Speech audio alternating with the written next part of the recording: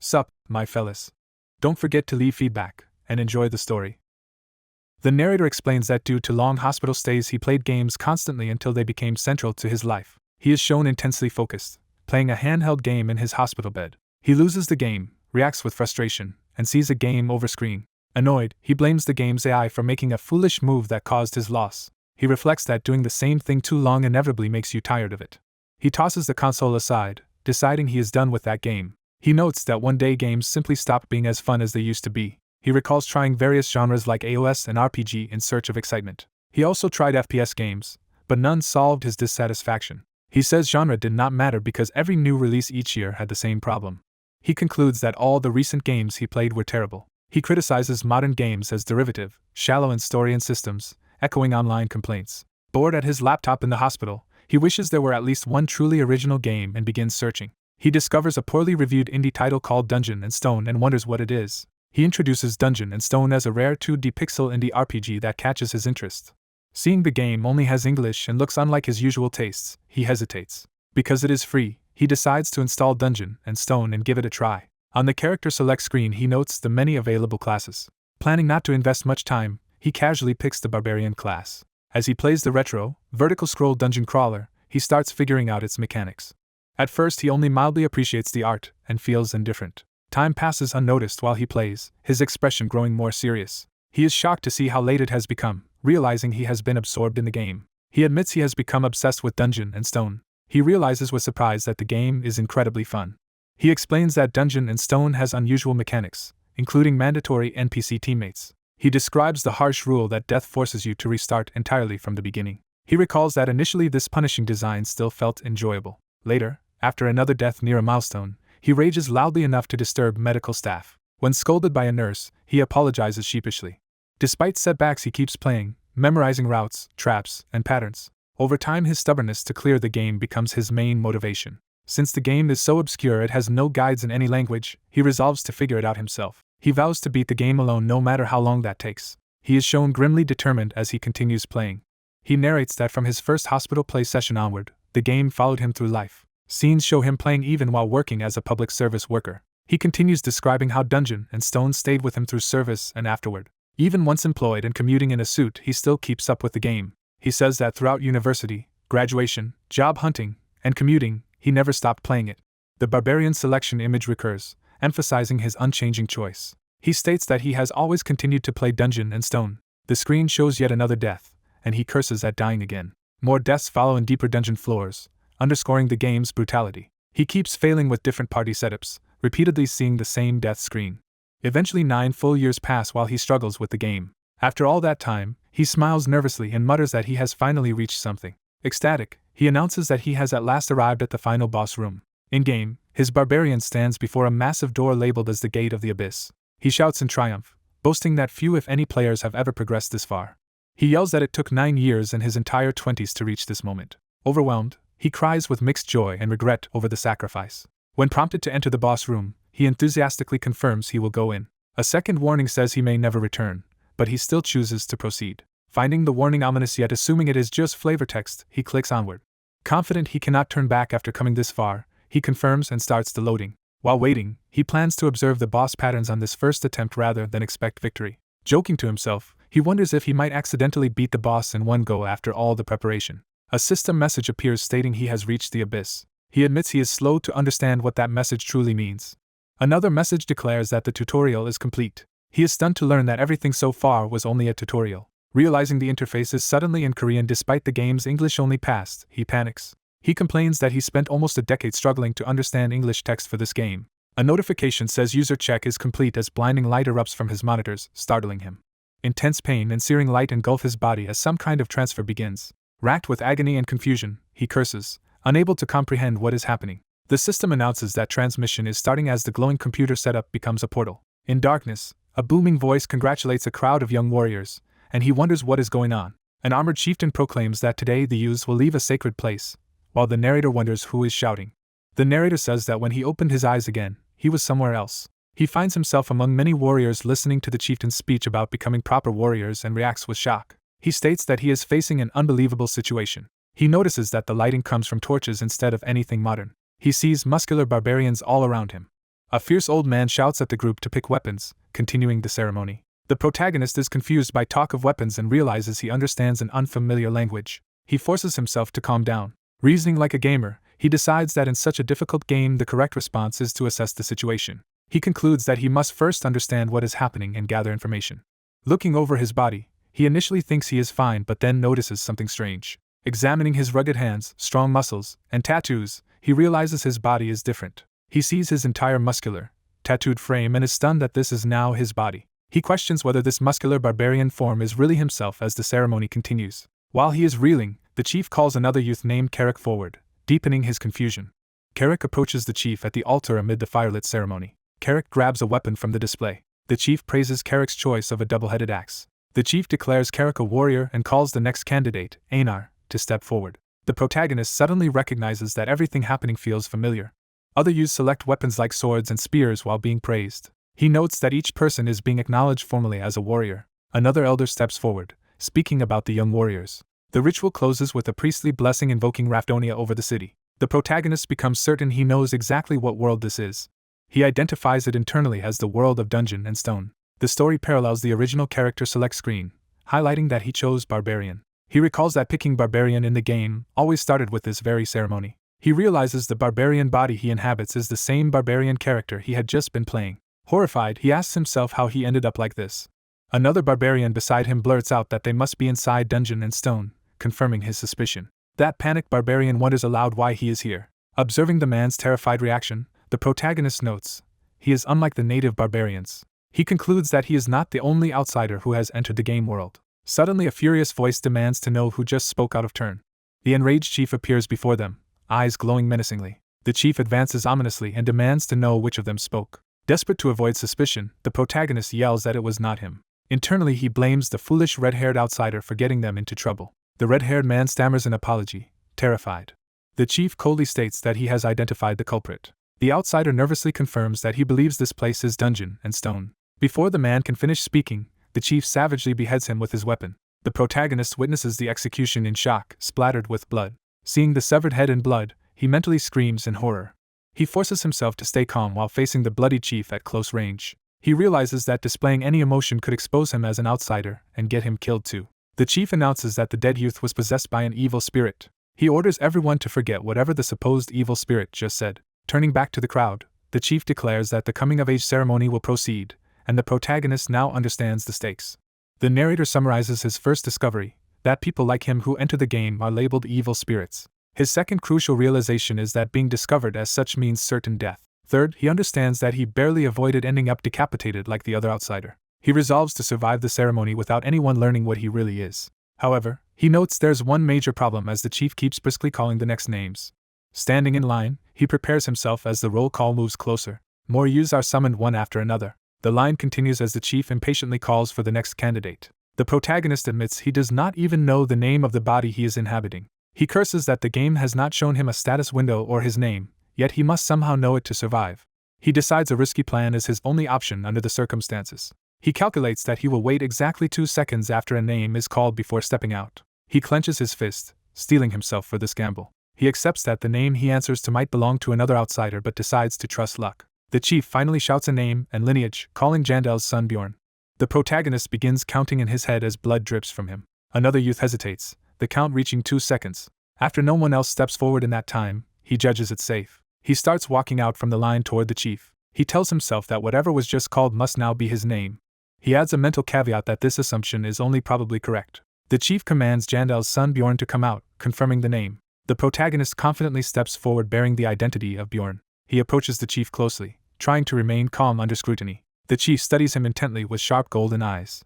Bjorn keeps a composed expression despite the blood on his face. The chief addresses him as young warrior. With a booming voice the chief orders him to choose a weapon, prompting Bjorn's internal exclamation of success. Bjorn internally repeats his newly claimed name, affirming that it now belongs to him. He tells himself that with his name secured, he must now make the second crucial decision in this deadly game world.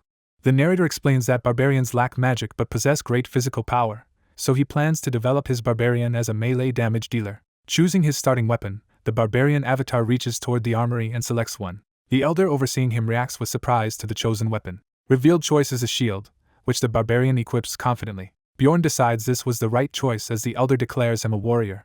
A system message announces that synchronization with the character is complete. In the real world, the player's computer shows the game running at his desk. The game logs that item levels increased and data was sent to the administrator. Bjorn Jandel's character stats and combat index are displayed, reflecting his new gear. The player recalls that when he first played this race he used a great sword. He admits he picked the great sword only because it looked cool but kept dying to monsters. Frustrated after another death, he wonders how to build the character to survive better. He experiments with various heavy weapons like axes, hammers, and flails. Despite these tests he keeps to berserker-style builds and barely survives each fight. One day he stands before a weapon stall and gets a new idea.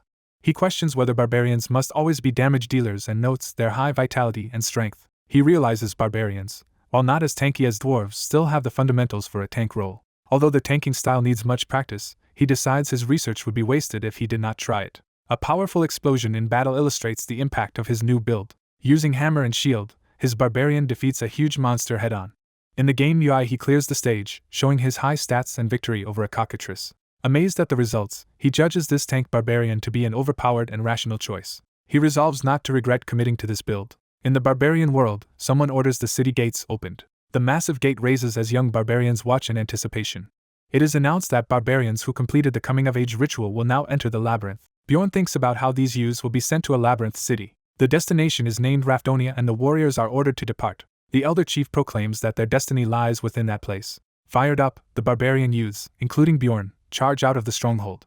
Bjorn decides to just run with the crowd for the moment. While following the group he wonders if anyone actually knows the route. The party halts when someone yells for them to stop. A young barbarian admits they are lost, shocking everyone. Others blame Venom's son Carrick for leading them astray and demand he step down.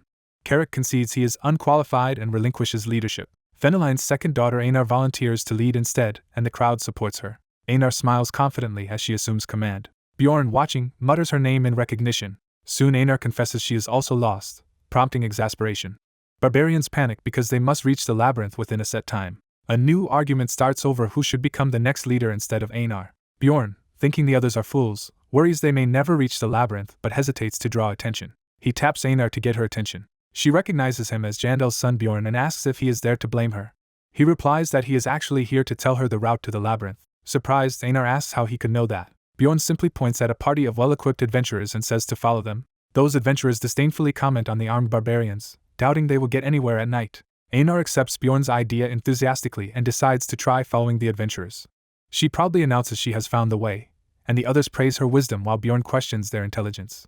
Anar then rallies everyone to follow her toward the labyrinth. A glowing purple portal, the labyrinth entrance, appears and barbarians exclaim in awe while Bjorn confirms it is real. Facing the portal, Bjorn doubts whether entering the labyrinth is truly the right choice. He reasons that no one would notice if he slipped away from the group right now.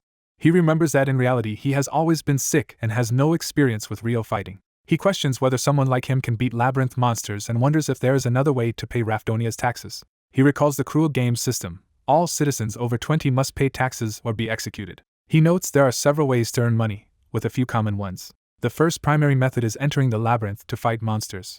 The second typical method is working service jobs like in village bars. He realizes that as a barbarian he is barred from normal work. Townsfolk reject him for jobs, calling barbarians destructive savages. He explains that barbarians in this game are locked out of normal employment, which is why they alone start with weapons and must fight. A timekeeper announces only 10 minutes remain before the entrance closes. Bjorn recalls that the labyrinth opens just once per month, making this opportunity critical. He calculates that if he skips this run he must somehow survive a whole month in the city without work or money. He concludes that waiting a month would leave him in worse condition, so if he ever enters, he should do it now. Even so, fear paralyzes him because this world is no longer a game and his life is truly on the line. As he hesitates, someone grabs his shoulder and calls his name. It is Anar, who approaches him amid the crowd. She clarifies she is the second, not third, daughter and urges him to hurry because they remain outside while others have already gone in. Officials announce 5 minutes left as Bjorn observes the portal shrinking. He tells Anar to enter first and promises to follow immediately after. As he prepares to move, Anar calls his name again. She thanks him warmly for helping her earlier. Bjorn replies that she does not need to thank him. Anar then asks how she can become wise like him, admiring his cleverness and wanting to emulate it. Internally he thinks she would need to be reborn, but outwardly he restrains himself. He instead advises vaguely that she should always think before acting, which she eagerly accepts. She promises to repay his help if she returns alive from the labyrinth. Her casual mention of possibly not returning makes Bjorn reflect that barbarians, in game and reality, truly know no fear. He bluntly asks Anar whether she is also afraid of dying. She answers that fear is natural. Anar admits she fears death but, as a warrior, must fight or die anyway and says that applies to him too. Bjorn agrees internally that they share the same predicament. He realizes barbarians simply have no choice except to fight if they want to live. He understands they must kill monsters to survive in the city at all. As Anar heads into the portal, he admires how barbarians overcome fear and presses forward, vowing to survive and meet again. Inspired, he reminds himself that he is also a barbarian. With 1 minute left before closure, the final countdown begins. Bjorn breaks into a run toward the portal. Though terrified, he pushes himself forward regardless. With the entrance rapidly shrinking, he resolves he has no choice but to act now. He reminds himself that he has both a strong barbarian body and the rest of the thought adds his deep experience from raising countless characters, convincing him he can survive. He dives into the portal, determined to stay alive in this world. A system message confirms he has entered the level 1 crystal cave. In the dark cave, water drips, setting an eerie atmosphere. Bjorn opens his eyes and, confused by the surroundings, shouts in alarm about where he is. Realizing he is inside the labyrinth, he demands to know his precise location. He reaffirms to himself that he is an expert on the game dungeon and stone. Drawing on that expertise, he begins forming a strategy. He thinks that combining a barbarian's sturdy body with his vast game knowledge, he once believed he would surely survive. He admits this was only his optimistic assumption at the time. Now, confronted with reality, he curses under his breath. He complains that the cave is so dark he cannot see anything. He recalls that in the original game, this floor had glowing crystals that provided light. Comparing to the game screen in his memory, he notes that this version lacks such convenient lighting. He pauses to think through the implications of this difference. Surveying the jagged terrain, he realizes he may have spawned in the rare darkness region on the labyrinth's outskirts. He remembers that this area is not normally a starting point but accepts that, in reality, starting positions can be random. He decides to first check his status window. He tries calling up various game menus like equipment, inventory, skills, and logs.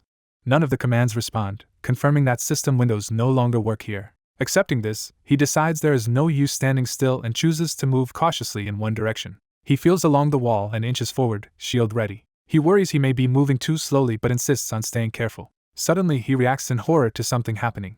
His foot is clamped by a hidden goblin trap, causing him to scream in pain. The trap mangles his leg and a system-style message notes he has stepped into a goblin trap. Fighting panic, he forces himself to endure the agony and stay calm. He reminds himself that he must not make any noise. He analyzes that a goblin, known for using traps on level 1, is likely waiting nearby for victims.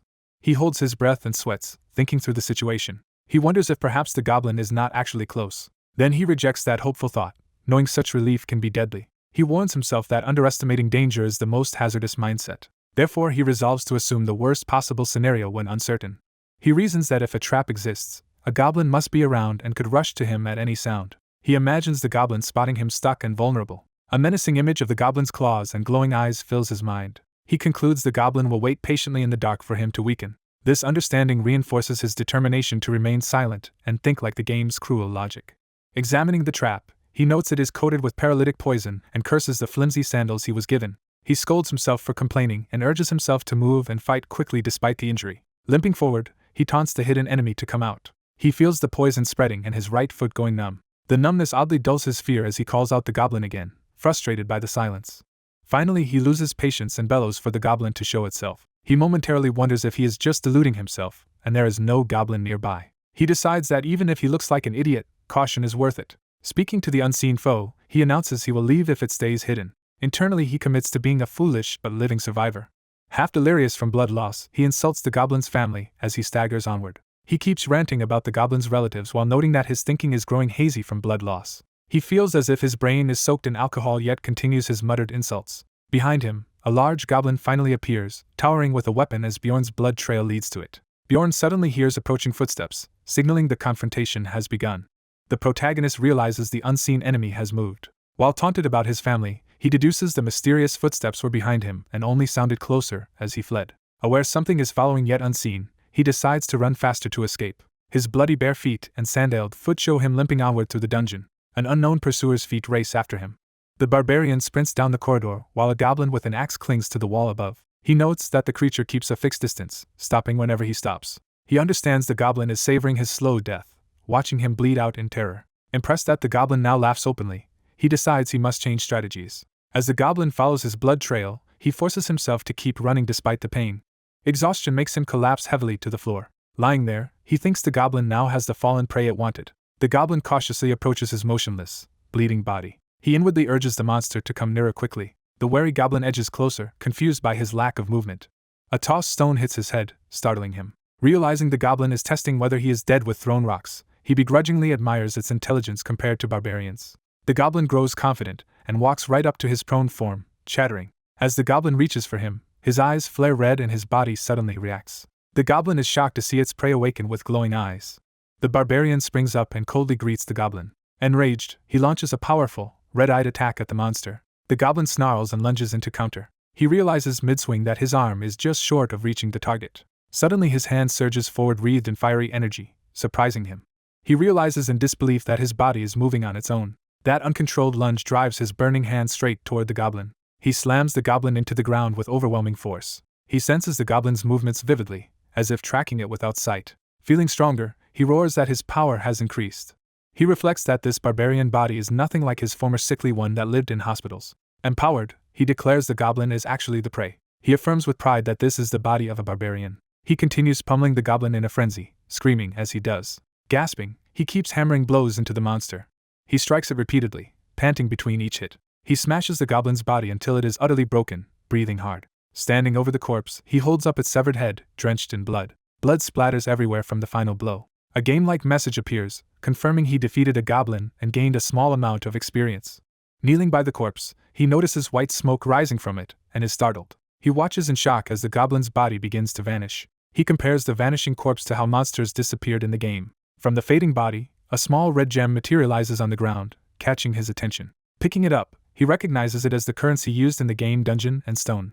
He identifies it specifically as a grade 9 magic crystal and starts calculating its worth. He recalls that such a crystal was only worth enough to buy a single piece of bread. With blood still on his face, he gives a crooked smile at that realization. He bitterly thinks this meager crystal is all he earned for everything he just went through. Forcing himself upright, he mutters to focus and move on.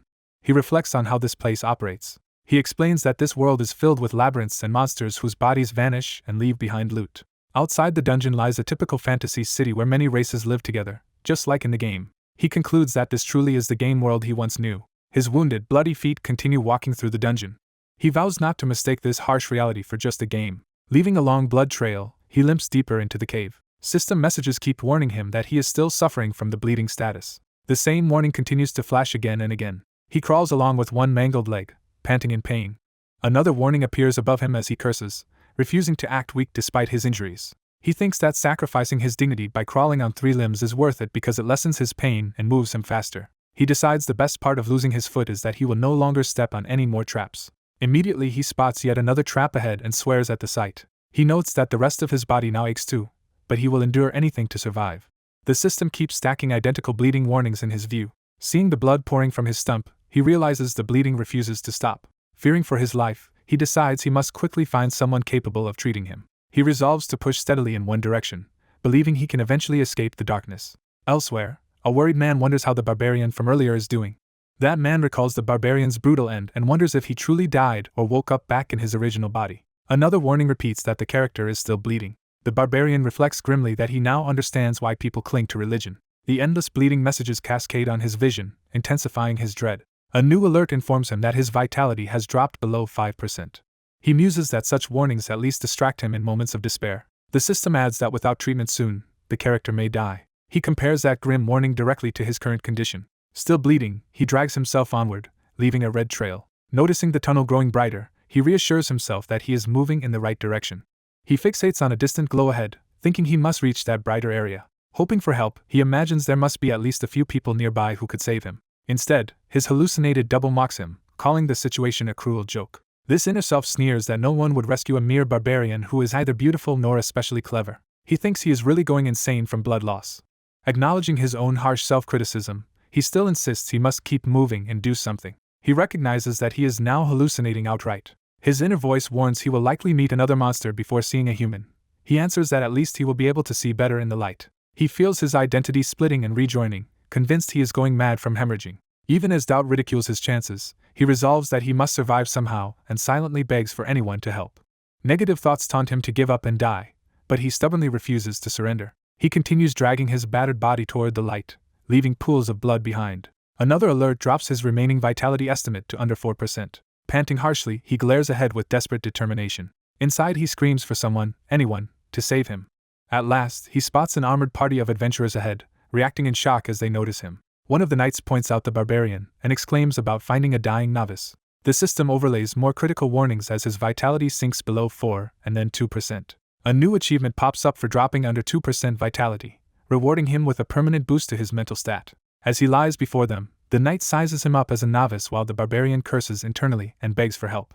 The party debates suspiciously how such a novice reached this place ahead of them. The blonde leader kneels, asking how a newcomer could arrive faster while the barbarian can barely mumble for help. The barbarian can only growl weakly, unable to form proper words. Inwardly, he shouts at them to stop staring and hurry up with treatment. The blonde knight studies him silently, expression unreadable. Then the knight smiles, hinting he has made a decision. He asks the priestess, named Erzina, if she can treat the wounded barbarian, which shocks the latter with unexpected hope. As the barbarian celebrates internally, expecting salvation from a high-level party, the priestess calmly refuses to heal him. The knight accepts her refusal with a smile and turns to another companion. He instead asks Patron for one of his potions, promising to pay later, despite objections that such potions are for emergencies only. Patron reluctantly hands over a red healing potion. The knight warns the barbarian the potion will hurt since it is not divine magic, and the barbarian urges him to hurry. The potion is poured directly over his mangled foot, causing it to sizzle and regenerate. A notification reports that his vitality is rapidly recovering. The priestess watches in alarm as something unusual begins to happen. The barbarian's mind explodes with shock at the intensity of the sensation.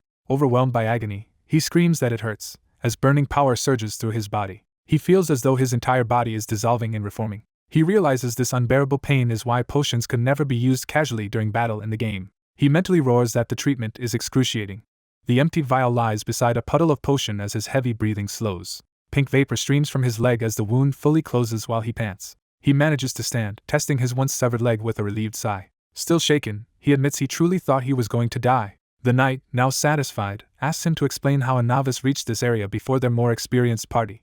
The knight offers to buy any information about a secret passage, revealing his real motive, and the barbarian realizes this. Thinking that free kindness would be suspicious anyway, he claims ignorance, and says he simply found himself here after entering the labyrinth. The knight accepts this, recalling a rare dimensional instability that can drop people into the outskirts of the dungeon only once in a century. Hearing that it was a 1 in 100 years event, the barbarian is stunned. He notes the presence of both mage and priestess means this party is at least mid to high level.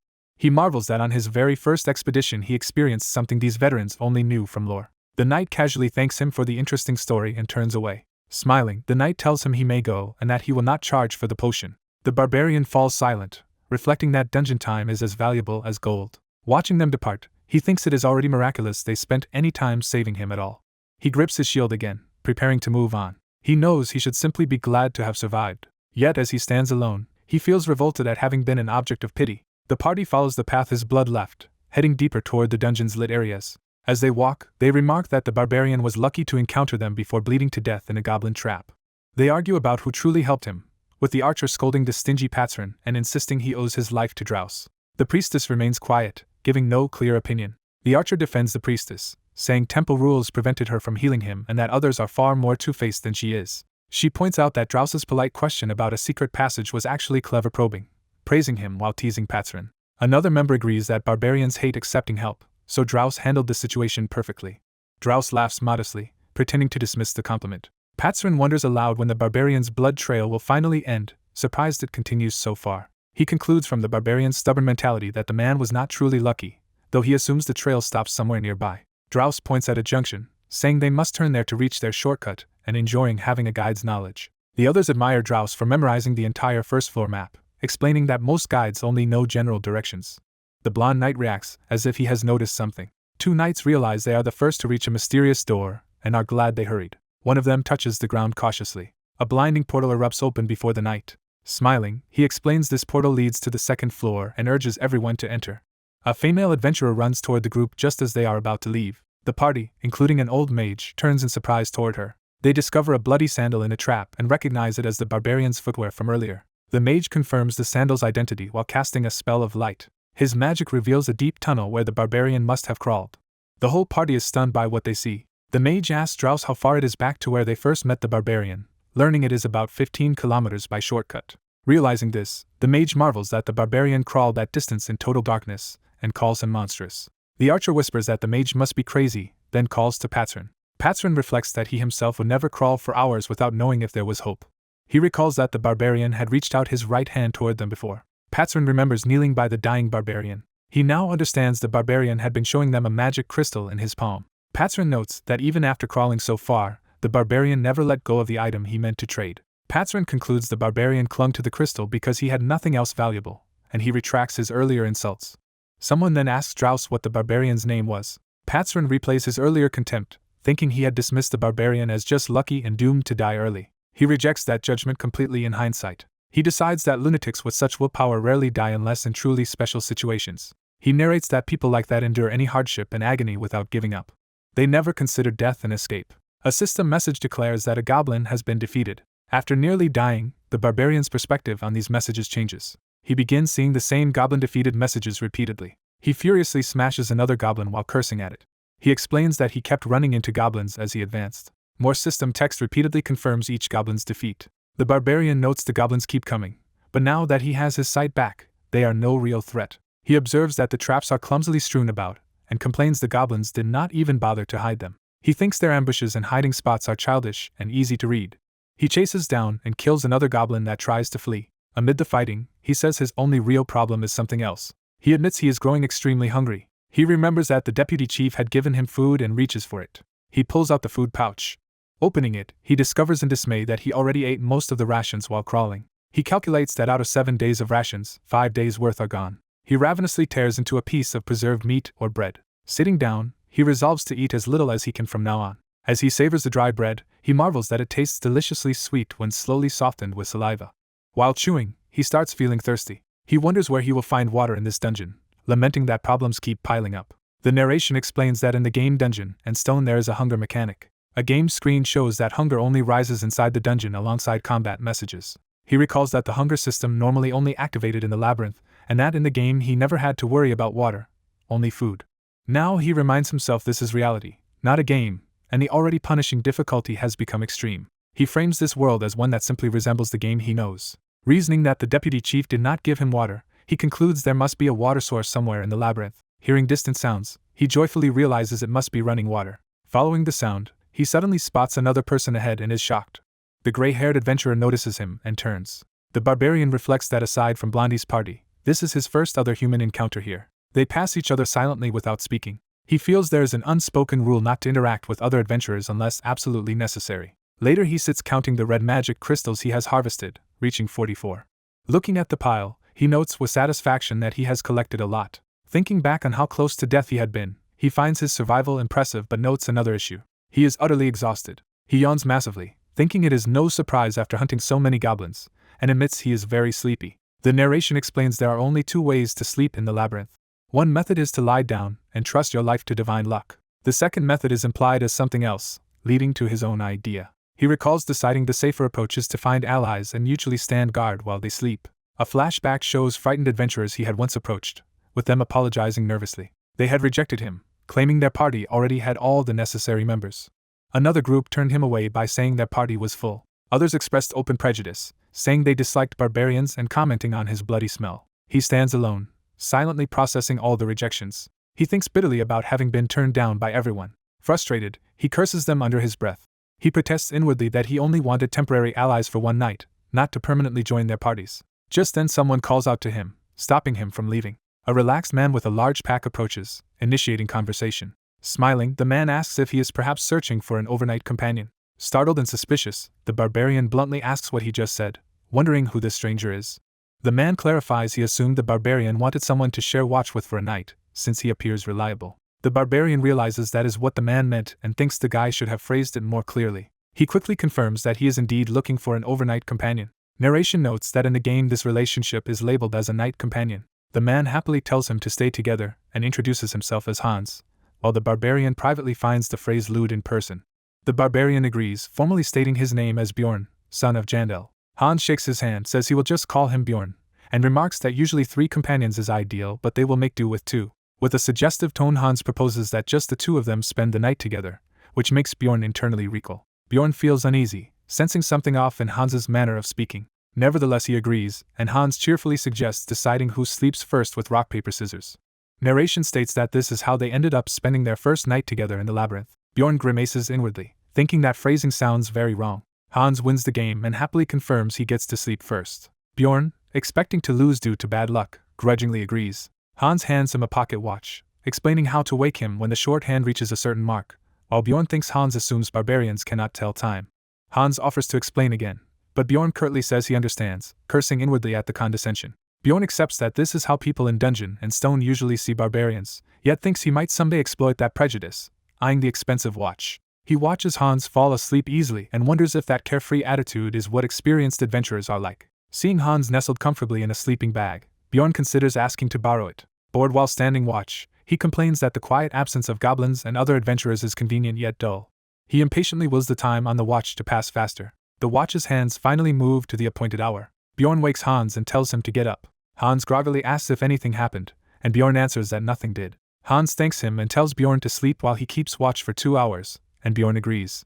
Bjorn's eyes narrow as he lies down, still wary. He thinks there is no way he could truly relax and rest. Hans quietly checks the watch afterward, noting with interest that Bjorn did not damage it. Bjorn mentally screams that he cannot simply trust someone he just met. Forced to pretend he is sleeping, he snores loudly while remaining alert. He compares himself to a worn-out savage collapsing after a long day. He hopes Hans does not realize he is faking. Hans, however, finds barbarians amusing and assumes his plan is working perfectly. He thinks it is easy to manipulate barbarians because most people consider them stupid. Believing Bjorn is sound asleep, Hans prepares to act.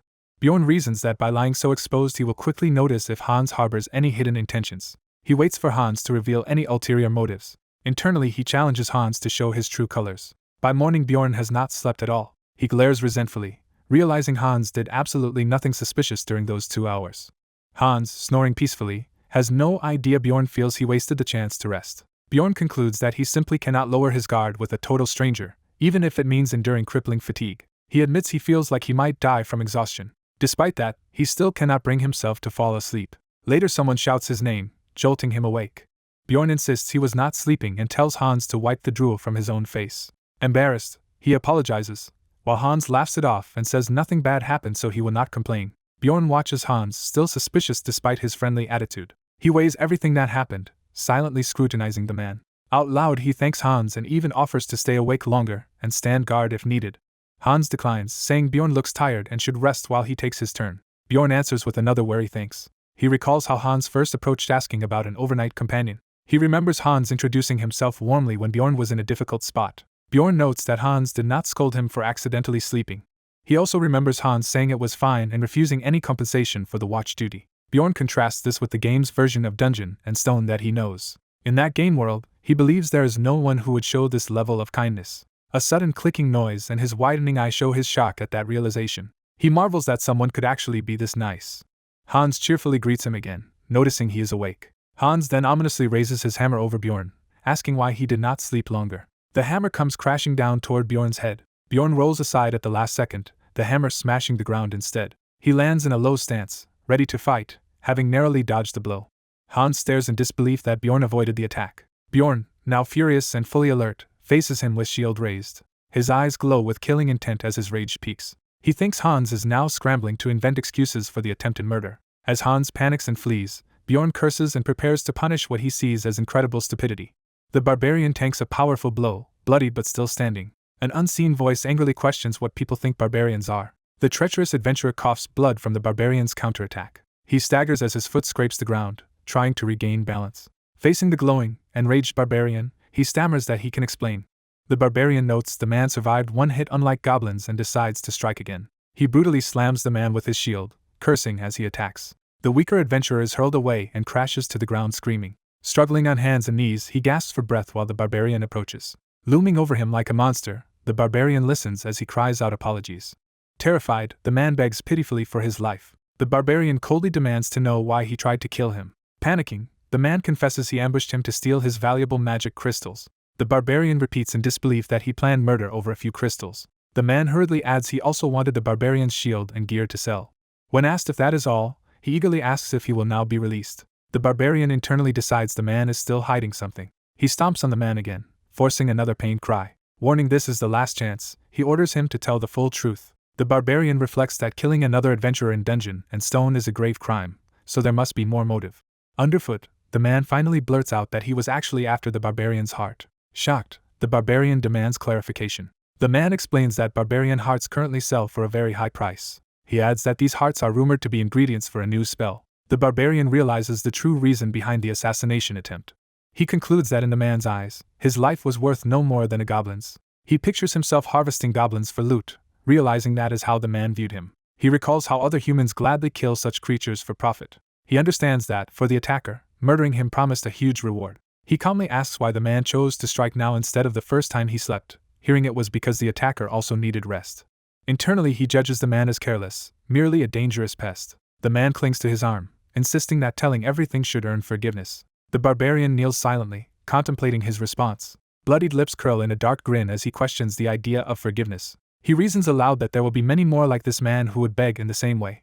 He wonders if anyone truly expects him to keep forgiving such people. Eyes glowing red, he rejects the idea of always granting mercy. The terrified man insists he is different from the others.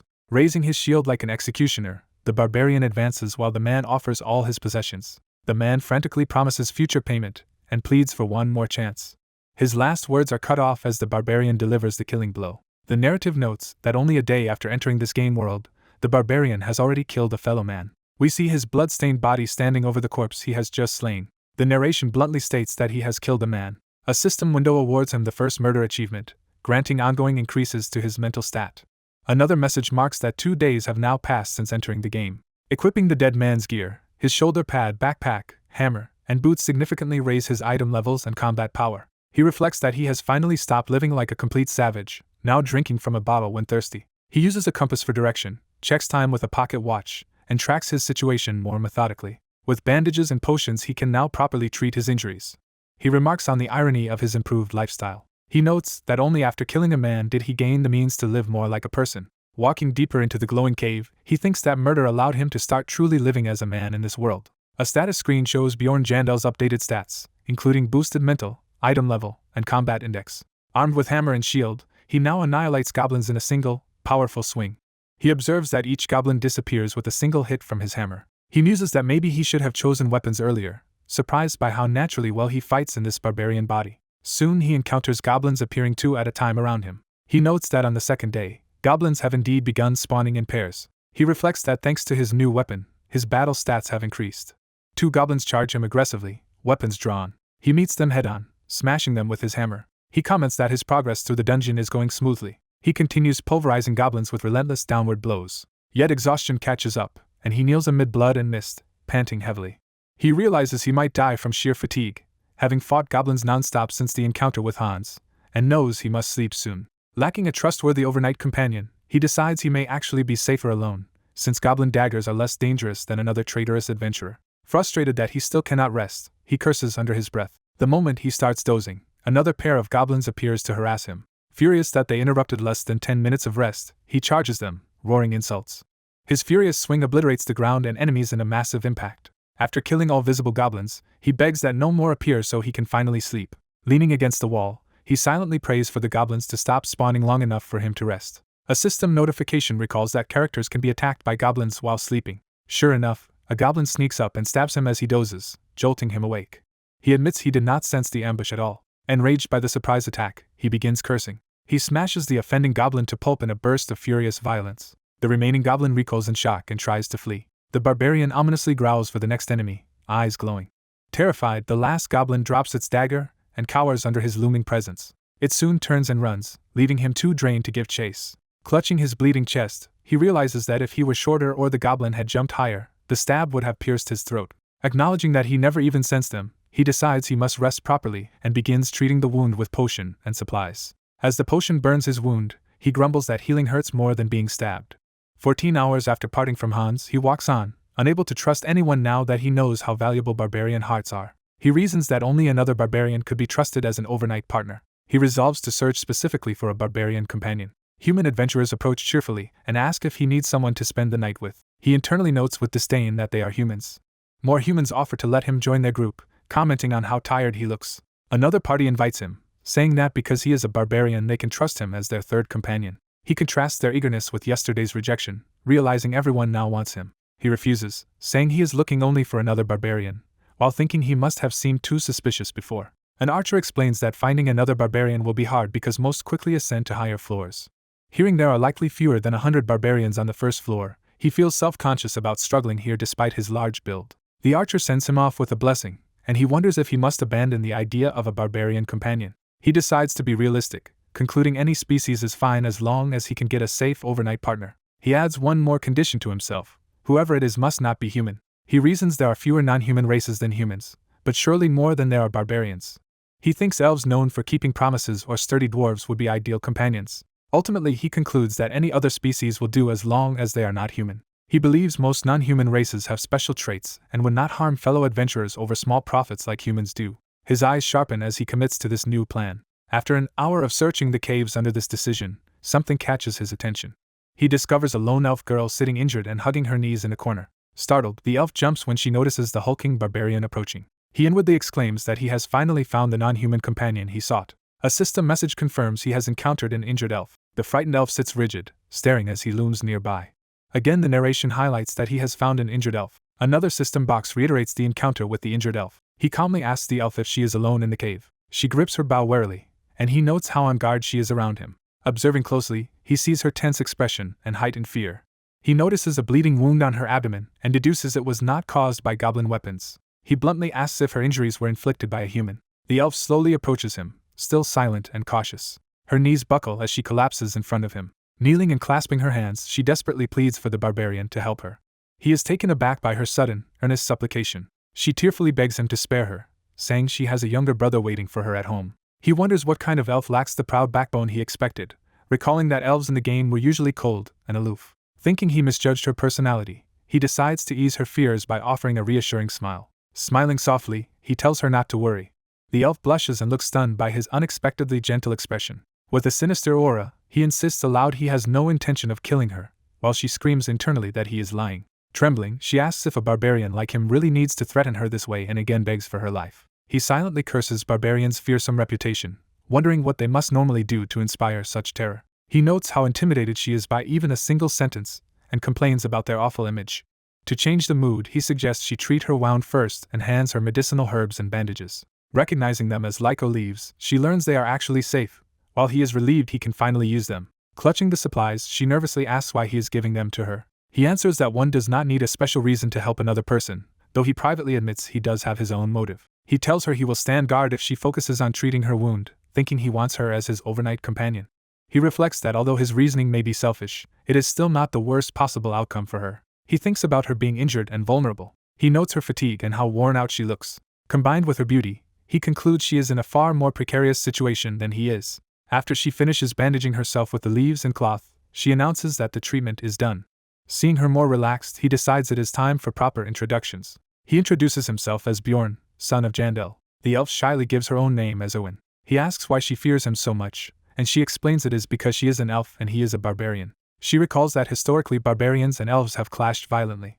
Images of brutal battles show how the two races have long been hostile toward each other. Realizing this context, Bjorn grudgingly admits that her fear is understandable. He reflects that in the original game, barbarians and elves seem to get along, so this hostility is new to him. Owen hastily clarifies that the war ended 10 years ago and insists she personally bears no ill will against barbarians.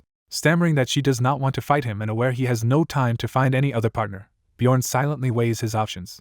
The elf woman nervously insists she bears no ill will. The barbarian asks Owen if she will be his overnight companion. He clarifies he is exhausted and proposes they cooperate just for the night. Owen hesitates, thinking hard about what to say. She recalls hearing that barbarians value a warrior's honor above all.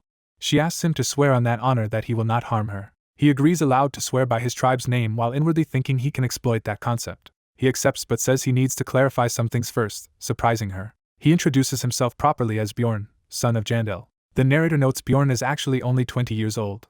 Bjorn formally swears on his warrior's honor.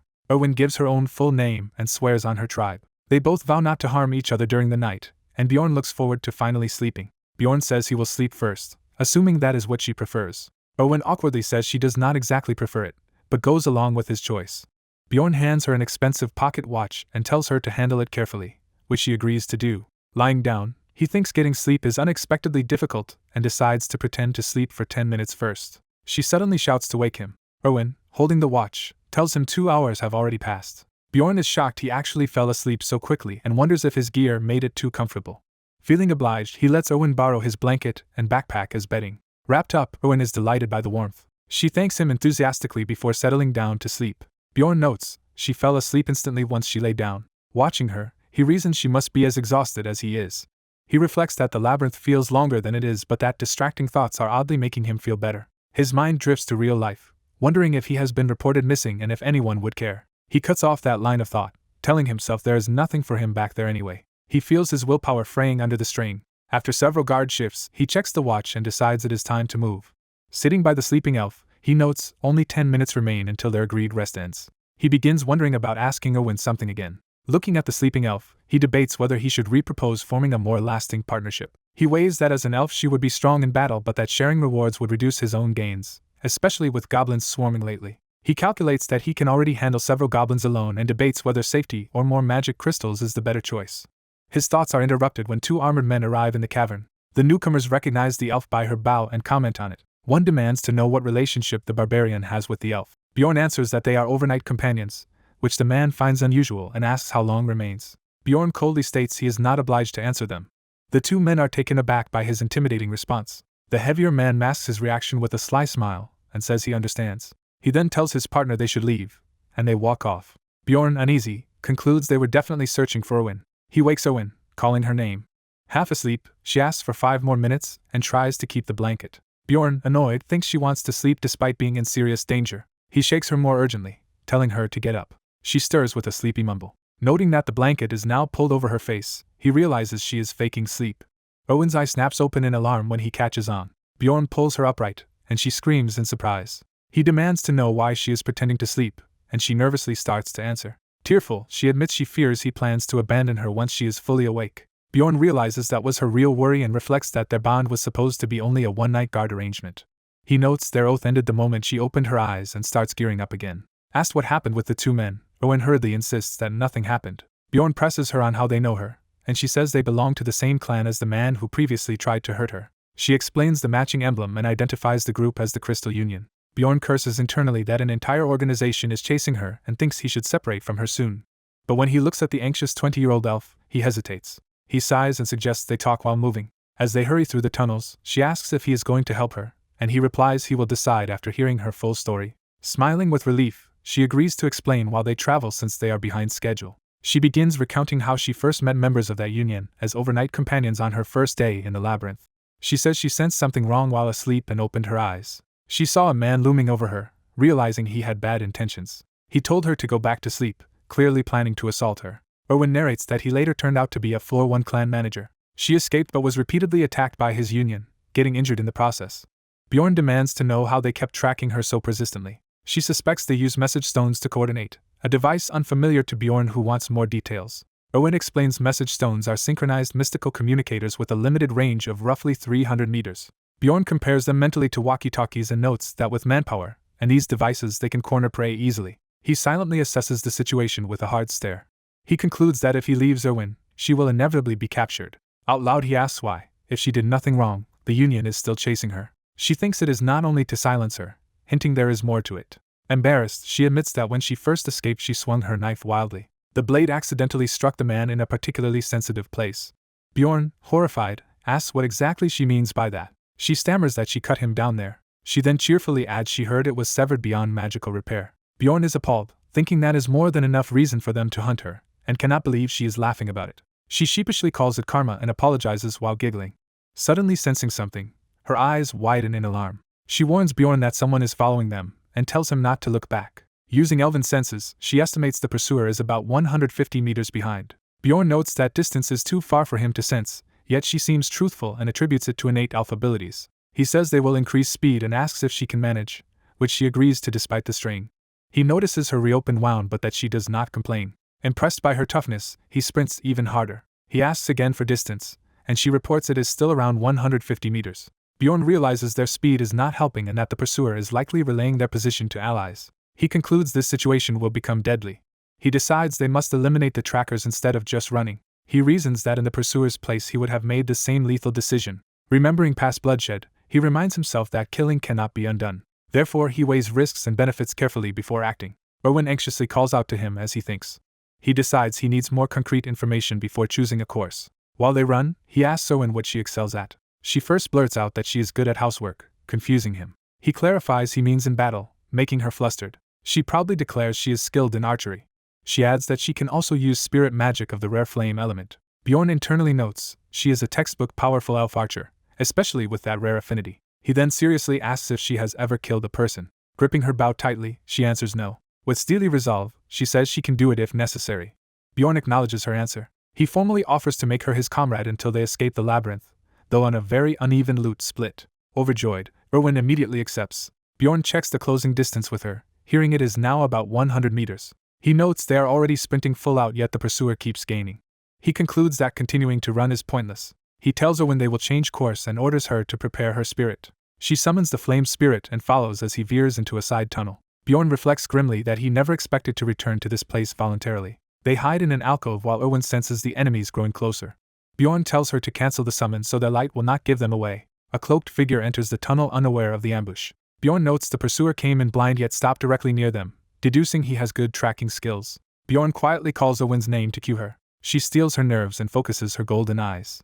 Erwin draws her bow, aiming at the silhouette in the darkness. She releases, the arrow flying true and killing the man with a devastating headshot. Bjorn and Erwin stand over the falling blood as their ambush succeeds. Though shaking, Erwin says nothing, clearly affected by her first kill. Bjorn praises her, saying her decisiveness kept them safe. He then searches the corpse and notices the message stone clutched in its hand. Bjorn picks up the message stone as it crackles with an incoming call. Voices over the stone shout for Serdin and announce that he lost contact while chasing the elf and barbarian. Bjorn listens, eyes narrowing as the broadcast continues. The voice orders all members to gather at the Goblin District. Bjorn comments that Serdin left little decent loot behind. He inventories the spoils of crystals, daggers, and a potion taken from the body. He also takes the man's clothes. Erwin changes into the sturdier leather outfit and says it feels strange, while Bjorn notes it will protect her better. Internally, he admits her new clothes give her a more impressive aura. Bjorn then asks her how to properly operate the message stone. Following her explanation, he examines the device closely. He broadcasts through it, hearing the Union announce that Serdin was defeated and that the elf and her barbarian ally are in the Goblin District. The message also reveals there is a 10,000 gold bounty on Erwin, leaving her horrified. Bjorn tells her not to worry and says they will skirt the edges of the area with her spirit's help. He further declares they are heading to the second floor of the labyrinth. Erwin anxiously asks if they are really going there alone. Bjorn confirms as they run toward the ascent. She warns him that the second floor is vastly more dangerous than the first, and he says he knows. Bjorn concludes it will be manageable if they stay near the entrance, since he believes the two of them make a strong team. The elf shyly confirms that she and the warrior are a good combat pairing. The warrior reflects that a melee tanker and long-range dealer are ideal partners and that farming only the first floor with her would not be profitable. She worries that going to the second floor on their first attempt is reckless, like trading goblins for orcs. Somewhere else, someone angrily demands to know why the elf has not been found yet. The pursuers offer extra gold and first rights to abuse the elf if she is captured, which shocks her as she overhears it. She clings to the warrior, calling him Mr., and he reassures her he will not abandon her. One pursuer jokes about mutilating the elf as long as her vital parts are left, further terrifying her. Shaking with fear, she tells the warrior she will go with him to the second floor. The warrior thinks this situation conveniently removed the need to persuade her himself. He muses that he likes helping people in need when doing so benefits him. He agrees to head for the second floor with her. He reasons that hurting such vile people while feeling virtuous would be perfect. He steels his resolve, eyes hardening. He adds that helping her lets him feel like he is doing something good. Crushing a ration, he concludes there is no reason for him not to assist her. As they walk with a fire spirit, she asks if he even knows the route. He says he will head north, and they will reach the second floor eventually. He recalls the dungeon design where following dark, monster-filled paths eventually leads to upward portals. She suddenly tells him to stop. She points out a goblin trap on the ground, and he notes it appeared later than in his past run. He wonders if goblins and their traps appear less often in well-lit areas. Realizing how unlucky he was before, he complains, while she energetically offers to handle enemies so he can rest. She warns him not to rely on the fire spirit so he can conserve energy, and runs ahead. Nervous under his restriction, she awkwardly agrees not to use the spirit. Watching her jittery movements, he thinks she does not sound confident at all, and she wonders how he saw through her. A group of goblins suddenly ambushes her from above. She dodges and counterattacks, engaging the rushing goblins in close combat. The warrior charges in. She unleashes rapid arrows that pierce the goblins as they leap at her. One goblin watches in horror as another is struck down. Another goblin snarls and lunges aggressively. She tracks that attacker with her bow, preparing another shot. She draws an arrow with focused precision. Blood splatters a wall as her attack lands. After the fight, she stands amid gentle light, surrounded by lingering spirit flames. Beaming, she asks the warrior how she performed. He tells her she did well and thinks to himself that her archery and agility are impressive. He hands her the magic crystals they looted. She confirms their agreed split is 9 crystals for him and 1 for her. She excitedly says she wants to buy something her younger sibling has been asking for and hopes to earn more if they continue. He tells her to keep working hard, inwardly wondering if her enthusiasm is a jab at him. Elsewhere, a new transmission raises the bounty on the elf to 20,000 gold. She hears that she is now wanted dead or alive and grows even more anxious. The warrior tells her not to worry, reasoning that no one will search for them in the dark and that their pursuers lack teamwork. He notes that some pursuers are already leaving to hunt other monsters instead of chasing the bounty. He still finds their smooth progress suspicious, expecting misfortune to strike soon because of his bad luck. Erwin then spots a pack of ghouls ahead and urgently calls the warrior's attention to them. The warrior is confused because ghouls should spawn in another direction on the first floor and wonders why they are here. He suspects they have wandered to the border between monster zones. The elf nervously asks if she is supposed to fight the ghouls alone. The warrior narrates that Dungeon and Stone has a peculiar experience system. He answers that they will fight together. He recalls that you only gain experience the first time you defeat each monster species, so you must kill many different types to level. Thus, encountering a new species like ghouls is actually advantageous for him. He instructs her to shoot the ghouls in the back while he takes the front line. He expects the ghouls, like in the game, not to aggro until they approach within a certain range. One ghoul notices them and lets out a screech. The pack charges toward the warrior exactly as he anticipated. He smashes into the rushing ghouls with a powerful hammer blow, demanding where they think they are going. He spins his weapon to follow through. He reminds himself that ghouls are stronger and faster than goblins. He cleaves through them with a wide, devastating swing. Yet he also knows they are still low-rank monsters with simple attack patterns. More ghouls rush him from behind. One is suddenly struck down from afar. He thinks that with a trustworthy comrade this battle is easy. The elf fires confidently beside him, fully supporting the fight. A system message confirms they have defeated a ghoul and gained experience. They continue trekking north for days, pushing deeper into the dungeon. On the third day, she notices bloodstains on the ground and calls to the warrior. Examining them, she says the blood likely is not from goblins, finds a crumb of bread, and notes the trail leads the same way they are headed. The warrior sees the blood and immediately suspects its source. Remembering something unpleasant, he falls silent and grim. He wonders if it could really be what he thinks. He then sees a bloody sandal and mangled trap. Recognizing the scene, he stands over it quietly, reliving the memory. He recalls that this is where he first entered the labyrinth. His eyes harden as the realization sets in. He remembers that the portal to the next floor had been right behind that first trap. A sepia flashback shows his earlier self sprawled on the ground when he originally stepped on the trap. Another flashback panel shows him bloodied and cursing the situation. He had angrily yelled back then, feeling utterly unlucky. In the present, the elf panics and apologizes, not knowing why he is suddenly so upset. He now realizes the portal was less than 10 meters from his starting point all along. He curses his misfortune, thinking that if he had gone the other way he would have reached the portal immediately. The elf timidly asks if she has done something wrong, fearing his anger. He insists it is not her fault, which only confuses her further. She pieces together the clues of blood, bread and sandal and suddenly understands what must have happened to him. She solemnly tells him he has suffered a lot, surprising him that she seems to have inferred his story. Imagining he lost a dear comrade here, she prays that person went to heaven, while he internally denies believing such a thing. He changes the subject, asking if she is ready to ascend, and she says she is scared but feels safe as long as she is with him. Commenting on her habit of speaking at length, he nevertheless tells her they should go, and together they step through the portal. He adds that he has no intention of dying so easily either. A message announces their arrival on the second floor, the Goblin Forest. The floor arrival notice is repeated, emphasizing the new area. They tumble out of the portal and fall through the air toward the forest floor. They continue plummeting, the warrior flailing while clutching his hammer. He lands shield first with a painful crash as she lands nearby and cries out to see if he is alright. He had wondered what passing through a portal would feel like. Bruised, he insists he is fine even though it felt terrible. He likens the sensation to being chewed up and spat out by some monstrous frog. The elf cheerfully says she was surprised by the falling teleport but landed fine, and he envies her natural agility. He decides they should first scout their surroundings. Sitting by the still glowing portal, he asks if this is the northern region of the second floor's Goblin Forest. He notes they can retreat back through the portal anytime, and that no creatures seem nearby, with starlight giving decent visibility. He reminds himself that despite the night sky it will never get brighter, as they are still inside the labyrinth. She doubts this forest is really the second floor she heard about, and he explains there are multiple second floor regions. He outlines that 4 portals on the first floor each lead to a different second floor zone, with the north one being Goblin Forest. Other portals lead east to the Beast's Lair. Another leads west to the Land of the Dead. The southern one leads to the dark Rocky Mountains. She remembers that all 4 paths eventually connect to the third floor. She then asks what their next move is and whether he knows how to return to the city. She recalls that explorers are automatically sent back once a labyrinth's time limit expires. He confirms the time limits for each floor and says that when time runs out, everyone is ejected back to the city. He reasons that their human pursuers will not cooperate well enough to come here, so they will stay on the second floor until the timer forces them back down. Still, he says they cannot just loiter by the portal and suggests exploring nearby. He tells Owen to take point as they move into the forest, and she agrees. Walking under the trees, she happily says being in a forest feels nostalgic. She adds that despite the monsters, the place reminds her of a fairy shrine. The warrior warns her that there are traps ahead and tells her to walk exactly in his footsteps. She points out another hidden trap on the path. He cannot see it at first, so she tells him to watch closely beneath the leaves. She throws a stone that triggers the trap, springing it open and startling him. He realizes she was right and wonders if this is a special fairy detection ability, while she proudly asks for his opinion. He simply grunts in acknowledgement.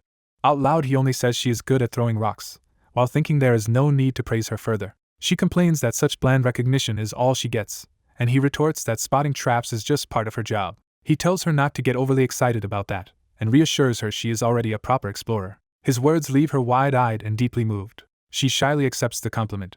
She repeats his phrase about being a proper explorer to herself, while he notes how easy it is to motivate her. He also notes something feels off because there are traps but no goblins nearby, concluding that on this floor traps are more like environmental hazards. He cuts off the conversation and tells her to focus, sending her ahead again. He remembers that in the game this field was indeed called Goblin Forest. He recalls that goblins here move in groups of around a dozen, sometimes including mutant warriors or archers, especially near the forest edge. He decides that will not matter as long as they stay close to the portal. He sets their plan to clear traps around the portal, while slowly expanding their safe zone and to flee to the first floor if danger arises. Narration states they spent time widening this safe area by triggering traps with rocks. A scene shows Erwin expertly throwing yet another stone to set off a trap as the warrior watches. He notes they must clear them so they do not step on one while retreating from battle. Delighted, she asks if she did well, and he enthusiastically reaffirms that she is a capable, proper explorer. She suddenly senses something and snaps to attention. With glowing eyes she informs him that a group of goblins is approaching. She estimates there are more than 10 goblins roughly 50 meters away. She adds that they have not noticed the pair yet, and asks what they should do. He decides they will fight and asks how close they can get unseen. She says she can sneak to within 30 meters. He agrees to follow that plan. She begins creeping forward silently. Watching her move without a sound through the grass, he marvels that this must be typical fairy stealth. From behind a tree, she spots the goblin group up ahead, confirming their first real engagement in the goblin forest. The barbarian watches as Owen signals and runs ahead in the forest at night. Owen draws her bow and aims at a distant group of goblins. She looses several arrows in rapid succession at the enemies. The barbarian charges forward, stomping the ground to rush into battle. He wonders if Owen hit any goblins but cannot hear the result from this distance. He orders Owen to stay behind him as he moves to protect her, and she agrees. The barbarian engages multiple goblins in close combat while Owen keeps her distance. He notes that the second floor feels clearly different from the first. Gritting his teeth, he focuses intensely on the approaching threat. He observes that there are triple the usual goblins plus a goblin warrior, which should be scary but feels oddly manageable. He realizes he is not afraid.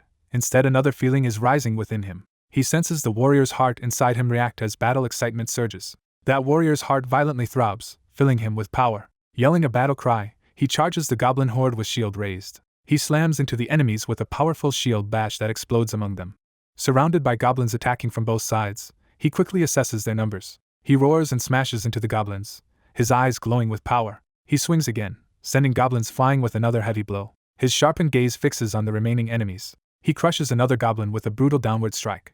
Startled by something, he suddenly reacts mid-fight. A goblin warrior's blade whistles toward his head, barely blocked as he grunts in pain. He dodges low with his hammer, thinking how close he came to being decapitated.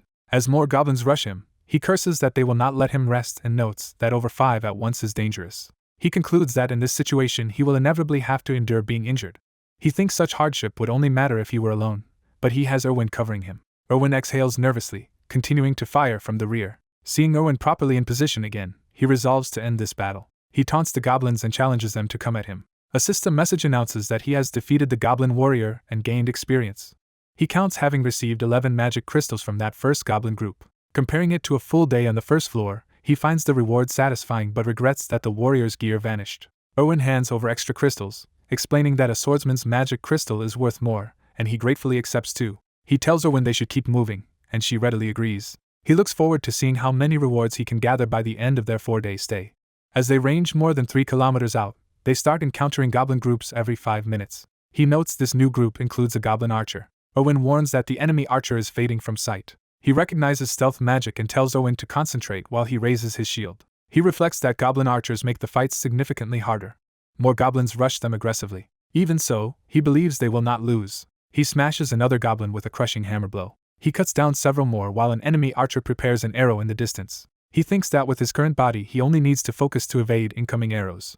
Sensing danger, he whirls around mid-movement. His eyes track the incoming arrow with sharp focus. He twists aside as the projectile streaks past, sweating. He concentrates in order to keep dodging the arrows aimed at him. He spots the hidden goblin archer drawing again from atop the bushes.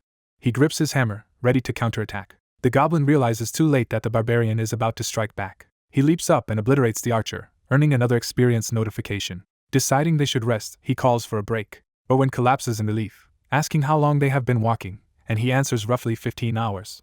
He offers to let her sleep first, and says he will handle setting out the sleeping gear. He props their weapons nearby while she dozes off. Watching her snore, he thinks she must be extremely exhausted since she never used to make noise in her sleep. Seeing her sleep peacefully, he assumes she now feels safer around him. He sums up that they have been hunting continuously for 15 hours.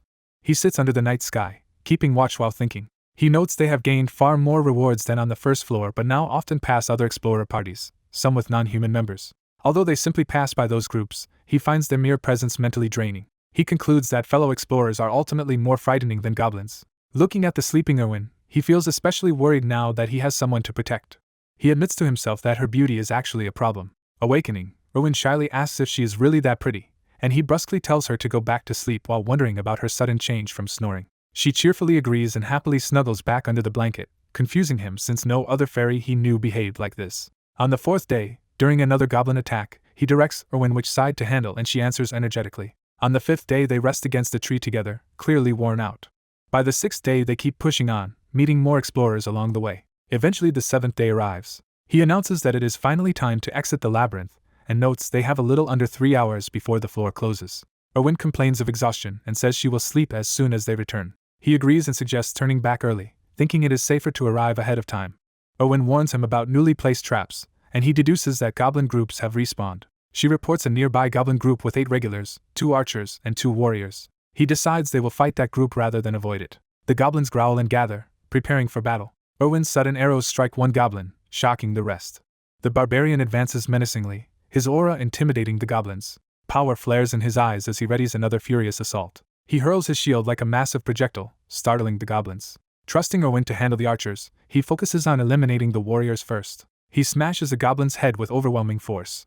Another goblin is flung away, grievously wounded. He reflects that after so many fights he has become a master of these skirmishes, likening himself to a multi-armed defender. He also thinks Erwin has grown accustomed to battle as well. He notes that she now accurately chooses which targets to shoot when needed. He realizes that though Erwin said 2 archers were present, none of their arrows are reaching him.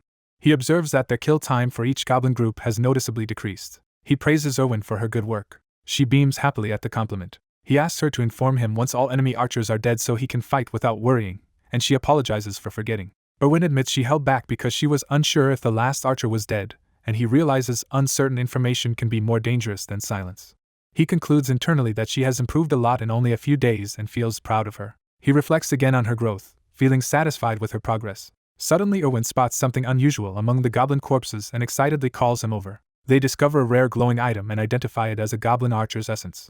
He is shocked that such an essence dropped here of all places.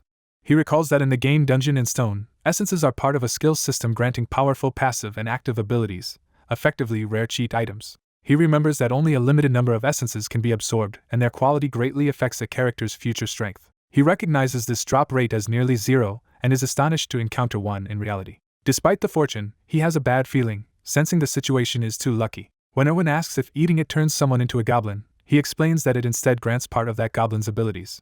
He uses the example of the pursuer from the first floor who gained a wolf's tracking ability by consuming that monster's essence. Erwin timidly asks if he wants this essence.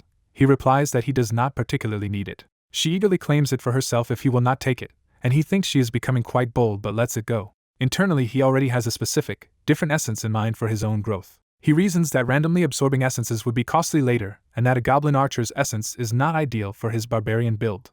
He tells Erwin she can have the essence if she promises him one thing, intending to explain his condition once they are back on the first floor. Their negotiation is interrupted when another party arrives, telling them not to move. The newcomers angrily accuse the barbarian and Erwin of taking something that belongs to them. Erwin tries to explain they were just hunting when she is cut off. The barbarian thinks to himself that their luck has clearly stirred up trouble. He quietly tells Erwin there is no need to respond to the accusations. Instead, he suddenly throws Erwin aside to protect her as danger erupts. In that shove, Owen unintentionally bites into and consumes the glowing essence. The hostile leader panics, shouting that she has eaten it and demanding what the barbarian has done. A massive wave of energy bursts out from Owen, absorbing the essence, stunning their opponents. Reeling but alive, Owen thanks the barbarian for shielding her. He reflects that he had been expecting to run into opportunistic thieves like these. The enemy leader realizes something is wrong as the essence's light fades. The barbarian deduces that they rushed over after noticing the rare essence appear. He reasons that now that Owen has eaten it, there is little those men can actually do. He states plainly that Owen already consumed the essence. Facing them with confidence, he invites them to fight if they insist. He thinks that though outnumbered, they must act boldly specifically because of that disadvantage. The opposing party hesitates, clearly unnerved. He notes that if he lets his guard down even slightly, they will underestimate him, so he must maintain pressure. Radiating killing intent, he declares he is ready to fight and tells them to back off if they are scared. He then abruptly sprints away, initiating their retreat. While running, he yells to Erwin not to slow down until they reach the portal, and she agrees. Erwin worries aloud whether the 4 hostile explorers will chase them all the way to the first floor. As they flee, those men shout threats, and the barbarian predicts they will end up at the same exit regardless. Erwin, confused, asks what he means by that. He reasons that since that party of 4 was lingering near the entrance, they clearly planned the same return timing as him. He explains that in other words those men have the same goal schedule as they do, which impresses Erwin. Suddenly Erwin detects something alarming ahead. She reports a goblin group 50 meters away and suggests avoiding it. Almost immediately she corrects herself, saying they cannot avoid it because the goblins are already charging toward them. The barbarian is shocked, realizing that until now goblins had never spotted them first thanks to Erwin's detection ability. Wondering if this is coincidence, he decides they will temporarily change direction and run the other way. As she starts to respond, something unexpected interrupts Erwin. An arrow streaks toward them, and he tackles Erwin out of its path. He realizes with horror that this arrow came not from goblins but from human archers. He identifies the shooters as the hostile explorers from earlier while Erwin protests that she could have dodged it herself. He understands that those men deliberately lured goblins toward them and are likely waiting in ambush on the other side. Concluding their enemies intend to exhaust them via goblins, he tells Erwin they must fight and urges her to use the essence's newfound power. Confused, Erwin asks if he really means for her to rely on the essence's power in the coming battle. The narrator explains that each monster essence grants a unique ability, and Erwin has absorbed a goblin archer's essence. That goblin essence significantly boosts various physical and sensory stats. It also grants 2 skills, a poison arrow passive for bow attacks and an active stealth movement skill called Thief Steps. The warrior worries he does not know how to use the essence, then realizes it is activating successfully. Erwin unexpectedly turns invisible as the Thief Steps skill activates around her.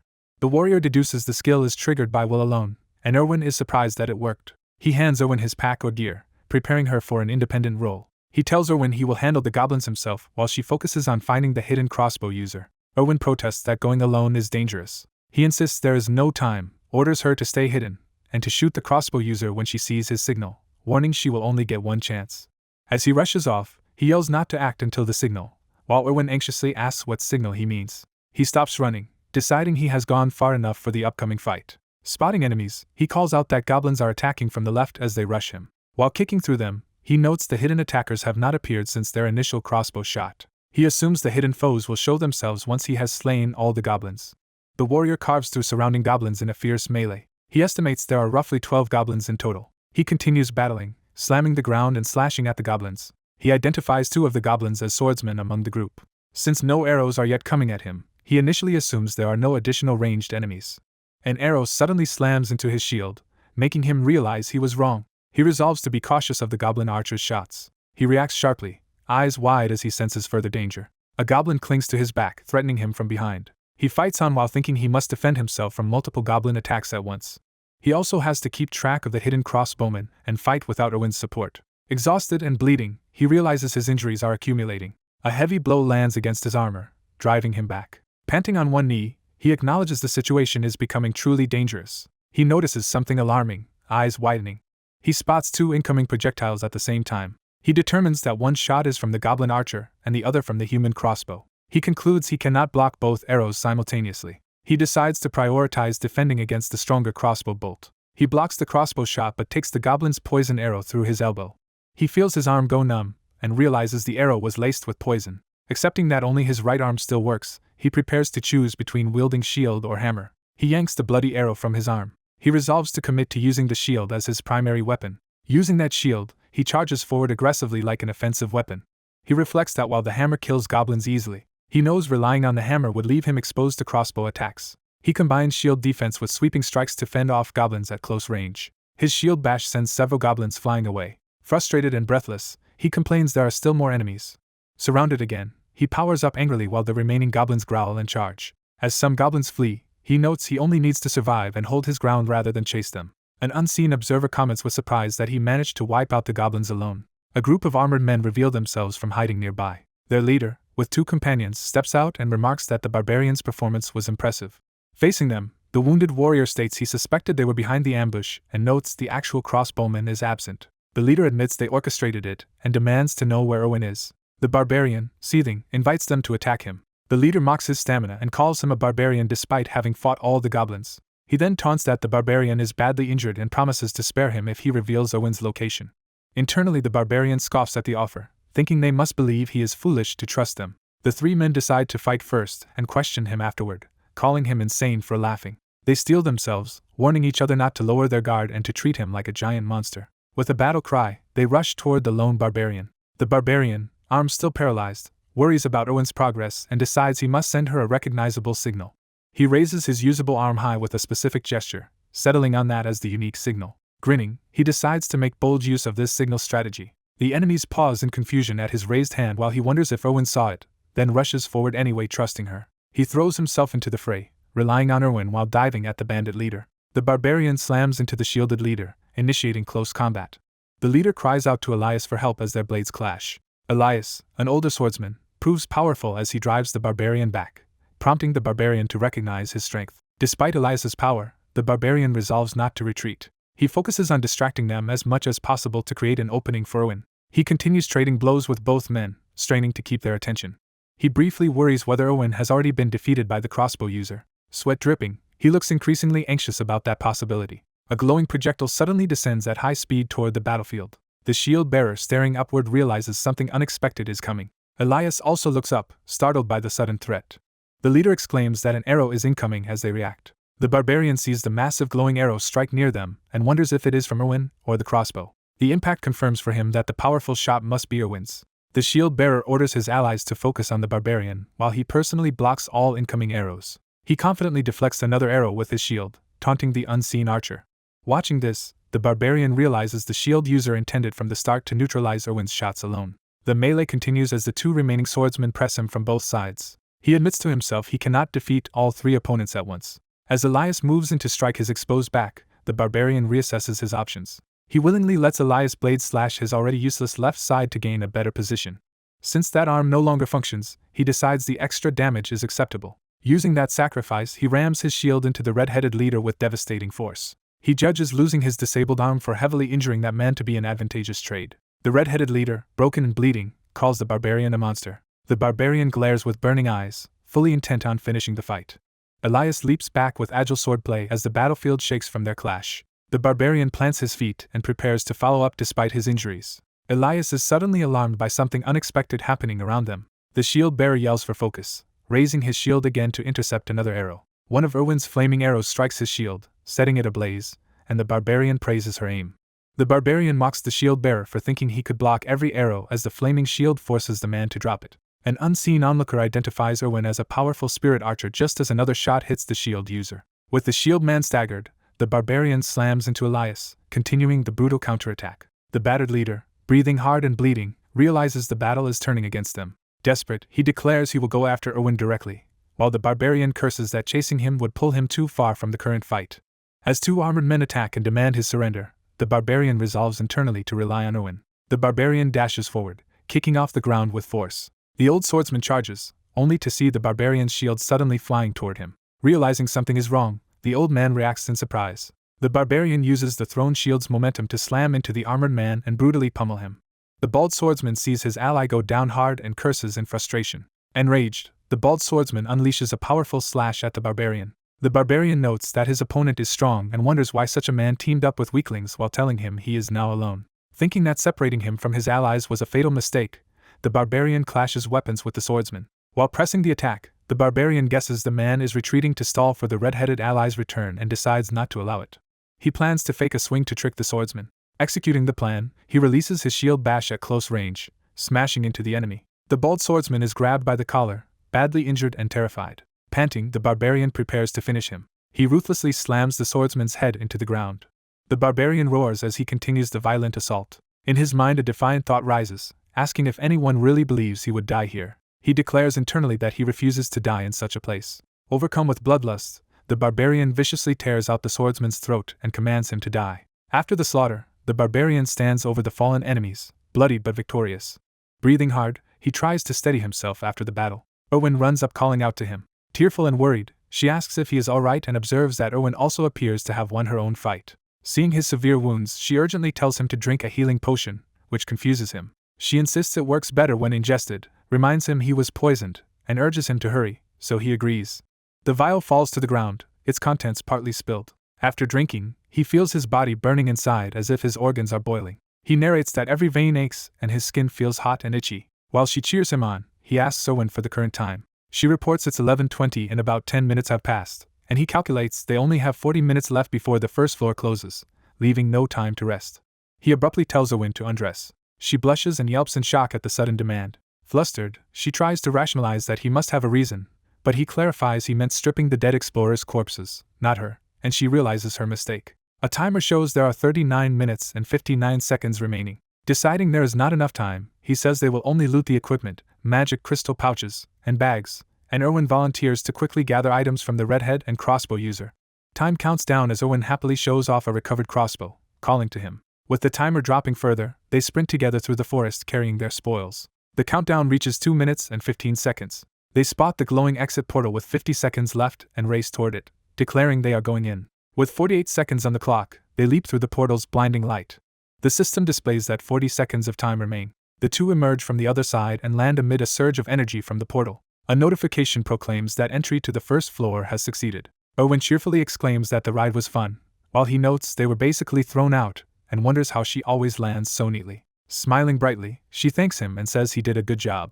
He returns the compliment, and thinks to himself that they escaped with roughly 30 seconds to spare. Owen remembers the promised essence reward and asks about it, reminding him of what he said earlier. He acknowledges it but suggests they discuss the essence after they get out, starting to explain further. The timer shows only 10 seconds of dungeon time remaining.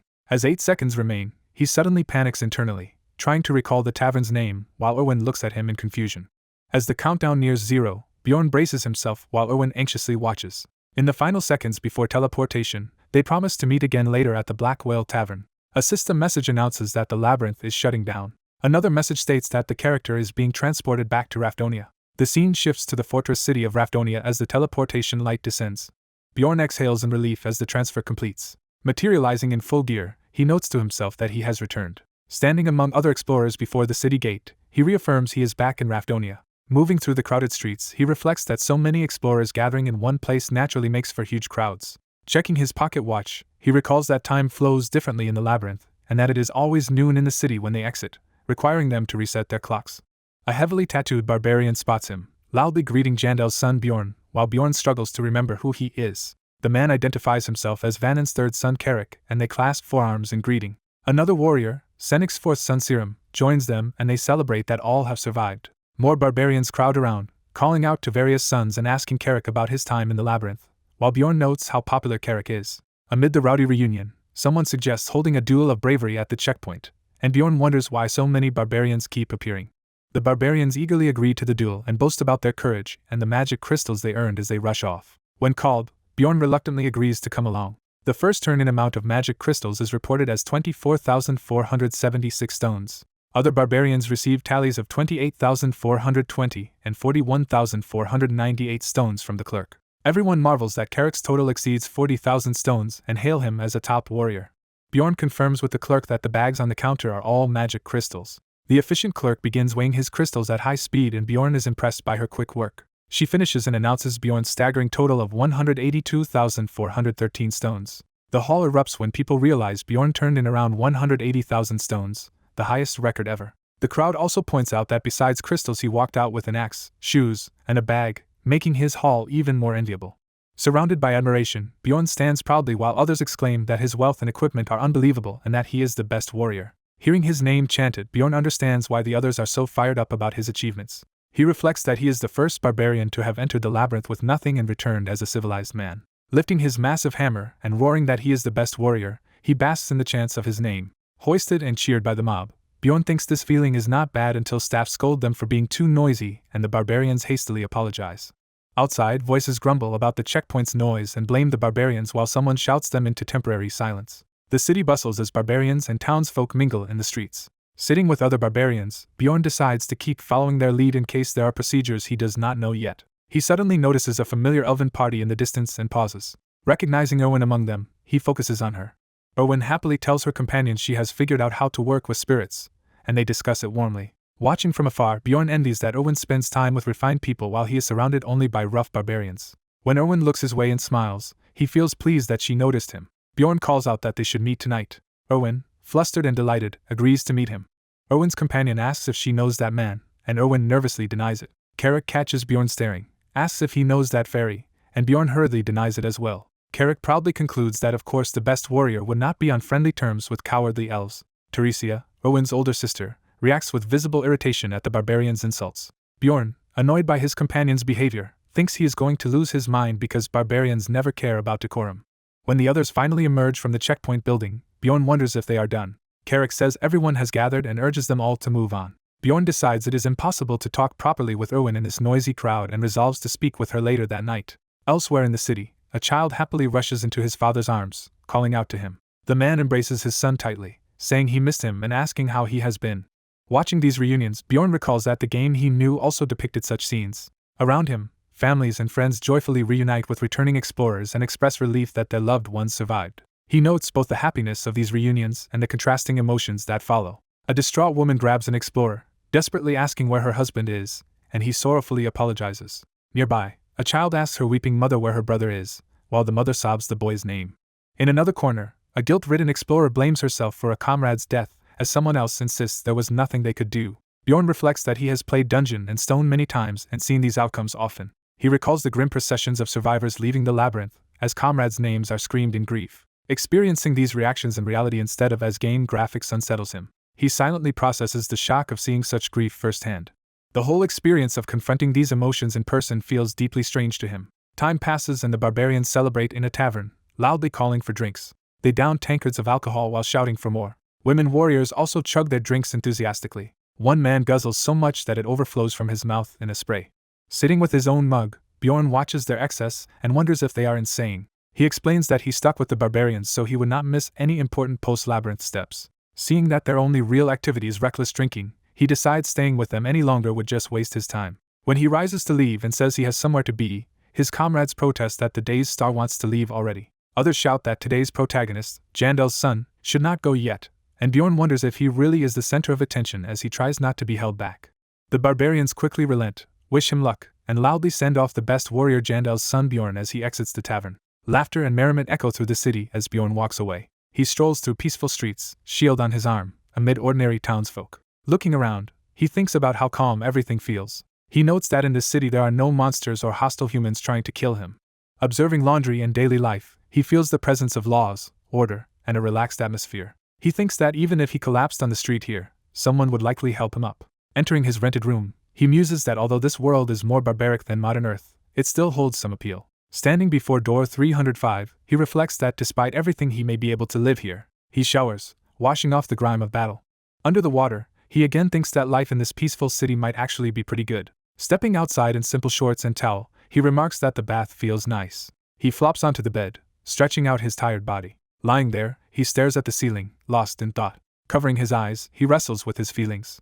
He finally admits to himself that, despite the city's comforts, he desperately wants to go back home. He resolves that he wants to return even if no one is there to welcome him. Night falls over the city, moon shining above the inn. At 21:18, Bjorn wakes from a long sleep and stretches. Realizing he left the labyrinth at noon, he deduces he has slept about 4 to 5 hours.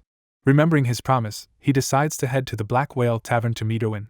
A shopkeeper informs him that the Black Whale Tavern closed down 10 years ago. Shocked, Bjorn hears that the original owner's son turned to gambling. The place changed names and owners, and it is a pity since the tavern once prospered. Bjorn realizes the game's timeline must lag behind this world's and asks for the new name of the place. He learns the tavern is now called Python Pooth and finds the building under its new sign that night. Looking up at it, he notes that the tavern looks different from how it did in the game, but is relieved he can at least read the local language and thinks he should study more later. Inside the busy tavern, he reacts to the chaotic atmosphere and begins looking for Owen when someone calls out to him. Erwin enthusiastically waves him over from a table where she sits with her stern older sister Teresia, and Bjorn recognizes Erwin from earlier. Teresia eyes him coldly and identifies him as the barbarian from before. Bjorn introduces himself as Jandel's son Bjorn and asks who she is, to which she replies that she is Erwin's older sister. When he jokingly asks if older sister is her name, she tells him to call her Teresia, and he notes inwardly that Erwin's full noble-sounding name is being concealed. As he asks Teresia why she is here, she slams her hand on the table and says she has a question for the barbarian. With blazing eyes, Teresia demands to know why he insisted on meeting such a young girl so late at night in a tavern. She accuses him of dragging Erwin to an improper place the previous night, and then making her wait alone when he never showed up. Calling him brazen, she scolds him for his behavior toward her younger sister. Confused, Bjorn asks what she means by last night. She sharply asks if he is pretending ignorance. Bjorn turns to Erwin and asks how long it has been since they left the labyrinth. Erwin estimates that around 30 hours have passed. Realizing he actually slept about 30 hours rather than a few, Bjorn is stunned. He concludes that the reason he woke feeling so refreshed was because he had slept for more than a full day. Looking at Erwin's gentle smile, he internally shouts an apology for having left her waiting. Out loud, he formally apologizes, explaining that he had been asleep the entire time.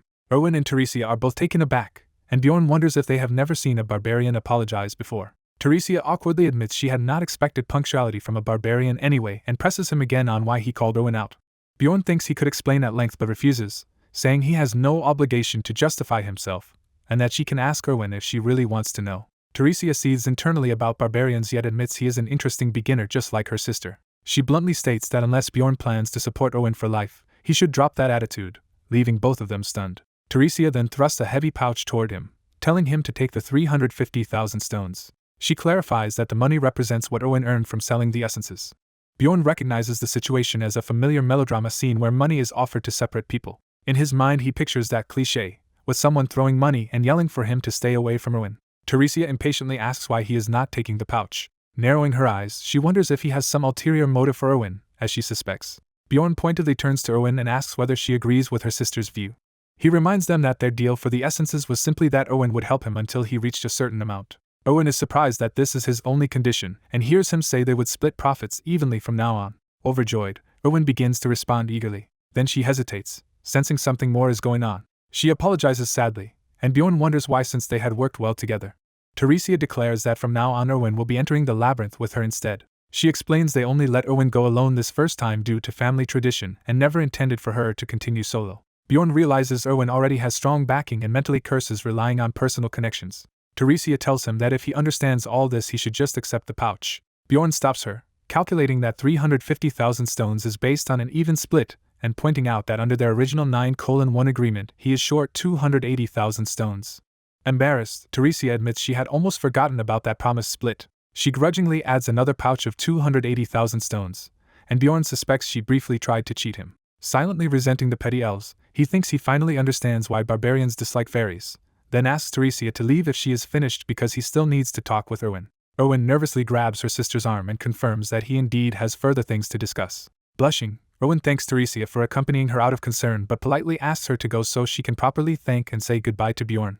Teresia pauses, acknowledging that her sister is not a child anymore. She then demands that if Bjorn wants to be alone with Erwin he must swear something as a barbarian. Pointing at him, she orders him to swear he will not sleep with Erwin, saying she will leave immediately if he agrees. Erwin explodes in embarrassment, shouting at her sister for even bringing that up. Bjorn considers that the demand only forbids sleeping with Erwin and wonders if that leaves other possibilities technically open.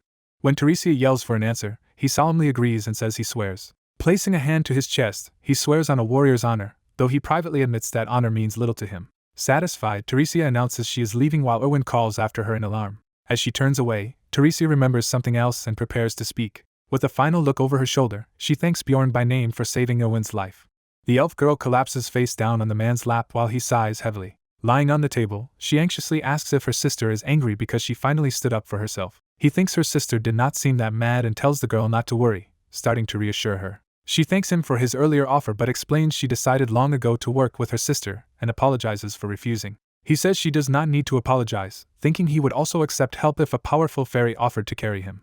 She counts out 63,000 stones and magic crystals from their recent battle and assures him she already took her own share. She adds that the fallen enemy's backpacks are stored at her place and invites him to check their contents tomorrow, impressing him with her consideration and making him regret not having her as a teammate. Flustered, she asks how she should repay him for everything he has done. She reminds him she promised repayment.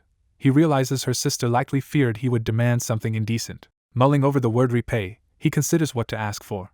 He admits he cannot think of anything yet and instead asks if she wants to eat something. She says she is not hungry, so he decides to order only for himself. After hesitating, she changes her mind with a soft murmur. Suddenly she excitedly declares she wants alcohol, proudly saying she avoided drinking the day before on purpose, surprising him. She happily explains she wanted to share her first return drink with him, a custom he recalls from the game.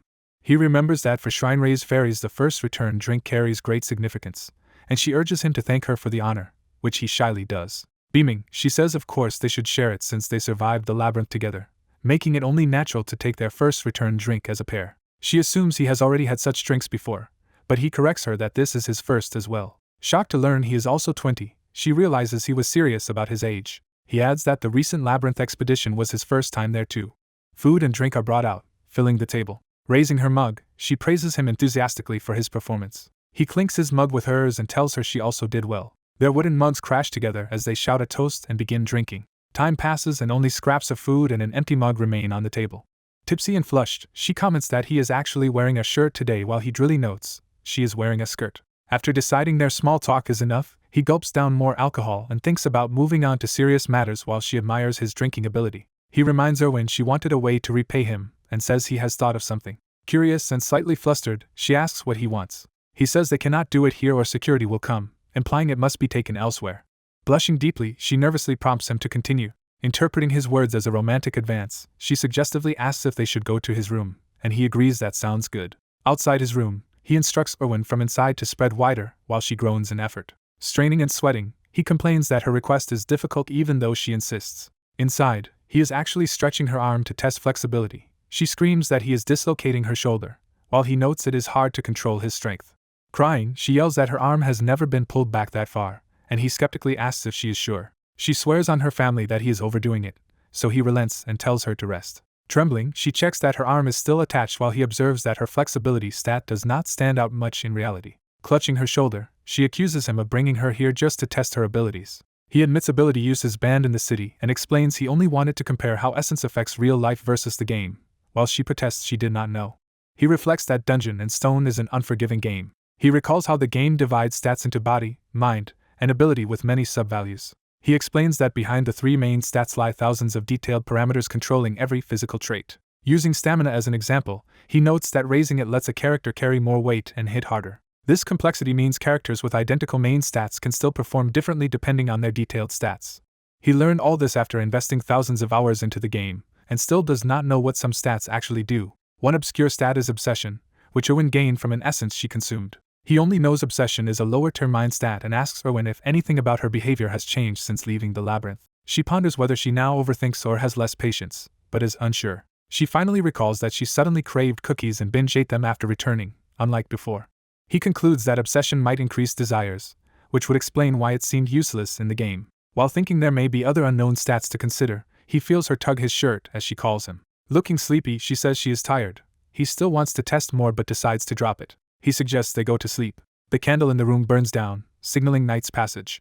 He lies asleep in bed. He suddenly wakes up with a start, thinking wait. Realizing Erwin is cuddled against him in bed, he remembers her sister's warning not to sleep with her. Watching the peacefully sleeping fairy, he decides it probably referred to sexual activity, and that merely sharing a bed is harmless. The next day he inspects the weapons, armor, and gear that make up their loot.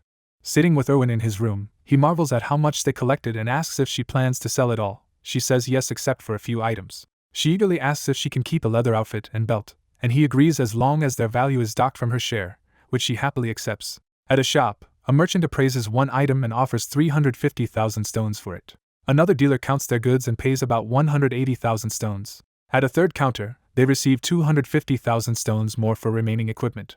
The panels show coins and goods changing hands as they finish selling everything. He totals the income and notes they earned 1,450,000 stones overall. Erwin, clutching her heavy money bag in disbelief, asks if this is real while he calculates that after giving her share he still pockets 1,400,000 stones, more than he ever made on his first playthrough. Smiling, he judges this haul to be a good start. Soon after, he tells Erwin they should part ways here, thinking there is nothing more for them to do together, which surprises her. She suggests they at least walk to the central square together since their paths are the same, inwardly wishing she could stay with him longer. They arrive at the busy square and see a large crowd gathered around a guillotine. Confused, Erwin wonders why so many people are assembled, and someone answers. A guard shouts for the crowd to move back as they announce it is an execution. A bound man beneath the guillotine panics and muffled screams while the blade looms above him. Nearby, other tied citizens sob. Narration explains they are not condemned for major crimes like murder but lesser offenses. An official grips the rope and declares the execution will begin. Narration recounts that Raponia, the last surviving city of this world, ultimately perished to a witch's curse, shown by a blinding explosion. The curse is depicted annihilating monstrous beings. In this enclosed world, the labyrinth is explained as the only source of new resources. Therefore, citizens who cannot pay taxes are simply executed. The grim practice is rationalized as a way to reduce the number of mouths needing food. Starving townsfolk race toward the blood pool under the guillotine, competing to be first. Hands snatch up loaves that have fallen near the bloody bucket. People frantically devour blood-soaked bread, muttering prayers through the gore. Horrified, Erwin asks why they are dipping bread in blood, and the man explains there is a superstition that drinking an executed person's blood brings financial luck. Staring at the blood-filled tub, he asks Erwin how high the first-year tax is, and she answers that non-humans must pay 700,000 stones. Comparing with game knowledge, he finds the amount similar, and then asks about taxes from the second year onward. She replies that later years require 800,000 stones plus exchange fees, which he notes matches the game. He reflects that taxes keep rising each year, so he must become much stronger within a year while others around them gobble blood bread. He reasons that if he cannot return to his original life and fails to train, he could end up at the guillotine himself. Visualizing himself as the executed, he imagines his own blood being used to soak bread for others. To prevent that fate, he decides he must diligently save money. He sets a concrete goal of becoming an explorer capable of clearing at least the 6th floor of the labyrinth. He resolves that reaching that level of strength is essential to survive here and avoid execution. He goes to the city's large library, noting that in the game this facility had still been under construction. Entering, he feels people staring and assumes barbarians rarely visit libraries. He then spots a muscular barbarian woman asleep on an open book at a nearby table. Recognizing her as a barbarian girl he vaguely remembers by title and family, he notices she is drooling on the pages. Wondering why she is here, he pokes her awake. She groggily lifts her head and looks at him in confusion. He greets her by name as Jandel's son Bjorn and says he is glad she survived. She leaps up energetically, shouting that she is also glad he is alive, loudly repeating his name and drawing attention. He asks her to lower her voice. She laughs and apologizes, saying she never expected to meet another barbarian in a library, and he asks what she is doing there. She explains that because he told her to think before acting, she came to gain knowledge first. He finds her effort admirable and thinks she is different from typical barbarians. She adds that during her labyrinth explorations she realized monsters are not the only enemies, confirming to him that something tough must have happened to her inside. She says that is why she decided to study, though she finds reading extremely difficult, which he mentally notes is the core of her struggle. She plans to visit her tribe's shrine to formally learn reading and writing from the elders. When he asks if she is going immediately, she says she must or she will forget, leading him to reflect that barbarians are a rather sad people. As they walk out together she remembers promising to repay him if they survived and says she wants to honor that. She tells him that if he ever needs anything he should come to the Angry Bull Inn, promising to help him as much as she can. He accepts her offer with a simple agreement. He hopes inwardly that Anar will not forget her promise after a few days. Anar strides away with determination, heading to pursue her studies. Left alone, he looks around the vast library, and wonders how he will ever locate the specific books he needs. He notices a silver-haired woman at the main desk reacting as if sensing something. Approaching, he assumes she is the librarian, clears his throat to wake her from dozing, and addresses her. She slowly stirs in her chair. Fully awake now, she politely asks what he wants. He explains he is searching for books, beginning to ask where the history section is located. Before he can finish, she casts a spell called Farsative, glowing with blue light and magical energy. Enveloped in the magic, he is startled and wonders if she just used a spell on him. She then calmly tells him he can now find the books he wants by wandering and reminds him to return them where they belong afterward, while he wonders what exactly changed. As he starts to repeat her instruction aloud, she instantly nods off again mid-sentence. Watching her fall asleep once more, he thinks in bewilderment about what kind of woman she is. Wandering the library, he soon realizes how the magic works when a glowing mark appears over a shelf near him. He concludes the spell highlights books related to whatever keyword he is thinking of and pulls one from the lit area. Now understanding why a single librarian can manage such a huge library, he settles in to read, deciding to start with the book in hand while she snores faintly at the desk below. The first book he opens is titled Fallen World. From it he learns that thousands of years ago a witch's curse made the land uninhabitable for all living beings. The text explains that only the stronghold city Raponia survived the disaster because its royal family opened a passage to another dimension. To save people starving from limited resources, the royals created what would become the labyrinth as a portal to that other realm. He notes that this world's early history largely matches the prologue of the Dungeon and Stone game. The second book, Alchemy's Basics Annotated 4, describes foundational alchemy. It explains that magic crystals taken from monsters can be alchemically transmuted into necessities like food, water, and metal. Though he cannot grasp the theoretical details, he decides to simply memorize the process and results. The next volume he chooses is titled Sacred War 3. That book recounts how hostility arose between barbarians and fairies. But he thinks a different fourth book is the one he truly needs. The crucial fourth book, Evil Spirits of the Abyss, discusses malevolent entities inhabiting this world. It defines evil spirits as beings from other dimensions who possess the bodies of natives, a description he wryly admits technically fits him. Although the book does not explain why possessions occur, it makes clear that the royal family and temple have gone to great lengths trying to wipe out such spirits. He concludes that as long as he avoids speaking certain forbidden words identified there, he should remain safe, a useful insight given that he himself is one of those spirits. The fifth book, On the Death of the King, covers the end of the first king, the so-called immortal Levision III, who died 150 years ago. He realizes the game's story began the day after that king's death, so this world is set 150 years after the game's starting point, which explains many discrepancies with his prior knowledge. The next important book, Dimensions Instability Observation Records, appears to be the same work the blonde knight who once saved him had studied. He recalls that blonde knight from the labyrinth. He thinks back on being told that his own experience was extremely rare, just as the blonde man had claimed. Reading further, he finds a theory that entering a portal right as it is closing can trigger dimensional instability, matching how he came here. He concludes that his arrival in this world was essentially his own fault, decides the thought is too depressing, and resolves to stop dwelling on it. Realizing it is already night, he decides to stop reading and continue later. Lying in bed, he notes that 3 days have passed since leaving the labyrinth. He calculates that with the labyrinth opening monthly on the 1st at midnight, he has 27 days left. He resolves to start searching for a new party member the next day. A sudden noise jolts him awake.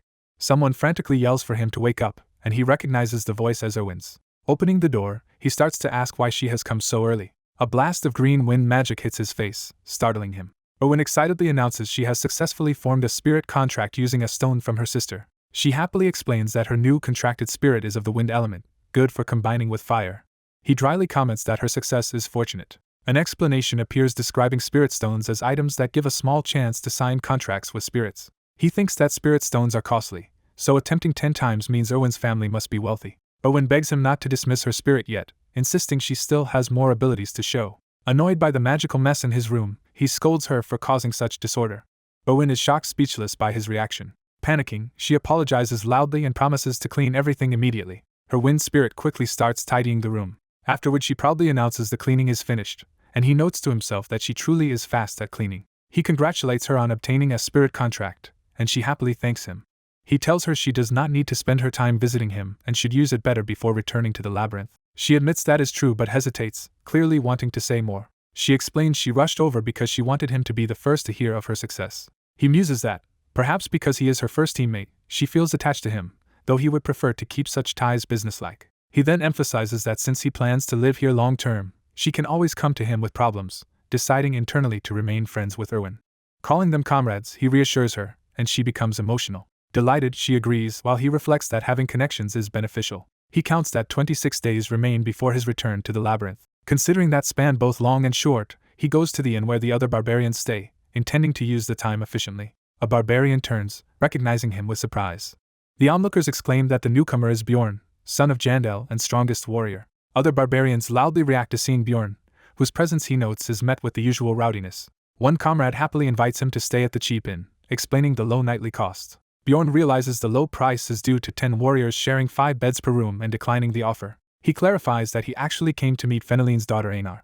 A muscular woman armed with a sword appears, introduced as Feneline's second daughter Anar, and is told Bjorn has come to see her. Anar asks why he is looking for her. Bjorn states that he wants to spar with her for the sake of training. He internally admits he cannot match top warriors in pure technique, while Anar comments that such a request hardly feels like a favor. She points out that he can simply join the barbarians already fighting in the field, which he realizes he did not need special permission for. Anar offers to fight him anytime outside of her busy mornings, and he moves to take her up on it. He declares that their training should begin immediately. The surrounding barbarians excitedly shout that Anar and Bjorn are about to fight. Charging in, Bjorn vows to learn from the duel but has no intention of losing. Anar meets him with a powerful overhead sword swing. She focuses intensely as her blow crashes down. Bjorn ends up beaten and lying on the ground, internally admitting he was completely overwhelmed. Others proclaim Anar the best warrior. Anar checks whether he is alright, while he acknowledges she is very skilled and that the sparring was time well spent. Bloodied but determined, Bjorn asks to fight her again. They clash once more, exchanging heavy blows at close range.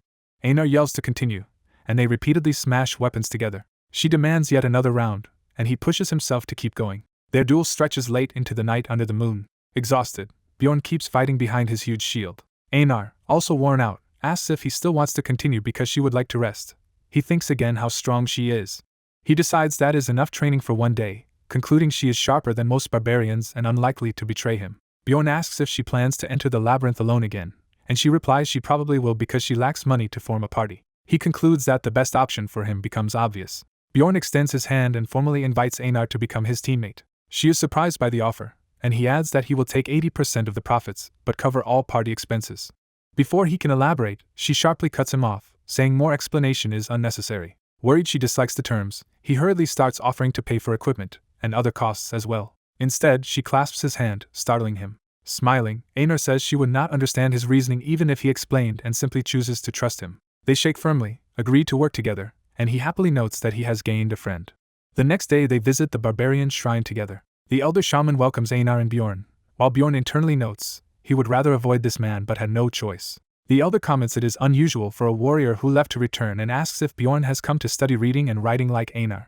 Bjorn answers no. When asked his purpose, Bjorn states he is here to obtain a special ability called the Spirit Seal. Specifying his aim, he requests the Undead Seal, an overpowered skill he deems vital for conquering the labyrinth.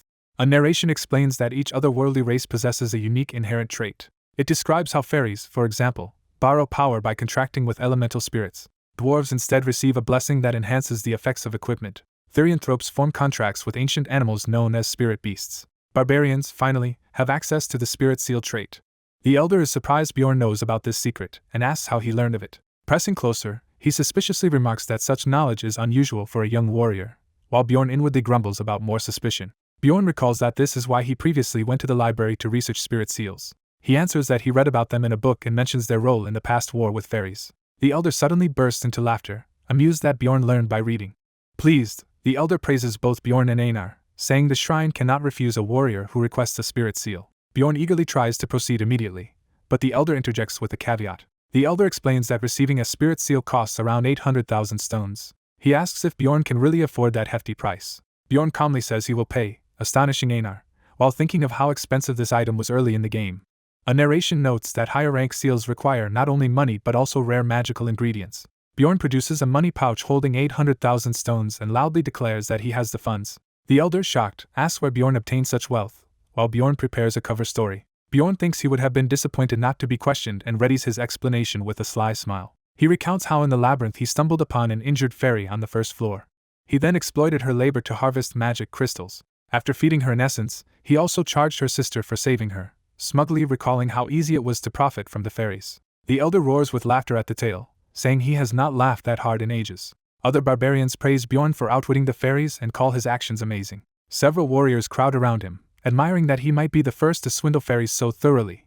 He notes how much they resent fairies.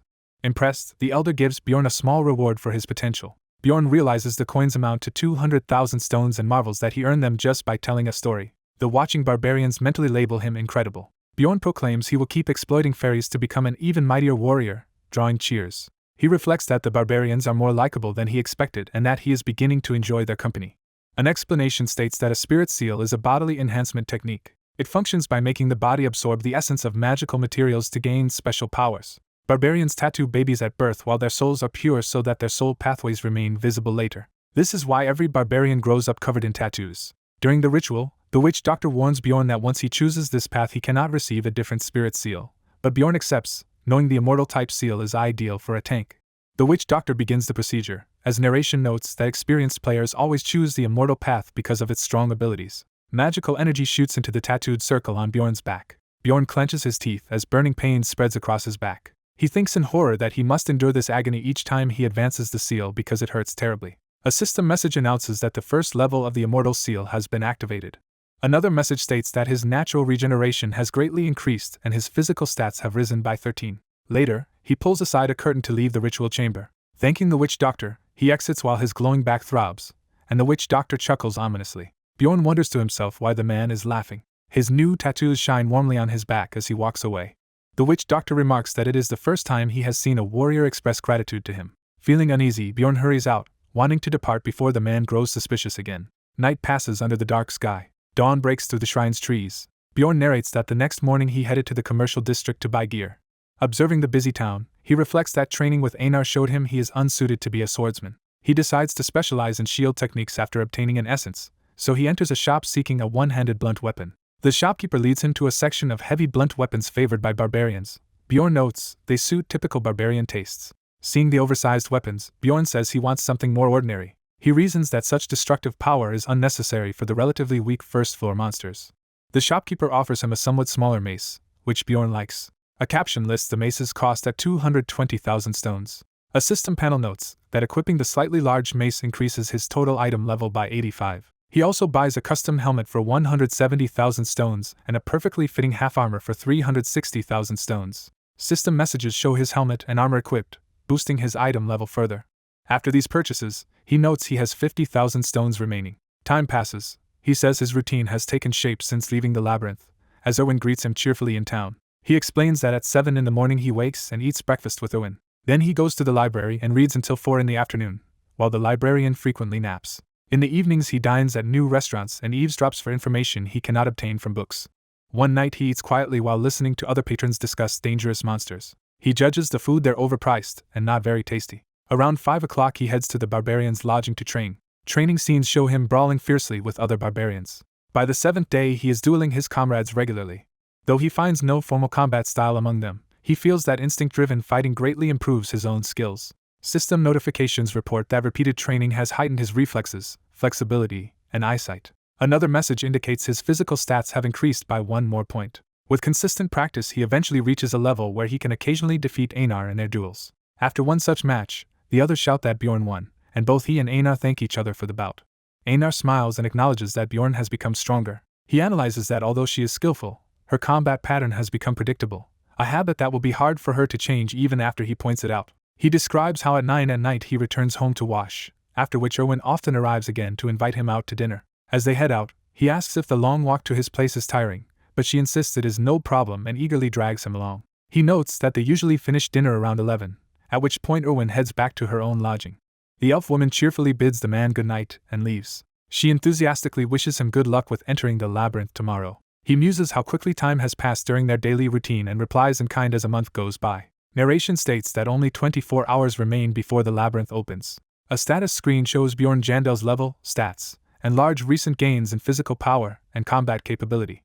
At 8:10, many explorers gather at the Explorer Guild building. Bjorn and Anar arrive, and she says they came to receive Unity magic. The receptionist confirms it is just the two of them and instructs them to place their hands on the crystal. The crystal identifies them as 2 rank 9 explorers, and the clerk charges 15,000 stones. Bjorn thinks the one-use magic is expensive but necessary because it lets teammates start at the same point in the labyrinth instead of random locations.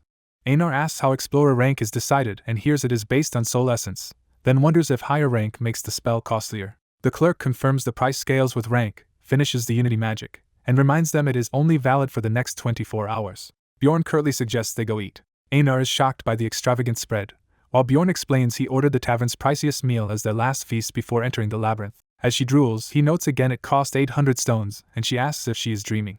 He urges her to try the food. After tasting it, Anar is overwhelmed with joy, saying it is delicious and feels like a dream. Fired up by the meal, she vows to work harder and earn money so she can eat like this again, while Bjorn wonders what she normally eats. Narration jumps to 10 minutes before the labyrinth opens. At the glowing entrance, officials hold people back, telling them they cannot enter yet. Bjorn notes how large the portal is compared to last time, then someone shouts for them to stop. Another barbarian party led by Parthun arrives, boasting about reaching the portal on time. Observers assume the newcomers have just finished their coming-of-age ceremony and marvel at how they always arrive right as it opens. Anar nostalgically says the scene reminds her of old days, while Bjorn dryly notes it has only been a month for them. The guard finally announces that everyone can now enter the labyrinth. Anar excitedly urges Bjorn to go in, but he stops her to test something. He tries to explain about entering while the dimension is unstable, but she cuts him off, saying she will just follow him without understanding the details. As the guard warns that only 1 minute remains before the gate closes, Anar panics and insists they should enter. Bjorn compares the portal's shrinking size to last time and decides they will jump in when the guard gives the final warning. When the guard shouts that the gate will close soon, Bjorn focuses. Bjorn yells for them to go now, and he and Anar dash into the portal despite the guard warning it is dangerous. Inside, Bjorn opens his eyes slowly in the darkness. Realizing where they are, he internally confirms his suspicion. Anar, unable to see, panics, while Bjorn tells her to calm down and identifies the place as the dark region. He lights a torch, explaining he prepared them this time, which makes Anar question what he means by this time. As they walk, she spots something and calls Bjorn's attention to it. Bjorn sees a stone monument still standing, just as he expected. He explains the monument can open a portal directly to the second floor and plans to use it immediately, thinking that an expert gamer should exploit such bugs. Anar places her hand on the monument, triggering a bright reaction. A portal opens before them as they stand ready to move on.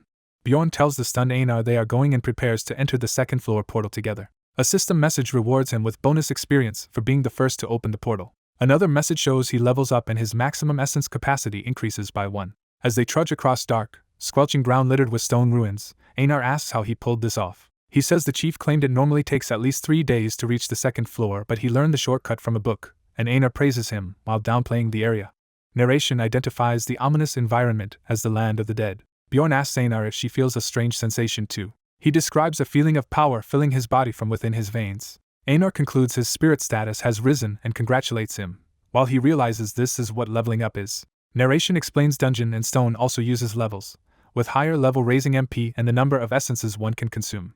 Bjorn notes that as level 2 he can now take 2 essences. Anar finds it odd his spirit stat increased without killing monsters, and Bjorn answers that opening the portal itself counted as an accomplishment, which he exploited intentionally. Narration defines EXP as accomplishments gained once per monster type, becoming harder to earn over time. It explains that repeatedly speedrunning the first portal is an efficient way to farm EXP since that accomplishment can be gained multiple times. Bjorn resolves to keep this trick secret so he can benefit before others discover it.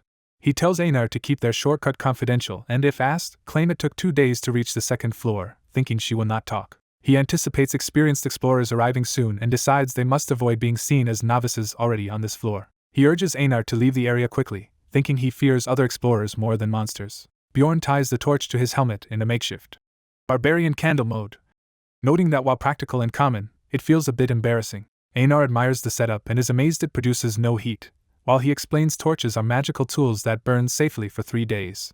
Narration states that the Land of the Dead has on average stronger monsters than Goblin Forest. However, it lacks traps, making navigation easier than Goblin Forest. Bjorn concludes the terrain suits 2 barbarians like them much better for fighting. Anar suddenly notices something and tenses up. She warns Bjorn that ghouls are approaching, while narration notes there are only 3 because it is the first day and their numbers will triple by the 3rd. Anar, itching for combat, volunteers to handle the ghouls alone. She launches forward, kicking up earth as she charges. Anar cleaves through the ghouls in a sweeping, powerful strike. Smirking, she declares the fight easy and predicts the second floor will be simple. Immediately after, she calls Bjorn in alarm, her confidence shaken.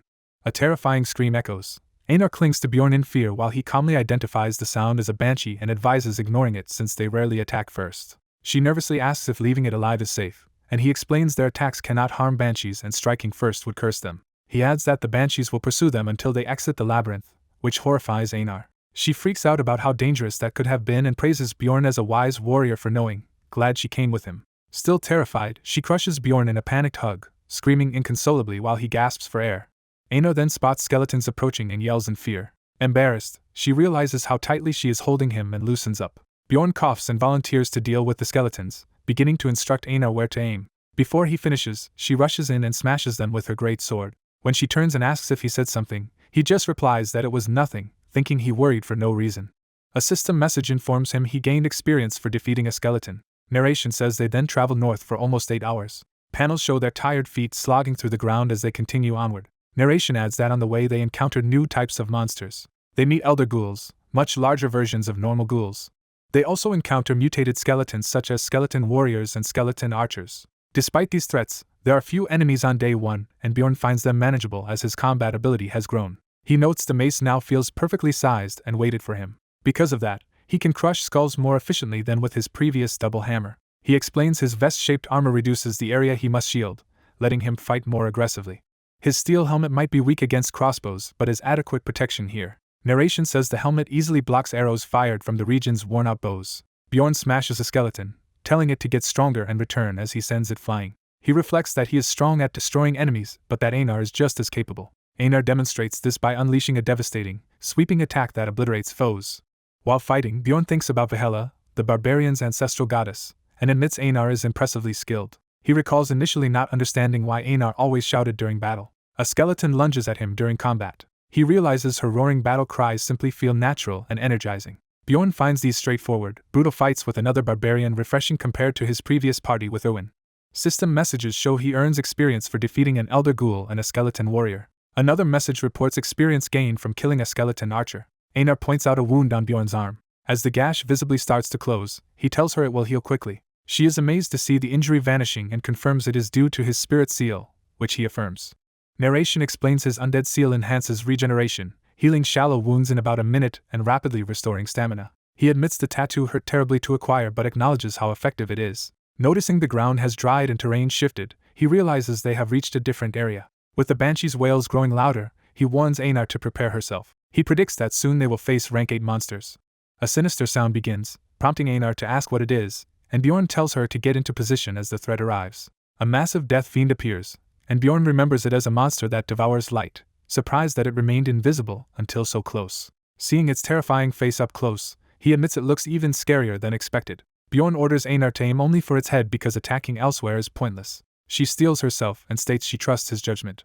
The death fiend lunges at them with a roar. Anar leaps and slashes at its head while Bjorn closes in for his own strike. Bjorn's blow lands but barely dents the monster, making him curse. He realizes its body is incredibly hard, like striking stone. The death fiend counters with overwhelming strength, but Bjorn succeeds in drawing its aggro toward himself.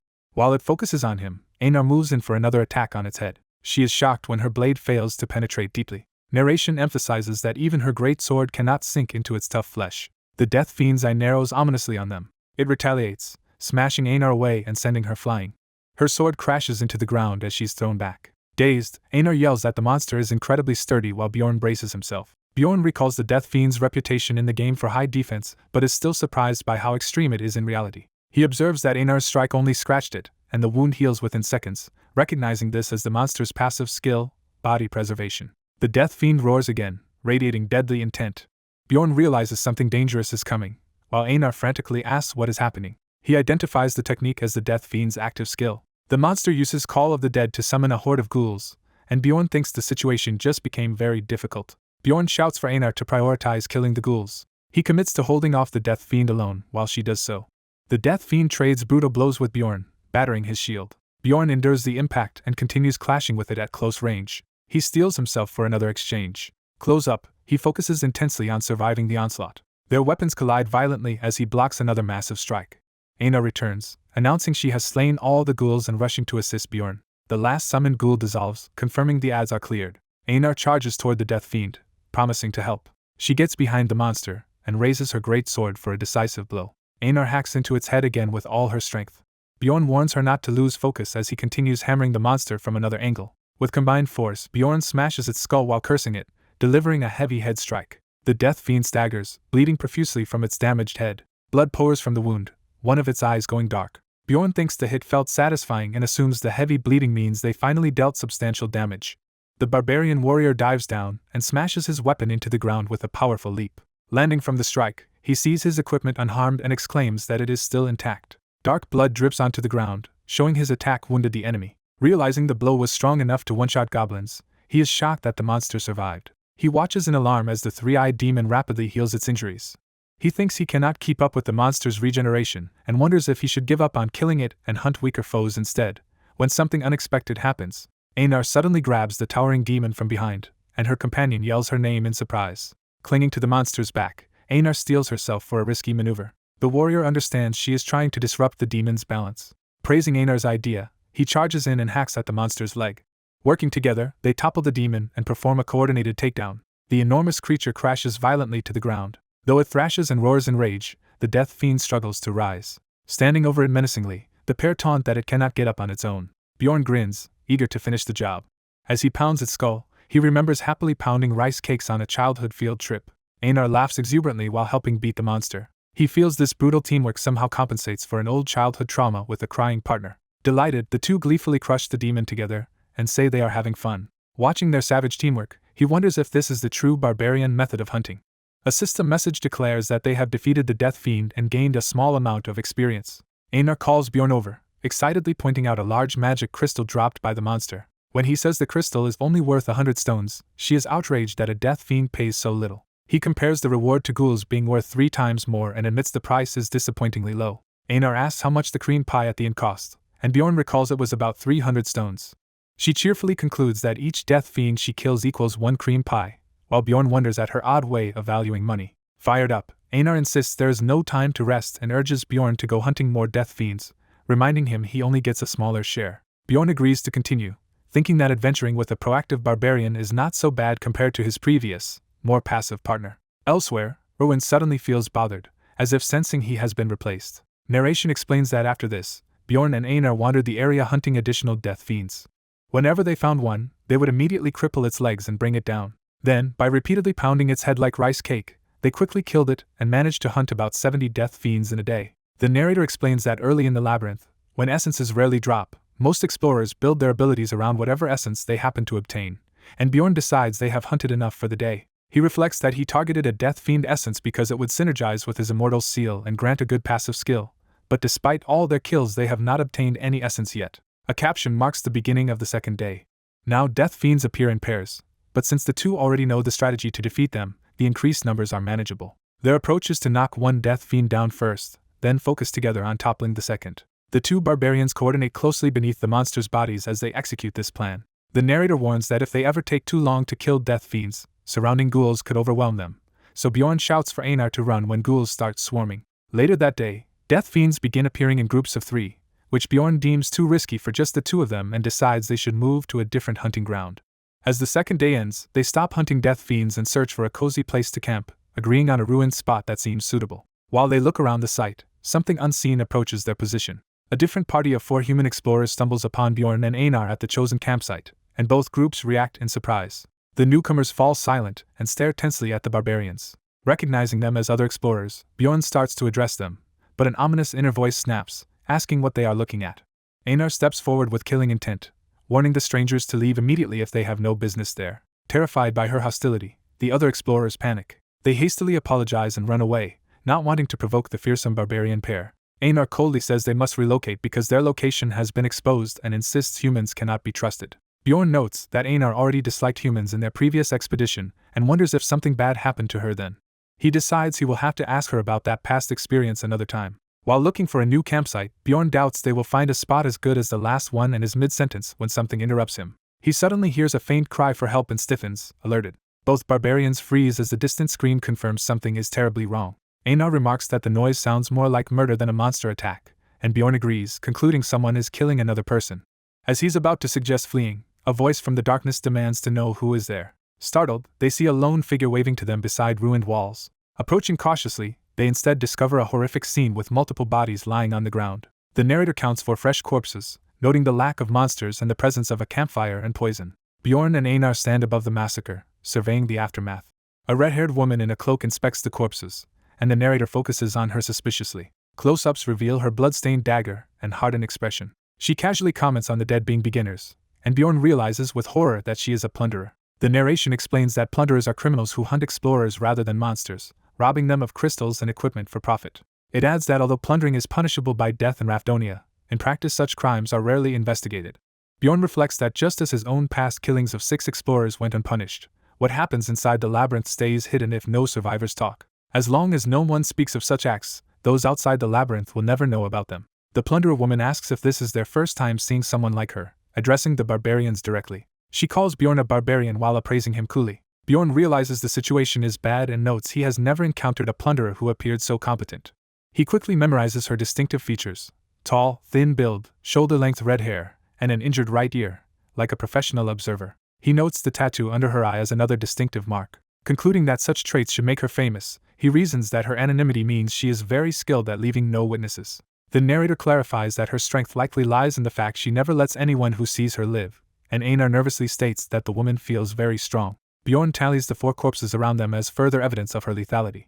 Inspecting their gear, he deduces the victims were experienced 5th-floor explorers who were poisoned during camp, with one resisting longer due to poison tolerance. The plunderer casually asks if Bjorn and Anar had been teammates with the dead group. She evasively replies that who knows, then continues rifling through a corpse's belongings. Bjorn realizes she is brazenly looting the dead in front of them, assuming 2 beginner barbarians are no threat. He notices her stowing their oversized sword into a bag and concludes it must be an expensive pocket-plane storage item. Bjorn admits he cannot fathom how much stronger she is than them, reinforcing how dangerous she is. He thinks their only chance of surviving is to act carefully as she repeatedly calls out, addressing him as Barbarian. Anar anxiously asks if they are going to fight her. Bjorn answers no and orders Anar to run at full speed, deciding escape is their best option. The plunderer watches them sprint away in silence, measuring their response. As they flee, Bjorn notes they have bought a little time but fears she could begin pursuing at any moment. Determined, he focuses on running while sweat rolls down his face. He starts recognizing the directional marks he previously carved into trees to navigate the area. He plans to follow these signs back to the first floor portal and escape the floor entirely. Something ahead catches his eye, abruptly halting his train of thought. They skid to a stop as another group of human explorers suddenly appears in their path. Bjorn realizes it is a party of 4 humans, who in turn are startled to see 2 barbarians barreling toward them. Though he distrusts humans, Bjorn concludes they have no choice and urgently shouts that they are being chased by a plunderer and need assistance. The bald leader suspiciously asks what proves they are not plunderers themselves, so Bjorn swears on his warrior's honor that he is telling the truth. The leader accepts this oath, and Bjorn inwardly acknowledges how powerful a cheat his warrior's pledge can be.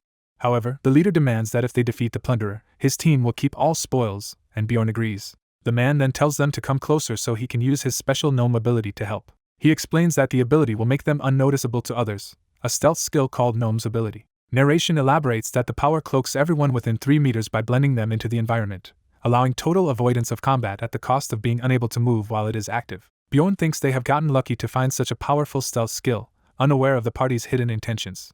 The bald man internally rejoices that 2 barbarians have walked willingly into their trap. A system message suddenly informs Bjorn that his character has been afflicted with the suppression status. Paralyzed in place, Bjorn is mocked as the bald man laughs at his inability to move, revealing that this group are plunderers too. Bjorn realizes the status effect stems from a stone golem, type essence whose active skill is suppression. He concludes the only way to break the immobilizing skill is to receive at least a small amount of damage.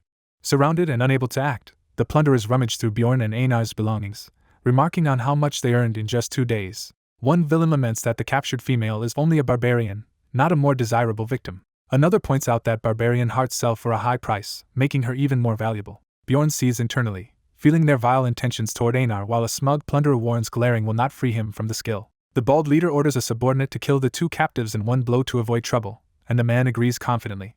As the assassin steps up with a dagger, Bjorn wonders in dread if they will really die like this. The killer lunges at Bjorn's throat, bidding the barbarian farewell. The blade pierces Bjorn's neck as he enacts a desperate plan. He deliberately jerks his head back to limit the depth of the stab, ensuring the wound injures but does not instantly kill him. Blood gushes from his neck, satisfying the condition he needs.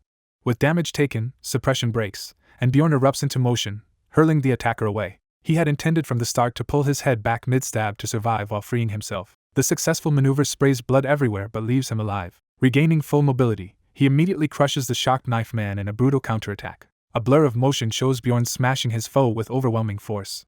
The remaining plunderers stare in horror, shouting to take him down. Another dagger slices his neck again, but Bjorn fights through the pain. Anar screams his name as he collapses from the accumulating blood loss. Blood splashes across Einar's face as she watches him fall, eyes wide. Despite the wound, Bjorn rises with shield and mace, blazing with determination. He silently entrusts the rest of the battle to Anar as his strength wanes and blood pours from his throat. Einar's eyes harden with murderous resolve as she grips her weapon. She unleashes a terrifying swing, cleaving into the armored plunderer. Stepping forward with crushing force, she drives her foot into the ground to launch another attack. With cold fury, Anar raises her massive sword overhead toward a begging foe. She slices him cleanly apart, killing him in a spray of blood. Blood splatters across her as she turns, relentless. The bald leader, terrified by her rampage, flees while screaming. Anar clicks her tongue in frustration at his attempt to escape. She then rushes back to Bjorn's side, panicking at the amount of blood he is losing and begging him not to die. Believing Bjorn is on the verge of death, she vows in tears to avenge him by slaughtering his killers. A system notification pops up, rewarding Bjorn with an achievement for letting his HP drop below a tiny threshold and permanently increasing his mentality. An empty potion bottle rolls on the ground as someone comments that the remedy will leave a scar. Later, fully healed thanks to Immortal's seal, Bjorn sits shirtless while Anar examines his neck, and he reflects that without this power he would have died. Anar happily declares his new throat scar impressive, while Bjorn muses that she seems to view it like a medal. He jokes that not many barbarians survive having their throats pierced, and then suggests they track down the bald man who escaped, reasoning he cannot have gone far. They catch the fleeing leader and Anar throttles him as he begs for his life. Bjorn tells Anar to spare him because they still need his stealth ability to hide from the red-haired plunderer. Something small and fast streaks through the air toward them. The object strikes the bald man's hand and explodes with light. A poison dart kills him instantly, and they realize the red-haired plunderer has intervened. She steps out and calmly praises the barbarian's earlier fight. Bjorn panics internally, wondering if she has been observing everything from the shadows. He shouts Einar's name in alarm. Anar's eyes flare with intensity as she prepares to face this far more dangerous enemy. A narrator states that if escape is no longer possible, Bjorn and Anar charge straight at the red-haired woman blocking their path. The red-haired warrior calmly faces them as they approach. Both barbarians leap to strike her together with sword and mace. Anar swings a powerful slash while the woman dodges underneath. The woman focuses intently, preparing a counterattack. She blocks Bjorn's flaming mace head-on, creating a violent clash. Struggling against her strength, Bjorn realizes she is far stronger than expected and wonders how many essences she holds.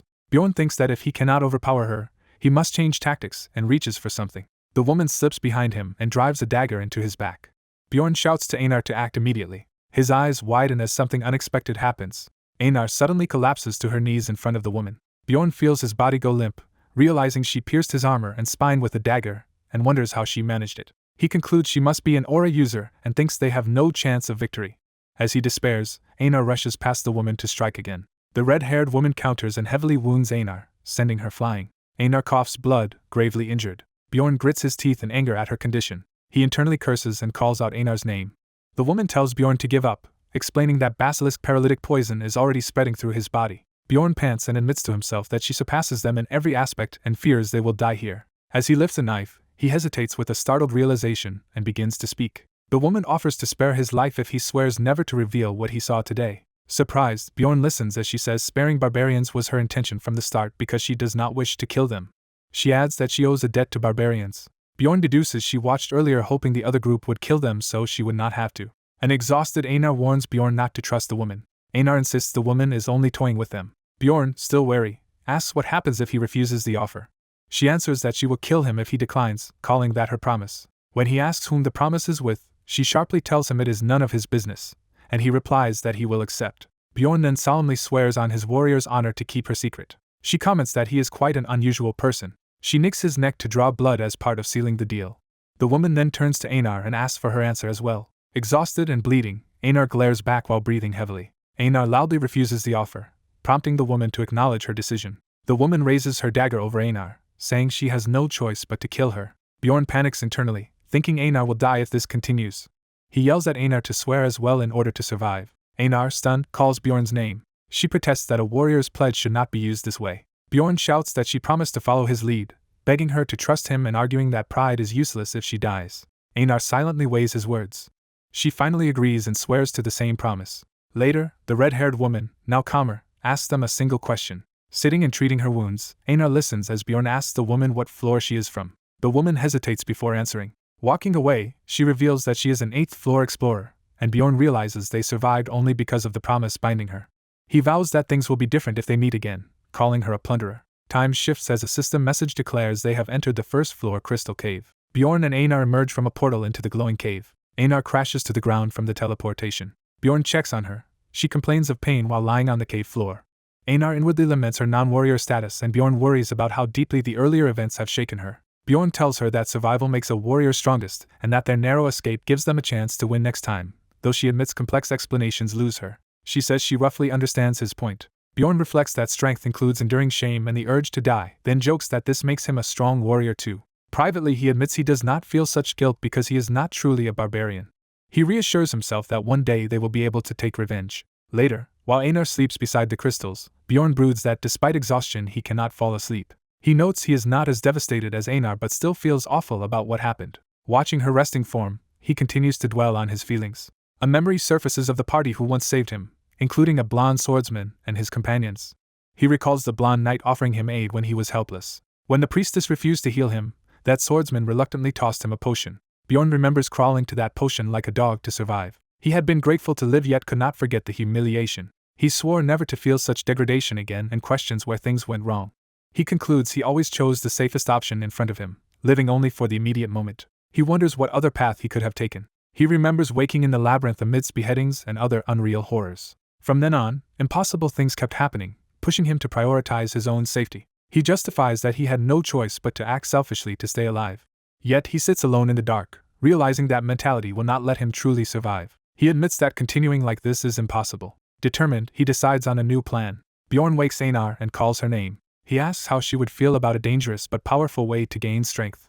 Anar immediately agrees, reasoning they will die anyway if they remain weak. Bjorn thinks that in a chaotic world it is better to strike first and begins outlining their next move. He declares that they will search for chaos first by entering a rupture. A motto appears, stating that what fails to kill you only makes you stronger. System messages record them defeating various monsters and gaining small amounts of experience. Bjorn notes this region spawns 4 different monster types at once, explaining why few explorers come here. As they move through the dark cave, he reflects that the area is difficult and unpopular but perfect for hiding something. He concludes that this very inconvenience makes it an ideal place to conceal secrets. They arrive before a carved stone monument, and Anar asks what it is. Bjorn explains it is a memorial for the labyrinth's original discoverer.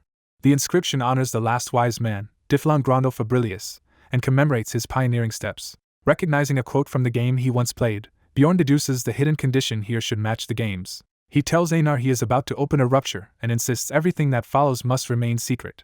She swears on her warrior's honor. When she innocently asks what a rupture is, he explains it is basically a labyrinth within a labyrinth. He compares it to an instance dungeon in the game, a special area cleared by a selected party. Bjorn recalls that to open the first floor rupture you must place 4 types of monster magic crystals plus a death fiend crystal on the memorial stone. He adds that using a crystal from an 8th rank 2nd floor monster is also required. With all conditions met, he knows the rupture will open. As the crystals activate, he shouts for Anar to go in, noting that this instance can host 5 people and scales its difficulty to the party. Bjorn wonders aloud which other explorers will be drawn into this rupture with them. A system message confirms their character has entered the first floor rupture. Narration explains that ruptures, or instance dungeons, are special realms that open randomly on each floor. It states that ruptures have cooldown periods between openings. For the first floor, a natural reopening takes at least 3 months of city time. Because waiting is inefficient, people research methods to force ruptures open, like the ritual Bjorn just performed. The narration lists that 4 different ruptures exist on the first floor and begins describing the one they have entered. They find themselves under apocalyptic red skies with crows circling a dark fortress known as the Blood-Tinted Castle. Bjorn notes he expected this castle since he used a Death Fiend crystal, but Anar is overwhelmed by its sheer size. He reassures himself that all first-floor ruptures are manageable despite appearances. He focuses on which companions the dungeon will automatically assign to raid it with them as Anar warns that someone else is arriving. A new person steps out of the bloody rift into the castle grounds. Bjorn and Anar anxiously wonder who this newcomer is. Elsewhere, someone scolds an ally named Erwin for using her spirit powers again. We see Erwin, a young elf archer in the crystal cave with a flame spirit, realizing something is happening. Her stern mentor tells her that relying only on a dagger is too hard and she must be able to fight without bow or spirit. Erwin recalls that Mr. told her to focus on what she does best and trust her team, fulfilling her role for the group. The mentor responds that while that advice sounds nice, reality is harsher. Grabbing Erwin, she warns that teammates are just teammates and should not be valued too highly. Erwin reluctantly agrees, insisting to herself that Mr. is not a bad person. The mentor then suggests going to the 2nd floor, speculating that Mr. is already making good money there. She explains that simply hunting on the 2nd floor will not raise them quickly, so they should also enter a rupture. When Erwin says she thought ruptures were pure luck, the mentor notes many explorers have never entered one despite experience. She adds that a rupture here last opened 8 months ago and should be due again soon. She assumes Bjorn, as a beginner, simply does not know this and is climbing inefficiently. She smirks to herself, plotting around that ignorance.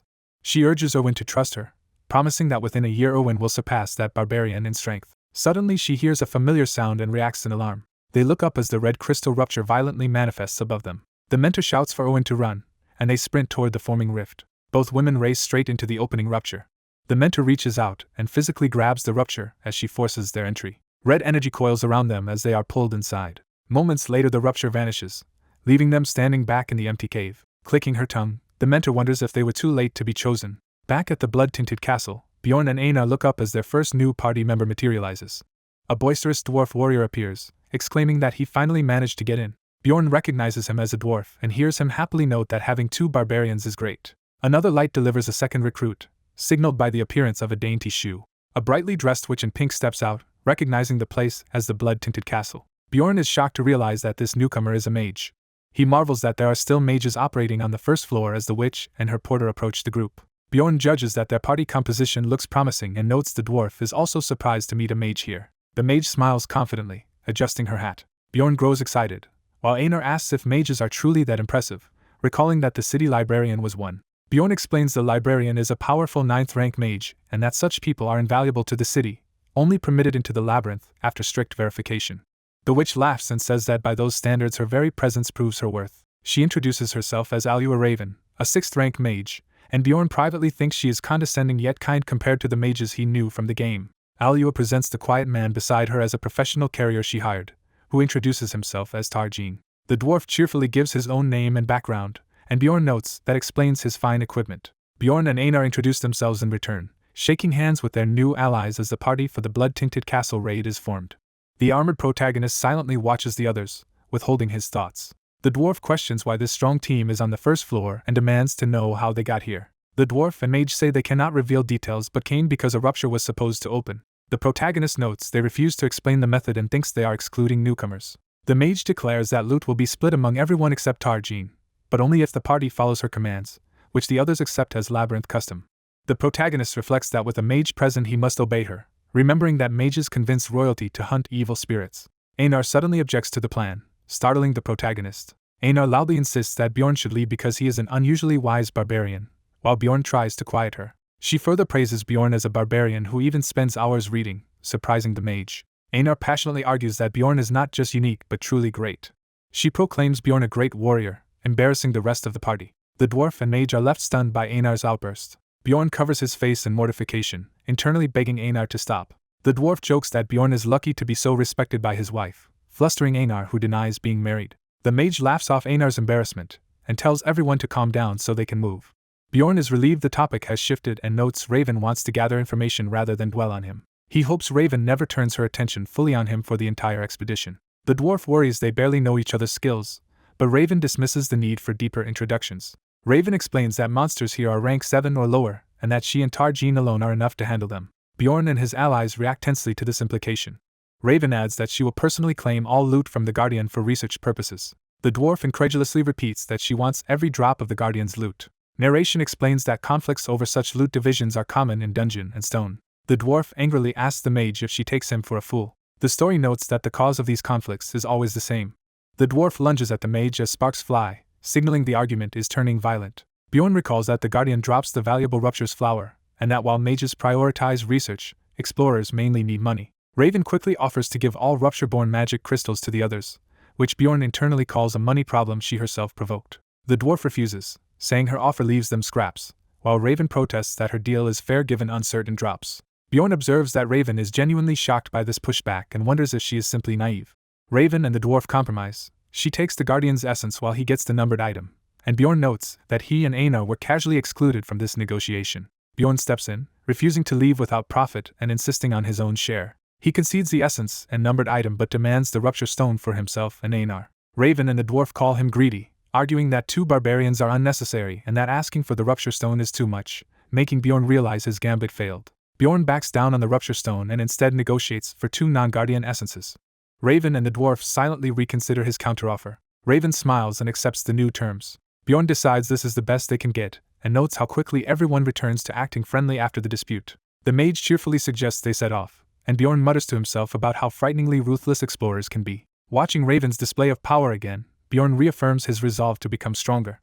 He exhales in relief after the tense bargaining and preparations. Bjorn vows that, despite these ladder-kicking veterans, he will climb the hierarchy of explorers no matter what. A system message announces that the character has entered the blood-tinted castle. Narration explains that blood-tinted castle is structured into 4 distinct chapters. The first chapter is identified as the castle's entrance drawbridge. The second chapter is the outer castle wall district, characterized by urban warfare. The third chapter is the underground prison inside the inner walls. The fourth and final chapter is the demon worship room within the castle lord's chambers. As the party approaches a grand doorway flanked by statues, Raven identifies them as gargoyles. Narration introduces the 8th rank monster gargoyle, usually motionless like a statue. It springs to life the moment it sees the party. The gargoyle launches a sudden, high-speed attack. The narration states that once active, it attacks immediately. Bjorn braces himself and is reminded that the gargoyle's signature ability is petrification. The usual strategy is explained. One member is sacrificed to petrification while the rest fight. As Anar screams Bjorn's name in fear he might be that sacrifice. Raven tips her hat with a confident look, preparing to counter this. Narration says the situation changes when a mage is present. Raven casts a spell, invoking Artina Jar to counter the curse. Bjorn recognizes her magic as curse-canceling, protecting him from petrification. With the petrification nullified, the gargoyle is reduced to a vulnerable melee foe. Bjorn and Anar slam into it and cut it down with ease. The dwarf lets out a battle cry as he charges the second gargoyle. He smashes the other gargoyle with his hammer in a crushing blow. The wounded gargoyle struggles to stay upright. The dwarf hoists the beast overhead, showing his strength.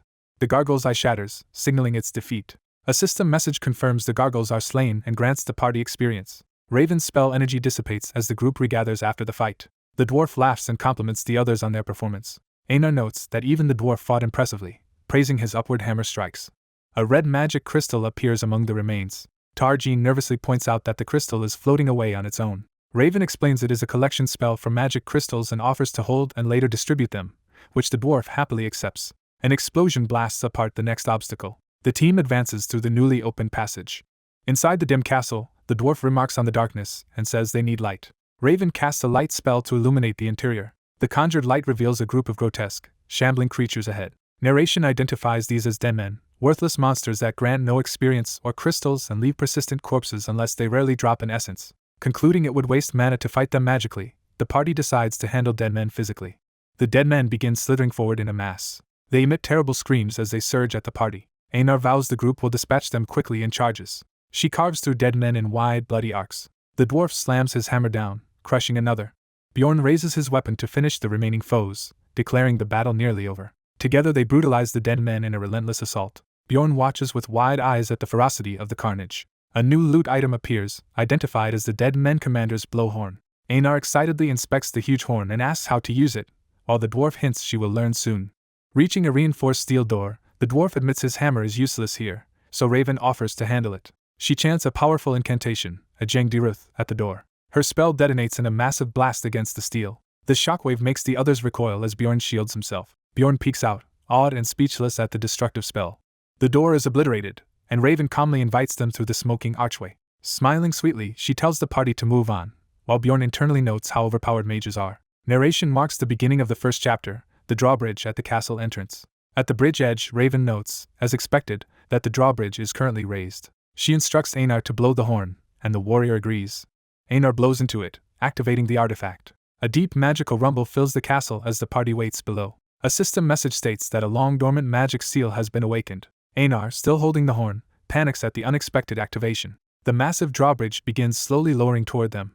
Anar looks up anxiously as events escalate. Someone shouts that the moat's blood-like water is rapidly rising toward the bridge. Anar then spots shapes emerging from the bloody water, and narration explains the castle's name comes from its crimson waters and sky. Raven reassures her the figures are only more dead men, while Anar denies being scared. Narration states the objective of this chapter is simple as a bloody hand slaps onto the bridge's edge.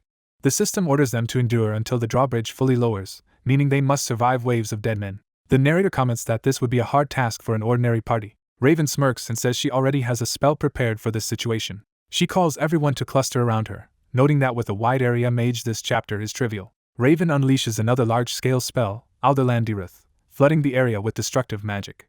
The party is enveloped by the spell's protective and offensive energies as it tears through the dead men. When the light fades, heaps of disintegrating dead men surround the unharmed party. The dwarf marvels at the devastation, while Raven downplays it as dealing with mere dead men. Bjorn admits he knew she was strong but is shocked by how huge the power gap between them is. Raven says all that remains is waiting for the drawbridge to finish lowering, and Bjorn is surprised the stage ended so fast. The drawbridge finally slams into place. Raven announces they should proceed, and narration confirms the first chapter of Blood-Tinted Castle is complete. Bjorn, helmet lowered, silently reflects on how quickly things progressed. He thinks the entire first stage ended disappointingly easily. A map-style narration shows the team crossing the drawbridge into the outer castle. It explains that under normal circumstances they would meet many enemies here as well. Instead, Raven again casts her wide-range spell to clear the area. Her magic wipes out skeletons and other undead around them in another sweeping blast. Bjorn observes that although she could not annihilate everything at once this time, her spell is still overwhelmingly strong. Narration notes that even so, a single casting killed nearly all of the monsters. The massive death fiend demons survive, towering over the party. Raven tells the fighters to handle the remaining monsters, and Anar enthusiastically charges in with Bjorn. They clash head-on with the death fiend. The two barbarians coordinate a special move, the double barbarian tackle. Together they slam the fiend into the ground with crushing force. The dwarf watches their brutal teamwork in disbelief, asking if this is really their usual hunting style. Raven adds another spell, surrounding the death fiends with crackling purple magic. The spell worsens the fiends' injuries, undermining their regeneration. Narration explains that death fiends rely on a passive regeneration skill called body preservation. With that regeneration suppressed, the barbarians carve the fiends apart until they are just meat.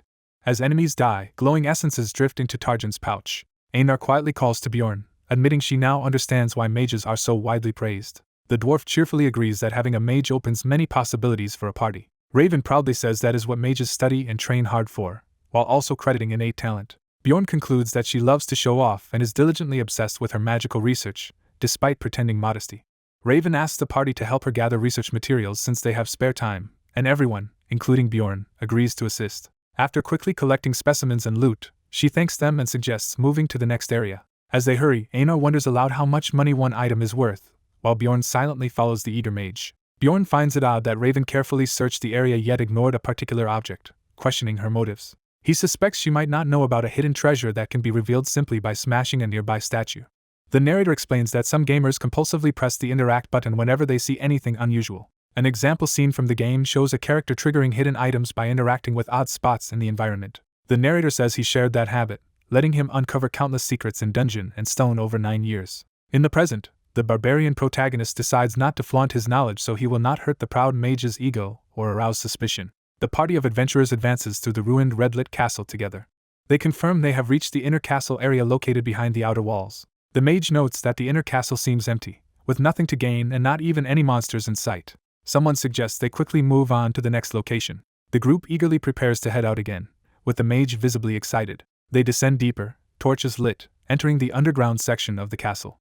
A system message states they have reached the first floor of the underground prison. The dwarf asks what monsters appear here, and the mage lists skull rats, banshees, death fiends, chimera wolves, ghoul lords, and corpse golems.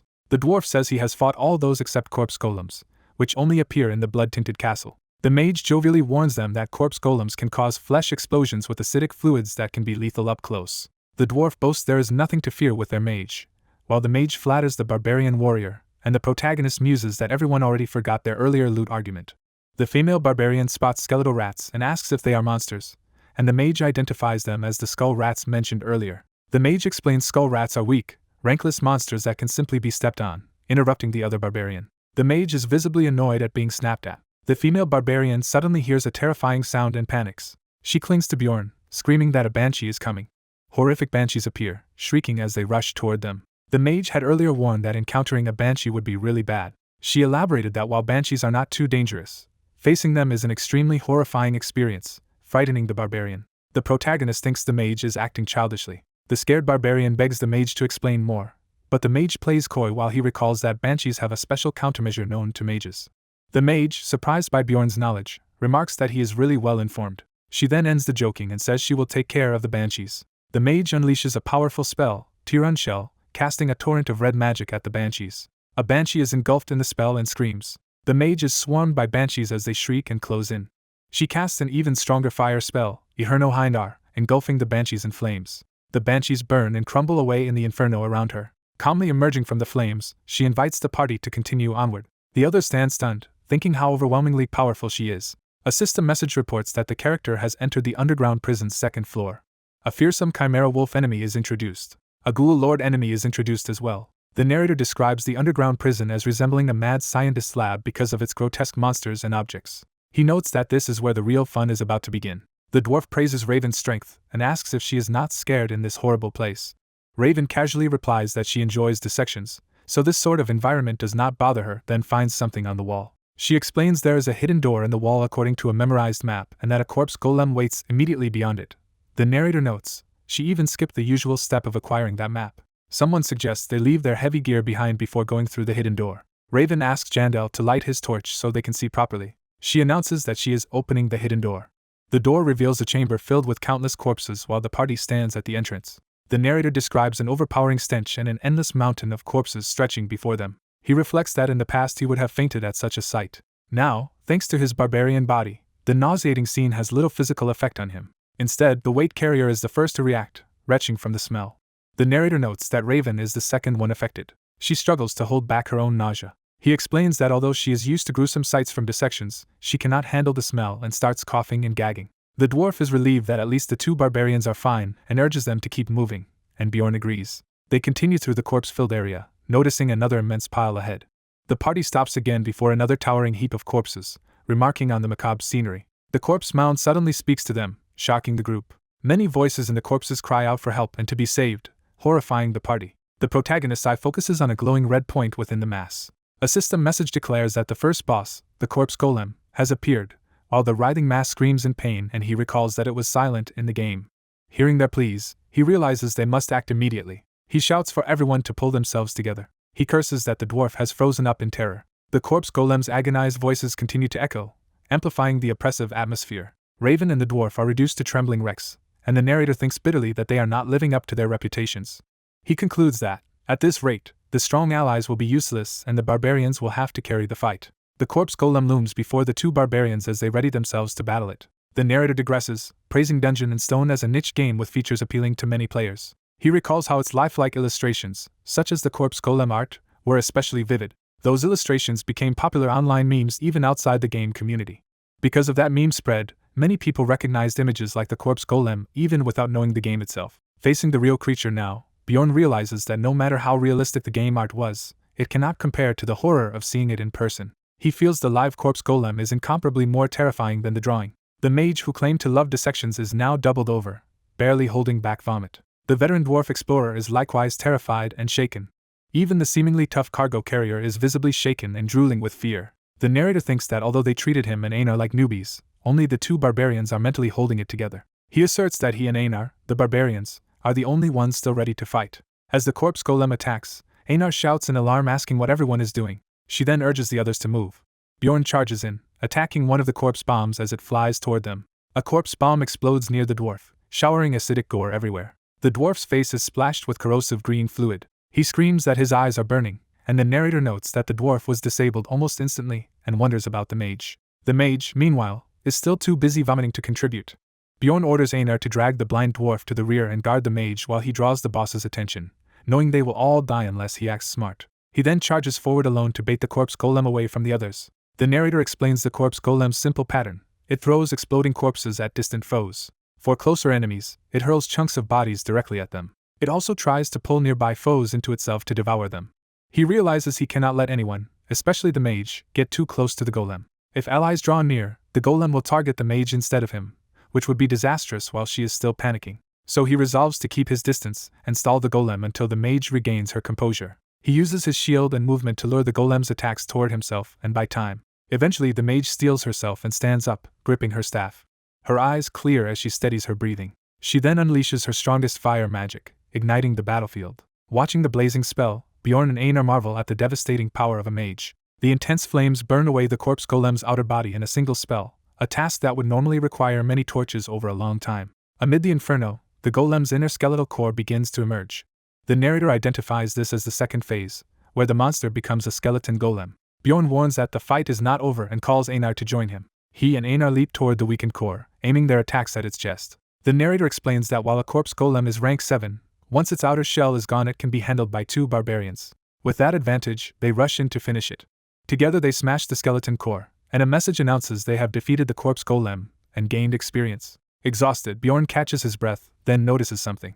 A swirling light appears where the boss died, and someone calls out asking if this is what they think it is. Bjorn confirms that the glowing object is the corpse golem's essence. The narrator explains that such a rupture is effectively a treasure chest reward. He notes that elite monsters like this, which do not appear in normal fields, are precious sources of experience for explorers. Guardian loot is highly coveted, but rupture rewards are even more enticing. The main allure of ruptures is their vastly increased chance to drop essences. Bjorn reflects that, given those odds, it is almost strange that this is their first essence find. Anar and Bjorn stand by the emerging essence, wondering what to do since they clearly have the strongest claim to it. He notes that he and Anar did most of the fighting and that this matches the party's prior agreement. Internally he admits he had hoped for 2 essences, ideally from a death fiend for regeneration and a chimera wolf for strength. Still, he is surprised to receive the rare rank 7 elite essence of the corpse golem available only once in the blood-tinted castle. He evaluates that its stat boosts are ideal for a tank. A status window lists the corpse golem essence bonuses in pain tolerance, poison tolerance, perception, weight, bone density, strength, and appetite. He analyzes that although perception drops, the gains in bone density and weight greatly enhance defense and striking power. He also values the boost to pain and poison tolerance and the extra strength. However, he considers the drawbacks of its skills, particularly a flesh explosion ability that deals damage at the cost of the user's own HP. Another passive skill makes the user's bodily fluids acidic, eroding equipment durability whenever they are injured. Bjorn concludes that while the essence is powerful, its maintenance costs in potions and gear would be high, so he decides to leave it for now and focus on healing the dwarf, knowing essences persist for a while. The dwarf, ashamed, laments his failure. He thanks the 2 barbarians, admitting things would have gone terribly without them. Anar bluntly adds that he would have died if not for her. The dwarf laughs that he thought he had seen every type of monster, while Bjorn reflects they nearly died to a mid-tier boss simply because their minds failed them despite having enough strength. This experience reinforces to him that he is in harsh reality, not a game. Raven apologizes meekly, and Bjorn wonders if she is finally back to normal. Bjorn declares it is time to discuss pace since they defeated the corpse golem. Raven agrees and says she is glad she forced herself to cast that crucial spell. Bjorn grumbles internally that explorers are selfish, noting she talks about her contribution instead of thanking them. He realizes he must speak up now or they will walk away with nothing, so he insists they save the others and did more than their share. Raven concedes the point and asks what he is proposing. Bjorn steels himself to make his demand. He states that he and Anar will take the rupture stone. The party falls silent as they consider his demand. The dwarf clears his throat to speak. He supports the idea, acknowledging he would have died without Anar's help. Raven hesitates, saying she is against the arrangement but clearly conflicted. Bjorn counters by promising that if they encounter another rupture stone later, he will give them a fair chance at it, which he deems acceptable. He prepares to add another condition. Bjorn then reveals that the corpse golem dropped an essence, asking their thoughts on that. Raven is astonished, exclaiming that such an essence is rarer than a guardian's and so uncommon that even the Explorers Guild does not fully understand it. As she eagerly imagines researching it, Bjorn notes that he predicted this reaction and prepares for real negotiations. He offers Raven a deal. He will give her the corpse golem's essence. His condition is that if they later find a guardian's essence, that one will belong to him. He asks her what she thinks of this proposal, leaving her to decide.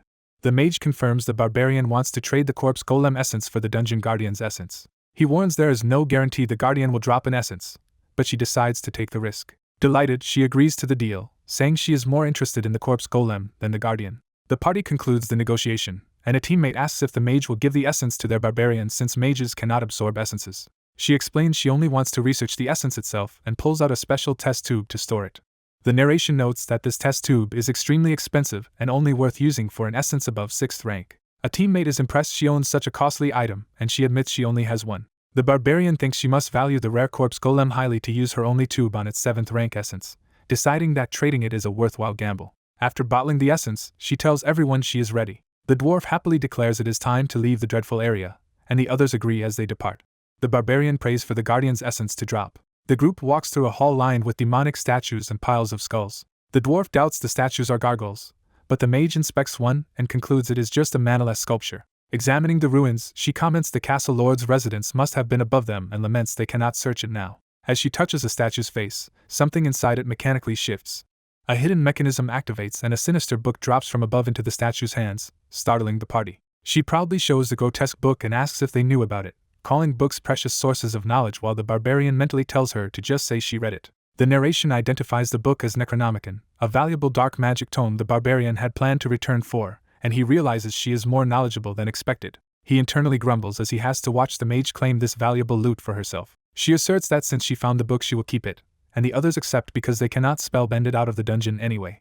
Seeing her awkward laugh, the barbarian realizes she also knows the book can in fact be taken outside. He explains that Necronomicon counts as an item, so it can leave the dungeon without spellbending. He then wonders why such a knowledgeable mage is unaware of the secret hidden in the fountain outside. When he stares at her suspiciously, she nervously suggests they continue on. The narration states they continue through the Devil Worship Hall, hunting monsters.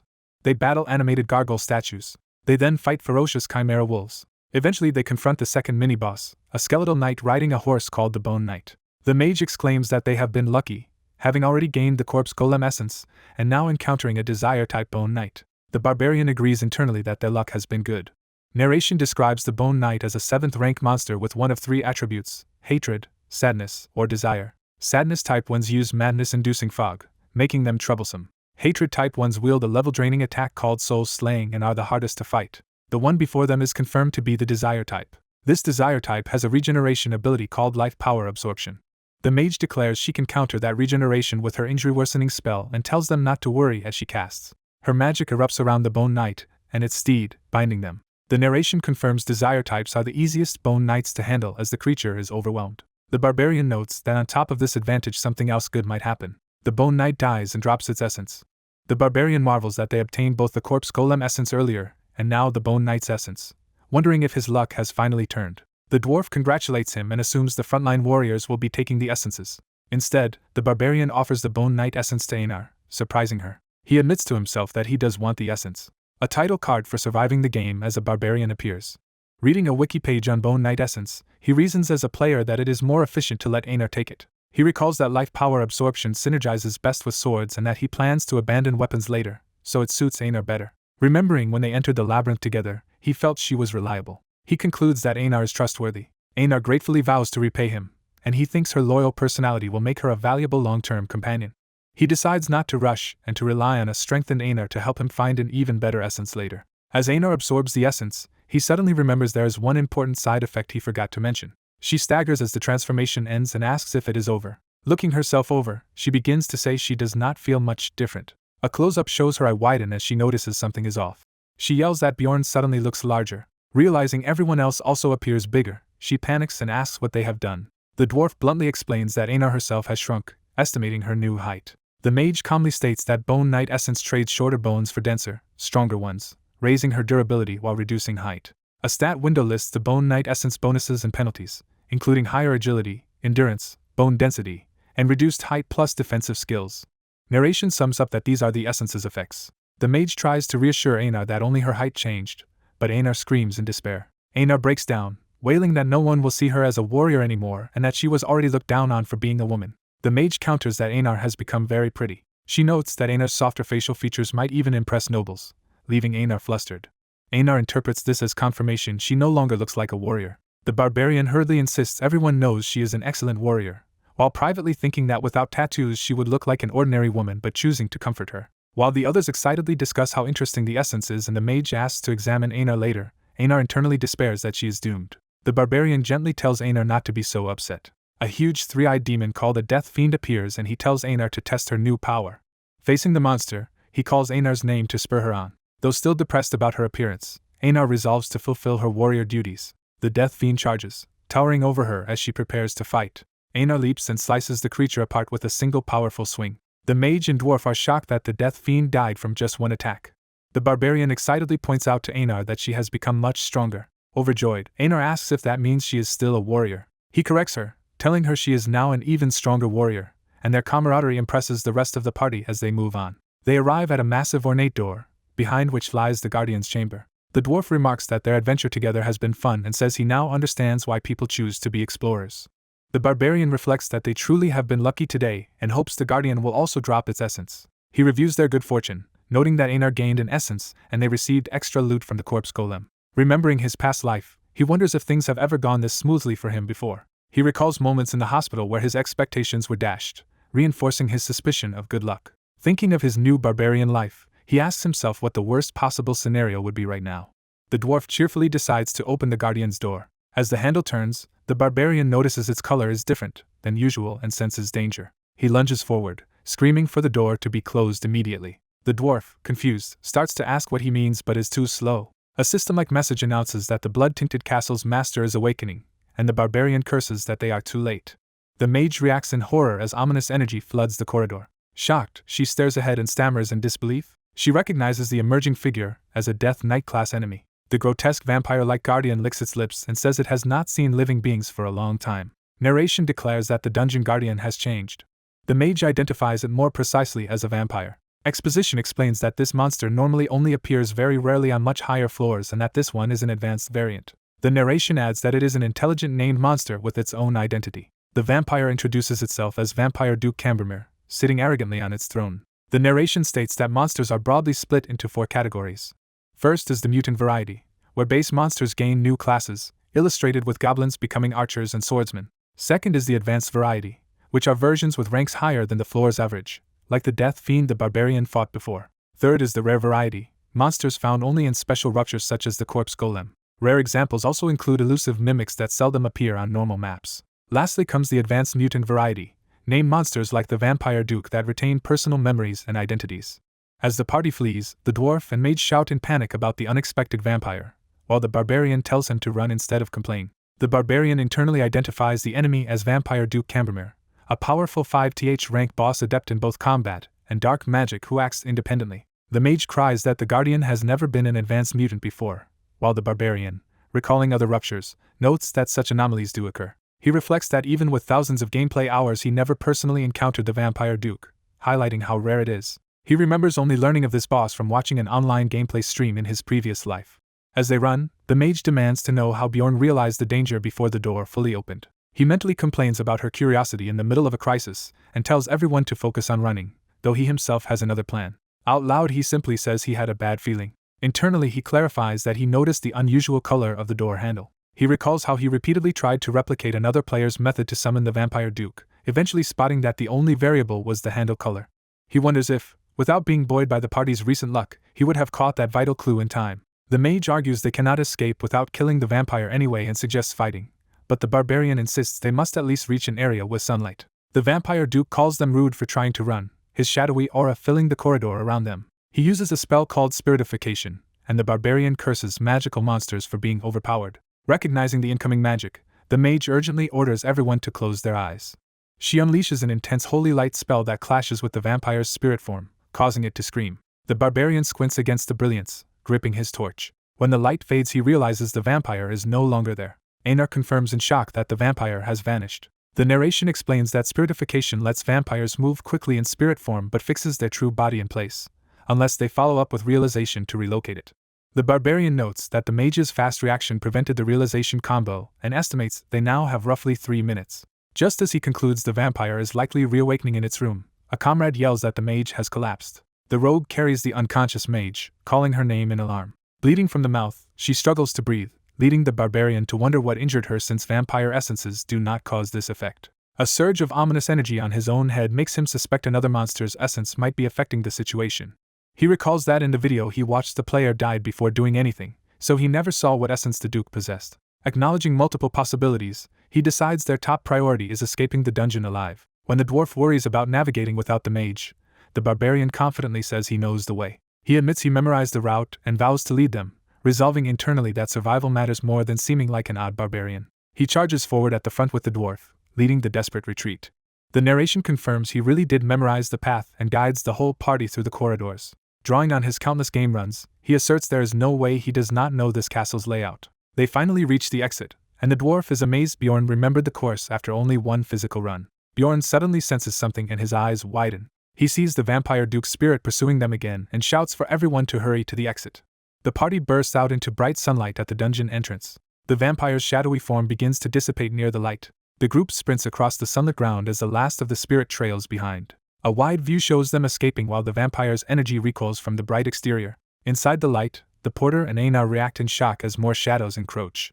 The vampire's spirit is forced back into the darker interior as it evaporates in the brightness. Exhausted, the party pauses outside and the barbarian remarks that spiritification is especially vulnerable to light, thankful that it is still daytime. The dwarf, catching his breath, comments in awe that Bjorn really memorized the route after walking it only once. Another warrior asks if it is true Bjorn only completed his coming-of-age ceremony a month ago. Anar proudly answers that of course he could do it, praising Bjorn as a great warrior and saying she can see him becoming truly outstanding in the future.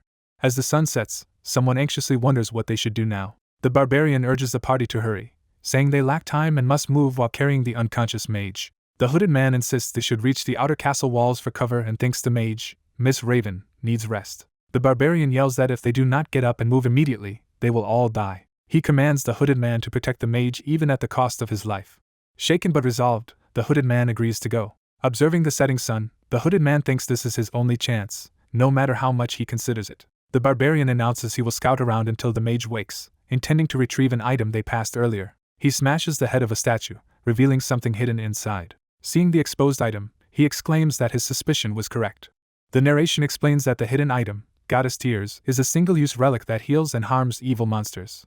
A system message reports that the character has obtained Goddess Tears. Later, the barbarian greets the now-awake mage. He confirms they escaped the vampire for now but warns it will return once the sun fully sets, which she acknowledges. He asks what caused her earlier condition. She says it was likely the skill pain sharing, and the narration notes it was fortunate the vampire had only an 8th rank essence. The barbarian asks how long she needs to recover, and she answers around 20 minutes, after which she can cast a 7th rank spell about 5 times, which he thinks is worryingly low. He bluntly asks if she knows sun magic, and she internally complains that asking a mage to reveal their spell list is extremely rude. He admits he knows the etiquette from game lore but dismisses it, thinking it does not matter. He reminds himself that as a barbarian he is supposed to be uncouth and only respect etiquette before the king. The mage is left speechless and exasperated by his attitude. She gives in, saying she can cast a sun attribute spell called Sunspot Sphere. Sunspot Sphere is described as a 6th rank sun element attack spell similar to a flame sphere. The barbarian asks if she can boost it with attribute reinforcement, and she says yes, but it will require about 10 more minutes of preparation. He decides to endure for 30 minutes alone, telling her to conserve mana and not interfere. She begins to agree but is interrupted by a new concern. Another party member questions why Bjorn Jandel is acting as leader, but the others argue that no one else is more suitable, and it does not really matter. The dwarf laughs loudly. The dwarf apologizes but says he trusts Bjorn's judgment completely. The dwarf boasts that he is good at reading people's character. Bjorn shyly thanks him. Time advances and night officially falls. The vampire awakens, remarking ominously that something feels strange. Approaching them, the vampire says seeing them makes his bloodlust uncontrollable. He taunts them, asking if they can guess why he feels that way. Someone shouts that the vampire has arrived. Bjorn states they must endure 30 minutes until the mage's spell is ready. The vampire slashes, drawing blood with his long claws. He releases a feral scream as his power erupts. Bjorn orders Tarjin to escape with Raven while he and the others confront the charging vampire. Bjorn notes the situation is unfolding exactly as in the game, where even intelligent monsters usually exchange only a few lines before combat. The vampire dives toward them with frightening speed, and someone yells that he is coming. The vampire swings his claws in another lethal strike. The dwarf intercepts him with his hammer, the clash sending blood flying. Straining but grinning, the dwarf jokes about how heavy the vampire is. Bjorn recognizes that the dwarf is successfully holding his ground despite the fierce assault. The narration reveals the dwarf is using his first essence, the 7th rank monster Iantro's ability. That ability, Weight Balance, activates, enhancing the dwarf's stability. Weight Balance grants strong resistance to knockback while grounded and includes shock absorption, making it excellent for a tank. Bjorn coordinates with Anar, saying he will attack the vampire's left while she engages from another angle. Anar's surprise strike forces the vampire to react defensively. She continues pressing him, sword flashing as he retreats. The vampire is caught off guard again when Bjorn lunges in. Bjorn tightens his grip on his weapon, preparing another blow. He lands a heavy strike on the vampire in midair. The vampire recovers and darts away, screeching. Suddenly Bjorn's hand begins to throb painfully, and he realizes pain sharing must be transferring damage to him. He notes that despite his attacks, the vampire seems entirely unfazed. Bjorn sees the vampire's body dissolving into flocks of ominous crows. The crows swarm toward them, and he orders the others to stop them. The dwarf volunteers to hold the front line against the oncoming swarm. The narration explains the dwarf's second essence, Living Armor's emergency restoration, is activating. Even so, the party is ripped apart by exploding blood lances, leaving gore scattered across the ground. Bjorn says he blocked as much as he could, but the infectious blood has splattered everywhere and will be dangerous on contact. Anar, seeing a curse mark appear on her forehead in the dwarf's, panics and asks Bjorn what is happening, while he realizes the whole party has been afflicted.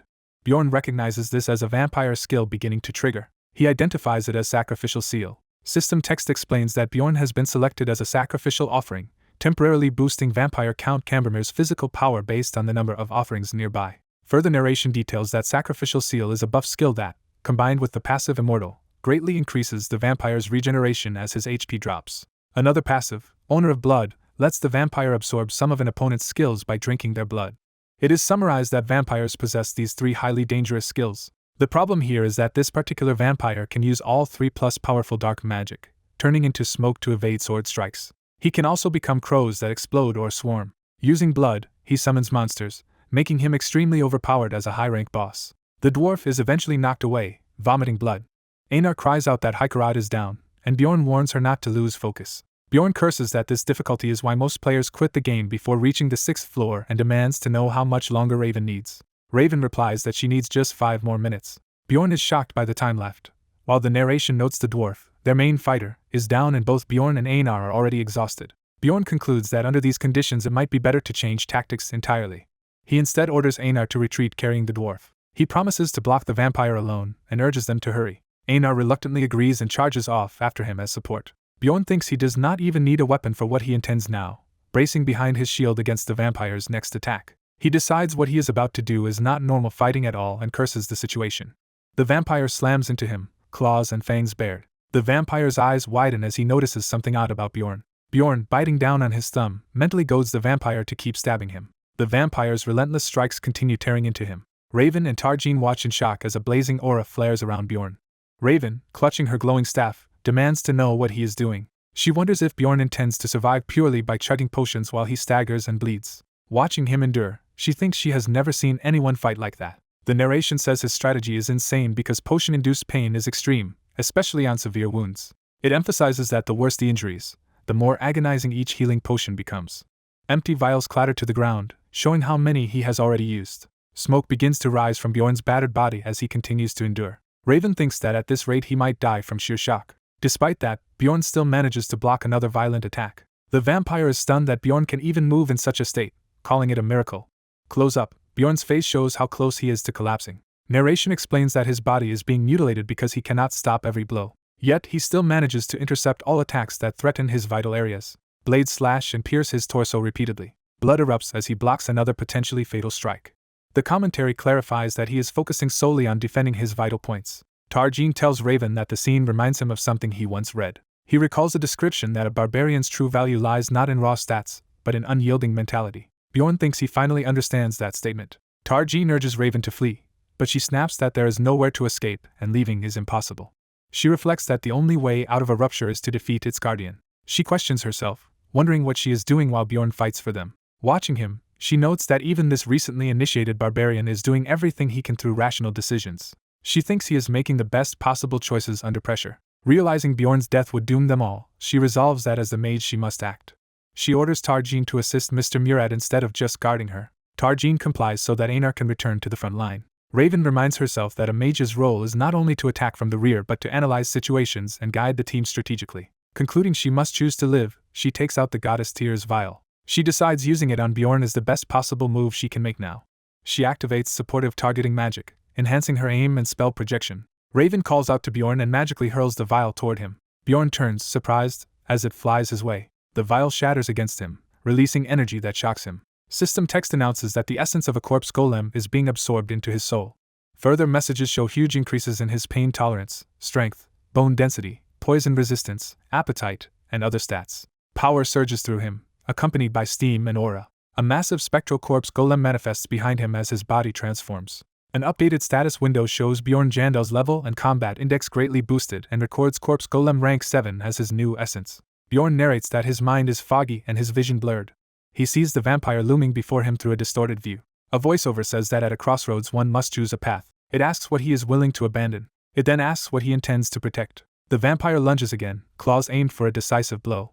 The narration insists he must force himself to remain strong. Bjorn launches a blazing counterattack upward at the airborne vampire. He admits he cannot block every hit. He decides to sacrifice his arms and legs if needed, defending only his vital spots. Their clash explodes in blinding blue energy as they trade brutal blows. Another message repeats that the corpse golem essence is being absorbed into his soul. Nearby, shattered vials on the floor show remnants of that essence. Bjorn realizes the vampire's nails can no longer pierce his hardened bones. Shocked, the vampire is held in place as Bjorn deduces Raven must have fed him the corpse golem essence. Bjorn is already irritated at how this unexpected essence will force him to revise his progression plan.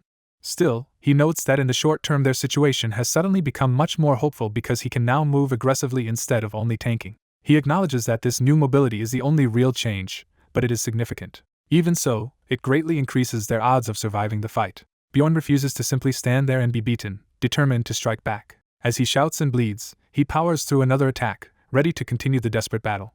Thanks to the mage's advanced heal, Bjorn's mangled body rapidly regenerates. The mage steels herself, wondering if she has finally managed to perform properly. Bjorn realizes that with this regeneration he can keep recovering during the fight and rushes the vampire. His eyes sharpen as he forms a desperate plan. Deciding survival is possible, he hurls himself back into close combat. He names his reckless, regenerating onslaught immortal barbarian mode and tears into the vampire. Even as his flesh is ripped apart, Bjorn decides such injuries no longer matter. He brutally maims himself to spray more blood over the enemy. He notes that his acidic blood will burn the vampire from the inside. He readies a potion, planning to stack more regeneration on his body. Bjorn lets the vampire tear into him while splashing more corrosive blood. He thinks anything the vampire does will heal in seconds thanks to essence and potions. The vampire grimaces, starting to feel the damage and strain. Bjorn is slashed hard while his comrades shout his name in alarm. Anar charges forward, vowing to assist Bjorn. She slams a huge sword strike that knocks the vampire back. The enraged vampire roars as he's pushed onto the defensive. Bjorn follows up, hammering the vampire with another heavy blow. The vampire retaliates, raking deep wounds across Bjorn's back. Bjorn vomits blood but refuses to fall. As Anar keeps attacking, Bjorn internally curses the situation. He wonders when the mage's prepared spell will finally be ready while enduring more hits. The mage announces that the attack magic sunspot sphere is complete. Bjorn reacts, realizing the decisive moment has come. Something lands nearby, signaling the start of their finishing gambit. The vampire clutches Bjorn, confused as the tide shifts. Bjorn groans but prepares for the next phase. He screams as he launches himself and the vampire upward toward the coming spell. Hanging onto the vampire, Bjorn yells for Murad to act now. Hikarad Murad agrees as lightning surges around him. A system message records that Hikarad Murad has activated lightning. Another message states that he then uses expulsion, unleashing a massive blast. Murad rockets downward, bringing the lightning attack onto the vampire. The gigantic lightning mass crashes down toward the stunned vampire. Lightning engulfs the vampire Count, electrocuting him where he stands. A system window declares vampire Count Cambermere has fallen unconscious. Seeing the opening, Bjorn thinks it is finally time to use his secret item. He pulls out the precious consumable he has saved specifically for such a moment. A flashback shows the headless statue and guardian whose essence he previously gained. He identifies the item as Goddess Tears and readies it. Pinning the vampire, Bjorn promises to give him this treasured thing. He slams his arm through the vampire's chest, screaming for him to take it and die. A blessing is invoked that designates the target area for destruction. Holy light detonates around Bjorn and the vampire. The system notes that the blessing temporarily seals all of Count Cambermere's resistances. The vampire lies crippled, no longer able to move freely. Another message updates his condition from unconsciousness to paralysis due to the heavy shock. Someone screams at Bjorn to escape the blast zone immediately. The mage Alua Raven finally unleashes the 6th rank attack magic Sunspot Sphere. Alua, exhausted, warns that anyone remaining near the impact will be incinerated. The burning sphere plunges down directly toward Bjorn and the pinned vampire. Seeing the incoming disaster, Bjorn mentally swears. He regrets not retreating while he had the chance. The Sunspot Sphere explodes, engulfing everything in a blazing inferno. A message states Bjorn has been caught in the explosion and rendered unconscious. The vampire triggers pain sharing, causing Murad, Anar, and Tarjin to also fall unconscious. Bjorn's consciousness flickers amid agony as he awakens from the shared pain. Lying in a pool of blood, he weakly wonders if they actually succeeded. He notes the eerie silence and questions whether the vampire is truly dead. Forcing himself up, he sees his allies collapsed and decides he must assess the situation. His eyes widen as he notices something that alarms him. To his horror, the vampire is still standing, horribly burned but alive, and he panics. System panels explain the vampire's skills. Immortal vastly boosts regeneration when near death, and Source of Darkness lets him live as long as his heart survives. Bjorn observes the vampire's gruesome wounds rapidly knitting together and curses that ability. He realizes that with such regeneration the vampire will soon fully recover. Seeing everyone else unconscious, Bjorn concludes he alone must finish the fight. Barefoot and bleeding, he staggers toward the downed Count. He keeps walking despite the pain, leaving bloody footprints behind. Determined, he thinks he has to kill the vampire before the Count wakes fully. Bjorn collapses onto the vampire, panting as he pins him down. He notes that everything except the vampire's heart is shredded, identifying the true weak point. He raises his arms, gathering strength for one last attempt. Bjorn deduces that the vampire blocked the Sunspot Sphere with his arm to protect his heart. Raging, he repeatedly slams his fist into the vampire's chest, telling him to finally die. He recalls how to use his final skill and steals his resolve. Bjorn presses his hands over the vampire's heart and activates Flesh Explosion. The spell detonates, turning everything around the heart into a bloody crater. Reeling from the backlash, Bjorn curses at the searing pain in his own body. He understands that to escape alive he must keep using Flesh Explosion despite the cost. He blows off more of the vampire's regenerating flesh again and again with consecutive flesh explosions. As his own body is shredded, he senses he is nearing his limit even if this might eventually kill the vampire. The explosions continue in a blur of gore while he forces the spell repeatedly. A warning appears that his HP is below 1% and he realizes he will die along with the vampire if this continues. Accepting that, he roars another flesh explosion directly at the vampire's heart. The system reports his HP has reached 0 and a death countdown begins. Even with HP at 0, he keeps casting Flesh Explosion without stopping. He thinks he cannot allow himself to stop now. Messages show his mentality being continuously drained as he persists. Spattered in blood, Bjorn mechanically chants Flesh Explosion again. He reflects that he would die anyway if he stopped, so there is no reason to hold back. More messages show his mentality stat dropping further with repeated use. As his remaining mentality dwindles, he stays seated over the vampire amid rising dark smoke. He pants, watching ash drift off his ruined arms. Turning, he realizes both of his hands have been completely destroyed. Resolute, he decides that if he has no hands left, he will use his whole body as the catalyst. He triggers one final flesh explosion with his own body as the focus, unleashing a blinding blast. A message confirms that vampire Count Cambermere is finally defeated and Bjorn gains experience. Bjorn notes that the vampire truly can die and that he fought to the very end to achieve it. More messages show mentality being further consumed as he edges on collapse. System notices detail bonus experience for defeating a high-ranking mutant guardian and announces that his character has leveled up. Bjorn reflects that leveling up does not restore HP in this world. He remembers that his real objective from the beginning lay beyond mere survival. New system prompts show his spirit power and maximum essence capacity increasing. He realizes the rare guardian essence, with only a 1/3 drop chance, has actually appeared. The vampire's guardian essence is absorbed into Bjorn's soul in a burst of light.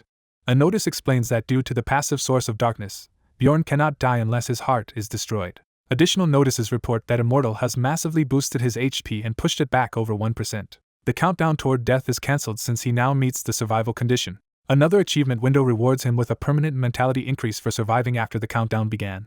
A status window shows Bjorn Jandel at level 3 with greatly improved stats and newly acquired Guardian Vampire Essence. Bjorn jolts awake, gasping, then realizes with shock that he is still alive. Anar, supporting his head in her lap, happily greets him as he confirms his survival. He asks Anar where the others went, and she replies that they left 3 days ago, worried about his condition. She explains he had been unconscious for 3 full days, which startles him. He exclaims that if 3 days passed, this must be the crucial 7th day. Testing his fingers, he is amazed to find his hands fully restored. He concludes his body shows no remaining external injuries. Something suddenly dawns on him, shocking him. He demands to know from Anar where his pants went. She admits she tore his ruined pants off because they were shredded and bothering her. Anar cheerfully tells him not to be embarrassed, praising him as a great warrior, while he begs her to stop talking. She then summarizes that the dwarf took the numbers item, the mage took the rupture stones, and explains what happened while he slept. Bjorn reasons that if he is alive he must have successfully absorbed the Guardian Essence. He infers the Guardian dropped all 3 rare items and recalls their earlier agreement about rolling dice to distribute the stones. Anar recalls how the mage stubbornly refused to follow that agreement. Flashback. The mage insists she needs the stones to cover her losses and must take them. Murad humbly says he is fine with whatever they decide since he contributed little.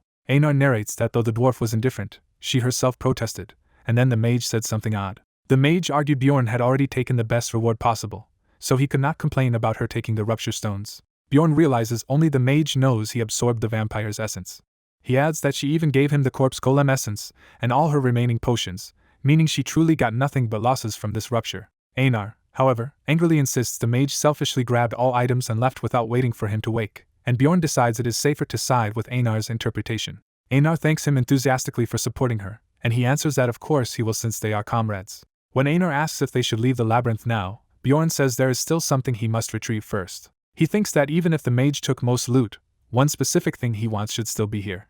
Remembering his lack of clothes, he awkwardly asks Anar if she has anything he can wear. A system message announces that he has entered the first floor's crystal cave. Another message states the labyrinth itself has now been shut down. The system explains he is being transported back to the city of Raponia. Arriving shirtless and scarred in town, Bjorn expects their hard work will translate into good profit. At the exchange, a clerk counts their earnings and reports they made 231,520 stone. Bjorn muses that the money feels small for the hardships endured but accepts it since he gained 2 powerful essences. He hefts the heavy money pouch with satisfaction. Suddenly the bag is yanked from his hand, startling him. The clerk suspiciously remarks that such an amount is too high for a 9th rank explorer, and asks what is in his backpack. Bjorn nervously questions why she is asking since no one has ever questioned him like this before. When a voice orders him not to move, he turns to find armed guards surrounding him with spears pointed at his back. Shocked and cursing internally, Bjorn is told they will continue this conversation in the interrogation room. Elsewhere, a crowd of returning explorers gathers in the plaza, including a tired white-haired elf. The elf wipes sweat from her brow, remarking that she had not expected the dungeon's 3rd floor to be so difficult.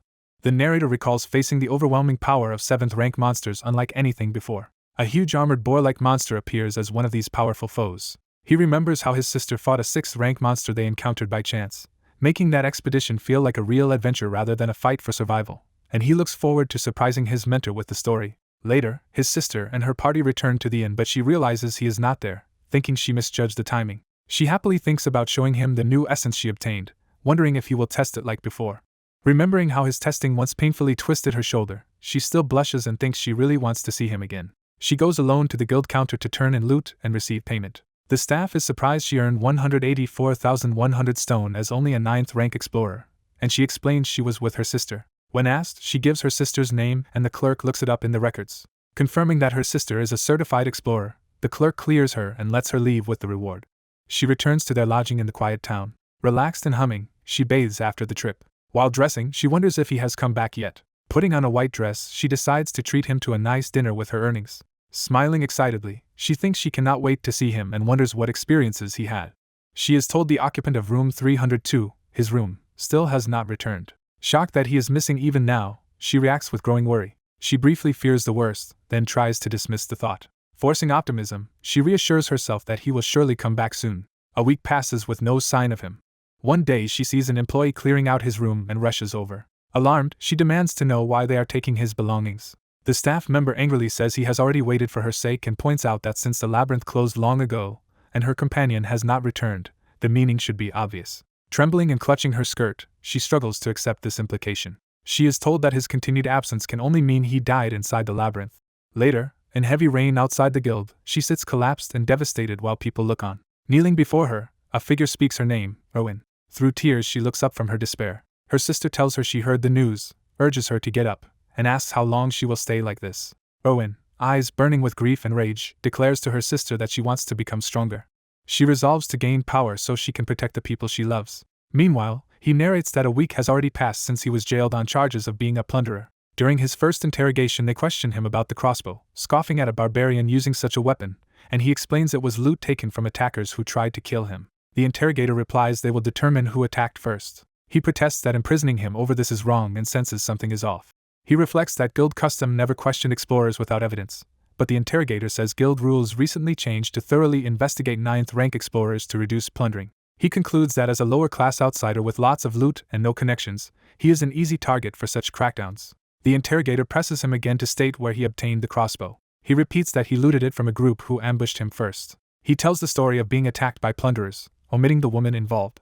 Remembering his promise to that woman Raven, he decides not to mention her so people do not think he has been possessed. The interrogator questions how he survived a stab to the neck without even a scar. Realizing his scars vanished, he suspects the vampire essence he absorbed healed even those wounds. Against his initial intent, he ends up revealing information about the rupture. The interrogator laughs at his claim about a vampire in a third-floor rupture, and mocks him as a barbarian who lies poorly. Frustrated, he shouts for them to bring a mage to verify his memories with magic. The interrogator dismisses the idea, saying memory verification is only allowed for higher-ranked explorers, even if he pays. Coldly, the man notes they would just take his money if he dies anyway, so why waste it on such procedures? After some thought, the interrogator begrudgingly says he might consider it if the mage is guild-affiliated. He narrates that the first day of questioning went about as badly as possible. 2 days later, his high mentality stat allows him to resist mentality magic used on him. A guild mage fails to break his mental barrier and suggests they may need a mage from the magic tower, while he curses at the situation. He explains that the 9th rank guild mages have been unable to cast their spells effectively on him. The interrogator refuses to summon more important mages over what he calls a trivial matter, ignoring even his mentions of Raven and the dwarf. Instead, the man repeatedly urges him to give up and confess, as the prisoner narrates how he keeps getting pushed to admit guilt. At the 7th interrogation, the interrogator bursts in claiming they now have conclusive evidence against him. He recognizes the evidence as the message stone he took during his battle with the Crystal Union. The interrogator accuses him of plundering again, explaining that the stone's number belongs to a dead explorer, and they have statements from the Crystal Union about his actions. The verdict is delivered that he will be executed in 3 hours. He realizes the situation can no longer be solved with words, yet knows that escaping would brand him a fleeing plunderer. He decides that the only way to survive is to somehow prove his innocence. Gripping the cell bars, he prepares to act. He activates his ability Flesh Explosion, channeling explosive power into his body. A massive blast rocks the jail, obliterating part of it in blood and fire. Barefoot, burned and smoking but alive, he steps out of the destroyed cell. Approaching the terrified guard, he advances through the wreckage with murderous intent. The guard panics, unable to understand how he survived that explosion. Before the man can finish shouting about an escaping prisoner, he is brutally stomped. Looking down at the bloodied corpse, he steels himself and decides this course of action is acceptable. With his mangled hand dripping blood and energy swirling around him, he vows to get out of this place. He stands over another fallen jailer, his body steaming from exertion. He takes the keyring from the unconscious guard's belt. As he moves through the corridor, other prisoners shout, asking if he is really escaping and begging him to free them too. He thinks that some of these men might truly be criminals. But as an innocent barbarian falsely blamed, he decides that is not his problem and begins unlocking cells. The freed prisoners cheer for freedom and for the barbarian who released them as they rush out. At the guild's first-floor lobby, unrelated explorers go about their business unaware of the coming chaos. Guards at the main doors suddenly hear a disturbance and react in confusion. The doors burst open as attackers slam into them. A horde of armed escapees charges into the lobby, causing a guild official to scream about prisoners on the loose. Staff shout that explorers will be rewarded if they help subdue the escapees. Guild fighters answer the call, clashing violently with the rampaging prisoners. He notes that because the escapees lack proper weapons, the armed explorers will eventually overpower them, and he uses the brawl as cover to move upstairs. Racing through the building, he hopes the chaos below can stall pursuers for at least 5 minutes because he has no time to spare. As he runs, he clarifies that his goal is not simply to escape. He thinks that what he truly wants goes beyond fleeing this place. Reaching the stairs to the upper floor, he sees guards frantically trying to block access to the branch manager who is upstairs. He unleashes Flesh Explosion again on his hand, preparing another devastating attack. The resulting blast obliterates the guards, showering the area with gore and shocking onlookers below. Some prisoners struck by the attack scream as the blood burns them, realizing his blood is acidic. He then activates a second ability, Sacrificial Seal, which converts nearby deaths into increased physical stats within a wide radius. The effect is described as his physical abilities rising proportionally to the number of sacrifices within 100 meters. Surrounded by a red aura, he becomes monstrously empowered by the accumulated sacrifices. Smirking amid the blood-red light, he declares his doping complete. He launches himself toward the next group of enemies with explosive speed. Crashing into a guard line, he terrifies them with his ferocity. He smashes one armored opponent into the floor with overwhelming strength. The guard coughs blood, utterly crushed by the blow. Another enraged guard charges him, cursing, only to be met with his counterattack. Yet more guards fall as he cuts through them with ease in the lobby battle. Observers are stunned that his wounds heal almost instantly. Before they can process it, he brutally kills another guard who questions how such healing is possible. He feels power surging and boiling inside him from the combined skills. With this strength, he knocks down multiple guards at once as they rush him. He internally marvels at how incredible the doping effect of his abilities is. Remaining guards tremble, wondering how a mere 9th rank barbarian can be this strong. He reasons that since this branch only imprisons low-rank explorers, no one imagined he could reach such a level. He continues pummeling them with unstoppable blows. His attacks tear through the defenders in a bloody spray. Having cleared the way, he approaches the large doors leading to the branch manager's office. The narration clarifies that he has reached the Explorer Guild's 3rd floor, outside the branch manager's office. He kicks the doors open, startling a subordinate inside who scrambles to respond. Realizing he is walking into an ambush, he braces himself. The office guard lunges and slashes his leg, drawing blood. The guard gloats, thinking he has landed a decisive strike. The man's eye widens as he realizes something is terribly wrong. Screaming in agony as the acidic blood eats at him, he discovers too late that the barbarian's blood is corrosive. Hearing the guard's pained cry, the district manager's daughter rushes into the room. She calls out to the branch manager, seeing him injured or collapsed. Shocked and terrified, she recognizes the intruder. Another staffer frantically warns not to touch her, revealing she is the district manager's daughter, while Bjorn thinks having her here is lucky for his plans. The man threatens that if Bjorn harms her, the consequences will be dire, trying to dissuade him. Bjorn knocks the man out, and decides to adapt his plan based on this new hostage. He admits he had not intended to go this far but reasons that holding the district manager's daughter drastically changes the situation. While she calls him terrible, he angrily confronts her, accusing her of acting like everything was pre-planned around him, and tells her bluntly to be quiet. Inwardly, he wonders what is wrong with this narcissistic woman. Holding her as a hostage, he orders the guards to summon the original interrogator and a mage from the magic tower. He warns that if they fail to comply, the woman will die. Dragging the struggling hostage out onto the balcony, he prepares for his next move. He takes a deep breath, inhaling to shout loudly. He bellows at the top of his lungs to draw the attention of everyone outside. Standing on the balcony in the rain with the hostage, he announces that it is time for his retaliation. Addressing the crowd, he declares his name Bjorn Jandel and stuns onlookers who realize he is the escaping prisoner. He proclaims himself a 9th rank explorer whom the guild tried to frame and kill and swears publicly that he is innocent. He repeats that despite the guild attempting to brand him a criminal, he is truly innocent. He thinks that by making such a public spectacle, the guild will not be able to quietly cover up what they did. At the distant magic tower, someone informs high mages that the Explorer Guild is requesting aid. An elderly mage explains that the branch manager reported a lunatic causing havoc. A younger blonde mage questions this description of some psycho. The elder elaborates that the man freed all the prisoners and took the district manager's daughter hostage to demand a mage, leading the woman to call him stupid and insane. Interested and already having someone of her own to look for, the mage agrees to go and is curious about this troublemaker. Back at the guild, Bjorn holds the frightened daughter tightly as the situation pauses in tense silence. The flying mage arrives, recognizes Bjorn, and angrily asks what he was thinking. She scolds him for risking his life again but, understanding the situation, he urges her to use memory-checking magic to prove his story. Looking serious and noting the time pressure, she prepares herself. She agrees on the condition that he promised to repay her with a favor someday, which he accepts if it is within his power. Satisfied with his promise, she steps into the office to begin. She casts a memory spell on him, placing her glowing hand on his forehead. Surprised that the spell fails due to his mental resistance, she asks if he has anti-psychological equipment, while he insists he has nothing and tells her to use another method, prompting the branch manager's name to be shouted. Elsewhere in the building, staff check on the injured branch manager as Bjorn, looming nearby, approaches to force a resolution. The branch manager, reeling from chaos among prisoners on the 1st floor, demands to know what happened. The inspector begins to ask if the prisoners have reached them when he suddenly notices someone. A heavily tattooed barbarian turns, shocking the inspector, who recognizes him. The inspector frantically points out the barbarian as the cause of the entire incident, while the calm branch manager says he already knows. The branch manager explains that the barbarian claims he was framed and reminds the inspector that he was the one who examined him. Leaning forward tensely, the branch manager asks what evidence exists that the Barbarian is a plunderer. The inspector angrily insists framing is impossible. He argues that the Barbarian turned in far too many magic crystals for a mere 9th rank explorer. He adds that the Barbarian's backpack was stuffed with what looked like stolen weapons and gear. The inspector says they traced a message stone from the bag to a Crystal Union member, who testified that Bjorn Jandel murdered innocents and looted them.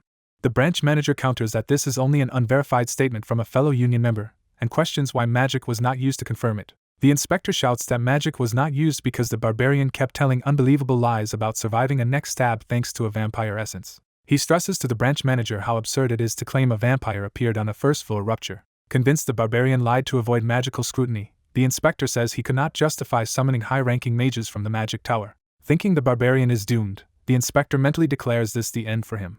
A mage in a pink hat calmly states that the Barbarian really did consume a vampire's essence on the first floor. The inspector and branch manager react in disbelief, demanding clarification. The mage says she personally witnessed it, and teasingly notes they cannot use magic to verify her testimony. The others repeat the claim about the vampire essence, confused about what she means. The inspector protests that, even if she knows the Barbarian, she should not lie to protect him. She coldly asks if he is accusing her of lying, causing him to backpedal nervously. Pressing him, she demands he explain himself and accuses him of looking down on mages. Intimidated, the inspector drops to his knees and apologizes profusely. Narration explains that Magic Tower mages hold aristocrat-like status and have united into a powerful organization to defend their rights. The branch manager realizes that as an ordinary guild employee he has gravely offended a Magic Tower mage. The branch manager wearily tells the inspector to stop, signaling a shift in attitude. He explains to the mage that, without context, the Barbarian's story sounded absurd. Raven admits there has never been a vampire on the first floor before but implies that does not make it impossible. The manager starts to thank her but is abruptly cut off. Raven sharply points at him and says that such dismissive reasoning is unbecoming of an Explorer Guild branch manager. The rebuked manager can only stammer in shock. Raven states that even long after the labyrinth first appeared, many of its mysteries remain unsolved. She argues that since events inside the labyrinth are unpredictable, he cannot claim something like a vampire appearing there is impossible. She demands how he can be so certain, forcing him to reconsider. Bjorn watches, thinking that Raven is ruthless even toward the branch manager and very much a true mage. A new figure arrives, addressing Bjorn as the Barbarian everyone is talking about, prompting Bjorn to ask who he is. The newcomer introduces himself as Niall, entering with armored guards. Niall calmly tells Bjorn he has caused quite a mess. Bjorn's companion cries out to her newly arrived father, revealing Niall is her parent. Bjorn realizes Niall must be the district manager overseeing multiple guild branches. Narration explains the Explorer Guild's role managing clans, casting group spells, and selling information for explorers' benefit. It then describes the guild's structure of many branches each led by a branch manager. Above them sit 13 district managers, with only the guild master outranking them, making district managers effectively second in command. Even such powerful figures still have limits on what they dare to do. Somewhere else, the corrupt Crystal Union member is suddenly knocked to the ground. Niall appears over him with guards, saying he heard they were looking for this man. The inspector turns, terrified as he recognizes who has been brought in. Facing the cowering man, Bjorn confirms he is Hearts Young of the Crystal Union. Bjorn darkly states he has heard Hearts provided false testimony about the message stone. As Hearts tries to deny it, Raven slaps a magical hand on his head, shocking him with energy. She declares twice that her spell shows Hearts is lying. Observers react in shock, and Bjorn thinks Hearts is now trapped because a Magic Tower mage has exposed his lie. Niall cuts to Hearts' stammering and confirms Bjorn Jandel's name. Niall then announces that Bjorn is innocent. Bjorn immediately asks what will happen to Hearts now. Niall replies that, since Hearts caused this through a false statement, they will investigate further before deciding his punishment. Bjorn adds that he would like Hearts' entire clan investigated as well. Niall agrees, remarking that the Crystal Union has been troublesome for some time. Niall informs the inspector that he will be fired for mishandling the case, despite the inspector's frantic protests. He coldly asks if the inspector intends to pass on his incompetence to the guild and promises a full review of all his past cases. Niall adds that any wrongdoing uncovered will be punished. The inspector, seeing Niall's reflection in his glasses, realizes how dire his own situation is. Niall then turns back to Bjorn and says it is time to discuss how the guild will compensate him. He offers to promote Bjorn straight to 7th rank explorer and give him all new equipment. Bjorn grabs his belongings in surprise, processing the offer. Internally, he scoffs that a rank up is useless since he can gain that with a 5th rank essence, and wonders if Niall thinks he is stupid. When Niall cites Bjorn's lack of experience, Bjorn angrily challenges him to bring in any 7th rank explorer so he can prove he is stronger. He erupts with battle aura, roaring for a challenger, while Niall nervously begs him to calm down. Raven calmly interjects that Bjorn deserves better compensation. She calls Niall by name, preparing to leverage her own status. Raven argues that no other explorer has survived a 5th rank vampire guardian and eaten its essence, and criticizes Niall for calling basic restitution compensation. Cornered, Niall asks what Bjorn actually wants as compensation. Bjorn grins slyly as he begins to answer. He cheerfully says he wants money and decides he should demand at least 5 million stones. He admits to himself that the sum is outrageous but justifies it by joking that he is a foolish barbarian.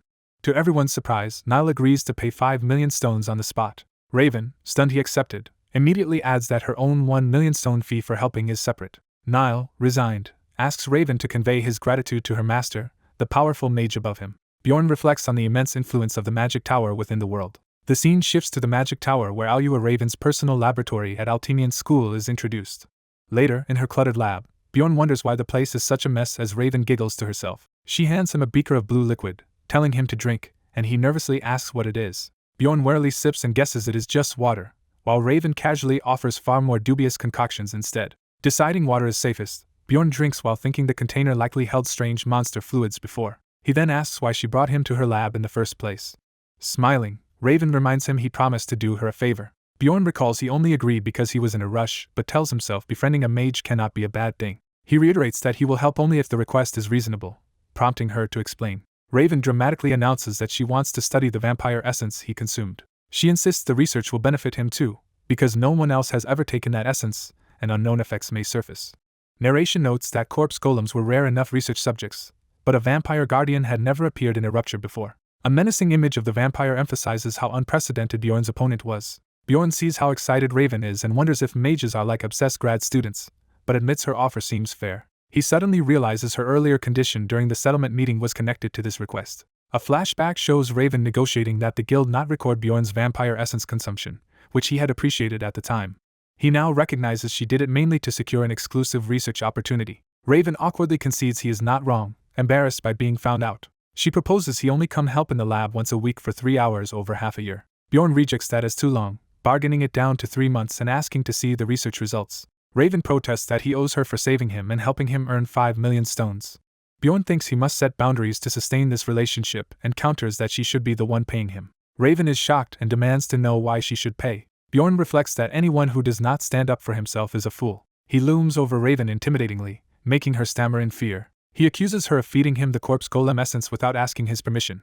She indignantly replies that she gave him a valuable essence for free and shoves him away. Bjorn retorts that she did it just to save her own life, not his, so it is still a problem. He insists he never wanted that essence and demands 10 million stones, the amount he believes it would cost to erase it at the temple. Raven explodes, calling him a psychotic barbarian for even considering erasing such a rare power. Bjorn coolly says the essence harmed him by conflicting with his plans, so compensation is only fair.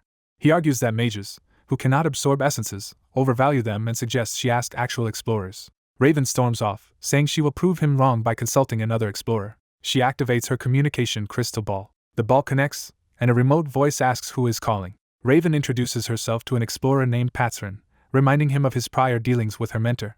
She asks him hypothetically how he would feel if someone forced him to take an unwanted essence. After pondering, Patron gives his honest answer. Bjorn watches Raven's expression as she listens. Through the crystal, Patron begins his response. He concludes that he would be very angry in that situation. Bjorn, listening beside Raven, is pleased that the seasoned explorer backs his view. Flustered, Raven presses the scenario further, asking if his anger would remain even if the unwanted essence were an extremely rare 7th rank one.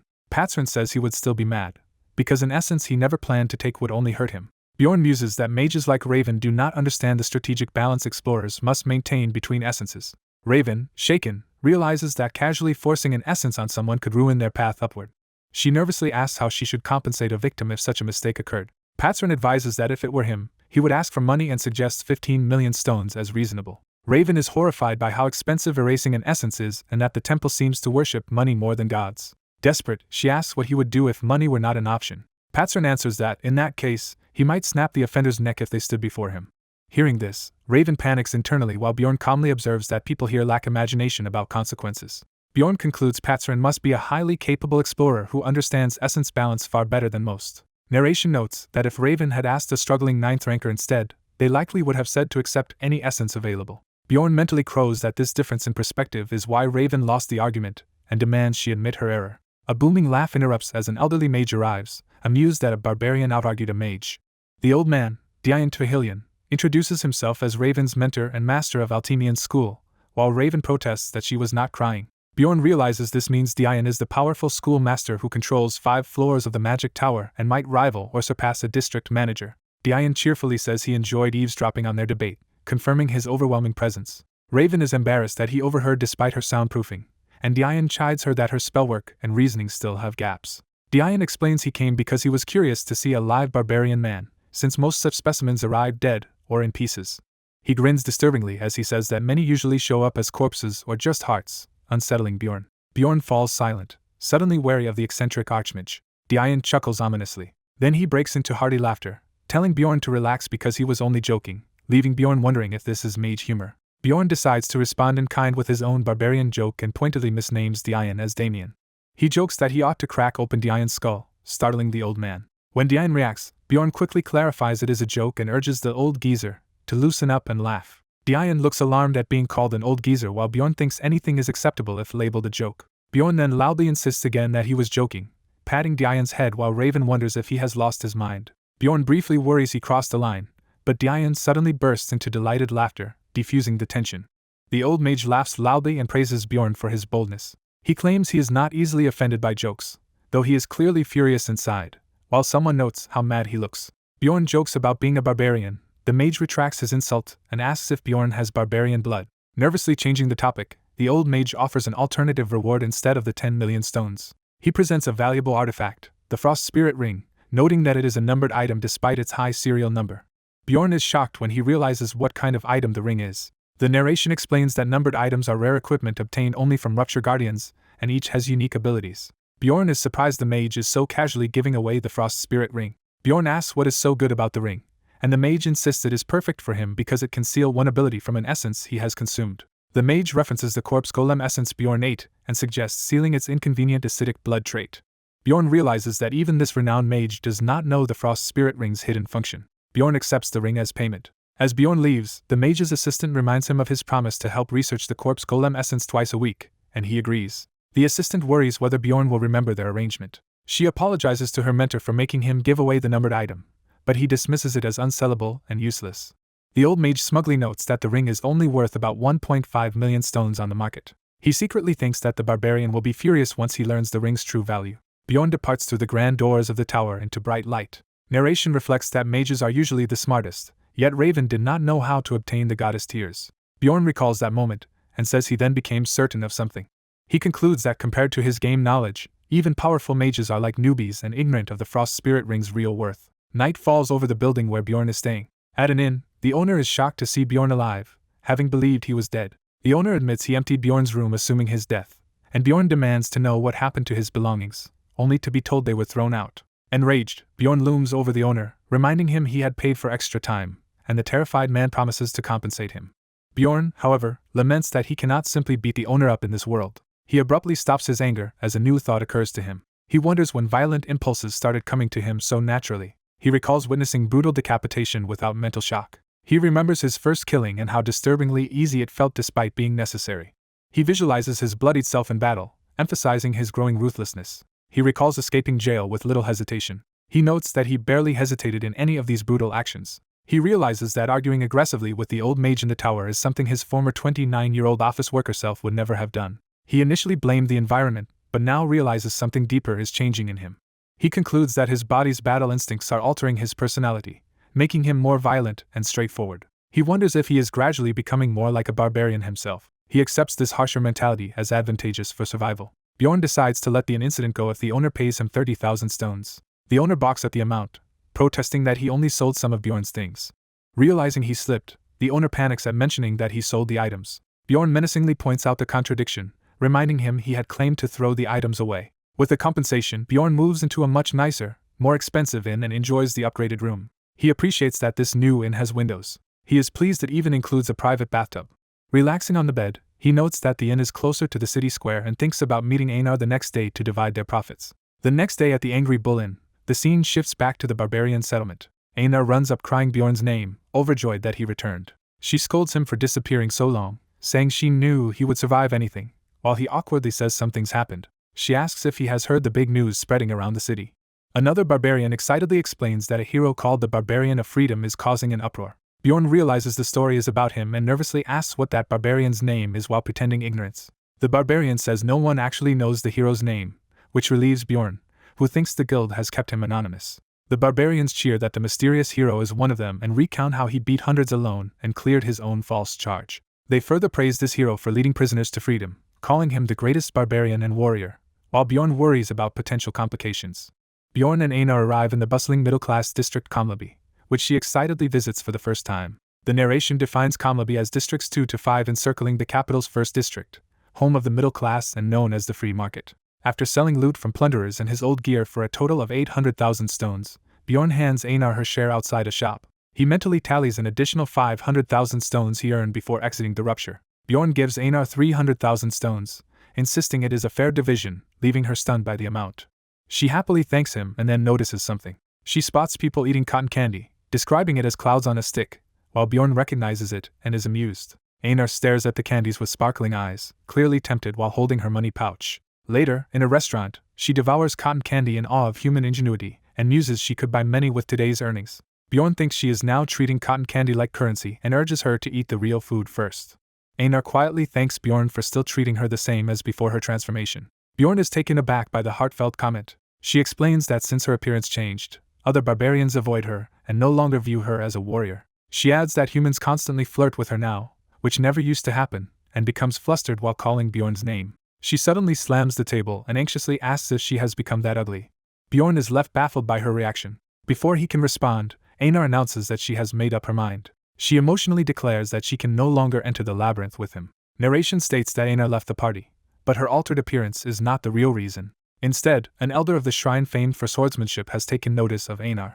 Anar has decided to train in swordsmanship under this elder as her mentor. Bjorn asks if she can spare even one day for dungeon runs, but she explains the special training will confine her to the shrine for 6 months. Bjorn realizes she is referring to a difficult training method he knows from the game. He concludes this is a great opportunity for her and listens as she says she will not ask him to wait or take her back later. She promises instead to train hard and return someday as a strong warrior who will not burden him.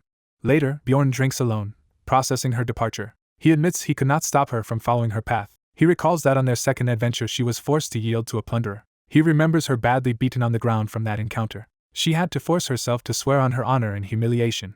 Even during the recent rupture she could only watch from the sidelines, powerless. He believes these accumulated frustrations pushed her to her decision. Bjorn resolves to find a new party member, though he notes he could also continue solo. He reassures himself he is far stronger than 2 months ago. He reviews that he has absorbed the essences of a corpse golem and a guardian vampire, massively boosting his stats and regeneration so that no enemy on floor 2 should match him.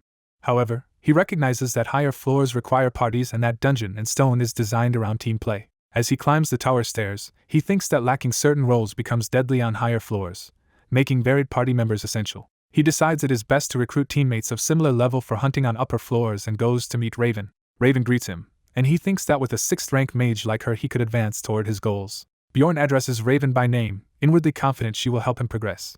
Yet the torture chair-like device in her lab makes him think he first has to survive whatever training she has planned. Raven immediately refuses his party proposal. She berates the idea of a mage joining a 2-person barbarian team and demands any party she joins be high-ranked and include a priest, which Bjorn can only meekly accept. She adds that meeting those conditions would take him at least 3 years, confirming his suspicion she would decline. Changing topics, she shows him a report analyzing the vampire essence.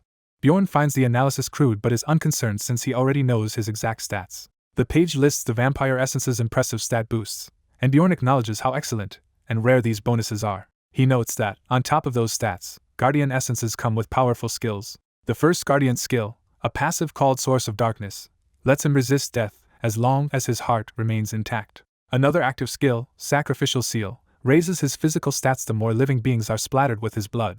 A further active skill, Owner of Blood, allows him to temporarily copy an enemy's skill by draining their blood.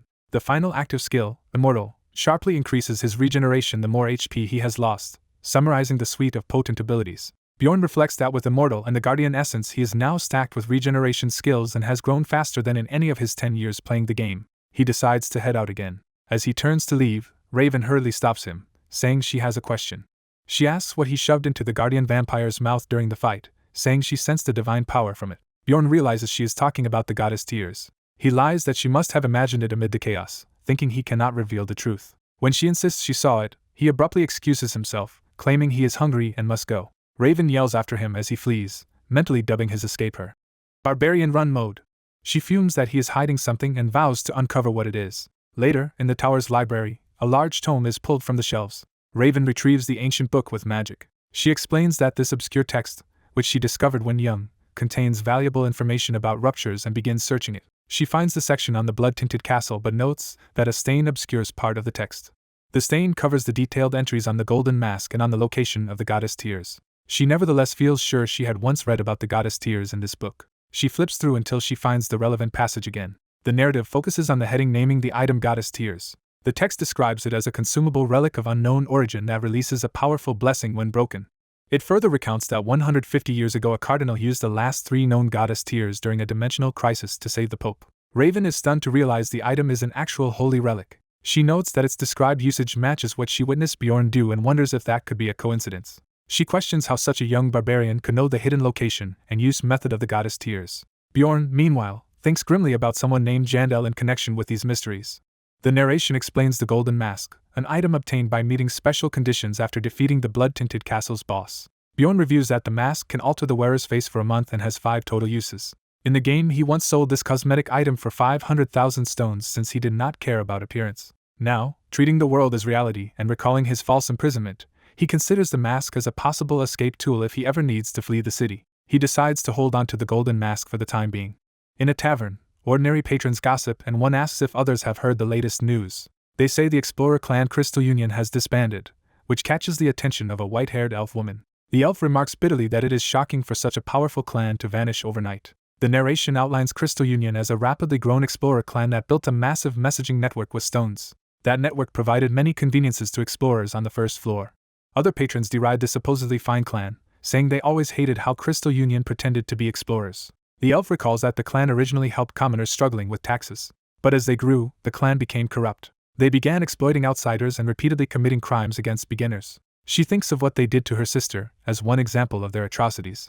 She admits that without Bjorn, something unspeakable would have happened during that incident. She had considered acting against Crystal Union herself, but now learns someone else has already done so, prompting her to listen to why they were destroyed. She hears that the clan's fall was thanks to a barbarian, coincidentally enough. The gossipers describe this barbarian as the prisoner who escaped to clear his name and briefly took the district manager's daughter hostage, causing the anti-plunderer law to be reconsidered. They add that the most surprising part is that this famed barbarian of freedom is only a 9th-rank explorer who just completed his coming-of-age ceremony, leaving the elf clearly intrigued.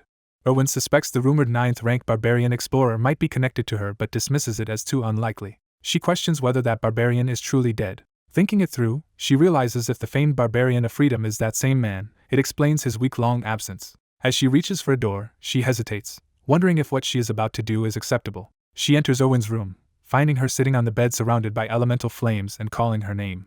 Owen silently watches, tense and guarded among her summoned flames. She steels herself, troubled by how to break this news to her sister. At the guild hall counter, a receptionist asks Bjorn what he needs. Bjorn tells the clerk he wants to recruit a party of at least 4 explorers capable of tackling the 3rd floor or higher. The clerk requests Bjorn's identification and personal details, which Bjorn hands over.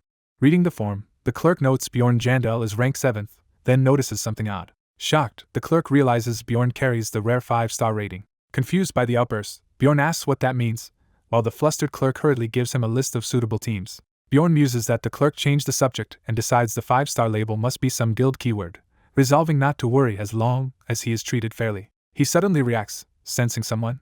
A dwarf warrior joyfully recognizes Bjorn despite his record showing only 7th rank and confirms it really is him. Sitting together at a tavern, Bjorn greets Hikerod, who says one more person is expected to join them. Hikerod explains the final recruit is apparently a mage, which in his mind already secures their choice. Hearing this, Bjorn is stunned that such a rare mage would be in their party. Hikerod spots the newcomer and waves them over while Bjorn nervously wonders who the mage could be.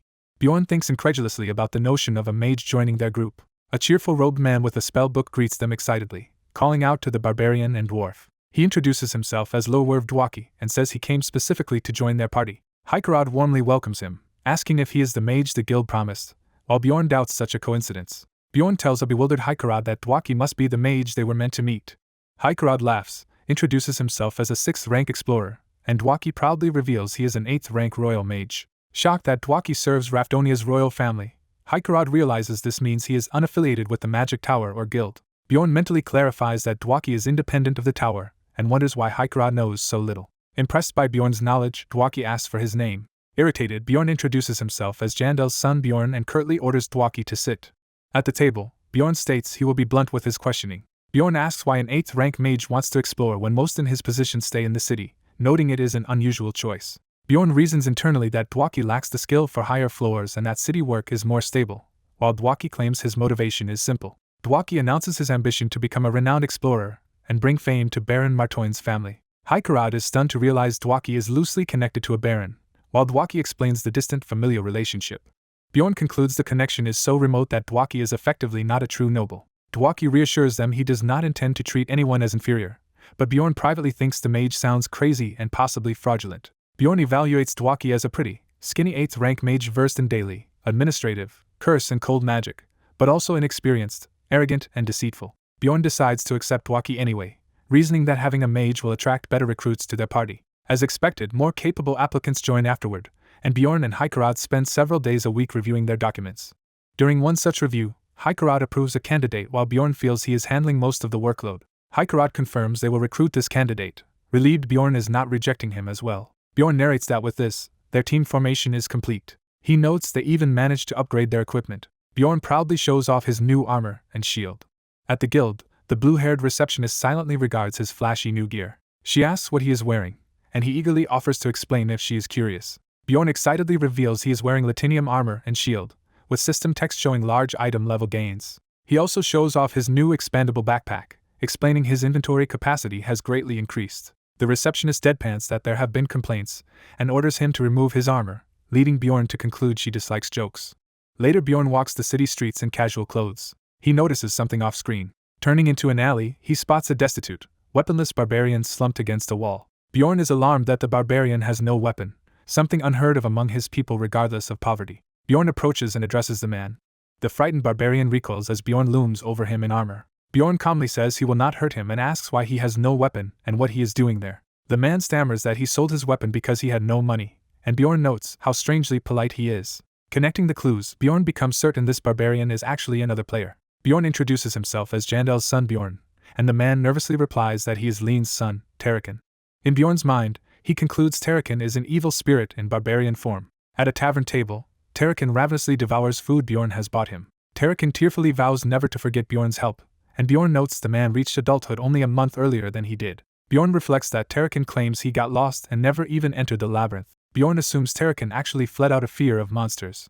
He reasons that sneaking away from an excited barbarian crowd is easy. Bjorn imagines Terrakin then tried and failed to find work in the city because nobody would hire a barbarian. Bjorn wonders if players were truly the ones who opened the gate of Abyss Boss Room. He thinks that someone strong enough to do that should understand barbarian discrimination yet still avoided the labyrinth. Bjorn presses Terrakin to continue and asks what he did afterward, learning he still avoided entering the labyrinth.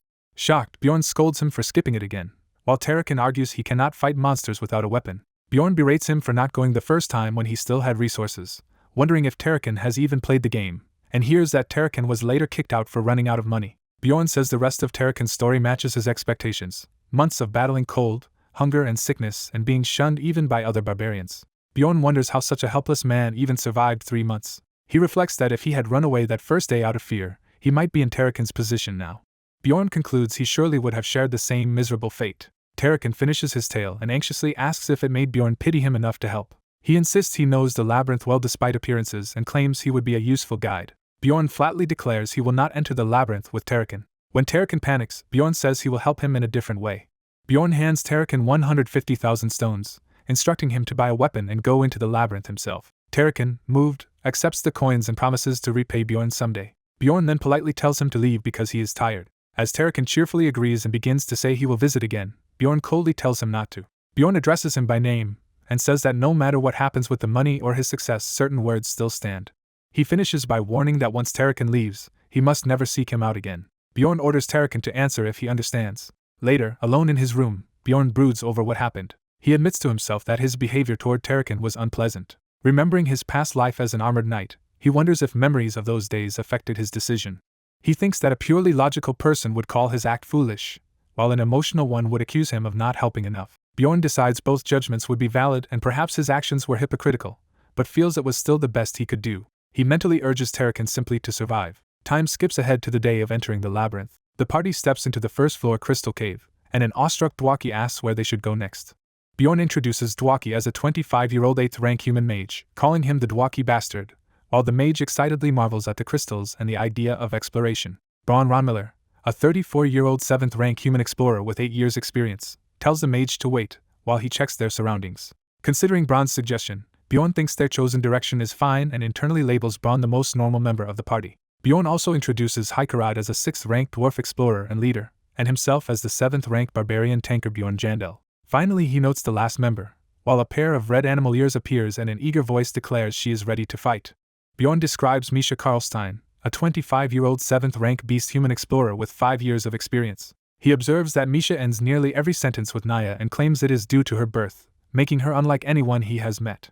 Heikerad jokingly calls her princess, and she protests at the title while threatening him. Bjorn vaguely recalls she might be the 13th princess of some tribe but cannot remember, hearing her shout threats at the dwarf. Braun tells the group it is time to move. He instructs everyone to stay close together as they proceed through the cave. Braun carefully watches his guiding instrument as they advance. Bjorn narrates that this marks the beginning of their first joint exploration. Thanks to Rotmiller's navigation, they reach the portal to the 2nd floor within 10 hours. At the portal, Braun notes that another party arrived earlier.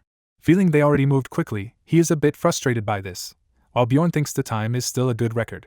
Bjorn appreciates Braun's guide-type skill for sensing portal direction and is pleasantly surprised by the ranger's competence, then orders the team to enter. Bjorn regrets missing out on the experience reward for opening the portal himself. He recalls that by abusing a known bug with Aina he could have gained that EXP, but decides to reserve that trick for when he has more trustworthy teammates. He resolves to save the exploit until he can rely fully on his companions.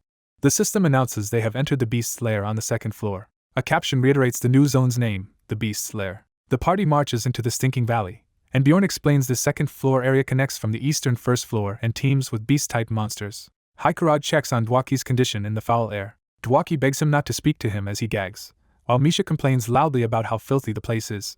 Bjorn notes that the overwhelming stench makes the area especially disgusting. Concerned for Braun, Bjorn asks if his smell-type essence is causing him trouble, but Braun says he is used to it. Braun warns them to follow closely because of numerous waste puddles, and Bjorn thinks of him as very dependable. The party trudges through the muck, boots squelching in the puddles. Bjorn explains that the Beast's Lair is a maze-like valley without traps where a good pathfinder is crucial, though the monsters are weak compared to their party. The team easily slaughters a pack of great razor-mane wolves, gaining small amounts of experience. They continue defeating other beasts such as werewolves, saber tigers and wall moles, racking up more experience. That night, Bjorn notes that thanks to Dwaki's alarm spell they can rotate 4 guards so he gets 6 hours of sleep, though he wonders why such caution is needed. Braun answers that they still need sentries because the alarm only detects monsters, not other threats. Bjorn states that in the labyrinth, other explorers are often more dangerous than monsters. Worried, Dwaki asks if this is really true, and Bjorn tells him to rest, saying he does not need to take a watch. Bjorn silently reflects on the situation. He thinks this expedition might be their last one with Dwaki. The narration moves to the 2nd day, shortly after midday. Braun points out that the portal to the 3rd floor lies just ahead, where they plan to hunt 7th to 8th rank monsters. Bjorn describes the 3rd floor Pilgrim's Passage as a huge common map connecting various 2nd floor routes to a shared area. He muses that their starting position on the 3rd floor will depend on where they enter, and hopes it will be favorable. Misha asks if Bjorn has ever been to the 3rd floor, and he replies that he has, while she says it took her a year to reach it. Bjorn then asks how long it took her to get to the 4th floor. She estimates about 2 years, which Heikerad notes is similar to his own progression. Misha complains about the comparison, saying Bjorn is already a 6th rank explorer despite less experience, while Heikerad jokes she comes from a good family. Braun sternly tells both of them to stop bickering. Chastened, Misha and Heikerad apologize, and Bjorn senses Braun is more irritated than before. Bjorn recognizes that Braun is working hard as their lone pathfinder and understands why he might be annoyed. The system reports they have entered the 3rd floor, Pilgrim's Passage. They emerge from the portal into an area called Steel Stone Valley on the 3rd floor. Braun suddenly senses danger and reacts in alarm. Bjorn shouts for Rotmiller to retreat and rushes forward with his shield raised. A massive horned beast charges down upon them. Bjorn intercepts the monster's crushing attack with his shield, enduring the blow while preparing to counter. The protagonist is shocked to find monsters gathered directly in front of the portal. A shield bearer struggles against the monster's impact, realizing the shield barely kept him from being crushed. He compares his narrow escape to a nearby dwarf who failed to withstand the monster's charge. Someone slams their fist into the ground, bracing to use a skill. A system message reports that Heikerad Murad has activated the skill emergency recovery. The dwarf identifies the attackers as 7th rank Iantrons and orders Bjorn to hold the line so they are not pushed back. Bjorn tersely replies that he already understands the situation. Seeing Heikerad recovering, Bjorn notes it and insists to himself that he is not jealous. Bjorn recalls that the Iontron's active skill-weight balance grants them strong resistance to knockback. Hikerod slams his foot down, anchoring himself against the monster's charge. A new message states Hikerod Murad has used weight balance as he braces against a charging Iontron. Another message announces that Lurwerv Dwaki has cast 8th rank Curse Magic Corruption. The cursed Iontron howls in confusion as the spell takes effect. Dwaki, wreathed in cursed energy, channels his magic with determination. Hikerod praises Dwaki's spell and rushes in to follow up the attack.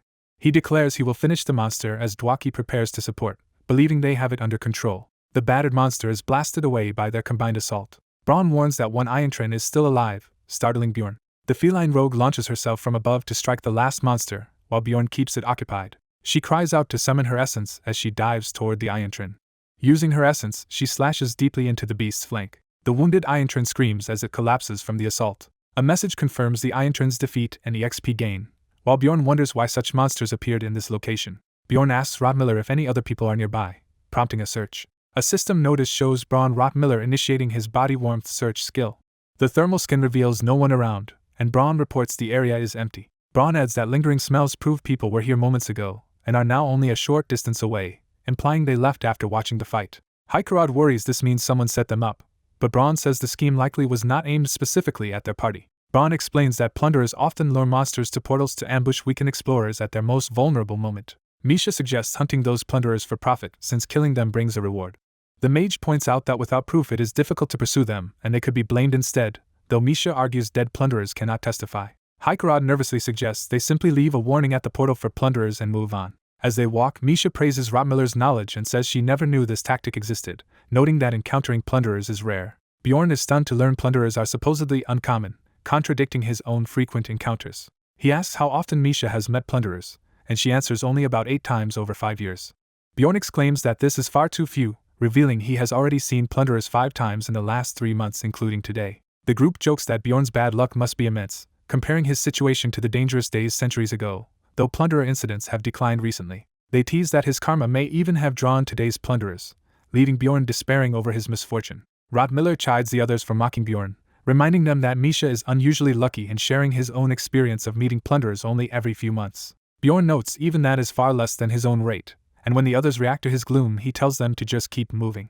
A sequence of notifications shows the party steadily gaining EXP from defeating various monsters like Wormstone, Iron Falcon, and Steel Valley Guardian. Rotmiller decides they will camp at the region's edge for the night, and continue to the next area the following day. The narration explains they chose this awkward campsite because it has relatively few monsters. Around the camp, Hikerod asks if Dwaki is alright, noting he has looked unwell for a while. Dwaki silently broods, while Bjorn thinks to himself that the normally talkative mage looks thoroughly dejected. Sitting by the fire, Dwaki admits that his romanticized idea of exploration has been shattered. He worries the others see him as naive, acknowledging how childish his feelings may sound. Remembering plunderers, he is shaken by the reality of explorers killing one another. He reflects that there are explorers who murder other explorers and others who casually talk about profiting from killing them. Dwaki concludes that this world is far from the heroic fantasy he once imagined. He confesses that if he keeps exploring he might one day end up killing a person himself. He tells the protagonist that he spent the journey here mentally preparing himself for that possibility, and asks if he seems ready. Determination hardens in his eyes as he listens. Dwaki then firmly answers that he is prepared. Yet he admits he is not sure he can actually go through with it when the moment comes, while Bjorn narrates that Dwaki's resolve is mixed with confusion and fear. Hikerod starts to comfort him but is cut off. Bjorn thinks that Dwaki is still better than cowards who boast and then break down when danger arrives. Rotmiller says it is good Dwaki is not arrogant, and that such honest caution makes him more reliable than someone overconfident. Rotmiller then asks the others to give him some time. He tells the group there is something he wants to show them. A closed bubble repeats that he has something to show. The party gets to their feet and follows him. Reaching a vantage point, they stare ahead in astonishment at what Rotmiller reveals. Before them spreads a glowing night landscape with floating lights and a distant tower, mesmerizing the group. Rotmiller explains that the spectacle can only be seen at this hour, and Misha marvels at its beauty. Rotmiller notes that no one knows why this phenomenon only occurs on the 3rd floor, and the dwarf agrees it looks amazing. Dwaki, blushing, says the reason behind the sight does not matter when the view itself is so breathtaking. Rotmiller asks Dwaki if seeing this gives him renewed courage to continue exploring. Dwaki looks out over the starry vista, contemplating his answer. The lights finally fade, and the labyrinth returns to its usual darkness. That night everyone except Bjorn, who has watch duty, goes to sleep around the campfire. While watching over them, Bjorn notices something unusual happening. Dwaki lies awake for a while longer, clearly troubled. Eventually Bjorn hears his breathing even out and realizes the mage has finally fallen asleep. The next day, as they travel, Bjorn calculates that he has earned just over 50 EXP so far. He notes he needs 150 EXP to reach level 4, and that at level 3 he can currently absorb 3 essences. He has already absorbed 2 essences, leaving 1 slot available. Since he still has room for 1 more essence, he decides not to rush leveling until he finds a particularly valuable one. He resolves to save that final slot for a truly good essence. Rottmiller stops and announces they have reached their destination. He indicates that everything beyond this palisade is classified as the orc habitat. Exposition explains that this orc habitat has the densest monsters on the 3rd floor, and only 8th rank, or stronger creatures appear there. The party heads in, accepting that although the region is 2nd in difficulty, it offers the best hunting grounds before attempting the 4th floor. Hikerod proposes they work together here first, and adjust their long-term plan based on how well they do. Rottmiller spots a group of orcs incoming from their 1 o'clock and alerts Hikerod. The lead orc growls in response as the group charges. Hikerod rallies everyone to fight according to their practice formation. The orc warriors and their shaman advance aggressively, readying axes, bows, and spells. A system message announces that Dwaki has cast 8th rank offensive magic ice spear. Massive ice spears form, signaling the spell's activation. The ice spears shoot forward, impaling the charging orcs from a distance. Bjorn narrates that Dwaki and Rottmiller focus on range damage while he and Hikerod hold the front line as tanks. Hikerod and Bjorn clash head-on with the orc warriors, blocking their attacks with shields. The strategy assigns Misha to quickly deal with any enemies that get closest. Misha darts among the orcs, slashing and cutting them down with twin blades. Rottmiller calmly fires his crossbow from behind his shield. A message states that the Orc Witch Doctor has activated the skill Berserk. Rottmiller realizes what has happened and braces for the Berserk spell's effects. The Witch Doctor unleashes a red whirlwind of power, casting Berserk on its allies. The empowered Orc Warrior's physical resilience triples for 10 seconds, making it far harder to injure. The Berserk Warrior's eyes flare red as it fixates on the party. Bjorn and Hikerod hammer at it, but despite heavy blows the monster charges through their defenses. Bjorn notes that if a monster slips past the shields, they have a backup plan. When one breaks through, Bjorn yells to Rottmiller that it has gotten past them. Rottmiller orders Dwaki to stay behind him as he intercepts the charging orc, and the mage nervously agrees.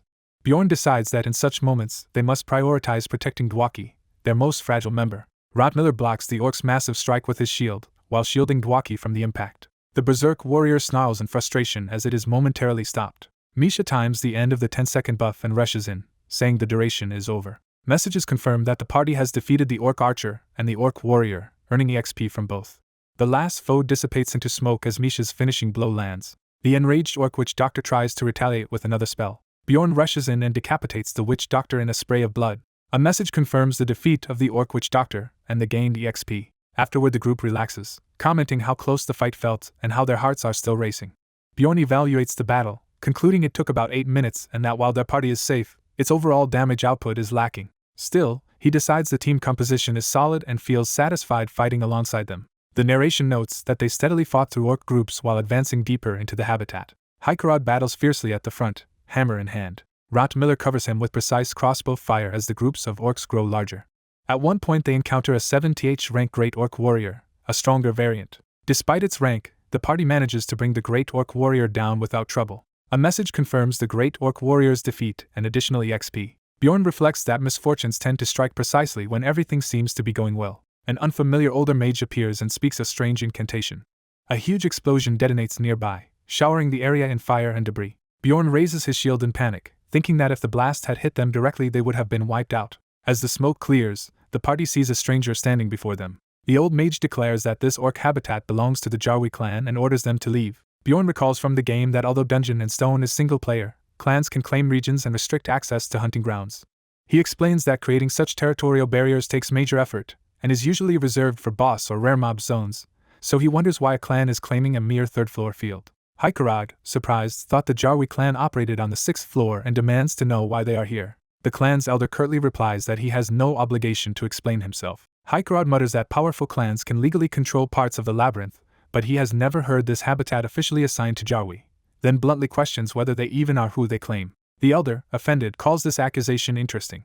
Both groups square off tensely, ready for conflict. Bjorn thinks Hikerod is being pushy but recognizes it stems from his responsibility as leader. Misha suddenly hides behind Bjorn, trembling, and he wonders why she is clinging to him as if avoiding someone. At that moment the elder calls out and asks if the halfling with them is the one he recognizes. Misha's eyes widen in shock and fear at being recognized. She quietly confirms to Bjorn that the red-haired Jarwi scout on the steps is her brother Talon. Talon angrily scolds her for calling him brother in public, and she hurriedly apologizes. The elder complains about her mannerism, marking her as a lowly halfling, and asks Talon to confirm if she is his sister, which he admits. Talon cuts off the elder's attempt to show leniency, saying there is no need, that the matter is purely familial, and their father would not care what happens to her. The elder concedes and says that in that case they can at least explain why they are monopolizing the habitat. He tells Bjorn's party that they urgently need the great orc warrior's essence for clan business, asking them to leave this area for now and promising they can hunt here later if all goes well. Bjorn silently marvels that a powerful 6th floor clan would go to such lengths for a non-rare essence, and wonders if their true motive is connected to something else. The elder adds that with Jarwi already hunting here, no monsters will be left for Bjorn's group, so they should depart, and Bjorn realizes they intend to sabotage any hunt if they refuse. Bjorn reasons that in the labyrinth strength dictates law and that pushing the issue would be suicidal, even as he and Hikerod curse their helplessness. He sympathizes with Hikerod's frustration but concludes they must know when to retreat to avoid dying, just as Hikerod begins to relent before being interrupted. Suddenly Dwaki strides forward, startling Bjorn, as he moves to intervene and try to resolve the standoff himself. Lur cheerfully introduces himself as an 8th-rank mage devoted to magic while greeting a supposed senior mage. A harsh inner or external voice suddenly calls Lur worthless, shocking him. The senior mage furiously rejects being called senior and belittles Lur for only knowing basic spells and using cheap tricks for a living. The elder mage continues insulting Lur, saying his shamelessness disgusts him and he should not call himself a mage. Lur is left stammering and devastated, while the narrator admits feeling sorry for him. A dwarf companion angrily protests that the old mage's words are too harsh, while another party member panics, wanting to leave instead of fighting. The old mage insists he only spoke the truth, enraging the dwarf who prepares to react. Hikerod Murad activates his lightning ability, crackling with power as someone nervously tries to stop him. Someone internally panics about the prospect of fighting a powerful 6th floor clan here. A system-like notification reiterates that Hikerod Murad has used lightning. The dwarf stands wreathed in lightning, ready to attack. Charged with lightning, Hikerod rushes toward the 6th floor clan members despite worries about provoking them. He charges headlong, screaming, shield first toward the enemy. The old mage stands calmly, preparing a response. The elder mage's eyes flash as he gets serious. Someone urgently yells Hikerod Murad's name. A massive red attack slams down, stopping the dwarf's charge. Hikerod's armored ally blocks the powerful blow with his shield, protecting him from the elder mage. Lur and the red-haired girl look on in horror at how close their comrade came to disaster. The archer teammate watches tensely, sweating at the turn of events. The shield warrior pins Hikerod to the ground, orders him to pull himself together, and Hikerod coughs in pain. The shield warrior, shaken, starts to speak about what almost happened. The old mage mockingly notes that they nearly died and says they should be grateful to the reckless barbarian teammate. After being driven away, Hikerod bows his head and apologizes to the team. He admits he lost control of himself and acted impulsively. The archer sternly points out that Hikerod's actions nearly got them all killed, and the dwarf apologizes again. The narrator mentally praises the archer for scolding Hikerod, wanting him to keep it up, while the archer verbally forgives him since nothing ultimately happened. The archer adds that although the dwarf acted rashly, he does think it was good that Hikerod stood up for his teammate, surprising the narrator. The shield warrior privately thinks Rod Miller is too soft to lead and that he himself would have cursed Hikerod out. The red-haired Therianthrope girl also apologizes, saying things might have gone better without her, but Lur insists they only got off with being expelled because of her.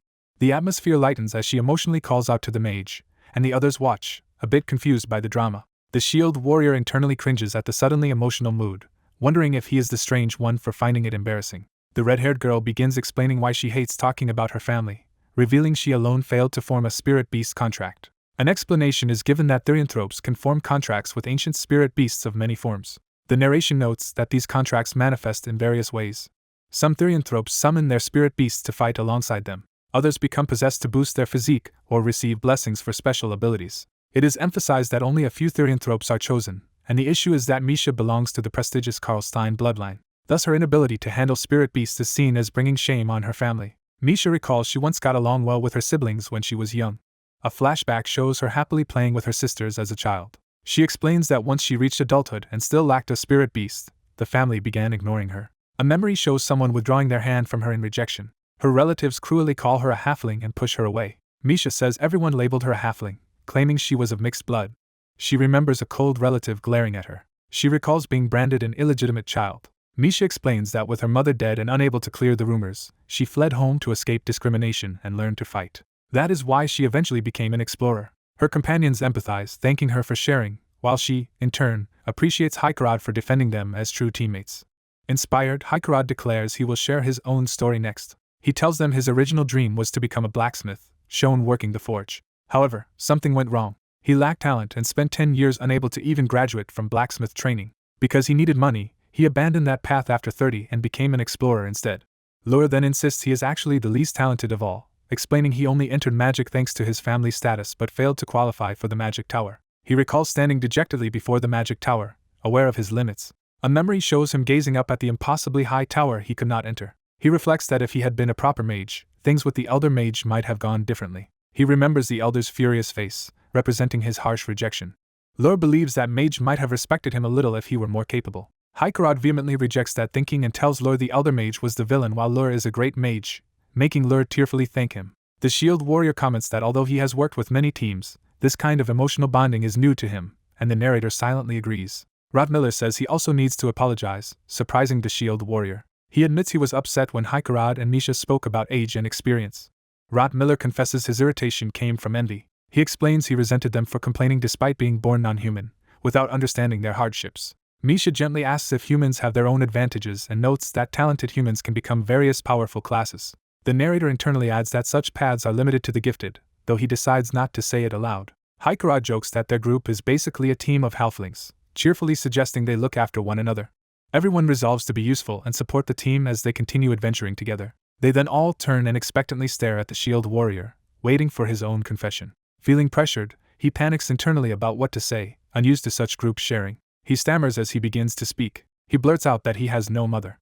The others stare awkwardly, wondering if that counts, as he wonders the same. He clarifies that his mother died right after giving birth to him. He continues that his father also vanished in the labyrinth when he was a child. He shouts that now, as an adult, he still can never meet his parents again. Breathing hard, he finishes his tragic backstory and asks how that measures up.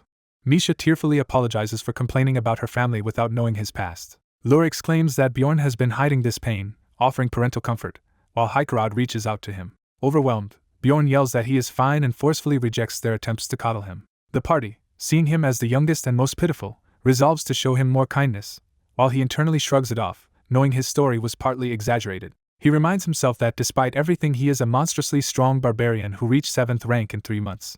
He notes he had to be dragged into a deadly game-like realm and die repeatedly to get there, but that is secondary. Suddenly Misha notices something wrong with him, and calls out. She assumes he is upset from thinking about his mother again, while he internally laments his seemingly pathetic life. Rod Miller changes the subject by asking what their next move is, and suggests heading to the witch's forest. Bjorn quietly reacts to this proposed destination. Misha suggests an alternate area, but Rod Miller notes it would take 6 days to reach. Lure proposes simply progressing to the 4th floor instead, though it might be unsuitable for warriors. Haikarad firmly insists it is too soon for the 4th floor. He explains many teams underestimate the 4th floor and die, so they should gain more experience together first. Bjorn internally recalls that the Witch's Forest is a place you visit only when necessary and not a good hunting ground, inferring Haikarad's real concern is the 4th floor's danger. The narration details that the 4th floor contains 7th and 8th rank monsters like the 3rd, but can also spawn deadly 6th rank creatures. Those 6th rank monsters are rare enough to take days of wandering to encounter, but he reasons that if they go there at all, running into one is practically guaranteed eventually. He remembers repeatedly dying on the 4th floor in the game for lack of preparation, understanding the dwarf's caution. Bjorn addresses Haikarad. He then states plainly that he believes they should challenge the 4th floor. He argues that their group, with 2 strong tanks, can handle it. Bjorn calculates that, thanks to his new vampire essence and their composition, they can at least survive a 6th rank monster encounter. Though he admits their damage output is lacking, he trusts the mage and veterans to compensate. Misha and Lure discuss, a bit nervous because Bjorn is a barbarian, but decide his reasoning might be sound. Bjorn angrily points out he can hear their doubts. Haikarad still worries but agrees to settle it by a group vote. The narration jumps ahead to state that, as a result of the vote, a decision was reached. The party sets off walking along the forest path. They ultimately choose to try the 4th floor together. On the 3rd day inside the labyrinth, Ron Miller tells them to make camp for the night. Haikarad suggests pushing on, claiming they still have energy. Rod Miller replies that a better campsite is hours away, so they decide to rest here. Bjorn notes it is 9 p.m., the same time they set up camp on the previous 2 days. He realizes Rod Miller has been pre-planning each campsite by estimating distance and speed, and is impressed. Later, Bjorn asks about the next day's plan, and Rod Miller says they should reach the Witch's Forest before noon. Bjorn mentally likens Rod Miller to a human GPS and finds his veteran reliability reassuring. Then Rod Miller advises everyone to rest before the hard day ahead. Around the campfire, Misha takes the first night watch and bids the others good night. Bjorn is suddenly awakened by Rod Miller calling his name. Half asleep, Bjorn assumes it is his turn for watch, but Rod Miller says that is not the case. Rot Miller warns him that trouble is coming from both monsters and people. Bjorn realizes this means both monsters and other explorers are approaching. They hear screams for help from the forest, as if someone is fleeing a monster. Rot Miller says that may be true but reminds Bjorn of the earlier armored boar incident near the portal, implying another trap. A flashback shows the boar used as bait by hidden enemies.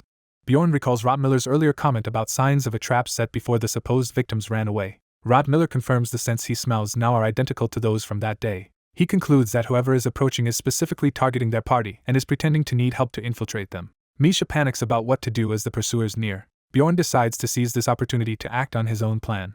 He heads out, remembering Rot Miller's advice that if he cannot act believably he should do nothing, and approaches the oncoming group. Bjorn orders the approaching explorers to stop. He threatens to crush their skulls if they come any closer, blocking their path. The supposed victims insist all their companions were killed and beg for rescue and reward, with orcs looming behind them. Bjorn instead orders them to drop their weapons, ignoring their pleas about the monsters behind them.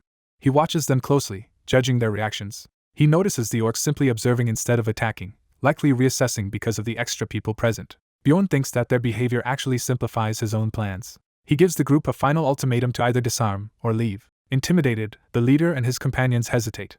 The leader panics and agrees to comply. He hurriedly throws down his sword, begging for help. Bjorn calmly tells Rot Miller to gather all of the disarmed group's weapons, and Rot Miller agrees. One of the orcs clicks his tongue in frustration. The orcs then turn and begin silently withdrawing into the forest.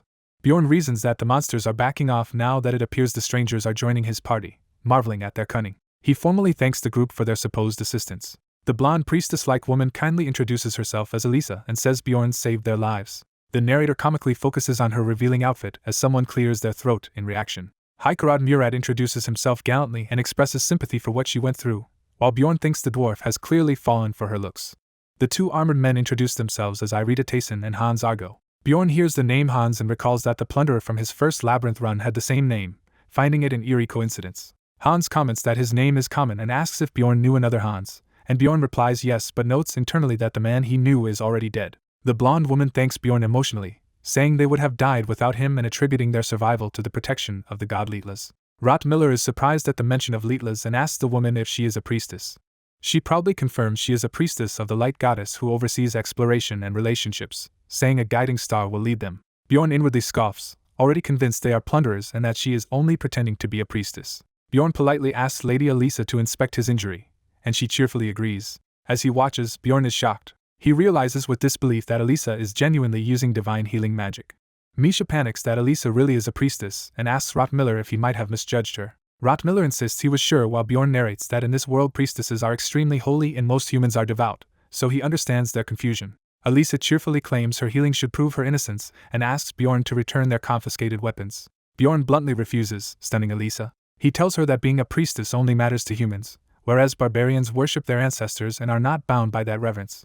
Bjorn demands they pay the reward for saving them first, thinking he has no reason to change his attitude even if she really has divine power. Elisa acknowledges the custom of reward and nervously asks how much would satisfy him. Bjorn coolly prices their lives at 2 million stones and, when Elisa protests they do not have that much, forces her to promise payment after leaving the labyrinth. He says he does not trust anyone outside his own kind and orders them to repay in valuables if they lack money, looming over Elisa menacingly. He specifically demands the good armor worn by her male companions, terrifying them.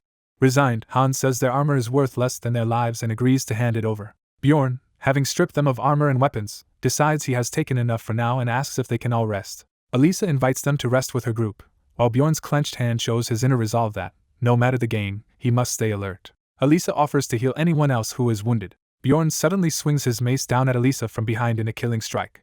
He narrates that in battle it is standard doctrine to kill the healer first. His eyes glow with murderous focus as he commits to the blow. Elisa's head is brutally crushed by his attack. Her body is sent flying and the impact leaves a crater as blood and debris spray. Hikarad gasps in horror, seeing Bjorn's bloodied weapon.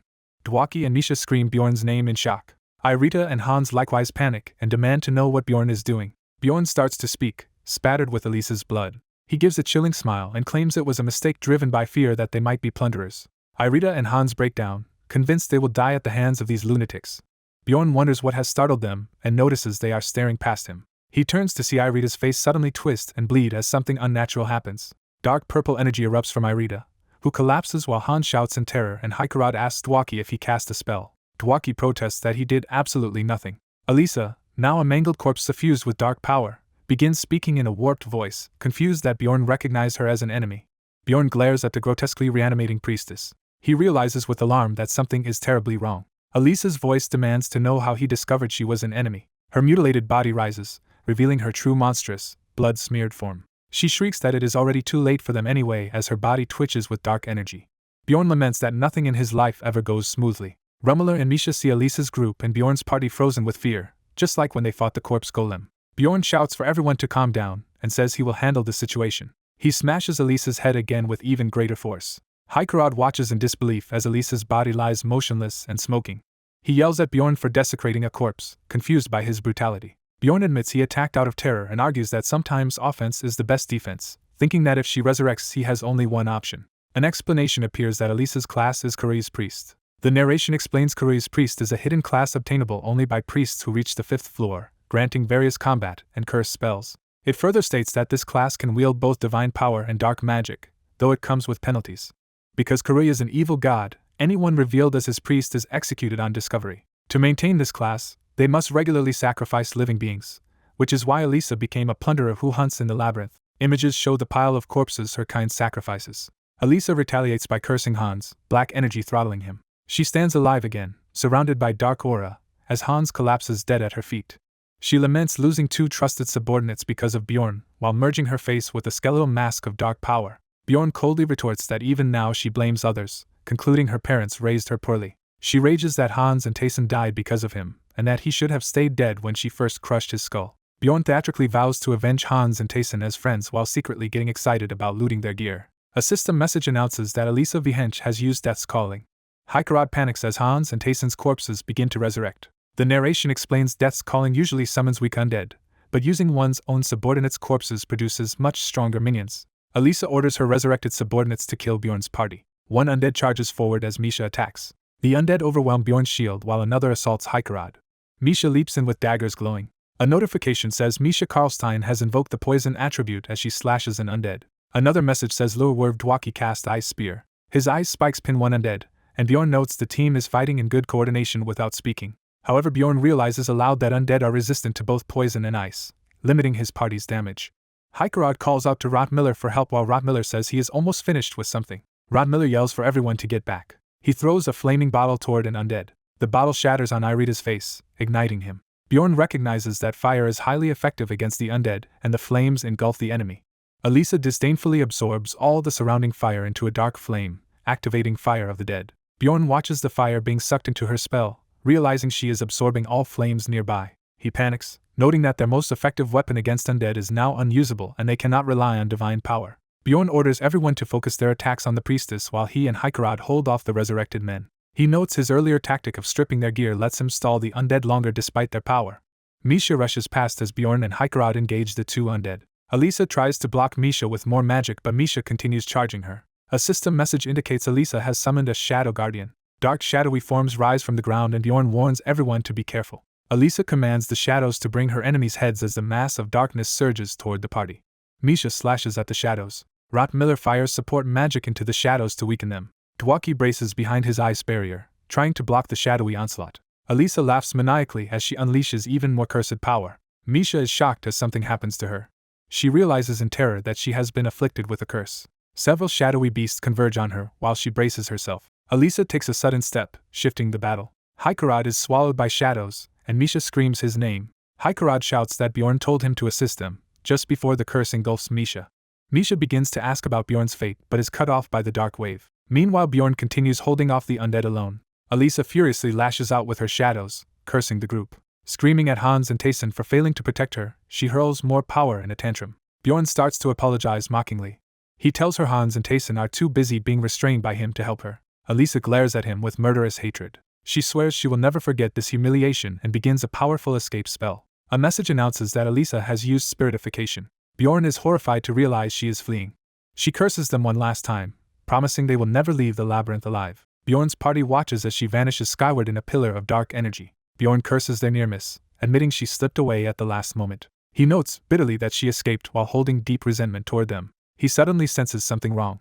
System messages list lingering curses on him, including energy decrease and low-ranking decomposition. More messages confirm that tracking, vengeful spirit walking and stamina decrease remain active. Another warning states that more than 15 curses are affecting him. Bjorn laments that Elisa left him covered in curses and remembers Dwaki claims expertise in curse magic. He asks Dwaki to remove all curses from his body, startling the mage.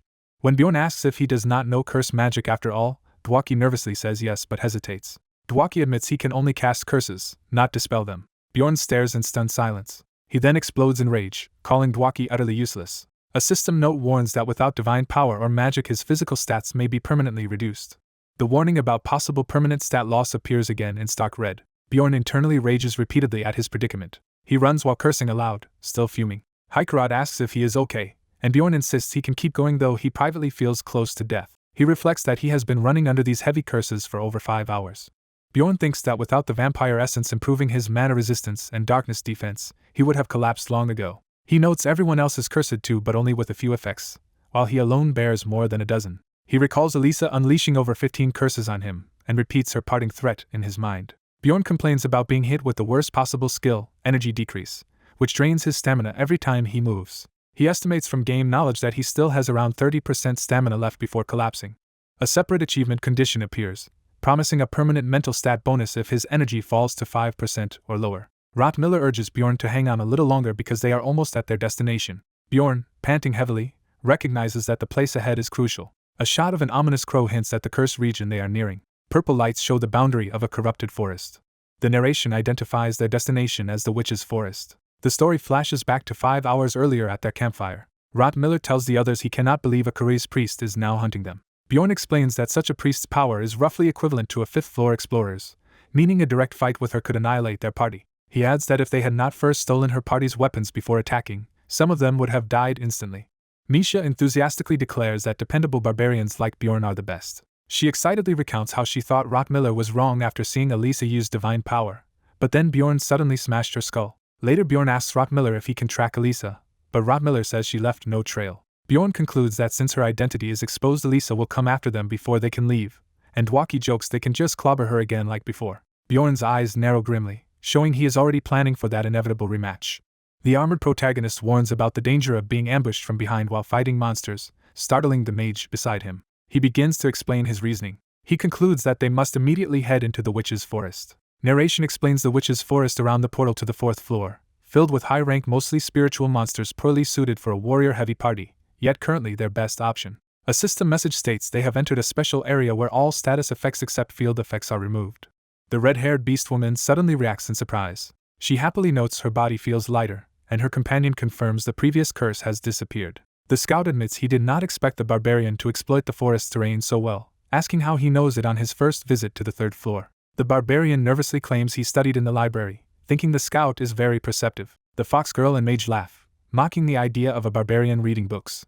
The barbarian reflects that while the priest's curse is gone, a field effect is now active. A new abnormal status effect is announced. The fox girl suddenly feels its influence and panics. Voices in the forest scream for them to die as the environment distorts in purple light. The barbarian hears a barrage of murderous insults and slurs from the forest.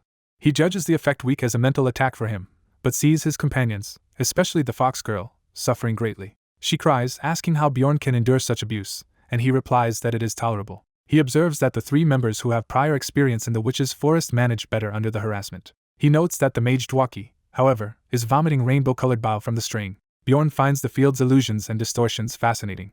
He analyzes that the hallucinations and directional confusion make the world seem warped like a convex mirror. Bjorn checks if the sick mage can still use magic. Dwaki weakly insists he can. Bjorn internally complains that mages all seem to have fragile stomachs. The scout suggests they pause to adjust and rest since they are exhausted from the previous night. The dwarf offers to stand watch while the others sleep. Lying down, Bjorn curses at how rough the situation feels on him. The dwarf hesitantly brings up Lady Elisa, whom Bjorn bitterly refuses to call by name. The dwarf awkwardly agrees with the insult and prepares to explain. He recalls going to the Explorers Guild to recruit team members, where a woman questioned him persistently. Remembering the encounter, he realizes that woman was likely Elisa. He reveals that during a previous rupture with Bjorn he obtained a valuable numbered item, Guardian's Wrist Guards, which Elisa probably overheard him mention. Narration describes Guardian's Wrist Guards as a rare high-level numbered item from ruptures above level 4, with notable effects. Bjorn inwardly rages that the situation is killing him, since he worked hard for essence while the lazy dwarf casually consumed an item worth huge money. Furious at his bad luck, Bjorn asks why the dwarf failed to recognize Elisa earlier. The dwarf explains her different, dirted priest outfit confused him. He further remembers Elisa in a torn, revealing priest dress, implying he was too distracted by her body. Bjorn summarizes that the dwarf was too focused on her figure instead of her face to realize who she was, and the dwarf laughs guiltily. Bjorn realizes their planning session at a bar let Elisa eavesdrop and set up an ambush using other explorers. The dwarf sighs that treasure brings trouble, while Bjorn bluntly says the blame lies with the dwarf's carelessness. The dwarf defensively says he could not foresee this and urges everyone to rest. Bjorn trembles with irritation, thinking the dwarf pathetic as he tries to compose himself. Bjorn doubts whether this party is really reliable. Suddenly someone shouts for Bjorn to wake up. The group tells him he slept deeply despite the forest's noise, amazed a barbarian could rest under such conditions. Groggy but dismissive, Bjorn asks where the monster is, and the scout points it out. Bjorn sharpens his gaze, readying for combat. He sees glowing winged spirits and identifies them as fairies. Narration classifies fairy as a 9th-rank non-combat monster that only spews stimulant-laced poisonous dust. The dwarf notes that because so many fairies have gathered, a stronger monster they follow must be nearby and warns Bjorn not to underestimate it. Seeing that Dwaki has recovered somewhat, the dwarf decides to draw the stronger enemy out. A system message records Hykerod Murad casting lightning as he unleashes powerful electricity. Another message states he also casts Unleash, amplifying the lightning toward the fairies. The electrified fairies scream as the lightning rains down on them. A system notice awards them 1 experience point for killing a fairy. A hidden observer watches the scene through some kind of lens or eye and reacts. The enraged hidden monster rushes toward them through the forest. A massive deformed hand slams into the ground during its charge. The attacker is revealed as a 7th-rank half-troll monster. Narration adds that this half-troll only appears in the witch's forest and tends to stalk groups of fairies. The half-troll charges at them with claws and club raised. Its club crashes down near the dwarf, shocking him. The dwarf groans in pain from the blow. Bjorn realizes the dwarf's pain tolerance is much lower than his own. Narration explains that warriors dislike the witch's forest because its field effect multiplies pain for frontliners. It also notes that most monsters here resist physical attacks and use mental skills, making life hard for warriors while the mage takes time to finish casting. Dwaki finally completes a support spell, Freeze Intensify, greatly boosting their next ice attack. He then casts the 8th-rank attack spell Ice Spear. The empowered ice spear freezes and kills the half-troll, netting them 3 experience points. They inspect the corpse and lament that the monster dropped no essence despite being difficult. The scout urges the group to move quickly out of the witch's forest and head for the 4th floor. Bjorn suddenly notices something unusual reflected in his eye. He sees another group of explorers approaching through the forest. Elsewhere, Elisa recognizes Bjorn's party as the explorers she is after. She dramatically accuses them of murdering her comrades, rallying her allies. Her escort priests and warriors try to protect her while Bjorn internally curses that even more enemies have appeared. Bjorn judges the situation unwinnable and thinks there is only one option, calling out to Hykerod. He orders the dwarf to use the special item, Guardian's Wrist Guards. A system message confirms Hykerod activates Guardian's Wrist Guards. Power surges through the dwarf as he strains under the item's activation. The item's effect repels enemies and grants temporary total protection, canceling the abnormal status. As the shockwave blasts the pursuers away, Bjorn yells for everyone to use the chance to run.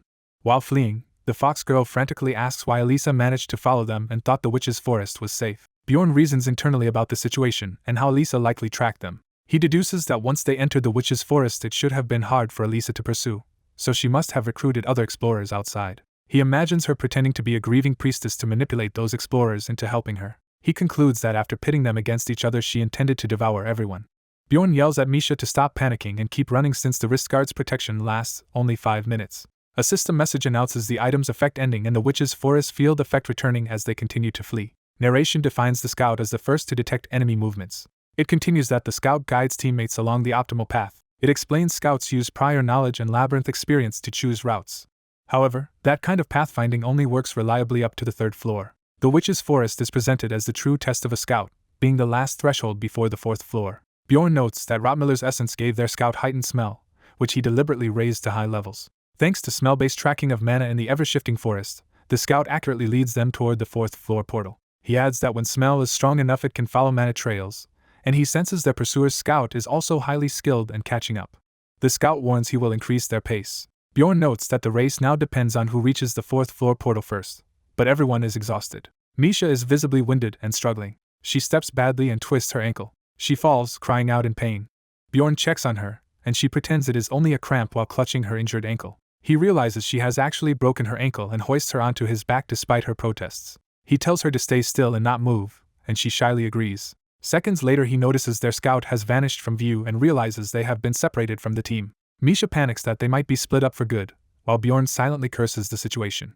She screams at him for not following the others, but he refuses. He orders her to be quiet and explains that in their current situation it is safer to stay where they are and wait for the scout, who will likely return to find them. Bjorn senses that this time their predicament in the witch's forest is truly dangerous. He grimly recognizes that without a scout they would be completely lost here. As they hide, Misha anxiously asks how long they must keep waiting. A sudden distant scream alerts them that something has happened to their comrades. Bjorn recognizes the voice as the dwarfs and realizes their team has been attacked. Misha begs Bjorn to go help the others. He reasons that chasing the sound will only mislead them in this forest, and that the attacked group will be too busy fighting to search for them, so their priority must be escaping alive. Narration asks what is most crucial in a catastrophic situation. It lists supplies like water, food, stamina, and tools as possibilities. It says those are all important but implies there is one most vital factor. He concludes that the most important factor is mental strength. Bjorn forces himself to keep moving while carrying Misha, relying on willpower. Misha despairs that she cannot die meaninglessly after enduring so much. Bjorn tells her to calm down and accept reality rather than deny the dire situation. She tearfully blames herself for falling earlier. He shouts that if she wants to live she must obey him and focus on the present. He orders her to take a potion from his bag, drink it, and start walking on her own. She agrees hesitantly. After some time, Bjorn announces they will stop for a brief rest. Catching her breath, Misha remarks that she thought she would die drinking a potion while riding on a running barbarian. Bjorn checks if her foot has recovered enough for her to fight, and she says it is fine for now. He reflects that they are only 4 days into the labyrinth with many harder days ahead. He also notes that now he must survive 11 days with only one melee damage dealer and himself as tank. Bjorn worries most field monsters here are spirits immune to his physical attacks, so he needs elemental or attribute powers. He mentally resolves on a plan. Then, unexpectedly, he asks Misha whether she is married. Flustered, she denies having such beliefs about nudity or modesty towards strangers but finds his questions strange. Bjorn says that is good news for him. He begins removing his helmet while Misha panics, asking what is so good about this.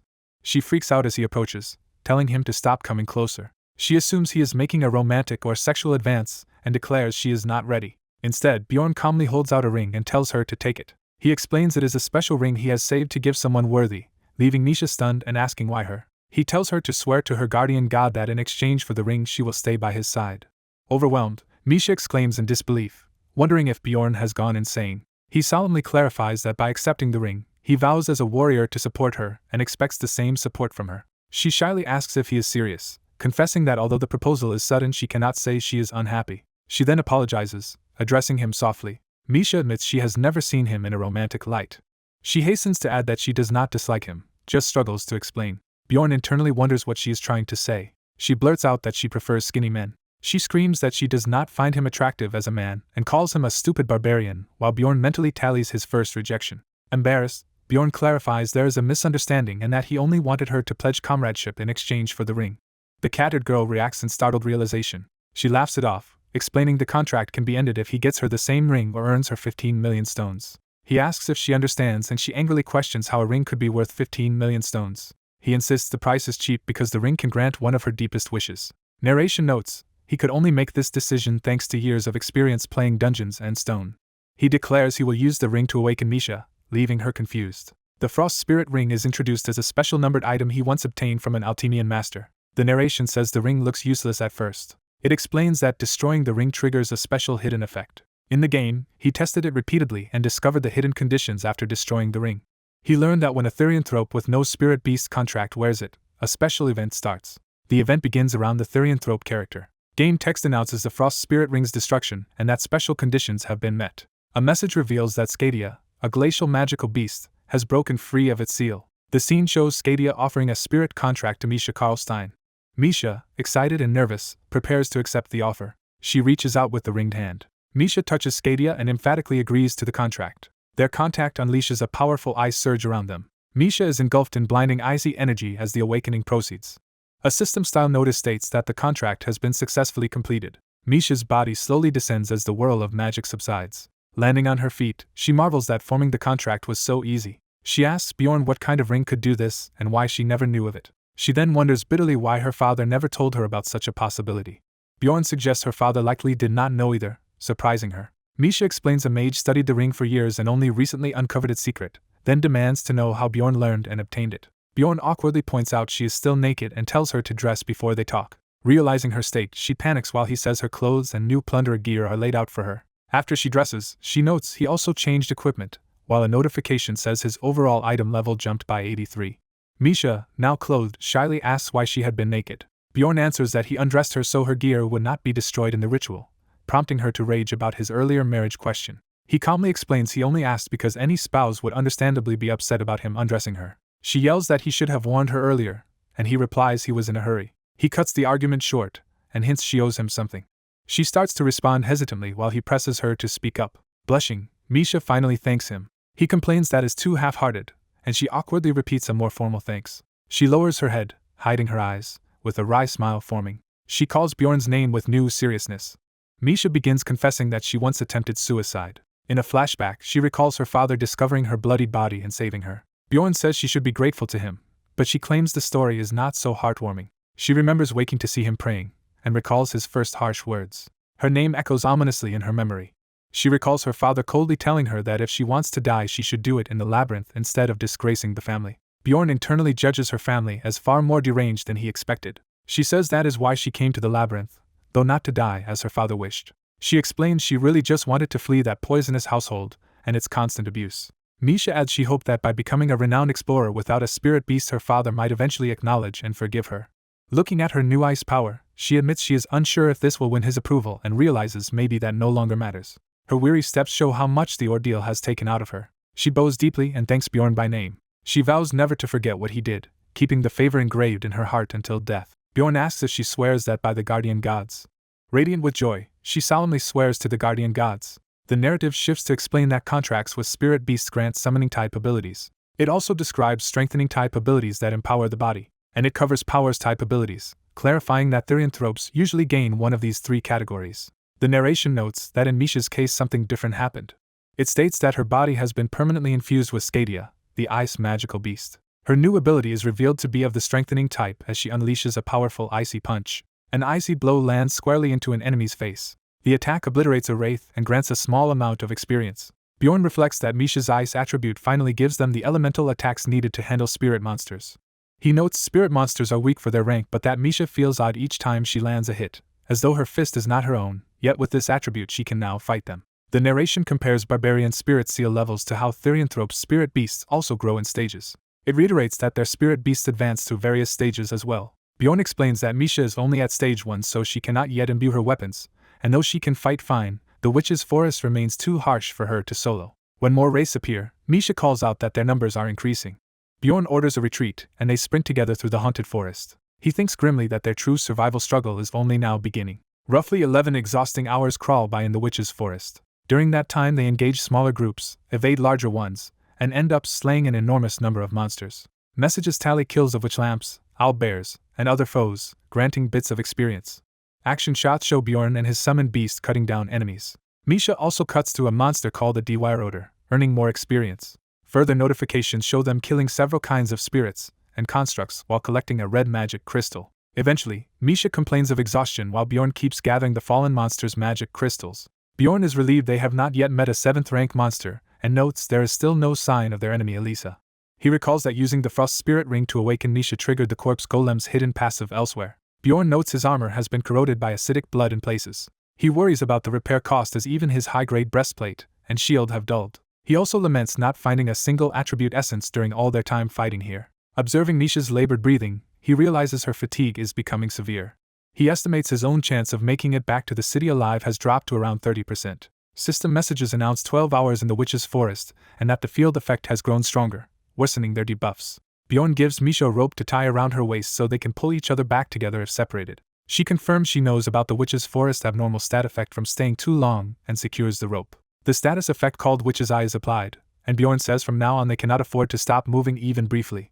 An explanation appears describing Witch's Eye as the true reason explorers should only pass through this forest quickly. The narration states that the effect is straightforward. If they remain still too long, a 7th rank monster named Kanabaro inevitably appears to hunt them. It clarifies that the time before this happens shortens as Witch's Eye's level rises.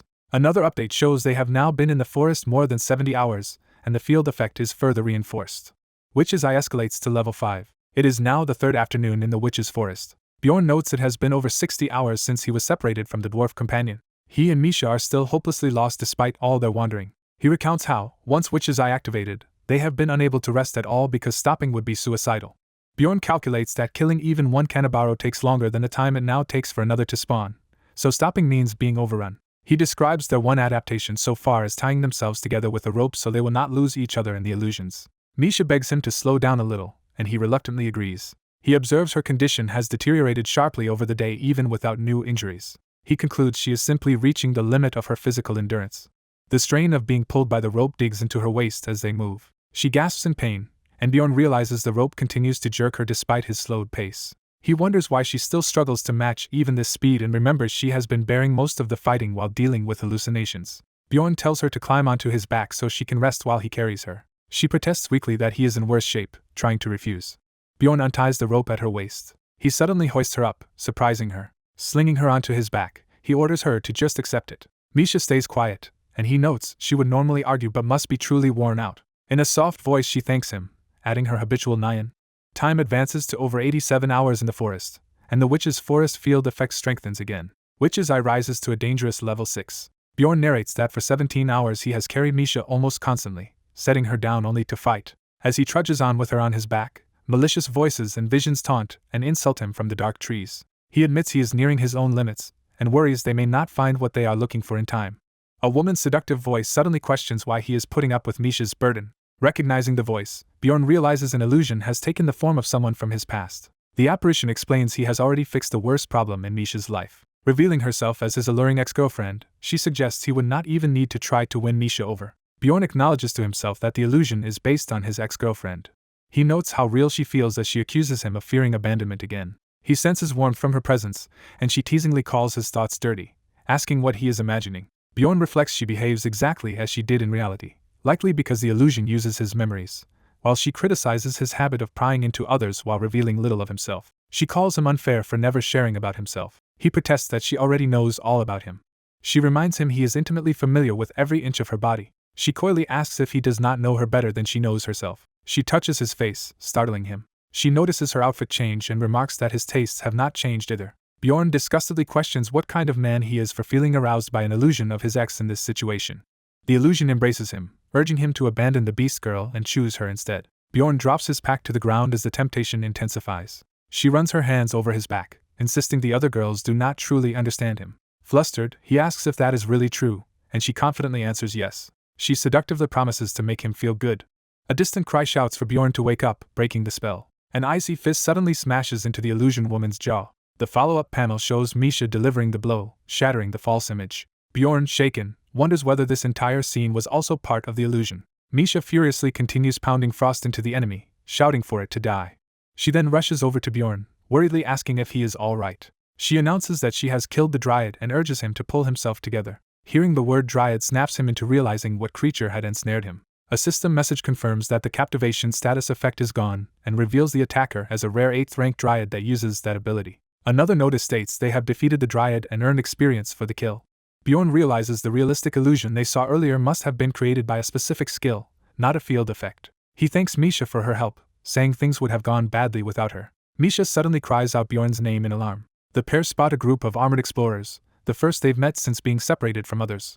Members of the new group remark that seeing only 2 people means Bjorn and Misha must be lost. Bjorn reflects that the witch's forest is huge, rarely used for hunting, and that by their 8th day most other teams likely moved on. When asked if they were separated from their team, Bjorn admits it but internally decides not to trust these people easily. Misha excitedly asks if they are finally saved, but Bjorn tells her to stay still. The strangers try to lower Bjorn's guard by claiming they are good people with children his age and inviting them over to rest. Bjorn refuses, thinking that people with children to feed are actually more dangerous. He reasons that if they have kids to support, they are all the more desperate to earn money from others. One stranger's expression turns ominous, confirming Bjorn's suspicion about their greed. Misha, confused, says the other explorers might help, but Bjorn curtly orders her to stay quiet. Bjorn recalls having planned to ask any explorers he met for help, offering payment. He thinks that hiring them as guides out of the forest for a reward should be a fair deal for everyone. However, he decides he must first gauge what kind of people they are before negotiating and introduces himself as Jandel's son, Bjorn. The bearded leader introduces himself as Hans Stove, the team's pathfinder. Hearing the name Hans startles Bjorn. Bjorn mentally docks Hans a point, finding the name ominous and wondering why there are so many people called Hans. Bjorn counts their formation as 2 warriors, 2 archers, and 1 pathfinder. He watches them nervously, sweat beading as he assesses the threat. One of the archers also sweats nervously, sensing tension. Bjorn's intuition screams that the situation is dangerous. He repeats internally that this encounter is extremely dangerous. Bjorn quietly asks Misha if she trusts his judgment, and she affirms that she does. He decides his fears might be baseless, yet their behavior still seems suspicious. Bjorn announces they will be leaving, prompting the others to remind him he claimed to need help. Though he admits that is true, his instincts now scream danger even louder. He firmly refuses their aid and tells Misha they will handle things alone and leave. An arrow suddenly flies toward them at high speed. Bjorn blocks the surprise arrow with his shield as the attack shocks everyone. He confirms to himself that his suspicions were right, and that these attackers are no ordinary explorers. The others angrily scold the archer Veit for firing, warning him about Bjorn's high-grade gear. Veit, eyes crazed, fixates on Bjorn's expensive Latinium equipment and how much it could be sold for. Another teammate hesitates, saying their targets are fellow explorers, but Hans tells him to back off if he cannot go through with it. Hans explains to his hesitant ally that Bjorn's expandable backpack is so valuable that they could never afford one even after a year of hard work. The hesitant archer admits he still cannot do it, and his companion brusquely orders him to step aside. A heavily armored warrior agrees to join in, saying this is not his first time doing something like this, and that he is too poor to be kind. Misha panics, suggesting they run since it is 5 against 2 and they are exhausted, and Bjorn weighs the odds. Bjorn concludes that because their enemies have a pathfinder, they would easily catch up if he and Misha tried to flee, leaving only one way out. He tells Misha they must stall for time, and she nervously agrees. Bjorn loudly offers to negotiate, promising to hand over his expandable backpack and shield in exchange for their lives. Misha, terrified, betrays him by begging the attackers to kill the Barbarian instead and spare her as a Therianthrope princess in return for money. Bjorn stares at her in disbelief, wondering if she really means what she just said while she breaks down crying. The ambushers realize Misha claims royal Therianthrope status and argue they must now kill both witnesses or be reported. Some of them even get excited, assuming a princess will be carrying valuable items they can steal. The group then charges Bjorn and Misha, shouting that Finders Keepers justifies taking their belongings. Bjorn braces for impact, thinking he cannot stall any longer and that it should now be about time for his real plan. The 6th-rank monster Cannibaro, a skeletal creature with red eyes, activates and is identified. Bjorn curses that these idiots attracted a Cannibaro and realizes they have been lost in the forest for 5 days. He tells Misha to cling to him as the monster appears nearby. Bjorn recalls that Cannibaros relentlessly chase prey and cannot be escaped once engaged. Carrying Misha, he sprints straight toward the Cannibaro while it moves as well. Hans's group suddenly finds Bjorn and Misha running toward them with the monster in pursuit and panics. Bjorn resolves to use the hostile explorers as bait and bolts past them, letting the Cannibaro focus on them. As Bjorn and Misha dash away, he notes that the Cannibaro is now aggroed on the other group and considers it their problem. A game-like notification states that Cannibaro has used the skill mana mines. The monster slams its weapon into the ground, causing purple mana mines to spread everywhere. Hans's team, already injured and panicked, realize that mana mines now litter the area and worry about Bjorn's escape. Hans orders his people to ignore Bjorn for now and concentrate on killing the Cannibaro, assuming Bjorn's duo cannot get far. While running, Bjorn sees a mana mine ignite under his boot. He realizes he cannot avoid the mines at his speed. Determined, Bjorn decides he will purposely step on the mines while running with Misha on his back. Misha screams that his foot is in danger as he continues forward. The Cannibaro shrieks amid the chaos of the mines and attacks. The monster summons hound-like creatures from purple energy around it. The summoned hounds leap toward Hans's team, who try to dodge but are constrained by the mines. One warrior cries out in terror, knowing he cannot evade the hounds because of the mines underfoot. Mana mines explode among Hans's group, shredding several of them while the archer woman cowers and begs for it to stop. Another explosion erupts in the purple mist as bodies are torn apart. One snarling hound sprints toward Bjorn and Misha, jaws wide. A hound bites Bjorn's leg as more swarm around them. Bjorn detonates flesh explosion, blowing apart the attacking dogs in a blast of red gore. After the blast, he realizes he has lost sensation below his ankle. A warning appears that his bodily damage will become permanent without quick treatment, and he wonders if his foot is gone and if he can no longer run. He decides to change plans in light of his injury. Bjorn tells Misha he is relying on her now, and she answers that he should throw her at the Cannibaro. With a mock battle cry likening her to a chosen weapon, Bjorn hurls Misha through the air toward the monster. Misha charges in midair, screaming for the Cannibaro to die. She dives down with her dagger glowing. Misha's strike hits, blasting apart the Cannibaro's upper body in a bright explosion. Landing, she immediately worries about what happened to the remaining members of Hans's group. She finds them all mortally wounded or dead on the ground, with one woman still weakly begging. The surviving archer woman tearfully pleads for help as she bleeds out. She asks Misha for a potion, but Misha silently stares down at her. Before the woman can finish offering money in exchange for aid, blood splashes, implying Misha kills her. Later, as Bjorn's mangled foot burns from treatment, Misha frets that even a potion may not fix such a severe injury. Bjorn judges that, for him, an injury of this severity is manageable. System text explains that his life force skyrockets due to his skill immortal. Bjorn notes that with this, his destroyed limb will heal almost instantly.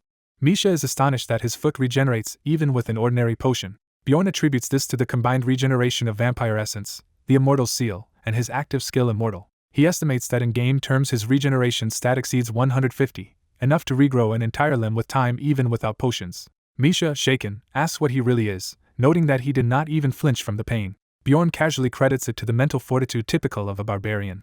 He privately compares this to Anar's high pain tolerance with potions and thinks his own situation is similar thanks to his stats. Afterward he checks his newly restored leg. He reties the rope connecting himself and Misha. Bjorn says they should move on before more Canabaros appear, and Misha asks how he knew the explorers were dangerous. He bluntly answers that he disliked the name Hans, which was enough reason for suspicion. Misha is baffled, but Bjorn says it does not matter now since they escaped. She reflects sadly that she never expected the seemingly kind woman to change so completely and thinks that under other circumstances the woman might have seemed nice. Bjorn counters that if they had not appeared weak, carried expensive gear, or met in the labyrinth, the woman might have remained only a pleasant memory. He adds that despite that, she was still the first one to attack them. Bjorn then asks Misha why she herself enters the labyrinth. Misha admits she does it purely because she needs money and realizes her motives mirror the dead woman's. Bjorn muses that in a world where people can be killed for failing to pay taxes, money is the main way to protect oneself. He guesses that the woman probably had more than just her own life to protect, remembering how she claimed to have children. As they continue walking, Bjorn feels he is learning a lot from this dangerous exploration. Time passes, and narration notes they have now been lost in the witch's forest for 109 hours. At that point Misha suddenly calls out to Bjorn in surprise. She spots a distinct tree sign and excitedly shouts that she has found the landmark they were looking for. They finally locate the witch's hut, the only resting place in the forest where they can recover safely. Bjorn prays silently that nothing bad will happen this time as he reaches out to activate the entrance. His hand glows with magic as he touches the hut's portal. System text confirms that the character is entering the witch's hut. The narration explains that the witch's hut randomly appears in the forest and remains in one location for 8 hours. Inside, it cancels the forest field effects and serves as a monster-free safe zone, though it is hard to locate. Bjorn notes it took them long to find the first hut, but thanks to Misha's sharp eye they located this next one more quickly. With 53 hours left before the labyrinth closes, the system again states that the character is entering the witch's hut. Another message indicates 5 people have already entered and the entrance is now locked. Misha happily remarks she has visited this peaceful place 3 times and never tires of it. As she chats, Bjorn abruptly tells her to be quiet, having noticed something. He informs her that others are present in the hut as well. He explains that only 5 people can enter the witch's hut and that the portal closes once that limit is reached.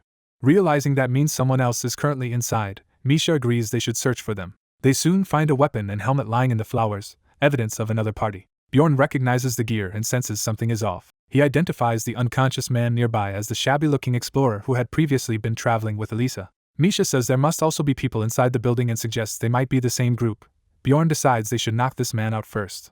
Bjorn smashes him brutally with his mace. Misha stares speechlessly at the severity of the blow. She thinks to herself that she thought Bjorn only intended to knock the man unconscious. Inside the hut they tie the battered man up. Bjorn remarks he is surprised the fellow is still alive. Bjorn adds that the man probably will not live long anyway. He then pours potion onto the man's injured head. The man wakes screaming in agony as the potion takes effect. Bjorn asks if he is awake, and the captive recognizes him as the barbarian from earlier. Panicked, the man insists everything was a misunderstanding and claims Elisa tricked them. He begins explaining that when they later chased Bjorn's teammates, there were only 3 of them left. They injured the person they thought was the Pathfinder to stop the group from fleeing, only lightly wounding his shoulder. Suddenly some mysterious light repelled them all and knocked them out. When they awoke, their real Pathfinder was dead, killed by an ice spear through the head. Bjorn infers that meant Hikarad's group managed to escape and that the scream they heard earlier must have been Rotmiller's when he died. The prisoner continues that without a Pathfinder they could not keep chasing and instead wandered aimlessly. He says the real trouble began on the 2nd day after their Pathfinder died. He recalls how Elisa suddenly kissed one of their men. In that flashback, the man's life force is drained from him as Elisa clings to him, horrifically transforming him. They eventually realized Elisa was actually an evil priest of Kuri who had been using them. The captive insists all of this misfortune was caused by Elisa deceiving them and swears they never intended to plunder Bjorn's group, but Bjorn coldly tells him to shut up. The captured priest tearfully apologizes, blames everything on a deceiving woman, promises full compensation, and begs desperately for mercy. Misha nervously tells Bjorn she will follow his decision and asks what they should do. Bjorn recalls having killed several people in this world only when forced to, and only irredeemable scum. Comparing, he thinks these bound men merely cause trouble without killing anyone. He realizes this situation is fundamentally different from his past killings. Bjorn questions whether executing these men is truly the right thing to do. The muscular explorer says morality is irrelevant and argues killing them now avoids future problems. The suited man counters that they should not be killed over a mistake, asking why Bjorn is agonizing over it. Bjorn starts to protest internally, still conflicted. He concludes those ethics only applied back in his old world, not in this brutal one. Bjorn asks Misha's opinion, and she bluntly says she cannot trust the captured men. Misha explains that, mistake or not, they once tried to kill them, something she believes is unforgivable. Hearing her, Bjorn feels his mind clear as if fog is lifting. He decides that in this world he must follow its ruthless customs to survive. Accepting that, Bjorn raises his weapon over the pleading priest, who frantically insists it was all a mistake. Bjorn thinks the attack may have been accidental this time but believes they would repeat it. After killing his 10th person, a system message grants him an achievement that permanently boosts his mentality stat. Standing over the butchered corpse, Bjorn reflects that from the first day in this body he knew what he was becoming. He accepts that the title he has earned as a killer is something he must live with from now on. He resolves that he must not only be called a barbarian but truly live like one if he wants to survive here, even as Misha notices his trembling hand. He assures her he is fine and orders her to strip the dead men of their gear. Outside the hut, Misha cries out for Bjorn as she realizes what he is doing. Seeing the bloody body being dragged, she demands to know what he is trying to do. Bjorn coldly answers that he is simply doing what is necessary and hauls the corpse toward the fireplace. A system notice declares a new sacrifice has been offered and extends the witch's hut's open time by 8 hours. Bjorn observes that this mechanic works just like it did in the game he knows. Calculating that the remaining bodies will buy them about 24 hours of safe rest, Misha anxiously checks whether he is truly okay. Later he asks why she is still standing instead of resting. He decides he will sleep on the bed first. Bjorn collapses face down onto the pillow. As he drifts off, he notes how comfortable it is and confirms a real bed is best for sleeping. His heavily muscled body relaxes as he finally rests on the mattress. Lying there, he closes his eyes, lost in thought. He reflects that the situation has become so extreme that it no longer even feels ironic. He realizes that the more he embraces a barbarian lifestyle, the more he can behave like an ordinary human here. The image of his bloodied mace under the bed underscores his belief that savagery is what lets him cling to humanity. He thinks back to his previous life as an ordinary office worker. He remembers greeting a female colleague after work. He recalls enjoying meals out with her. He pictures evenings where she studied on his floor while he gamed. He remembers peaceful nights sleeping together with her in his old world. That memory leaves him smiling in his sleep. Bjorn suddenly wakes up in a sweat, startled. He finds Misha asleep against him on the bed and pants heavily. Sitting up, he tries to calm his breathing and orient himself. He wonders if everything he just relived was only a dream. Looking at his powerful body, he reaffirms that his current reality is living as a monstrously strong fighter battling real monsters to survive. He acknowledges that burning skeletons and all that death now define his life. Checking the time, he realizes he has slept nearly 7 hours and hears a noise beside him. Seeing Misha cuddled against his leg, he wonders when she joined him and assumes the chair was too uncomfortable. He orders Misha to wake up, but she lazily begs for 5 more minutes. Irritated, he glares fiercely at her. Her yelps from outside the hut show he forcefully gets her up, calling him a stupid barbarian. Bjorn notes there are about 24 hours until the labyrinth closes and 1 hour before the hut shuts. He thinks with relief that the final day has arrived and that if they endure 1 more day they can leave the forest and return to the city. While they snack, Misha talks excitedly about bathing after the expedition and asks what he will do back in town.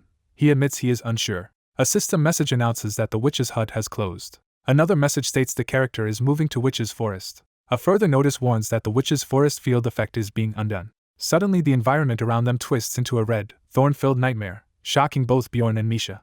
Misha panics and asks Bjorn what happened to the forest, while he stays silent. Recognizing the phenomenon, Bjorn curses internally, realizing what it signifies. Meanwhile, on a bright monitor in his old office world, multiple messages about sacrifices in the witch's hut appear. Those system logs reveal that the 5th, 6th, and 7th offerings have been made. The messages then confirm that the special condition of 7 sacrifices has been fulfilled.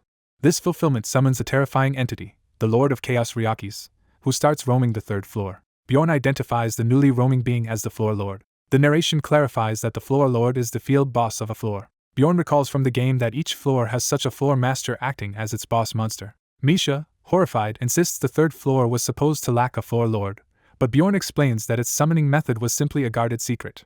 He adds that the method was hidden because anyone reckless enough to summon it would cause far more than a few deaths. Bjorn specifies that this floor's master is the Lord of Chaos Ryakis. He explains that when Ryakis appears, all other monsters hide and it roams the entire floor, slaughtering everything until it dies. A further explanation states that portals between floors are disabled while Ryakis is active, so escape is impossible and anyone on the floor must be prepared to die. Misha freaks out, demanding to know why it had to appear now. Bjorn admits it is most likely their fault.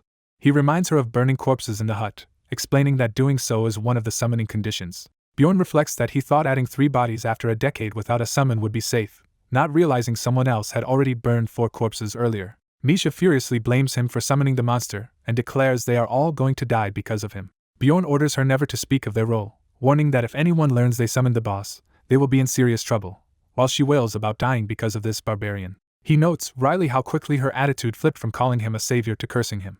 Bjorn points out that with the status abnormality lifted they can at least leave the cursed woods and urges that they move quickly. He begins to outline their plan, starting to say, "we," as he focuses on survival. Elsewhere, a leader announces that their clan will head to the orc habitat, with Bjorn's group joining the gathered explorers. Bjorn identifies the powerful group as the Jarwi clan, a large organization active above the 6th floor with hundreds of members. Reasoning that confronting Ryakis alone means certain death, he decides their best chance is to stick close to this clan.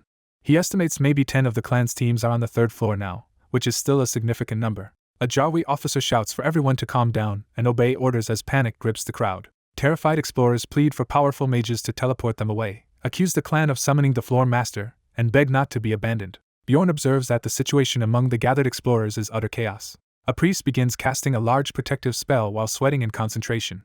Her magic expands into a glowing barrier around the fortress. The Jarwi commander tells everyone to calm down, explaining that the priest has activated an area-wide protection skill and scouts are watching the surroundings. He assures them the labyrinth will close in a day and promises the Jarwi clan will do their best to ensure as many as possible survive until then. The surrounding explorers listen tensely, clearly worried but hanging on his words. The leader adds a stern warning that anyone who breaks the rules or causes conflict will be dealt with harshly. He clarifies that such troublemakers will be expelled from the safe zone, so they should keep that in mind. Bjorn judges the speech long-winded but effective, noting that the proclamation skill helps calm the crowd. The narration explains that proclamation, destruction of evil, creates a zone humans can enter but monsters cannot cross. A view of the tranquil forest shows the barrier's light filtering through the trees. Sitting with Misha by a tree, Bjorn concludes they likely will not be kicked out but warns they still cannot relax. He anticipates that a serious problem is coming. He asks Misha if she is confident in her ears, prompting her to boast that people often compliment them. Confused by her answer, he clarifies that he is asking about her actual hearing ability. He then instructs her to eavesdrop on nearby conversations and report any useful information. Listening in, he learns it has been about 10 years since the 3rd floor lord last appeared. Other explorers wonder who is crazy enough to summon it but feel fortunate that a 6th floor clan is present to help. They marvel at the immense, wide-range protection spell, attributing it to the resources of a large clan. Bjorn reasons that with the Jarwi clan fully buffing up, it might be worth betting on their chances of surviving. Misha, drooling in her sleep earlier, now wakes and gazes at him affectionately. He awkwardly watches her snuggle against his side.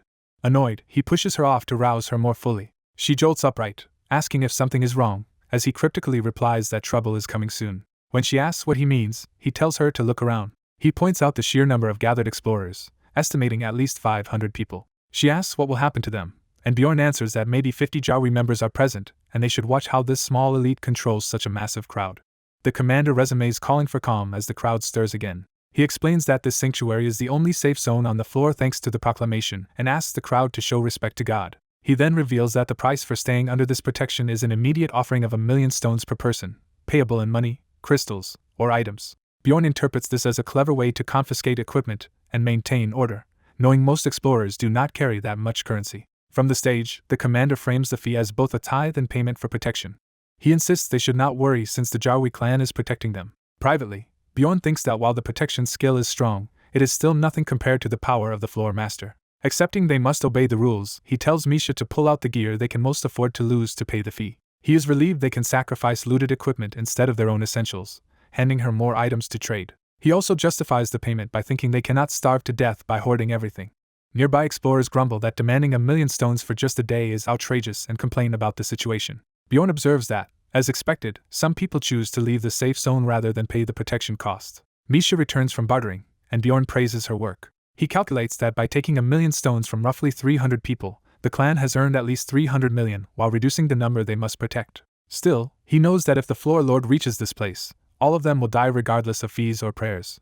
He reasons that the vastness of the 3rd floor makes people hope they will never encounter Ryakis at all, whether they stayed or left. Bjorn, however, prefers preparing for the worst case, believing one can never assume disaster will not occur. Time jumps to 1907, marking the passing hours. A caption notes that about 5 hours remain before the labyrinth closes.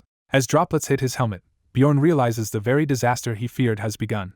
He identifies the falling crimson rain as rain of despair, Ryakis' passive aura that blankets the floor. System windows report that characters are taking continuous chaos damage and that their mana resistance is greatly reduced. Bjorn recalls that this skill damages everything in a huge area, cancels all field effects wherever it falls, and can inflict the chaos status on prolonged exposure. Misha, trembling in the rain, calls out to Bjorn in terror. The colossal, horned beast Ryakis finally appears in full view, looming over the fortress. It lets out a deafening roar, bearing rows of monstrous fangs. Explorers scream that the Floor Lord has arrived and beg someone to stop it. In panic, one man shrieks that they were promised protection in exchange for their equipment, and demands the clan keep its word. The Jarwi leader calmly faces Ryakis, acknowledging the grim situation and the heavy losses this expedition will suffer. He then bellows that the Lord of Chaos Ryakis has appeared and orders his people to deploy all their prepared measures. Clan members rapidly activate powerful support scrolls that boost concentration and energy. The commander brandishes a special artifact called the Sun Lord's Flag, imbuing his weapon with holy light. Bjorn notes that the clan is burning through countless expensive consumables and buffs within moments. The commander rallies his forces, shouting that they have plenty of items and must use them freely so they can all make it back alive. Watching this, Bjorn is stunned that they truly intend to confront Ryakis head-on. The armored narrator realizes others also prepared for disaster and, for once, feels glad about it. He reflects that the clan members have repeatedly risked their lives to reach this battle, something far beyond mere luck. The bearded commander bellows for everyone to take their battle positions. He vows that they will stop the Lord of Chaos, Ryakis. Ryakis' colossal, dragon-like body looms as it moves in the rain. Terrified onlookers below the monster panic, convinced they are dreaming and about to die. As Ryakis advances, someone shouts for people not to block it and to flee from its attacks. The narrator notes that a long-held curiosity of his has just been answered in a straightforward way. In the chaos of battle, a dwarf warrior smashes into Ryakis' leg while shouting to Leo's, asking how long the spell will take. The narrator explains that melee fighters and tanks mostly dodge direct clashes with Ryakis, barely blocking weaker blows, while someone recklessly charges in despite warnings. Wounded warriors are instantly healed and, despite their battered bodies, rush straight back into the flaming battlefield. Kneeling beside a fallen comrade, a man laments that the dead warrior should not have died like this, while the narrator admits he cannot speak for everyone's feelings. The commander yells at his men not to let grief distract them and to focus on the battle, as the narrator prepares to describe the situation. He reports that one warrior was crushed to death in an instant. He adds that 3 ranged attackers were killed by Ryakis' breath attack. Observers murmur that 4 have already died and question whether the fight is too dangerous, while others curse losing 1,000,000 stones in fees. The narrator rejects the spectators' complaints, insisting the clan members are doing their best, holding the front line while mages restrain Ryakis. System-like text declares that Ryakis is now drawing out his inherent powers. The commander orders everyone to stop attacking the boss itself and to instead destroy the dark orb it is forming, and the narrator worries that Ryakis understands the existence of this dark sphere. Watching attacks redirected toward the floating spheres, the narrator concludes the clan knows about Ryakis' second phase and is managing their damage to prevent it. While confused spectators think the clan has stopped attacking out of stupidity, the narrator realizes they actually know how to defeat Ryakis. He becomes hopeful, thinking that at this pace they might survive until the labyrinth naturally closes. A timestamp shows that the current time in the labyrinth is 22:37. The narrator notes there is roughly an hour left before the labyrinth shuts down as he stands among anxious explorers. He calculates that 11 fighters, about 20% of the clan, have died, but judges that this loss does not yet make victory impossible.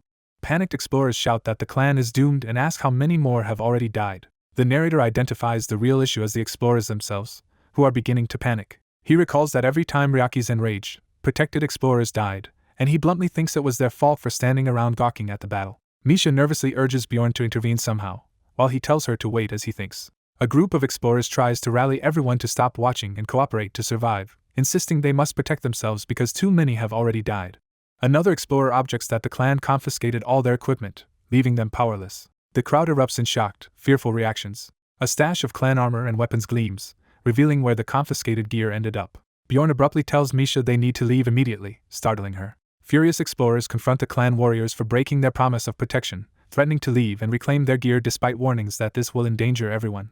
The mob physically grabs a clan warrior, screaming for their equipment back and shoving to reclaim what is theirs. Bjorn orders Misha to stay behind him, thinking that this kind of riot was inevitable since normal explorers could not possibly know Ryakis' mechanics. As the crowd stampedes toward the armed clan, Bjorn and Misha charge up the burning steps. Dodging spirits of chaos, Misha shouts directions that the spirit of chaos lies straight ahead. Bjorn veers right, deciding there is no time to fight monsters and focusing solely on escape. The two sprint away from pursuing spirits while Bjorn insists they must get as far from the battlefield as possible. They keep running with the monsters still behind them, Bjorn urging himself and Misha to push just a little farther. He marks a distant point, believing that once they reach it they will be outside the forest's center, and thus safer. Suddenly he senses something wrong and freezes, sweat running down his face. System text announces that Ryakis has successfully absorbed his inherent power. Another notification states that the field effect Crevice of Evil will soon activate within a 5-kilometer radius. Darkness engulfs the area, and Bjorn realizes this is Ryaki's ultimate field, Crevice of Evil. He panics, wondering if Ryaki's actually consumed all of its orbs. Misha trembles and asks Bjorn in terror what will happen to them now. Bjorn curses as he realizes his grim prediction was correct.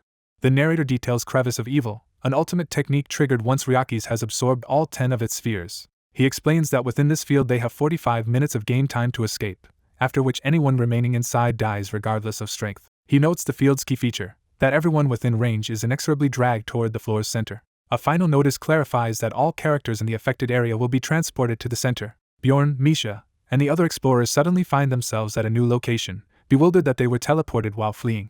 Someone in the crowd anxiously asks where they are now. Bjorn estimates there are about 200 explorers left alive around him. He notes that only 20 Jarwi clan members remain from an initial 50. He calculates that 11 died in the first 3 hours and many more during the last few minutes, making it obvious what chaos occurred while he and Misha were gone. As the crowd demands answers, a clan mage silences them with insults and threatens to attack if they move closer.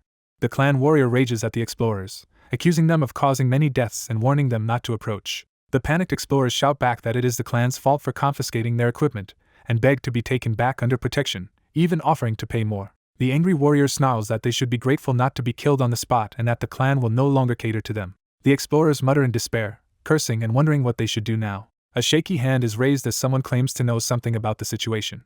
That explorer explains he once read an ancient text saying everyone will die if they fail to leave the area within a certain time limit. He adds that they can escape by traveling 5 kilometers in any direction despite monsters, and Bjorn quietly confirms this matches his knowledge. Another explorer warns that Ryaki's clones and spirits of chaos will relentlessly pursue anyone who attempts to flee, yet some still insist they must try. Misha notes that many people are already leaving, while Bjorn observes that over half of the crowd has decided to run. Bjorn concludes that he and Misha will not bet their lives on such slim odds and decides to try something with a higher chance of success. He approaches the Jarwi forces, thinking he will gamble on them instead, as a clan member warns him not to come closer. The red-haired swordsman recognizes Misha and is startled to see her present. Bjorn greets him casually, downplaying their familiarity, while Misha nervously whispers his name. The swordsman smugly asks whether Bjorn obtained the rare orc hero's essence. Hearing that title, the swordsman suddenly reacts with shock. He demands to know how Bjorn even knows about such an item, drawing his sword warily. Bjorn smirks to himself, believing his first calculated gamble has succeeded. The clan tallies that 23 members remain, including 3 priests, 6 mages, 12 ranged attackers, and only 2 melee fighters. Vice Captain Iraz McLean grimly repeats that only 2 close-range dealers remain in the entire clan. He recalls how the earlier riot killed too many warriors and that they bought time by letting Ryaki's absorb spheres. Another officer presses Iraz to decide quickly, reminding him that their knowledge of Ryaki's means time is almost up. Iraz laments that with only 2 melee fighters they cannot safely carve a path through the monsters. He notes that those 2 are a swordsman and a spearman, leaving them without any true defensive specialist. He thinks that if they only had one person capable of serving as a frontline defender, their odds would change. Subordinates report that explorers have already left and beg Iraz for orders before the enemy's attention shifts.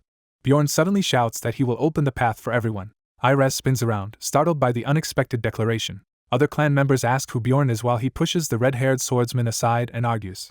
Iraz insists on judging for himself and orders an explanation, while a subordinate nervously says they do not know how Bjorn learned about the orc hero's essence. The clan relays that Bjorn wants the orc hero's essence in exchange for opening a path to safety.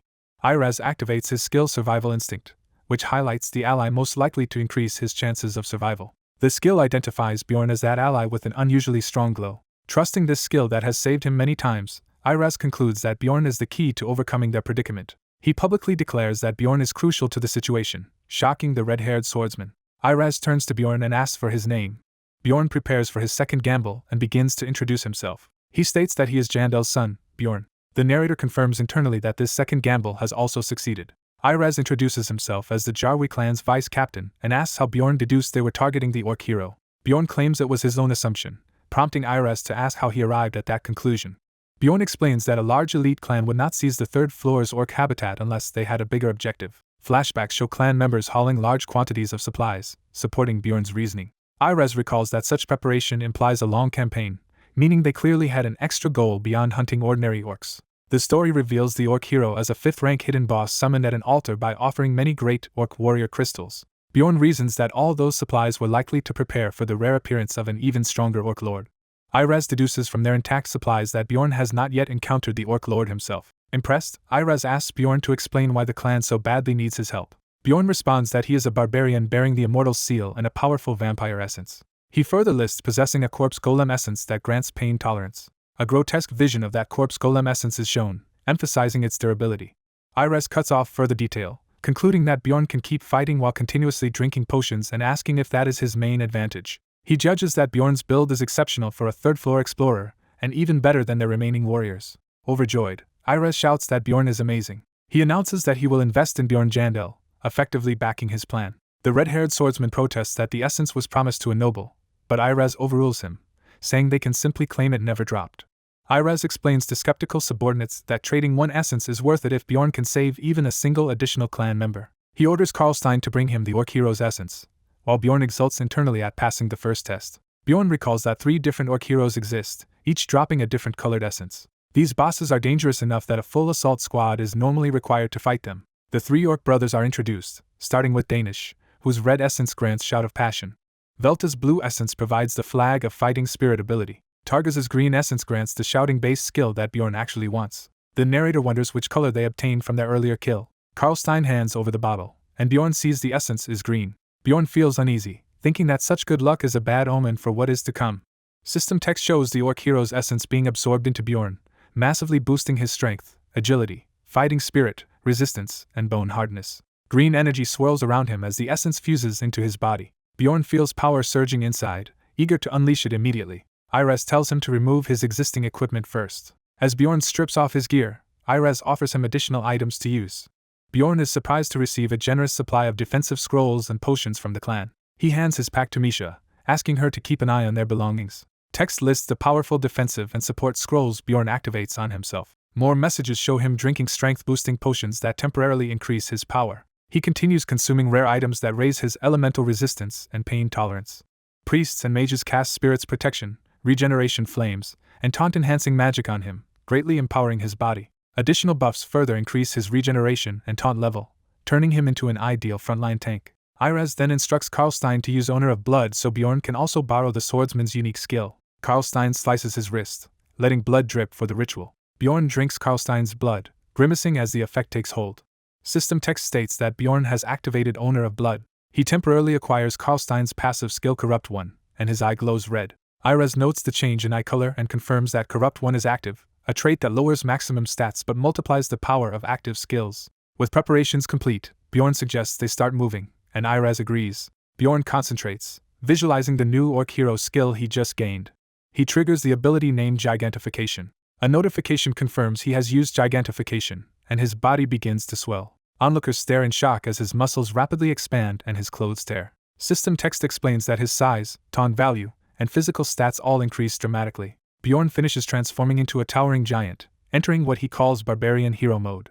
The cat girl and a man gape at Bjorn's size and strength, calling him a monster. The knights stare at Bjorn's enormous body and decide they need extra capes to cover him. Bjorn ties on the makeshift kilt and declares himself ready to charge. The commander reminds Bjorn only 30 minutes remain, and Bjorn confidently accepts the task. Bjorn triggers his power immediately.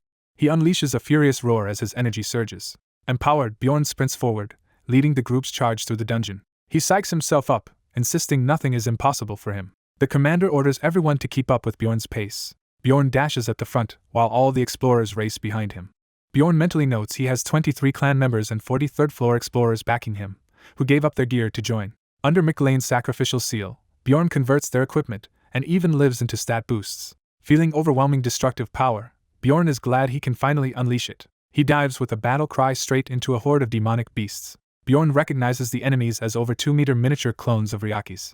He notes that, despite their height, these clones are still small compared to his empowered form as he smashes into them. Ryaki's hatred ability retaliates, inflicting massive chaos damage on Bjorn in return. Bjorn explains that in the crevice of evil pattern, self-destructing clones damage whoever kills them, making a tank indispensable. He relies on his vampire essence and source of darkness, knowing he will survive as long as his heart remains intact. Bjorn reflects that fragile high-damage classes are useless here because they cannot withstand this punishment. The commander warns him not to kill too many at once, and Bjorn admits restraining himself is difficult. Bjorn uses Gigantification, drawing even more of the monster's aggro due to his increased size. Acting as a perpetual provocation machine, he keeps all threats focused on him so the explorers behind remain safe. One catted swordsman charges in and slays a clone. He cries out as damage reflection injures him with the same force he dealt. Hurt, he yells for the priests to heal him. Bjorn shouts at everyone to stop taking needless hits and back off. A priest heals the wounded man while he angrily curses Bjorn but urges the healer to hurry. Bjorn reasons internally that only he should be at the front for what comes next. He keeps carving a bloody path through the clones. With his HP under half, Bjorn's Hero's Path passive kicks in, raising all his resistances and tolerances. He recalls the orc hero whose passive, Hero's Path, he absorbed. Bjorn explains that this skill was the reason he wanted the orc hero essence. His defenses spike below 50% HP and peak at 20%. To maximize this, he plans to exploit the skill as much as possible. Bjorn orders everyone to stay back while he alone handles the vanguard. He surges ahead, leaving the rest trailing behind. Hernesian remarks to his subordinate that he has finally joined them and acknowledges Bjorn's presence. They agree that letting Bjorn solo the front is a wise decision, since unexpected threats might still appear behind. The cat-eared man fumes because attacking once causes unbearable pain, forcing him to retreat. He muses that what Bjorn is doing does not seem humanly possible. Watching Bjorn, Hernesian wonders who this man really is, having first dismissed him as a mere low-floor explorer hanging around his halfling sister. Hernesian recalls that Bjorn used to be just an ordinary barbarian warrior unable to protest when ordered out of the orc habitat. Now, even with pain tolerance and tank capabilities, Bjorn's lack of hesitation in this nightmare amazes him. The clan members admit that no one matches a barbarian's courage and praise the vice captain's eye for recruiting someone like Bjorn. Other explorers gossip while running, wondering about Bjorn's name, assuming he must be a famous, death-defying warrior whose absence would have doomed them. Someone asks Misha who Bjorn is, but she insists she does not really know. Hernesian says that if the famed barbarian hero Valken returned, he would probably look like Bjorn. He gazes at Bjorn's backlit, rune-covered body, convinced Bjorn embodies that legendary image. The red-haired man insists there is no need to know the barbarian's name. Bjorn spots the dungeon's exit ahead and urges everyone to speed up, while Misha believes his name will soon be known by all. System text announces that the Crevice of Evil field effect has been lifted. A status screen shows Bjorn Jandel's new level and greatly increased stats, as well as newly obtained essences, including Orc Hero rank 5. The group continues their mad sprint toward the light as Bjorn shouts that the end is in sight. Bjorn pushes harder, thinking they are almost free. A notification warns that he is running low on soul power. Someone exclaims that they are finally outside. Gigantification begins to wear off as Bjorn reverts toward normal size. He pants heavily as his enlarged form shrinks. The system confirms that the Crevice of Evil field effect is in the process of ending. Outside, everyone cheers in disbelief that they have survived and escaped. Bjorn hears the agonized screams of those who failed to make it out as the space behind collapses. A massive explosion obliterates the interior. He observes that the orc habitat has been vaporized in an instant. Bjorn notes they barely made it, with gigantification ending exactly as they escaped, calling their timing miraculous. The commander echoes that it was close.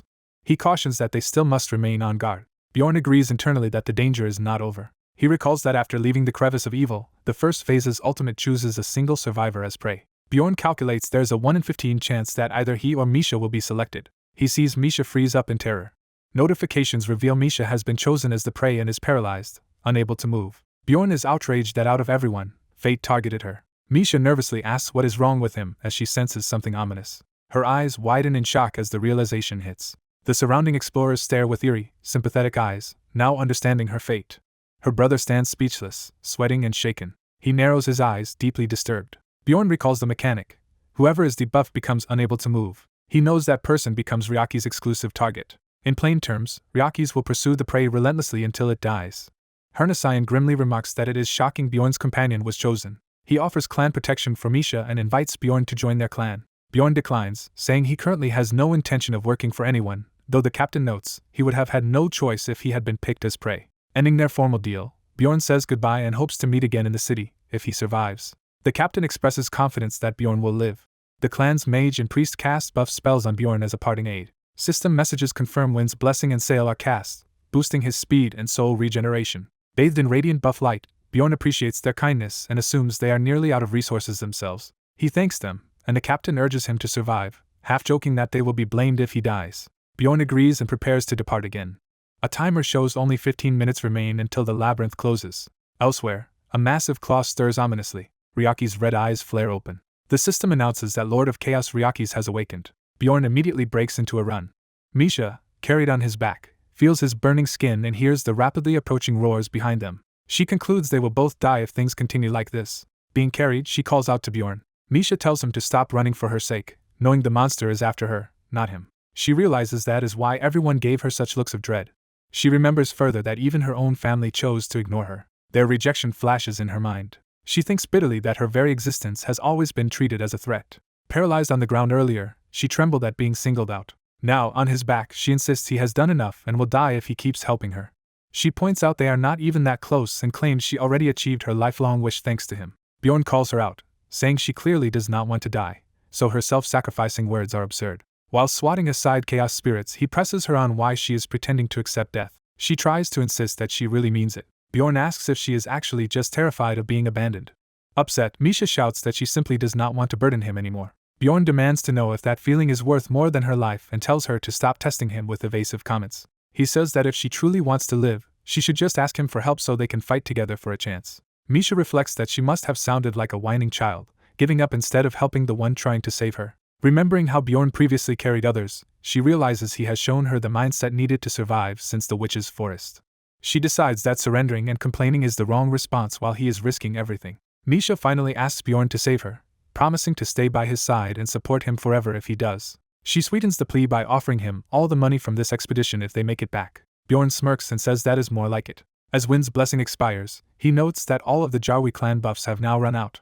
Feeling rain, Bjorn deduces that Ryaki's is now right behind them. He sees even more spirits of chaos blocking their path and decides he must use another trump card sooner than planned. Bjorn activates gigantification again, enlarging himself and raising his taunt and stats to draw everything onto him. He notes that all his stats rise with the skill, but what matters now is that each stride covers more distance. Calculating he can maintain the form for 2 to 3 minutes, he asks Misha to track the time. She begins counting down the remaining seconds precisely as he runs. Bjorn charges ahead while she loudly counts behind him. Forced to fight while moving, Bjorn starts smashing chaos spirits, corrupting the land wherever they die. He keeps destroying them as Misha's countdown continues. More spirits fall while she calls out the remaining time. As he fights on, she shouts that only 120 seconds remain. Bjorn grimly registers her next call of 103 seconds. Suddenly a massive fiery attack drops in front of them, startling him. When Misha screams that 90 seconds remain, Bjorn braces for Ryaki's breath. He realizes the monster's breath attack has finally reached their range. The breath obliterates many pursuing spirits, reducing their numbers. With fewer enemies, Bjorn finds it easier to run. He also knows this means they are well within Ryaki's striking distance. A colossal limb slams down near them, nearly crushing them. Bjorn barely dodges the impact while still clinging to Misha. He grits his teeth in pain from the close call. Bjorn looks up to see Ryaki's full terrifying form looming over them. He mentally identifies the creature as the Lord of Chaos, Ryaki's. Bjorn plants his foot and surges forward again. Misha insists he can leave her now, but he tells her to stop whining. He declares he will not abandon her and refuses to let her die, despite her protests. Bjorn reminds her he already promised, and jokes he still needs the money for his frost spirit ring. Misha protests that dying over a promise is crazy, but Bjorn retorts that they are not going to die. He confidently says he plans to escape alive just as another attack approaches. Bjorn's eyes widen in shock as blood splashes, signaling a new, sudden danger. Misha panics over Bjorn's severed arm and frantically asks how much time is left. Bjorn's companion, thinking escape is impossible, tells him to abandon her. Bjorn, furious and desperate, screams at Misha to give him the exact remaining time. Crying, Misha reports that only 60 seconds remain. Bjorn charges the massive beast, resolving that with one arm he must endure a full minute because escape is now impossible. He grimly acknowledges to himself that surviving this minute will be very difficult. He kicks off the ground, beginning his headlong sprint. Misha yells at Bjorn for running toward Ryaki's, but he orders her to keep counting while she stammers that 53 seconds remain. As Bjorn runs and the monster's breath blasts where he used to be, he counts down to 52 and reasons the beast cannot easily strike at its own legs. He races beneath Ryaki's massive limb, knowing one misstep will kill them both. Still sprinting with Misha on his back, he continues the countdown but is cut off mid-number. Bjorn narrowly dodges another sweeping attack as Misha calls out that 44 seconds are left. Having studied the fight with the Jarwi clan, Bjorn believes he has figured out Ryaki's attack pattern. Remembering that earlier battle, he uses the same timing to evade yet another devastating strike. Misha shouts that only 30 seconds remain while Ryaki's batters the ground trying to crush them. Bjorn skids and braces himself, barely surviving the impact. Exhausted and bleeding, he hears Misha call out that 25 seconds are left. Seeing another blow descending, Bjorn realizes he failed to dodge in time. The monstrous impact smashes into him, his rope harness straining and his body jolting. He screams in agony under the force of the hit. Ryaki's looms over them, monstrous and relentless. Bjorn and Misha are slammed into the ground yet again. As another gigantic strike falls, Bjorn recognizes he cannot dodge this one at all. Convinced they are about to die, he internally screams that their deaths are inevitable. A system message declares that Bjorn has exhausted his soul power. Another message announces that the skill giantification is forcibly ending. As his giant form vanishes and he shrinks back to normal, Bjorn stares up in shock at the incoming blow. Realizing the timing of the deactivation saved him, he notes his head would have been crushed if the change had happened a moment later. With Ryaki's jaws descending and a timer almost expired, Bjorn faces what seems like the final strike. At the last moment he plants his shield and body against the attack, clinging to life. Straining and roaring, Bjorn bites down on the monster while bracing with his shield. Ryaki's thrashes as Bjorn clings to its face, riding its movements. The countdown hits 4 seconds while Bjorn hangs in front of the demon's snarling visage. He is battered and coughing blood but continues to endure atop the monster. Ryaki's opens its vast maw to swallow them, Bjorn and Misha still in front of it. Glaring defiantly, Bjorn tells the monster that it is already too late for it. A system message declares that the labyrinth has closed. Another message states that the character is being teleported back to Raponia. The destination, Raponia Square, is identified. In the city square, onlookers watch as a vortex of purple energy forms in front of the castle walls. Among the anxious crowd, a family wonders how much money Doug earned and whether the father will return alive. The portal erupts in blinding light as the teleportation completes. Screams break out as dozens of wounded explorers are spat out into the square. Citizens panic, yelling to contact the guild, move the injured, and set up shelters as they see Bjorn and others sprawled and bleeding. Bystanders stare at Bjorn's battered body and remark on how terrible his condition looks. Someone grimly predicts that Bjorn is likely to die soon. Misha slowly regains consciousness and utters a weak sound. Realizing she is alive, she looks around in confusion and immediately calls out for Bjorn. The spectators gossip in shock about what must have happened on the 3rd floor to leave a barbarian in such a near-dead state. Pushing through the crowd, Misha desperately begs people to move so she can reach Bjorn. She finds Bjorn unconscious and covered in blood, black fluid pooling around his chest. Someone nearby shouts for the temple to be contacted immediately. Misha clings to Bjorn's body, sobbing and begging him not to die. As she grips his arm, she suddenly feels a heartbeat and gasps in surprise. Relieved, she laughs through tears, insisting he was only sleeping the whole time. Watching him breathe faintly, she admits how badly he scared her. Later, rumors spread through town that the 3rd floor lord slaughtered over 30 members of the Jawi clan. In a tavern, men discuss that the official numbers are low and in truth hundreds likely died. One survivor claims many escaped only because of a single explorer's actions. The drinkers clarify it was not a famous officer but an unknown 3rd floor explorer whose identity they are curious about. The narration identifies him as Bjorn, son of Jandel, a barbarian who reached the 3rd floor only 3 months after first entering the labyrinth. A mage's testimony says that although this young barbarian has not yet become a hero, his potential is such that he is destined to be one. The narrator concludes that such a person deserves a title. They choose to name him Little Valkan, after the legendary hero famed for unmatched bravery. System messages show Bjorn's fame stat repeatedly increasing. Another warning explains that his rising fame will trigger more special events around him. A guild official reads the report, calls the Little Valkan nickname interesting, and takes notice of Bjorn. The man muses that few explorers have ever accomplished so much so quickly, and that Bjorn's case is unprecedented in his tenure. The narrative lists other powerful foes Bjorn has faced, such as the Corpse Golem and the Vampire Guardian. It also notes that he possesses the rare Orc Hero essence. The observer concludes Bjorn's rapid growth and powerful essences go far beyond ordinary luck. He recalls historical figures with similarly abnormal growth. The narration explains that some are born with special destinies and are remembered as heroes. The official wonders whether Bjorn will become such a hero or something more sinister. He contemplates whether Bjorn might instead be an evil spirit in human form. A separate notice proclaims that the Lord of Chaos Ryakis has awakened. Ryakis is shown roaring, fully manifest and terrifying. In the midst of that nightmare, Misha realizes she is paralyzed and calls out to Bjorn in fear. System messages reveal Misha has been marked as prey and afflicted with paralysis. Bjorn, still mid-battle, yells to her for the remaining time.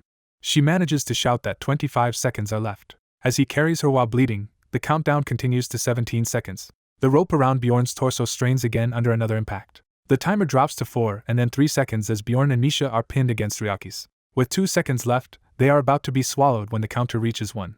Bjorn smirks and curses, telling the monster it is already too late for it. The labyrinth officially registers as closed. Bjorn is again teleported back to Raponia. Some time later he awakens under a tent, groaning. He opens his eyes in confusion as sunlight strikes his face.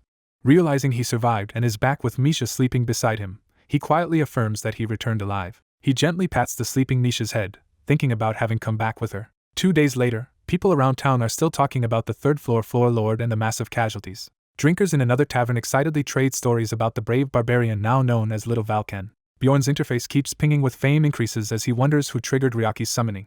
Others question whether the true culprit behind Ryaki's has been found yet. Bjorn and Misha meet with their allies, who are relieved the two of them survived the ordeal. One comrade apologizes for getting hurt earlier, but Bjorn cuts him off and suggests they order food first. Over the meal, Bjorn asks Hikerod what happened to their group after they separated. The dwarf explains how, after treating Rod Miller, They repeatedly use the Guardian's wrist guards to buy time.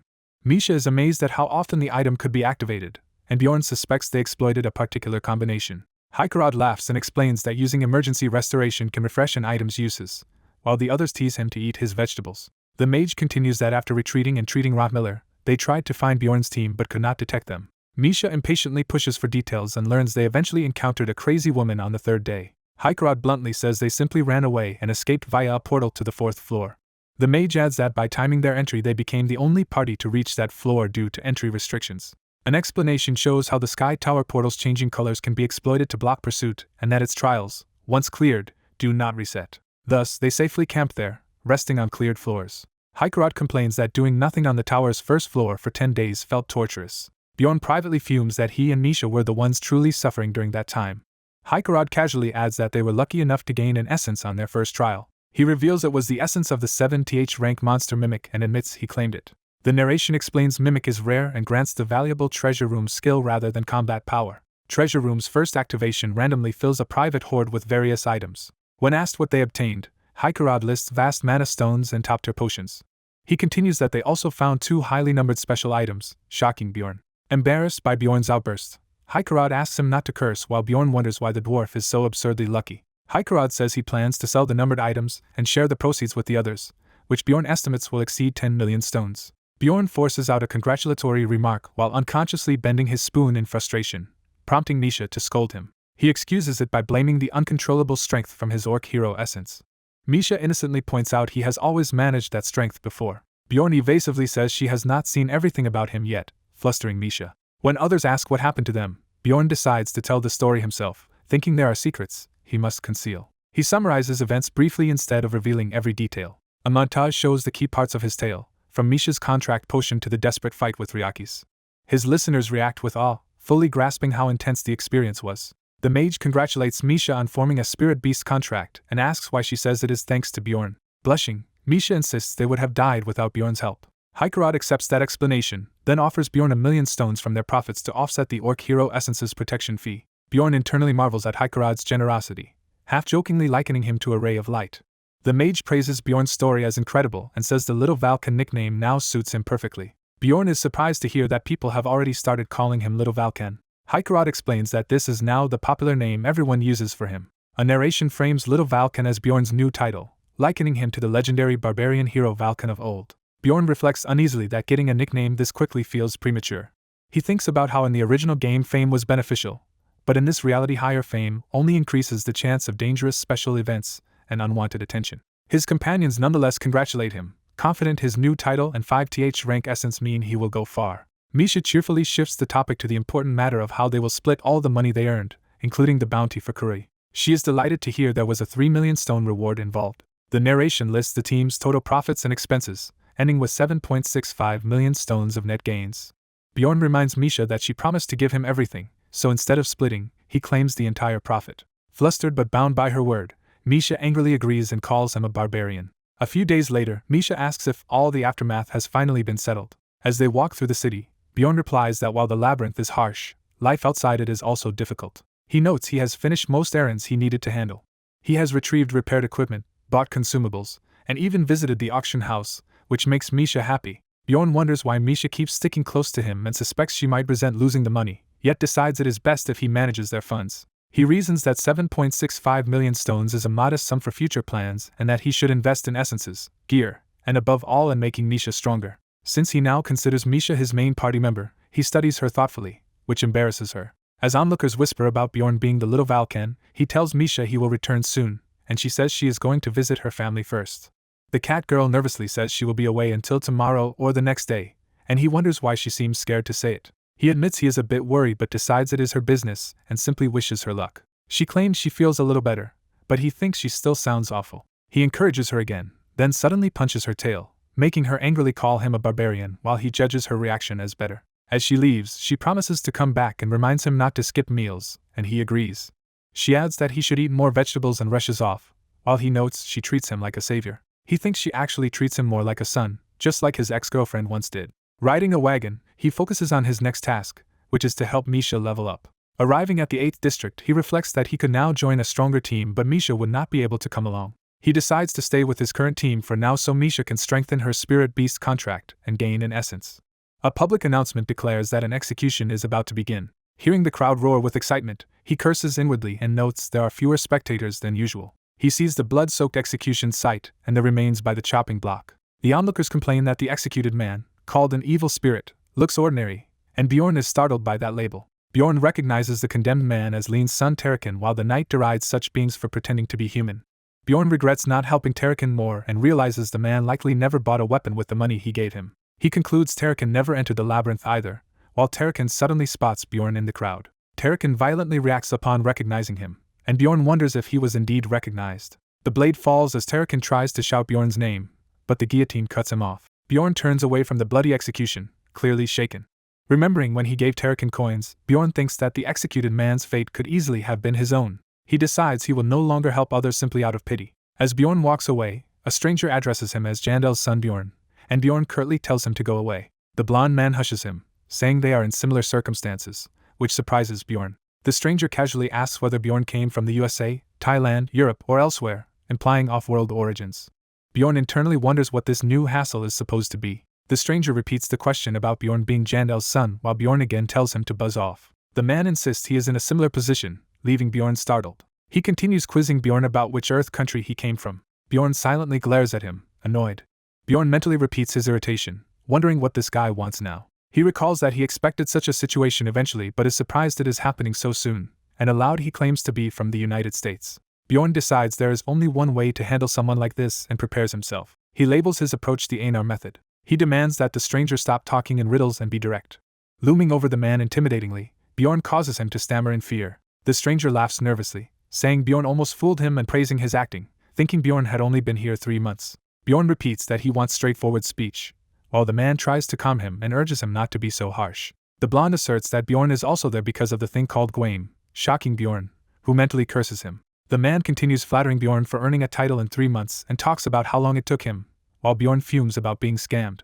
The stranger says Bjorn does not need to say where he is from since all of them are outsiders anyway. Bjorn falls silent, listening. The man starts inviting him to a Gwame association they formed, but Bjorn cuts in, saying he has a question. Bjorn bluntly asks if the stranger is an evil spirit, leaving the man confused. The blonde admits that he has been indirect and finally agrees that yes, he is.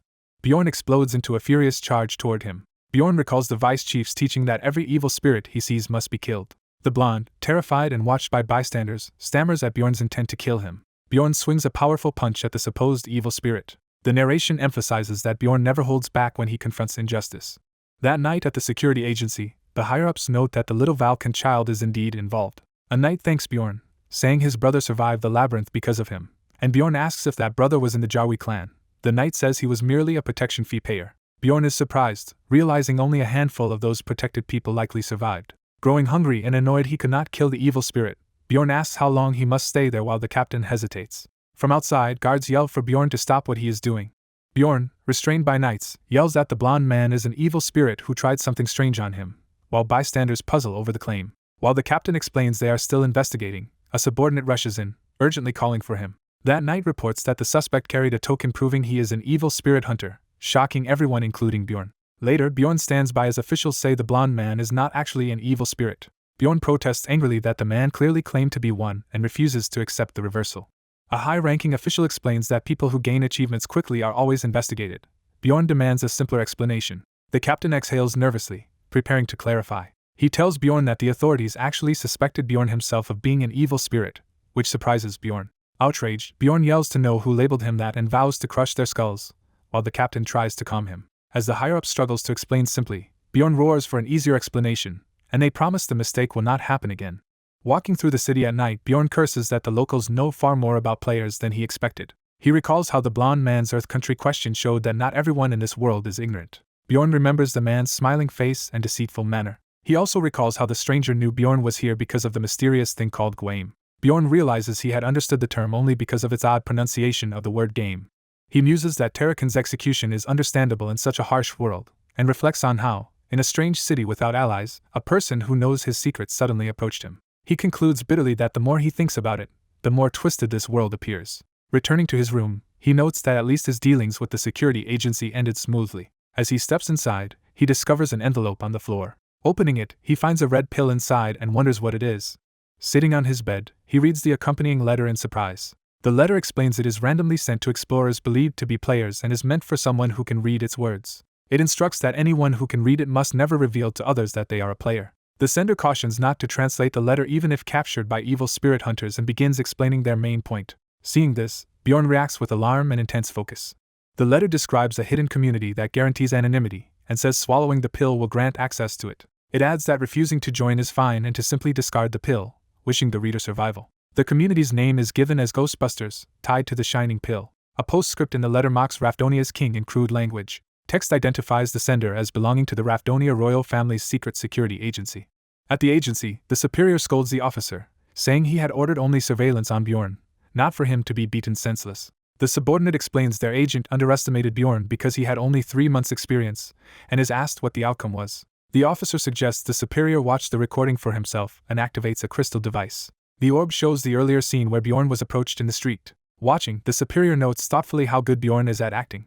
The projection replays Bjorn's blunt lines about being straightforward and killing evil spirits. The kneeling officer argues that, unlike an evil spirit who would flee, Bjorn attacked without hesitation, suggesting he is not one. The superior concludes firmly that Bjorn Jandel is not an evil spirit. He reflects on how Bjorn earned a title within 3 months without being an evil spirit, and wonders if this young man is destined to be a hero. Smiling, he says that is good because the city is always in need of more heroes. System text shows Bjorn's fame stat repeatedly increasing as the city silently recognizes his deed. The next morning at the Magic Tower, Bjorn visits believing the mysterious letter is genuine and intending to investigate it. In a research lab, an alchemist comments that he must be quite famous to receive such a thing. Bjorn questions her, and she explains that people who become known often receive those letters, assuring him not to worry. She laments that if he had come immediately she could have examined the writing, and asks if he is not curious what message the evil spirits wrote. He repeats her phrase evil spirits, and she clarifies that the letter is indeed from an evil spirit. Bjorn feigns ignorance, flattering her for even recognizing it as a letter. Pleased, she says most people would not know that. She asks about the pill that came with it, and whether he knows its purpose. He lies that he has no idea. She explains that the pill is crafted by a master mage of psychological and dimensional magic combined with alchemy. This pill, she says, allows the taker to enter a particular spirit realm. Bjorn repeats the term and asks what a spirit realm is. She compares it to another dimension where one's body stays here while the consciousness moves elsewhere. She outlines 3 facts on a board, including that the pill summons the user to the spirit realm every 15 days, that evil spirits likely share information there, and that infiltrators who tried it have often ended up dead. Bjorn is stunned that many died and thinks he would have been doomed if he had swallowed it casually. She insists he must never take the pill and reassures him it is not poison, prompting him to ask who sent such a deadly thing. She protests that mages are not poisoners and says the pill itself is harmless. She explains the more accepted theory that those in the spirit realm can distinguish evil spirits from normal people and sever intruders' souls from their bodies, making the medicine dangerously revealing. Bjorn realizes that would let unknown players decide over his life. She notes that in the spirit realm, beings appear in soul form so their real-world identities in the city cannot be discerned. When Bjorn asks if magic can track who swallowed the pills, she says it is impossible, or else evil spirits would already be captured. She moves on to resume her experiments, saying today's tests will start with drawing his blood. Bjorn, thinking about the letter's words, acknowledges that anonymity in the spirit community truly is guaranteed. He considers that joining could yield valuable information. In another part of the lab, he wonders if the spirit realm might even hold a way to return to his original reality, while the mage cheerfully prepares a sinister-looking chair for his test. Sitting under a bizarre machine, he anxiously debates whether he should take the pill at all. Later, staring at the envelope again, he reasons that taking the pill is probably the best choice no matter how he weighs it. He frames his eventual decision as one made after carefully comparing risks and potential rewards. Bjorn concludes that if the pill were truly that lethal, the spirit community would not exist at all. Even so, he decides not to take it immediately because the inviter would then easily identify the new member.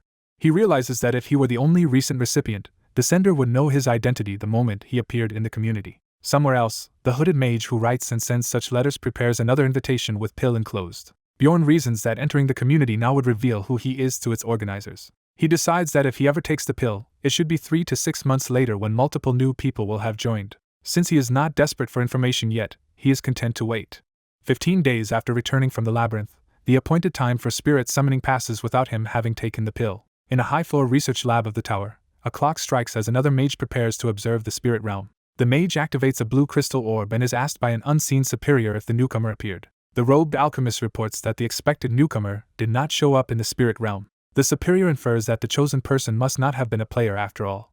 Discussing what to do with the remaining invitations, the mage orders that letters be sent as scheduled to others in the queue. The hooded figure reflects with some disappointment that he had high hopes for this candidate. He concludes that the mysterious one he seeks still has not appeared. The story shifts to the Explorer Guild branch. At the guild, Bjorn is officially promoted to a 6th rank explorer and thanks the clerk. He narrates that each day he diligently handled necessary tasks like assignments, making time pass more quickly. He continues his routine life in the city, washing and maintaining himself while time flows on. He notes that his valuable stones were spent freely, but he has no regrets since he used them on essentials. At a weapon shop with Misha, Bjorn buys an enormous mace and enchanted armor despite her shock at their size and cost. He also purchases something he considers vital for a giant's privacy. Bjorn buys magically enchanted pants to protect his groin when enlarged, embarrassing Misha, who comments on how hard it must have been to find such an item. He asks how her own new gear fits, saying it is smaller than average but better than before. Flustered, Misha says she is not sure and feels it is a bit much for her. At the training facility, their practice dummy is smashed to pieces. Misha trains with her new twin blades, saying she is gradually getting used to them while also using expensive beast blood to strengthen her spirit beast. He realizes the beast blood lets her infuse her attacks with ice. The cat girl proudly shows off, but he says her movements are still clumsy and she should practice more, which frustrates her. He thinks that only level 3 of the spirit seal remains. Remembering how he reached spirit seal level 2, he examines the painful markings on his back. He recalls that level 2 took only 10 minutes but compressed the agony of 12 hours from level 1. During the procedure, the shaman told him it was okay to scream, and he discovered his pain tolerance did not help against the seal. A system message shows Immortal Seal reaching level 2 with big stat boosts, and the shaman is impressed he stayed conscious. Afterward, the shaman offers to read his fate with a stick drawing ritual that reminds him of tarot. He draws a stick from the shaman's container. The shaman examines the chosen stick closely, puzzling him. The shaman abruptly asks his birthday, shocking him because as a barbarian he does not even know it. The shaman jokes about that, and then the warrior impatiently asks what his fate is. The shaman foretells that he will repeatedly experience all kinds of events, good and bad, like heroes do. Back in his room, he dismisses fate as meaningless and resolves to simply do what he must. He vows to train so he can endure any problem that comes. The next morning, Misha cheerfully brings a basket of breakfast to wake Bjorn. He determines he will prepare himself as best as possible. The shaman remarks in surprise that no one has ever received a 3rd seal as fast as him. He explains Bjorn now has 3 possible paths for the 3rd spirit seal: flames, hard steel, or wilderness. Bjorn notes that these choices are identical to what he remembers from the game. He selects the spirit of wilderness, and the shaman tells him to brace himself. After another agonizing session, he completes spirit seal level 3. A notification shows Immortal Seal reaching level 3 with further resistance, and stat increases. Another message states his body is imbued with the spirit of wilderness, greatly raising his base threat level and granting the skill Wild Outburst, which he considers extremely effective despite the cost and pain. He analyzes that this trait massively raises his threat level, letting him easily attract monster aggro, and Wild Outburst triples it temporarily while boosting his physical stats. Panting, he concludes that provoking monsters to raise his stats is a perfect tank trait. He muses that combining this with giantification will make his threat level skyrocket even more. 3 months later, he is pleased with how much he has accomplished. The exhausted shaman dismisses him, and Bjorn agrees to leave. The shaman then admits there is something about Bjorn's fate he held back. He warns Bjorn that he draws people filled with hatred. If he can resolve their grudges, it will benefit him, but if not, they will eventually harm him. Bjorn irritably insists the shaman phrase it as making his life easier instead of ominous. Ending the consultation, the shaman falls silent as Bjorn departs. Stepping out of the tent, Bjorn thinks that with the level 3 seal done, only other preparations remain. In the forest, Anar suddenly calls out to Bjorn while trying to stay hidden. She urges him to be quiet so she will not be discovered and beckons him over. She excitedly congratulates him on earning the Little Valken title and demands to hear what happened, while he plays it down. After listening, she prepares to ask something else with a mischievous look. He finishes telling his story and is relieved to learn she is now in Hikerod's team, so she will not be alone. He comments that she looks thin and wonders if the elder is feeding her, and she defensively claims she has been condensing her muscles. Still holding her broccoli, he admits he does not really understand what condensing muscles means but accepts it. A loud voice from the village angrily shouts for Feneline's second daughter Anar, asking where she has run off to this time. Startled, Anar says she must leave, and Bjorn replies that he has to go as well. She thanks him for the story and invites him to visit her again. He asks if she will be alright with her harsh training plans. Anar, fired up, says she will just train twice as much and sacrifice sleep, which only makes Bjorn worry more. As he walks away, she calls him again, prompting him to turn. She adds that she is glad to see he seems to be doing well. Smiling brightly with her vegetables, she radiates genuine happiness for him. Bjorn reflects that when they first met she was driven purely by survival instincts. But now she seems more relaxed, likely because she has trustworthy companions. Someone at home yells for Anar to return immediately, interrupting his thoughts. She hurriedly says goodbye, promising to come back as a more dependable warrior. Bjorn silently watches the sky, deep in thought. He wonders if he truly has become more relaxed. The divine voice Varsity appears again as if observing him. At the library, the blue-haired librarian tells him he has become famous. He is surprised that she starts a conversation and wonders if she has something important to say. Deciding to leave, he thinks he no longer needs to cozy up to her as a mage, since he is now rank 6 with the title. Walking away, he notes that he already has a mage in his party, even if not from the magic tower. He starts rationalizing that since she only works as a librarian, she is probably in a similar situation to Dwaki and thus not worth pursuing. He realizes this line of thinking is just rationalization. He concludes that his focus on survival leaves no room to worry about other people's feelings, and he lacks the capacity to care for others. He recalls how that mindset made him constantly doubt everyone and coldly analyze their actions. In that mindset, he evaluated people only by what benefit they could bring him. If someone seemed threatening or unreliable, he killed them first, worrying they might betray him. He admits he has always acted selfishly, but Misha's willingness to sacrifice herself for him still echoes in his mind. He now understands why Anar commented on his change, and he curses under his breath. He notices he wants to do unnecessarily altruistic things and worries he is getting too comfortable in this world. When he asks himself how to fix this, he has no answer. He reminds himself that, whatever else has changed, he is currently a barbarian. Turning back to the librarian, he bluntly tells her to stop staring and say what she wants. He decides to live like a barbarian and follow his impulses. Blushing slightly, the librarian says she spoke because his eyes looked like he had something to say. He resolves to do whatever he wants without overthinking it. His current status window shows major gains in level, stats, essences, and combat index. He resumes walking, committed to this new attitude. He leans across the table toward the librarian, repeating that she should just say what she wants to say. She answers softly that his eyes simply made it seem like he did. The next day at lunch he arrives at the frilly dessert cafe promise of flowing waters to meet a client. Squeezing through the delicate doorway, he wonders what kind of place he has come to while the patrons gossip about a barbarian entering.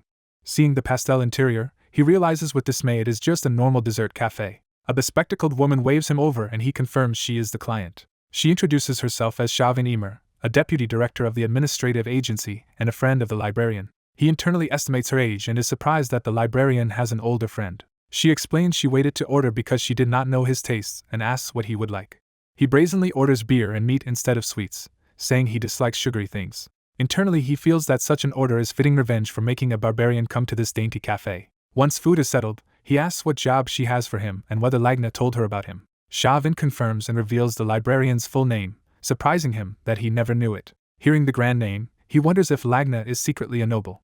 Shavin says Lagna is not noble but implies there is a complicated story behind her. Bjorn assumes Lagna has some history but returns to business, urging Shavin to state the job. She explains the request is to patrol the sewers, where criminals and tax evaders sometimes hide. When she hesitates again, he notes her habit of trailing off mid-sentence. She clarifies that previous patrolmen died during the third-floor incident, leaving the area understaffed. He realizes they need a replacement, and says as much. Shavin confirms this and says Lagna recommended him. He understands the situation but wonders why they chose him instead of better candidates, half suspecting another evil spirit hunter issue. She tells him the real reason is simply that, as the famed little Valken, he is popular right now. Admitting her own curiosity, she says she wanted to meet him in person as well. She eagerly asks if she can tell coworkers that the cookies she will bring them are from him, and he awkwardly agrees. She moves back to business, offering 200,000 stones for the sewer job and hinting there is an additional benefit. Shavin explains that because her agency is selective about contractors, working with them will brand him as trustworthy to other guilds. She adds that with his current fame he will likely get other requests anyway. He replies that this is actually his first quest since getting his title, since most people doubt barbarians can do hired work. Seeing the advantages, he enthusiastically accepts the sewer patrol job. He ends the meeting by saying he will head out first. As he departs, Shavin cheerfully calls after him. Left alone at the table, she thinks it has been a long time since she met someone so interesting. She reflects that Lagna never talks about other people, so her interest in Bjorn made Shavin curious, and she finds that talking with him strangely calms her. She notes he seemed ignorant of Lagna's background yet still decent, so she judges him not to be a bad person. She chides herself for getting carried away with these thoughts. Deciding this is good for Lagna, she muses that it is time her friend made more connections. 2 days later at the sewer entrance, Bjorn complains about the stench. The knights scolding him say such a smell is expected of sewers, though even he admits it is worse than imagined.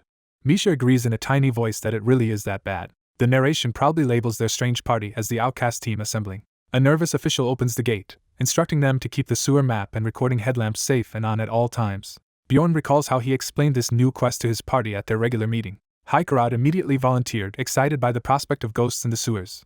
Dwaki asked to join because he needed a break from non-stop reading. Rod Miller wanted to test his new sixth sense skill in a place where it is easy to get lost. Misha insisted on coming too so she could practice fighting with twin blades despite the danger. Entering the sewer now, Bjorn thinks he will not refuse free help from any of them. He especially expects Rotmiller's tracking abilities to be invaluable as they explore the vast underground tunnels.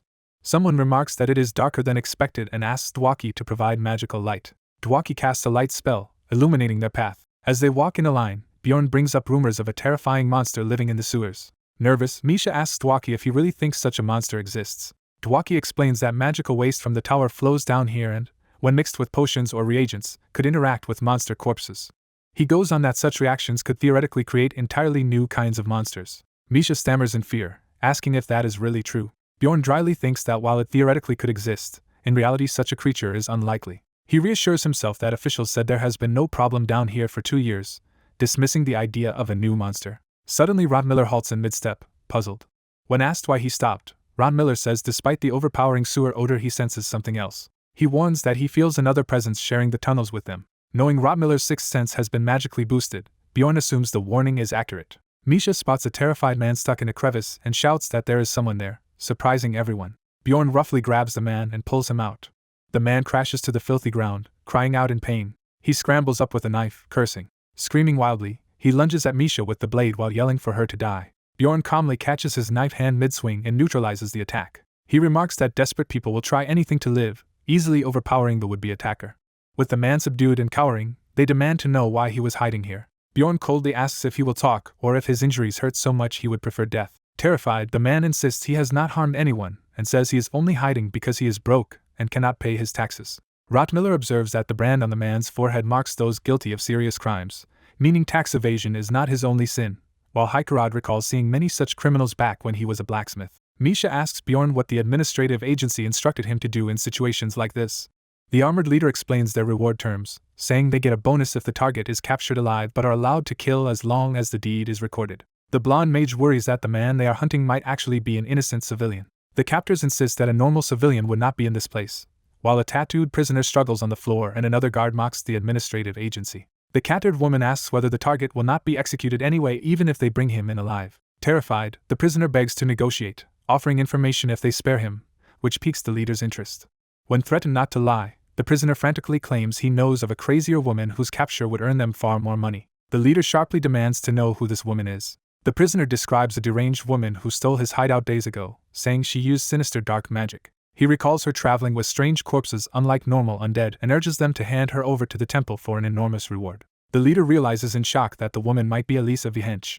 A gruesome image of Elisa as an undead figure appears, confirming her identity. The captured ally nervously asks Bjorn what they should do next. Bjorn reasons that if it is truly Elisa, they cannot ignore her because she bears a grudge against them, and he proposes confirming whether she is here. Most of the party eagerly votes to capture her for justice and money while the rogue reluctantly agrees despite thinking it too dangerous. Bjorn concludes the discussion by deciding they will first complete their current mission. Half an hour later, they force the prisoner to guide them down an uncharted path in the sewers. As they walk through the maze-like tunnels, someone complains about its complexity and questions why the prisoner hid in such an obvious spot. The prisoner explains he was searching for a new hideout because of that woman and only hid hastily when he noticed them, which Bjorn interprets as sheer bad luck. The prisoner announces that they have arrived at the destination. At a shaft leading downward, he warns them to keep their voices down from this point onward. Someone quietly admits they are starting to feel nervous. Bjorn asks the prisoner if there are any other exits, and the man answers that this is the sole entrance and exit. Hearing that, Bjorn thinks this will allow them to deliver proper justice to the woman. Bjorn makes the prisoner descend first, agreeing to free him if the woman he described is actually there. Reaching a lower level, they discover the corpses of other adventurers, and Bjorn orders the shaken prisoner to keep moving. A purple magic sigil is triggered by a step, starting some kind of trap. Dark incantations swirl as the trap's evil magic is activated. Bjorn realizes in horror that Elisa has planted magical traps. He shouts for everyone to back away from the activated spell. Shadowy hands erupt from the magic and seize the screaming prisoner. Another panel shows the same trap being stepped on, emphasizing its activation. The incantation continues as malevolent energy spreads through the area. Bjorn again recognizes that they have stumbled into Elisa's traps. He once more yells for the party to retreat from the danger. The trap fully manifests, shadow limbs dragging the prisoner away as he screams. Elsewhere, a hooded woman senses something and turns in surprise. Elisa, in hiding, realizes a skill called Call of an Evil God has triggered and wonders if temple agents have arrived. Clutching her amulet, she laments not yet finding the path to the underground city. Deciding she needs a sacrifice, Elisa resolves to obtain an offering for her dark god. System messages inform the party that they have encountered 120 revenants, and that dark resistance will lessen the effects by 30%.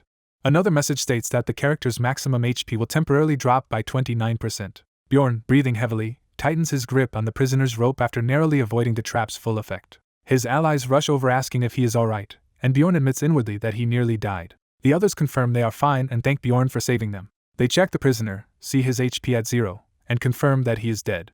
Bjorn notes that sending the prisoner ahead spared them from the trap and privately acknowledges he would have died instead. He then tells the group to continue onward. Searching the area, they find the dead man's identity plaque and begin reading his name. As they identify him as Hans Markham, Bjorn is smacked on the head for saying it out loud. Bjorn thinks uneasily that using Hans's plaque as proof for the agency might somehow backfire.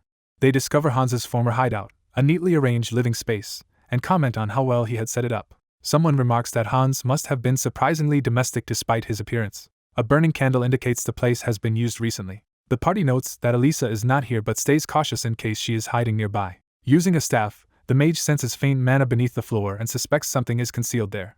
In response, Bjorn starts pounding the ground with brute force. A teammate asks in disbelief what he is doing. Bjorn bluntly says his plan is to destroy the ground. Ignoring objections that this will not affect magic, Bjorn leaps up to smash the floor with his weapon. He activates the skill Gigantification, enlarging his body and physical stats to increase his destructive power. He reasons that if raw strength is insufficient, he simply needs to apply more of it. Bjorn unleashes a furious strike, channeling immense power downward. His blow shatters the floor with a massive impact. He concludes triumphantly that he only needed greater force to succeed. The others stare wide-eyed at his recklessness. More party members react with shock at his absurd method. Bjorn continues smashing the floor while thinking that his logic fortunately does not apply to ghosts. To everyone's surprise, his repeated blows actually break through, revealing a hidden passage, leaving even the mage speechless. The mage sheepishly admits he is no longer sure what is possible. The scout says he can now smell Elisa clearly and believes it is safe enough to check the newly opened area. Bjorn notes that the scout's danger sense is not detecting anything serious and prepares to proceed. He declares that they are going into the hidden passage. Meanwhile, a masked woman in the underground city Nork runs breathlessly through the streets. The scene establishes Nork's location as an underground city while the runner continues in haste. The runner bursts into a room, urgently calling for the vice captain.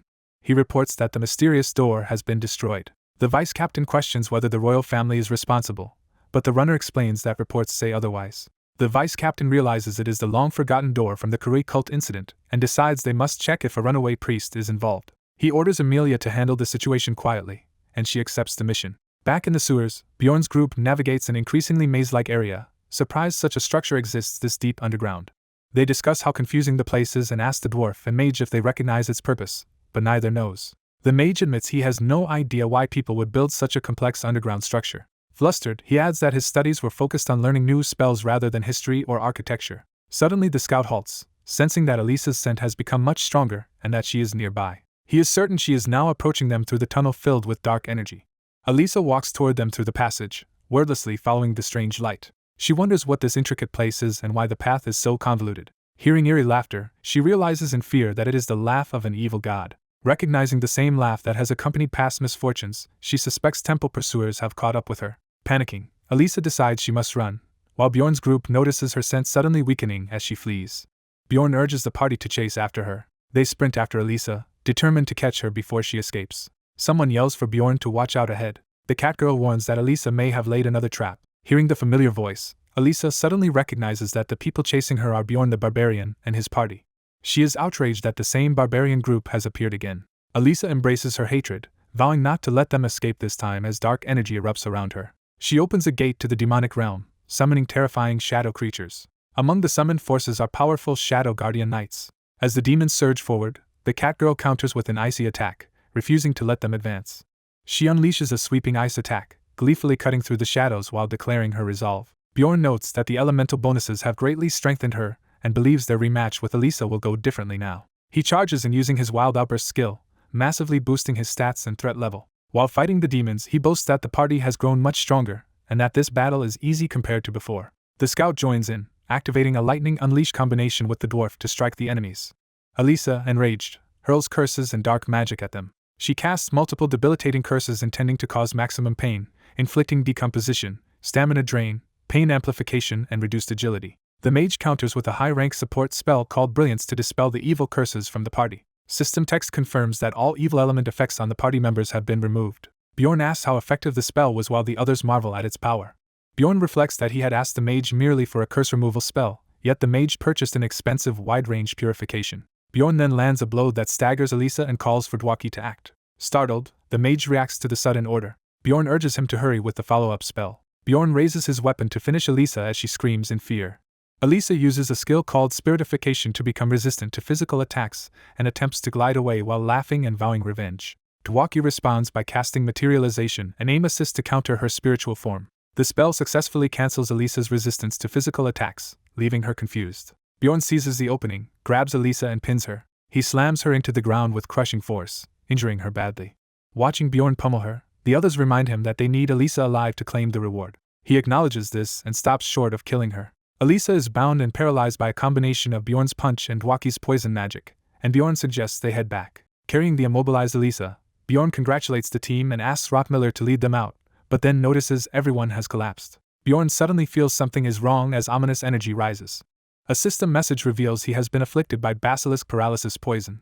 Another message explains that because his physical stat exceeds 300, the poison's effect is reduced by half. Amelia appears before the weakened Bjorn, prompting him to curse inwardly at this new threat. He realizes grimly that everything had been going too smoothly up until now. Amelia notes in surprise that he can still move despite the paralysis.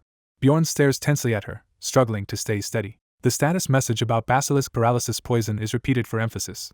Again, it is noted that his high bodily stat has the effect, confirming why he can still act. Amelia remarks that Bjorn has grown far stronger since they last met, while he recognizes her in shock. He remembers her as the murderous woman he once encountered in the land of the dead. Amelia studies him thoughtfully. Nearby, the catgirl ally lies unconscious on the ground. Amelia taunts Bjorn, suggesting he is staying only because he cares about his incapacitated companions. Bjorn, unsettled, denies understanding her question and assumes she came merely to silence him. Amelia mentally confirms that she intends to kill him so he cannot reveal what he knows, thinking how she once spared him as a beginner but now sees him as a threat. Bjorn protests that he kept his promise and demands to know why she has come all this way just to kill him. Amelia counters that he is the one who opened the forbidden door and invaded this place, demanding to know how he learned of it. Bjorn admits he does not understand and asks her to explain more simply, saying he just broke into this place without knowing anything and wonders what door she means. He then clarifies that if she means the magical device on the floor, he simply smashed it with his mace, which stuns her. She asks why he would destroy it, and he replies matter-of-factly that he did it because Elisa had fled in that direction. Amelia identifies Elisa as the wanted priestess of Kuri and acknowledges that this matches what she knows, confirming the situation. When Bjorn cheerfully prepares to leave without treatment, Amelia stops him, saying she cannot allow anyone who knows about this place to walk free. Bjorn nervously asks if his secrecy oath is not enough to convince her. She coldly replies that circumstances have changed since their last meeting, and Bjorn realizes she never intended to let them go. Bjorn's arm trembles and he begins to collapse as the paralysis and looming danger from Amelia finally overcome him.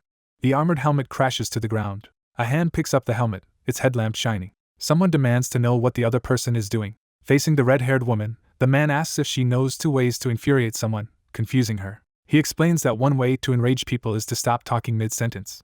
He begins to mention the second way. She impatiently presses him to reveal the other way. Instead of answering, he suddenly launches a powerful sword attack. The woman twists aside, narrowly avoiding the huge blade. With glowing eyes and raised sword, he prepares another strike. She declares a skill called Captain America Throw and hurls her shield like a spinning weapon. The shield whirls toward him as she charges with her dagger. He notes in surprise how unnaturally flexible she is as she moves in. Their clash sends debris flying as she dives in at close range. She is knocked backward while he rushes after her. He thinks she dodged just as expected, so he decides to do something unpredictable. He activates the ability Gigantification. His enlarged glowing arm grabs and restrains her. Now huge, he says he has finally caught her and raises his fist. His giant punch slams her into the ground. He prepares to hit her once more. He suddenly senses something wrong and freezes. Seeing aura form on her dagger, he realizes she intends to sever his entire arm. Her attack bursts his arm in a spray of acidic blood. Even while burned by the acid, she continues pressing the attack, impressing him with her resolve. He decides to add a brutal kick and challenges her to evade that as well. His follow-up strike smashes her into the ground again. Broken and bleeding, she thinks to herself that something worked. He exults that his tactic succeeded and believes he can finally defeat her. Hearing her voice behind him, he wonders why it sounds as if she is standing there. System messages reveal that Amelia Reen Wales has used the skills Auto-Reproduction and Azura Kick. Purple explosions of energy erupt, signaling the copied skill's impact. The copied Amelia attacks him, saying he should survive it since he absorbed the vampire's essence. Stunned, he curses that she used auto-reproduction on him. A titanic purple blast engulfs him. System messages explain he survives due to passive source of darkness, and his HP rises greatly thanks to Immortal. Watching her helmet lamp revive him, she remarks on his absurd regeneration. She tells him a single potion healed all his injuries, even reattaching his head, leaving him confused about a potion. When he demands to know why she spared him, she says he is unchanged and answers that she simply chose not to kill him. She criticizes him for always attacking first instead of trying to talk like normal people. He argues that attacking is justified if someone is trying to kill him, and she reminds him she spared his life before as well. She recalls he once said he could not just let her leave because she knew of this place, and insists that is basically the same as wanting to kill her. He asks what she plans to do with him, and she repeats that she will not kill him so he should stop worrying. As he secretly reaches for his weapon, she warns him again to quit it. Flustered, he insists it is a misunderstanding and claims he was only preparing in case she changed her mind, which she dryly accepts. He remembers his own credo that the best defense is to attack first. She sighs in exasperation. Noticing her still wounded, he asks why she has not taken a potion, and she replies that she cannot. He understands, thinking some essences react badly with potions. She hands him something and tells him to take it, prompting him to ask what it is.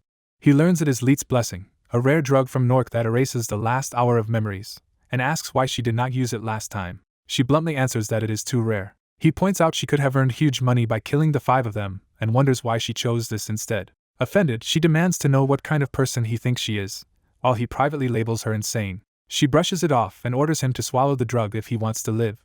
He gulps it down, deciding it is preferable to dying. He nervously confirms that memory loss is the only effect, and she tells him not to worry and just sleep, since he has no other choice. Before he dozes off, he again asks her what the second way to make someone mad was. She pretends not to remember the earlier topic, so he clarifies he means the 2 ways to enrage a person. As he starts to say the answer, drowsiness takes over. System text reports that Leet's blessing is melting into his soul. Feeling odd, he murmurs in confusion. Another system notice declares that his soul cannot be blessed and the blessing is being removed. He snaps awake asking again what the other way was. Still groggy, he repeats the question about the 2 ways to make someone mad. As he tries to say the answer, the drug unexpectedly begins working again. The system once more states that Leet's blessing is melting into his soul. He again feels something strange and questions what is happening. The system reiterates that his soul cannot be blessed and the effect is being removed. He panics, wondering what is happening to his memories.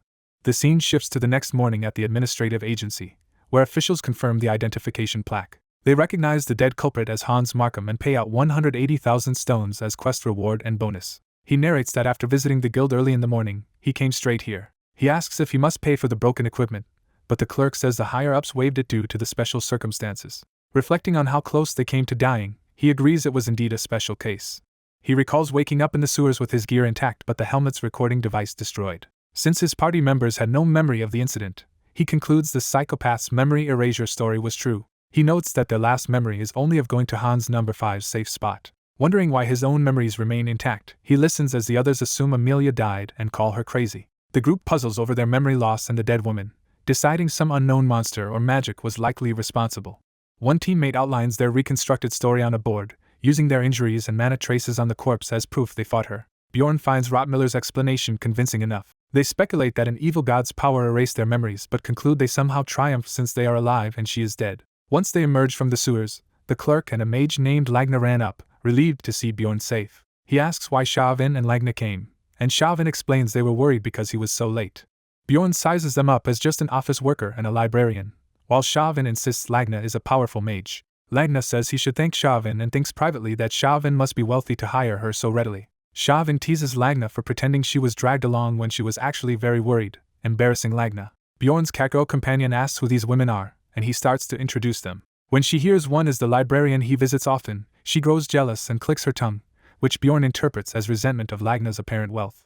Bjorn narrates that after this, a paladin with a massive greatsword appeared. The paladin thanks the goddess Elisa Vihench for guiding them and tells Bjorn they will not forget his deeds. Bjorn is about to say the bounty was confirmed when gossiping clerks interrupt, recognizing him as the little Valken. The women whisper excitedly that he becomes huge when using a skill, misinterpreting his gigantification. Hearing their giggles, Bjorn grumbles internally that he is being treated like an animal on display.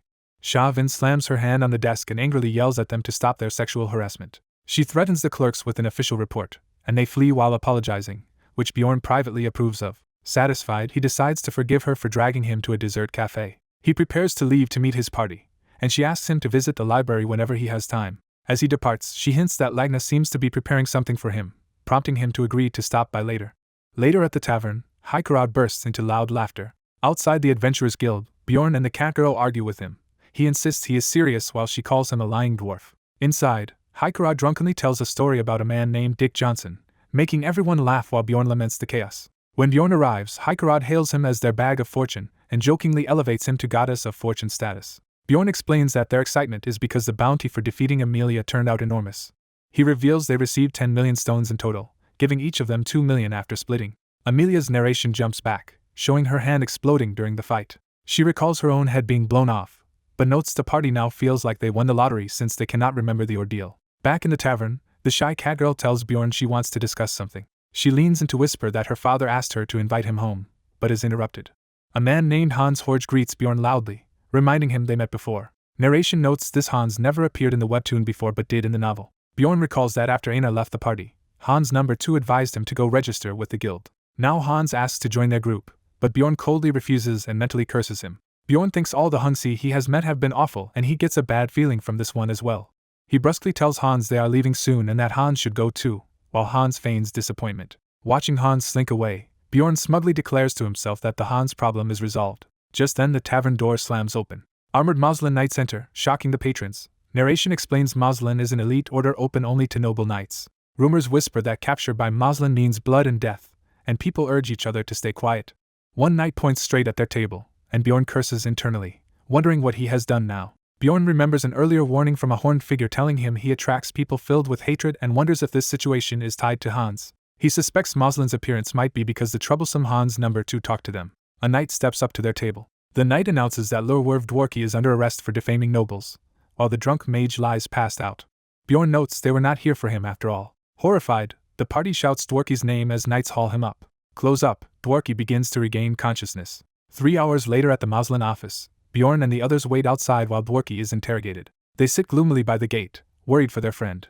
Hikarad anxiously asks if Dworki is still alive, and the catgirl scolds him for sounding so ominous as Bjorn says Shavin is also checking into it. Footsteps approach from inside the grounds. The group spots Dworki emerging and rushes toward him. Concerned, they demand to know if he is alright and what happened. Back at a tavern later, Dworki announces that he thinks he will have to leave the team, shocking Hikarad.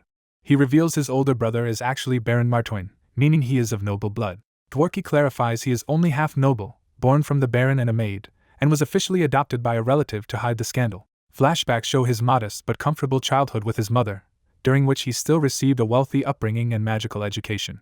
Hikarad asks what this has to do with leaving the party, and Dworki explains that after his father died a year ago, his second brother took over. Another teammate notes the second brother, not the first, became Baron, which Dworki says is exactly the problem. The catgirl admits she does not understand why that matters. Dworki recounts that after their father's death, the eldest brother and the entire indirect branch were killed, and he believes Moslin's visit was his new Baron brother's warning to stay hidden. He thinks his brother resents that he built a real life as an explorer, particularly alongside a rising celebrity. Bjorn feels accused and complains internally that Dworki is blaming him. Bjorn asks if Dworki wants to quit exploring because he fears his brother, and Dworki admits that is mostly true and he has few options. He adds that in exchange for avoiding punishment for slandering nobles, Moslem banned him from entering the labyrinth. Bjorn laments that nothing ever seems to go his way. That night they end the serious talk, say their goodbyes, and Bjorn remembers he needs to visit the library. The catgirl is surprised he is going to the library so late, and he says he has business with the librarian. As they walk, she shyly offers to accompany him, but he tells her to rest, while she protests she has nothing else to do anyway. The man scolds the red-haired girl for wasting time and not training at all today, making her whimper. The girl thinks she had planned to rest today and train tomorrow, but admits circumstances have changed. A door creaks open, signaling someone entering a room. At the library, the man introduces himself as Jandel's son Bjorn, and the librarian notes she already knew and asks if he plans to stay past closing. Bjorn says he did not come to borrow books, prompting the librarian to ask why he is there. He awkwardly addresses her by her full name, mispronouncing it, and she corrects him but says it is fine. Bjorn nervously begins to speak to Lagna. He suggests she quit working as a librarian for a while and enter the labyrinth with him, but she immediately refuses. Bjorn accepts that her answer is firmly no. Lagna calmly repeats her refusal. Bjorn remarks that if she is too weak to even enter the labyrinth, there is nothing he can do. He reiterates that if she is incapable of entering the labyrinth, he cannot help her. When she reacts, he smirks and asks if that means she is actually capable enough. Lagna twitches in irritation at his provocation. She demands to know if that was what he had been curious about, while he ends the topic saying he cannot change her mind. Bjorn changes the subject, saying Shaven told him Lagna had prepared something for him, which confuses Lagna. Lagna carefully explains that Shaven, whose position improved thanks to Bjorn, wanted to treat him and asked Lagna to do it on her behalf, emphasizing the gift is really from Shaven. Bjorn says he understands while inwardly wondering if such a long explanation was necessary. He asks what the gift is, and Lagna answers that it involves books. Bjorn receives the spell Beer de Farsative, which lets him locate highly secured books that normal detection magic cannot find and is usually reserved for nobles. He asks if she is allowed to use such a spell for him, and she replies it is fine as long as he keeps quiet, and notes she has only used it a few times. She adds that no one cares about the library anyway, while Bjorn silently wonders about her background. Bjorn reads the high-security books, finding them far more useful than regular ones and wanting to read all he can. He notes he had almost missed the chance to read them because he arrived at closing time. Lagna asks why he came so late. When he answers he did not know she would let him read such books, she decides to let him stay only while she organizes. Bjorn narrates that thanks to Lagna he managed to read many valuable books. One book, Raponia Organization Chart, details all city facilities and even secret organizations such as the secret police. Bjorn reflects that power structures seem similar everywhere. Another book, World of Evil Spirits, is a famous account by a secret police agent who barely survived visiting the spirit's realm. Reading about the security system there reassures him that he will not need to worry too much. He next pulls out Complete Analysis of Ruptures 2, a detailed study on ruptures that only covers 4 of them due to its length. Bjorn marvels that this book is like a full tutorial containing all the hidden information he had taken 9 years to discover in the game, and thinks it must be a treasure here. While reading, he suddenly sees a familiar name and is shocked, wondering why that person's name appears. The name on the page is Oreo Gabus. Bjorn recognizes Oreo Gabus as the developer of the game Dungeon and Stone. He reasons that either a player borrowed the developer's name, or the actual developer wrote this book. If the developer truly authored it, Bjorn concludes his presence in this world is tied to the developer and that his situation was intentionally arranged, which he finds more troubling. He even wonders if the developer might be some divine being, but decides that regardless, this clue is valuable. Remembering the strange gate from the game, he admits he still knows nothing about returning home or whether opening the Gate of Abyss will help. He decides that tracking down Oreo Gabus might one day reveal a way home but resolves to ask about the name cautiously. Bjorn determines to recheck the materials so he does not overlook anything. He continues feverishly turning pages and reading. Eventually he notices daylight through the window and realizes it is already morning. He then sees Lagna slumped asleep at the desk, exhausted. Waking her, he asks why she stayed silent all night instead of sending him away, saying he would have left if she had asked. Flustered, Lagna insists she was only resting while organizing books, though Bjorn thinks it is already opening time. She seriously repeats that he should not misunderstand, and he reluctantly agrees. Bjorn falls silent, watching her. Lagna, puzzled that he is still standing there, asks why he has not left yet. Internally, Bjorn wonders if Lagna might actually be kind. A few hours later at the magic tower, he calls out for Raven. A sleepy Raven appears, asking why he has come so early, while he says he has a question and she urges him to hurry. As Bjorn starts to ask if she will join his party as their mage, she slams the door in his face, so he gives up. From inside, she quickly calls him back, saying she has another favor to ask. Peeking out, she takes a torn piece of Complete Analysis of Ruptures 2 and asks him to determine when that paper was made. She warns him the analysis will not be free and invites him inside, while he silently accepts. Once seated, Raven demands to know how he discovered how to obtain the goddess tears, the relic used on the vampire, pressing him for an explanation. Bjorn blandly answers that he obtained it by smashing the statue in front of the fountain, which makes her think he knew a hidden method. He clarifies that he only broke the statue out of boredom, denying he learned it from somewhere, while she doubts him. When she mentions the book Complete Analysis of Ruptures, he feigns ignorance and asks what book she means. Raven finds it suspicious that he used the relic perfectly without even knowing what it was. Bjorn claims he simply assumed an item depicting a goddess would be useful, prompting her to ask if he is serious and demand he swear as a warrior. She laments that she had hoped to finally obtain the real Complete Analysis of Ruptures, while Bjorn decides he should keep quiet about the copy in the library. Raven then moves on to state the condition for granting his request. She agrees to analyze the paper if he helps her seniors with their research once, promising to tell him the results next week. As he agrees, she also tells him not to visit her so early without warning again. Later, at the scheduled meeting with the outcast team, the cat girl bursts in yelling that Bjorn was not at home when she went looking for him. Bjorn explains he spent the night at the library reading, which shocks her and makes her briefly suspect something else. She suspiciously asks if he is telling the truth. He insists he would not lie, though her stare unnerves him. Bjorn then asks what she had wanted to tell him the previous day, and she nervously starts to answer. Before she can, other teammates arrive and greet them for being early, and she hurriedly claims they had been waiting for them. Bjorn, confused by her behavior, wonders what is going on with her. The group sits at a table to discuss plans, and the leader asks for ideas, beginning with Bjorn. Bjorn recommends they find a new mage since he has already approached 2 others without success. The dwarf Murad is shocked Bjorn met other mages, but the leader calms him and says Bjorn is not wrong.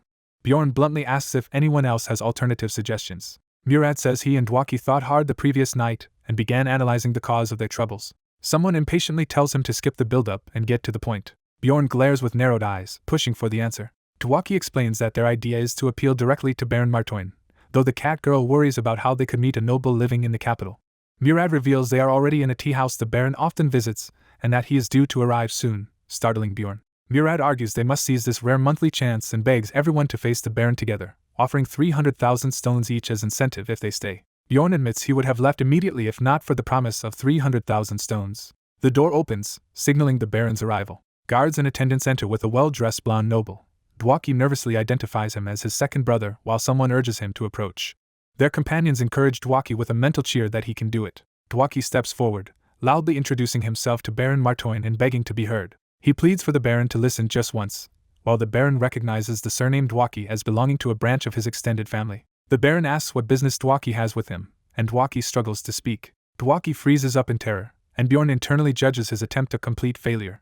Bjorn steps in, patting Dwaki's head, and introduces himself to the Baron as Jandel's son Bjorn. The Baron, amused to be talking with a barbarian for the first time in a while, repeats his question about what they want. Bjorn explains that Dwaki was seized by the Moslin and banned from the labyrinth, and directly asks the Baron to remove that ban, which the Baron questions. Seeing the Baron's confusion, Bjorn wonders why he seems unaware, while the butler quietly reminds the Baron about the illegitimate son case he had deemed insignificant. The Baron thanks the butler for not reporting such a trivial matter earlier, saying it would have wasted his time, which horrifies Dwaki. Bjorn has Dwaki kneel and again requests the ban's removal, but the Baron curtly asks why he should. While Bjorn notes, he senses no malice from the man, which is even more annoying. The butler whispers something further into the Baron's ear. The Baron reacts with surprise upon hearing Bjorn is the famed little Valken. Bjorn confirms his identity when addressed as such, puzzled by the change in attitude. Delighted, the Baron says he is honored to meet the explorer the Count has taken an interest in and rewards his butler 200,000 stones for bringing Bjorn, while Bjorn wonders what they are plotting. The Baron clasps his ornate cane and asks again to confirm if Bjorn is his name. He agrees to lift Dwaki's ban but demands a favor in return, leaving Bjorn anxiously asking what that favor will be. The Baron explains that in 2 months the Count will host a grand banquet and wants Bjorn to attend as his escort, then asks if Bjorn has any impressive talent he can display there. Imagining the Baron expects barbarian feats like bending metal barehanded at the banquet, Bjorn is offended by the stereotype. The Baron offers him 1,000,000 stones in exchange for doing it, leaving Bjorn stunned. Equally surprised, the Baron misinterprets Bjorn's reaction and hesitates. Bjorn immediately accepts with an overly enthusiastic, loyal act, declaring he will do anything for his party's sake, which pleases the Baron. Bjorn admits to himself that the offer was far too much money to refuse. The next morning at the gate, the others rush up to a dejected Dwaki, shouting his name and asking what happened. Dwaki smiles and explains that his permission to enter the labyrinths has already been restored, remarking it happened surprisingly easily.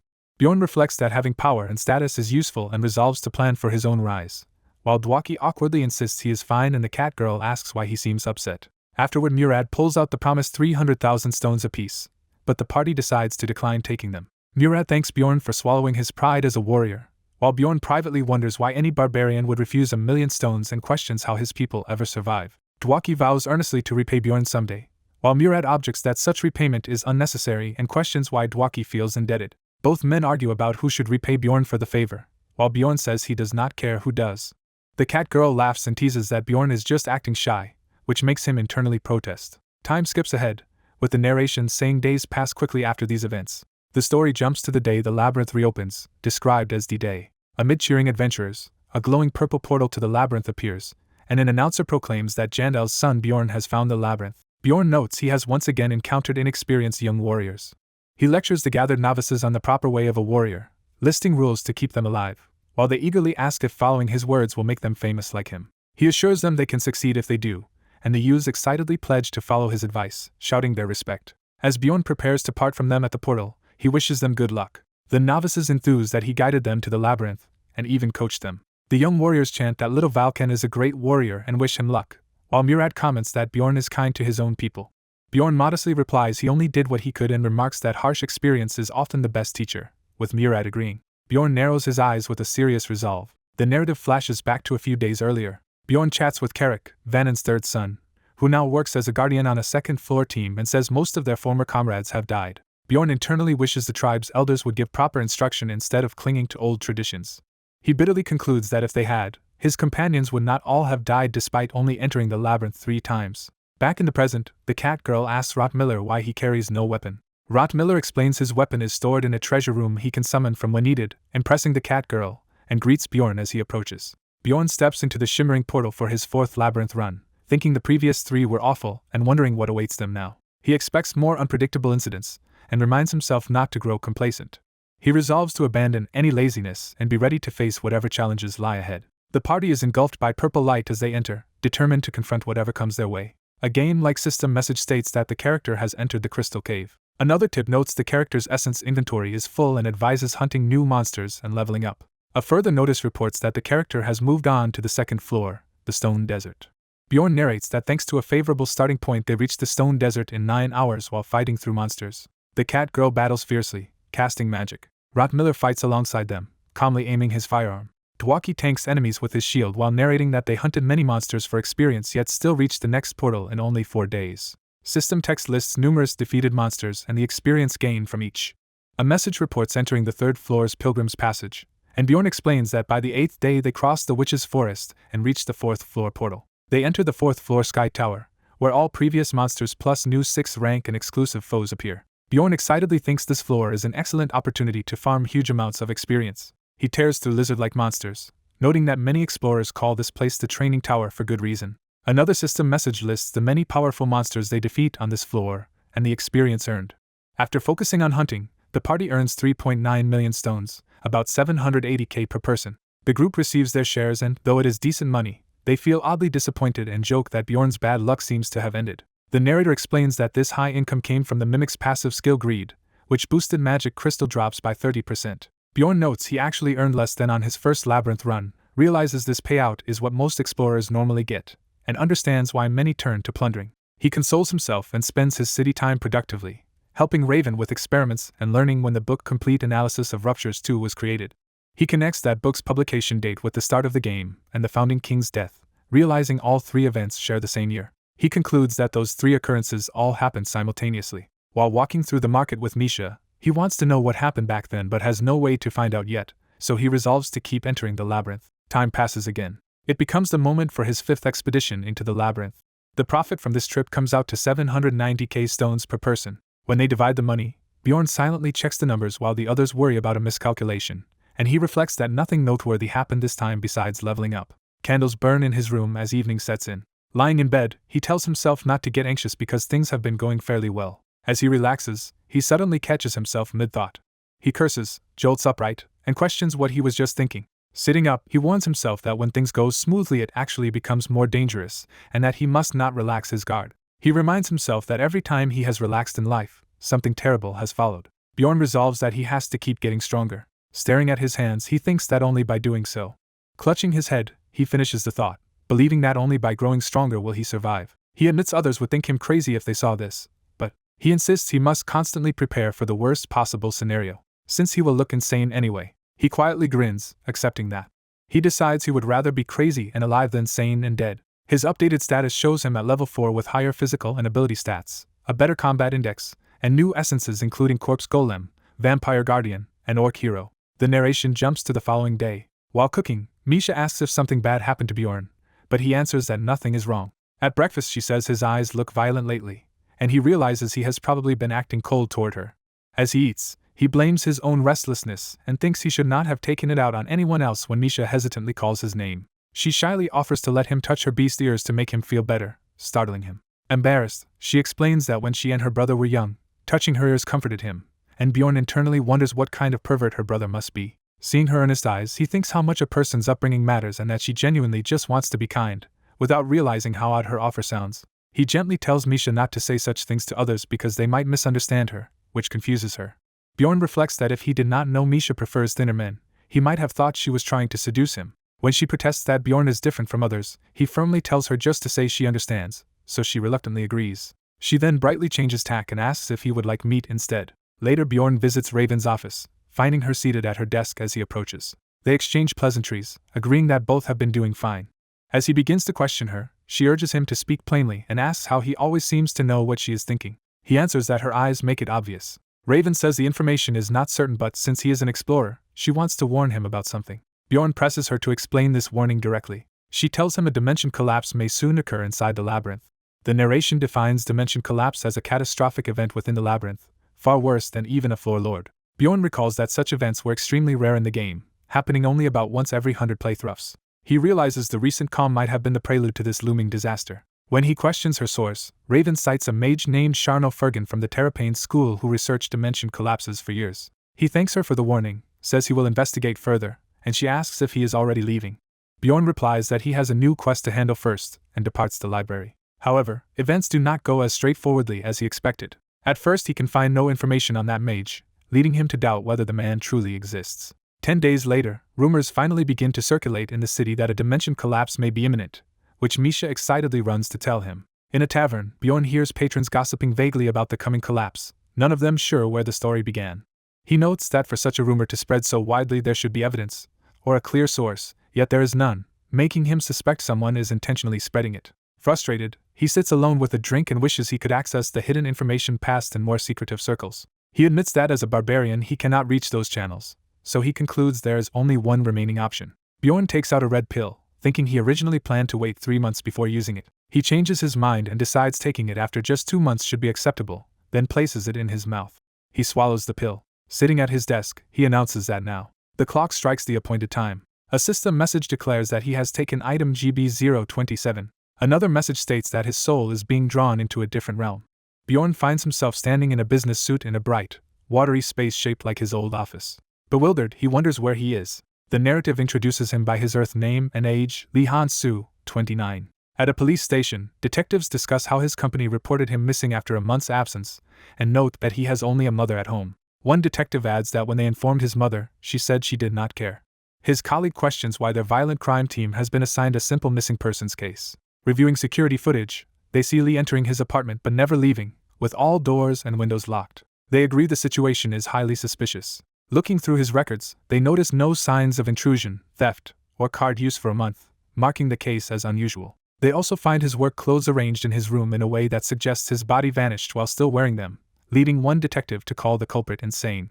The senior detective orders that the scene remain undisturbed and that they request analysis from the National Forensic Service, while the junior officer says he has something else to show him. He points out the monitor that had been in the missing man's room. When they power it, the unplugged screen inexplicably turns on by itself and displays a strange game-like message. The message reports that the coming-of-age ceremony has been completed, a new item equipped, and Bjorn J's item level increased by 24. Shocked, the detective stares at the monitor and demands to know what he is seeing. Later, Bjorn explains that he researched the phenomenon. He discovered there have been similar disappearance cases in other countries as well. Back in the labyrinth world, he narrates that 5 months have passed since he woke there, during which he has done brutal things to survive, and he wonders if he still retains a modern man's mindset. When he sees his old computer in the soul realm, his hands instinctively begin typing. He sits at the desk and types on the keyboard like he used to at work. Prompted to enter a password, he thinks of the only phrase that comes to mind. He realizes that is why the original game message had a postscript. He types in a long, insulting phrase about Raptonia's king as the password. As he does so, he mutters in confusion when it works. He starts to reflect on the situation. Looking at his suited body, he realizes with surprise that this is his original Earth form. His surroundings then shift, recreating his old room almost exactly as he remembers it. He notes that everything matches his memories so well that it seems real and begins to question what that implies. He opens his refrigerator. Seeing it full of soda cans, he exclaims in delight, puzzled only that everything is cola. Overcome by craving, he decides he cannot resist and cracks open a can. He gulps it down eagerly. To his disappointment, it has no taste or fizz, like plain water. Standing there confused with the can in hand, he hears a voice outside his door. The unseen visitor politely asks if they may come in. Later, Bjorn sits across from a blonde woman as he deduces aloud that this space is a manifestation of where he feels most comfortable and that, due to his high defense stats, she can only perceive it as blurry smoke. He consciously tries not to speak like a barbarian while in this meeting. He also reasons that the first password he entered was Adika, and that she has come personally to check whether he is truly who he seems to be. The woman confirms his reasoning and adds that beings from the game cannot manifest Earth clothes or places, implying he is originally from Earth. He identifies her as Soul Queen, a guide figure for the Ghostbusters. Bjorn then asks about the doorbell-style sound he heard earlier, pointing out she said she cannot see this room. She clarifies that what he heard was simply her calling to him, not an actual physical bell. While she speaks, he recalls that his business suit came from his ex and doubts her claim that she cannot see the room, though she assures him he is now an official member and need not worry. He concludes she has other ways to verify things and listens as she explains that they can no longer kill by separating souls from bodies the way they did with NPCs. Hearing her refer to NPCs, he realizes she must be talking about the ordinary people of this projection world. She teaches him how to use the Ghostbusters community forum, which operates like a typical online board, and tells him he just needs to choose a username. When he tries to use his old handle from the Stone Ivan forum, he finds it is already taken. The system confirms the username is unavailable, and Soul Queen notes someone else must already be using it. Bjorn is baffled that anyone would be using such a peculiar username. He decides to alter the spelling slightly. As he does so, Soul Queen asks if he is a fan of the original Elf Nuna. She then says goodbye, telling him to request one-on-one help if he ever needs it, and he feels as if he has just finished a tutorial. Exploring the forum alone afterward, he finds it easy to browse. He reviews a list of active chat rooms, including ones for men in their 20s and 30s, newbies, Americans, and therianthropes. To get used to the system, he randomly chooses the newbies chat room. His perception shifts to a campfire scene where several men greet the newcomer warmly. The room leader approaches, learns he is from Korea, and asks him to display his nickname and introduce himself. Confused, Bjorn realizes the labels floating above people's heads are usernames, and the leader explains that in this mental space they can manifest details just by thinking. Bjorn compares it to activating a skill and successfully manifests the name, Elf Nuna, above himself. He introduces himself under that slightly altered username. The other users react in shock upon seeing the famous name. They excitedly ask if he is the same Elf Nuna who wrote the renowned stat analysis. Surprised, Bjorn thinks they must have assumed that analyst was a game developer. Others exclaim that they knew the analyst had to be Korean. The room leader rushes over, demanding to know if Bjorn is truly that person, while Bjorn urges everyone to calm down so he can explain.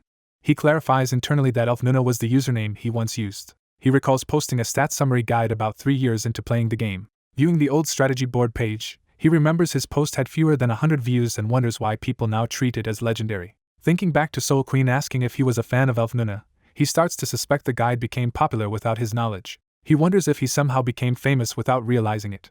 Deciding that curiosity can wait, he focuses on managing the situation in front of him. He tells the others they are mistaken and claims he is merely a fan of the analytics author, thinking it is unwise to attract attention without knowing the full story. Darn Man points out the extra letter in Bjorn's username, convincing everyone it is just a similar but different ID. The group expresses disappointment that he is not the real Elf Nuna, but Darn Man laughs it off and says the confusion is understandable. The narration notes that changing the spelling has an instant effect on how the others treat him. Now mostly ignored, Bjorn leans against a tree and feels left out, thinking this coldness is to be expected after the earlier commotion. A pink-haired user approaches and asks Bjorn how many years he has been in the game world. Not wanting to seem strange, Bjorn lies that it has been about a year, and the other comments that his invitation letter must have come late. Pink Guy explains that most people are invited earlier, when their evil spirit nature is more obvious, and says it is rare for someone to join because of fame. Bjorn realizes his deception may have been a mistake. Pink Guy remarks that Bjorn must be a good actor and says that, in real-world time, about 70 days have likely passed. When Bjorn repeats that figure in surprise, Pink Guy explains that time flows differently here and that one Earth month equals roughly 5 months in the game world. Bjorn calculates that only about a month has passed on Earth and wonders if anyone would have reported him missing yet. He summarizes that his conversation with Pink Guy has already taught him several useful facts. Pink Guy admits that no one truly understands what is happening, and while many theories exist, none are certain, which Bjorn had expected. Pink Guy explains that the mysterious people have lived here for 20 years, since this community was formed. Elf Nuna agrees it is impressive they cleared the game in just 5 years. Elf Nuna internally admits his pride as a veteran gamer is wounded by how quickly they beat it. He reflects that everyone present reached the gate of abyss before him. Thinking these goofy players must actually be impressive, he is suddenly asked what difficulty he cleared the game on. Elf Nuna is confused by the question and asks for clarification. Pink Guy assumes he used the remake, not the original, and repeats his question about which difficulty setting Elf Nuna used. Elf Nuna still does not understand what Pink Guy is talking about. Pink Guy clarifies he means the cheat-type version of the game where experience and drop rates can be adjusted. Pink Guy casually reveals he cleared the game on a 50x boosted setting. Hearing this, Elf Nuna is shocked and realizes how everyone else here managed to beat the game. He learns that with maxed experience and 100x drops the level cap is actually 30, not 11. He further realizes that such settings give 30 essences and allow opening ruptures at will. Elf Nuna concludes there are far more numbered items in that version than he ever knew. Pink Guy repeats his question and Elf Nuna, trembling, lies that he also cleared it on 50x. Pink Guy happily says even 50x was hard, while Elf Nuna silently winces. Pink Guy adds that the community founder cleared it on 15x while most people use 60, 80x, praising them all. Elf Nuna, inwardly sarcastic, pretends to be impressed. Elsewhere, an old man asks if the computer from the gamer has been retrieved. His subordinate reports that they erased everyone's memories and traces, preventing news leaks, then asks about the man himself. The old man says investigation showed the man is ordinary in every way except for this game. Looking at Dungeon and Stone on the laptop, he notes the man is capable but not exceptional, yet still cleared Oreo Gabus' legendary challenge. The subordinate explains the game had excellent world building but was shut down 5 years ago because nobody could clear it. The old man muses that the man's feat suggests the game itself was not a failure. He admits this makes him very curious about Lee Han-soo. Narration introduces Lee Han-soo as the only person to beat a supposedly impossible game. The old man wonders how far this man will go. Han-soo types at work, noting that talking with Pink Guy turned out to be very helpful. He recalls their campfire chat about foods they miss, saying he wants Coke and hot soup with rice. He calls that combination the most efficient meal he has ever eaten. He reflects that even such casual conversations help relieve his stress. Back at his desk, he confirms with Pink Guy that the pocket dimension will close automatically when the timer runs out, and notes the available time has dropped to 7 hours. Deciding to research the supposed dimension collapse, he opens the Ghost Points trading market and selects the information category. He browses high-priced information posts about advanced training, floor events, and skills. He sorts listings by highest price to find the most valuable information. He focuses on top requests for strategies against the first floor lord and details of Skill Island on the 6th floor, judging this approach most efficient. Seeing a huge bounty about the first floor lord, he pays close attention. The system notifies him that he has purchased a one-on-one chat with user Tacitronin, completing the 70,000 GP transaction. Another notice shows he has also bought a chat about Skull Island, a hidden 6th floor area. That second transaction confirms his 139,000 GP payment for the Skull Island info. Han-soo smiles to himself, pleased with the deals he has made. He confidently thinks there is nothing about this game's content that he does not know. Right after he posts his ad, a seller named Elf Nunalove contacts him, to his bemusement. Inside the information space, a scholarly man with an afro greets him and confirms Han-soo wants to know about the Terratane School and the mage Charnel Fergan, while Han-soo thinks back on not having verified earlier rumors. Han-soo explains he avoided asking whether dimension collapse rumors were true because it is hard to tell liars from truth-tellers. He specifies he wants current information on Charnel Fergan, planning to trace the collapse rumor back to its source. The scholar guesses Hansu's interest is tied to dimensional collapse rumors, and Han-soo believes this path will lead him to the person with the right information. Han-soo bluntly asks if the rumor is true, and the scholar says the mage did speak of collapse but claims such a catastrophe will not occur. When Han-soo asks for proof, the man hints the truth involves high-ranking politics and offers to explain it all for an extra 20,000 GP. He begins by explaining that the Terratane School specializes in dimensional magic and labyrinth research, and that their master wanted to run an experiment. Han-soo reacts in surprise to the mention of an experiment. The scholar says it is hard to explain but not dangerous, merely requiring fewer people entering the labyrinth. He reveals the Terratane School spread the dimensional collapse rumor in the city to scare off explorers and thin out the entrance. Han-soo asks if it is safe for the man to reveal this, and the scholar replies he is selling the information for GP and that it does not concern him directly. The man adds that the royal family will soon intervene to quell the rumor, which surprises Han-soo. We see royal soldiers posting official notices, indicating the crown's move to control the story. The scholar explains that fewer explorers mean fewer magic stones, so the royal family will not tolerate the rumor damaging their resource supply. Han-soo agrees and wraps up the deal. When Han-soo offers the promised bonus GP, the scholar refuses, deciding not to overcharge a fellow fan. Han-soo is stunned that the man so casually forgoes wealth equivalent to 400,000 stones. That generosity convinces Han-soo the scholar is truly wealthy and secure in this world. Han-soo concludes the man is so established that such money means little to him. He realizes this status explains how the man knows obscure details Han-soo could not uncover despite intense effort, and it reminds Han-soo of his own beginnings. He decides other people's difficulty settings do not matter to him anymore. Han-soo reaffirms that, unlike in the game, this is a real world where different rules apply. He thinks of this harsh reality as one ruled by survival of the fittest, where his past achievements as player Valken do not grant special treatment. Returning to his small apartment, he feels he still has a long way to go. Yet, he cannot help grinning, realizing he is genuinely enjoying this challenge. Narration labels him as the one who bought info on defeating the first floor lord. A hooded male figure is shown as that buyer, standing against a backdrop of game screens. A second caption introduces the woman who sought information on Skull Island. A female figure is shown representing that mysterious customer. The narrator adds there was also the man he had just met in person. That man is the wealthy, eccentric scholar who sold him the dimensional collapse story. Han-soo notes that others needed years to reach the places he is learning about. He insists the thought that he cannot reach their level has never once occurred to him. His determination is emphasized. The possibility of failure has never crossed his mind. In-game notifications show his character has completed the coming-of-age ceremony and equipped new gear. More messages announce he triggered a goblin trap and entered the goblin forest on the 2nd floor. Watching this progression, the old man who owns the computer exclaims that Hansu is crazy. He asks his aide how many players ever reached the second floor on their first attempt, and whether any did so with such poor starting conditions. The status report on Bjorn Jandel's character shows unbelievably high stats and rare essences gained in only 2 months, astonishing the observers. The aide says even with luck such growth is barely possible and notes there are no similar cases. The old man calls the case an outlier beyond statistics, something whose cause cannot be defined by normal data. He reflects that, despite large sample sizes reducing luck's influence, anomalies like this occasionally appear. In the dungeon world, a knight asks how long it takes to reach the spot where they met the barbarian, hearing it is about 15 kilometers unless a shortcut is used. The old mage leading them realizes the barbarian crawled that distance blind through darkness, and calls him monstrous. Narration calls this the first time such a thing has happened. It defines this as an example of making the impossible possible. In battle, Bjorn intentionally drops his HP to 0 using the skill Flesh Explosion, triggering a death countdown warning. Narration likens this to turning 0 into 1.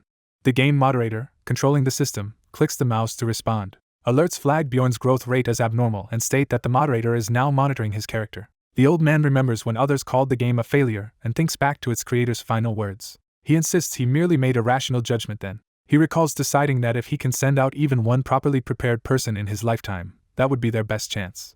Bjorn's eyes open as he returns from the ghost space session. He confirms to himself that he is back in the barbarian world. Noting that 1 hour there equals a second here, he warns himself that re-entering will leave his body vulnerable for up to 12 seconds. He still thinks Ghostbusters exceeded his expectations and was a good decision for gathering information early. Feeling the fatigue of 12 hours awake in the game world, he yawns widely.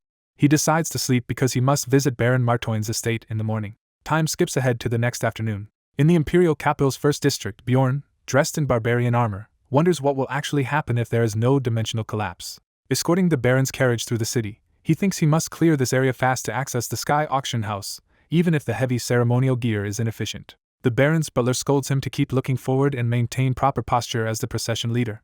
Bjorn endures the nagging while the butler frets about a barbarian heading the parade. They still have about 6 kilometers to the Count's mansion, and the butler yells at him again while Bjorn pretends not to hear. Narration notes that it is now summer. At the banquet entrance, the Baron happily thanks Bjorn for the attention he drew and promises a generous reward later. After excusing himself to greet the Count, the Baron leaves Bjorn alone among the nobles. The surrounding guests whisper nervously about the scary barbarian with horns, comparing him to a demon. Bjorn thinks this humiliating experience might give him PTSD as a knight compliments his endurance. The friendly knight Karls suggests they rest together until the Baron arrives, which Bjorn gratefully accepts, thinking the man might be his savior. Sitting in the garden, Bjorn asks if it is okay for Karls to avoid mingling, and Karls says nobles do not welcome him either because he used to be an explorer. Bjorn senses real potential in Karls. They introduce themselves as Bjorn Jandel and Karls Aramor. Hansu's narration says he felt Karls was a decent person from the beginning. He thinks Karls lacks the usual knightly arrogance, probably because of his explorer past, and Karls casually asks Bjorn's opinion of the Imperial capital. Bjorn muses the butler could learn manners from Karls just as the butler interrupts again. The butler angrily questions who gave Bjorn permission to sit, but Karls steps in to defend him. Karls tells the butler Bjorn is resting on his orders, making the butler back down uncertainly. The butler resumes whispering that Bjorn should stand so people do not see a barbarian relaxing among them. He insists people will think Bjorn is weak unless he acts like an iron-blooded warrior. While Bjorn grumbles he would ignore this if not for the promised 1,000,000 stones. Resolving to endure for the money, Bjorn stands and decides to act exactly as the butler wants. He mentally declares himself the iron-blooded warrior who rejects civilization, fully embracing the barbarian role. With a ferocious shout he slams his weapon down, startling everyone in the banquet grounds.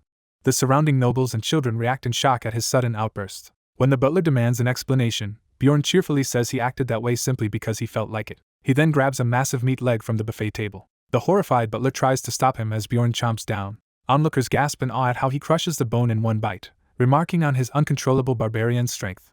The butler sees the crowd's reaction and realizes this is exactly the intimidating spectacle he wanted. Bjorn leans in, calmly telling the butler he wants to crush his skull, terrifying the man. The butler nervously asks if Bjorn is joking, his face drenched in sweat. Bjorn, radiating menace, wonders if his words sounded like a joke. Text emphasizes his threat, asking if that sounded like a joke. The scene repeats his murderous aura as he looms over the butler. The butler suddenly remembers the crazy feats Bjorn pulled at the guild and realizes how dangerous he truly is. Panicking, the butler hurriedly excuses himself and flees, telling Bjorn to rest there. Karls watches the butler run off and comments on his frightened expression while checking if Bjorn's teeth are okay. Bjorn assures him he is fine and quite sturdy. Karls laughs that he understands and Hansu notes he is starting to enjoy the banquet. After indulging in food and drink like a stereotypical barbarian, Bjorn feels satisfied. Narration says his wild behavior draws curious nobles over to talk with him. Two excited noblewomen approach, shyly asking if they can touch his muscular arm. Bjorn agrees and lets them feel his arm. The women squeal in delight, marveling at how big his arm is. Another guest asks him to roar again like before, and Bjorn agrees while the girls gossip about how unexpectedly soft his skin is. He raises his hands to perform for them. Bjorn dramatically belts out a powerful operatic shout, entering what he calls Barbarian opera mode. Elderly nobles listen, nostalgically saying his singing reminds them of their youth and praising how refreshing it feels. Surrounded by adoring nobles begging for his attention and favors, Bjorn feels like some kind of performer. He realizes he is basically acting as an animal mascot while nearby apprentices mockingly gossip about his nickname and manhood. An insulting voice accuses him of flattering nobles and abandoning a warrior's pride, leaving him confused. Bjorn notes with disdain that the loudmouth bullies are only knight apprentices who cannot even use aura yet. The Baron arrives, apologizes for interrupting, and politely says he must take Bjorn away. Bjorn follows the Baron to the banquet hall to be introduced to other nobles. A Viscount asks who Bjorn is, and the Baron explains he is the famed explorer known as Little Valken. The Viscount recognizes the name, and wonders why such a figure is here. Bjorn claims he is repaying the Baron for past help by serving as his bodyguard, which makes the noble envy the Baron. The Baron modestly says Bjorn's loyalty is too much, while Bjorn launches into his rehearsed line about a warrior never forgetting received goodwill. Impressed nobles praise Bjorn's honorable mindset and vow to remember Jandel's son, Bjorn. Bjorn reports that he repeated similar conversations with 13 different nobles. System messages show Bjorn's fame stat repeatedly rising by 10 points. He reflects that only a small fraction of the banquet guests are high-ranking nobles and that, thanks to these introductions, he has met them all far earlier than in the original game. Once the formal introductions end, Bjorn starts handling people who come looking for the Baron, continuing to play the intimidating Barbarian. Spectators laugh that Bjorn lives up to his nickname as they watch him, setting the stage for more attention. A heavily armored paladin captain greets Baron Martoin with a religious blessing and friendly small talk. The captain recognizes Bjorn and is surprised to find him here, prompting others to ask if Bjorn knows this captain. The man introduces himself as Paul Kravitz, captain of the Third Order of Paladins under the exploration god Leetlas and the Star Goddess. The Baron praises Paul as stronger than most 8th-rank explorers and tells him not to be so modest. Bjorn wonders why someone that strong is stuck doing side jobs like corpse collecting. Paul warmly invites Bjorn to rely on their order whenever he needs support, saying they are forever grateful for what he did in the past. Realizing he never explained, Paul begins telling the Baron the story behind their debt to Bjorn. Paul finishes recounting how Bjorn helped the Order and says they greatly value their relationship with him, astounding the listeners. The Baron, more impressed than before, looks at Bjorn fondly and admits he underestimated him. Bjorn's fame stat jumps again, reflecting the Baron's improved opinion and the spreading story. Time skips ahead half an hour as the banquet continues. Someone important strides in, heralding a shift in the proceedings. A herald announces the arrival of Count Ferdehilt, exciting the nobles. Baron Martoin tells Bjorn the Count especially wants to see him, and leads him away. Bjorn internally senses that this summons will not end well. The jovial Count greets Bjorn enthusiastically, saying he has long wanted to meet him, while Bjorn responds politely. Bjorn thinks it is odd that his current fame would attract direct interest from a Count. He notes that even in the game this sort of special meeting with the Count only triggered much later. The Count flatters him so much that Bjorn feels the older man is desperately trying to win his favor, which makes him nervous. Suddenly the Count says Bjorn has given him a fun idea and hints it is related to an upcoming sparring event for knight apprentices. The idea is revealed as a request that Bjorn personally join the sparring matches. Bjorn treats the invitation as a sudden quest he feels uneasy about but cannot easily refuse. Outside at the training field, nobles gossip about the Barbarian guest, wondering if a low-floor explorer with less than a year of experience is really worth watching. Bjorn learns that merely participating in the event will earn him 2 million stones, with a larger prize for winning. The reward for first place is revealed as Garpa's necklace, a rare 5th-floor item that converts inserted magic crystals into new random substances. Bjorn compares it to the obscure Frost Spirit Ring, noting that the necklace shares its niche properties. He recalls that such low-number items are uniquely useful yet undervalued, often dismissed as useless despite their rarity. He also remembers that, like the ring, the necklace secretly unlocks a special event. Fired up by this opportunity, Bjorn sits radiating murderous excitement, startling the Baron and the butler.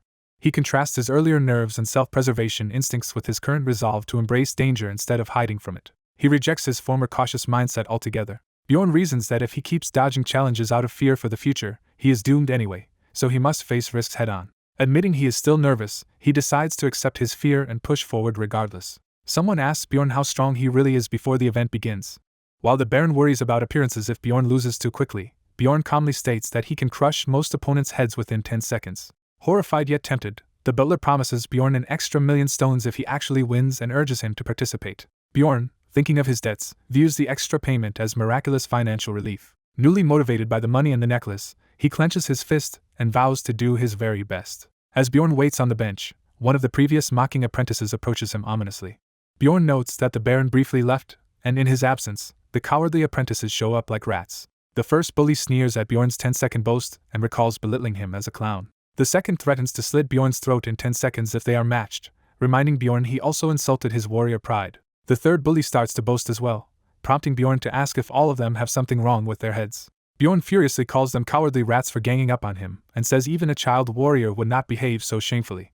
He taunts them for only acting brave now that the Baron is gone, sarcastically praising their supposed honor and pride. Observers criticize the apprentices for trying to intimidate another contestant by surrounding him. Bjorn roars that their behavior proves there is something seriously wrong with their heads, startling them. Embarrassed and angry under the noble's gaze, the apprentices shout at him to shut up. Some nobles murmur that the situation seems odd for supposed honorable knights. Other nobles note that if the barbarian is serious, the apprentice's behavior is unknightly and dangerous. One of the bullies trembles and squeals in fear. As they retreat, Bjorn laughs and promises to fix the mental problem in their heads next time. The sparring event begins, with an announcer declaring the first bloody winner, and the crowd reacting to the violence. The announcer then calls the next match, which includes Sir Sylvania from Baron Hessen's house. Bjorn is also named for this bout as Baron Martoin's representative. On the field, Sylvania faces Bjorn as they take their positions, and Bjorn notes he has drawn one of the 3 troublesome apprentices right away. Bjorn is pleased to have gotten the most annoying of the trio as his first opponent. He particularly remembers that this one mocked the size of his manhood. Sylvania makes a pompous oath to fight fairly and defeat the foolish barbarian in the name of his honor.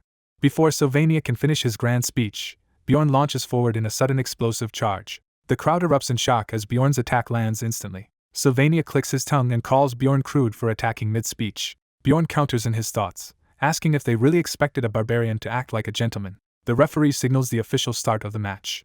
Sylvania rushes at Bjorn with a killing intent, screaming for him to die. Multiple sword images blur toward Bjorn, who admits he cannot tell which one is real. Deciding not to bother distinguishing them, Bjorn simply deflects every blade strike head-on. Grinning, he thinks to himself that he is finally acting like a proper barbarian. However, he also acknowledges that Sylvania is not someone he should underestimate. Bjorn respects his opponent's skill but prepares to respond seriously. He notes that this assessment holds only if they were fighting under equal conditions. Sylvania is shocked as Bjorn suddenly powers up. A game message declares that Bjorn has activated the skill Wild Outburst. Wild Outburst triples Bjorn's bodily stats and threat level for a short time. Bjorn recalls his earlier boast about crushing heads in 10 seconds.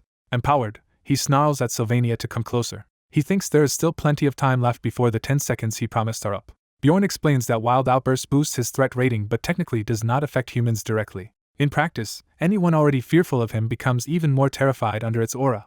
For the brave, the aura instead stirs up their fighting spirit and makes them more aggressive. Bjorn judges that Sylvania falls into the latter category, attacking harder instead of freezing. The narrator decides Sylvania really is an elite fighter as he charges again, while Bjorn notes he lacks a shield. Bjorn parries the sword with his forearm guard, thinking that fighting without a shield is slightly inconvenient. With the blade lodged in his bracer, Bjorn leaves Sylvania stunned and asks if he still does not understand. Bjorn bluntly tells him the truth is simple, that Sylvania is just weak. Bjorn then tears the embedded sword free, injuring his arm but preparing to retaliate. Sylvania, blood on his face, reels in panic. Close-up on his terrified eyes shows him realizing how badly things have turned. Sylvania calls Bjorn's counterattack a dirty trick, while Bjorn insists he was just standing there. Bjorn casually grabs Sylvania by the throat as the narration jokes that the man clearly has something wrong with his head. Bjorn reminds Sylvania of his earlier promise to fix that head problem the next time they met. Still choking him, Bjorn hefts the knight effortlessly into the air. The narration darkly states that the solution is simply to remove the offending head. Sylvania screams in pure terror as Bjorn prepares to follow through. Later, at the medic tent run by the Order of Lietlas, Bjorn asks if Sylvania is dead. The priestess says he survived but scolds Bjorn for not going easier, while Bjorn claims he never imagined a knight would be so fragile. She snaps that Sylvania is still a knight, implying Bjorn went far beyond sparring. Bjorn argues he only punched Sylvania instead of using his axe and wonders how that alone nearly knocked him senseless. While the priestess notes, he hit hard enough to make brain fluid leak. She dryly concludes it still counts as a knockout only because Sylvania is alive.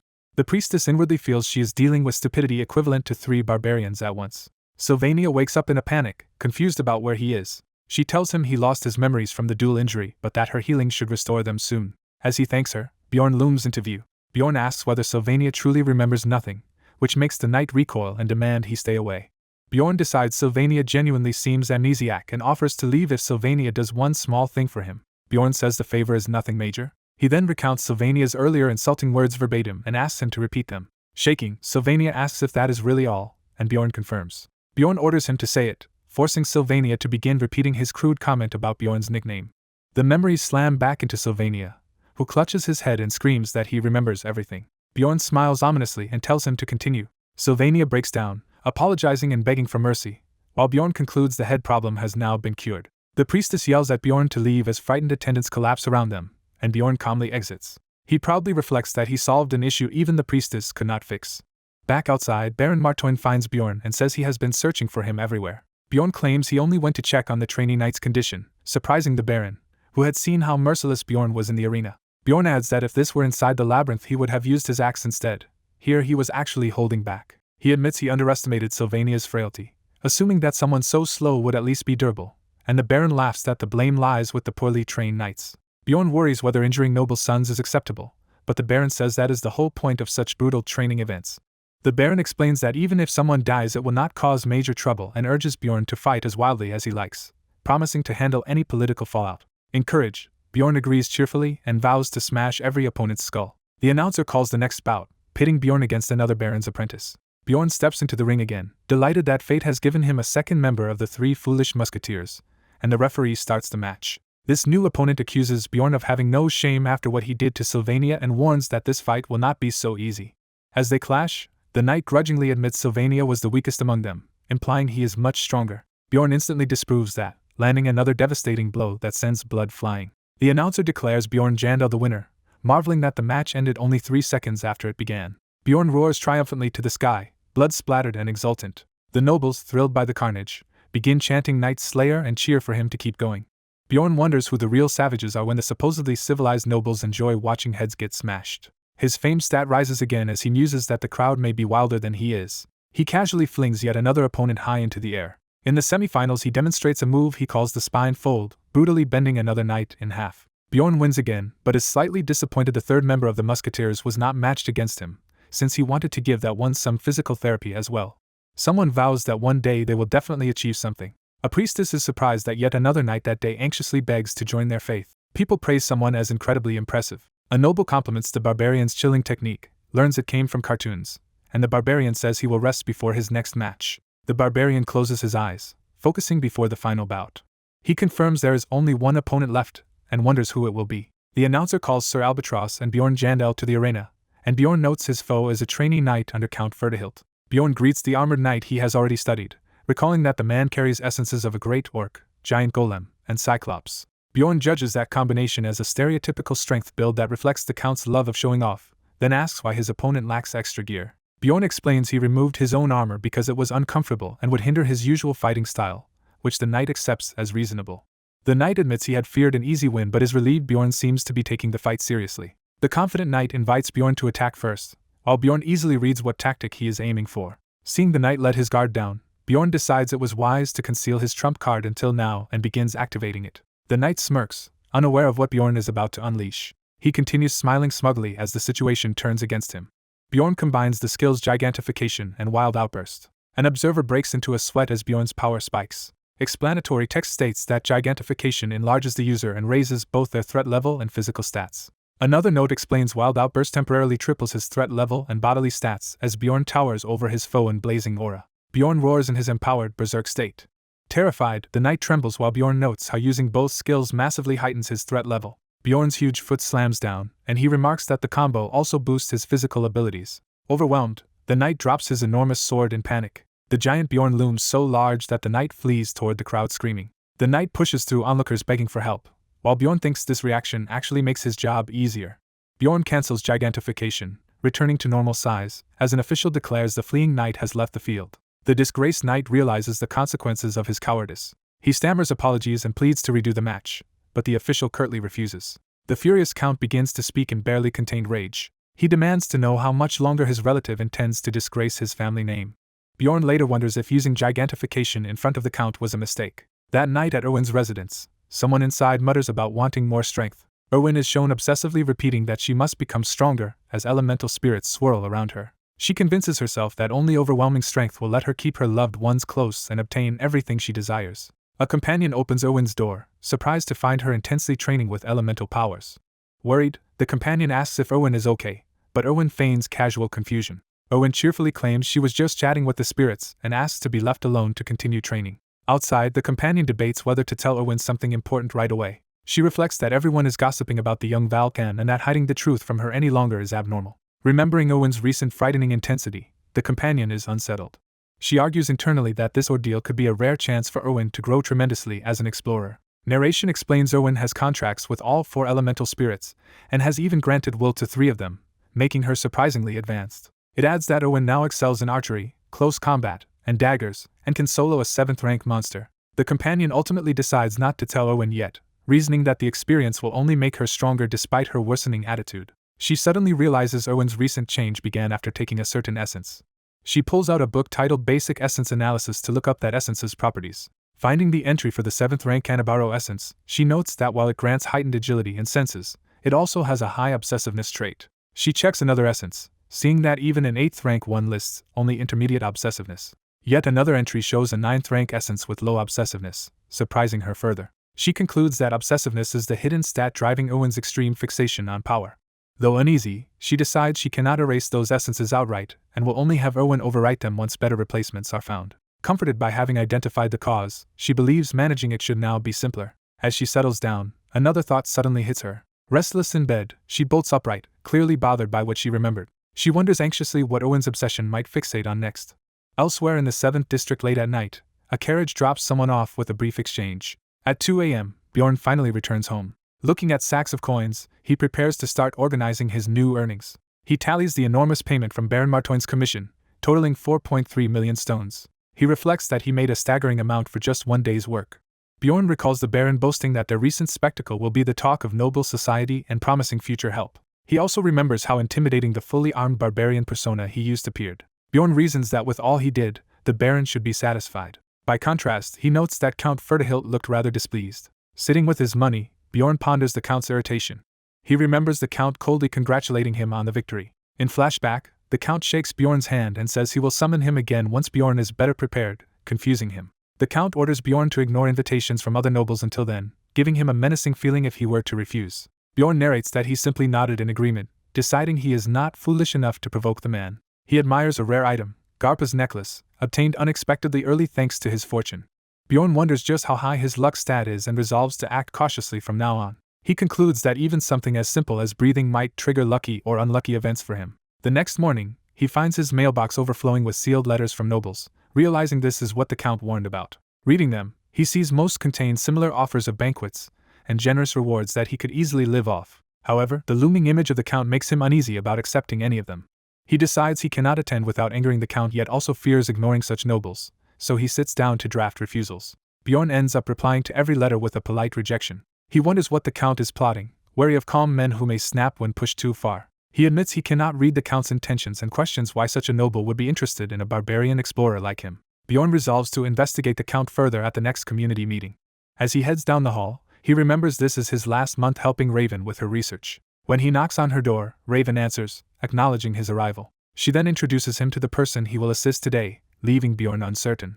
An elderly mage he knows cheerfully greets Bjorn, while Bjorn complains that Raven said he would help her seniors, not a literal old man. Raven apologizes, explaining the old mage was insistent, and he tells Bjorn not to be nervous because the task is nothing serious. Bjorn realizes the old man engineered this meeting, while the mage says he merely wants to test whether a magical tool he created works. The mage explains the device is intended to detect the soul of an evil spirit. Hearing this, Bjorn forces himself to stay calm and brace for the worst. He concludes in alarm that the old man suspects him of being an evil spirit. Bjorn decides he should focus less on that accusation and more on the fact that the supposed magical tool is unproven. Aloud he asks if the device is truly safe, while thinking that caution is justified given Raven's past experiments on him. The mage appeals to his authority as head of the Altemian school, asking if Bjorn doubts him. He bristles at the idea of being underestimated and says Raven's apprentice, Alua, will confirm the tool's safety. Alua is startled to be volunteered as the tester but is assured it will be nothing difficult. Grudgingly, she agrees, saying she can at least verify the formulas. Bjorn thinks Alua is more likely to side with her master, and that neither of them is fully trustworthy, yet their uncertainty also proves the tool is untested. He reasons that no such device currently exists, so the old man must be bluffing. He elaborates that in this world such a tool has never been seen, and if it had suddenly been invented the old mage would already have tried secretly testing him. Imagining that scenario like a lie detector, Bjorn concludes that trying to dodge the test now would only make him look guiltier. He therefore decides not to make excuses and to proceed, rather than fall for any psychological trick. Steeling himself, he internally agrees to go along with the experiment. The mage reassures him it will be quick and harmless, asking what he chooses to do. Bjorn agrees to participate, prompting the mage to double-check if he is truly willing. Bjorn reminds him that he had been worried about the tool's danger, and that Raven was supposed to verify its safety. Still uneasy, Bjorn pushes to finish quickly so he can return to bed. Inwardly he scoffs at the old man, insisting he will not be fooled so easily. Moments later Bjorn has already slipped away, leaving Alua surprised that he vanished. She asks her master what just happened, while he laughs nervously. The mage admits the ominous-looking chair in the room is actually ordinary, and that he was only acting, which annoys Alua. She angrily deduces that he really did suspect Bjorn was an evil spirit and had interrogated him after the labyrinth incident. Looking exhausted, the mage concedes his doubts were unfounded. Alua says she can understand his suspicion given how unusual Bjorn is, but presses him to explain his true motives. She bluntly demands to know why he staged that elaborate ruse. Her question triggers a memory of sinister, red-eyed cultists before a gate. She points out he could have simply reported Bjorn to the secret police if he truly thought Bjorn dangerous. He replies that doing so would probably have gotten Bjorn executed. The mage grimly emphasizes that if the authorities misjudged Bjorn, the man would die. Shaken, Alua calls after her master as he brushes the subject off and tries to leave. She fixates on his admission that Bjorn would die. Alua suddenly realizes this means her master requires a living evil spirit for his research. Horrified, she wonders what exactly he is trying to accomplish. The next day dawns, and Bjorn sighs that he is already tired. Lying on his bed, he reflects that the encounter with the old mage was deeply shocking and has left him anxious and on edge. He reassures himself that he handled the situation well, though he cannot shake the image of the mage looking disappointed. Just as he tries to rest, Misha leans over him asking if he is awake. Bjorn startles, then remembers he voluntarily gave her a key to his place. Sitting up, he addresses Misha and she responds curiously. He grabs her hand and says he needs her, leaving her flustered and blushing. When she misunderstands his urgency, he instead directs her to help him draft written replies to all the nobles. She realizes he is talking about response letters. Soon the two of them sit at a table buried in mail, hurriedly writing replies together. Misha worries that such blunt letters to nobility might cause trouble, but Bjorn assures her it is fine. Bjorn confidently pens a refusal stating he is too busy and they should find another barbarian instead. Misha nervously asks him to recount yesterday's events, while they continue writing. When he falls silent, she complains about his lack of explanation. At the Outcast team's meeting 10 days before the labyrinth opens, Bjorn asks for time to think through their plans. The dwarf member declares he will skip the upcoming rupture expedition, fearing they will all die if a dimensional collapse occurs. Narration notes that others in the group quietly share his pessimism. Another teammate says ominously that rumors usually have some truth. A different member argues it might be safer for them to sit this one out.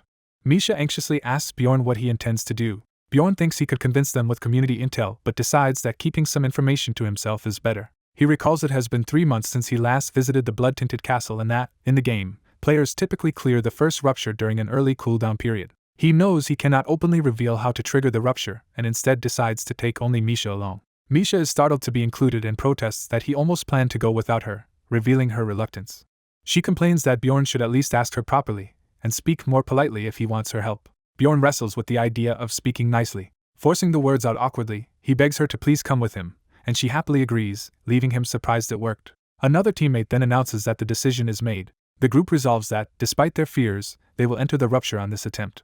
The next day at the marketplace, a special edition newspaper is distributed. The paper reports that the royal family has declared the dimensional collapse rumors untrue. It also claims the Terrain school in the Magic Tower spread those false rumors, shocking readers.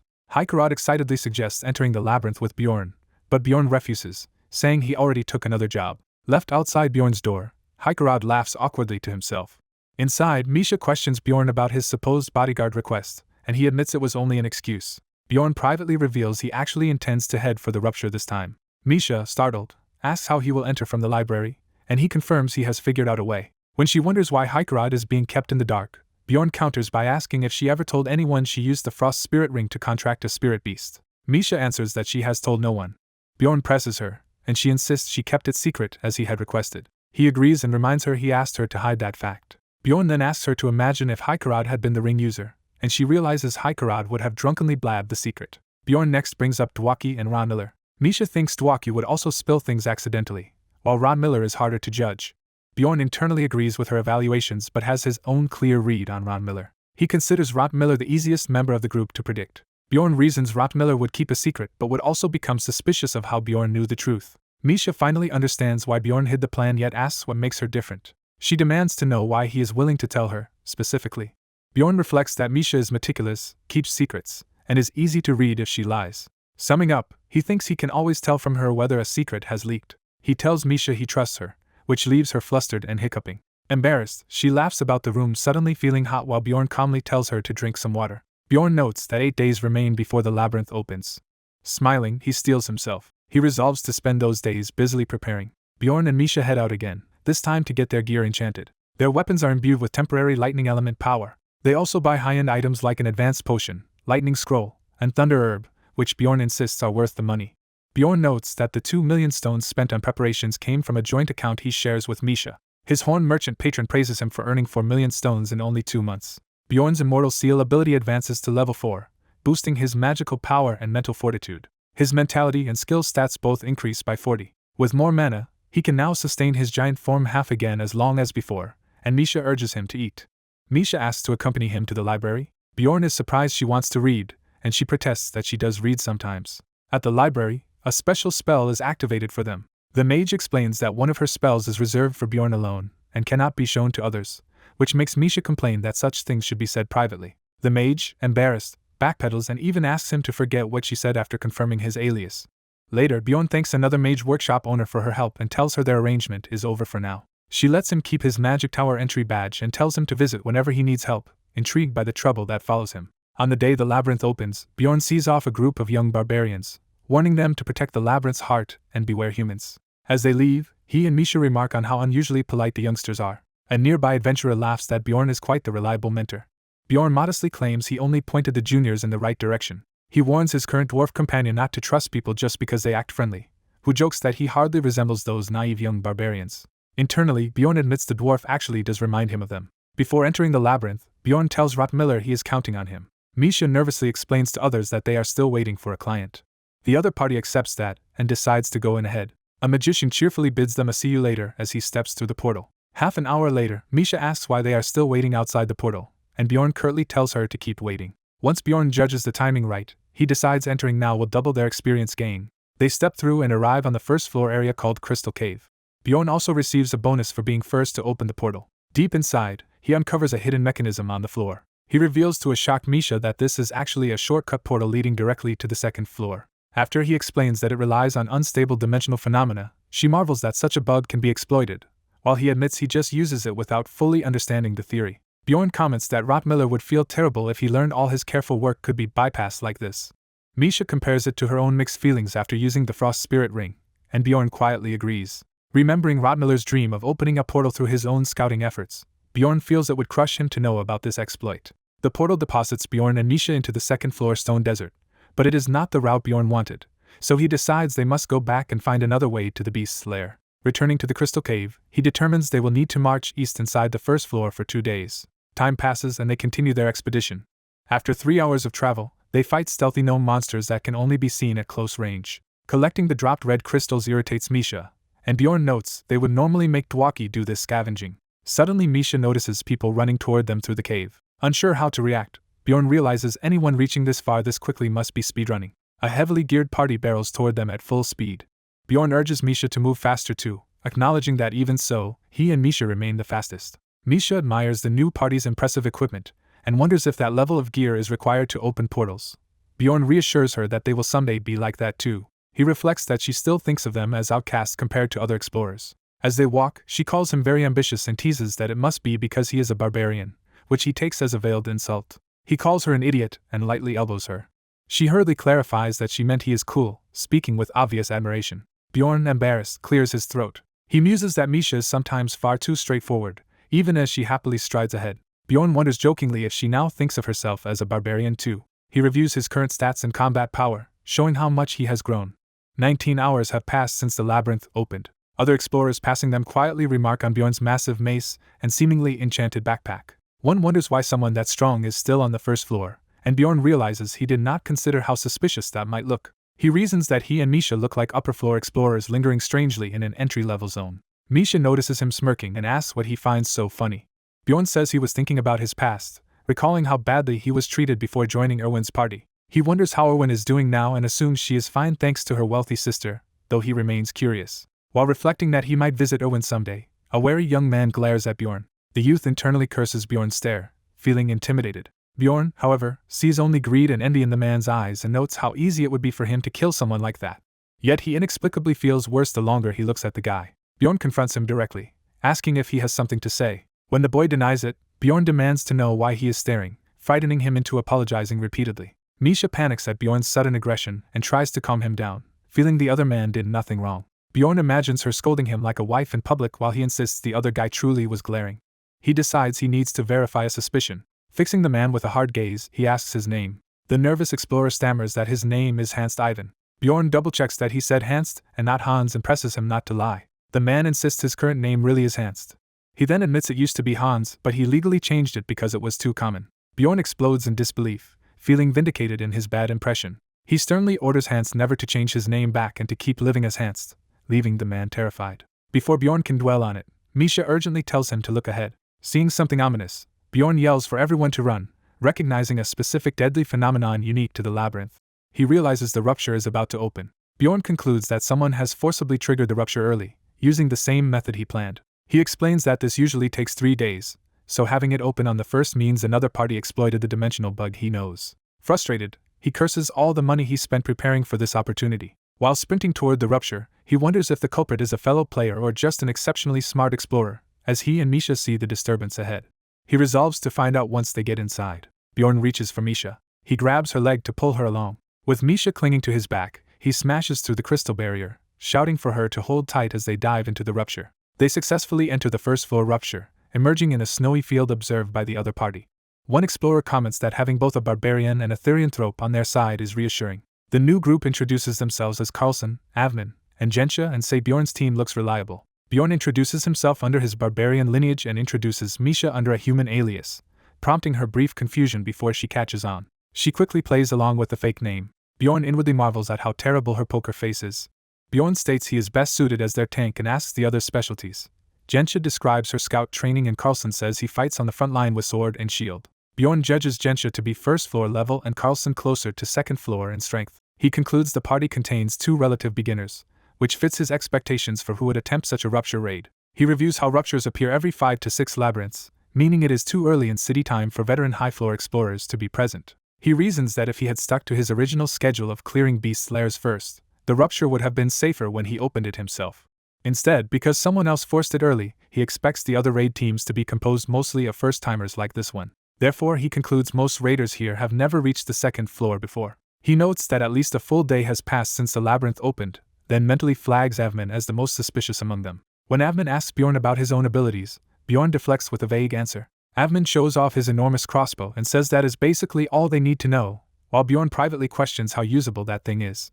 When Bjorn nudges him to introduce himself first, Avman explains that he and Gensha are 5th-rank explorers who usually operate on the 4th floor. Bjorn asks why such high-rankers are down on the first floor rupture at all, and Avman counters by asking the same of Bjorn and Misha. Bjorn grumbles internally that Avman pushes back against every question.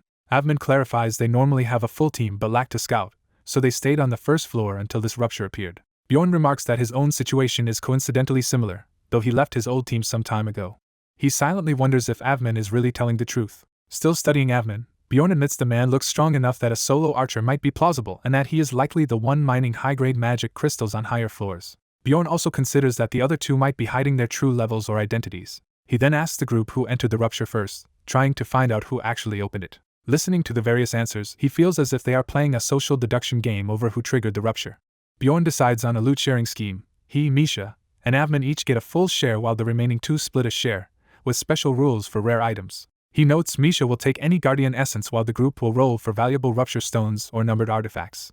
Avman slings his crossbow and signals that it is time to move out. Bjorn orders everyone into formation as they start their advance through the frozen landscape. Bjorn reflects how strange it feels to fight in a bright, snowy environment instead of the dark labyrinth maps he is used to.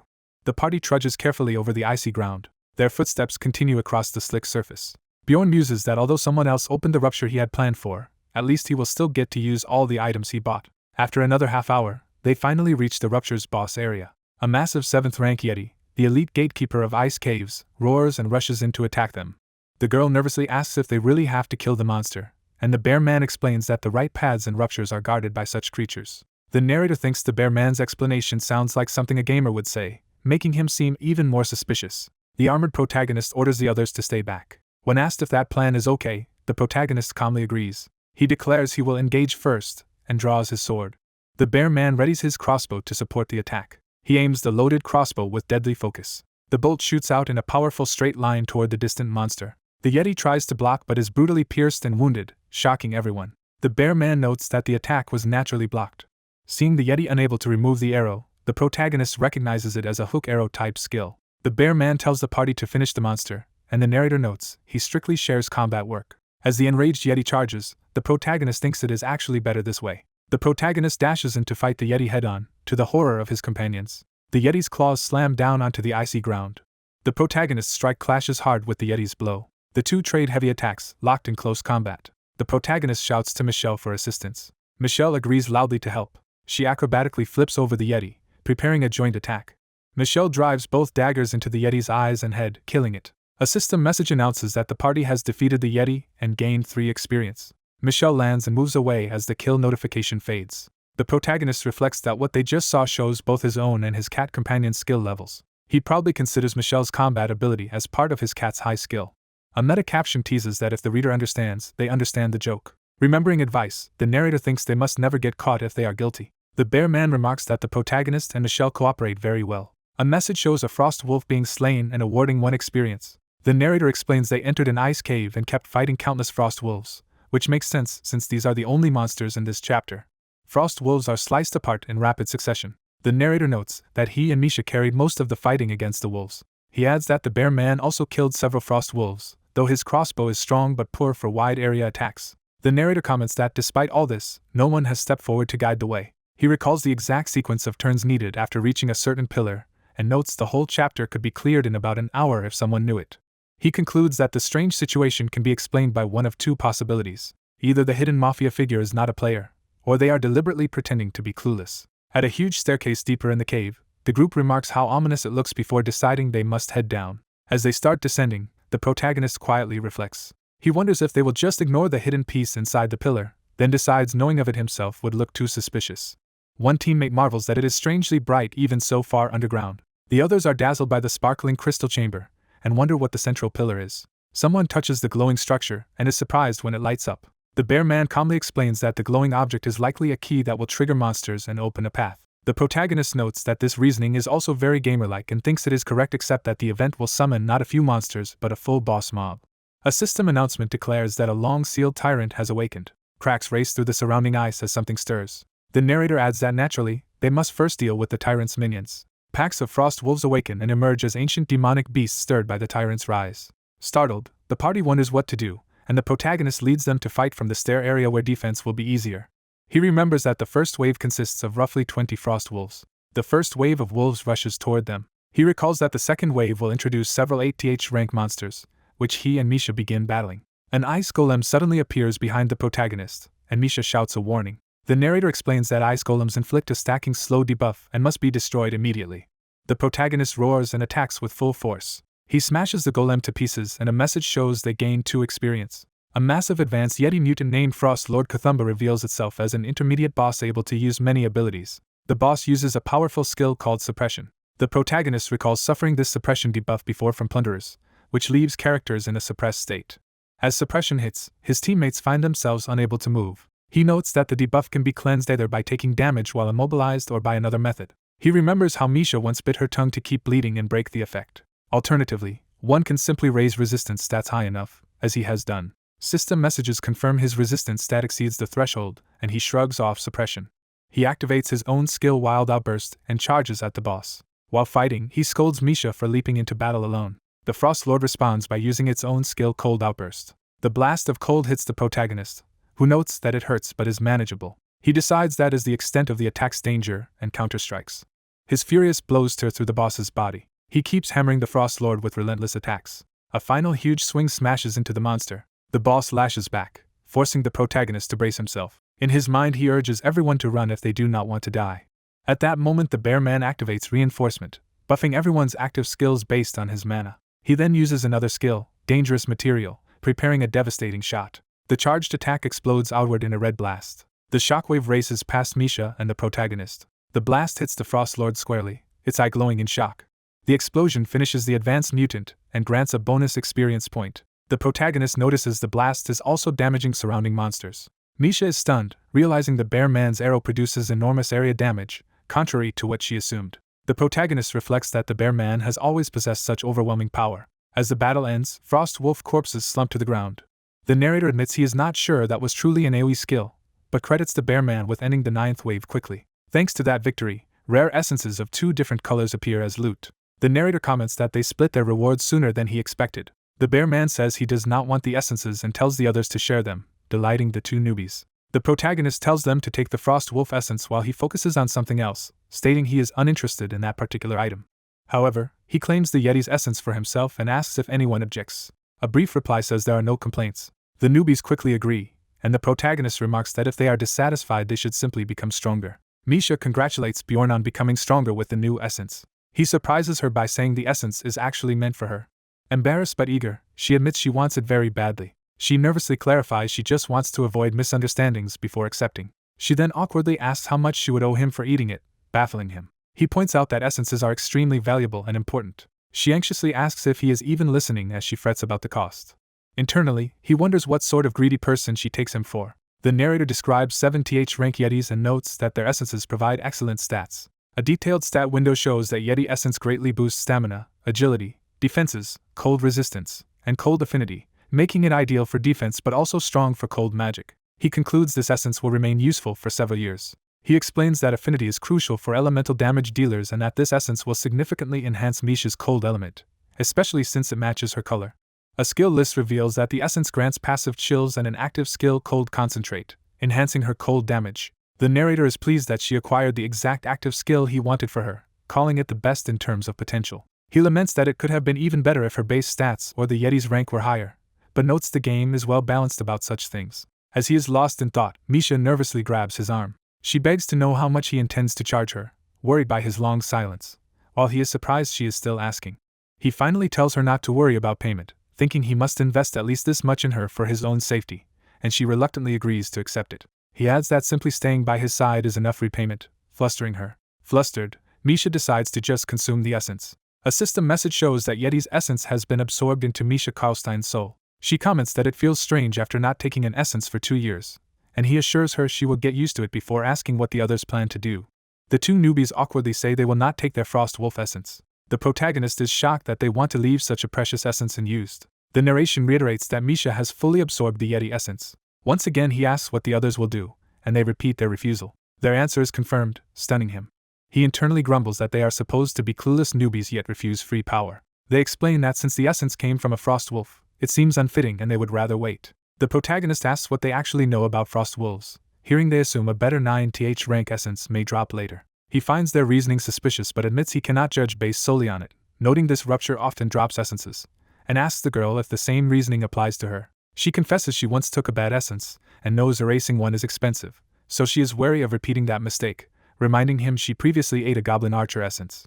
He thinks that if either of them had grabbed the frost wolf essence he could have ruled them out as potential mafia culprits, but now he cannot. The narrator concludes that since either took it, and their excuses sounded solid, his suspicion remains unresolved. He worries that perhaps the hidden enemies are not all on one side while outwardly asking if the ordeal is over. Before anyone can relax, the ice floor starts cracking ominously. Misha shouts a warning that the area above them is breaking apart.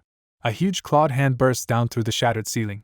A towering white werewolf wielding an ice pillar emerges menacingly. The group debates whether it is a lycanthrope, but the protagonist recognizes it as the oversized final boss. The narrator notes they actually fight this tyrant later, while a message shows Tyrant Tarumbas raging at the invaders. Tarumbas unleashes a powerful skill called Ice Destruction, shattering the arena as the party is flung away. The ground beneath them begins to break apart, and someone screams Bjorn's name as it collapses. The entire floor caves in and the party plummets into the depths. A caption announces that they have now entered the 3rd chapter. System messages explain that in this new special region the ice cave field effect and hypothermia debuff apply, lowering agility and doubling ice damage taken. Deep below, calm water ripples as something falls into it. The protagonist surfaces from the freezing water, gasping for air. Shivering, he curses the reality patch that makes them experience events physically. He recalls that in the game you would simply wait at a loading screen. A mock loading screen shows that normally the 3rd chapter would begin with the character already out of the water. Instead, in reality he is buffeted around by the current like in a retro game stage before going over a waterfall. He realizes this explains why the chapter always starts with lower HP, since the fall leaves his whole body aching. Just as he considers resting, Misha rushes over in a panic to check if he is okay, forcing him to continue. He confirms he is fine and checks on the others as they recover from the fall. The bear man calls everyone to the campfire he has made, and Misha marvels that he even brought firewood. He replies that he travels alone so he always carries such supplies, and the protagonist thinks this supports the idea that the bear man really is a solo player. Despite the blazing campfire, someone nervously begins to protest. Two adventurers huddle by the fire and shiver, realizing the cave is unnaturally cold and the flames are not warming them. The bearded warrior concludes that this dungeon must be a special region, like the witch's forest, prompting confusion from the others. They discuss how the cold is affecting their bodies, with the cat girl not really feeling it while someone else explains that her high cold resistance makes normal cold barely noticeable. The cat girl asks if the warrior is really that cold and he replies that, while chilly, it is not painful. When she fails to grasp what he means, he clarifies that his body is shivering from the cold, but he is not actually in pain. Calling him a foolish barbarian, the cat girl prepares to do something about his condition. Blushing, she invites him to come sit close to her so he will feel better. As he ends up wrapped with her under the blanket, he is embarrassed and thinks even the bear-like man whistling proves the situation looks suggestive. The narrator explains that, deeming the area safe, they decided to camp there for the night. The protagonist chooses to sleep apart from the others, thinking he cannot rest near potential mafia when he does not yet know who it is. The cat girl worries it will be cold away from the main fire, but he reminds her they brought their own firewood. As their separate fire burns, she tells Bjorn to sleep first so she can stand watch. Bjorn says he needs to talk with her before they sleep, and she asks what he wants to discuss. He asks if any of the other three acted suspiciously, and she recalls that one thing did stand out. After listening to her detailed account, he acknowledges the information with understanding. An inner voice praises Misha for her good work in gathering that intel. Across the cave, another group by the fire reacts with dawning realization to what Bjorn has concluded. Bjorn mentally identifies which companion is likely the mafia. 6 hours later, they resume exploring the icy dungeon. As they walk a single twisting path, the narrator notes that in this place they only need to follow the main route. Bjorn smashes out 8th rank ice monsters emerging from the walls, as the narrator explains the basic rule of progressing. Misha leaps into action, showing her own combat prowess against the icy foes. The narration explains that while most monsters here are 8th rank, this region is harder than even a 7th rank night area. A system window describes the hypothermia status. Without cold resistance, agility drops and ice damage doubles. Under attack, the party realizes their debuff makes incoming blows feel much harsher and comments that this is what a special region is really like. Bjorn wonders why his comrades are complaining when he still feels fine while fighting. He thinks to himself that the others add little to his fighting power. After 4 more hours pass, they finally encounter something new. The scout identifies white-skinned figures sealed in the walls as ice orcs, but the leader notes they are only 7th rank. A nervous girl asks if they must fight those as well while the beast man hints there must be a reason the orcs are here. He concludes the monsters probably serve a specific purpose in the dungeon's mechanics. The ice sealing the orcs begins to crack as they awaken. The enraged ice orcs burst free and rush toward the party. The beast man complains the monsters attack immediately, not even letting them take a close look. Bjorn orders everyone into formation so Misha can protect them more easily, and the others agree. As the huge orcs swing their weapons, Bjorn shouts that they are coming. Behind his shield, Bjorn admits he still does not know the suspicious man's true goal. He considers the possibility that the man only wants to clear the rupture and might be innocent, but keeps his guard up. Bjorn decides he must be ready for any outcome as he charges with his shield. He clashes brutally with an ice orc, trading blows on the frozen floor. He notes that the chaos of battle would be the perfect time for the mafia to act if they intend to. He therefore resolves to adjust his actions accordingly. Bjorn chooses to hide his full strength, just in case he needs that advantage later. During the melee, an ally is nearly crushed while another is forced to the ground. The beastman teases Misha about not rushing to Bjorn, but she says she must also watch their rear and insists Bjorn is not yet her lover, while the narrator explains he told her not to join the front. After the fight, 2 of the weaker party members are left panting and exhausted. Their companion is equally winded, showing how hard the encounter was for them. Annoyed, the beastman decides the others are useless and prepares to intervene seriously. He summons a powerful golden spirit, Iron Bear Irathan, to the battlefield. The massive bear spirit rushes into combat with great speed and power. Bjorn is surprised to realize the beastman is actually a summoner. The spirit mauls an ice orc, catching both allies and enemies off guard. Bjorn watches the spirit's overwhelming attack and understands how the archer was able to solo dungeons. He concludes that, with help like this, the beastman will probably clear the rupture before the mafia can act. Bjorn decides to shift to plan B in dealing with the mafia. He continues fighting, taking hits but still standing strong against the ice orcs. Misha panics when she sees Bjorn suffer a particularly heavy blow. Bjorn's head is smashed by an orc's attack and he spews blood. His eyes roll back as he collapses, apparently knocked out or dying. Misha screams Bjorn's name in horror as his body falls and blood spreads on the ice. Her eyes fill with tears and rage as she looks at his prone form. The narration reveals that this is merely the lead up to an explanation. Bjorn explains that his helm, sturdy bones, and regeneration protected his head, leaving him only lightheaded. He decides to proceed with their plan and leave the rest to Misha. One of the weaker adventurers rushes over, shouting to see if Bjorn is alright. As an orc raises its hammer toward the fallen knight, the man screams for it to stop. The orc's head is suddenly pierced and torn apart by a devastating counterattack. The man is stunned as the system announces he gained experience for defeating the Ice Orc warrior. Meanwhile, the Ice Orc sorcerer begins casting a massive purple spell overhead. The enormous spell descends toward the party, forcing the Beastman and Misha to dodge while she shouts at him to move. The Beastman shoots and activates a skill called Dangerous Substance, turning his bolts deadly. The sorcerer counters with Iron Ice Wall, erecting a protective barrier of ice. The powerful impact shatters portions of the wall and the surroundings. The sorcerer is suddenly struck in the head by a lethal red beam. The system declares that the Ice Orc sorcerer has been defeated, granting more experience. Bjorn wonders if the Beastman will end up killing all the monsters using only his crossbow and speculates that he might be 5th rank. Just as Bjorn's scheme to engineer difficulty starts becoming unnecessary, something unexpected happens. Realizing the essence of the Beastman's abilities, Bjorn decides he can now continue with his own planned course of action. Another party member secretly uses the skill Armor Change, revealing a different, more combat-focused outfit. She then activates Beastly Walk, gaining high-level stealth and speed for a brief time. Next she triggers Revenge, a powerful offensive ability. The narration explains that with Revenge, her ultimate attacks gain massive penetration and inflict a bleeding status. That same ability is shown gruesomely wounding the Beastman's side. The stealthy woman, now clearly the traitor, thanks him and gloats that killing him will earn her a huge reward in stones as he collapses, bleeding. The narrator comments that the Mafia has finally begun to move openly. Because the Beastman is down, Iron Bear Irathan's summoning is abruptly cancelled and the spirit disappears. Small bottles fly through the air toward the traitor. One of them shatters against her head, drenching her with a strange solution and breaking her focus. Shocked, she demands to know what Misha threw at her, while Misha yells for Bjorn to act now.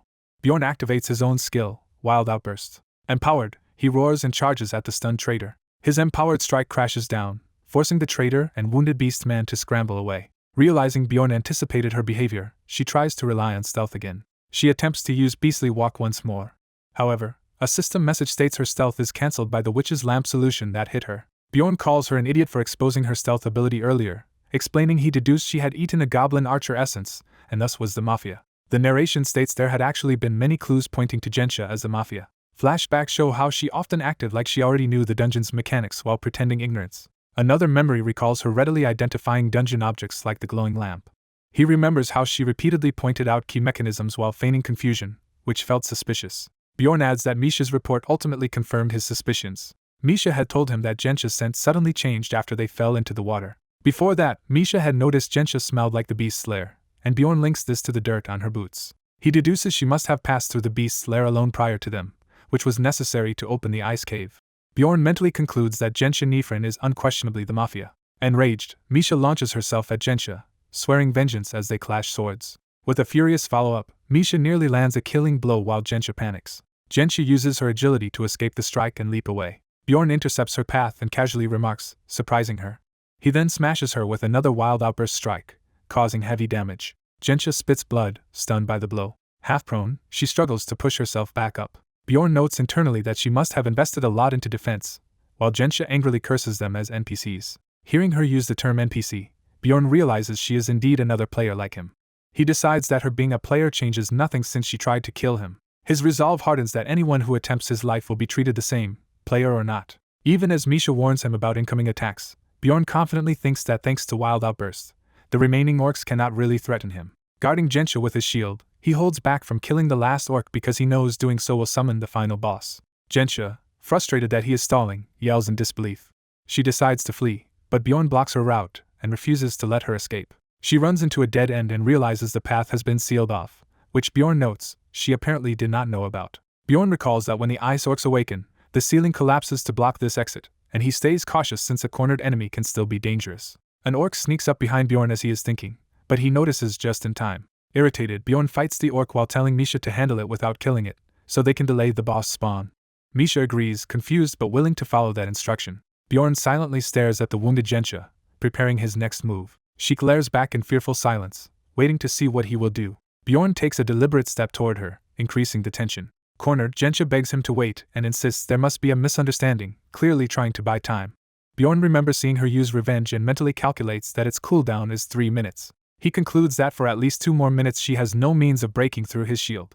As Gensha desperately attacks anyway, he calmly thinks that she is just trying despite the odds. He swings his heavy club with great force toward her. The blow smashes into her, inflicting more grievous injuries. Her weapon flies from her grasp and clatters across the floor. Bjorn questions her claim of a misunderstanding and says he will listen only if her explanation makes sense. Terrified, she stammers, trying to think of something to say. She starts a halting explanation, claiming she is not sure he will believe her. Before she can finish, Bjorn's past strike is shown nearly tearing her apart.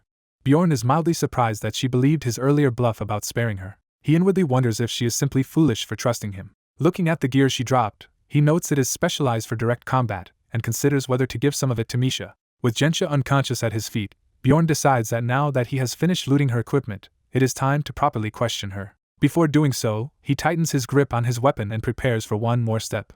The narration explains that he had previously crushed all her limbs, forcing her to use armor change and allowing him to strip her of her beginner gear. With Gensha gasping and promising anything if he spares her, he calmly asks why she attacked them in the first place. She admits that her personal information had spread through the Explorer Guild, so she wanted to kill anyone entering the rupture to prevent more rumors. She further explains she came because this dungeon is the only place to obtain the Heart of Frost, and assumed any other explorers would be weak. Beaten and crying, Gensha tries to speak again, but the scene ends on her desperate plea for Bjorn to wait. The narrator demands to know how the other person realized he was the one who opened the rupture. The armored man admits he made a mistake while another person, confused, asks what he means. Someone nervously asks if the armored man is also a player. Hearing the word player, the wounded girl panics, calls him an evil spirit, and screams in fear. She desperately begs the armored man to save her. Crying, she says she just wants to go home and explains how hard she has struggled to survive here. She frantically apologizes, insists she thought he was only an NPC, and pleads that he should not kill real people. While she curses at him to say something, he notes internally that he remains strangely calm. He reflects that he feels neither sadness nor pity for her. In his mind she is labeled an evil spirit. The bloodied club rises, implying he strikes her with it. As she dies, her last broken word calls for her mother. A system message awards him an achievement for killing his first player, granting a permanent mentality increase. He acknowledges to himself that he has killed another player for the first time. He starts analyzing his feelings about whether the act itself was easy or hard. He steps forward, continuing his reflection. He wonders if he felt excitement rather than fear at the blood he shed. The bloody club hangs as he thinks. A red-haired beast-eared girl suddenly notices something and reacts in surprise. The narrator concludes that none of those thoughts mattered as the cheerful girl happily calls out his name.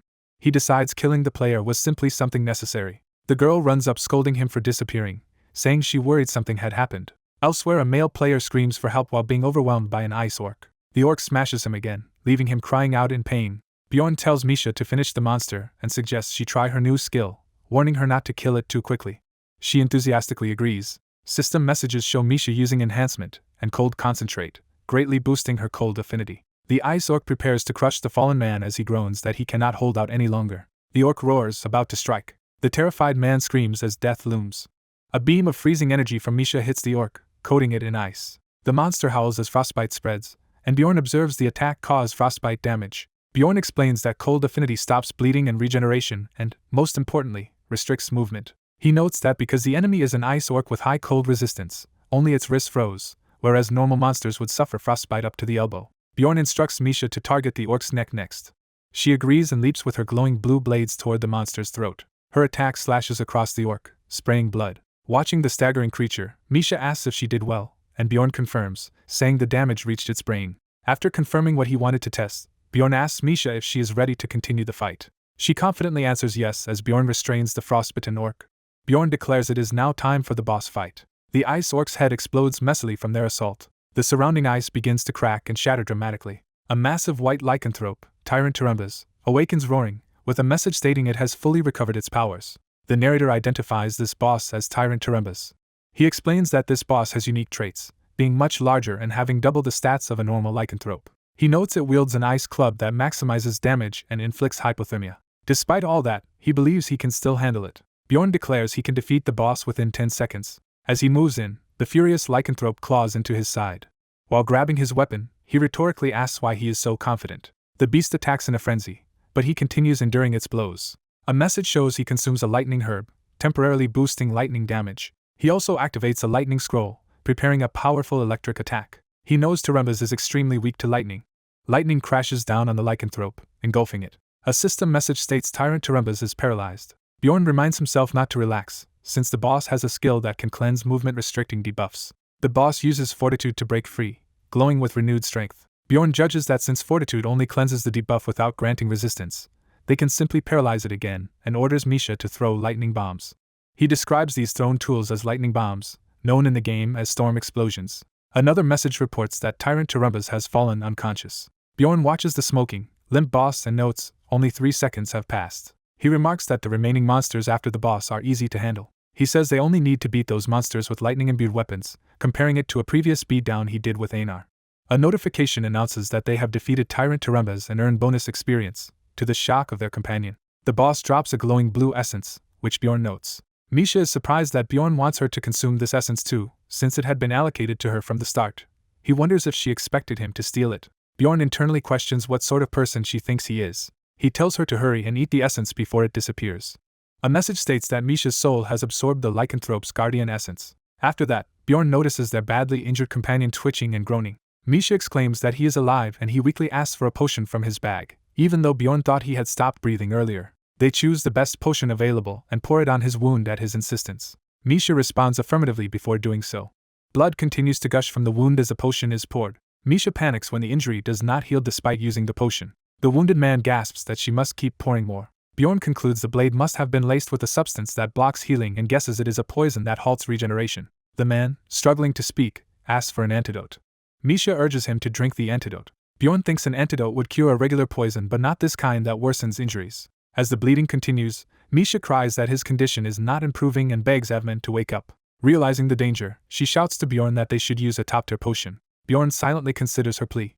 The narrator explains that even after using several advanced potions and his precious top-tier potion, the wound only partially closed, showing how strong the poison is. Later, Bjorn praises Carlson's efforts and says they still have to split the loot, handing him a share. Carlson is shocked at the large share he receives and says it seems like too much. Bjorn tells him to just accept it since he did not get an essence. Internally, Bjorn notes Carlson is nosy but does not need to be so nice. He is giving extra mainly to keep him quiet about what happened. Bjorn adds that if Carlson feels guilty taking so much, he should repay them by keeping the entire incident secret. Carlson agrees and hurriedly takes his leave. Misha grins slyly at Bjorn as Carlson departs, making Bjorn uneasy. Bjorn wonders why she is staring at him like that. Later, after Carlson leaves, Mr. Bear wakes up and remarks he was lucky to survive. Bjorn notes that he and Misha would have profited more if Mr. Bear had died. Mr. Bear insists on paying for the top-tier potion, and Bjorn, vastly overcharging, names a price of 5 million stones. When Mr. Bear comments that such potions usually cost only 1 million stones, Bjorn feigns surprise and says he must have been scammed. Mr. Bear philosophically answers that item value depends on the situation. Lacking money, Mr. Bear promises to pay later and leaves Bjorn a valuable numbered item, Necromancer's Arrogance, as collateral. Bjorn realizes this item allowed him to survive by putting him in suspended animation after lethal damage. Bjorn briefly considers asking to keep the item in place of the money when Mr. Bear warns him not to get any ideas about keeping it. Misha blurts out in shock, asking how Mr. Bear knew Bjorn's full identity, while Bjorn really thinks he has no idea. At the rupture exit, Mr. Bear thanks them and says he will not forget what they did, prompting Bjorn to think he seems cool. Bjorn tells Misha it is time to go. When she assumes they are exiting through the rupture, he says they must first retrieve something else and leads her away. As Bjorn strides off into the cave, Misha runs after him asking him to wait. Bjorn hands her a red orb taken from the ice earlier and tells her to take it. He explains that the orb is something beneficial and that he obtained one for himself as well. Messages show both of them consuming ice-related crystals that permanently raise their cold affinity by 3. Bjorn lays out blankets, saying they should rest here since they lost sleep on night watch and that a cleared rupture is the safest place. Misha agrees. That night they lie by the fire, Misha sitting near him while he stays silent and thoughtful. Bjorn wonders how things would have turned out if he had been alone instead of with her. He recalls that, at the time, he still had conflicted feelings. He admits he was thinking of himself when he killed the other player. He remembers secretly hoping the girl would open her eyes and see that the nightmare in front of her was real. He reflects that he wanted her last sight to be the brutal reality. The memory makes him grit his teeth. He concludes he is disgusted with himself. Even so, he recognizes that despite everything he has done, he still clings to greed. He bluntly states that he is greedy. He recalls how he had been tempted to just watch as the black-clad player stabbed Mr. Bear, imagining the profit of 30 million stones and a quick power-up. However, things did not go as he had planned. In the end, he poured his precious potions onto Mr. Bear's wound, deciding he could not simply let a future companion die beside Misha. The sight of Misha's smiling face, split by the falling potion, reinforces that choice. He admits to himself that even with his twisted morals, Misha's presence held him back. As Misha lounges by the campfire asking what he is thinking about, he reflects that if she had not been there, he might not have helped. He invites her to come closer because it is cold, surprising her. With the wind's chill on his nose, he becomes aware of the moment. The warmth of the campfire wraps around him. Lying under the blanket with Misha, he notes they were able to sleep for a while. The narration jumps to their third day in the first-floor crystal cave as they continue slaughtering crystal wolves. After killing one, Misha marvels at how good her new sword is, and Bjorn says they will have it appraised since it is likely a numbered item. She nervously confirms if that means it is extremely valuable. Bjorn tells her to just use it for now since he has not decided whether to sell it, while inwardly protesting her apparent prejudice that a barbarian would take it away. Another snarling wolf charges them. Misha happily asks if they are heading to the second floor now, while Bjorn says she should get more used to the sword and essence first. She cheerfully agrees. A few hours later, she picks up a red crystal and hesitantly calls out to Bjorn. Surrounded by defeated wolves, she says she feels well adjusted to her new strength, and Bjorn asks if she is really sure. She quickly backtracks, saying she will continue fighting a bit longer. With a sly look, she asks a question just in case. She wonders if he is making her fight so much simply because he is lazy. Bjorn coldly asks if she is doubting him, and she hurriedly denies it. The narration jokes that Misha's reasonable suspicions aside. Bjorn reflects proudly on how strong she has become, surprised they managed to obtain a Guardian-class essence for her. He notes that a Lycanthrope essence is comparable in value to a Yeti's. A stat card shows the Lycanthrope Guardian essence granting major boosts, and Bjorn remarks that penetration and its passive skill are excellent for a swordsman. Another card, Blood of Frost, increases cold affinity by 1.5 times, and he notes its strong synergy with the Yeti's cold concentrate. The Icy Destruction skill card boosts damage against hypothermic and frozen enemies, which he considers extremely efficient for repeated attacks. The Fortitude skill card cleanses all crowd control effects. Finally, Bjorn evaluates that although Fortitude consumes much mana, it is a valuable defensive skill for a damage dealer vulnerable to crowd control, which he defines as abilities that restrict movement. Bjorn tells Misha to chain her cold concentrate and Icy Destruction skills, and when she worries the enemies will die too fast he says then she should just punch them. Misha tests the combo and notes that even a single hit kills, so Bjorn resigns himself to the fact nothing can be done about that. Bjorn says they will test the technique on the second floor, and Misha reluctantly realizes she must keep training there too. Bjorn thinks he never intended to give her a break and starts to lecture her again. Misha cheerfully finishes his thought about the easy path being the slow path, showing she understands his mindset, which flusters him. She enthusiastically tells him to head out, while he wonders why she is suddenly so excited. Bjorn analyzes that she is happy to have anticipated his words and concludes she can be calmed in the future by letting her win arguments. The two leave the crystal cave together, continuing deeper into the dungeon. Bjorn expects they will soon reach the dark region of the floor. The crystals around them suddenly glow red, and Bjorn deduces that someone has summoned the floor lord. He downplays the danger and tells Misha to keep moving, and she agrees. Hearing the term floor lord again makes Misha scream, hurting Bjorn's ears. He wonders if she has trauma from Ryaki's and tries to soothe her, telling her to calm down. Misha trembles in his arms, overwhelmed by fear. He reassures her they are safe for now and urges her to continue on. As they walk through the red-lit crystals, Misha wonders who would summon the floor lord despite the rule against large parties, and Bjorn suggests it may have been deliberate. She repeats in disbelief that someone might have done it on purpose. Elsewhere, the narrator considers that a clan may be trying to kill a floor lord, shown by online requests offering money for tutorials about floor bosses. He reflects on the impatient buyer of his first floor lord guide, noting that man had only 2 weeks to prepare yet still rushed ahead. He debates whether he should investigate that reckless buyer later. Bjorn and Misha arrive on the second floor, Land of the Dead. Bjorn notes the trip took nearly a full day and that lacking Rottmiller has slowed them down. They look around the familiar landscape, acknowledging they have not visited this floor in some time, and that much has happened since. Bjorn recalls adventuring here with Anar, smashing skeletons and even a death fiend. He remembers how they enthusiastically rampaged together through the floor. He also recalls meeting a dangerous woman here who spared him only on the condition he never reveal what he saw. Summarizing his memories, he notes he almost died at the hands of a psychopath. Thinking about all that, Bjorn curses and admits he suddenly feels sick just being back here, prompting Misha to ask if he really hates this place. Misha says she dislikes this floor too and would prefer the stone desert, though that area is more complicated. Bjorn explains that he chose this floor because it makes reaching the third floor easier, and that all they need to do now is travel north. He adds that with just the two of them, they can trigger a Death Knight raid, which will both test how strong Misha has become and provide good experience.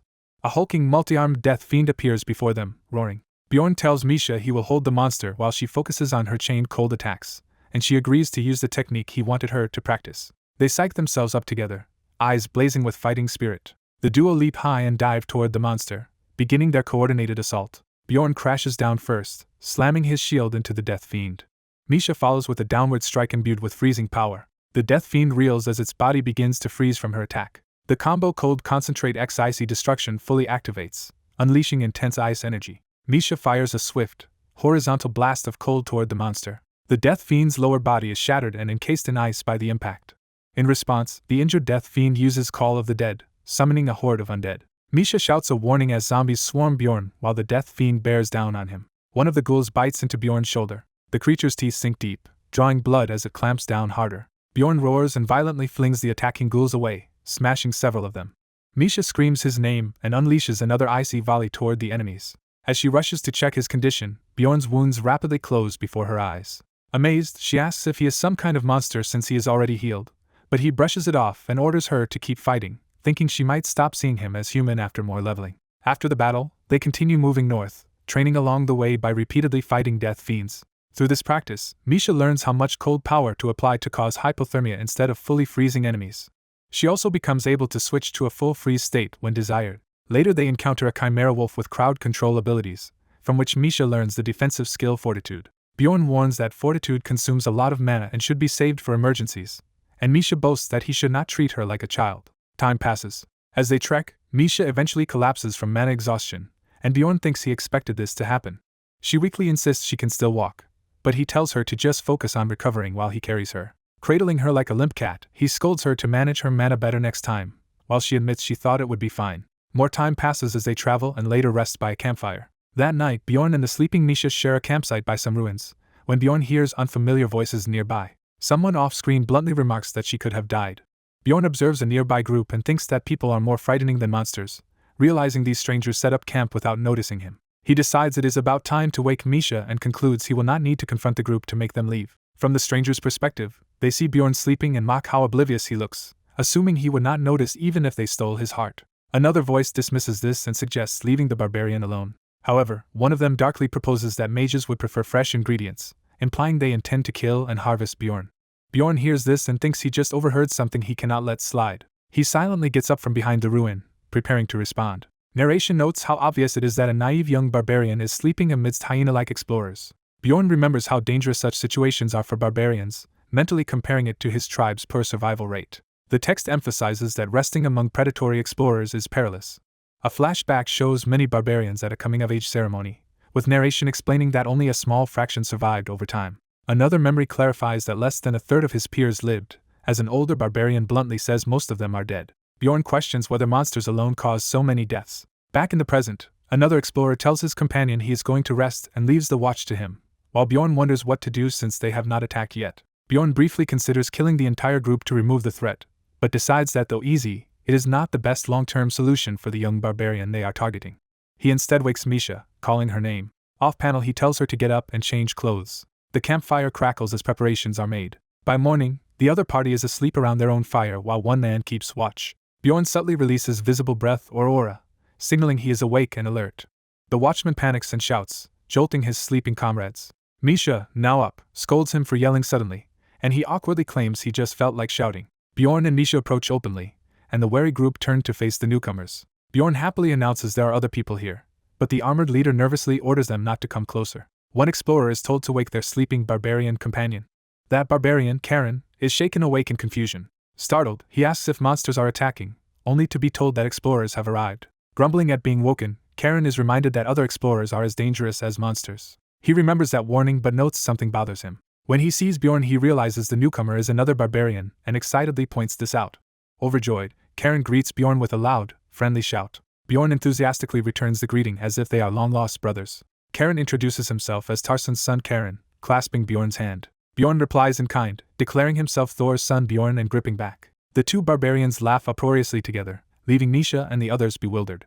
Karen vouches for Bjorn as a good explorer and urges his team to lower their weapons, with Bjorn happily echoing that sentiment. The human explorers, exhausted and nervous, begin to relax a little. Bjorn loudly insists on being addressed by his full title Thor's son Bjorn, treating it as very important. He even corrects anyone shortening his name, insisting they use the full version since they are not that close yet. Intimidated, the leader asks if there is a problem, faced with Bjorn's fiery gaze. The man nervously accepts the title Thor's son Bjorn and politely asks them to move on, explaining that his party was resting. Bjorn notices their fire and gets an idea. Instead of leaving, he cheerfully says they have also been looking for a resting place and suggests they all camp together, ignoring the leader's protests. One of the explorers is baffled by the term overnight companions, while Bjorn privately notes the group already looks exhausted with him and thinks this is only the start. The leader snaps that after the second floor you are not supposed to seek random overnight companions, and that common sense is to camp only with people you trust. Bjorn innocently confirms that means there is no need for his group and theirs to become such companions. Then he suddenly explodes, calling them stupid for not realizing that sharing watch duty with more people would let everyone sleep longer. His tirade continues, berating them for not using their heads. The leader realizes Bjorn's math is right and starts reconsidering. The conclusion is stated plainly that with 7 people taking turns, each person would get more sleep.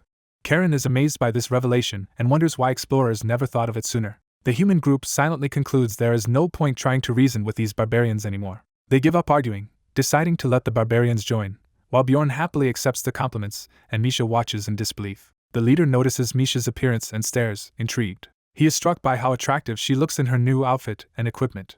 His gaze lingers on her body as he silently thinks she is pretty. He nervously asks Bjorn's opinion, clearly interested in Misha. Misha hesitates but says that because their party includes a fellow barbarian, they probably are not bad people. She then casually lies that Bjorn lost his weapon, which is why she could not put him on night watch duty earlier. Bjorn plays along, joking that a monster ran off with his weapon while he was beating it, and Karen reassures him that his fists are enough. The leader accepts this explanation, saying such things can happen. Bjorn privately admits he made up the story on the spot and notes how convenient it is being underestimated as a barbarian. As the group debates, the humans push again to finalize the overnight arrangement, saying they are getting sleepy. Misha, adopting an ominous tone, agrees that if the others want, they can all spend the night together. Later, when everyone lies down, Bjorn and Misha pretend to sleep cuddled together while letting the other party take the final watch. Whispering, Misha asks if they really must go through with this plan, and Bjorn promises to grant her a wish afterward as payment. One of the armored explorers quietly approaches, signaling the start of their move. The 3 conspirators stand and ready their weapons, preparing to attack the sleeping barbarians. Sensing them, Bjorn thinks that they are finally coming and covers Misha's mouth to keep her silent. Karen continues to snore loudly beside them, unaware of the danger. Bjorn counts the attackers' positions, noting 2 near him and 1 by Karen, and realizes they aim to kill everyone in a single coordinated strike. He confirms mentally that the enemies intend to finish them all at once. As the trio raise their weapons, Bjorn suddenly yawns and sits up, startling them. Acting oblivious, he asks if they woke because they were hungry and perks up when they nervously offer beef jerky. He eagerly asks for it, turning his back so they think he is distracted and easy to strike. When the leader swings, Bjorn instantly counters, deflecting the blow with inhuman speed. The failed attacker freezes in shock while Bjorn glares and internally mocks him for not even following through. Bjorn coldly suggests the man's hand must have slipped, forcing him to agree in terror. Bjorn warns that even hungry people should not make such dangerous mistakes, and the man stammers out an apology. In the same moment, Karen brutally crushes the throat of another attacker who tried to join in. The 3rd conspirator, splattered with his comrade's blood, hurriedly claims his hand slipped because he too was hungry. Bjorn's narration challenges the idea that barbarians are fools, revealing their supposed stupidity is an act. As Karen wakes fully and asks what is happening, someone screams for Lewis to shoot, exposing the betrayal. Lewis looses an arrow at Karen, hitting him in the back. Enraged but still moving, Karen swings his axe despite the wound. Lewis is gravely injured, a blade at his eye, and can barely react. Another comrade yells at Lewis in disbelief as blood sprays, while Lewis feebly tries to explain himself. Consumed by fury, Karen begins to say something, his face twisted with murderous rage. Karen lifts one of the conspirators by the neck, choking him as the man gasps. Holding him and another at his mercy, Karen screams, demanding to know why Lewis shot him and insisting on an answer as his victims plead for their lives. The bound plunderer grimaces in terror as he faces his captors. Misha stands over the fallen man and begins explaining that she had doubts about attacking them. She admits Bjorn was correct and confirms the group really were murderous plunderers. A past accusation is recalled about allowing a barbarian to join them. The archer nervously rereads notes of that conversation, including talk of killing Bjorn because he is asking for death. Bjorn remembers them calling him suspicious and saying no barbarian could be that stupid, while another voice argues they should know better after killing so many. He recalls them dismissing their victims as walking targets. In the memory, the archer trembles as someone demands to know why he stopped talking. One of the warriors grabs him, insisting the order to continue was not a joke. Forced to keep reading, the archer curses them in his thoughts. He remembers calling Bjorn and barbarians walking monsters, scarcely smarter than beasts in how they approach battle. In the present, Bjorn asks who said those words. His hand tightens furiously on his weapon. The Tide leader whispers Victor's name while Bjorn coldly orders the archer to continue. The notes go on about how they could profit even without the barbarian and mock Misha as stupid as him. The archer adds that Misha at least has a nice face. The notes veer into vile sexual insults about her relationship with the barbarian, enraging her. Bjorn snatches the notebook from the archer. Misha scans the pages, growing more embarrassed and furious. She demands to know who said the worst lines, glaring at the culprits. She announces to Bjorn that she intends to kill the archer, and he gives indifferent permission. The narration skips the rest of the obscene dialogue. It explains that the remaining pages detail how the plunderers planned to murder each of them. The archer's memory shows himself volunteering to kill Karen out of resentment for being belittled. He gloated that Karen had no idea what awaited him. In the present, Karen, now armored, agonizes over whether he did something wrong. Bjorn, recalling the arrow wound in Karen's side, quietly asks what he should do. He wonders desperately what choice is appropriate. The scene cuts to the decisive, bloody swing of an axe. Karen beheads the archer, the narration stating the archer's head flew off. It then explains that Misha crushed the leader's groin beneath her boots before killing him. The last surviving plunderer begs for his life, promising to reform. Bjorn kneels before him and sarcastically asks if that means he will now be a kind plunderer. The man babbles that he will obey any order, while Bjorn thinks he is incoherent with fear. The captive suddenly looks confused, sensing a change. Bjorn looms over him and decides there is only one possible answer. Bjorn slashes his own wounded arm and pours just a little potion on it, letting the injury scar. Narration explains he leaves the scar as a deliberate reminder of his mistake, since barbarians treat scars as metals that make them stronger. Bjorn tells Karen to take any gear he wants from the corpses, but Karen initially refuses, feeling undeserving. Others remind Karen he did kill one of their enemies, which he reluctantly accepts. Karen thanks him and happily takes a hammer, vowing to use it when his axe is not enough, while Bjorn internally notes dual-wielding suits a barbarian. Misha and another warrior urge him to loot more, but he says most of the equipment is too small for his size. Bjorn suggests Karen can simply sell the extra gear instead. Hikerad and Misha say farewell, offering to escort Bjorn and Karen back to the first floor. Time shifts to the southern portal of the first floor's crystal cave as Bjorn arrives there.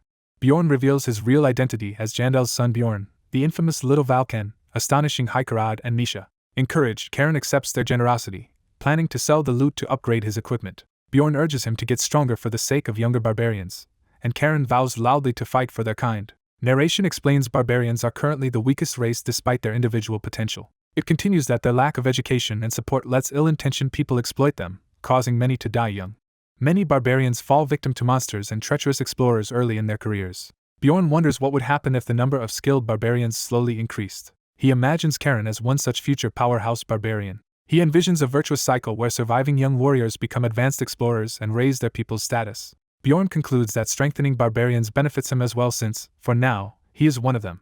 He uses the magic tower's dominance over mages as proof that a strong collective base grants power and arrogance. Bjorn decides that helping others like this, though small, might raise the chances of barbarian advancement. He then gives Karen detailed advice, starting with choosing parties that include at least one non-human species. Narration notes that Bjorn spends some time dumping a whole list of survival tips on Karen. Karen thanks him sincerely, calling his strategy of mixing kindness with brutality an effective tactic, which unsettles Misha and Hikerad. Karen declares he will henceforth only sleep with humans, planning to crush any who betray him, adopting Bjorn's ruthless philosophy. He escalates, vowing with manic eyes to smash the skulls of any such humans who reveal ugly intentions. Fired up, he promises that if he meets young barbarians he will share Bjorn's lessons with them for the sake of their race, and Bjorn reluctantly agrees. Bjorn privately concludes that anyone who bothers Karen in the future will incur terrifying vengeance. 2 days later, Bjorn and Misha trek again through the land of the dead. Bjorn, frustrated at not finding the Death Knight, considers giving up while Misha tries to cheer him. She brings up a rumor about a huge gravestone that summons a Death Knight on the 7th day, something Bjorn has never heard of. She reminds him that books are not always right, and urges him to adventure with her instead of staying buried in the library. Misha suddenly senses something and starts to speak when a shock runs through Bjorn. Bjorn clutches his side as his weapon vibrates, and Misha calls his name in alarm. Both feel a chill and receive a system alert that they have been afflicted with resentment, lowering their healing speed. Bjorn wipes blood from his lips, realizing the debuff's seriousness. He silently counts seconds. The count reaches 5 and 6, yet his wound remains open. He notes that an injury that should close in moments is not healing at all. Misha sees the blood and realizes Bjorn's prediction about the Death Knight was correct. Bjorn concludes that a Death Knight must be extremely close. They break into a run toward the source. He reasons that the Death Knight's resentment skill is already active, meaning it was enraged the moment it appeared. That implies someone anticipated its spawn and attacked it immediately, likely another player, so Bjorn prepares to act cautiously. He decides that regardless of who is there, they only care about gaining experience, and that there are ways to benefit even if others reach the Death Knight first. Misha, sprinting behind him, anxiously asks what they should do now. The narration repeats the question as suspense builds. They arrive to find another party already engaged in a fierce battle with the Death Knight. Bjorn rushes in with his flaming helm gleaming.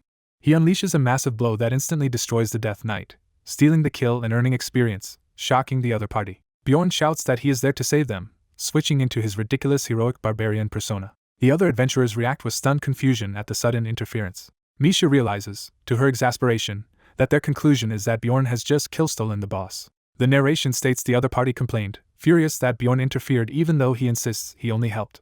Later, one of those explorers recognizes Bjorn as the little Valken from the 3rd floor. Bjorn notes with surprise who this man is. The man nervously explains that according to an old book, staying here too long means certain death, and he had previously led explorers to safety from the boss Ryakis. Understanding Bjorn as that famed hero, the party realizes there was a misunderstanding and accepts that he was not trying to steal their kill. Bjorn is amused that fame resolves the situation so easily, while Misha is baffled it actually worked.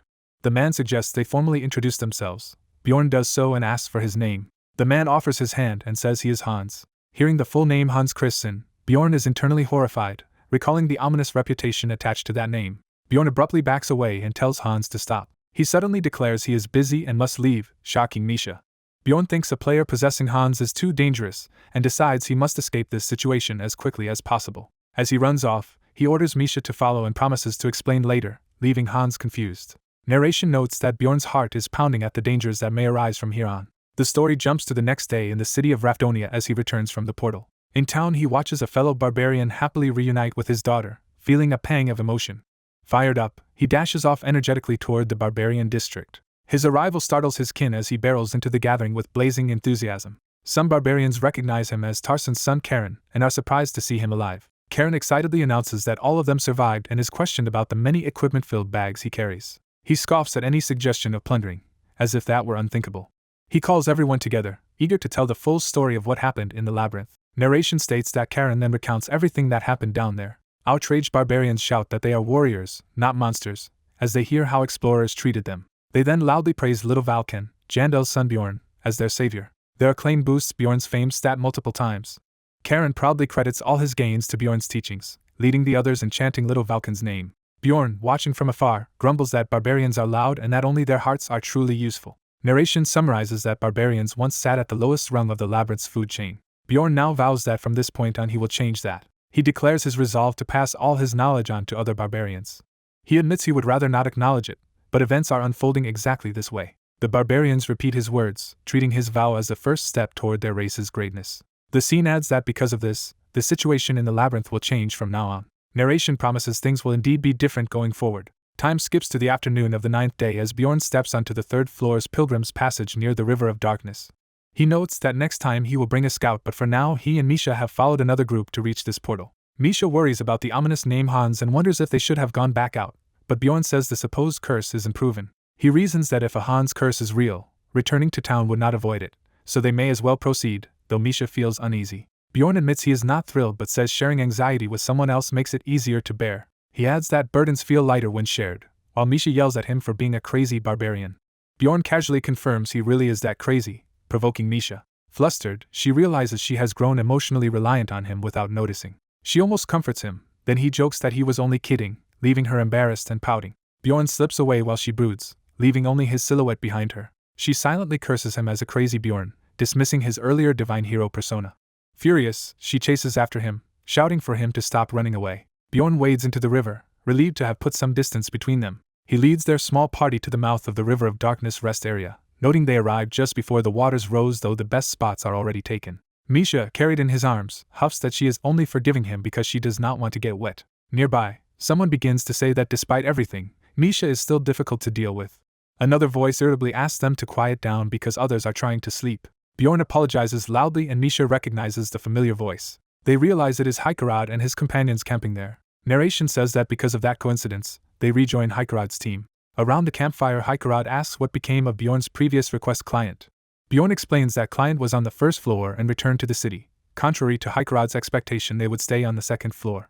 Hikarad says they finished their 2nd floor job early and came here to tackle a backup request. Narration shows that request poster. They must slay a dangerous frogman shaman for a large reward. Later, after completing it, Misha nervously confirms the ritual is really finished while the mage rejoices that his spell bend succeeded.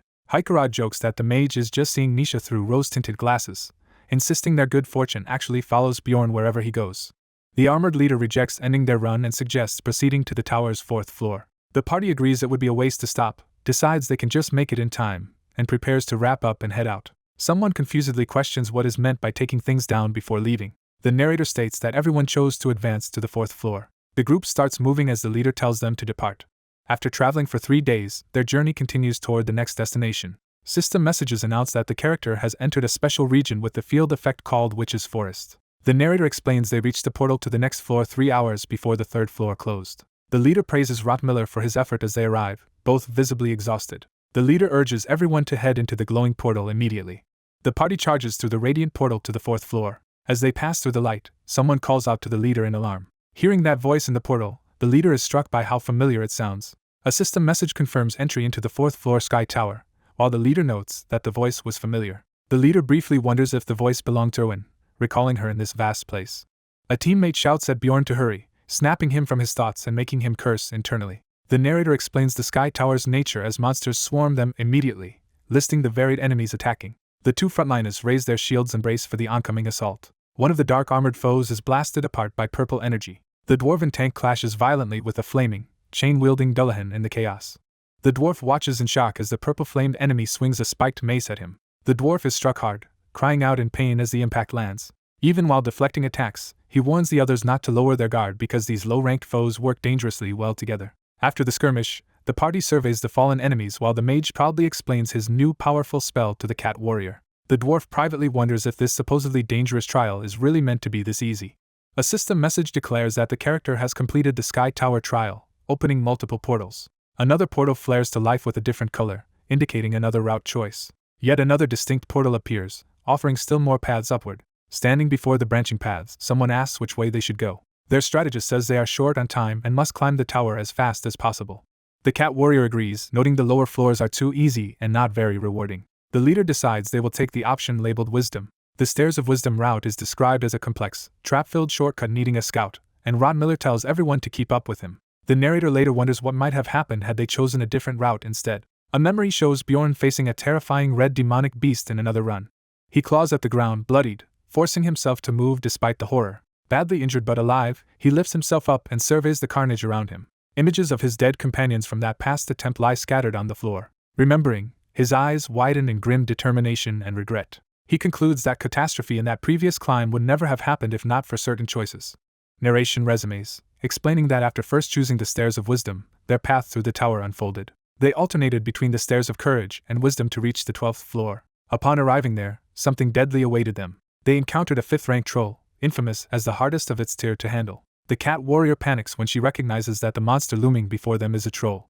The leader curses their luck that such a monster appeared here of all places. The narrator notes that 5th-rank monsters do appear in the Sky Tower as well. However, it is emphasized that such high-ranked enemies are normally extremely rare. The narrator explains he has met only a handful of 5th-rank monsters in 10 years of playing, and only on floors past 100. He is stunned that a boss-rank foe of that level is appearing already on the 12th floor. He recalls a prior warning urging him to beware a man named Hans. Remembering Hans, he blames this improbable disaster on what he calls the Hans effect. Bjorn shouts at his party to pull themselves together. The dwarf and cat warrior jolt in shock at his command. Rottmiller and the mage also react tensely, sweat running down their faces. The narrator states that regardless of how unlikely the situation is, they must deal with it. A system message announces that the character has activated the skill Wild Outburst. Bjorn, empowered by Wild Outburst, charges the troll head-on, deciding they must strike first in this dire scenario. The roaring troll responds with its own furious attack. Bjorn barely blocks a devastating blow, his shield nearly torn from his grasp. Bracing himself, he thinks he almost dropped the shield under the impact. The dwarf rushes in behind him, shouting that he will help hold the line. The dwarf plants himself with defensive skills that increase his balance, resistance to knockback, and shock absorption. Together they absorb another crushing strike from the raging troll. A system message shows Hikurat using emergency restoration, as he repairs or reinforces Bjorn's battered shield, scolding him for not replacing it sooner. Bjorn counters by swinging his weapon into the troll, but finds it incredibly hard to damage. He complains that he cannot deal meaningful damage and demands to know if the others are ready with their plan. The mage completes a buffed ice spear spell, declaring himself ready while the scout prepares his crossbow. They unleash the empowered ice spear and covering fire at the troll. The troll raises its arm to strike, but the attack connects. The monster's arm is partly frozen and battered by ice, limiting its movements. The mage is stunned by how tough the troll still is even after that hit. The cat warrior yells that the fight is not over yet and launches another attack. She darts in with ice-imbued slashes, but complains that its hide is still too thick to cut deeply. The narrator wonders why Erwin's freezing-like ability cannot slow the troll's regeneration more effectively.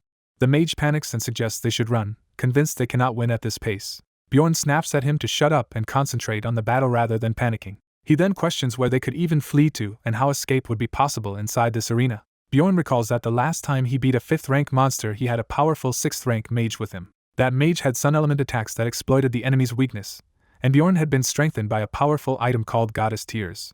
Even with those advantages, that earlier vampire-type foe had been extremely difficult to kill. He asks himself how that earlier fight turned out under such favorable circumstances. The flashback shows the grotesque vampire finally slain, yet the narrator emphasizes it remained hard to kill. He notes that vampires, despite low defense, survive through rapid regeneration, making them troublesome. By comparison, this troll has the highest regeneration and defense among 5th-rank monsters, making lucky hits meaningless without top-tier stats.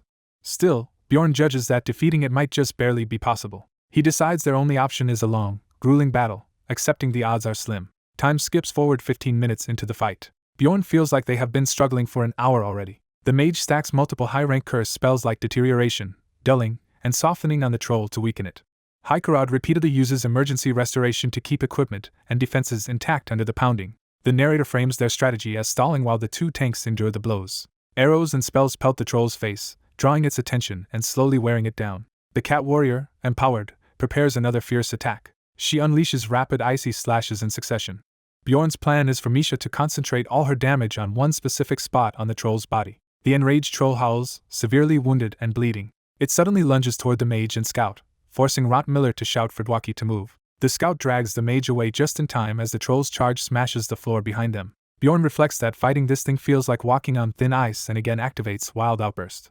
The troll hammers at the two tanks as they barely manage to keep standing. The mage, exhausted and panting, cries out Dwaki's name in fear. Bjorn asks the mage how much mana remains, and Dwaki estimates only a few minutes of casting power left. Bjorn then asks how long he can last if he stops maintaining the dulling debuff. Dwaki recalculates, and says he can manage about 7 more minutes without that spell. Bjorn orders him to drop dulling, deciding their battle now has a strict time limit. He urges Misha to keep attacking, but she protests that even with his shouting she cannot cut deeply enough. Bjorn realizes the troll's bones are the real problem and calls for Hikarad to take over tanking. Hikarad agrees and asks what Bjorn intends to do as he moves to the front. Bjorn then rushes past, circling behind the troll to prepare a decisive maneuver. The troll's body is shown cracking and freezing from concentrated impacts. Bjorn concludes that a heavy blunt weapon like a mace is ideal for shattering its bones. A system message shows the troll using its own skill Outrage, temporarily ignoring pain while boosting its stats. The empowered troll swings furiously at Bjorn, who blocks with his shield despite the strain. Sparks fly as his weapon meets the troll again in brutal close combat. Bjorn, eyes glowing with power, roars as he presses the assault. His mace smashes into the troll's frozen limb, shattering it violently. He continues his relentless swinging, fully committing to the offensive. A close view shows the heavy mace in motion as he winds up another crushing blow. The impact obliterates a large section of the troll's body in a bloody explosion. The troll's shattered mass and ice fragments scatter across the battlefield. Misha follows up with a massive descending ice slash onto the crippled monster. One of the troll's limbs is completely severed and frozen in place. The troll activates super regeneration, rapidly regrowing the destroyed area with dark energy. Bjorn swears at how effective that regeneration is but notes it will still take 2 minutes for the limb to regrow. He reasons that for those 2 minutes the troll cannot use super regeneration again. Thus he concludes they have a 2-minute window in which the troll cannot heal further. Bjorn activates another skill, Gigantification, making his muscles swell as he prepares a finishing gambit. He resolves that if they destroy the troll's brain or heart within those 2 minutes, they can finally kill it. Hikarad watches in awe, reacting to Bjorn's transformation and plan. The now enlarged Bjorn grapples the troll, pinning it as purple energy churns from its wound. The troll snarls in agony and fury as it realizes it is being restrained. Bjorn screams Misha's name, directing her next move. While holding the troll, he shouts for her to target its eyes and to ensure his cursed blood reaches the wounds. Misha goes berserk, repeatedly stabbing downward with blood-splattered ferocity. Bjorn tightens his hold and spins with the troll as she strikes, maintaining control. The mage yells for Misha to keep stabbing and finish it, and she agrees despite her panic. Misha shrieks as she continues driving her blades into the monster. She suddenly realizes her knives are struggling to penetrate, complaining that they will not go in. Bjorn shouts and points out the exact spot she must strike. As she hacks away, Bjorn worries that even her enhanced weapon may not pierce the troll's absurdly hard skull. He commands her to keep going because destroying the brain is their only chance, and she resumes stabbing frantically. The troll screams in pain as its head is repeatedly pierced and battered. It then breaks free and dives toward Dwaki, purple heart wound glowing as it charges. The mage panics that it should not be able to see, while the scout again yells at him to move out of the way. The half-blinded troll slams a massive paw where they stood as Misha clings to its face, dagger still lodged in an eye. Bjorn curses the monster and realizes it can track them by sensing mana despite being blinded. The narrator states that regardless of the cause, this unexpected ability worsens their predicament. The pursuing troll closes in on the fleeing mage and scout, its huge foot about to crush them. Narration concludes that the situation suddenly turned dire again just as they were finally nearing victory over the troll. The armored dwarf panics and yells for the attacker to stop. Before he can finish shouting, a massive blow crashes down on him. The dwarf is gravely injured, spewing blood from his mouth. Someone realizes in shock that the dwarf must have lacked enough mana to use his weight balance skill at this crucial moment. Misha stares in horror at Bjorn, who is being slammed violently into the ground by the troll. Bjorn shouts at Misha to ignore him and concentrate on killing the troll. Spurred on, Misha charges forward with her ice dagger, screaming. Her icy blade slices through the troll in an explosion of blood and frost. The onslaught continues as her freezing attack tears into the troll's body. The troll's arm is severed and blood sprays while the icy strike keeps carving through it. Riding Bjorn's enlarged troll body, Misha repeatedly stabs the enemy's head with ice, while Dwaki lies crushed and bleeding beneath them. A system message declares that all curses on the troll have been lifted, and Misha reacts in dismay. Dwaki clenches his shattered staff, preparing one last spell despite his injuries. Bjorn roars Misha's name and orders her to keep attacking. Misha's ultimate ice magic detonates inside the troll's skull, obliterating its brain. She continues driving the icy power down through the monster as blood splashes everywhere. A notification states that Misha Karlstein has used the skill Icy Destruction, while she screams for the troll to die. The continued activation of Icy Destruction batters the troll as Misha furiously calls it a monster. In a frenzy, Misha keeps hammering the spell into the troll, yelling for it to finally die. Bjorn, still gigantic, grapples the troll from behind as Misha's attack erupts from its head. A message indicates that Bjorn cancels his gigantification skill. With the power fading, Bjorn and Misha collapse exhausted onto the dungeon floor. The troll's bloodied hand twitches weakly, signaling its imminent death. Bjorn forces himself up and looks toward Misha's tail and their fallen comrades. He turns and sees the troll's ruined, half-melted face, confirming the kill. The system announces that the troll has been defeated and Bjorn gains a small amount of experience. Bjorn reflects that the only loot they obtained from the troll was a single magic crystal and no special essence. Shaking and bloodied, he realizes with a jolt that this deadly struggle is harsh reality. While Misha calls out desperately for Rottmiller and Dwaki, Bjorn affirms to himself that none of this was a dream and reconsiders the decision he made earlier. He broods over how his earlier choice led to Dwaki being crushed and critically injured during the fight.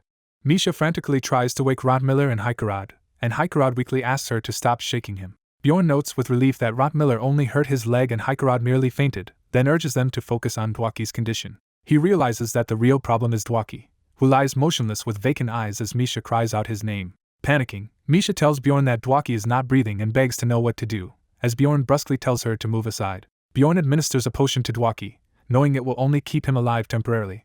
He analyzes that Dwaki is a fragile human mage whose spine is nearly folded in half, leg broken, and internal bleeding severe. Overwhelmed and angry at the situation, Bjorn slams his fist into the floor and curses. He regrets having wasted his previous top-tier potion in the ice cave and berates himself for such petty thoughts when things have turned out like this. Heikerod, who secretly bought another top-tier potion just in case, painfully hands it to Bjorn and tells him to use it on Dwaki. After using the precious potion, they cover Dwaki with a blanket and Bjorn comments that he should be stable for now.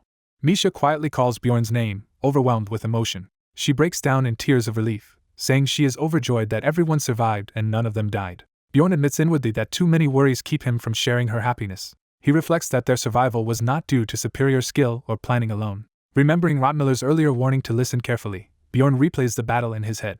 He thinks that even if his tactics were good, much of their success came from circumstance. He acknowledges that they could only do so well because everything had been carefully prepared beforehand. He recalls his coordinated attacks and positioning around the troll during the fight. He wonders if they lived because he adapted quickly to the unexpected events. Bjorn finally concludes they survived mostly because of sheer luck, and fully accepts that fact. Internal narration states he now understands what it truly means to live as an explorer in this brutal world. Haunting images of death, curses, and a sinister priestess flash through his mind. He remembers being bound and nearly killed before, reinforcing how close he has come to dying. The thought continues ominously that luck like what they enjoyed today will not always be on their side, symbolized by a grim reaper figure. The narration finishes that such luck will not keep returning to them. Rottmiller, exhausted but alive, notes with relief that the entire party has survived. Heikerod adds that they even lived through a troll encounter and vows to donate to the temple out of gratitude. Bjorn apologizes for not anticipating the troll's final rampage, but his companions insist none of it was his fault. Heikerod and Rottmiller instead thank Bjorn, saying everyone would have died without his decisions, while Bjorn muses that Rottmiller knows what choice he made back then.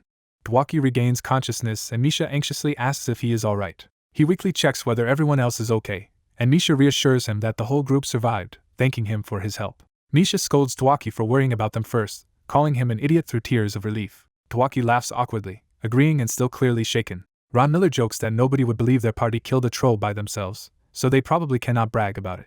Misha admits she is disappointed they earned no essence from the troll, while someone reminds her that at least they made it out alive, and Bjorn stays silent. Misha comments that Ron Miller has absolutely no greed, impressed by his attitude. Hikerod agrees and notes Ron Miller even used a top-tier potion on Dwaki, promising everyone will chip in to pay for it, while Ron Miller is relieved to be considered unready. Misha then asks Bjorn what they should do next, prompting him and confusing the official team leader. She nervously checks whether Bjorn plans to push the party to even higher floors now.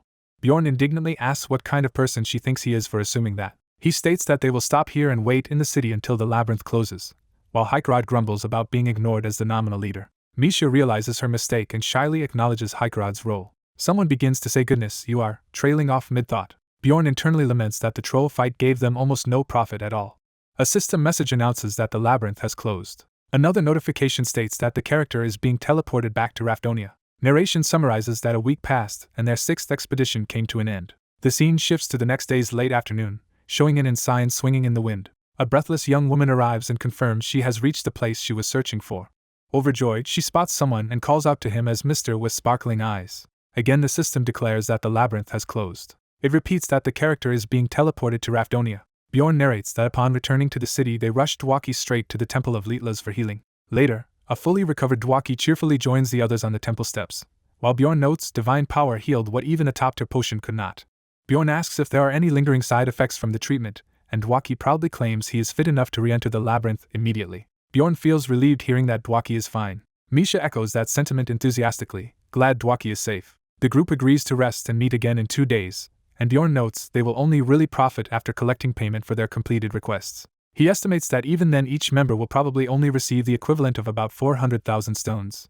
As they walk through town, Bjorn grumbles internally about the stingy troll while Misha again asks what his plans are now. Bjorn casually says he intends to go back and take a bath, which Misha misinterprets as a suggestion they bathe together before he clarifies. Misha insists they already rested enough in the labyrinth and pointedly tells Bjorn not to run away from their plans. Flustered but determined, Bjorn pragmatically decides they will both bathe at her place to avoid wasting time traveling separately. At his lodging, Misha is surprised he has already finished washing, wondering why he bathed so quickly.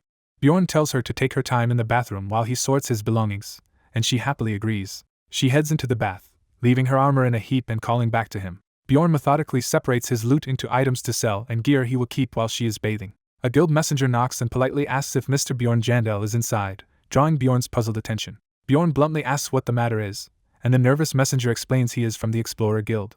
The flustered messenger fumbles with a document, trying to find his words. He finally relays that a barbarian named Karen Tarson has requested Bjorn as his official witness. The messenger adds that Karen said. Bjorn learns that Karen expects him to testify that he is not a plunderer, which alarms Bjorn. The chapter title announces that the baby barbarian is now in serious danger. Bjorn abruptly cancels his plans with Misha, shouting that he has to go deal with something at the guild. When she yells from the bathroom asking why, he explains through the door that it is because of Karen and dashes off. Misha demands a better explanation, but Bjorn just tells her to head home afterward and leaves. Left alone in the bath, Misha is stunned into speechless disbelief. As Bjorn hurries out with the messenger, Misha screams from the distance asking why he cannot simply explain, while Bjorn tells the messenger to lead the way. The scene shifts to the 9th district under cloudy skies. That same white-haired girl runs through the streets thinking she knew Bjorn would be alive. In a flashback, she had once run toward him in the labyrinth, and called out Mr. with admiration. The story cuts to a few days earlier in labyrinth time, where in the witch's forest a veteran elf teaches the girl how to navigate to the 4th floor by following mana sound waves. He explains she must learn to sense the portal's mana resonance, and she agrees to listen carefully. She closes her eyes and begins concentrating on the ambient mana sounds. She points out the direction where the sound is strongest, and her mentor praises her before suggesting they continue. They set off running through the fog-shrouded forest. As they travel, she notices the mana sound waves suddenly grow louder and calls to her mentor. A familiar masculine voice unexpectedly praises Ron Miller from nowhere, startling her. Recognizing the voice as Owen's, she calls out and rushes toward it, overwhelmed by its rough but warm tone. She sprints frantically through the purple forest in pursuit. Convinced it is truly his voice, she pushes herself harder. She reaches a portal where Bjorn, fully armored, is being teleported out in a blaze of light and can only cry out wordlessly. She calls him Mr. once more, desperate to reach him. His helmeted face flashes in the light, but he disappears before she can get closer. She screams his title again as the portal seals, unable to follow. She races toward the fading light, begging to be allowed through as well. The portal's energy surges while she charges at it. Her mentor tackles her away from the portal at the last second, shouting for her to stop. Furious and sobbing, she yells at him for stopping her, insisting she knows exactly who she heard despite not seeing him clearly, and that going in might brand her a plunderer. She breaks down in tears, demanding to know why he prevented her from following and why he will not trust her certainty. Her mentor, Erwin, can only call her name in pained concern. In the present, she reflects that she never expected Bjorn to become so famous. She recalls overhearing other explorers talk about Bjorn Jandel, the notable little Valkan, and discuss sightings of him in the labyrinth. She berates herself for hiding in her room due to her earlier mistake and thus learning none of this sooner. Now running through town, she wonders why her older sister never told her any of this. She decides her sister likely did not know either, and that it no longer matters, focusing instead on reaching Bjorn's lodging. Approaching Bjorn's door, she resolves to apologize the moment she sees him, believing he must have been looking for her too. Blushing, she convinces herself that if he did not come first it is only because he forgot where she lives. Steeling her nerves, she knocks on the door. She steps nervously inside after getting a response. Seeing someone inside, she blushes and is momentarily speechless with excitement. Her heart races so much that she feels it might explode. Overwhelmed by feelings for Bjorn, she squeezes her eyes shut, cheeks burning. But when the door opens, it is Misha, fresh from the bath, who bluntly asks who she is. The girl, bewildered and jealous, wonders if she is in the wrong room, then timidly asks Misha where Bjorn Jandel is staying. Misha realizes the stranger is Bjorn's guest and repeats this aloud in surprise. Misha explains that Bjorn just bathed and left a little while ago, offering to let the girl wait for him in the room. Shocked to hear he simply bathed and went out, the girl panics internally, realizing Bjorn left without knowing she had come looking for him. Erwin panics internally as she realizes she is in Bjorn's room and wonders what is happening. The cat-eared woman tells Erwin to introduce herself if she does not want to wait, and says she will inform Bjorn when he returns. Hearing this, Erwin is shocked and thinks the cat girl's words make it sound like she and Bjorn live together. Erwin confirms Bjorn only bathed and left, and the cat girl asks if Erwin will go, implying Bjorn is out for a while. Erwin firmly decides not to leave. She asks if she can wait inside Bjorn's room, and the surprised cat girl reluctantly agrees. Inside the messy room, Erwin recognizes an item, while the cat girl nervously apologizes for the clutter. Erwin calmly mentions that she has done the same thing with Bjorn, leading the cat girl to assume Erwin is also an explorer. Flustered, the cat girl insists Erwin not misunderstand, trying to deny any romantic implications. Erwin reassures her she is not misunderstanding and thinks to herself that Bjorn is not the type to do something improper. A surge of magical energy and heartbeat-like power wells up around Erwin. In that swelling power, Erwin thinks that desiring what belongs to someone else deserves punishment. With a dark aura, she glares at the cat girl and frames her own feelings as wanting something that belongs to another. The scene shifts to the 7th District Explorer Guild building. Bjorn sits with the branch manager, wondering why the woman he once took hostage now wants to meet him. Smirking, he responds to the explanation with a skeptical question. He bluntly says he does not want to meet her, explaining he is always hungry and has no time to waste. When he gets up to leave, the branch manager hastily tries to stop him. The branch manager insists the woman means no harm, but Bjorn stubbornly tells him to refuse on his behalf. As Bjorn walks away, the branch manager shouts after him, while the narration hints there is a prior incident to explain. The story jumps back 20 minutes to show what led to this conversation. Earlier, an official allowed Karen to leave while keeping Bjorn for questioning, revealing that Karen had only been bait to get Bjorn there. Bjorn realizes Karen was merely used as bait to summon him. The branch manager admits he was going to call Bjorn in anyway. He explains that Miss Ibbins requested to meet Bjorn, a name Bjorn initially fails to recognize. The manager reminds him she was the district manager's daughter whom Bjorn once held hostage. Bjorn mentally curses that the manager did not simply say that from the start. He dismissively thinks it does not matter. A flashback shows the girl rejecting life as her father's doll. Her father coldly asks if she plans to steal his position. In his office, the district manager muses that women should live proper lives and that the branch manager likely chose his daughter for political reasons. His aide confirms that the daughter arranged a meeting with Bjorn, and the father calls her foolish for rebelling. Looking at a family portrait, he still considers her his beloved but notes others are trying to use her. He quietly sets down his teacup, thinking further. He decides he must eliminate both his daughter and Bjorn. He especially resents Bjorn, the barbarian who keeps irritating him. The narrative returns to the city as storm clouds gather over the buildings. Bjorn curses when a sudden heavy rain drenches him in the street. He decides it is time to eat and heads indoors while the rain continues. At a tavern, food is served to Bjorn, who reacts with eager delight. Bread is dipped into soup as part of his meal. Bjorn eyes the food intensely. He digs into the meat with a fork. Savoring the taste, he judges the meal to be good. While chewing, he thinks Misha cooks meat better and considers buying some for her to prepare. Watching the rain outside, he daydreams about eating spring onion pancake and rice wine. He imagines that particular dish and drink combination, doubting it exists in this world. He sips his drink, continuing his quiet meal. He downs more alcohol in the cozy tavern. Bjorn reflects that he has grown used to his life here, the inn room, the squeaky bed, and other small comforts. He also thinks fondly of daily life and adventures with his party members, despite the world's hardships. He realizes he has grown attached to this world as he pours himself more to drink. The tavern is shown with Bjorn drinking alone at his table among other patrons. Narration states that to reach higher floors of the dungeon, changes are needed. Images of his current teammates appear as he thinks about team composition. More of his companions are shown, emphasizing the full party. He considers another sturdy ally as part of that picture. He concludes he needs a new team altogether. Remembering hard battles, he admits he had already thought about changing, and now he is sure. He resolves to climb higher and recognizes he cannot achieve his goals with his current group. A terrifying higher floor monster is shown, symbolizing the danger ahead. Narration notes that even stronger monsters await on those higher floors, far beyond the troll they barely beat. Bjorn thinks they cannot keep relying on luck like with the troll. In the tavern, a large beast man named Urigfried, nicknamed Avman, approaches Bjorn and corrects him on his name. Avman is surprised to see Bjorn as a customer, and reveals that his wife owns the tavern. Bjorn is shocked that Avman has a wife while still being an explorer. Avman explains the tavern has been struggling, so he must work harder, and Bjorn concedes he cannot criticize that. Bjorn notes it is a coincidence he ducked in here to avoid the rain and met Avman. Avman calls it fate and says the meeting has made him certain about something, prompting Bjorn's curiosity. Avman straightforwardly asks Bjorn to let him join his team. Bjorn thinks this is how things will go as Avman argues he trusts Bjorn not to betray him after being saved. Bjorn evaluates Avman's class, recognizing the value of a summoner with strong long-range attacks. He imagines Avman and his bear summon being highly effective on the 5th floor. Bjorn lies that his current team is fixed but agrees to reconsider if a spot opens or he leaves the group. The phrase about an empty position sticks in Bjorn's mind. Avman hints that Bjorn understands what he means by that. The narration says they next discussed how Avman would repay the 5 million stones Bjorn lent him. They arrange to meet again in 10 days, and Bjorn borrows a raincoat from Avman before leaving. The ominous phrase about it being right to be punished resurfaces. Lightning cracks across the stormy sky, mirroring the looming conflict. Back in Bjorn's room, the memory of that phrase overlays the scene as Owen's jealousy grows. Owen snaps out of her dark thoughts, and the catgirl comments that Owen is tougher than expected. Owen reminds herself Bjorn is not an object that can be stolen. Her eyes widen as she wrestles with that realization. She affirms internally that Bjorn is a person, not a possession. Her lips tremble as she processes her conflicting emotions. She admits she chose to party with her sister instead of Bjorn in the past. She therefore questions what this intense emotion she feels now really is. She recognizes it as resentment toward her sister for reasons she does not fully understand. She wonders if she could defeat Misha in a fight as Misha cheerfully introduces herself and asks Owen's name.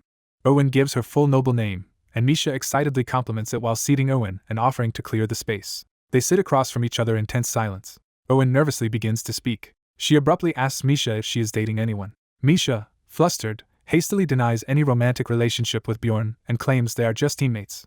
Owen politely acknowledges this answer. She then coyly says she must have misunderstood when she heard they bathed together, making Misha panic and protest. Misha retorts that borrowing another man's bathroom implies distance, before awkwardly admitting she does not actually live far. Owen coldly thinks Misha is using seductive tricks as she reacts to that admission.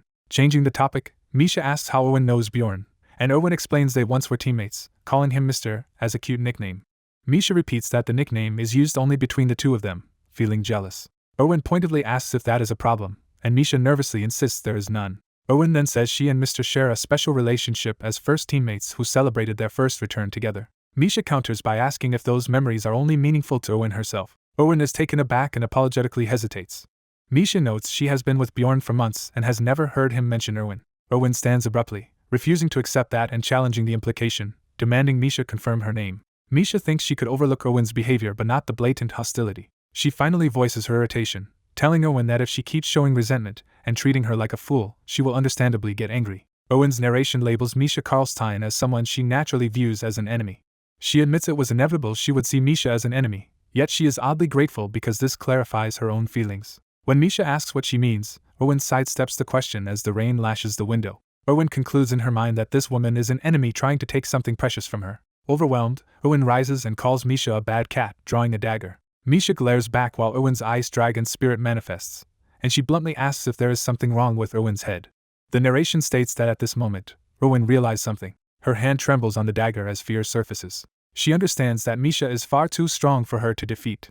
Owen recalls how she once lost what mattered most to her. A flashback shows young Owen among corpses, remembering losing something precious before and dreading it happening again. Internally she begs that it not happen again. Crying, she pleads with Misha not to take Bjorn away from her. Outside, the sudden downpour mirrors this emotional outburst. Owen continues begging through tears for Bjorn not to be taken from her. Bjorn, returning up the stairs, leaves wet footprints as he approaches his room. The door opens as he arrives. Seeing Owen in tears, Bjorn calls her name in surprise, startling her. Narration notes that an unexpected meeting was waiting for him. Misha greets Bjorn casually and indicates Owen as the guest who came to see him. Bjorn assumes the two women met here by chance and tries to piece together the situation. Owen runs toward him joyfully, calling him Mr. She drops to a kneel at his feet, overwhelmed with emotion. In a dark mood, she asks if his coldness is because of Misha. Confused, Bjorn asks what she means and who she is referring to as Misha's affectionate voice calls out to him. Misha appears overly sweet, asking if nothing happened at the guild and speaking in a tone that gives Bjorn chills. He hurriedly insists nothing happened, explaining he just cleared up Karen's misunderstanding, while Misha accepts this with a pleased tone. Misha strokes his side and praises him for doing a good job. Bjorn recalls, asking what is wrong with her, as she clings to him and takes his jacket under the guise of praise. She declares they are like family, which makes Owen protest internally since she was asking about romance. Misha fusses over Bjorn, drying his hair with the towel and telling him he will catch a cold, while he awkwardly complies and tries to continue talking. Bjorn says he is glad Owen is here because he wanted to see her, which makes Owen brighten and ask if he really meant it. Owen overflows with happiness, confessing she feared he had forgotten her. Bjorn reassures her that he could not forget his very first teammate, making Owen confirm the memory was special to him as well. Misha, shaken but hopeful, echoes that it was special and privately celebrates that Bjorn views their bond as unique. Narration says Owen then enthusiastically recounts everything that has happened to her recently while Bjorn listens and Misha stands by. Owen proudly demonstrates that she can now control all 4 elemental spirits, and has achieved enlightenment with 3 of them. Bjorn is stunned she advanced so quickly, and she tells him she worked very hard. He internally marvels at her talent, noting how rare it is to reach such mastery in under a year and thinking about her potential with the 4th element. Bjorn concludes she could accomplish great things in the future, though he privately muses that her sister complicates matters. Owen says she is relieved Bjorn was simply busy training rather than avoiding her, and that she worried he had stayed away because she changed ins, while he starts to correct that assumption. Misha agrees with Bjorn's advice while nervously clutching Owen's clothes. Misha tells Owen she should find her own path as a new explorer, while Bjorn notes Owen seems intimidated by her. Bjorn asks if anything happened while he was gone, and the flustered girls deny it. Bjorn suspects they fought, but Misha innocently insists there was no reason for conflict. Misha loudly claims she and Owen are very close, forcing Owen to stiffly agree and address her formally. Misha cheerfully tells Owen to drop the formality and just call her Misha. Bjorn reluctantly accepts this conversation, still suspicious. Bjorn internally concludes something is definitely off about the situation. Tired, Bjorn uses the end of the rain as an excuse to send the 2 women away so he can rest. He notes that, for some reason, the visit has left him unusually exhausted. On the way home, Misha realizes Owen is heading the same direction and suggests they separate. Owen politely insists Misha go first, inwardly accusing her of wanting to sneak back to Bjorn's room. Misha mistrusts Owen's claim she will leave later and laughs it off. The 2 women glare at each other in tense silence. Their mutual stare-down continues, both clearly on edge. They awkwardly agree to walk together instead. They start walking side by side and strain quiet. Owen thinks that if Bjorn had not appeared earlier, she might have done something desperate. Remembering the near miss in Bjorn's room, Owen admits she was close to begging him not to leave. Embarrassed, Owen assumes Misha must see her as an extremely strange woman. They confirm they live in opposite directions and prepare to part ways. Misha shyly asks whether Owen will keep visiting Bjorn the next day, and Owen says yes. Frustrated, Misha laments that she wanted alone time with Bjorn. Misha announces she is heading off and tells Owen to get home safely. Owen stops her to thank her specifically for hiding what happened from Bjorn. Misha brushes off the thanks but asks Owen to promise one thing since she will visit Bjorn regardless. She proposes they keep their earlier incident secret from Bjorn, assuming Owen also does not want to trouble him. Owen hesitates, then agrees to the secret. Narration signals that despite this agreement, something more is coming. Owen's sister welcomes her back and asks if she met Bjorn. Owen confirms she did and that Bjorn is truly alive, hugging her sister in relief. Contrary to her sister's expectations, Owen declares she now wants to become stronger. She thinks of Misha and resolves there is someone she must defeat. Owen decides she has to outdo Misha so Misha cannot steal Bjorn from her. With a dark smile, Owen asks her sister to help her keep Bjorn for herself. She vows that she will be the one who steals Bjorn instead. The next day, Misha loudly calls for Bjorn at his room. She bangs on his door, demanding he get up instead of sleeping in. Bjorn wakes up groggily, annoyed by her shouting. He checks the clock and sees it is only 6:30 in the morning. Opening the door, Bjorn irritably asks why Misha came so early. She brightly invites him out to eat something delicious. She urges him to hurry so they can also stop by Kamalby to handle their rewards. A results sheet summarizes their first haul with Misha, showing income, expenses, and a solid profit. Bjorn notes with relief that they did not have to use any money from their shared account. That night, After another day together, Misha says goodbye outside the inn. Bjorn wishes her goodnight as she runs off. As he turns, Bjorn notices something that makes him pause. He finds Erwin waiting shyly by his door. Dressed up, Erwin happily calls out to him.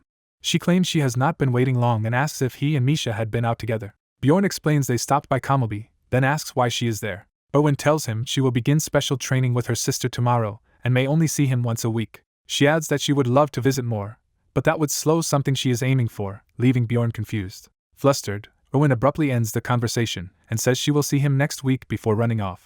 Bjorn is left with an ominous bad feeling about all this. Elsewhere, District Manager Braun Rottmiller is identified and summoned to the 7th District Guild office. In the manager's office, Braun is questioned about his 8 years as an explorer and wonders why he was called. The manager remarks that he likes Braun's reserved attitude and moves toward his real reason for the meeting. With a sinister smile, the manager says Braun is overly wary of him. He hints that the proposal he is about to make will benefit Braun as well. The next day at lunch, Bjorn and his party gather at a tavern. They calculate that their recent expedition will net each of them about 550,000 stones. Over food and drinks, they credit the high price of Frogman Sorcerer byproducts to Rottmiller's expert skinning. Rottmiller modestly says he contributes with skills other than combat, while Bjorn mentally tallies his profits. Another breakdown shows Bjorn's total earnings from all rewards and stones reaching 1.27 million. Bjorn realizes this single run earned more than the previous 2 months combined. Factoring in Misha's share in gear from Gensia, he recognizes just how huge the profit is. He thinks that at this rate he will soon reach the 6th level of the Immortal's Seal. As Bjorn downs his drink, the dwarf scolds him for not waiting to toast together.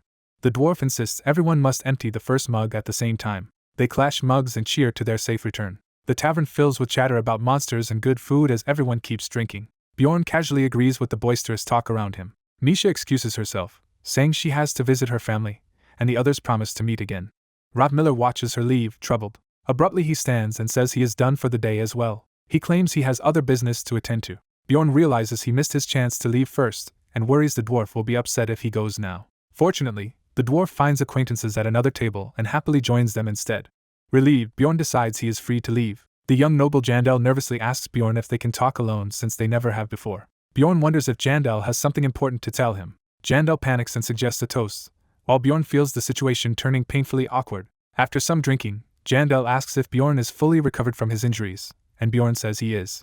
Bjorn then asks about Jandel's health, mentioning how badly his body had been bent during the last fight. He further asks if Jandel thinks he can go back into the labyrinth. The question makes Jandel recall the terrifying battle and he hesitates. Remembering nearly dying, Jandel admits the thought of entering the labyrinth makes him shake. The memory of lying broken on the floor haunts him.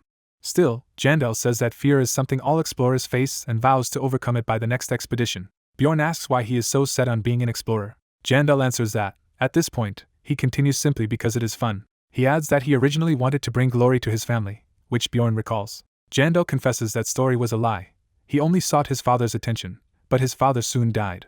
He explains that even his legitimate brother barely knew he existed, leaving him feeling insignificant and numb. Jandel insists he managed to move on thanks to his companions. He shouts that having Bjorn and the others beside him is what kept him going, which shocks Bjorn.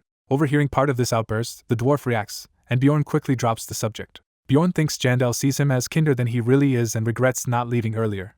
Jandel steadies himself, determined to ask Bjorn an important question. He finally blurts out that he wants to ask if Bjorn is dating Misha. The image of Misha flashes through Bjorn's mind as Jandel struggles to phrase the question. Jandel explicitly asks whether Bjorn and Misha are in a relationship. Bjorn immediately realizes this was the whole reason Jandel kept him drinking. Later, Rottmiller walks through town, thinking back on his talk with the district manager. We see him earlier in the street, preoccupied by those troubling words. His uneasy silence shows how deeply the conversation affected him. The manager had told him he reviewed Rottmiller's records. He pointed out how frustrating it must be that Bjorn rose to 6th rank in half a year while Braun took 8 years to reach 7th. The manager coolly states Rottmiller's teammates will keep rising without him. He calls Bjorn and Misha abnormal monsters compared to Rottmiller. He questions how long such gifted teammates will stay with someone ordinary like Rottmiller. Stepping outside, the manager says they will only remain if they pity Rottmiller. He ends by saying he trusts Rottmiller to make the wise choice in light of that. That night at Bjorn's inn, events return to the present. In his room, Bjorn curses to himself about the exhausting evening. He remembers how Jandel chugged multiple drinks and then collapsed. Bjorn swears never to drink alone with him again, just as a young woman greets Jandel at his door. In a flashback, Bjorn recalls learning that this woman is the district manager's daughter. Back in the present, he wonders why she is here when he had refused to see her. She blurts out that Braun Rottmiller met with her father, instantly catching Bjorn's attention. Bjorn is stunned by this revelation. She speculates that her father likely tried to manipulate Braun and warns Bjorn to be careful. When pressed, she admits she does not know the details of her father's scheme. Bjorn thinks her information is useless and instead asks about her own goals. He decides to ask what has been nagging him about her intentions. She declares her goal is to bring about her corrupt father's downfall. She explains that otherwise she will be forced to live like a decorative doll and begs for Bjorn's cooperation. Bjorn flatly tells her to get out. As she protests that helping her would benefit him, Bjorn thinks it would only make the powerful district manager his enemy. Enraged, she yells from the hallway after he slams the door on her. From outside, she says he can come find her if he changes his mind, insisting she is the only one who can stop her father. Sitting back on his bed, Bjorn is relieved she is finally gone. He resolves to keep a careful watch on Braun Rottmiller from now on. Narration notes that after this, Bjorn's days return to their usual rhythm. Each morning he enjoys a hearty barbecue breakfast prepared by Misha. Afternoons are spent in the library, studying the world in depth. Once a week, when Erwin visits, the three of them share a meal together. Bjorn also continues team meetings with Braun and Misha, noticing Braun never mentions meeting the district manager. He receives the promised 5 million stones from Mr. Bear and returns the special bracelet, thinking an ordinary one would have sufficed. Time passes uneventfully until the fateful night of the 15th arrives. The system indicates his soul is being drawn to another realm again. It announces that it is time for his special routine. Back on Earth, his real-world self sits at his computer and prepares for another session, planning to browse chat rooms. He searches for Barbarian-related chat rooms and is shocked to find none active, wondering if most Barbarians already died. Checking the tank category, he sees there are only 3 shielded players online. He notices an unfamiliar chat room title and is intrigued. His cursor highlights a room named about Korean independence with a single participant, and he clicks it. Instinctively joining that room, he finds himself transported into an opulent space, signaling the start of a new encounter. Han-soo is surprised by the luxurious room, thinking it should have been the default skin. Startled, he recognizes the soldier present as someone called Sergeant Lee. Han-soo urgently tries to confirm if the man is really that sergeant. He remembers the rank label on the soldier's uniform and repeats the name. The name tag reveals the soldier as Lee Biko. Han-soo demands to know if Biko is the same Sergeant Lee he remembers, and Biko admits it. Biko tearfully explains that the day he came here was the day he finished mandatory military service. Han-soo, shocked by that story, mutters in disbelief. He internally wonders what is going on with this entire situation. The two men freak out together over how miserable Biko's fate is. Han-soo mentally condemns Biko's circumstances as extremely unfair. After several minutes of mutual venting, they calm down. They compose themselves and decide to formally introduce each other. Han-soo introduces himself as Lee Han-soo, age 29, and Biko notes they share a surname. Biko introduces himself as Lee Biko, saying he was 23 when he came here, surprising Han-soo. Biko casually mentions that he has already been stuck in this world for over 10 years. When Han-soo points out that makes Biko older, Biko insists his age should still count as his real-world age since he plans to return. He pressures Han-soo to agree to treat him as younger based on his original age. Biko then excitedly asks Han-soo's permission to test something. Han-soo repeats the word test warily as Biko turns away with a sly smile, saying he trusts Han-soo but wants to check anyway.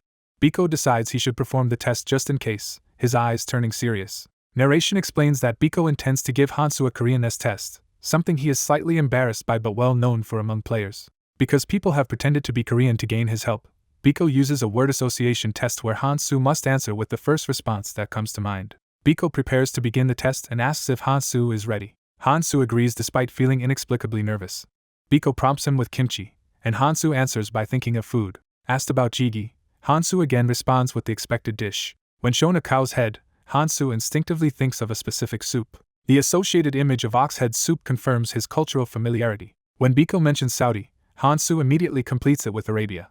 Biko suddenly shouts military slogans about service principles and resolution, showing his patriotic mindset.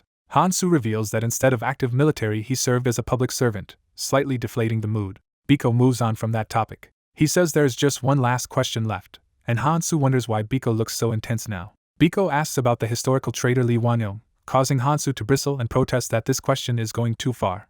Han-soo gets angry at the offensive question while Biko goes silent. Biko concludes from Han-soo's reaction that he truly is Korean and trustworthy. Han-soo mentally questions Biko's sanity. Narration summarizes Biko as a Korean player dragged into this world on his discharge day who has survived here for over 10 years. Han-soo thinks Biko seems like a nice guy but worries he might be mentally unstable. Biko apologizes, saying he was acting out a fantasy of someone finally passing his test after 3 long years. He cheerfully says he is glad he held on long enough to meet Han-soo, and Han-soo realizes how lonely Biko must have been and that he himself missed such conversations too. Han-soo reflects that Biko likely lacked any supportive community when he first arrived, an environment that could easily drive someone mad. Feeling sympathy, Han-soo resolves to look after Biko. Yet Biko turns the concern around and asks Hansu about his own situation to see how he can help instead. He asks if Hansu would be willing to answer questions, and Hansu says he is in a similar position and agrees. Biko, now aware Hansu is different from typical newbies, asks on what difficulty Hansu cleared the tutorial. Narration notes, Biko said he cleared the game on 10 times easier mode, so Hansu lies that he did the same. Biko proudly declares that Koreans excel at games and assumes many might beat the original difficulty if a Korean patch existed, while Hansu thinks of him as a patriot starved for Korean company. Hansu then offers Biko some GP since he does not plan to cash it out, but Biko says that if Hansu will not take money there is little else he can provide. Hansu realizes Biko also has not converted GP to money and finds they are similar aside from personality. He evaluates Biko as easygoing yet cautious about revealing his identity, and very deliberate in his actions. Biko becomes emotional and suggests they simply meet and talk sometimes, calling Hansu his sworn brother. Fired up by that bond, Biko tells Hansu to ask him anything, so Hansu inquires who might truly run this place. Biko awkwardly admits he does not really know. Narration says Biko is unsure but names 3 powerful mages he suspects could be the administrator. Biko advises Hansu never to reveal his identity in the community because some players side with the royals. Hansu wonders if the administrator could still uncover his identity somehow. Biko answers that there should not be such a method and notes the realm itself was not originally created by the current administrators. He explains that the admins merely remodeled an existing realm rather than build it from scratch. Hansu repeats the idea of remodeling in confusion. Narration says what Biko went on to reveal next was shocking. Biko explains that evil spirits have plagued Raponia for at least a century, long before the Earth Game Dungeon and Stone ever existed. Those spirits came from another dimension and arrived by various means, such as reading a book about Raponia. There were only a few such outsiders, but each possessed unique powers, and one of them created this current realm.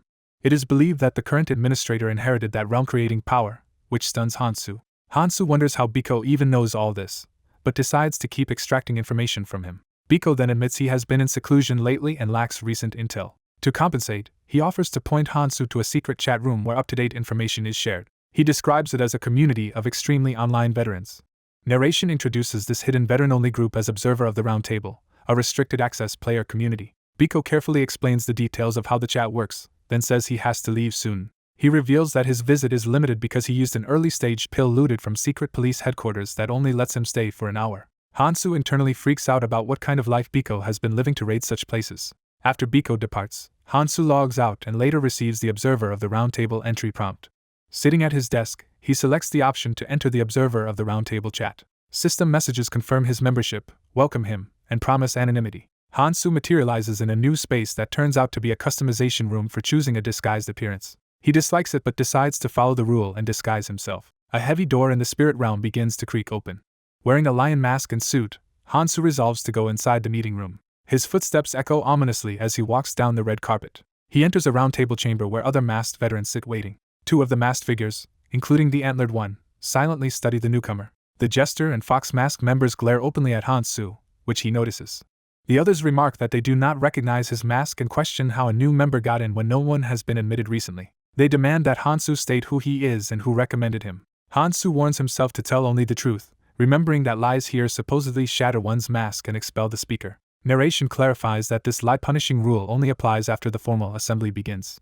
Hansu realizes that since they are still in the pre-meeting phase and no one objects, the others must either be complicit or simply curious about him. He recalls Biko's advice to act intensely in the meeting and to follow his instructions if things got difficult. Understanding the importance of that warning now, Hansu steels himself and reaches for his pocket.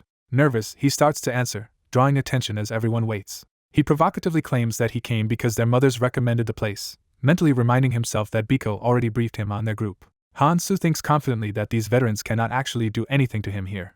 The fox-masked veteran furiously demands Hansu repeat what he just said. She activates a terrifying skill, focusing murderous attention on him. Hansu recognizes that she is using the intimidation skill Biko told him about. Narration explains this is a mental pressure ability usable only within Ghostbusters, manifesting a world ruled by iron will and thought. The fox orders Hansu to repeat himself, her killing intent surging around him.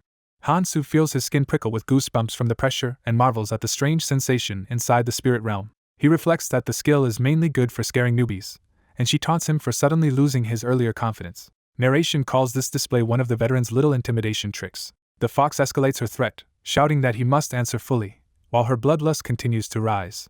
Despite the pressure, Hansu calmly agrees to speak.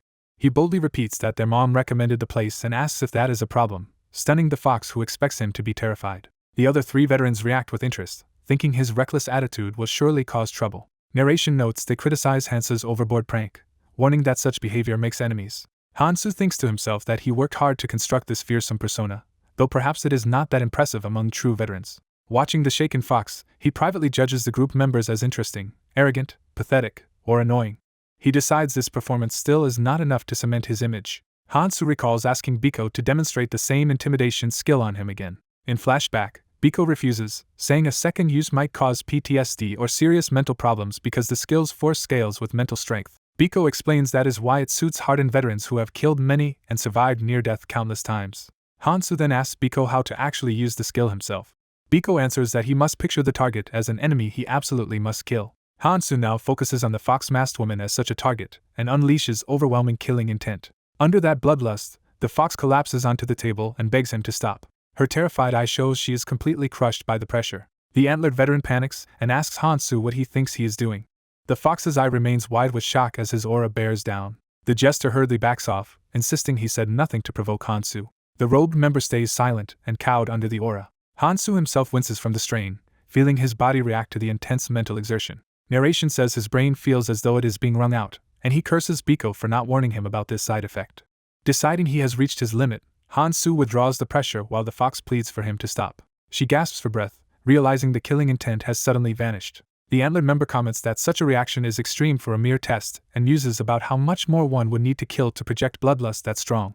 Hansu notes that although he does not fully understand what happened, his plan to appear dangerous seems to have worked. He concludes he has successfully established the persona of a crazy man no one will dare to provoke. Suddenly the chamber doors slam shut, signaling that the official meeting is starting. The masked priest remarks that it is now time, formally welcoming the lion-masked Hansu to his first session. The priest adds that the lion mask has hung in use since the beginning, then asks Hansu what he wishes to say. In a private message, someone cautiously asks if the absent master might have personally invited him. The priest offers to pay Hansu for an answer, while narration wonders if his politeness stems from the fearsome first impression. Hansu casually questions the basis of that suspicion, pointing out that the priest is just a newbie who joined after the master vanished. The jester explains that the fox provoked Hansu because she wanted to test whether he might really be connected to that formidable master figure. When pressed for details about this master, Hansu bluntly refuses to answer. The others drop the issue and suggest they begin the regular information-sharing meeting instead. Narration introduces the room's simple rules. Each participant must share information in turn. If over half the group did not know it beforehand, the crystal glows green as confirmation. If most already knew the information or it is false, the central crystal glows red and the speaker must provide something else. The jester starts by reporting that Raponia's king's illness has worsened, but the crystal turns red and the others dismiss it as obvious. Hansu realizes he had no idea about that rumor, noting such talk never even reached the city where he was. The jester scolds him for not understanding the gravity of that news, calling him foolish. Hansu senses from the jester's look that he is expected to grasp the political implications. He reassures himself to stay calm and not react, believing things will work out. When Hansu's turn comes, he calmly announces that the captain of the Rose Knight Order died the previous day. The crystal glows green, and he adds that this death will likely turn the royal palace into a bloodbath. Internally, Hansu wonders who this captain even was, while the veterans talk about preparing for the coming chaos. Transition card indicates the story moves to the next scene. At the secret round table, the fox-masked woman announces that Jagan clan has cleared the first floor boss and remarks she expected that, also noting the related purchase post vanished. The lion-masked protagonist realizes Jagan clan was the buyer of his information, something he could not discover in the city, and feels joining this meeting was worthwhile. The hooded crescent moon figure explains that triggering a hidden piece on the Silent Fairies Island can summon up to 3 Lavganu monsters, which excites another member seeking that essence, while the fox asks what the hidden piece actually is. The fox host refuses to give more detail on the hidden piece and tries to move on to the next speaker, leaving Crescent Moon confused. The jester-masked man comforts Crescent Moon for not knowing rare information, then thinks to himself that until now he only needed Crescent Moon ignorant of his data, but now he must also keep things hidden from the new lion member. A card signals the option to retry, implying another round of information exchange. Crescent Moon reports that fairies have found traces of the thief who stole the divine relic, which another member criticizes as too vague. They clarify that even this vague trace is top secret intel about the relic thief, prompting the jester to deduce Crescent Moon truly is one of the fairies. The leader calls for the next turn and the lion-masked protagonist understands it is his time to speak. Bjorn narrates that to preserve a mysterious persona he chose obscure information few would know. He reveals a rule that when exactly 3 people defeat a half-demon, an essence drop is guaranteed. Bjorn nervously observes his information being validated by the crystal and breathes in relief. The fox and another member react in shock, clarifying that defeating a rank 3 half-demon with only 3 people sounds outrageous. The Jester and Crescent Moon are stunned and question whether such a feat is even possible. Bjorn wonders why they are so surprised, believing the half-demon is not that difficult a monster. A detailed explanation introduces the rank 3 half-demon as a rare mid-low difficulty monster that only appears under strict conditions. Bjorn explains he chose this fact first because the monster is hard to encounter, and even tougher to kill with just 3 people. The narration says the antler-masked man finishes his turn and the first round ends, after which participants must decide if they want another round. The Jester declares he is done for the day, prompting Crescent Moon to agree to stop as well. The antler-masked man also opts out, saying he cannot think of information those two would not know. The Jester asks the Lion if he wants to continue, saying he is fine with just the 2 of them. Bjorn declines and chooses to stop there as well. The others are surprised and ask why he is quitting. Bjorn internally reasons that continuing one-on-one would let the Jester test him with fake facts. If the crystal turned green, it would expose him as a newbie. The remaining members sit in silence, clearly waiting for the Lion to say something before leaving. Bjorn senses their expectations and feels pressured to make a parting remark. He decides he was the center of attention tonight, and prepares to say something that fits his image. He concludes that the best Lion to maintain his mystique is needed. Bjorn bluntly criticizes the gathered elites, asking if that is all the information they have to offer. After he departs, the fox notices his absence, and another asks if she is alright, since she has been shaking throughout the meeting. Still trembling, the fox insists the shaking will stop since he did not maintain his bloodlust long enough, fearing she might have gone insane if he had continued. She is most shocked that he stopped the killing intent exactly when she reached her limit, showing frightening perception. Crescent Moon realizes he was not mistaken earlier, recognizing that Bjorn erased the manifested will so quickly and wondering if such power is truly possible. The antler-masked man shifts the topic back, asking what they think of Bjorn's claim about 3 people defeating a half-demon. They speculate it might only be possible on an extremely easy difficulty and doubt Bjorn would have played on such a setting. The Jester points out they are assuming Bjorn's knowledge came from the game at all. Frustrated, he tells them to prepare better next time and to come up with enticing information so they do not waste such an opportunity again. Crescent Moon angrily asks what he means by prepare, clearly upset that their information was deemed lacking. The Jester rants that someone as extraordinary as Bjorn has finally joined and might lose interest if they cannot entice him with better secrets. He reminds them that Bjorn's parting words showed clear disappointment, so they must act to keep him engaged. The Jester decides that if they lack real intel, they should fabricate something alluring rather than squander this chance. The narration explains that the Observer of the Round Table is a secret meeting unknown to normal players, and its members are proud of belonging to it. However, this pride is undercut by what happens next. Bjorn's single dismissive line shatters their confidence and forces them to reevaluate the significance of their meeting. They realize that, to someone like him, even this exclusive gathering is nothing special. After logging out, Bjorn's character is transported back to the world of Raponia. A clock shows the passage of time as he awakens in his lodgings. Lying on his bed, Bjorn reflects that the Observer is a fascinating place and the best source for rare information. He notes he does not intend to rely on that mysterious veteran forever and wants a more equal information exchange. Bjorn muses that relationships last when boundaries are respected and wonders if his heavy use of bloodlust is why he feels so exhausted. He realizes he is far more tired than usual and starts to drift back into sleep. Misha excitedly wakes him, asking if he is finally up after being unconscious. She scolds him for sleeping all day and demands to know what he did last night, while he simply claims he could not sleep. Bjorn asks if she has been in his room all day. Flustered, Misha insists she trained in the morning and did not just idle there. She explains she met Dwaki and visited her family home as well, which surprises Bjorn. Misha says Dwaki had something on his mind when they met. Bjorn decides he must ask about that, thinking romance within a party is dangerous and often fatal. He directly asks what Dwaki wanted to discuss with her, pressing despite her hesitation.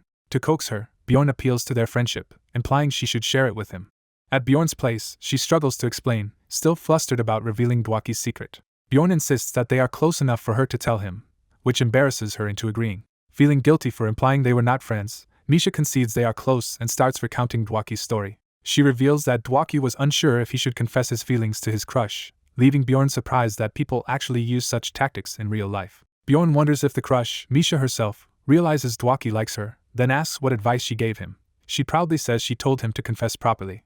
The narrator notes this response was expected, as Misha seems uninterested in romance, while she shyly tries to bring up another topic because they are close. She nervously begins to ask Bjorn something important. Blushing, Misha asks if he could come home with her. When she starts to explain that her father wants to meet him, Bjorn casually agrees and asks when. Shocked by his easy acceptance, she repeats his question to confirm he really agreed. She postpones the visit, saying she needs time to prepare her father, and Bjorn tells her to let him know when she is ready. Curious why he agreed so readily when he usually claims to be busy, Misha asks, and Bjorn replies that meeting her father is simply the proper thing to do. She blushes at this straightforward reasoning and tries to process it. Flustered, Misha calls his comment embarrassing while Bjorn seems oblivious to its romantic implication. A narration box wonders what is going on with her unusual behavior. The next afternoon, Bjorn wakes, eats, and heads to the sanctuary, deciding to stop overusing bloodlust after sleeping 36 hours. He resolves to complete the day's to-do list. A loud shout or cry suddenly interrupts, signaling impending action. Bjorn undergoes harsh training at the Immortal Seal, activating the 5th level, which massively raises his energy and mentality stat. He notes there is now only one more level left to unlock. Bjorn thinks that one more level will let him use a particular powerful ability. 3 days later, he and Misha travel by carriage toward her home. Seeing how long the trip is, Bjorn understands why she often stays overnight when visiting her family, and she announces they have arrived. They step out of the carriage. A narration identifies their destination as the Therianthrope Sanctuary. Walking into the bustling city-like sanctuary, Bjorn is impressed that it resembles a fully developed human city. He notices Therianthrope families walking together, and wonders if families here stay united, unlike among barbarians. A child excitedly points him out as a barbarian before his parent hastily covers his mouth. Misha sees Bjorn fall silent and asks what is wrong. She panics, thinking he wants to leave already, but he clarifies that he is just surprised. Bjorn compares the civilized sanctuary to the crude barbarian settlement, and asks if all sanctuaries are like this. The narration says this sanctuary truly feels like a city for Therianthropes, while Misha is confused by what he expected. She explains their people may have lived in forests with animals long ago for tradition, and Bjorn wonders why barbarians were the only race that never advanced. They approach a grand estate, stopping at its gate. Misha points out her towering family mansion, leaving Bjorn stunned by its grandeur. Bjorn nervously compares the mansion to his tribe's tents, while Misha urges him not to worry. She confesses that she is the one actually nervous, insisting her father likes famous explorers. Bjorn tells her to open the gate instead of hesitating. She rings the bell to announce their arrival. A narration shifts perspective to Misha, who once believed that contracting with a spirit beast would solve all her problems. Her father had been told she had contracted with a powerful glacial spirit beast named Scadia. In his study, he sternly asks if she has told anyone about this contract, and she admits she has not. He orders her to keep it secret for now. Misha recalls that he spoke to her in a cold, distant tone, as if she were a stranger. She worries that he may know she did not form the contract by normal means and then hears him instruct her to bring the barbarian Bjorn to meet him someday. Shocked, she demands to know why he wants Bjorn. When her father ominously asks if there is a problem, Misha, intimidated by his overwhelming presence, denies it. She decides not to tell Bjorn anything about these troubling circumstances. Even though others around her might know about her situation, she is determined that Bjorn must not learn of her problems. She repeats inwardly that she does not want him to know, explaining that this is why she has been visiting home more often. She insists again she does not want to tell him and reflects on how hard she has tried to keep the secret. Despite her siblings' displeasure and the servants' hostile stares, she kept returning home. She remembers the isolation she felt at family meals, sitting alone under everyone's cold gaze. Misha declares she endured all of this. She says Bjorn taught her that running away from hardship solves nothing. Resolving herself, she eats while clutching her knife and refuses to flee her problems. Her father impatiently asks when Bjorn will arrive. He orders her to bring Bjorn within a month so he can reassess her position, implying he will then publicly acknowledge her spirit contract and treat her as a proper child. Misha does not understand his motive but decides acceptance by her family would make her feel more confident before Bjorn. She also believes her family's support could benefit Bjorn.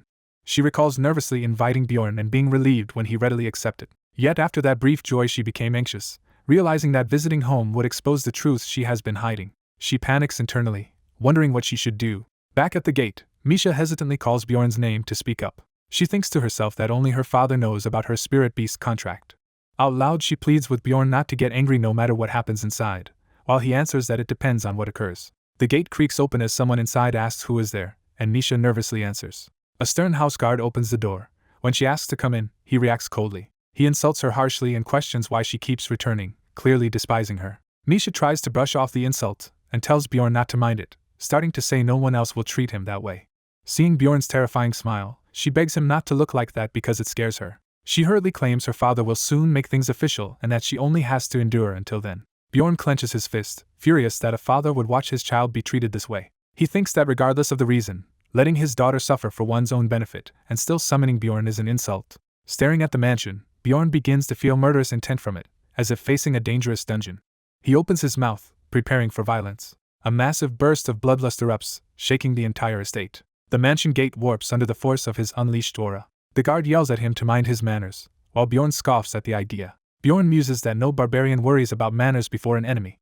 He tells the guard there must be something wrong with his head. As Misha panics and tries to stop him, Bjorn asks her what she wants him not to do. Confused, he presses her, and she blurts that she knows exactly what he intends. Bjorn repeats his earlier assessment of the guard's foolishness, making the implication clear. Misha spells it out, saying his words mean he plans to crush the guard's skull.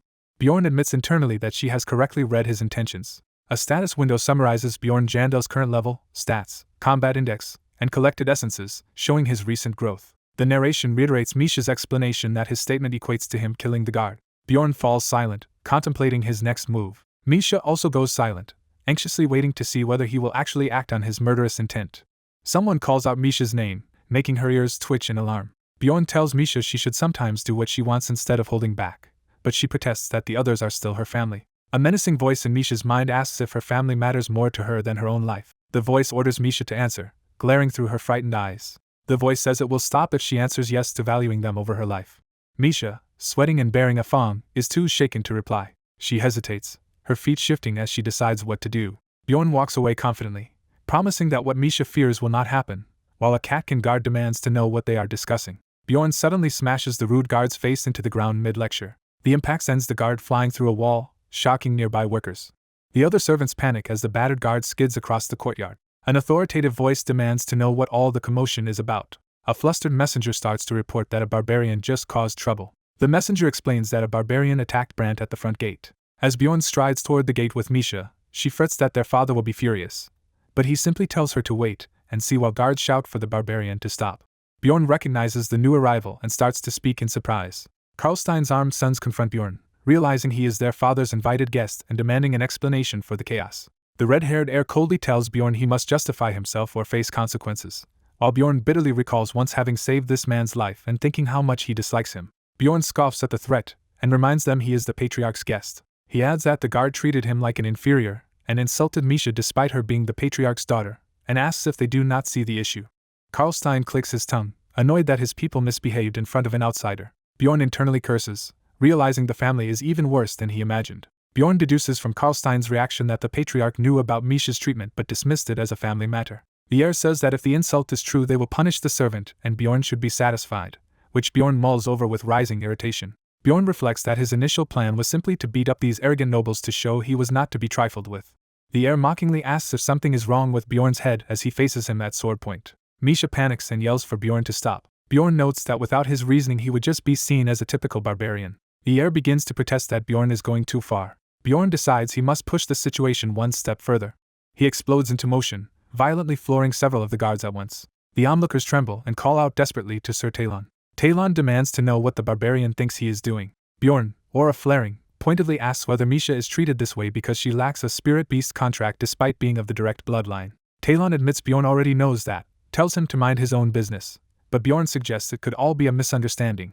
Talon is stunned by that suggestion. Bjorn proposes that if Misha has in fact formed a contract, Talon should apologize and accept her as family. Talon scoffs that she is already 25 and implies it is impossible. Bjorn presses him to answer, promising he will not cause further trouble if he does. Convinced it will never happen, Talon reluctantly agrees he would apologize should such a miracle occur, secretly deriding Misha as a loser. Bjorn smiles and accepts the terms. He turns to Misha and tells her to prove it, leaving her startled and confused. Misha worries that if she reveals herself her father will never forgive her, but Bjorn says she can apologize later because that is what family should do. He urges her again to follow her own wishes and assures her he will help her. Misha stands surrounded by armed relatives and onlookers, struggling with the decision. Trembling and clasping her hands, she tries to speak but is cut off by a commanding voice telling her to stop. The imposing patriarch appears, ordering everyone to step back as Misha gasps and calls out to her father. Bjorn recognizes this terrifying man as the infamous lunatic he had heard about. The scene shifts to Karlstein's mansion library, where the patriarch formally thanks Bjorn, son of Jandel, for accepting his invitation, and Bjorn politely responds. In the library, the two men exchange thanks for the meeting. Karlstein laughs, saying Bjorn is more well-mannered than he expected. Suddenly the patriarch unleashes his Lord of Nightmares ability, gripping Bjorn's shoulder and demanding to know why he behaved as he did. While system text notes, Bjorn has entered a state of fear. Wreathed in red fury, Karlstein roars at Bjorn, asking how he dares. Bjorn narrates that overwhelming fear is flooding his body against his will. He recognizes it as a skill yet cannot stop his physical terror. Under the oppressive aura he and Misha are forced to their knees, and he curses how awful the feeling is. Bjorn finally understands why Misha has always been so afraid of her father. Yet he steels himself, thinking however, system messages announce that his resistance, fighting spirit, and mentality are high enough to break the fear state, which is dispelled. Bjorn recovers, declaring to himself that such intimidation will not work on him, while the patriarch wonders why he is not reacting and presses for an answer. Bjorn brushes aside Karlstein's hand and bluntly asks why he is touching him. He starts to retort, "How dare you," turning the earlier words back on the patriarch. Bjorn recalls that he accepted the invitation for 2 reasons. First, he wanted to keep Misha from being reconciled with her family and leaving their party. He notes that a powerful family like hers might easily connect her to greater clans if accepted.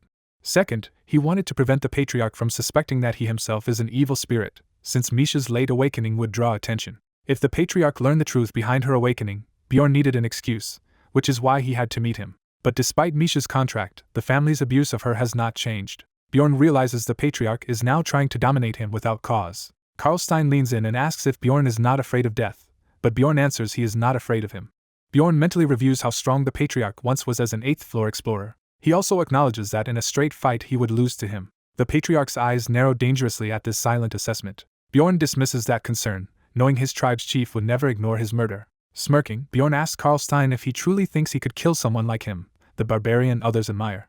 He reasons that killing him here, in the Therianthrope sanctuary that invited him, would spark another war like the one against the fairies 10 years ago. He visualizes his people crying for blood vengeance if that happened. Bjorn explains that this vengeful nature is simply what barbarians are. The narration confirms this is the kind of species barbarians are. After this tension, Karlstein bursts into laughter as they leave the room, while Bjorn thinks he is obviously irritated despite pretending otherwise.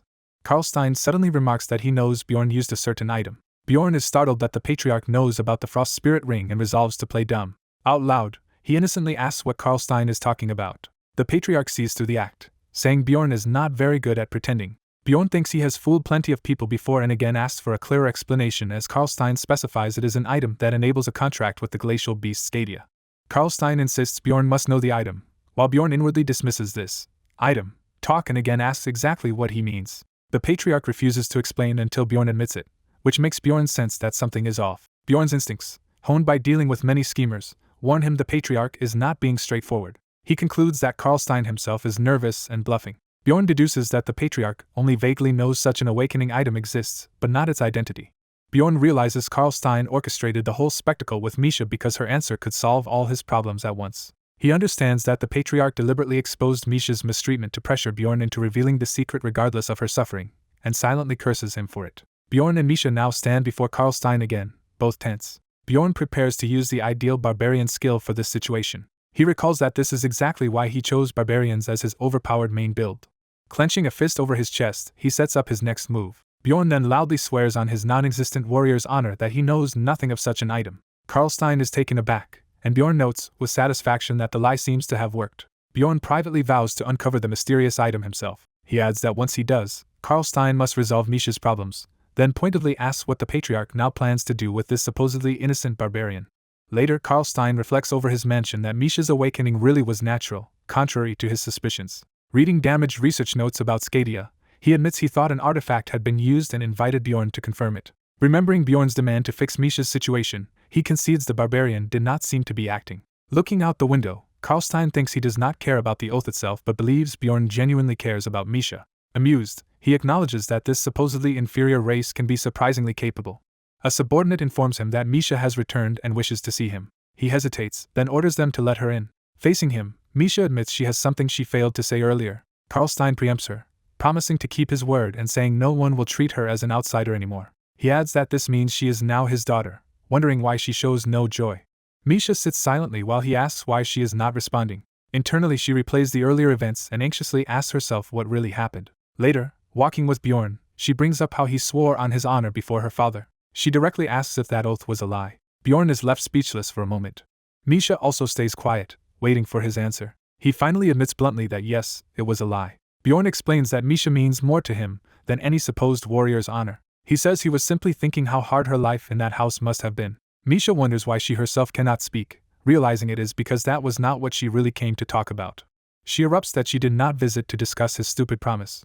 Confronting Karlstein again, she tells him he is not her real father and mentions a secret her mother revealed before dying. Misha recounts that her mother said they were not blood-related at all, telling him she both hates and pities him. The patriarch angrily retorts that he would have accepted her as family if she had stayed quiet and demands to know why she is throwing away that chance. Misha cries that she wanted that acceptance.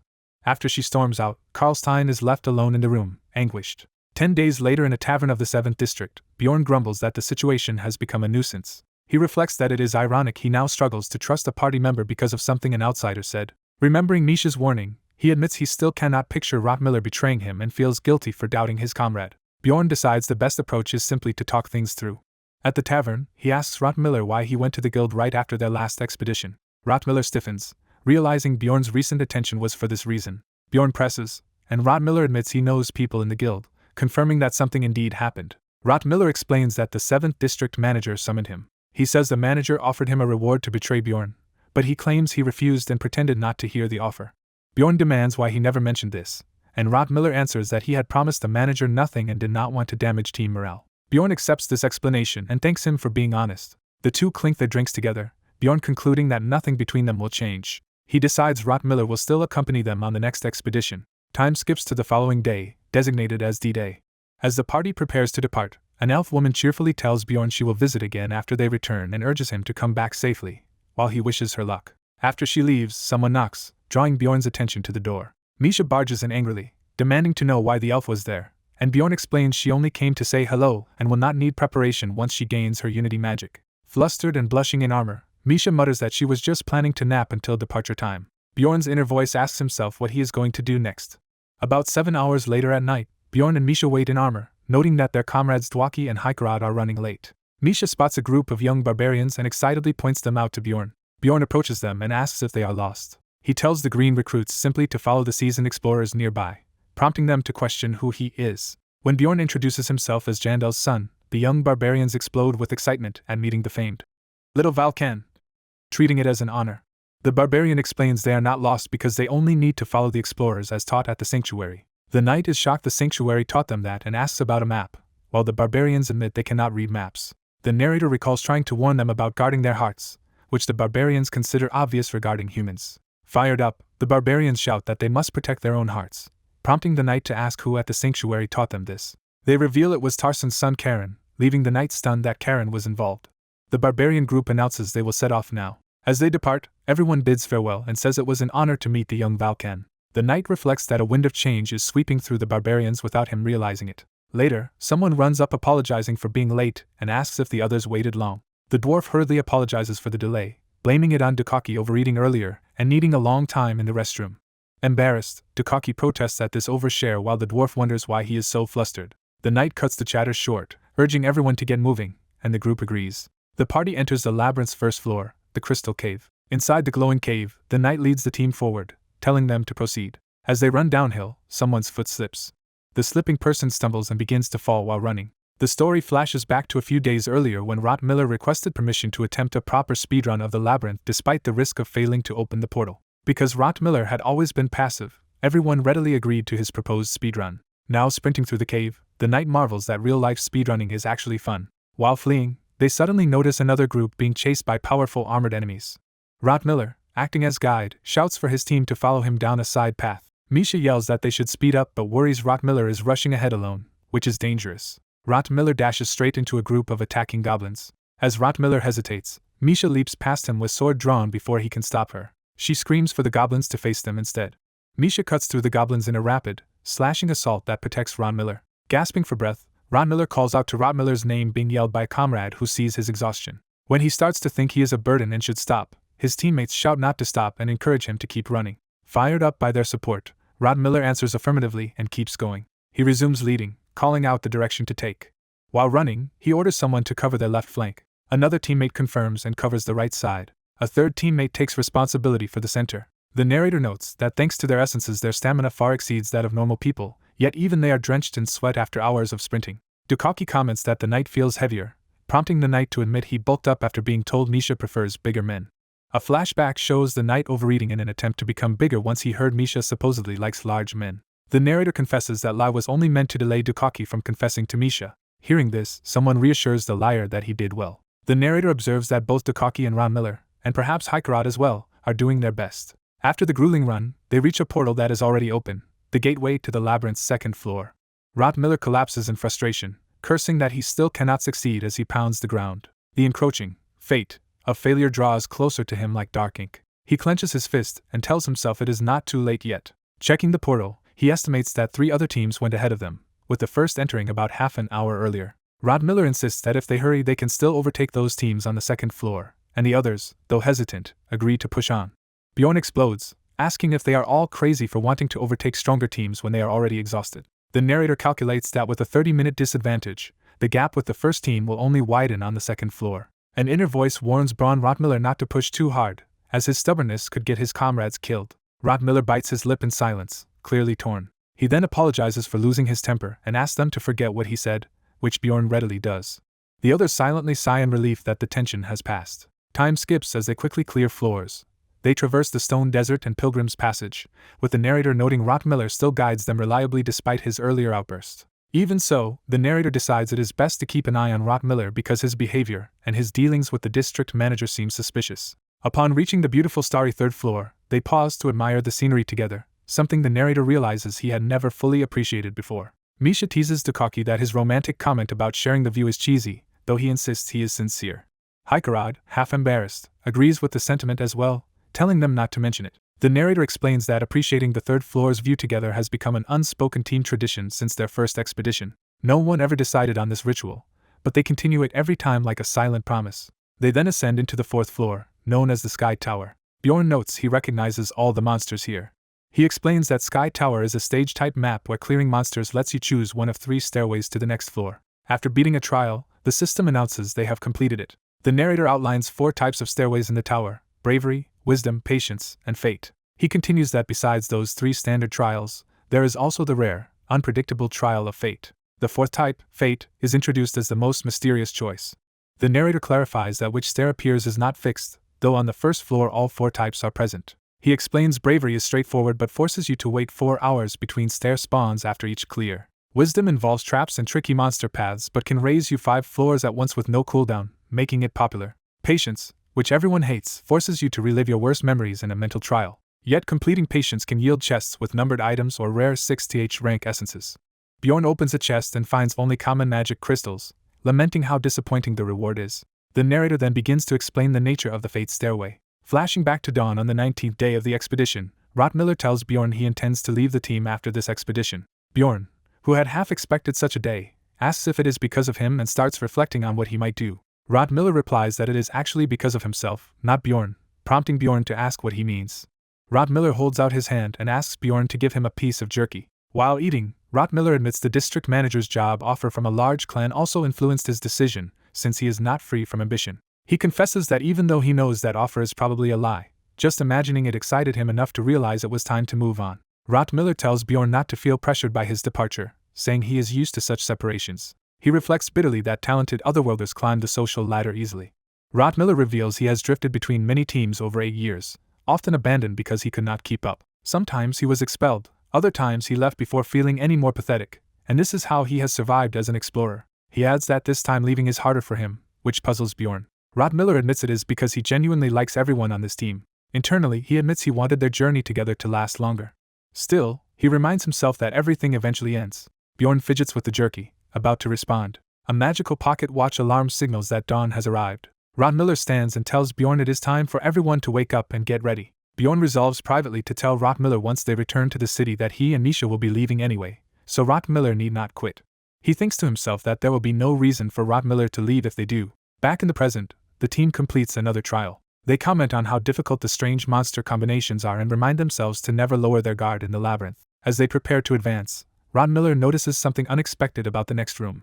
Entering, the team is shocked to see something completely unfamiliar, something Rotmiller has never encountered before. They discover that all 3 available stairways are of the rare fate type. The narrator is astonished, realizing he never knew such a configuration was possible. He notes that until now they had never once chosen the Fate Stairway. Given that Fate Stairs appear only 5% of the time, the odds of getting 3 at once are incredibly low. An image of a glowing red portal emphasizes how extraordinary this Fate Stairway is. The narrator explains that there is usually no reason to pick a Fate Stair because its unpredictable risks are too high. Misha casually suggests they just pick any of the Fate doors, recalling that her past Fate run only contained monsters. Bjorn reasons she must have gotten an ordinary trial of bravery within the Fate Stair. He explains that like Misha, most people who choose Fate still receive bravery, wisdom, or patience trials at random. However, the real problem is that there is a significant chance of receiving some completely different, dangerous trial. He recalls that in the original game there were 32 unique trials, including bad ones like being sent back to the first floor. Despite that, His teammates argue that it is a waste to just stand around and that continuing to hunt could net them massive stone profits, so they suggest going in. Someone turns to Bjorn and asks for his opinion on whether they should enter. Bjorn confidently replies that of course they are going in, reasoning that 3 fate stairways at once can only mean a special stage. The narrator labels this outcome as exactly that, a special stage. Misha volunteers to open the chosen door, while the narrator explains that beyond these fate doors lie 3 kinds of hidden fields. As the door opens, the system announces they have entered Laruka's maze. Miller senses the surroundings and reports that there are no enemies nearby. Looking around the unfamiliar maze, he realizes this is a completely unknown place whose field effect equalizes the stats of everyone who entered. They discuss whether they could just sit tight until the labyrinth closes in 4 days. But Miller warns they do not yet understand this place, and might be in danger like during the rupture. Misha panics at the idea they could be trapped there forever. Bjorn thinks they will not be stuck eternally but worries they may not be able to clear the maze in time with this team and suggests checking their conditions. Misha reports her body feels lighter though she is unsure if it is just her imagination. Miller realizes he feels abnormally energetic and has far more mana, enough to use stronger magic than before. Bjorn is confused, knowing that new strength is not from his own stats. A diagram shows their individual stats being redistributed so that everyone's levels move closer together. Bjorn understands that the Guardian of Balance field effect averages out the stats of all entrants. Knowing he cannot reveal this meta-knowledge, Bjorn pretends ignorance while saying he feels strangely weak, hinting something is off. Miller deduces that if not everyone just feels stronger, then some condition must be in play, perhaps their stats have been shuffled. Bjorn mentally praises Miller's accurate guess.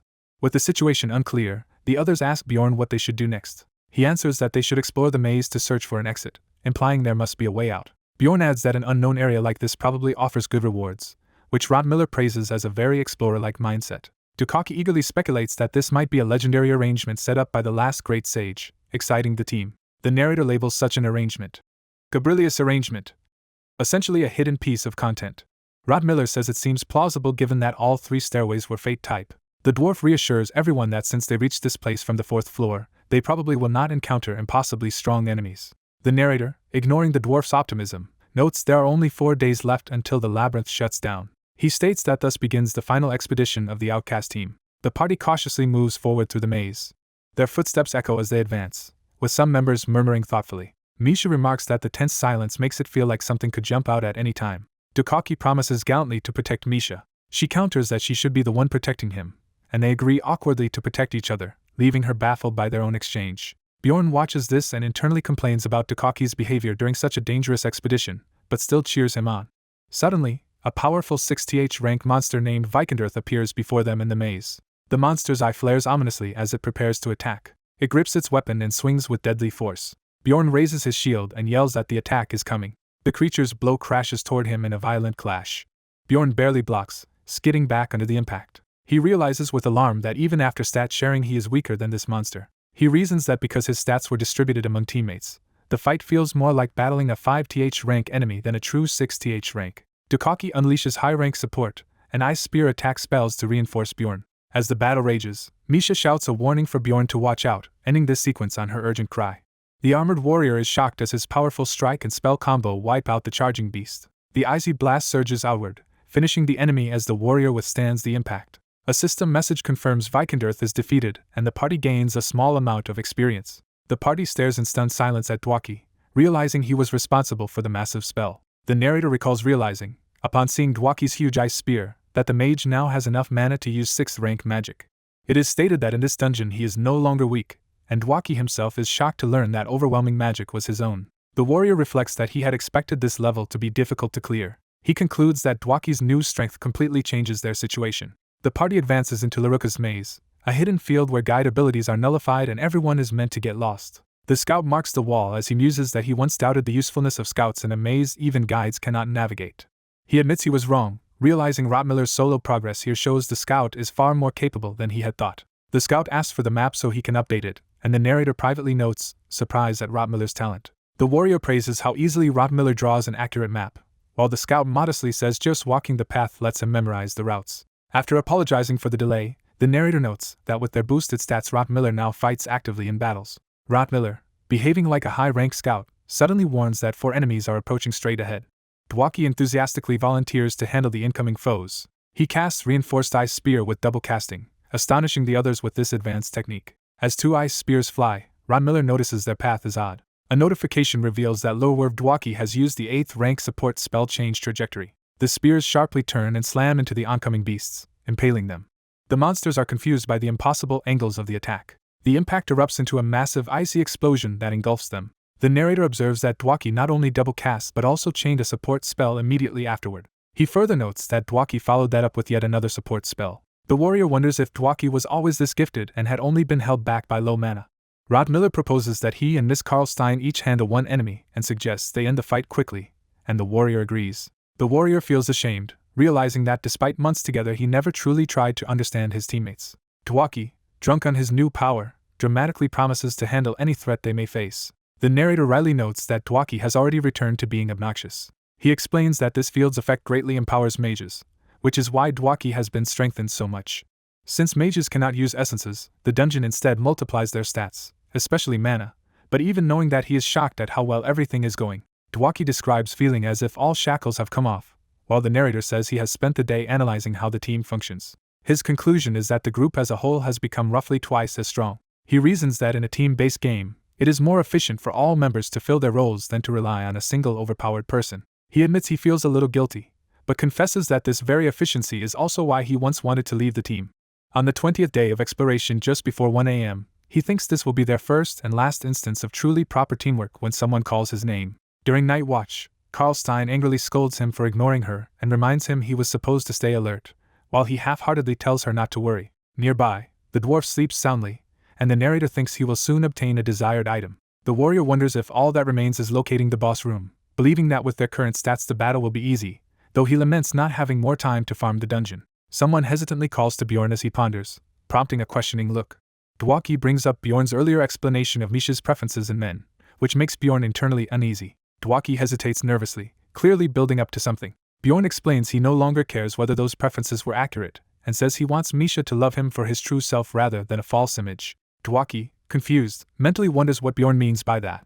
Bjorn reminds him that Dwaki already knows he has a crush on Misha, and Dwaki dreads where this confession is heading. Bjorn begins to say that if they survive this ordeal then, prompting Dwaki to frantically tell him to stop. Terrified, Dwaki asks if Bjorn likes Misha as well and contemplates knocking him out to prevent a jinx. Bjorn cuts him off, insisting that no matter the misunderstanding, his feelings will not change. He then declares his intention to confess to Misha once they return to the city, while the narrator internally screams that this sounds like a death flag. The narrator decides they must escape the dungeon as quickly as possible, feeling surrounded by ominous foreboding. The group reaches what looks like a dead end, and the narrator thinks they have finally arrived at the boss's antechamber, unsure which of the 4 possible bosses awaits. He privately worries about how to access the hidden area without revealing his knowledge, while Rod Miller senses that something is off. Rod Miller examines the wall, and the narrator is impressed by his intuition and observational ability. The narrator concludes that with Rod Miller's help he will not have to do anything himself as the scout discovers the hidden switch. The secret door opens, and the dwarf warns everyone to be careful since whatever lies inside could be dangerous. Bjorn volunteers to enter first and prepares himself to assess what awaits beyond. A torch flares to life, illuminating the hidden chamber. Inside they find a large ominous magic circle drawn in blood and a goat's skull mounted at its center. The party steps in cautiously, noting how unsettling this place feels. Karlstein comments that the blood-stained goat's skull is extremely unpleasant. Bjorn thinks this route is better than the alternatives and believes that with this path, finding the boss room should be easy. However, he quietly worries about the real problem he faces. He wonders how he can secretly summon what the circle calls for, since he must spray blood onto it without drawing suspicion. Suddenly, the field's effect triggers and a strange power surges through Bjorn and the others. Everyone feels lighter and stronger as their mana and vigor increase dramatically, and Bjorn notes how invigorated he is. Bjorn is stunned by the overwhelming power now coursing through him. The change is so great that it rivals or surpasses what he feels when using his own enhancement skills together. He and Rod Miller deduce that other explorers have entered the same maze, and that the field is adjusting everyone's stats. The narrator recalls that each dungeon party is limited to 5 members, so the newcomers must be a separate team. He reasons that whatever their composition, one thing is certain. Whether it is a single elite or an entire group, the newcomer's presence is terrifying. He contemplates that these foes might number multiple powerful individuals. A system notification clarifies that the field effect Guardian of Balance has activated, adjusting the stats of all entrants. Bjorn realizes that because of this balancing, the other explorers must be unbelievably strong. In another chamber of the maze, a black armored horned man and an elderly priest stand over a grievously injured scout who has paid a high price to lead them here. The horned man exults that they have finally reached Laruka's maze. The priest desperately questions why God granted such power to an evil man like this one. The horned man threatens to rip out the old man's tongue, while the priest insists he is unafraid of pain. The horned man chillingly clarifies he was talking about cutting out the grandson's tongue instead, laughing cruelly. The main scout sobs on the ground, drawing the horned man's mocking attention. Showing no sympathy, the horned man tells the scout to stop being dramatic since he has only lost an arm. The horned man muses that he never expected such an easy method to reach a place he has sought for a year. He finds it amusing that sacrificing a 5th-rank scout's arm was enough for his evil god to reveal the route. The priest, horrified, asks if the scout was not actually his teammate, but the horned man replies he only kept the man around for usefulness. Ignoring pleas for mercy, the horned man orders the injured scout to stand because they entered late and have little time.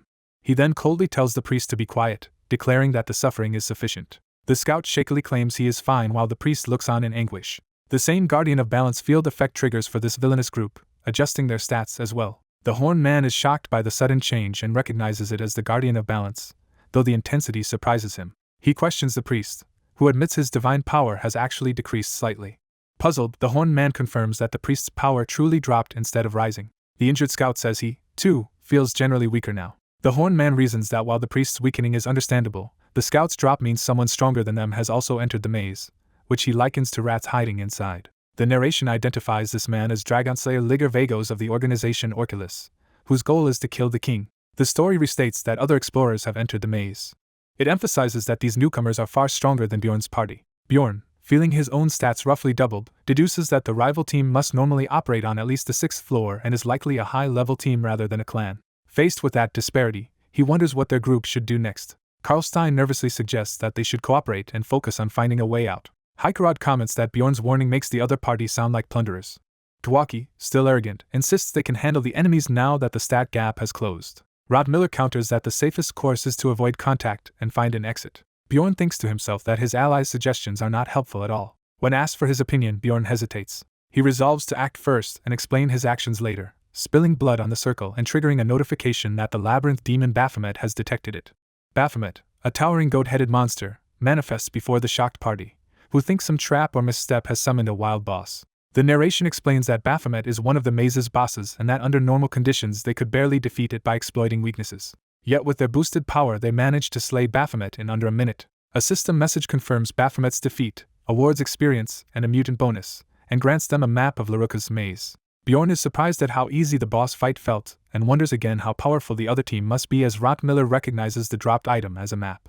He concludes they must escape the maze as quickly as possible. Bjorn urges Hikerod to hurry before they run into the rival explorers, and the group begins moving with some reluctant agreement. One of the others notes that Bjorn is acting oddly intense. Bjorn admits internally that he may seem strange but insists there is a reason. He tells the party they must assume the worst, pointing out that if they became this strong, the unknown team's original power must have been far higher. He refutes Dwaki's claim that the power gap has closed, arguing that differences in essences, skills, and equipment remain enormous. He concludes that if a fight breaks out with the other explorers, their side will certainly lose. This fear of potential slaughter explains his anxiety, as he worries one of his comrades might die. He likens their situation to a rabbit facing a lion, insisting that the only option is to flee. The party sprints through the maze following Rottmiller's shouted directions toward their goal. Bjorn explains that to both escape quickly and prepare for the worst case, they must first defeat the maze's final boss. As they advance, a massive enemy suddenly ambushes Bjorn from the front. Bjorn shouts for Dwaki's support. Dwaki rushes forward, readying his staff and promising to handle it. His magic slams into multiple Baphomet-type monsters, slowing them with ice. He unleashes the wide-area spell Cold Tempest, a 7th-rank attack that freezes the monsters across a broad zone. The beasts are caught and iced over by the raging blizzard. Bjorn recalls they previously used this spell only for small mobs, but now it even freezes 6th-rank monsters. He notes that the foes will thaw in seconds and prepares to strike them down while they are immobilized. The frozen monsters shatter and crack as his follow-up assault lands. Bjorn thinks that he must finish off every enemy now while he has the chance. The scene shows the shattered frozen corpses left behind as the party runs deeper into the dungeon. On the 21st day just after midnight, they stop and decide to rest briefly. Bjorn checks if Hikerod is alright, and the dwarf says he is only short of breath thanks to the buffs. Hikerod remarks that he actually feels better than when they used to run on the first floor, surprising Bjorn. Bjorn, still tense, reacts sharply when Hikerod calls his name. Hikerod explains that although they did rest once, they have been running for over 6 hours and asks if Bjorn is still so anxious. The narration flashes back to right after the Baphomet battle. At that time Bjorn confessed to the group that he felt inexplicably anxious, similar to when they once encountered a floor boss. He then asked them for a favor just this once. He begged them to trust his instincts and keep running, worried about being caught by the stronger team. When later asked if they really must continue, Bjorn answers yes, and Karlstein reluctantly agrees without complaint. Miller admits he does not understand why reaching the final boss room would allow them to escape. Bjorn replies that the place he is guiding them to is where the maze's final boss resides. He adds that he has an ominous feeling that something terrible will happen if they ignore Miller's intuitive warnings. The narration explains that Miller's sixth sense stat, gained from a mimic essence, has greatly benefited the team. Dwaki incredulously asks if Bjorn is serious, and the narrator notes that Miller's concern makes the danger more believable. Karlstein, trusting that intuition, urges Bjorn to keep them moving. The others reluctantly agree to push on for one more day, while Bjorn grumbles inwardly about their attitudes. He concludes that Miller's comments have only increased his anxiety about what lies ahead.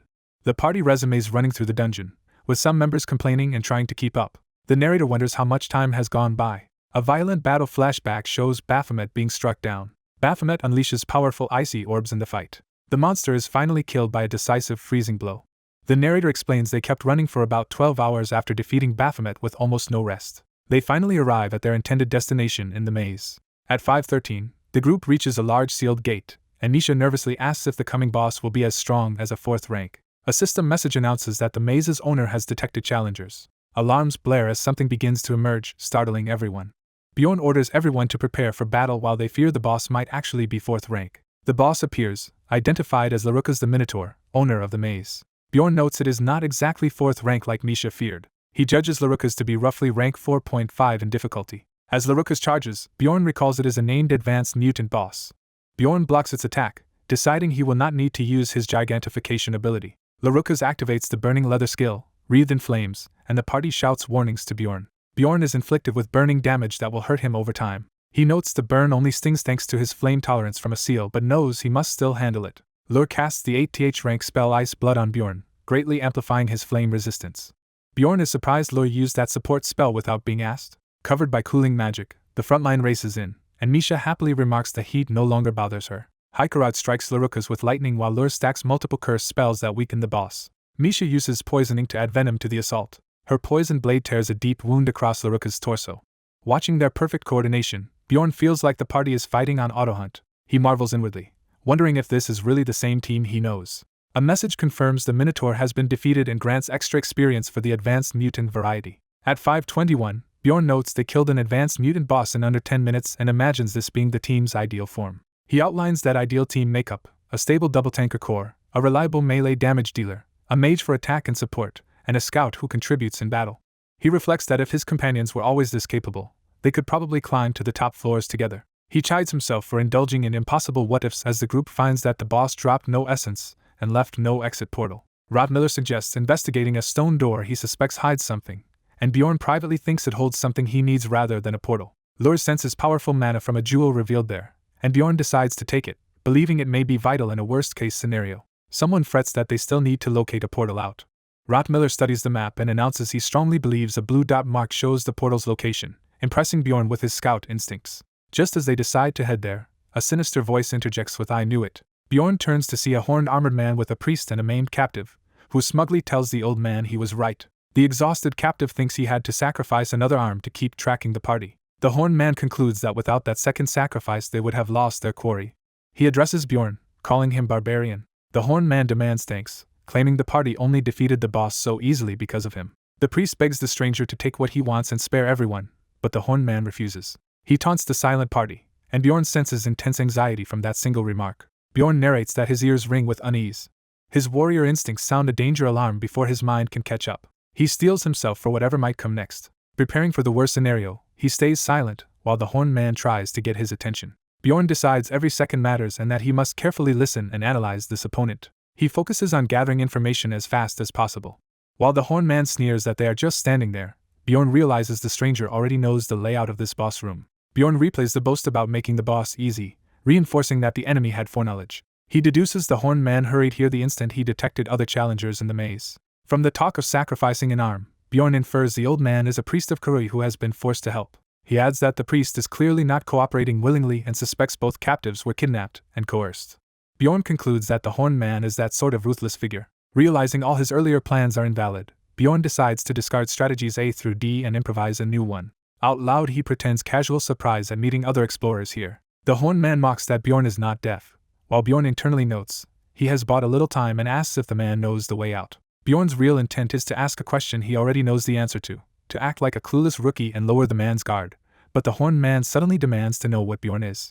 The man consults a ring whose gem glows yellow instead of green. Bjorn recognizes it as numbered item number 6111, Fate Tracker, also known as the traffic signal ring. He recalls that it predicts upcoming events, green for beneficial, red for harmful, yellow for a mix of both. Yellow therefore means both good and bad outcomes. Bjorn understands that the yellow light told the horned man there is a small chance Bjorn could defeat him.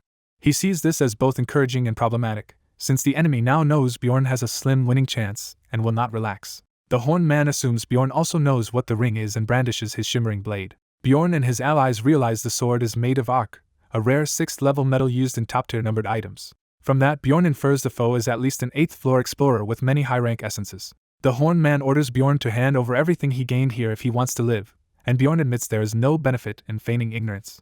Bjorn produces the red jewel they took, confirming the enemy's expectations. The horned man tells him to give it up in exchange for leaving alive. Bjorn's teammates, fearing a hopeless fight, say they are fine surrendering something whose use they do not even know. The horned man reacts with amusement and curiosity at Bjorn's behavior. Bjorn nervously begins to answer. He suddenly blurts out that he is hungry. To everyone's shock, he pops the jewel into his mouth and swallows it. The priest and captive are left speechless and aghast by this act. Rage surges in the horned man as he starts to shout at Bjorn. Furious, he charges Bjorn with his arc sword. His strike crashes down in a blinding blow against Bjorn's shield. Bjorn barely holds the block, bracing behind the shield. The horned man stares in disbelief at Bjorn's audacity. Bjorn, still holding, calmly asks why the man stopped his thrust. He internally names this desperate improvisation Plan E, replacing all earlier strategies.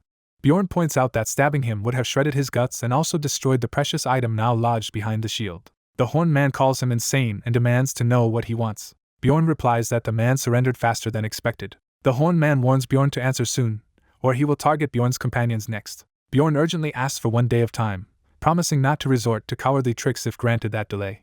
The horned man is puzzled, asking if Bjorn does not want to be spared. Bjorn reflects that the man has heard such pleas countless times and ignores them, routinely killing begging victims. Bjorn concludes a true warrior should not beg for his life and instead must spark the man's interest to get what he wants. When challenged about trust, Bjorn swears on his warrior honor that they only need rest and will then face him fairly. He adds that if given just 1 day, they will return to fight him straight on. The horned man asks if Bjorn seriously believes he can win, and Bjorn admits it is unlikely but refuses to back down. Bjorn thinks to himself that even if victory is doubtful, it is no reason to give up. He affirms that this determination is his genuine feeling, not an act. The exhausted party flees again through the maze corridors. Rod Miller begs for a break, barely keeping up. Bjorn agrees they should rest and talk strategy. At 8:57, the group finally stops to catch their breath. Bjorn notes about 3 hours have passed and wonders if the horned man will really keep his word so far. A memory shows the enemy granting them exactly 12 hours and warning that tricks will not work twice. Bjorn curses that without the fate tracker ring the man might have accepted a full day of delay. He sighs that nothing in life is easy. He tells himself to pull it together despite the pressure. Disturbing images of former failures and horrors in the labyrinth flash through his mind. He recalls past despair and deadly foes he has faced. He remembers brutal monsters nearly devouring his comrades. He resolves to clear his head of stray thoughts and focus on a single objective. Looking determined, Bjorn fixes that objective in mind for the sake of everyone. That objective is simple: to survive. Rod Miller points out they are nearing the corner Bjorn mentioned and asks what they will do now, wondering if they truly plan to fight. Lewin nervously argues that challenging the horned man head-on is unwise after seeing his power. Bjorn addresses each teammate by name, seeking their trust one more time. He asks if they can trust his judgment again. Rod Miller answers that Bjorn once saved his life in the blood-tainted castle and says he trusts him. Lure, though scared, declares he will entrust their fate to Bjorn as a hero. Rod Miller, recalling that Bjorn alone acted when everyone else froze, vows to follow any plan Bjorn proposes. Rod Miller then says he has something important to share that he realized on the way. He explains that the arc sword and burned scar likely mark the man as the legendary Dragon Slayer. The others react in terror, recognizing that title as a cursed draconic human from the group Orculus. Bjorn is startled by the name Orculus. He recalls Orculus as a fanatical organization known as the Witch's Eye, whose members loudly proclaim their goal of killing the king. He notes they are not merely crazy but exceptionally dangerous. Despite huge bounties, only a few Orculus members have ever been captured, and their strength is widely feared. Bjorn realizes the situation is even worse than he had imagined. He asks Rod Miller if there is any more information about this man, and Rod Miller agrees to share everything he knows. Rod Miller recounts the legend of Dragon Slayer Liger Vagos, a draconic human cursed for killing the tribe's ancient dragon leader.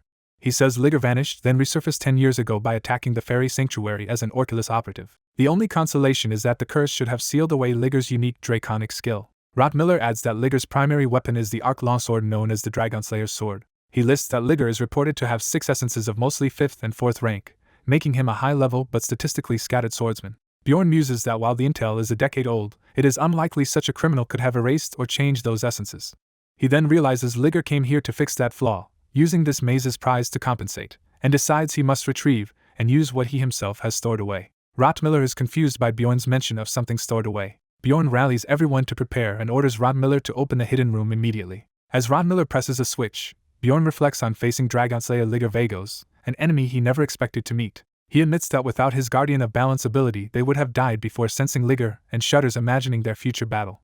Seeing new bloody symbols activate, Bjorn feels that realization only clarifies his resolve. A demon mid-boss named Argos is summoned by the scent of blood, and Bjorn decides fleeing is not always the best answer. Misha, empowered, charges in complaining about how disgusting the demon is. Hikarad and Lur follow up, both enveloped in battle magic. Bjorn recalls a saying relevant to their situation. He and Rottmiller slam into the demon with full force, attacking together. The saying in his mind is that there is no paradise for those who run. They defeat Argos as well, receiving experience and another advanced mutant bonus. Bjorn notes that by clearing 2 mid-bosses they have unlocked conditions to open a special room and obtain the scroll Flames of Greed. Recognizing the scroll as exactly what he needed, Bjorn resolves to use any tool available, despite his companion's misgivings. The party urges Rottmiller to locate the hidden room, and he agrees. Rottmiller leads the search, discovering hidden rooms every 2 hours, but senses something odd. They realize the discovered hidden rooms are not the specific ones the narrator is seeking. As the agreed-upon 12 hours nearly expire, something finally happens. The narrator suddenly stops the group and tells them to wait. Feeling that something is wrong in this corridor, he examines the surroundings while the others ask what he noticed. He pulls a wall torch as if testing a hidden mechanism. A concealed chest appears, prompting him to exclaim that he has found what he was looking for. After opening the secret place, he decides they should close it again and rest there. When questioned about ignoring the room, he insists they rest first and promises to explain later if they survive, and the group reluctantly accepts. Time passes as they take shelter, catching their breath. While the others refrain from asking questions, the narrator worries about how he will justify his knowledge and knows they will not believe he learned it merely from books. Trusting that things will work out, he activates the item Restrained Hope on a gem he had stored. The gem bursts with power as he channels the item's effect. He resolves that everything will be fine as long as they escape alive. A system message announces that he has used Restrained Hope and been moved to the Chamber of Balance. Surrounded by red energy, he finds the situation intriguing. He reflects that in the original game he only had to choose, but here he is experiencing the process directly. Before great engraved doors, he is told to select which essence to swap out. He recalls that Restrained Hope replaces one essence below 4th rank with another random essence of the same rank and prepares to use it. He assumes he must open a door to choose, and he already knows which essence he will trade. He dismisses the idea of sacrificing his core 5th rank Orc Hero essence because it is central to his final build. He also rejects erasing his 7th rank Corpse Golem essence now, believing it would be wasteful. He decides instead to target Vampire's essence as the one to be traded by Restrained Hope. He notes that Vampire provides ideal tank skills and stats. He recognizes Vampire as a rare Rupture Guardian essence that naturally has all its skills, but also remembers Restrained Hope has a hidden feature. Knowing that using Restrained Hope on a Guardian essence raises the trade to Guardian rank, he confidently triggers the choice. He is shocked when an unexpected option appears. The system reveals that the new Guardian essence offered is so rare that no one currently possesses it, leaving him stunned. The Guardian of Balance acknowledges this rarity and generates new, worthy trade options. One option is the Lich, a classic 4th rank monster essence rich in offensive magic and a powerful passive. Another is the Soul Colossus, a 4th rank spirit monster that pours all attributes into mentality instead of strength or agility. Seeing 2 Guardian essences offered surprises him. He recalls that, although rare, getting 2 Guardians has happened in the game before and decides to treat it as luck. However, he believes the appearance of another specific essence cannot be a coincidence. Text frames introduce the 3rd rank boss monster category he has in mind. He focuses on the Ogre essence, a 3rd rank boss famed for overwhelming physical strength that usually requires raid parties to defeat. Realizing the offer is 2 ranks higher than what Restrained Hope should give, he concludes this outcome is intentional, not luck. He accepts that the system has deeper rules he does not fully know. He attributes these irregularities to hidden game features he is only now discovering. Light engulfs him as he exits the Chamber of Balance. A message states that his soul has absorbed the Ogre essence. System prompts list huge boosts to his strength and various resistances from the Ogre essence. 4 hours later, his armor lies on the floor as he reacts in awe to obtaining an Ogre essence. He reflects that he had never planned to include Ogre in his final build despite it being a dream set of tank stats and skills. He admits the omission was not about criteria but realism, since obtaining it seemed impractical. He recalls that in the game ogres were extremely hard to kill, their essences had low drop rates, and getting the right color made the grind hellish. He remembers that for pure defense the 4th rank steel giant essence was more efficient than ogre, though it could not wield weapons. He concludes that choosing between such essences ultimately came down to personal taste. He had usually favored defensive tank styles in the game.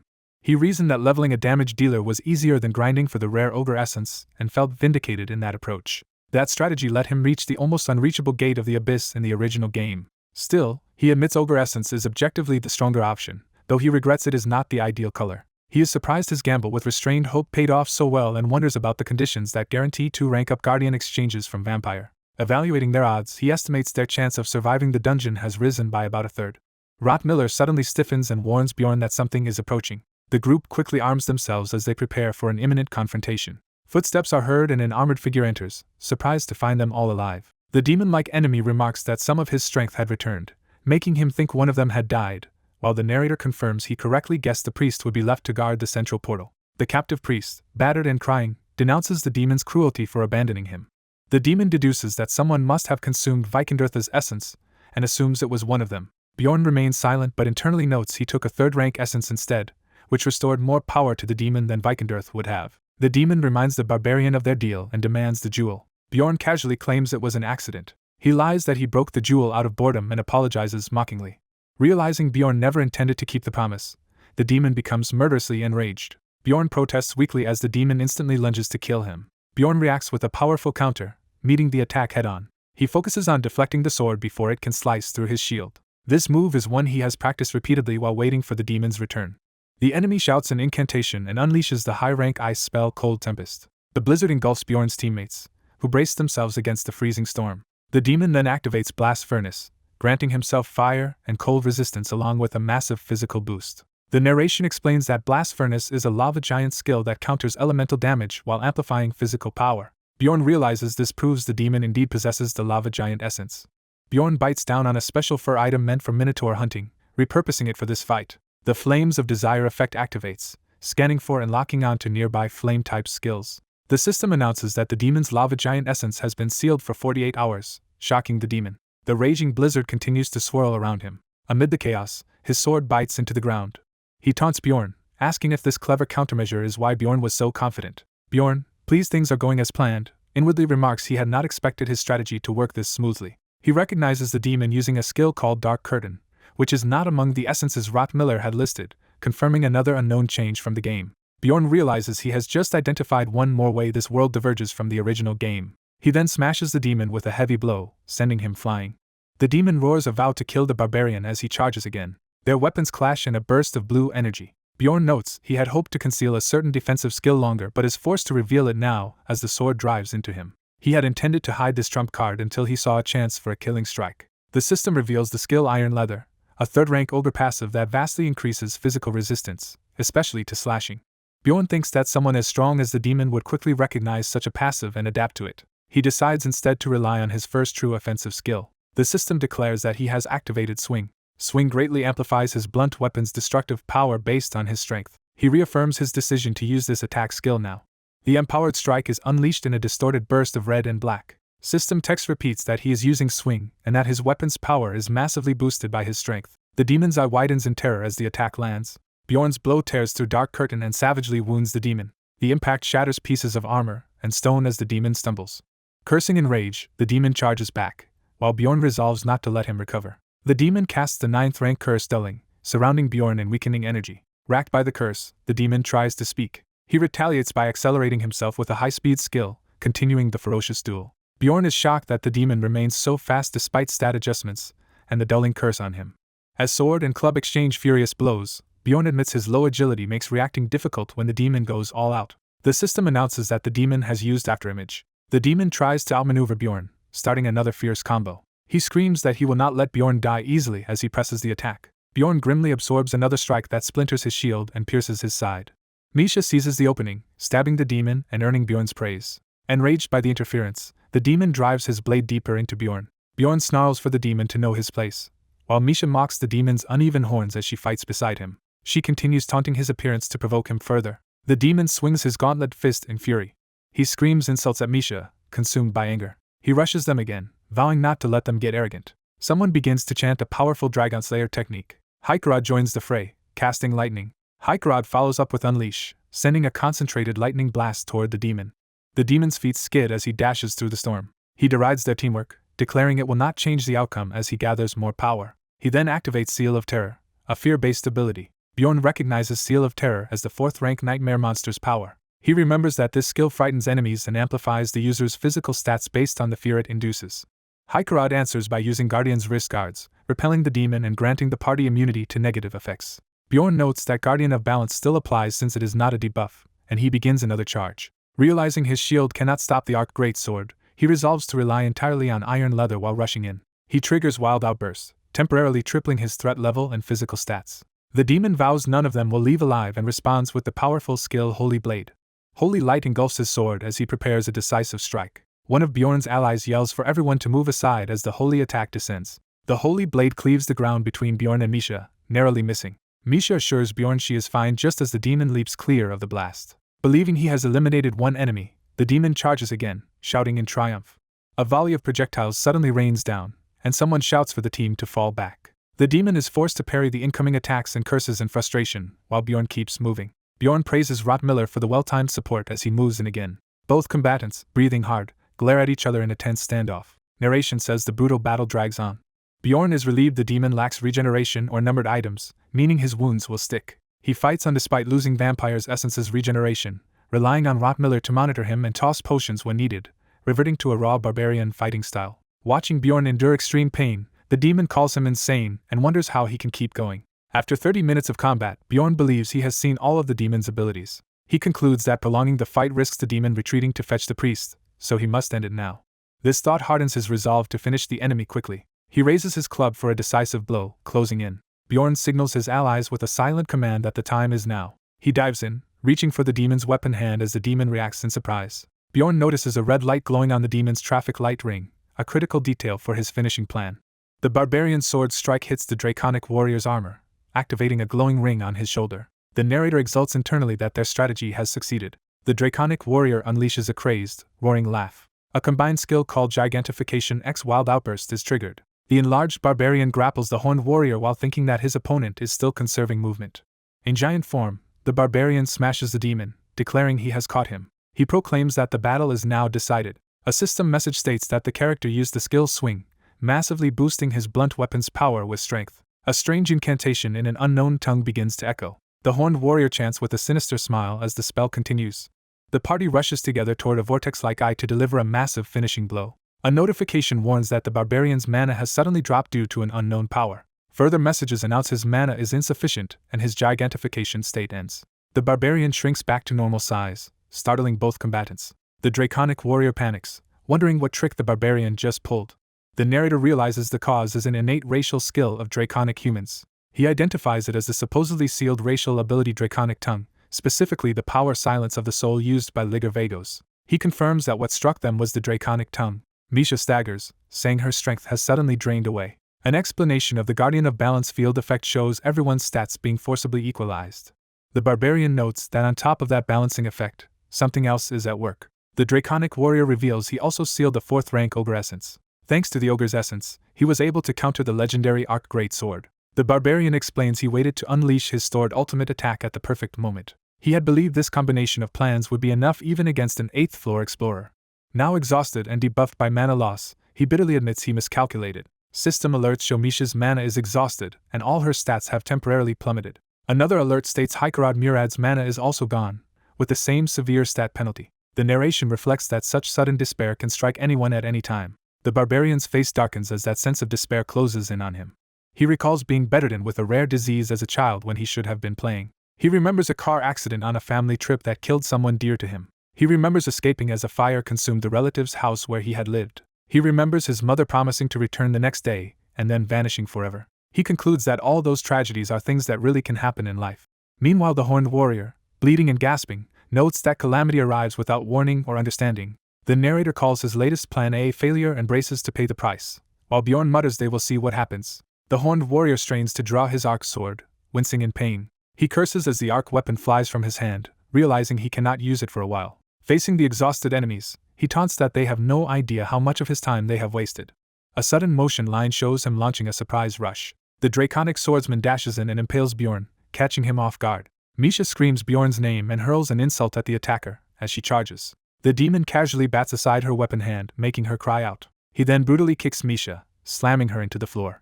After striking them down, he exhales, facing the weakened barbarian who struggles to stay standing. An ally shouts for Bjorn and Misha to move as projectiles or magic surge forward. The draconic warrior, thrilled by the gap in strength, says their weakness gives him goosebumps. While others fuss over Bjorn and Misha, the barbarian's mind coldly gathers every clue he has observed. He notes that the enemy is also hurt and deprived of the arc sword, but must still be carrying healing potions even if the pain hinders him. Even so, Bjorn judges the opponent remains stronger than their whole party, leaving escape impossible. Dwaki suddenly shouts that he will be the one to protect Misha as he charges up powerful magic. The narrator realizes he had forgotten something important. A system message announces that Lurwerv Dwalki has invoked the 8th rank attack spell Ice Spear. The narration explains that mages do not consume mana in the same way and cannot suffer mana exhaustion. Therefore, the bard concludes there is a loophole in the enemy's mana-draining curse. Ice Spear roars past, grazing an ally as it streaks toward the demon. The spell freezes the battlefield, and the narrator insists it is still too soon to give up. He reasons they still have a true mage on their side right now. Elsewhere in Laruka's maze's central chamber, someone hopes the enemy parties will not reach them there. An old man named Hector Ludwig is introduced as a former high priest of Litlas now forced to serve an evil god by the Dragon Slayer. A dark voice hisses in Hector's ear, asking if he still clings to false hopes. As Hector prays at a ritual circle, the voice ominously intones that celestial stars will guide the explorers. Hector recalls with deepest regret the worst moment of his life. In that memory, a younger Liger Vagos holds Hector's grandchild hostage with a sword while Hector begs him to stop. Hector wonders if everything would have been different had he not yielded to evil that day. He imagines that perhaps none of those victims would have vanished in despair and that Liger would never have come this far. Yet, as he now prays fervently to the goddess Litlas, he deems such what-ifs pointless. The narration says that even if Hector were returned to that day, he would still make the same choice again. The evil presence snarls at him to watch helplessly, calling him a hypocrite. Bjorn's face appears, drenched in sweat and shadowed by that suffocating malice. The voice blames Hector for the despair engulfing everyone. It insists Hector is responsible for the barbarian's present suffering as well. Misha's near-death beating under the demon's heel is also thrown at Hector as his fault. Bjorn roars to protect Dwalki, pushing through the oppressive curse. Dwalki again declares he will protect Misha while charging up another ice spear. The narrator clarifies it is not sudden bravery but clear awareness of how everyone else has been unnaturally weakened. He instinctively senses that everyone but him has been hit by a severe debuff. At that realization, he rapidly pieces together what must be happening. The others rush to Misha's side, offering a potion as she writhes on the ground. Dwalki, watching his friend's injuries, realizes that if he does nothing they will all die. He resolves that it is finally his turn to protect the team. A system window again declares Lurwerv Dwalki has cast the 8th rank spell Ice Spear. As icy mist settles over blood on the floor, someone answers softly in agreement.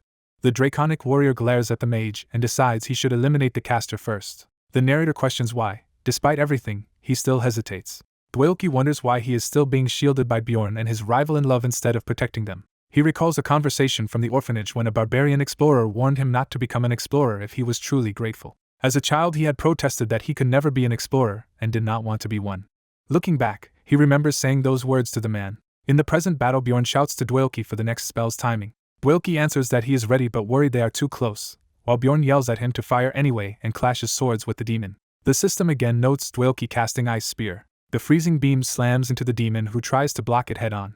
Shocked, the draconic warrior sees the beam's path suddenly veering. The redirected Ice Spear curves around and continues to pressure him from another angle. Ice crashes everywhere as the spell explodes in a red-streaked flurry. The draconic swordsman is engulfed by the torrent of ice, barely holding his stance. As the dust settles, Bjorn asks about Misha and is told she likely has a broken rib but will recover thanks to a potion. Dwalki looks back in alarm as he hears this. Misha, still panting and shaken, struggles to get back up, promising herself she will fight again. Bjorn shouts tactical orders, telling Dwalki to retreat farther as the battle continues to rage. Dwalki realizes again that it should be his turn to protect the others. He remembers asking as a child if he would ever grow big and strong like the barbarian. He had clarified that he wanted to become strong enough to protect the person he loved. The barbarian had answered that he would someday become a great person. Back in the present, Bjorn is horrifically pierced, prompting his teammates to scream his name. A healing notification explains Bjorn's body regenerates from an intermediate healing effect as he swings the demon away. Dwalki now questions what greatness that man had seen in him. He wonders what in him ever inspired such faith. The demon taunts that Bjorn is too slow and should just watch from afar as he unleashes another massive strike. As their frontline reels, an ally desperately calls for Dwalki to pull back. Instead, the dwarf warrior throws himself in front of Misha and is violently struck aside by the demon. Dwalki wonders what could have made that barbarian once call him a great person. Rotmiller, wounded but undaunted, charges the demon with a battle cry. He is slashed and grievously wounded, collapsing in front of the enemy. The demon turns on him in fury, beginning a curse. Rottweiler, coughing blood, declares that the treasure they are fighting for belongs to his team and activates his treasure chest skill to store the venomous viper's fang. Dwelke admits he always wanted to become someone special. He unleashes another spell, Thelan Shell, described as the attack magic mana unit. The newly cast spell detonates near the demon just as Rottweiler staggers forward, wounded. Dwelke explains that desire for recognition is why he joined the approachable barbarian team. Explosions pepper the floor as the melee rages on. Misha darts in to slash at the demon while the narration says the team would naturally value a mage among two warriors.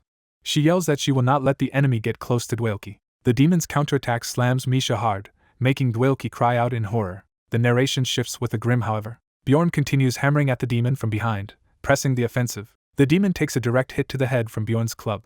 Dwelke admits it quickly became clear how lacking his own skills were. The demon jeers at Bjorn for relying on what he calls a useless mage who can only manage curses and ice spear. Dwelke trembles, gripping his staff in silence. He recalls being branded a piece of garbage. He remembers an elder mage telling him his audacity disgusted them. That elder had screamed at him never to call himself a mage. Dwelke summarizes that his peers never even recognized him as a true mage. The demon now looks at his dropped dagger and assumes Dwelke has mentally surrendered. He mocks Bjorn, saying the barbarian surely realizes the fight is already decided. Bjorn listens grimly as the demon insists everything is over. Yet the narration insists otherwise. Dwelke recalls Rottweiler's jovial words about their party being a group of outcasts, which made him feel less inferior. To Dwelke, being accepted by them had felt like salvation. He remembers joyfully pledging to do his best for the team as everyone welcomed him. He reflects that maybe all 25 difficult years of his life led him to meet these companions. He realizes he truly believed that comforting thought. As Bjorn blocks another powerful blow, the demon admits he has never faced someone like this barbarian before. The narration agrees quietly. Dwelke decides he absolutely cannot give up now. Watching Bjorn still fighting desperately, Dwelke steels himself because his precious teammate refuses to quit. The mage grips his staff, resolved to fight alone to protect everyone. Someone comments that he seems happier recently. His teacher teases that he must really like his party, and he shyly says he is just enjoying magic these days. When he asks for a way to beat a troll, the teacher mentions a dangerous method and the mage agrees to pay any price. The teacher agrees to explain, but warns it is a forbidden technique that should never be used. Now, in battle, the mage vows internally to give his all until the very end. He activates accelerated thinking to sharpen his mind. He stacks mana amplification to boost his magical power. He forces his body with heart acceleration to increase its output. Narration explains that he is layering mental and sensory spells with harmful side effects, including perception expansion and sensitivity enhancement. Someone asks the technique's name. The battlefield shakes as the troll's massive weapon slams down. The barbarian recalls hearing that the tactic has no name and is passed down only by word of mouth. The teacher hadn't used a proper name, saying calling it sacrifice felt wrong. He decided that if it needed a name, he would call this overclocked state awakening combined with Theron Shell. In the present, the mage enters awakening, his body crackling with power. He concludes that awakening is a fitting name. Text announces the combo Awakening X Deacon Shell. A barrage of icy mana shells rains down toward the Dragon Slayer. The Dragon Slayer plants his foot, bracing against the onslaught. He curses the mage as the storm of attacks batters his defenses. Reeling inside the barrage, he shouts in disbelief at the suicidal intensity. He realizes the mage is attacking with no regard for his own life. The Dragon Slayer is left heavily pierced and breathing hard. The barbarian stares, shocked at the numerous spears impaling his enemy. He wonders how the foe managed to block so much, realizing the vital spots were prioritized. The mage returns, apologizing for the delay and saying he needed time to decide. He asks Bjorn to heal the others, stressing that Rottweiler needs urgent treatment. Bjorn says he wants to, but the best potion is stuck in the backpack, which the Dragon Slayer now guards. The mage, seeing the situation, insists they first finish off the enemy, though he notices something strange about Bjorn's state. The wounded Dragon Slayer laughs, asking if Bjorn understands what the mage just did. The mage refuses to let him stall, saying he already knows they are running out of time. He fuses Awakening with Ice Spear for a stronger spell. The Dragon Slayer struggles as the huge vortex of cold gathers before him. He prepares to draw on a cursed weapon ability he had avoided using. He shouts in rage as he activates the sword's power. He slices through the ice wave, resisting the tempest. The mage is stunned that his foe broke through, thinking Ark's magic-canceling ability still surpassed expectations. The Dragon Slayer's kick launches toward him. The mage's eyes widen in pain and strain as the counterattack nears. Narration identifies the mage as Lurwerv Dwaki casting the high-rank spell Cold Tempest and warning allies not to approach. The Dragon Slayer pushes forward against the storm, boots grinding on frozen floor. The freezing vortex engulfs him as the mage and Bjorn struggle to hold. The barbarian tells himself it is not a big deal. Clenching his weapon, he thinks his life has always been hardship and his role is simply to shield the damage dealers. He charges straight at the Dragon Slayer through the raging cold. The Dragon Slayer sneers that he is tired of his persistence. Bjorn roars goodbye as he slams his weapon into the foe. Mid-strike, he briefly wonders if he is about to die. The Dragon Slayer's cursed sword arm convulses, blood and red energy wrapping it. He screams in frustration as the weapon seems to reject his grip. Bjorn realizes he survived because the sword has been rebelling against its wielder since he used the draconic tongue. The mage shouts for Bjorn to retreat while he casts the 9th rank curses, dulling and worsening on the enemy. Bjorn notes that Dwaki is recklessly closing distance even though it limits future big spells.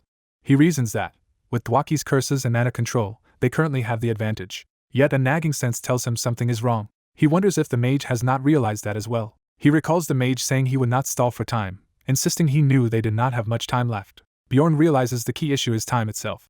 He concludes that Dwaki's limited magical time is running out. Bjorn orders Dwaki again to use Cold Tempest, confirming his suspicion by the enemy's expression.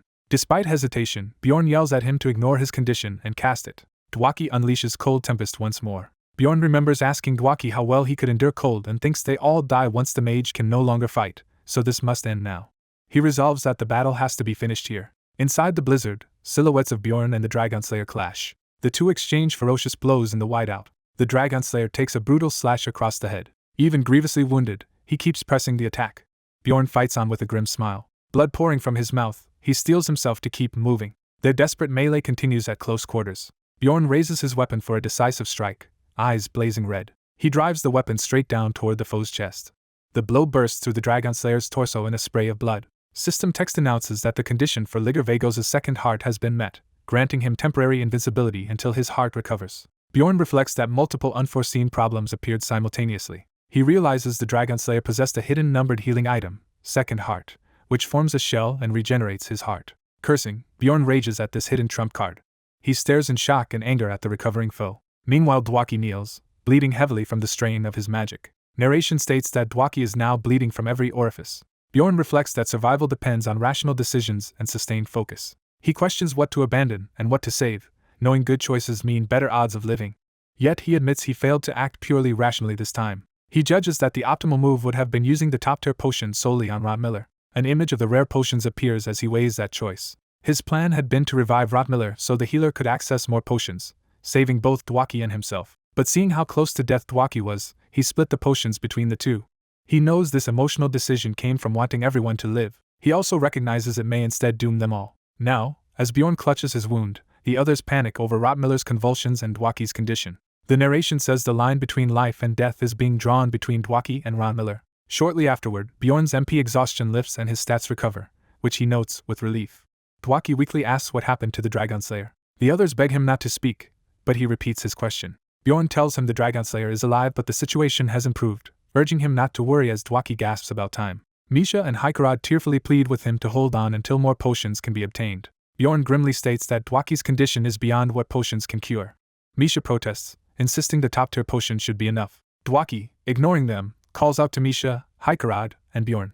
Bjorn asks what he wants to say, promising to pass his words to Rotmiller. Dwaki says there is something he must tell them all. He narrates a memory of his mother longing to see the ocean at least once in her life. He explains that only later did he understand her desire for something unreachable. He compares that unreachable, shining thing to the comrades he has now found. He tells them that, for him, that treasured thing was his teammates. Smiling through tears and blood, he thanks them for being his teammates. As Misha begs him not to talk like he is dying, he thanks her for being his friend and for joining his team. Someone solemnly speaks his full name. Bjorn tells Dwaki he was a great mage and teammate, and that his sacrifice was noble. He adds that he is honored to have fought beside him. Bjorn feels both relief and overwhelming emotion. Dwaki reflects that a legendary warrior claiming honor and fighting with him means he can die without regrets.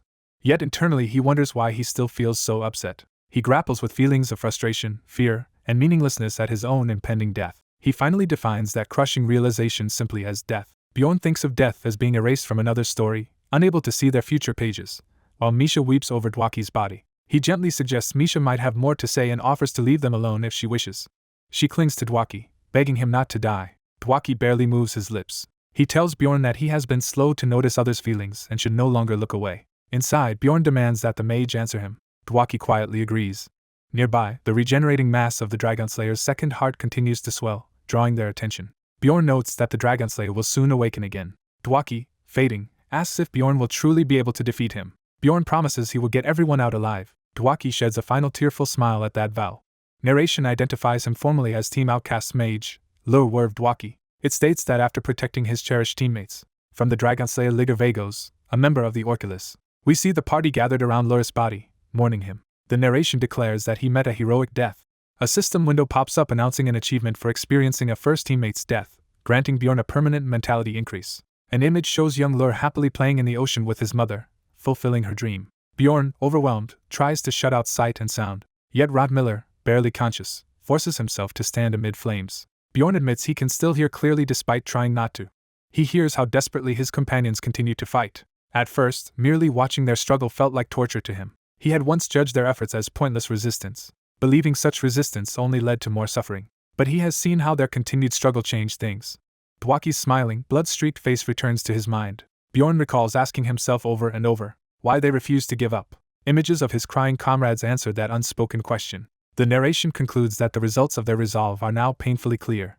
An unseen voice challenges the protagonist by asking what kind of delusional hope he is clinging to. In a flashback, the dying mage asks if the barbarian can win, and the barbarian reassures him. The narrator, stunned, keeps asking himself how this is possible. The barbarian recalls vowing that he would get everyone out of the dungeon alive. The narrator wonders how the barbarian can still keep moving forward despite everything. The Dragonslayer, burned and ruined, sits hunched over, barely holding himself together. He realizes he had to rely on his special ability called Second Heart. Reflecting on being skewered through the mouth, he notes he survived only because the blow missed his head. Another memory surfaces of someone explaining why he always loses money. A gambler tells him his flaw is only acting after he clearly sees the right move. She adds that he hesitates even when victory is essential. He compares his situation now to that lesson. The Dragonslayer concludes his failure came from lacking enough resolve. The barbarian tightens his bloody grip on his weapon, steeling himself. The narrator asserts that cowards who run away will never find paradise. Haikarad sobs but prepares himself for what must be done. Misha, shaking, forces herself back onto her feet as well. The narrator admits that even when he chose to fight, there was no paradise waiting. He feels that, despite everything, nothing about the brutal reality has changed. The barbarian decides he must kill the Dragonslayer here, while the Guardian of Balance still restrains him, or they will all die to this foe later. He orders Haikarad to get ready for battle, and Haikarad affirms. The Dragonslayer seizes his crackling arc sword again. Brandishing that same sword, he calls the barbarian out to face him. Haikarad grieves for the fallen Dwaki, but the barbarian urges him to calm down and take the shield so they all do not die. Haikarad activates emergency restoration and tells everyone not to worry. Misha, crying, says she understands what Dwaki wanted from them. The floor erupts as battle resumes. The barbarian and Haikarad charge together at the Dragonslayer. The narrator frames everything as being chained to this cursed fight. System messages record the use of flesh explosion, advanced acceleration, and emergency restoration. The Dragonslayer describes the brawl as a savage dogfight. The barbarian repeatedly detonates flesh explosion against the Dragonslayer. He notes that the famed Dragonslayer opponent is tougher than expected. He realizes that his opponent is also an unwavering, rabid fighter. Both sides trade devastating blows as the barbarian and Haikarad press the attack.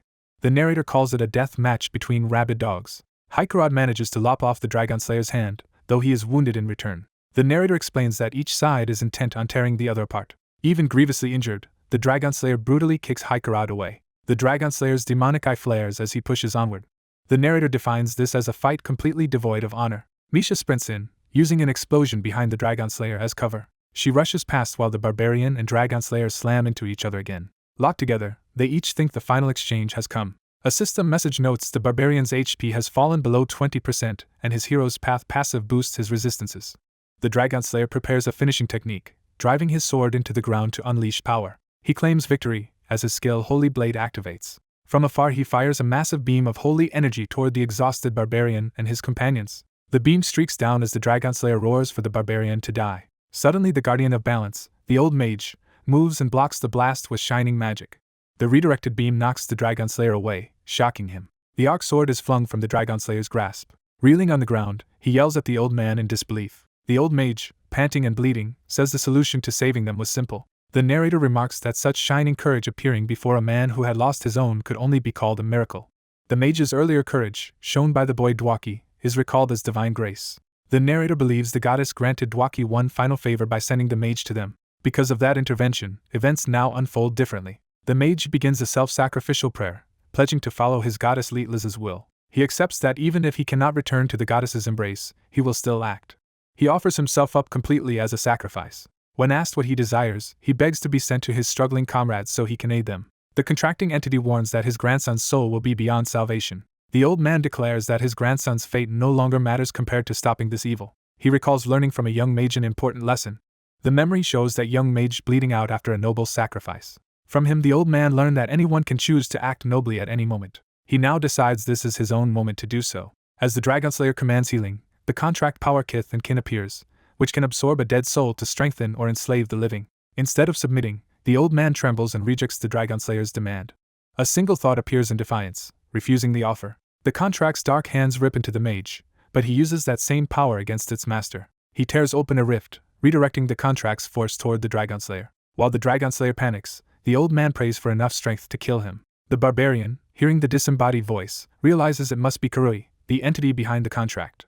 The mage instead asks Kurui to grant him power to protect his companions. Kurui's power begins consuming the mage's body as the sacrifice is accepted.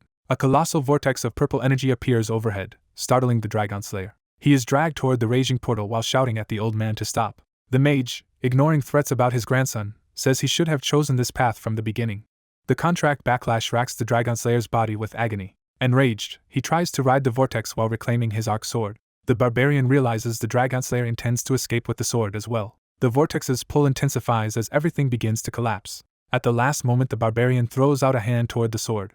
Straining his injured body and invoking his own power, he manages to seize the weapon. The Dragonslayer is torn away while screaming, badly damaged. Glaring back, he calls out to the Barbarian. He promises that they will meet again in the future. The Barbarian, gripping the sword, acknowledges the challenge. The Dragonslayer vows to meet this draconic human again someday. As he vanishes, the Barbarian swears to survive and grows strong enough that he will not need luck when that rematch comes.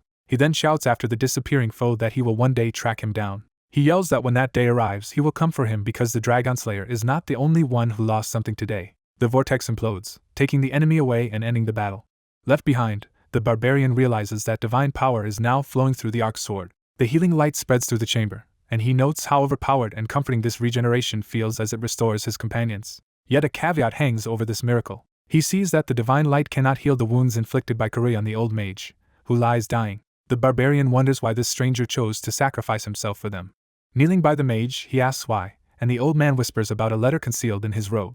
The Barbarian retrieves the letter, promises to deliver it to Lietla's followers, and the mage tries to speak the goddess's name. The Barbarian presses him, asking again why he saved people he did not even know. With his final breath, the old man murmurs the word mage, hinting at the inspiration for his sacrifice. The Barbarian silently bows over the old man's corpse. Inwardly he thanks the mage for explaining, accepting the weight of the sacrifice. Time passes as he gets back to his feet and starts moving again. He thinks of Misha. He also thinks of Hikerod the dwarf, and he includes Rot Miller in his thoughts. He notes that though no one else in the party died, he still feels he failed his promise. His memory returns to Dwaki's question about whether he could win, and his own confident reassurance. He remembers swearing to bring everyone out alive and now reflects that his confidence was naive. He admits that in truth it was the old mage who protected them. He understands that they are only alive because of the mage's intervention. He rejects calling it mere luck and sees the mage's arrival as a miracle. To him, the one who truly fought to the end was the mage. He keeps repeating the word mage, honoring the old man's role. The survivors gather around Bjorn as he approaches with the blood-stained arc sword. The narrator calls the mage's sacrifice the legacy that remains with them. Time skips ahead to events that occurred afterward. Rod Miller, who did not witness Dwaki's end, spends a moment praying and expressing regret that they could not show her more of the world. Afterward, the group prepares to depart the dungeon. Bjorn says they have gathered everything they need and tells the party it is time to go. At the exit chamber, he explains the room is a trap that teleports whoever opens the box to the maze's central portal. He admits he originally planned to use this trap to run away when the Dragonslayer arrived, but things changed. Hikerod agrees that escape might not have worked anyway, since that foe likely would have caught them. Rot Miller adds that fleeing from such a pursuer would have been nearly impossible. System messages confirm that Bjorn's party has escaped Laruka's maze and entered Sky Tower's 4th floor. Back at Sky Tower, they rest with Dwaki's shrouded body as Misha keeps vigil beside her. Misha asks if there is any way to take Dwaki's body back to the city, and Bjorn sadly answers there is not. The narrator explains that corpses in the labyrinth are treated as objects and cannot be transported with distortion magic. He adds that barbarian hearts are a rare exception that can be taken out and are likely already being studied by the magic tower. Bjorn reflects on the cruel reality that they cannot even return a selfless ally home for a proper funeral. He asks Misha if she will rest, but she chooses to stay with Dwaki a little longer so the girl is not alone. Bjorn turns to the letter the mage left and reads about the old man's kidnapped grandson. From it he learns the child was taken to an underground city called Nork, which is secretly linked with Orculus. He realizes this explains the strange words the Dragonslayer woman used earlier, A flashback shows that woman interrogating him about how he knew of the hidden chamber. Bjorn now wonders if she, too, is aligned with Orculus. The letter further reveals there is another portal beneath the city itself. It also provides lore on Orculus, a sinister group including the Dragon Slayer and other powerful figures. The letter names the underground city Nork as part of this conspiracy. It also ties their struggle back to Karui, the entity with whom Bjorn keeps getting entangled. Bjorn concludes there is much he must investigate and prepare for in the future. For now he decides to set those worries aside and simply rest by the fire. He notes that with the Dragon Slayer gone, the tower is safer than the city, though more challenges await when they return. Yet something about the atmosphere still feels strange to him. Rotmiller lies awake, staring at the ceiling, unable to relax. Hikarad, also restless despite their exhaustion, reflects on how they have fought relentlessly for 2 days without real rest. Bjorn lies awake in bed, clearly unable to fall asleep. Misha, also sleepless, broods by the fire. System messages announce the labyrinth closing and teleportation to Raponia. Returning to Raponia's Dimension Square, Bjorn notes they know exactly what to do next. They plan to cash in all their gathered magic crystals. After that, they will assemble at the nearest guild branch to report to 8th rank Mage Lurwerv Dwaki. At the guild, Bjorn finishes the death registration for Dwaki, reflecting how a life is reduced to a few minutes of paperwork. Seeing his grieving party, Bjorn thinks death is common here, and the clerk remarks Dwaki had good teammates. They leave the staff behind with a heavy sense of loneliness. At the Great Temple of Litlas, an angel statue greets them as someone says it has been a while. A paladin explains they came because of missing Great Priest Ludwig and asks for proof. Bjorn is asked for evidence, and the paladin stresses the matter is sensitive due to past false reports. The paladin explains that large rewards have led to people lying about Ludwig before. Bjorn is surprised there is a reward, and the paladin says it is big enough to tempt the greedy. Bjorn bluntly asks how much, prompting his companions to scold him.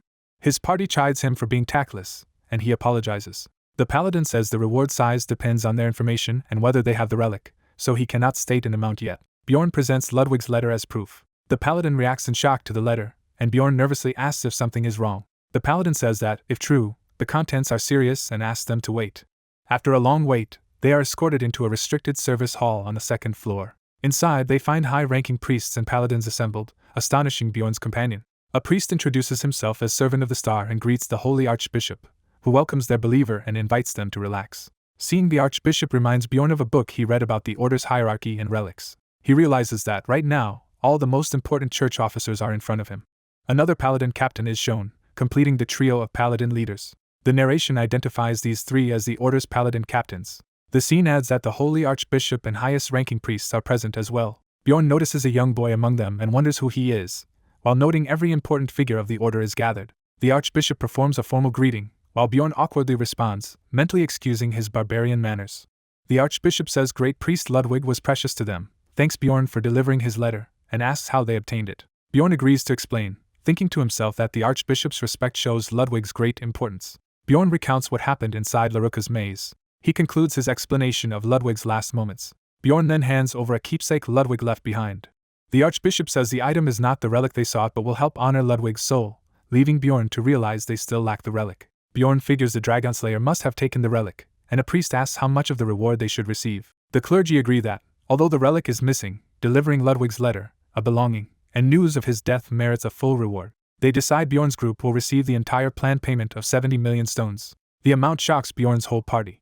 Bjorn jokes that such wealth makes him feel suddenly religious, then reminds himself the real issue is not money. The Archbishop asks what Bjorn intends to do now and whether he plans to avenge Ludwig, since the church is now involved. As he begins to answer, the Archbishop is interrupted by an unexpected divine intervention. Golden words from the goddess appear, telling the warrior not to worry. Light floods the hall as the clergy react in awe. Bjorn stares up, bewildered.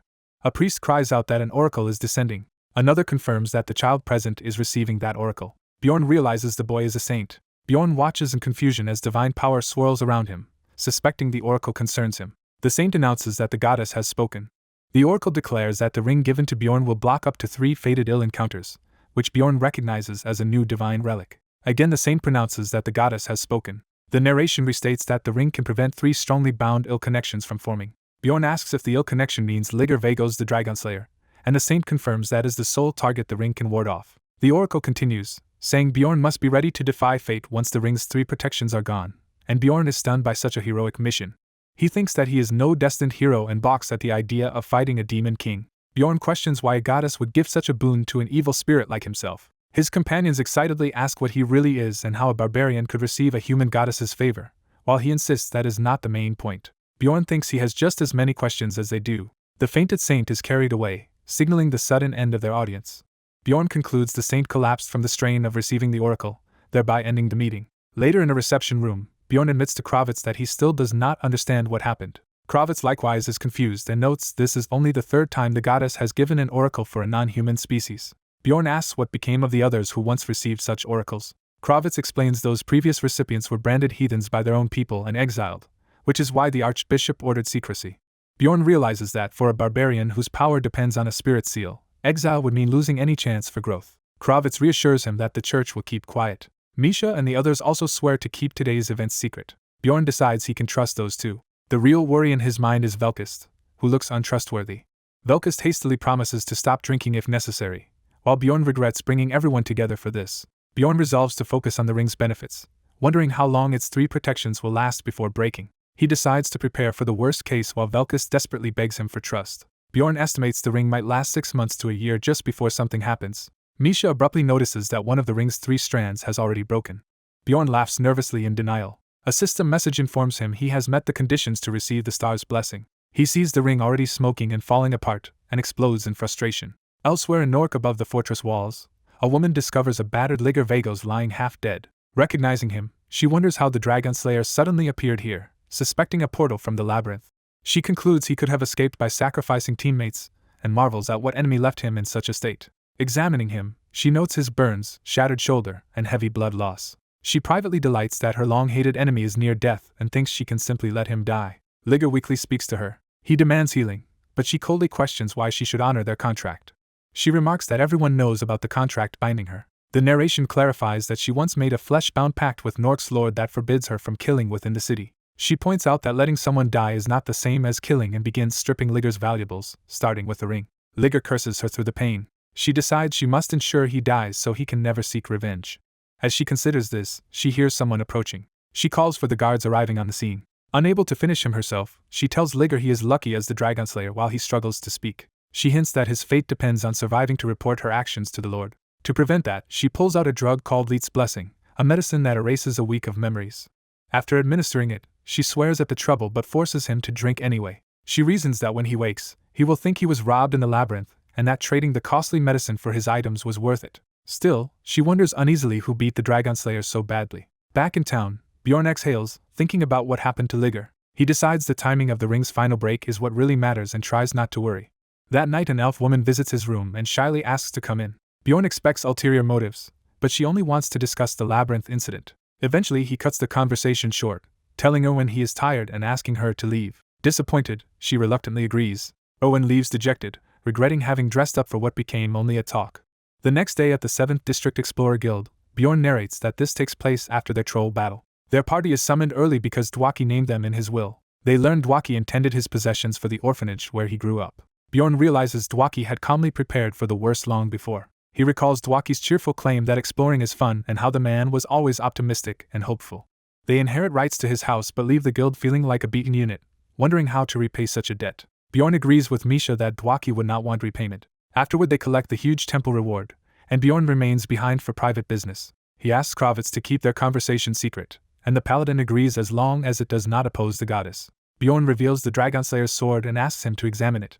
He explains the sword rejects others who tried to wield it, and wonders if Kravitz can purge a curse, but the paladin says the power inside is not a curse. Kravitz explains the weapon is actually the dragon sword, an ancient treasure usable only by draconic humans. He adds that Ligur Vagos became the so-called Dragon Slayer by murdering its original dragon owner and stealing the blade, then suffering the dragon's curse. The curse the ancient dragon left behind warped Ligur's nature. Because of it, Ligur became simultaneously draconic and not, trapped between races.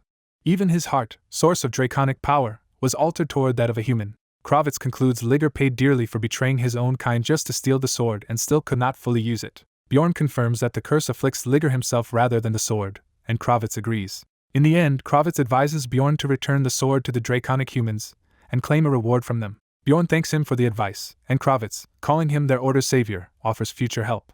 Bjorn jokingly asks if that includes free blessings, but Kravitz hesitates.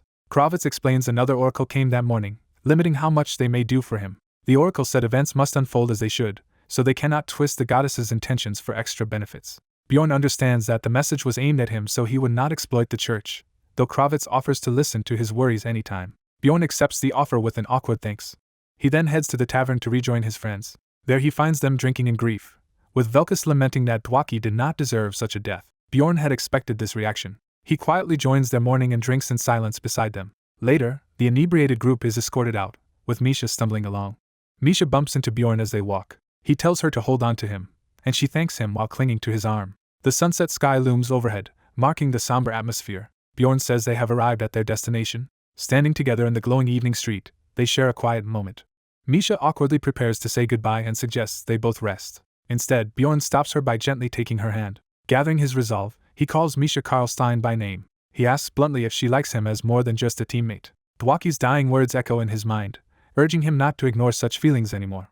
The memory repeats that he is slow to notice things and must not overlook them any longer. Bjorn again thinks of Misha Karlstein and what her feelings might be. He directly poses the question to her about liking him beyond comradeship. Both stand there blushing and speechless in the warm light. Finally, Misha admits that she does, confessing she likes him as a man. Someone nervously begins to ask if the other person always knew. Misha, blushing and teary, asks if he always knew how she felt. Erwin gasps in realization. Erwin's coworker notices her agitation, asks what is wrong, and Erwin says her heart suddenly started racing. The coworker probes if the Barbarian did anything to Erwin during yesterday's visit, and Erwin hurriedly denies it, saying she only worried because he looked unwell after the labyrinth. Remembering his poor condition, Erwin flails and insists again that nothing happened, though she privately admits she would not have minded. The coworker offers to investigate the Barbarian's condition, and an embarrassed Erwin asks if she really will. The coworker confirms and shoves an apple into Erwin's mouth, telling her to calm down, startling Erwin. Misha, sitting alone, repeats the question of whether he had always known her feelings. He answers that he was never certain and admits to himself he used that uncertainty to avoid facing it.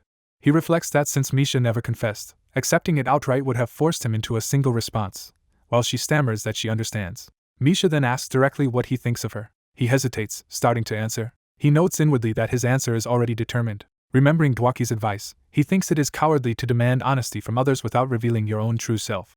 He therefore states that he values Misha as a treasured teammate. Misha looks stunned while he steels himself after speaking. Misha, misinterpreting, quietly concludes that she simply is not good enough for him. He reflects that everyone lives under the same risk of sudden death. He adds that he has barely been an adult for a year, implying there are many reasons he cannot give her more. Misha, head lowered, declares that survival has to be her top priority. He reflects that when emotions like these are involved it is difficult to think logically. He begins to say he would prefer she only regard him as a teammate. Misha suddenly yells no in protest, shocking him. She punches him with ice magic, crying out why she should comply with that. Continuing to pummel him with icy blows, she accuses him of leading her on into confessing and calls him a fraud for acting as if he would accept her feelings. Between blows, she rants that she already knows she is not good enough, but begging her not even to like him is too cruel. Sobbing into his chest, she says she is not asking for much. She thinks that simply being as they are now already makes her happy. Still clinging to him, she begs him not to say such things that would take even that away. Crying harder, she wonders why he is trying to steal even this small happiness from her. Her tears fall to the ground while he is left speechless. She declares she will not cook for him the next day. He stands alone where she left him, processing what happened. The next morning dawns. He discovers a huge pot filled with carrot-heavy stew and reacts in confusion. Watching him eat, Misha sulkily tells him to chew well while he wonders if this is some cat-like revenge. He narrates that he forced himself to eat all of it out of guilt, nearly forgetting to breathe. Stuffed, he compliments the food while Misha sits across from him, unsure what to do next. She turns away in irritation while he sweats nervously beside her. He thinks to himself that their current relationship is not so bad. She cuts him off, saying he has no say in the matter and should not overthink it because she is just doing what she wants. He concludes she must have gone home and decided this mature stance overnight, realizing she is more grown up than he is. He agrees not to bring the topic up again, and she makes him promise to leave it alone. Afterwards they head out with Rot Miller and Hikerod toward Kamalby. At the Central Administrative Agency, he notes they are there because of Hikerod. Inside, Misha asks if Hikerod is sure, and he cheerfully replies that owning a home has always been his dream and he now has the funds. Narration explains Hikerod is buying the house Dwaki left behind, valued at 24 million stones. After accounting for auction proceeds, they agree each of the three will take 5 million stones in cash. Hikerod grips the contract and moves on to the next step. Grinning, Hikerod suggests they celebrate the deal with drinks. That night in the 7th District, someone says it is time to discuss the team's future. The protagonists plan to announce that he and Misha would leave, but another speaks up first. Hikerod reveals he intends to retire from exploring. When asked about his future plans, Hikerod says he will open a smithy, which is why he bought the house. He admits he used the labyrinth as an escape because he lacks talent, but he does not want future regrets, and feels he must honor Dwaki by following his own path as a smith. The narrator notes Haikarad sounded very determined. Murad toasts, saying he hopes Haikarad reaches his dream. Misha promises they will visit Haikarad's forge someday. The protagonist adds that he will rely on Haikarad to maintain his equipment. Murad then confesses he also planned to leave the team after this expedition, feeling he was not good enough. The protagonist silently drinks while Haikarad reassures Murad that his dedication will let him succeed elsewhere. Murad abruptly announces that he and Misha will form a new team together. The narrator and Misha declare that their new team will aim for even higher levels, and Haikarad laughs that he expected such ambition. Misha jokes that keeping up with her will be hard work and that it will serve as karma. Under the night sky, they prepare a toast, with someone asking what they are toasting for and whether he can lead it. He gets permission to proceed. Murad smiles, ready to speak. They raise their mugs in a toast celebrating the graduation of the so-called outcast team. Haikarad quickly drinks himself into a drunken stupor. Misha soon ends up just as drunk, passed out on the table. Watching his sleeping teammates, the protagonist thinks their final gathering fits them perfectly, when Murad addresses him. Murad says he has a question, and the protagonist invites him to ask. Murad bluntly asks whether he is an evil spirit. The camera pulls back to show the group at the table as the question hangs in the air. The protagonist slams his fist down and growls Murad's name. He demands a good reason for such an insulting question, while Murad smirks across from him. Murad says he would have thought Bjorn truly angry if he did not already know him so well. Murad explains that Bjorn is not someone bound by honor or oaths and is too controlled to be driven by emotion. Murad's smile hints that he knows this nature intimately. He presses Bjorn to confirm that assessment. Bjorn again pounds the table and calls Murad by name in warning. Murad repeats that he expects a solid explanation for calling him an evil spirit. Murad reiterates he could only say this because he knows Bjorn that well. Bjorn concedes internally that Murad understands him too well for mere acting to fool him. He realizes Murad's description of him makes it impossible to escape suspicion with performance alone. Bjorn notes his warrior's oath, which had often bailed him out, cannot help here either. Murad repeats his probing question, forcing Bjorn to adapt his strategy. Bjorn decides to soften his approach to the accusation. Out loud he complains that being suspected by a friend still feels bad, to which Murad agrees but continues. Murad secretly passes something from his mug to his mouth. He smirks after swallowing, clearly relaxed. Murad tells Bjorn he is too special to be ordinary. He mentally lists Bjorn as a barbarian who reads, stays calm, values gain over honor, and knows things beyond a first-year explorer.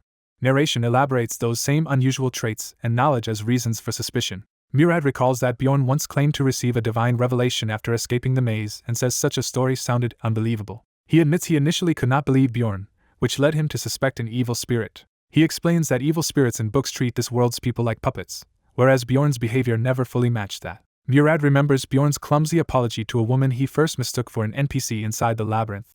He adds that seeing the goddess of stars deliver an oracle for Bjorn with his own eyes finally convinced him. Murad says he realized how narrow-minded he had been, judging Bjorn as an evil spirit because he saw him through a criminal's wary eyes. Bjorn privately thinks Murad's initial suspicion was actually accurate. Murad remarks that some people are clearly more favored by the gods and that history calls them heroes. Embarrassed, Bjorn protests but Murad insists he truly thinks of him as heroic, prompting Bjorn to ask why bring it up. Murad says he wanted to give Bjorn both a warning and advice. He explains Bjorn may be smart but is inexperienced in matters of trust and secrecy, and therefore must still hide parts of himself even from teammates. When Bjorn confirms this applies to his next team, Murad warns that Bjorn's specialness makes him stand out. Murad notes that others might judge Bjorn the way he once did. He advises Bjorn to conceal his nature as much as possible, since he cannot reveal the oracle, in order to avoid misfortune. This, Murad says, might keep Bjorn safe from future trouble. As an ordinary man, Murad emphasizes he sincerely wanted to share this perspective. Later, as Bjorn and Misha pass a goddess statue, he thinks that if a close teammate ever becomes certain he is an evil spirit with proof, he would be in dire straits. That thought leads him to wonder what he could possibly do in such a scenario. He concludes grimly that he would still do anything necessary to survive, just as Misha asks what he is thinking and he brushes it off.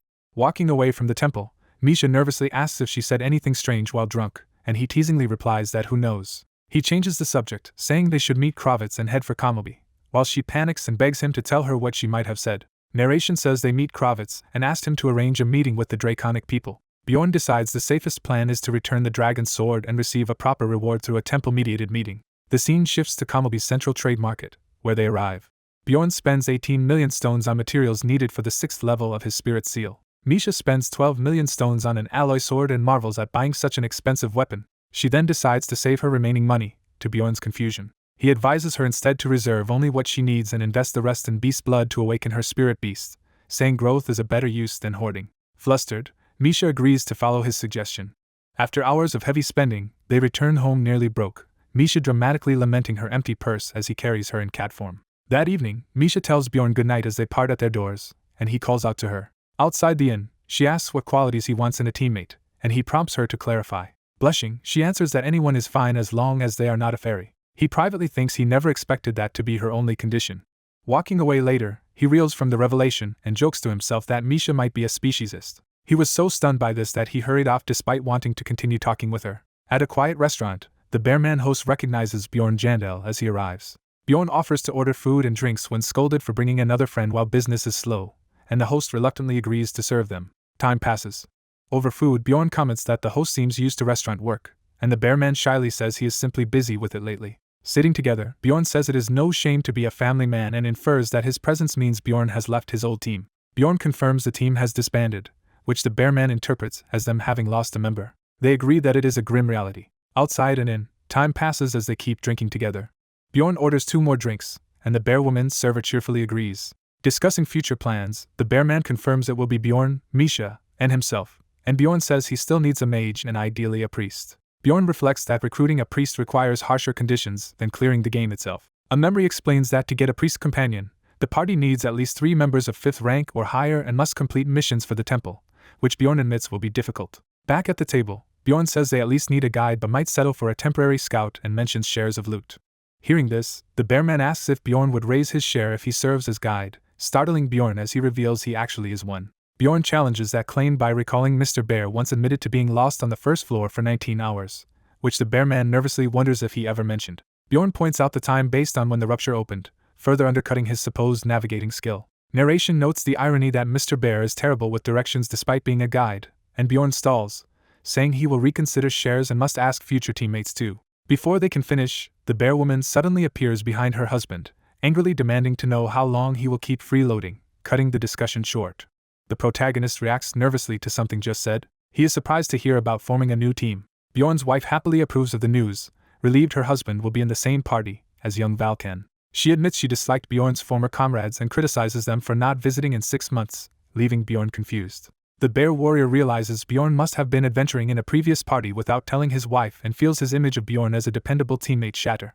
He concludes Bjorn is actually a reckless Wylo type of man. The narration jumps forward to the next day. At the Barbarian sanctuary, Bjorn arrives to find the place empty and wonders if he must go to the chief's tent. Someone recognizes him as Jandel's son, Bjorn. A tribesman asks if he has come for Kaduva's funeral. Bjorn recalls who Kaduva is and realizes half a year has passed since Anar began her tempering. He admits he forgot the funeral was today and is told the rite lets one leave something behind for future generations. Bjorn and another warrior reach the funeral site. They see the ceremony already underway. Bjorn finds Anar sitting apart from the crowd and calls out to her.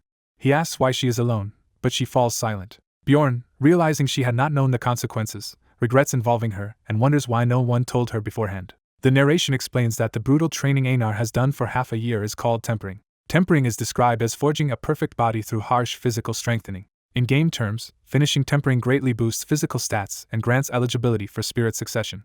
Spirit succession is introduced as a barbarian exclusive ritual where an elder passes one of their essences to another. However, the ritual can only be done once, and the one who passes the essence dies. Bjorn realizes the elder must have cherished Anar, while she laments that no one told her, and she would not have undergone it if she had known. The chief begins the eulogy for Kaduva. Shockingly, he proclaims that Kaduva was a coward, stunning Anar.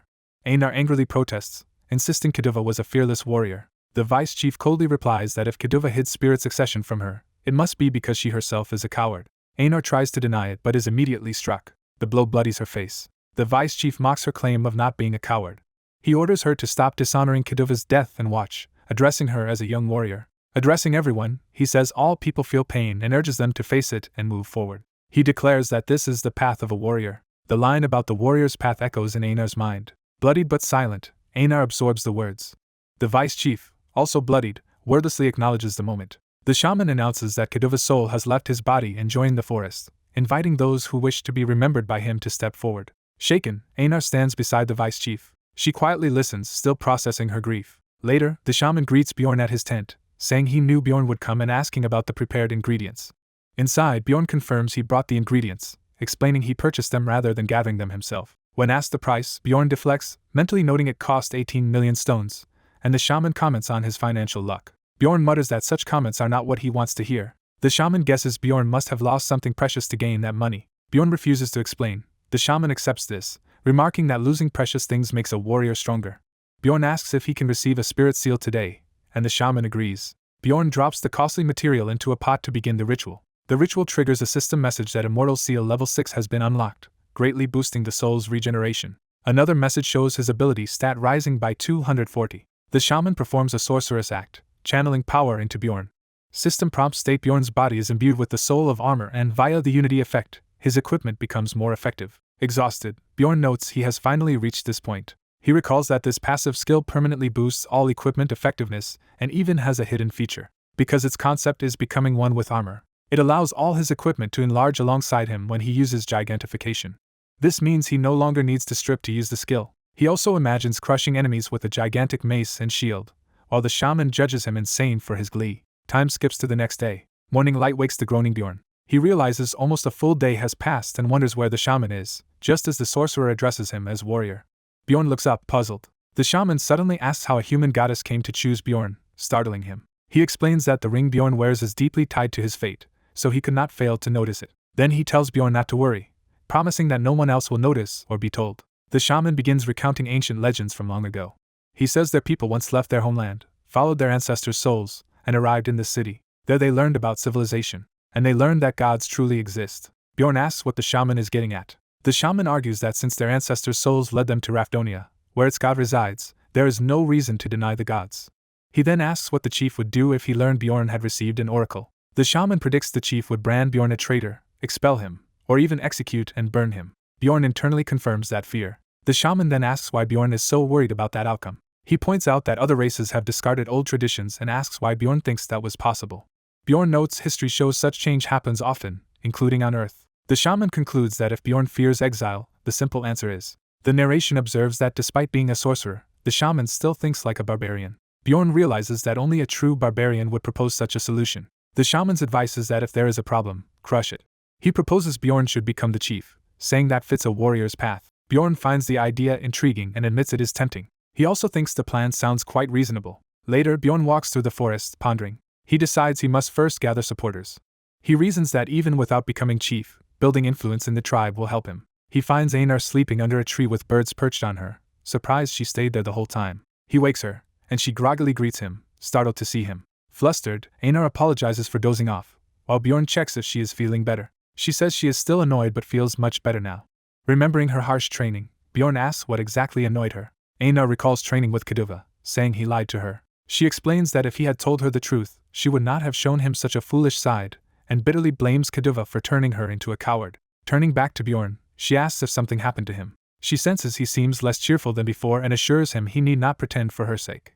Bjorn admits it is probably because his teammate died. When she asks to hear what happened, he agrees. He solemnly states his fallen comrade's full name, and vows to remember it. Anar laments never having met this person, thinking it a shame. She then calls Bjorn's name again. Anar asks Bjorn to spar with her so she can test whether she is now strong enough not to be a burden. Bjorn clarifies that she is effectively asking to join his team. He replies that he will consider it if she proves good enough. Bjorn reflects that his party already has tank, melee DPS, range DPS, and mage roles filled. He concludes that whoever takes the remaining scout slot will define the team's identity.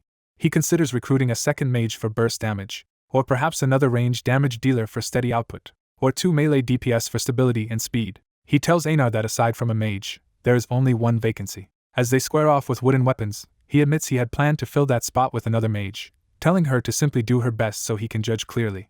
Bjorn urges her to fight at full strength. Anar charges in and clashes violently with him. She unleashes powerful attacks that Bjorn blocks. She presses the assault with fierce, repeated strikes. Bjorn recognizes the technique as a successive slash and assesses her moves. He notes she has become much stronger and unexpectedly inherited a powerful essence, calling her lucky. He decides to test her further. Anar is shocked as Bjorn begins powering up. He stacks gigantification, wild outburst, and unity together. Towering over her in a blazing aura, he confronts Anar. He recalls that a trainee knight once fled upon seeing this form and wonders how Anar will respond. As the ground cracks under her step, he again asks what she will do. Anar answers by leaping in and attacking instead of retreating, surprising him. Her ferocious strike cuts through his defenses. Bjorn survives thanks to iron leather but recognizes the danger.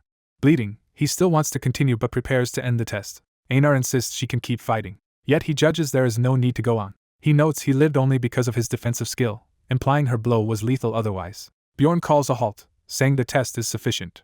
Anar panics, thinking she has failed. He reassures her she passed, since she managed to injure him even while gigantified.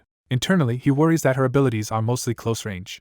Anar eagerly asks if she can join his next labyrinth exploration, and he asks for time to think. She enthusiastically agrees, offering even a minute, so he stretches it to 3 while she happily accepts.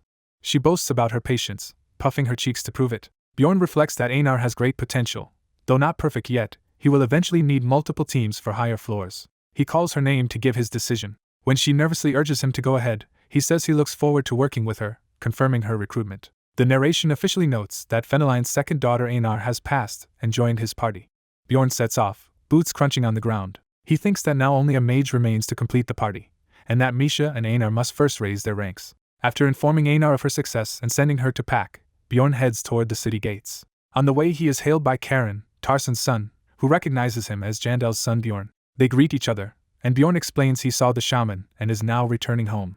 Karen, on his way to train young warriors, invites Bjorn to join, saying the trainees will be thrilled. Remembering his ambition to become chief, Bjorn views this as a chance to build support. Karen leads a chant with the youths, having them shout that humans are enemies and reinforcing tribal hostility. The young warriors scream the creed with fervor. Bjorn observes that the session feels more like indoctrination than training, but believes that mindset will still improve their chances of surviving the labyrinth.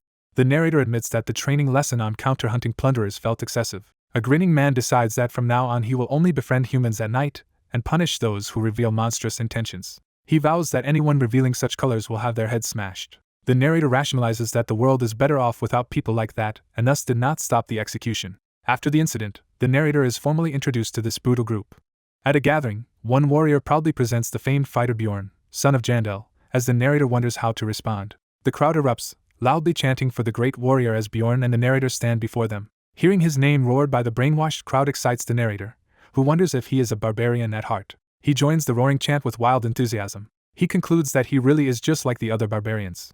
During intense training, Bjorn yells that they should buy recording orbs first with any money to protect themselves from false accusations. He then has them shout that the only good plunderers are dead plunderers.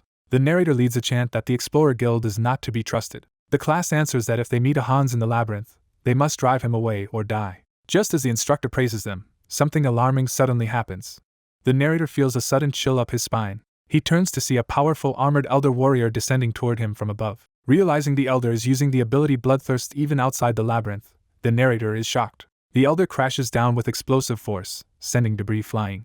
Recovering from the impact, the narrator demands to know who this attacker is while identifying himself as Jandel's son Bjorn.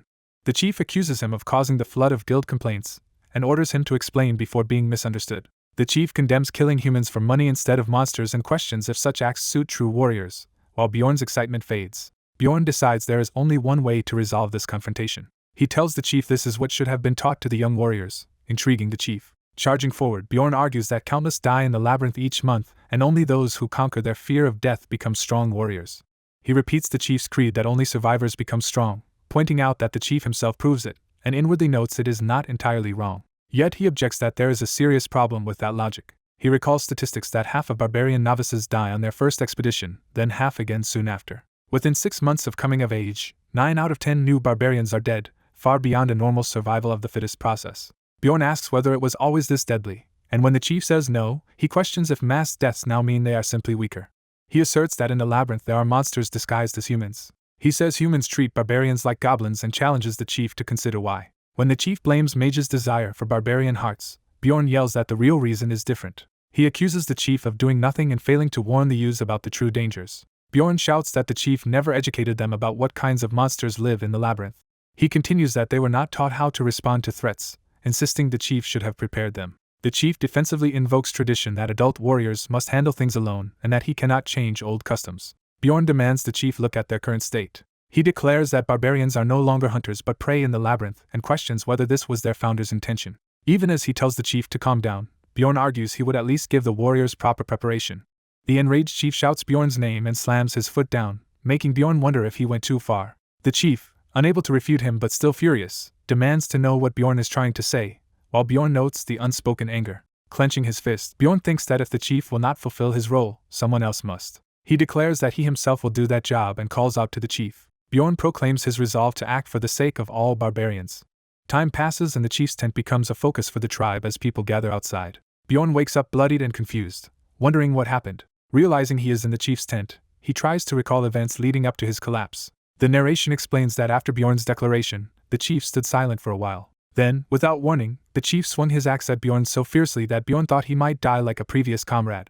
Bjorn activated his ability Giantification and fought back against the rampaging chief. Despite landing at least one solid punch, he admits he was ultimately no match for the chief. The chief eventually counterattacked, knocking Bjorn out cold. When Bjorn wakes again, the chief appears with a bruised nose, casually noting his injury looks better than Bjorn's, and Bjorn cautiously asks if he is still angry. Sitting together, the chief says he was never truly mad and just hit Bjorn because he was annoying.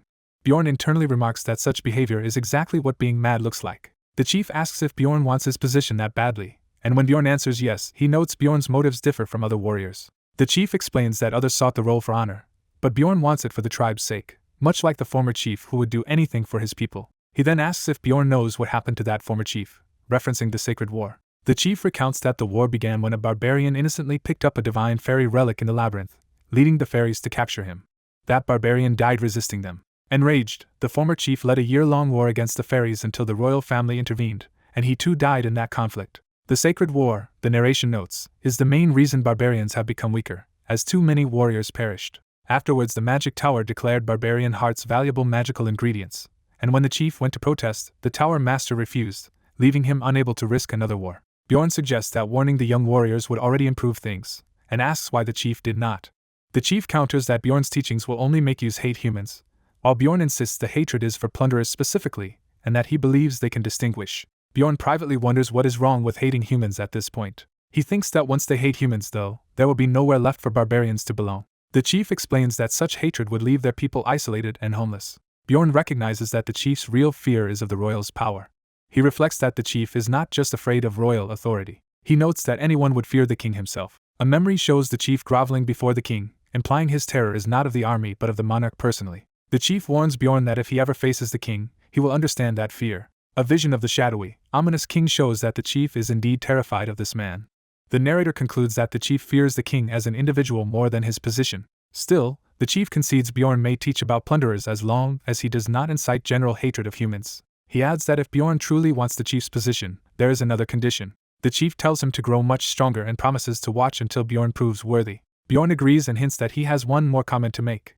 The chief admits Bjorn's punch was powerful, which Bjorn wryly thinks is exactly what he wanted to say in return. When Bjorn steps out of the tent, he finds many warriors waiting and wonders if they are there for him. The others are impressed that he is alive after fighting the chief, noting that only the chief had obvious injuries. Rumors spread that the chief might be considering Bjorn as his successor. A nearby barbarian couple rushes up asking if Bjorn is alright after challenging the chief, and he downplays his injuries. His friends excitedly say they heard he declared he would become chief and ask what happened. Bjorn explains that the chief told him to become stronger and prove his worth, implying he must one day beat the chief. Others remark that even the prodigy Valken would need time to achieve that. Asked what he replied to the chief, Bjorn is shown preparing to answer. He responded confidently. Bjorn told the chief it would not take long, repeating this boast to his friends. Later, as he leaves the sanctuary with Anar, he thinks that the chief's warning about not teaching hatred of humans was reasonable and tells Karen so. When Karen protests that Bjorn himself said humans were enemies, Bjorn awkwardly corrects him, insisting only some humans are enemies and praising exceptional ones. To support that claim, Karen passionately describes the heroic human mage Dwaki who once fought beside Bjorn. Sometime later, Karen is deeply moved by Dwaki's tale and asks if he can share it with other warriors. Anar, in tears, asks permission to spread Dwaki's story, and Bjorn agrees. Bjorn and Anar decide Dwaki's example should be widely told, with Anar delighted at the idea. Karen exclaims that Dwaki's tale will be a perfect example and that barbarians love such warriors. Bjorn internally notes that Dwaki was actually a mage, not a warrior. Karen laughs off this distinction, saying Dwaki died protecting comrades so he counts as a warrior. Bjorn concedes that by barbarian standards their logic makes sense. After leaving the sanctuary, Bjorn brings Anar to his residence and gives her the newly vacant room next to his. Anar is overwhelmed by the luxury of a proper bedroom with a bed and window, scarcely believing it is hers. Bjorn tells her it is nothing and she does not owe him, prompting her to joyfully vow to stay with him forever. As she says he can ask anything of her, Bjorn hurriedly covers her mouth to stop the loud outburst.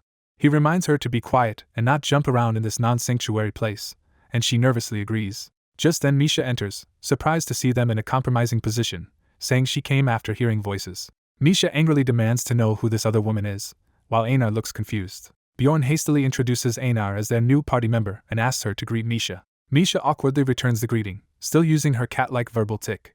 Misha then pulls Bjorn aside, saying they need to talk. She complains that Bjorn told her the newcomer was a barbarian and seems dubious. Out in the hall she shouts that someone as small and cute as Anar cannot possibly be a barbarian, while Bjorn insists she is. Anar overhears and charges down the corridor as Misha is questioning how such a petite being could be barbarian. Anar furiously asks if Misha is mocking her height, and Misha panics, denying it. Anar shouts she has excellent hearing and Misha apologizes, blurting that she only commented because Anar is so pretty, which shocks Anar. Anar, feeling repeatedly insulted, angrily challenges Misha to a duel. As the two argue, Bjorn stands by bleeding from the ear while Misha wonders why calling someone pretty is taken as an insult. The quarrel continues off-screen as Bjorn quietly slips away from the escalating chaos. The scene shifts to the next day at a bakery near the administrative agency. Bjorn attends a monthly friend meeting hosted by Shavin, a deputy director, mainly because she sometimes shares useful government information. The narration suggests Shavin holds these gatherings partly for the shy librarian Lagna's sake and seems to want Bjorn to befriend her. Bjorn mentally recalls Lagna's full noble name. Lagna politely asks if he wants to become an explorer, noting he has broached that topic with her before. Shavin is shocked Bjorn is directly asking Lagna such a question, while Bjorn thought it would please her.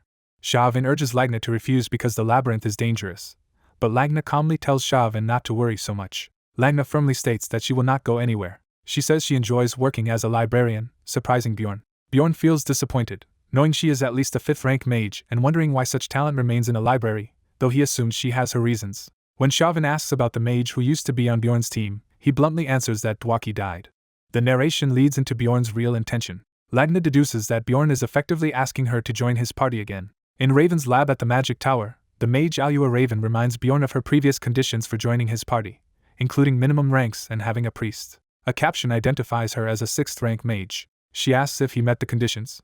Bjorn decides to be frank and starts describing his current team members. He explains they currently lack a priest but have Misha, a strong 7th-rank melee combatant soon to be 6th rank. When Raven seems unimpressed, he adds details about Misha's powerful essences to win her over. He then notes that Anar, who fought alongside them in the blood-tinted castle, has inherited a 4th-rank essence, effectively making her near 6th rank. Asked about the last member, Bjorn introduces Avmin Urigfried, a 5th-rank explorer from the Black Bear tribe.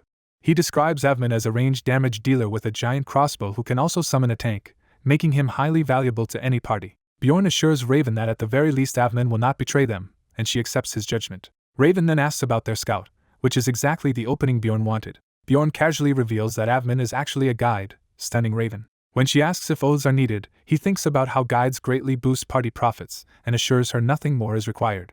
Bjorn concludes that this information should be enough to tempt Raven into joining. He further entices her by promising that joining them will give her the funding she always complains she lacks for research. He emphasizes that with a guide they can locate ruptures and hidden spots in the labyrinth, increasing their gains. He keeps quiet about Avmin's terrible sense of direction. Flattering Raven as a proper mage who understands these advantages, Bjorn watches as she blushes and seriously considers his proposal.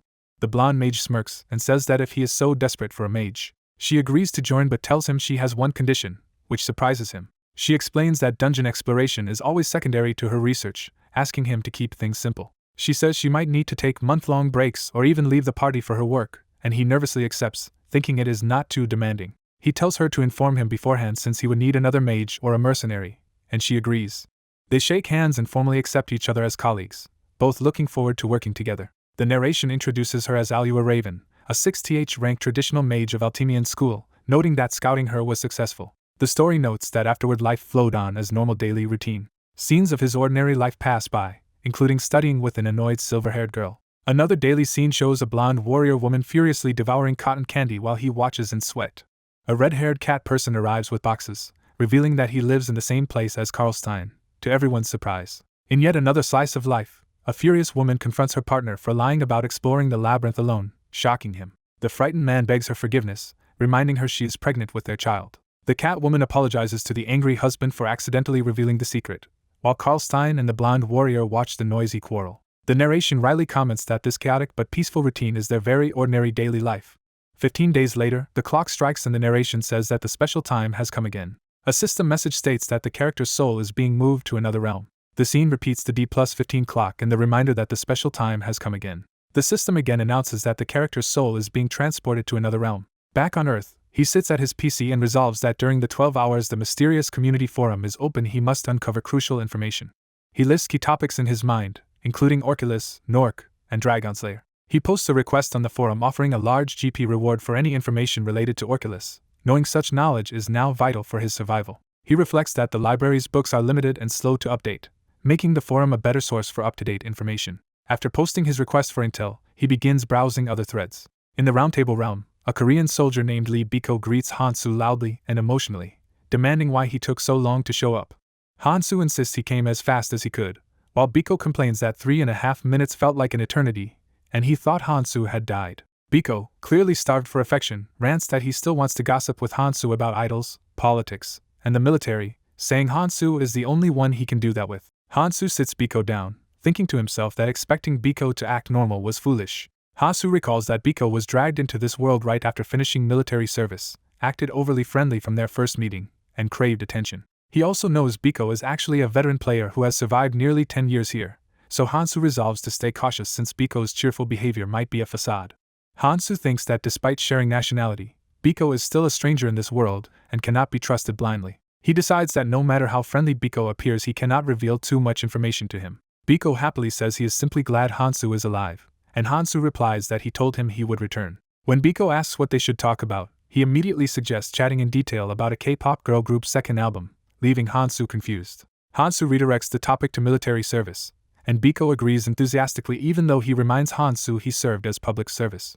Hansu answers that he still went through basic training. Biko quickly tries to steer the conversation back to idols, but Hansu awkwardly admits he knows very little about them. Biko is shocked, insisting Hansu looks exactly like the kind of person who would love idols, which Hansu finds insulting. Biko bursts out laughing at the misunderstanding. Hansu asks what is so funny and Biko says their conversation itself is amusing. Hansu internally wonders what about this exchange is supposed to be funny. Biko explains he cannot fully describe it, but talking like that made him feel as if he were back in Korea, and Hansu says he understands the feeling. They let the discussion flow to ordinary topics like games and esports, chatting and laughing together. Hansu comments that once they return to Earth they might both need psychiatric treatment first. He reflects on how paranoia has become normal for him, killing whenever someone is suspicious and constantly fearing new people might hurt him. He recognizes that treating other humans' lives like disposable game characters is an insane mindset. Biko sighs heavily, and the narration says the atmosphere suddenly turns somber, as if their earlier laughter had been fake. Hansu tries to reassure him that, just as they adapted here, they will adjust again when they go back. Biko, still covering his face, weakly agrees. Biko thanks Hansu and confesses he has recently wondered whether there is any point in returning to Earth at all, though not because he likes this place.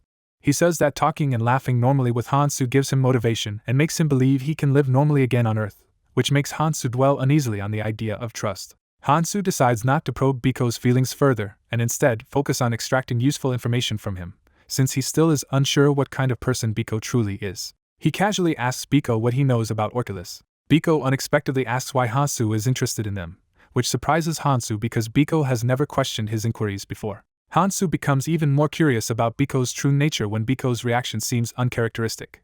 Hansu gives a prepared explanation that he is wondering if Orculus were involved in stealing the 6 treasures needed to reach the labyrinth's last floor. Biko relaxes when he hears this reason and says that is all Hansu meant, sounding relieved. Biko praises Hansu's line of thinking, saying he once considered that theory as well. Hansu narrates that Biko then told him what he knows. According to Biko, all 6 treasures, each associated with a different race or class, were stolen on the same day about half a year ago. Hansu concludes from this that the village chief was right about other species suffering the same theft, so Orculus alone cannot be responsible. Biko admits he also investigated but found no clues and asks Hansu to inform him if he ever discovers anything, since retrieving the treasures is their only way home.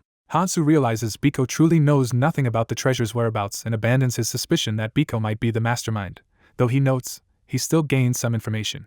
Hansu responds that if Biko could not find the treasures he doubts he can, while Biko says he just believes Hansu is special. Hansu has no real answer to that flattery, and Biko reminds him that Hansu claimed to have beaten the game many times on easy mode. Biko cheerfully predicts Hansu will become like him in 10 years, saying he himself can hardly get any stronger and implying that surviving so long here proves his mental toughness, which Hansu acknowledges. Hansu notes Biko expects it will take at least another decade to obtain all 6 treasures but still shows not the slightest sign of giving up, impressing Hansu with his resolve. Biko brightens and offers to share something interesting that was not even in the original game. He begins telling Hansu detailed lore about the underground city Nork, including that the Ormi Revolutionary Front secretly founded it in the game. Biko adds that the royals are now considering assembling an army to attack the Nork-Orculus alliance because a figure called Dragon Slayer kidnapped a high priest and then lost him. Hansu asks what it means to have lost the priest, and Biko admits he does not know the details. Biko explains that Dragon Slayer mysteriously lost his memories without any head injury and does not know what attacked him, which makes Hansu suspect a connection to the damaged vine on his own ring. Biko says someone picked up the letter the wounded high priest wrote, delivered it to the temple, and exposed the whole incident, prompting the royals to view Nork as violators of the pact. Biko finishes by warning Hansu that Orculus residents are not alive by luck alone, so if anyone recruits him for the royal raid on Nork or Orculus, he must refuse. Time in the Observer realm draws to a close and Biko notes that their session is already ending. As Biko begins to say goodbye, his figure turns into light and vanishes while Hansu reaches out and calls for him to wait. Hansu is left alone in the hall, staring at the spot where Biko disappeared. Afterward, Hansu returns to his room on Earth, types on his keyboard, and thinks that it is only a matter of time before his involvement is discovered. He worries that if the temple traces who delivered the incriminating letter, they will find him. He acknowledges that the ring's power can only delay that discovery for a short while. Assuming that all of Orculus might eventually become his enemy, he spends the forum session gathering as much information on them as possible. The narration says time flies by quickly. Soon, the appointed hour returns once more. The system announces that his character has entered the Observer of the Round Table. Hansu deliberately arrives at the assembly hall with only a minute left, believing such small details suit the persona he is playing. Some masked members wonder if Hansu will appear this time, speculating that someone of his level might not need their help.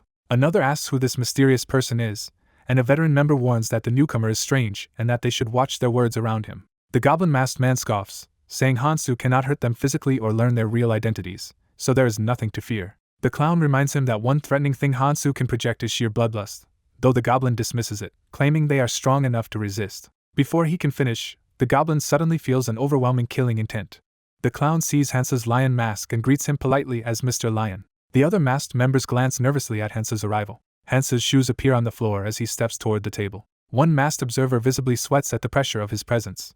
Hansu silently approaches while the shaken goblin stammers that they truly have a newcomer, and the narration affirms Hansu's assessment. A vivid image of Hansu's ferocious lion mask drenched in symbolic blood illustrates the terrifying aura he is projecting.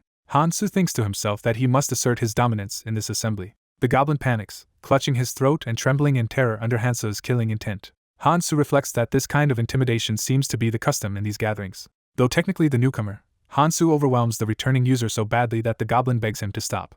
The narration jokes that as a returning user the goblin should have paid more attention to patch notes about Hansu's methods. While the others look on, Hansu notes that he was curious about the new member but finds him disappointing. He comments that the goblin is no fun as the man collapses on the table, gasping for breath. Someone reassures Hansu not to worry. The clown excitedly announces that he has brought information so interesting that even Hansu will enjoy it.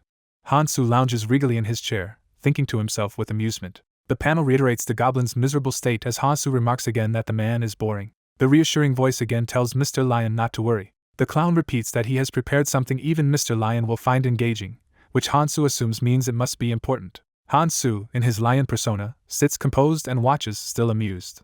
As the great doors thud shut, Hansu says it is time to officially begin. The deer-masked member tells the shaken goblin they must start the assembly and to pull himself together, while the fox-masked one mocks how ridiculous he looks now compared to his usual bravado. The clown notes that Hansu went easier than last time, yet the goblin is still pathetic, saying the spectacle gives him second-hand embarrassment. The veiled paladin admits this intimidation was indeed milder than before. The fox-masked member agrees that the pressure was more bearable this time. Hansu privately grumbles that last time he was using everything he had, implying he is still learning to modulate his aura. He explains that this is the best he can do while keeping full control over switching his bloodlust on and off, having practiced by imitating the village chief and others. The goblin apologizes shakily, saying he feels better now, and Hansu judges him as the weakest among the 5 veterans before asking who will share information next. The clown proposes starting with Goblin's news and letting Mr. Lion speak last. Hansu looks curious, while the clown adds that he always prefers to save the highlight, Hansu's turn, for last. The narration echoes the clown's idea of saving the best for last. The assembly of the Observer of the Round Table formally begins its first round. Goblin opens by stating that the great priest Ludwig has gone missing and claims Orculus is responsible because one of its members kidnapped him, which makes Hansu internally question whether Goblin is really a priest. As the crystal glows red, Goblin notes that most of the others already seem to know this report. Hansu is startled that news of the letter he delivered has spread so quickly, while another member tells him he should get used to the fact that such basic intel will not impress Mr. Lion or the clown. Hansu reacts in confusion to this new realization. The paladin masked observer says he also had not heard this yet and speculates that the temple might collaborate with the royal family, prompting Hansu to guess that only the clown and deer were informed beforehand. Hansu narrows his eyes as he contemplates this deduction. The clown nervously sweats when he senses Hansu analyzing him. The clown complains that they are breaking their unwritten rule about not revealing who knows what, while the fox apologizes and says she simply felt sorry for Goblin. The clown tells them to be more careful about that rule, and the paladin sheepishly agrees. Hansu recalls that the clown himself was the one who exposed that information last time, wondering about his motives while the clown casually consoles Goblin for not knowing. Hansu suddenly realizes the clown may have stayed quiet earlier to avoid giving away clues about his identity. He reasons that if this is true, the clown is likely affiliated either with the temple or with the underground city. Goblin hurriedly offers new intel, saying the goddess has given an oracle, which immediately excites the clown, who asks if he can buy information on whom it concerns. Goblin admits he does not know the recipient of the oracle. The deer-masked observer is surprised that even a paladin lacks this knowledge, concluding that the temple is keeping it tightly secret, while Goblin protests that the others had promised not to reveal his role. Goblin fumes as someone shrugs off the slip, saying everyone knows anyway and it is not a big deal, then reminds the group they have a newcomer. Another member casually asks whether Hansu even cares about this revelation, while Hansu privately notes down that the goblin mask corresponds to a paladin. The narration says they continued progressing through the assembly's agenda. The fox shares that a powerful double-numbered item will soon be auctioned in the Sky Auction House, making Hansu think he needs to attend, though it seems impossible now. The deer announces that the royal family is indeed planning a raid on Nork, confirming Biko's warning and making Hansu resolve to stay far away from the conflict. The paladin reports that armor believed to belong to Dragonslayer has surfaced on the black market, implying something has happened to that legendary figure, though his sword is missing. Hansu imagines Dragonslayer being defeated, fleeing in a battered state, and then being robbed of his equipment. He links this mental picture to Biko's story that Dragonslayer lost his memories without physical injury. Hansu concludes that Dragonslayer likely also lost his memories because of the same mysterious drug used earlier. He speculates that Dragonslayer's misfortune stems from internal strife in the underground city, and that the one who drugged him later sold his equipment. The clown notes that his own turn to share has come and politely asks if Mr. Lion wants to go first, but Hansu remarks that the clown seems very confident. The clown enthusiastically confirms his confidence, intending to share something non-obvious so Hansu will value it. Hansu raises a gloved hand and curtly tells him that such theatrics are unnecessary. In a mass council at a round table, someone begins by stating a 3-year time frame. The clown declares that in 3 years a new unity magic for up to 6 people will be created. The fox-masked member doubts this claim and anxiously asks about the jewel. The lion-masked observer notes that the jewel glows green, meaning the clown is telling the truth, or at least believes it. Deer Antlers realizes such magic is possible and that it would overturn the power balance among guilds, royals, and clans. Narration explains this unity magic will radically change party mechanics, enabling new combinations and synergies beyond what the original game allowed. This also means the odds of actually clearing the game will rise significantly. The clown eagerly asks for opinions, and the lion internally compares him to a kid craving praise. The lion casually rewards him with a metaphorical star sticker and says the information is interesting. When the lion says it is now his turn, he frets inwardly that everyone has shared their best intel and wonders what he should reveal.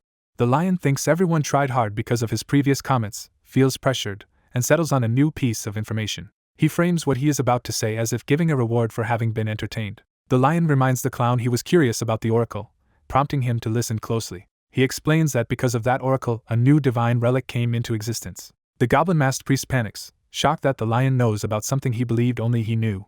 The goblin nervously asks to hear more, and the lion offers details on the divine relic only in exchange for further interesting information. The lion notes that the relic's nature matters more to the priest than whom the oracle was meant for. The meeting wraps up with the clown promising to return with better intel, while the lion thinks any extra information will benefit him. The lion resolves that, when the time comes, he will bluntly declare if someone's intel is uninteresting. The clown excitedly points out that the lion is looking forward to his next report. Thrilled, the clown internally celebrates that Mr. Lion is anticipating what he will bring next. The lion's inner monologue clarifies that sometimes he will say that someone's information was not interesting at all. The fox timidly asks whether the lion also knows the whereabouts of the mysterious master, and he hints he might say so if given better intel. The fox worries that no matter what she brings it will be judged uninteresting. The lion quickly sheds any guilt, viewing these exchanges as anonymous business transactions. The clown suggests doing another round of sharing information. The scene is labeled Round 2 of the assembly, overseen by the lion at the round table. Crescent Moon criticizes the goblin's old-fashioned level of intel, and narration notes the goblin barely passed earlier by selling temple information. Narration notes the fox revealed what the double-numbered item will be, which was valuable but still only one piece of intel. Deer Antlers provides royal family information. Crescent Moon exposes that the fairy's successor lost their title due to a crime, and the lion evaluates these reports. The clown realizes it is his turn again. He claims the masks are not randomly chosen, piquing Fox's curiosity. He adds that this is based on something their master once said. The master's claim is recounted that each person inevitably chooses the mask that best represents their fate. Deer Antlers concludes this makes the goblin seem weak but shrewd, then snipes that this also explains why the clown is so irritating. Crescent Moon replies that while the idea is interesting, it does not feel like truly important intel. The fox agrees it is only mildly interesting, so the clown supplements it with information about the Explorer Guild and manages to pass. Narration states it becomes the lion's turn once more. He decides to reveal extremely advanced knowledge and calmly announces that the legendary Stone of Resurrection truly exists. Everyone at the table is stunned as an image of a green crystal appears before their mind's eye. While the lion savors the odd silence, the goblin timidly interrupts. The goblin embarrassingly asks what the Stone of Resurrection actually is, revealing he alone did not know. A game-style info card explains that the Stone of Resurrection is a near-mythical item able to revive a person, obtainable only under insane conditions that the protagonist met once in 9 years. The fox begins to identify the Stone of Resurrection to the others. She explains aloud that it is said to literally bring someone back to life. Fox adds that most people only treat it as a rumor, especially in a roguelike game, though today's revelation proves otherwise. Crescent Moon anxiously asks whether the stone can truly revive the dead, and the lion confirms that it can.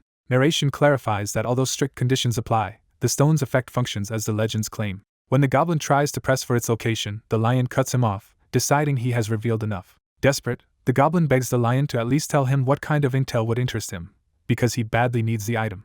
The lion, committed to playing his aloof persona, wonders how to respond as the narrative reminds us he acts as a bored, jaded masked man. He reflects that this aloofness is the character he has chosen to play. Internally he admits he truly does not know what interests him either. He repeats to himself that he does not know what he is interested in as ominous imagery surrounds him. A dark dragon silhouette narrates that the lion cannot discern his own interests.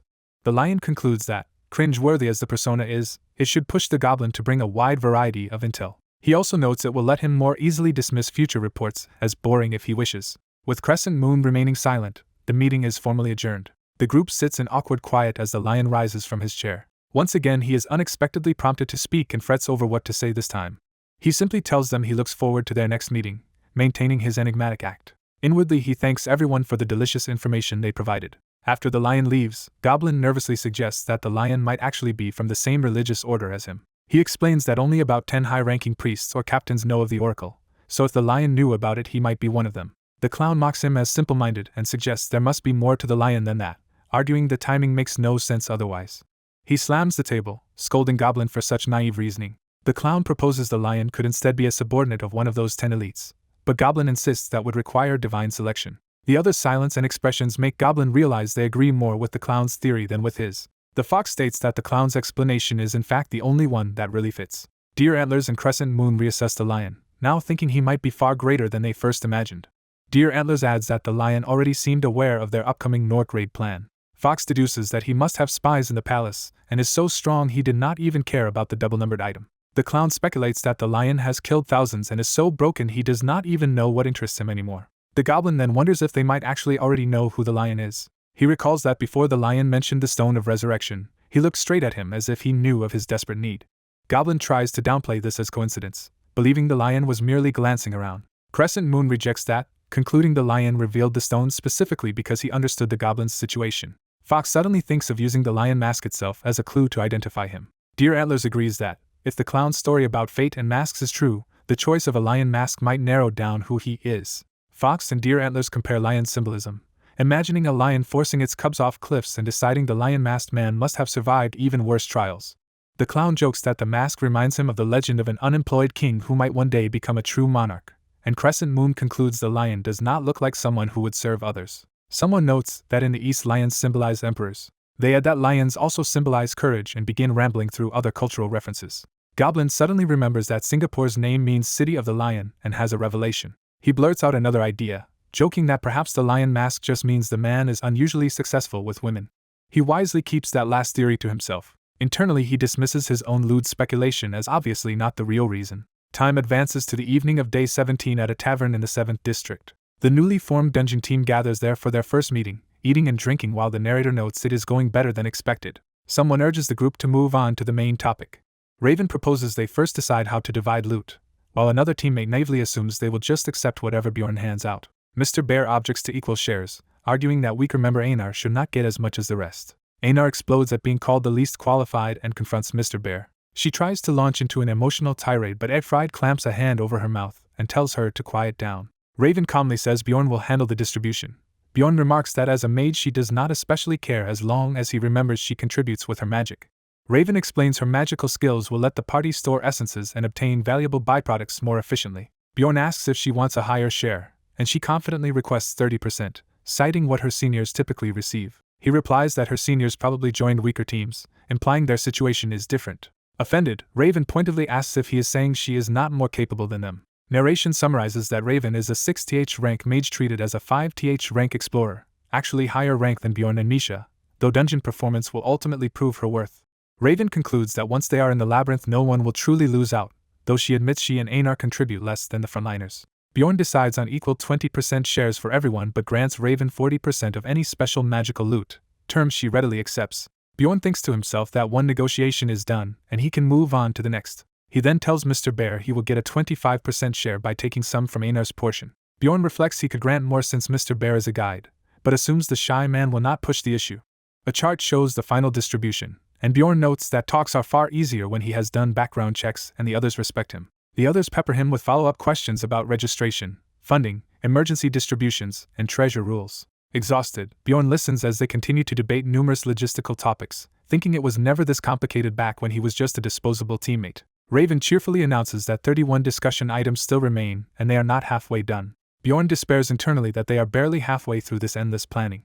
Because it is getting late, he suggests postponing the remaining topics, and Raven immediately asks when they will reconvene. Bjorn admits he had thought he shared Mage's personalities but now realizes she is a true obsessive mage type. Later, as they set a follow-up date 2 days ahead, Bjorn grumbles inwardly but is convinced he is dealing with a real mage. He reflects with satisfaction that he is glad he chose the simple life of a barbarian instead. The next morning they complete official team registration and head home. Bjorn tells his 2 exhausted companions to rest. Anar and Egg Fried happily run off to sleep while Bjorn stays in the hallway. He notices a sealed letter on the floor bearing the symbol of the followers of Leetlas. Bjorn wonders if the Pope-like figure has arranged a meeting with draconic humans, which would make sense since he now wields the Dragon Slayer's sword. A flashback shows the Pope receiving an oracle that the Dragon Chief will call for Bjorn. When Bjorn opens the letter, a teleportation spell activates and drags him away like a summoning to another world. He comes to in the Dragon Temple and deduces the letter itself was the teleportation vessel. A disembodied voice asks if he realizes something important. The voice reveals that Bjorn is not the first barbarian to enter this place. Dark energy engulfs Bjorn, and he suddenly feels overwhelming, unfamiliar pressure. Narration describes the aura as a different, inescapable dread like facing a species he could never defeat. A massive spectral dragon looms overhead, manifesting the ability called Dragon Fear. The Draconic Chief states that if Bjorn survives this place he will be the first barbarian ever to do so. Bjorn realizes the high-ranking Dragonkin is using Dragon Fear purely to test him. He understands the intimidation is meant to cow him before negotiations even begin. Bjorn reasons that this proud noble race will reward him for the Dragon Slayer's sword but insists on establishing dominance first. Straining against the pressure, Bjorn complains inwardly about everyone's obsession with intimidation. The chief is intrigued that Bjorn's reaction differs from others and decides to move ahead more quickly than planned. Bjorn steels himself, preparing a defiant outburst. He bellows back at the looming dragon aura, declaring that its fear effect is meaningless to him. Narration states that such attempts to scare him are ultimately useless. With the dragon fear collapsing, Bjorn stares up at the silent throne and urges the chief to actually say something. He then casually asks what that whole spectacle was for, saying he just felt like shouting and wondering if there is a problem. Amused, the draconic chief smiles and assures him there is no problem. The chief apologizes, explaining that the elders pressured him into scaring Bjorn first to make later negotiations smoother. Bjorn introduces himself as Jandel's son Bjorn and checks that he is speaking to the draconic human's chief. The chief confirms this and tells Bjorn to simply call him Laffer. Bjorn thinks Laffer's full name is anything but easy to say. Laffer laughs it off, telling Bjorn to call him Laffer while saying Bjorn can be addressed by either his own or his father's name. Laffer then asks Jandel to show him the dragon sword since he still finds the situation hard to believe. Bjorn, mildly offended, wordlessly slams the sword down to prove its authenticity. Laffer instantly appears by the weapon, marvels that it truly is the dragon sword, and leaves Bjorn shocked by his speed. Laffer silently inspects the blade, seeing his reflection in it. He asks Bjorn how the previous dragon wielder was and requests a detailed account, which Bjorn provides while omitting anything that could disadvantage him. After hearing the story, Laffer accepts how far that man must have progressed and promises to honor Bjorn's wish by keeping it secret that the dragon sword has been reclaimed. Someone asks if he had a close relationship with the man in question. He reveals that the man was actually his younger brother. The listener reacts in shock in front of the grand empty throne. The brother explains that this familial tie is why he was unable to stop him. Chaos erupts as people shout that the ancient dragon is dead and the dragon sword has vanished. Back in the present, the Dragon King grips the returned sword and says there is something he has not yet said. He formally thanks Jandel's son Bjorn for returning the dragon sword and vows to regard him as their savior, whatever reward he asks for. Bjorn internally admits he is only here for a reward but decides to accept being treated as a savior. The Dragon King asks what Bjorn wants in return, and Bjorn bluntly asks what they can give him. The king first offers treasure, and Bjorn thinks about how much armor he could buy but decides he does not need money. The second offer is to assign a draconic teammate to his new party for 2 years. Bjorn recognizes how valuable that offer is but, tempted as he is, chooses to decline. The king, a bit dazzled by the woman offered, asks if there is anything else, while Bjorn notes to himself that she is very attractive. The king then makes a final offer, promising Bjorn a rare arc armor that can be crafted only once a year through a special ritual. Bjorn rejects even that, realizing the king still has not suggested the best possible reward and deciding he will have to bring it up himself. He casually requests a tattoo from the Dragon King, hinting at something more than simple body art. The narration identifies this tattoo as the dragon's blessing, the source of draconic humans' overpowering strength. Bjorn utters the sacred term Jandel, shocking the atmosphere and those present. The Dragon King erupts in fury, demanding to know how Bjorn learned about this forbidden blessing. Bjorn, unfazed, yells at him to stop being petty and just give him the blessing. He presses the issue, calling Laffer a dragon descendant and insisting he stop being stingy and grant it. Laffer wonders if all barbarians are this outrageous and warns that giving the blessing would make Bjorn a traitor in the eyes of his own kind. Bjorn calls him cheap, accusing him of refusing a small favor after calling Bjorn their savior. Bjorn then explains his real motive, recounting the goddess of light's prophecy that his fate is intertwined with that of Ligger Vagos, whom he will meet again. Laffer is surprised the goddess said that, while Bjorn insists he must grow stronger if he wants to protect his friends from Laffer's brother. Bjorn admits it sounds nasty but prepares to push further. He reminds Laffer that Laffer cannot stop his own brother, and tells him to invest in Bjorn instead. Bjorn promises that he will be the one to stop the rogue brother, thinking that those willing to use underhanded means win negotiations. Bjorn is then teleported home, landing on his feet as the magic fades. Laffer hesitantly agrees to verify the oracle with the temple first, while Bjorn notes he has returned safely. Back home, Julie Ubbins confronts Bjorn, and he recognizes her. Julie asks if he has changed his mind now that his former team has fallen apart, suspecting Rottmiller did something. Bjorn replies that while her father tried to interfere, Rottmiller did not go along, shocking Julie. Internally, Bjorn finds the timeline suspicious and starts to suspect Julie caused the district manager's hostility toward him. He concludes that the situation will only get worse if he does nothing. Deciding to act, Bjorn grabs his massive weapon and asks Julie where her father is. When she nervously asks why, he says he only wants to talk to her father. As he strides off weapon in hand and Julie panics behind him, Bjorn wonders why she thinks it odd to bring a weapon to a talk. He rhetorically questions why he would ever talk to someone without his weapon. Bjorn smashes his way into the district manager's office, terrifying Julie as debris flies. Guards rush in shouting, but the district manager quickly orders them to stop. The manager calms the situation and dismisses the guards despite their outrage. One guard protests, but the manager insists they leave and not worry. With the room in ruins, Bjorn drops his weapon and the manager warily asks what he wants. The manager remarks on Bjorn barging in hand with his daughter and expects a good reason. Julie tries to speak, but Bjorn cuts her off with a weary sigh. The manager tells them to settle their family disputes themselves and accuses Bjorn of betraying his daughter. Bjorn answers that he was never working with Julie and refuses to collaborate with her, prompting the manager to ask why he came with her. Bjorn says Julie kept pestering him at home so he brought her father the truth directly, while Julie protests she only followed to stop him. The manager accepts their explanations but criticizes Bjorn's rude entrance, and worries about appearances.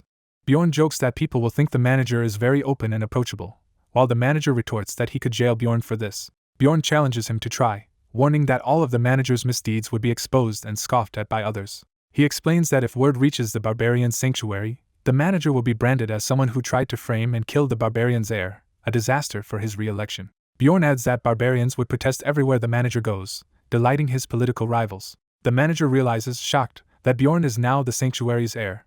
Frightened, the manager asks what Bjorn wants, while Bjorn inwardly thinks he would rather beat him up but needs him alive to handle the Dragonslayer problem. Bjorn approaches, thinking about that larger issue, and orders the trembling manager to look at him. Surrounded by menacing aura, Bjorn declares he does not care about misunderstandings or personal hatred as long as the manager listens.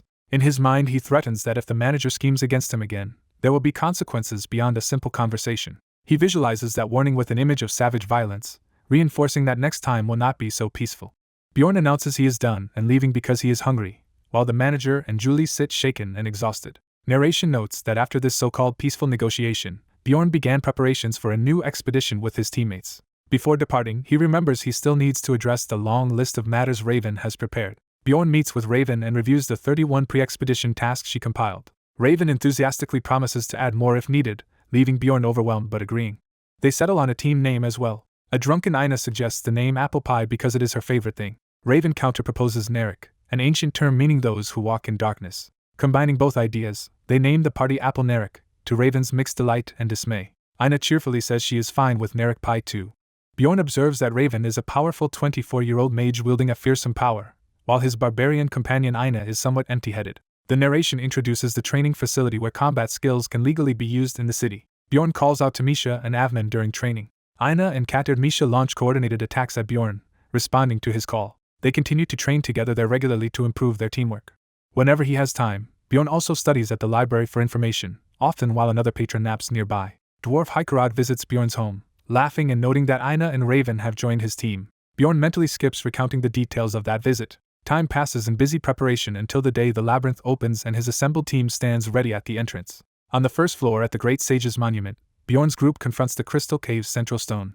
Inside the cave, Bjorn worries they were caught faster than expected while the others admit they are lost. They realize their navigator's sense of direction is far worse than they thought, having wandered back to the starting monument after 15 minutes.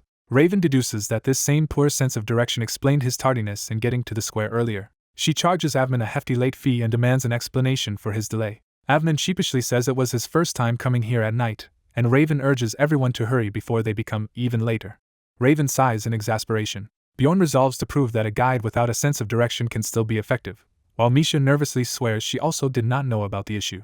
He wants to succeed before Raven loses patience and scolds them all. Bjorn declares he will lead from now on and asks Avman to simply tell him the portal's location. After Avman agrees, Bjorn steps forward to guide the party. He chooses routes by basic rules such as always taking the wider fork at intersections. Though it is his first time leading, he reasons through how to avoid dead ends and make progress. He recalls Rotmiller's navigation tips about avoiding hilly sections and favoring darker passages with fewer crystals near the outskirts. Those are among the practical lessons he learned as Rotmiller's companion. Thanks to that, their team reaches the second floor's Goblin Forest in about 12 hours, which Bjorn considers respectable.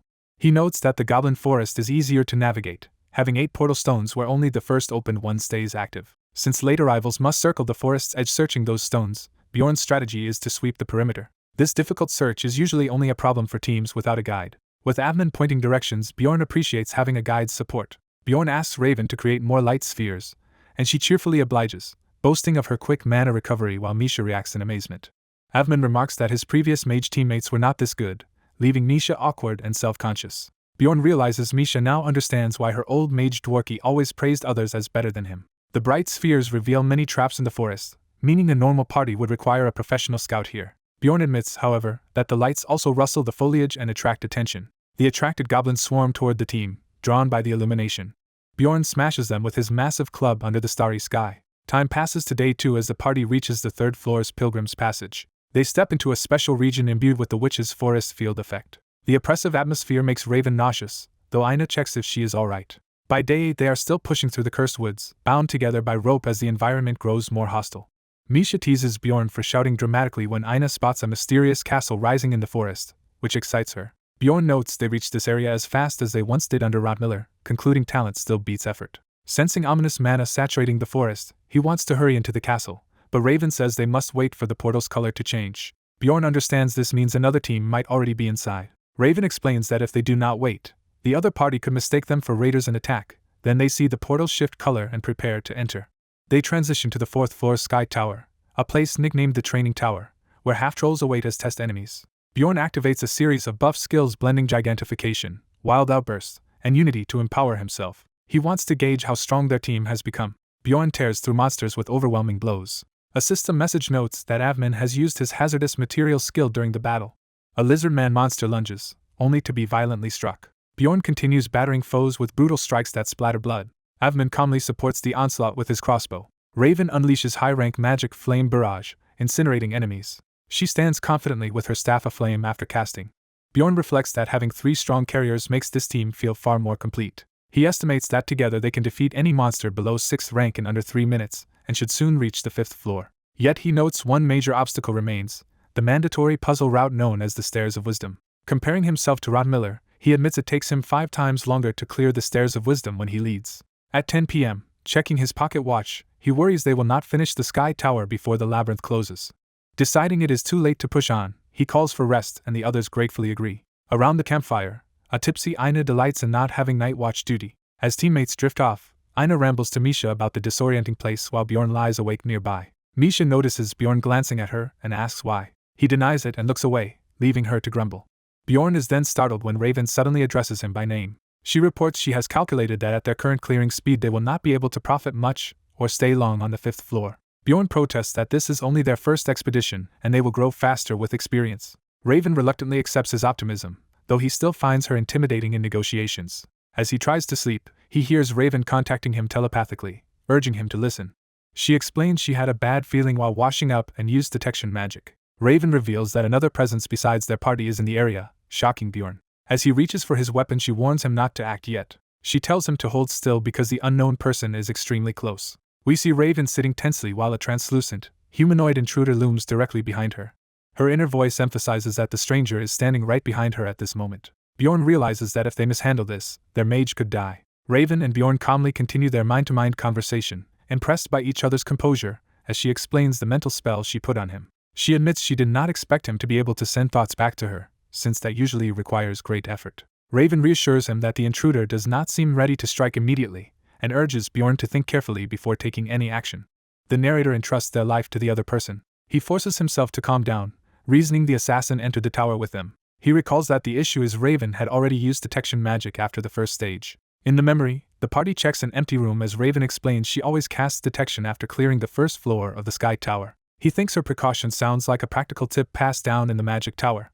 Comparing past and present detections, he deduces the enemies must have used an item earlier to avoid being sensed. He considers they might also possess high-level stealth but dismisses it since they were just detected and notes their inaction shows poor combat confidence. After deciding on a plan, he tells Raven to duck on his signal, while she nervously asks what he intends to do. As he charges with his massive weapon, Raven panics that a mistake will cost her life. He hurls the weapon over Raven's bent body, revealing and striking the hidden assassin. The thrown weapon smashes into the ground near Raven, disrupting the enemy's position. The masked assailant recoils in shock as his concealment fails. The awakened warriors shout in confusion, asking if an enemy has appeared. Another teammate snaps awake, startled by the commotion. The last sleepy member also rises, confirming there really is an enemy. A powerful impact shakes the room as the fight begins. A system message announces that his character has activated the skill giantification. Enlarged, he scoops Raven up and barrels toward the assassin. Carrying Raven, he slams his giant fist through the floor and walls while pursuing the fleeing enemy. The assassin vanishes again in a swirl of mist. He notes the enemy's speed and stealthy retreat while Raven, crushed in his grip, begs him to be gentler. He orders everyone to prepare for battle, telling them that a hidden rat just tried to kill Raven. The whole party forms a tight fighting formation around Raven, impressing him with their professionalism. One teammate jokes about literal rats while he clarifies he meant an enemy, thinking she should be more worried about that. He asks Raven to locate the foe, but she reports that the target has disappeared from her detection. Their leader tells Raven to keep scanning and asks how many stealth users there might be. They conclude there is probably only one enemy, and decide to wait for him to reveal himself with another attack. 10 tense minutes pass with the group maintaining a defensive circle. He taunts the hidden assassin to surrender, claiming there is no escape, when someone suddenly spots the enemy near a door. Raven uses an 8th rank support spell called Track to pinpoint the assassin by the portal.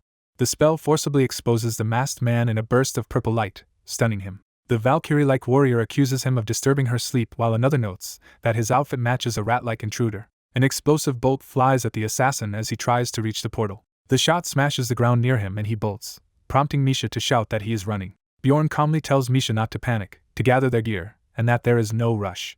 He knows the assassin just used the stairs of courage and that the next dungeon's doors will not open until all of them ascend. Reasoning the enemy cannot return, he decides they can safely collect their belongings first. As they pack, Raven finds the assassin's dropped expandable bag and shows it to Jandel. Looking inside, they discover professional tools like sleep incense, paralysis poison, and smoke bombs, confirming the killer came fully prepared. Bjorn reflects that they were lucky Raven sensed him, then tells everyone to prepare to move to the next floor. Time passes with his silent vigil by the sleeping party. He assumes the dead assassin had a specific mission and wonders what scheme might unfold next. He worries about the unknown mastermind's goal and reminds himself to stay cautious. Reaching the next stairway, he tells the team he will go first and signal them when it is safe. Peeking through the door, he is surprised by what he sees on the next level. He calls the others in, instructs Raven to keep up detection, and asks her to extinguish the campfire. Raven attempts to put out the magically burning flames. As monsters appear beyond the fire, he tells the team to clear them while remembering the assassin might still lurk nearby. After the fight, everyone gathers around a charred corpse lying on the floor. Raven checks the body and confirms it is really the assassin's corpse, still radiating fresh mana.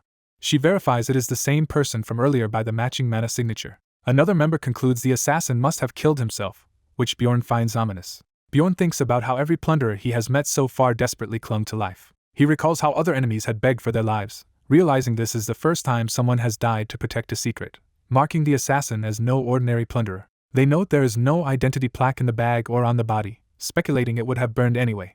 Bjorn asks Raven if she is okay, surprised she is not more disturbed. She angrily insists that only the smell of a rotting golem ever made her sick and says such sights are nothing compared to her experiments, leaving him awkwardly accepting that. Despite thoroughly examining the corpse, they fail to learn anything new. The catfolk warrior suggests they sleep more with someone standing watch, and Bjorn reluctantly agrees. Night falls again around their campfire. While the others sleep, Bjorn sits guard, quietly brooding. He wonders who the assassin really was and narrows it down to two possible senders. In his mind, he weighs whether the Dragon Slayer or the district manager is more likely to have dispatched the killer. Considering the lack of an identity plaque, he suspects the Dragon Slayer, remembering the man's warning that they would meet again. Yet the assassin's self-erasure also points toward the secretive district manager, who unlike the boastful Dragon Slayer would want no trace left. Bjorn muses that his earlier talk with the district manager had seemed amicable, but maybe the man changed his mind after he left. Hearing Raven toss and whimper, he considers waking her from a nightmare. Instead she sits up and tells him she has a question despite his urging her to rest while he stands guard. Raven hesitantly asks what would have happened if she had not used detection magic before. Bjorn asks if she wants the honest truth, and she says yes. He answers that without her spell they all might have died, and that even in the best case one or two of them would have been killed, which she confirms is common in labyrinth expeditions. He reflects that in labyrinths you never know what kind of twisted person you will meet, or when you might die. Sensing her anxiety, he adds that adventuring is not always so grim. To comfort her, he shares stories of his old outcast team, including how Dwaki had once been shaken by his first encounter with plunderers. He recalls how Rot Miller had cheered Dwaki up by showing him a breathtaking view on the 3rd floor. Raven mentions hearing that such beautiful vistas are written off by seniors as merely excess mana, though she is curious herself. Bjorn smiles and says he would like to see that scene someday. She agrees, telling him to wake her before midnight next time so she can see it too. The next morning, Raven nervously asks who he thinks the assassin really was. Misha believes he was no ordinary plunderer, pointing to his suicide, while Bjorn says there is nothing they can do about it now. Anar happily waves the captured plunderer's bag and asks how many cotton candies it is worth. Raven quickly estimates the bag and contents at about 3.5 million stones, astonishing the others with her financial savvy. Bjorn admits her valuation is probably close since he holds a regular evaluation license himself. He mentally contrasts his license with the rarer special evaluators who appraise items with dedicated skills. He reflects on how such evaluators must rely purely on knowledge instead of skills, which sounds difficult. Raven recommends he study evaluation because the license helps in negotiations, but he insists his arguing skills are already enough. As they climb the stairs of wisdom, Misha worries about wandering all day without a scout, and Bjorn says they will just do their best. In practice, every choice they make on the stairs keeps leading them into more troublesome routes. At one checkpoint, Raven times their progress at over 4.5 hours, prompting Bjorn to vow they will move faster. She glares as he sweats and promises they will improve. Bjorn privately wonders if she intends to keep timing them like this. She continues to clock each run, proudly reporting slightly better times. Even when a detour from a trap slows them, she is still tracking their pace, and he explains away the lost time. Days pass quickly as they keep climbing and training under her stopwatch. By the 12th day they finally feel safe enough to sleep without anyone standing watch. On the 16th day they at last arrive at the 100th stage. Standing proudly, Bjorn blocks the door while Misha complains he is in her way. Raven reports their latest run took 2 hours and 41 minutes, proving they really did get faster. Bjorn proudly declares that it is quicker to simply destroy traps than disarm them, a rule he attributes to himself. He compares their progress to a professional scout's 12-day record and concludes their 4-day delay is acceptable, especially without a dedicated scout. When Raven curtly agrees, he internally wishes she would outright praise him. Misha obliges, complimenting him as a barbarian scout and earning his grateful admiration. The bear man then says it is his turn to act. From the 100th stage onward, he explains, his job is to locate the portal that leads to the 5th floor. When asked which path to try first, he selects the door corresponding to the Stairs of Courage. The next choice is the Stairs of Wisdom, which they also test. They keep alternating choices, repeatedly opening courage portals in search of the correct route. After an entire night and 10 more doors, they are down to the final option. Bjorn states this last portal should finally lead them to the 5th floor and notes it is already day 17 at 2200 hours. He reminds them the last 4th floor room always contains a 5th rank monster and suggests resting. But Anar eagerly looks forward to another vampire-like foe while Raven says she can focus now. The others say they do not mind either way, showing little fear of a 5th rank opponent. Bjorn is stunned that his team treats such a dangerous monster so casually. He reflects that he would normally warn that fewer than half who enter survive fights like this. Realizing the warning would not change much, he decides to simply proceed. He tells them all to go in. Inside, they are confronted by a huge troll and Bjorn thinks facing such a foe is fitting for graduating from the tower. Raven asks about using spells and selling troll parts, but Bjorn says essences are also valuable, and they can fight normally. He remembers how his old team had frozen in terror the first time they saw a troll. Bjorn activates giantification and wild outburst to power up for the battle. Enlarged again, he challenges the troll head-on. The enraged troll lunges with a roar. Bjorn smashes into it with his massive shield, now confident the troll is manageable thanks to his upgraded equipment. A description of the Unity effect explains how his armor's soul increases equipment efficiency based on total stats. The troll's counter-blows clash with his shield as the fight rages. He decides he will aim for the head later and first targets its shoulders. Using the skill swing, he slams his weapon into the troll's shoulder to cripple it. After the blow dislocates its arm, his giantification buff ends. Impressed with the damage, he now understands how strong he has become. Misha follows up with an icy slash that cuts the troll. Bjorn notes that her apparent ease is actually due to the immense power of her costly arrow sword. Anar dives in from above with her massive blade. She unleashes her skill successive slash, striking in a shining combo. A description clarifies successive slash is a 4th rank skill that doubles each strike. The troll's hide is finally gashed open, making Bjorn curse at it. Anar continues hammering it while commenting on its tough skin. When Bjorn asks if she is okay after taking a hit, she gruffly insists she is fine. Bleeding from the mouth, she claims the injury is nothing even as he thinks it looks internal. She then activates life power absorption so that the more she attacks, the more she regenerates. Bjorn proudly observes that she is fighting exactly the way he trained her, serving as both sub-DPS and off-tank. Watching the troll reel, he plans to buy her an even stronger attack skill and notes, she still needs more beast blood to raise her spirit beast level. The bear man asks if he can finally join the fray, and Bjorn realizes he has been waiting. Mr. Bear says he wanted to see how the two ladies would fight, prompting Anar to yell that she is not a lady. He then opens fire with his crossbow in rapid succession. His bolts slam into the troll's legs and body. Bjorn approves of his precise shots aimed only at its joints. Misha shouts the signal to unleash their final combo. Misha and Anar leap in together, crossing their blades in a coordinated strike. Their combined assault severs the troll's arm and sends it crashing down. The wounded troll activates its own skill, Super Regeneration, and begins rapidly healing. Seeing the regeneration begin, Bjorn decides the spectacle is over and turns away, though someone calls out for him to wait. Alua reluctantly joins the fight, casts the 5th rank attack spell Lightning Spear, and dislikes being called the Third Lady. Her lightning spear crashes down in a massive bolt on the troll. The troll's chest is blasted open and it collapses, mortally wounded. The party regroups around the fallen troll, relieved and confirming the kill. Misha falls silent and blushes as she reflects on something. The narrator realizes that he and Misha are thinking about the same people. He recalls their former comrades and acquaintances from the past. Memories surface of those comrades suffering and dying in earlier battles. The current party is shown trekking deeper into the labyrinth together. Jandal closes his eyes in determination. He resolves that they must carry their past but keep advancing. He opens his eyes, now firmly resolved to move forward. The whole party faces the glowing gateway to the next floor, ready to proceed. Jandal declares that now their real expedition begins. On day 18 at 7 a.m. in the labyrinth, Jandal's group steps forward.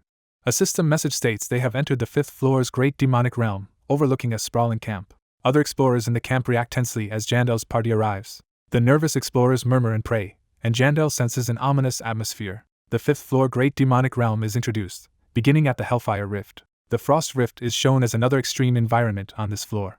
The Revenant Rift is described as an area clans clear easily while small teams struggle. The starting point of the 5th floor is explained as the safest zone that functions like camping grounds. A system announces achievement for reaching the 5th floor, increasing MP, and Anar exclaims that their spirit stat rose. Alua tells Anar to relax and explains that this power boost is known as a baptism. She further explains that baptism is considered a blessing from the labyrinth that strengthens their mental power. Misha asks if this makes essences useless for mages, and Alua clarifies that baptism also greatly increases their mana. Alua privately thinks she would have come to this floor sooner had she known about the mana boost. Misha accepts the explanation with a shy acknowledgement. In a flashback, a panicked mage counts his remaining mana and estimates he can maintain magic for only a few minutes more. Jandal notes that he can read what Misha is thinking.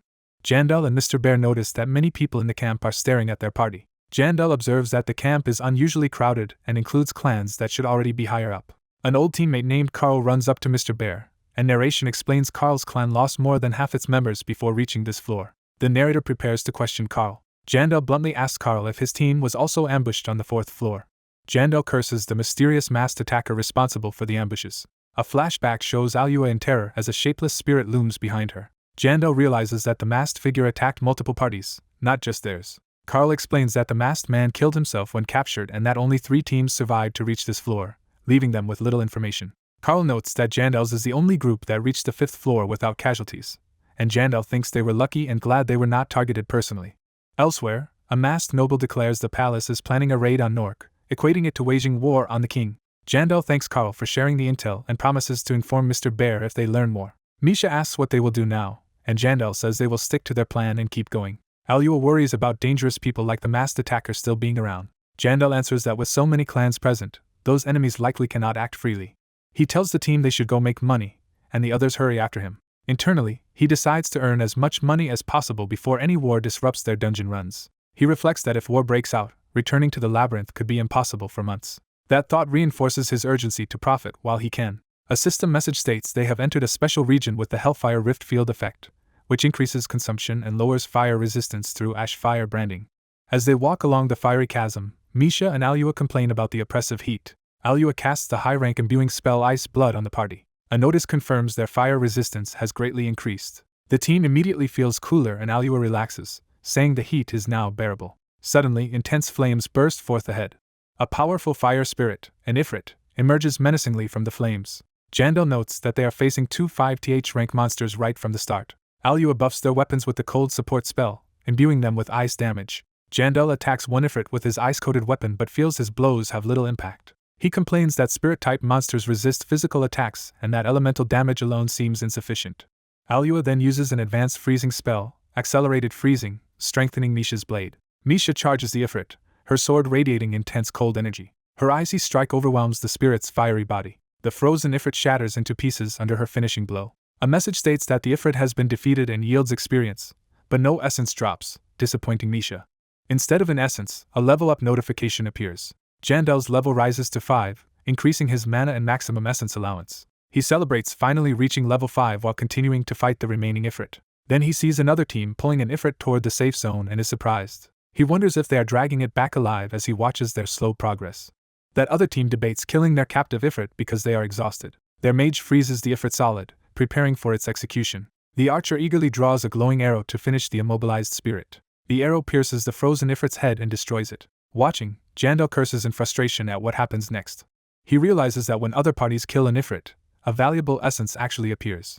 An Ifrit's 5th rank essence materializes where the spirit died. Jandal's party and the other teams silently face each other over the glowing loot.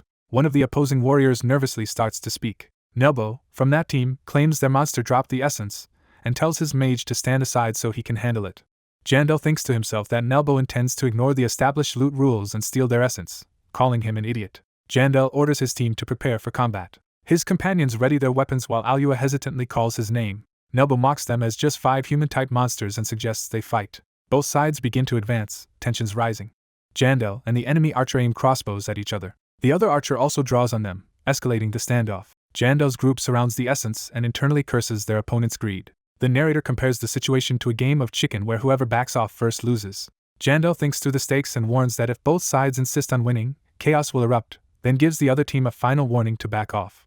Nelbo nervously jokes about how scary Jandal is but signals that he is not backing down. Jandal decides that if Nelbo wants the essence so badly, conflict is inevitable. He grips his weapon, ready to fight. Internally he resolves to see this confrontation through. Jandal decides he will consume the Ifrit essence himself, even if he might erase it later. His plan is to use his giantification ability to knock Nelbo off a nearby cliff, prioritizing victory over looting equipment. At that moment, Nelbo's mage companion slams his staff down and shouts for them to stop. Alua supports him, telling Jandal to lower his weapon. Nelbo tries to reassert dominance over his mage, but the mage threatens to leave the party if Nelbo keeps acting like this. Under pressure, Nelbo reluctantly agrees to stop. Jandal realizes the opposing mage had stayed quiet out of pity for Nelbo, who now protests being called an idiot. Later Alua and the mage, Ephraim Veller, introduce themselves as alumni of different magic schools and chat amicably. Ephraim confirms that their shared master is still focused on the same major research project. Alua then points out that demanding the Ifrit essence from them is unreasonable because her party was the one fighting the monster. Ephraim counters that customs aside, his team technically landed the killing blows so the essence is theirs. Alua argues that any committee would treat this as a formal conflict, and that since Nelbo's side sparked it by defying custom, they would not be seen as the righteous party. Ephraim hesitates, unable to refute her reasoning. Alua presses him, asking if he really wants to drag everyone before the committee over a single essence, suggesting it makes more sense for his side to back down. Flustered, Ephraim concedes the argument, while Jandal praises Alua internally for her debate skills. Ephraim announces that they will give up their claim and says he dislikes such pettiness anyway, shocking his teammates. Nelbo protests as Ephraim stalks off, calling the whole thing trivial and insisting they are not plunderers. Alua concludes that the essence is now theirs and casually asks Jandal what he plans to do with it, he replies they will sell it. Jandal remarks on how peacefully the conflict ended. With matters settled, he tells his party it is time to move on. As they depart, Jandal wonders why the rival archer glares at him when the situation was caused by their own greed. Anar yells for Jandal to hurry as the group moves out, and he brushes it off. Jandal internally screams in frustration about the constant chaos, even forgetting that archer's name. Narration notes that it has been 21 days since entering the labyrinth and 4 days since reaching the 5th floor, and aside from Anar reaching level 4 things have gone smoothly. He immediately contradicts that, ranting about jinxing themselves and saying he never believed in jinxes until meeting these companions. He anxiously wonders what misfortune Anar is about to draw onto him next. Alua notices Jandal furiously gripping his pen while mapping and comments that he might break it. She gently criticizes his crude map, saying it likely will not help them navigate back, while he insists he will improve over time. She then asks if making maps is not too much work, but he answers that while it is tedious he actually finds it fun. Jandal reflects that mapping feels like self-improvement, and Mr. Bear muses about the usefulness of maps. Jandal adds that by being their navigator he can steer the party where he wants them to go. He apologizes for the delay and leads the party onward along the hunting paths. He thinks they have no real alternative strategy given the crowded floor. Mr. Bear complains there are too few monsters because large clans monopolize the hunting areas. Misha and Alio lament that they cannot freely hunt due to these powerful clans, making their trip to the 5th floor feel wasted. Jandal notes that more clans are monopolizing fields than in the game, and that his party has been barred from 3 areas unless they pay entrance fees. Even when allowed and after paying, they are often restricted to killing only a single monster, and he finds the gatekeeping harsher than in the original game. Despite this, he steels himself, determined that these obstacles will not stop him. He vows internally to keep climbing to the top of the labyrinth no matter what. The party continues marching and soon enters a more verdant area, unaware of something observing them ahead. Jandal resolves that there are many ways to become stronger. Alua starts another conversation, asking Jandal if he knows something specific. She explains that while civilians think fighting monsters is explorers' main hardship, most explorers answer differently when asked. She says the worst challenge is the constant darkness in the labyrinth. She continues that not being able to sleep when you want, such as during watch duty, wears people down. She adds that living filthy, with sweat-soaked clothes and bedding, is another major hardship. Alua notes people say these issues worsen on higher floors, which Jandal acknowledges. On the afternoon of day 22, after defeating 8 hellhounds, the team prepares to rest. Jandal explains that big clans usually rest a month in the city after reaching the 7th floor, prompting Misha to shyly react. Alua then suggests they eat a proper cooked meal today instead of just beef jerky. Jandal thinks she could have simply said she wanted better food and agrees to the idea. Alua worries that the smell will attract monsters, but Jandal questions whether she truly opposes it. She admits she planned to counter his objection by using magic to eliminate the smell, and Jandal accepts while the others react humorously. Misha cooks a hearty tomato stew overflowing with meat for everyone. As they eat, Anar and Jandal loudly praise the stew and jokingly argue over who will marry the skilled cook Misha. Embarrassed, Misha thanks them for liking the food and seems about to say something more to Jandal. The bearded warrior sniffs the air, noticing the lack of odor. The mage girl explains she used air control and combustion magic to gather and burn away the bad smell, impressing the others. Over a pleasant meal on the 5th floor, the warrior praises her compared to other mages, and she smugly claims it is simply her superior skill. While food is passed around and watch duties are arranged, some members insist on standing guard instead of eating. As they eat stew, someone ponders something while staring into the bubbling pot. One warrior worries that a certain something has not appeared yet and hopes it comes before they finish eating. The cattered girl nervously asks if the food she cooked is not good, saying she made a lot expecting it to be liked. The armored man reassures her the food is as delicious as always and jokes that her cooking explains why their comrades want to marry her, leaving her flustered. She shyly interprets his words as wanting to eat her cooking every day while he wonders why she is acting so oddly, just as nearby moss begins to stir. They notice the black moss vanishing and exclaim that it is disappearing.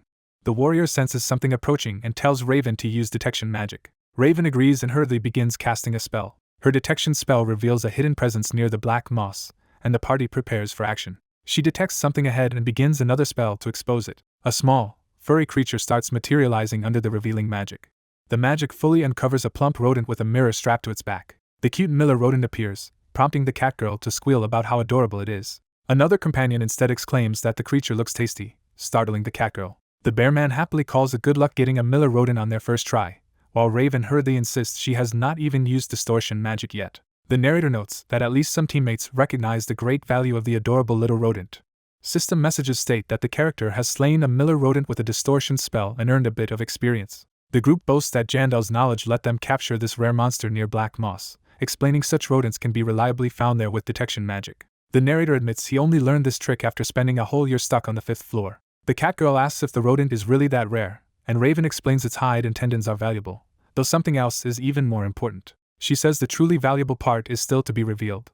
Raven shows that the real prize is the magical mirror attached to the rodent. She explains the mirror can open a hidden space like a rupture, which excites the warrior, who calls the item extremely convenient. The narrator reflects that he once had to explain everything but can now act like a clueless barbarian.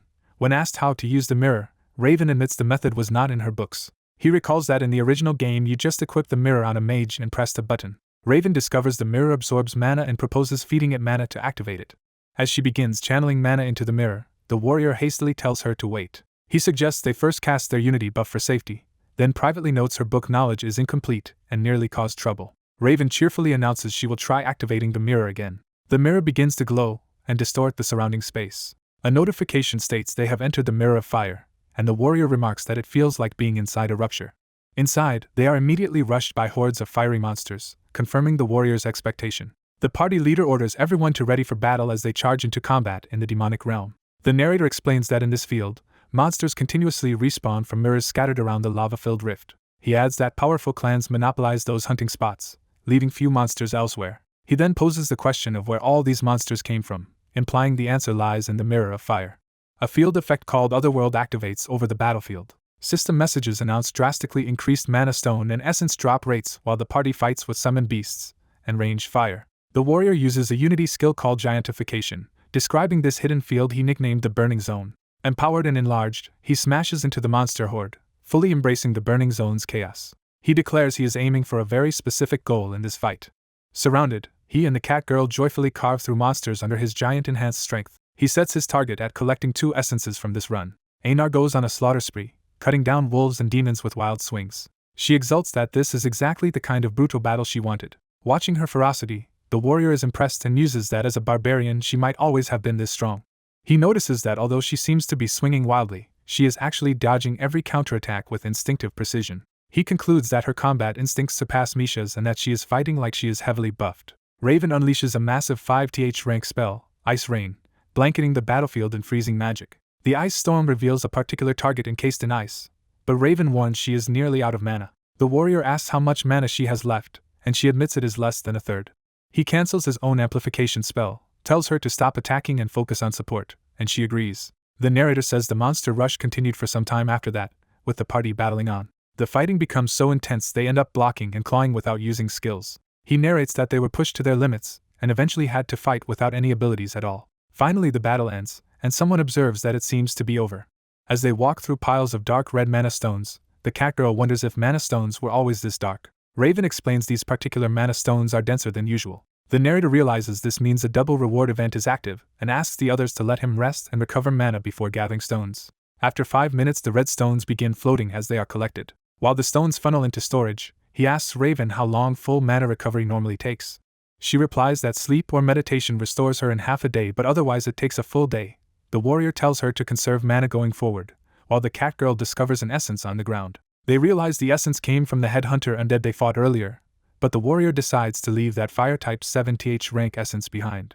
Anar desperately begs for the dangerous essence, but he insists it would not be good for her and refuses. Someone remembers they also collected a test tube essence from a corpse golem, and asks if they should sell it. Raven dismisses it as too low rank to be worth money, saying she only bottled the corpse golem for rare research material. She adds that in this hidden space only one item can be taken out, so they must choose carefully. The warrior elaborates that any item removed must be taken through distortion magic and only one such item is allowed. He says they must be wise in choosing what to extract and mentions rumors of a particularly rare item hidden here. The narrator wonders aloud if anyone knows what that rare item is, but Raven admits reliable information about this place is scarce. He privately thinks his suspicion was right, and tells everyone to rest while he stands first watch. He asks Avman whether he can sense any portals nearby. Avman points out a faint portal signature in the distance. The narrator explains that compasses fail here, so they have to rely on Avman's sense of portals to navigate. Hearing the direction, the warrior deliberately chooses to head the opposite way. He reasons that the portal likely marks the exit, so they should explore the other direction first to search for treasure, while Raven recalls seeing an exit portal in the mirror. Pleased by this confirmation, he urges the party to continue deeper. Time passes to day 22 at 7 p.m., with the narrator noting there is about a week left before the labyrinth shuts down. He concludes they must hurry if they want to secure anything valuable before the deadline. System messages list various monsters they defeat along the way and the experience they gain from each. Over 3 days they clear many monsters previously monopolized by clans and finally exit the barren lands. However, as they press on, dwindling mana and stamina slow their hunts. Because of fatigue and constant monsters, they run into several dangerous close calls. They are forced to take frequent breaks, but the narrator notes they still manage to amass an enormous quantity of mana stones. He compares this to the past when their only big profits came from catching plunderers for bounties. A flashback shows his old self grimly being paid small bags of coins for such captures. He recalls turning in plunderers to officials for modest rewards. Now, by contrast, he feels like he is truly making money through the mana stones they are harvesting. The scene shifts to day 27 morning in the labyrinth, within territory controlled by the Nevis Wolf clan. At a portal site, Nevis clan members rotate out hunters while fighting near a glowing gate. Exhausted soldiers remark on needing water and notice that monster numbers around the portal seem to be dwindling. Their leader casually says they will see what appears next. Inside their headquarters, a knight rushes in yelling for his captain. The captain is shocked to hear that a rare demon called Vertars has appeared. The Nevis warriors excitedly rush to face Vertars, recalling how much they earned from its essence the last time. The captain orders everyone into formation as they prepare to battle the demon. Vertar's massive form begins to emerge through the portal, claws first. The Nevis soldiers eagerly shout that the monster is finally coming out. Their captain grins in anticipation. His men also watch with greedy excitement, ready to fight. The demon continues forcing its way through the gate, its snarling face becoming fully visible. Suddenly, instead of stepping toward the Nevis clan, Vertar's clawed hand appears before them, indicating something has intercepted it. A caption reveals the other side of the Mirror of Fire, the burning forest. There, Bjorn's party walks through the eerie forest, noting it seems empty but far better than the previous fiery wasteland. As they walk, someone stops abruptly, sensing something. They see Vertar's body half emerge from a distant gate, and wonder what the strange creature is. The narrator realizes Vertars is about to depart through the portal. Determined not to let it escape, he launches himself toward it. He uses a skill called Wild Outburst to massively boost his stats and threat level as he charges the demon. Vertars roars and lunges, which the warrior greets enthusiastically. A caption identifies Vertars as a 5th rank demon monster. The giant demon towers over Bjorn's party, fully manifested in front of them. The narrator explains Vertars is so rare that even Raven had never heard of it, and that only one such demon exists in the burning forest, seldom seen even by top clans. He notes that rarity is not the only reason he is excited to fight it. He eagerly clashes with Vertars, thrilled to test himself against this foe. He assesses that its strength is actually below a troll's and that its true value lies in its guaranteed essence drop.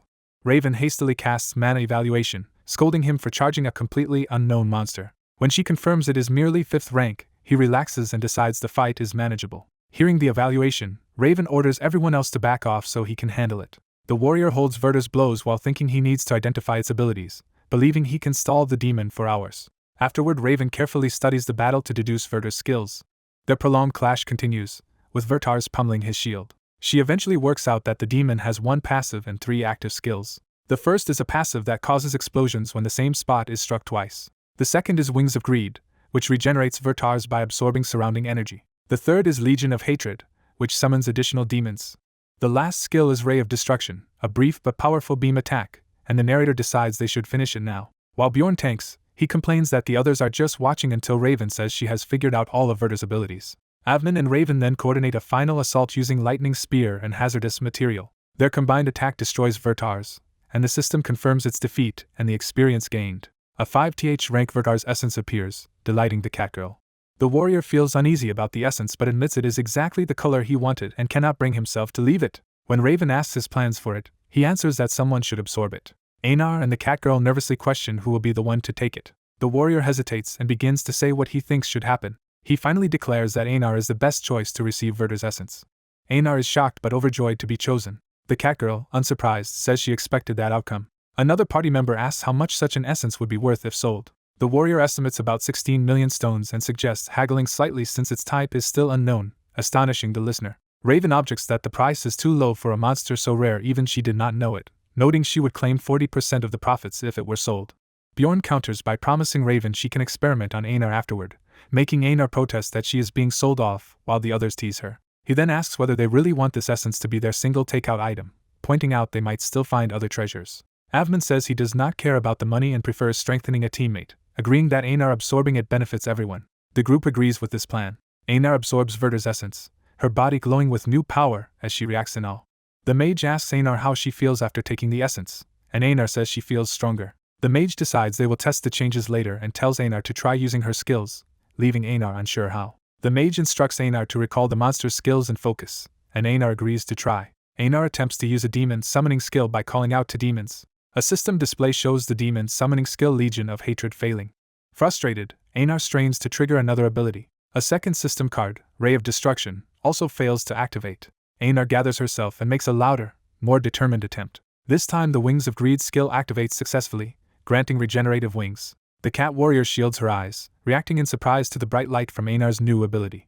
Large, glowing wings manifest dramatically. Anar marvels at her new wings and wonders if she has become a Valkyrie. She proudly shows off her wings to Bjorn, who responds indifferently while thinking it is just a cosmetic skin. Anar excitedly suggests that with these wings she can do more, leaping to test them. She is overwhelmed with emotion as the transformation effect finishes. A title card presents Anar's new appearance as a special Barbarian Valkyrie mode skin. Later, Anar sulks in disbelief that she still cannot fly. Bjorn explains that the wings are for healing, not movement, while Anar pouts about it. Their scout senses something and looks toward an approaching threat. Enemy beast tamers and giant wolves appear, and the party comments this is a good chance to test Anar's power. Bjorn orders Anar forward as they charge into battle together. The chained humanoid enemies rush toward them. The clash of their attacks is shown with explosive impact. Anar cuts through enemies while explosions erupt around them from her combined skills. A massive wolf lunges at Anar with bared fangs. Text highlights the combo of successive slash and scars of explosion. The combo devastates the enemies in a fiery chain of explosions. Bjorn asks the mage if she chose Anar's skill with this destructive synergy in mind, and she worries her assumption could have been wrong, while he says he trusted her judgment as the team's mage. Embarrassed, the mage says she appreciates his trust but seems uneasy. Watching Anar fight, the cat warrior notes she has become both faster and stronger but says more monsters are coming so they should help. Narration explains that afterward Anar used life power absorption combined with Wings of Greed and clearly demonstrated the essence's effects. The group, surrounded by many red mana stones, is impressed by how much an essence can strengthen someone, and the mage excitedly talks about future experiments, while Anar protests. Bjorn reassures the cat warrior she will also become stronger and promises to make sure of it, leaving her bashful. Time skips to day 30 in the labyrinth, with 16 hours left before shutdown as the party continues deeper. They reach a huge stone monument in the woods, and Bjorn notes they barely made it there in time. The mage warns everyone to stop because the monument might be dangerous, while Bjorn mutters that it seems to be just a stone slab. Narration notes that in the original game this monument had no special function. It is further explained that such monuments elsewhere only acted as path markers. The narrator muses that there might be a hidden feature he is unaware of, but doubts it. The mage asks if she can investigate a few things about the monument. Bjorn casually tells her to go ahead if she wants. Not wanting to ignore the mage, Bjorn humors her request to touch the monument, then plans to simply continue the expedition. 2 hours pass. The mage regrets not having a bit more time to solve the monument's mystery, but Bjorn insists they cannot waste time and might find something else. Misha calls Bjorn's attention to something she has spotted nearby. They discover a decrepit burned hut, and Bjorn thinks they likely will not need to return here. Someone remarks that the place feels like it might hide something. Another voice suggests they should go inside to check. A title marks the location as the burnt hut's first floor. Inside the eerie hut, the cat warrior complains it is creepy while Bjorn decides to head upstairs since nothing seems of value on this floor. On the second floor, Bjorn and Jandel look around and spot something odd, prompting Bjorn to call out to Raven. Anar excitedly reveals she has found a book, surprising Bjorn because he does not remember any book existing here in the game. The mage examines it and says it is written in an ancient language and appears to be a diary, offering to read it. The diary records an expedition party trapped for years, dwindling members, completion of the house, a pregnancy, the orb of fire weakening, and a final entry saying they expect to die that day. A later diary passage asks any future finder, if the witch has not yet ended the world, to use an item in the basement to save it. Shocked by the mention of a witch, the mage realizes the journal's writer is from their own dimension, which intrigues the others. She explains the clue came from the language used and speculates the diary crossed dimensions, then wonders how those people reached this world. Remembering the note about the basement, she urges them to investigate the basement first. In the basement, they find a chest. The mage senses something is inside, and Bjorn volunteers to open it. Bjorn happily opens the chest, thinking his habit of taking the risk on chests is finally paying off. Inside lies a glowing red orb, which excites the others who want to see it. Narration says the orb is a bound item, and a system message registers Bjorn as the user of the orb of fire. Bjorn shows the orb to the others, who stare at it with amazement. The mage decides they must take the orb to a specialist for evaluation, and Bjorn agrees to bring it outside. Narration jumps ahead, saying they continued hunting until the labyrinth shut down. A system notice announces that Bjorn's character is being teleported to Raponia. The next afternoon they go to Kamobi Trading to appraise the orb. The evaluator remarks that the item is extremely rare and usually held only by major clans. When asked what it is, he identifies it as the orb of fire, explaining that it reduces fire damage within a 15-meter radius. Bjorn asks how to activate it, and the evaluator says it requires a specific trigger word, which he offers to write down. Raven eagerly asks how much it is worth, and the evaluator sheepishly admits he forgot to mention the price. He explains that because the orb is bound to its first finder, It cannot be sold, and thus has no market price. Raven erupts in disbelief and accuses Bjorn of knowing this, while he insists he truly did not. She silently glares at him, making him nervous. Bjorn anxiously wonders if she can tell he is lying. Relieved when she calms down, Bjorn listens as the evaluator hands them the note with the trigger word. Raven tries to pay for information about where Bjorn found the orb, but Bjorn refuses to reveal the source. The evaluator says they are welcome to return if they change their minds and notes that other owning clans are equally secretive. Bjorn casually agrees as they leave. Outside, Raven worries about the bound item, but Bjorn says it is fine since the orb's range allows it to act as a shared team item. He states he will use the orb for the team's sake, asking if she really thought he would make her pay him for it. Raven, surprised, internally questions whether he truly does not want payment. She then asks why he turned down the evaluator's offer to buy the location info, since it seemed lucrative, and he answers that the merchant would profit far more from such knowledge. Raven clarifies that her real motive is to keep the diary secret so she can analyze it later and shock the mage community, and Bjorn accepts that. She cheerfully says she looks forward to continuing to work with him, while he wonders why she suddenly sounds so formal. She explains she feels the diary's mystery is tied to the labyrinth, and she plans to investigate it further. Bjorn prompts her to continue, when he responds with a non-committal. So, she pushes back, asking what he means by that. She then declares that she intends to remain in his team. Raven smiles confidently, clearly satisfied with her decision, while Bjorn looks taken aback. Narration echoes her commitment, saying she will stay by his side. Time skips to the day after their visit to Kamobi with Raven. A profit report scroll lists Team Apple Narek's first expedition earnings and individual distributions. Narration notes that the expedition brought in a substantial profit. During the division of spoils, Bjorn announces each member's share, and Anar is stunned at receiving over 5 million stones, wondering if she is now rich. Raven then asks about the payment for the essence, making Anar nervously ask how much it was again. Raven calculates that Anar owes 4 million stones to each teammate except herself, totaling 16 million. Bjorn intervenes, saying he will co-pay with Anar by covering Avmin's share and Raven's share himself. Misha says she can wait for repayment, and Anar tearfully calls her the best. Raven concludes that with all debts deducted, Anar will receive nothing today, shocking Anar, who cries out in disbelief. Anar laments that despite being paid she ends up broke, mourning the treats she wanted to buy and insisting something is unfair. Narration adds that beyond owing Misha, Anar also owes Bjorn for expensive new gear, leaving her 11.5 million stones in debt. Anar despairs that her hard work only deepened her debt, while Misha consoles her and Avmin watches awkwardly. Narration says Raven and Avmin agree Anar has become much stronger from the essence. Because of this, they raise Anar's regular cut to 20%, and Bjorn thinks the shares are now fair. Bjorn reflects bitterly that despite being leader, guide, and finder of hidden pieces, he still does not get a larger share. He privately grumbles that he ought to be earning around 30% instead.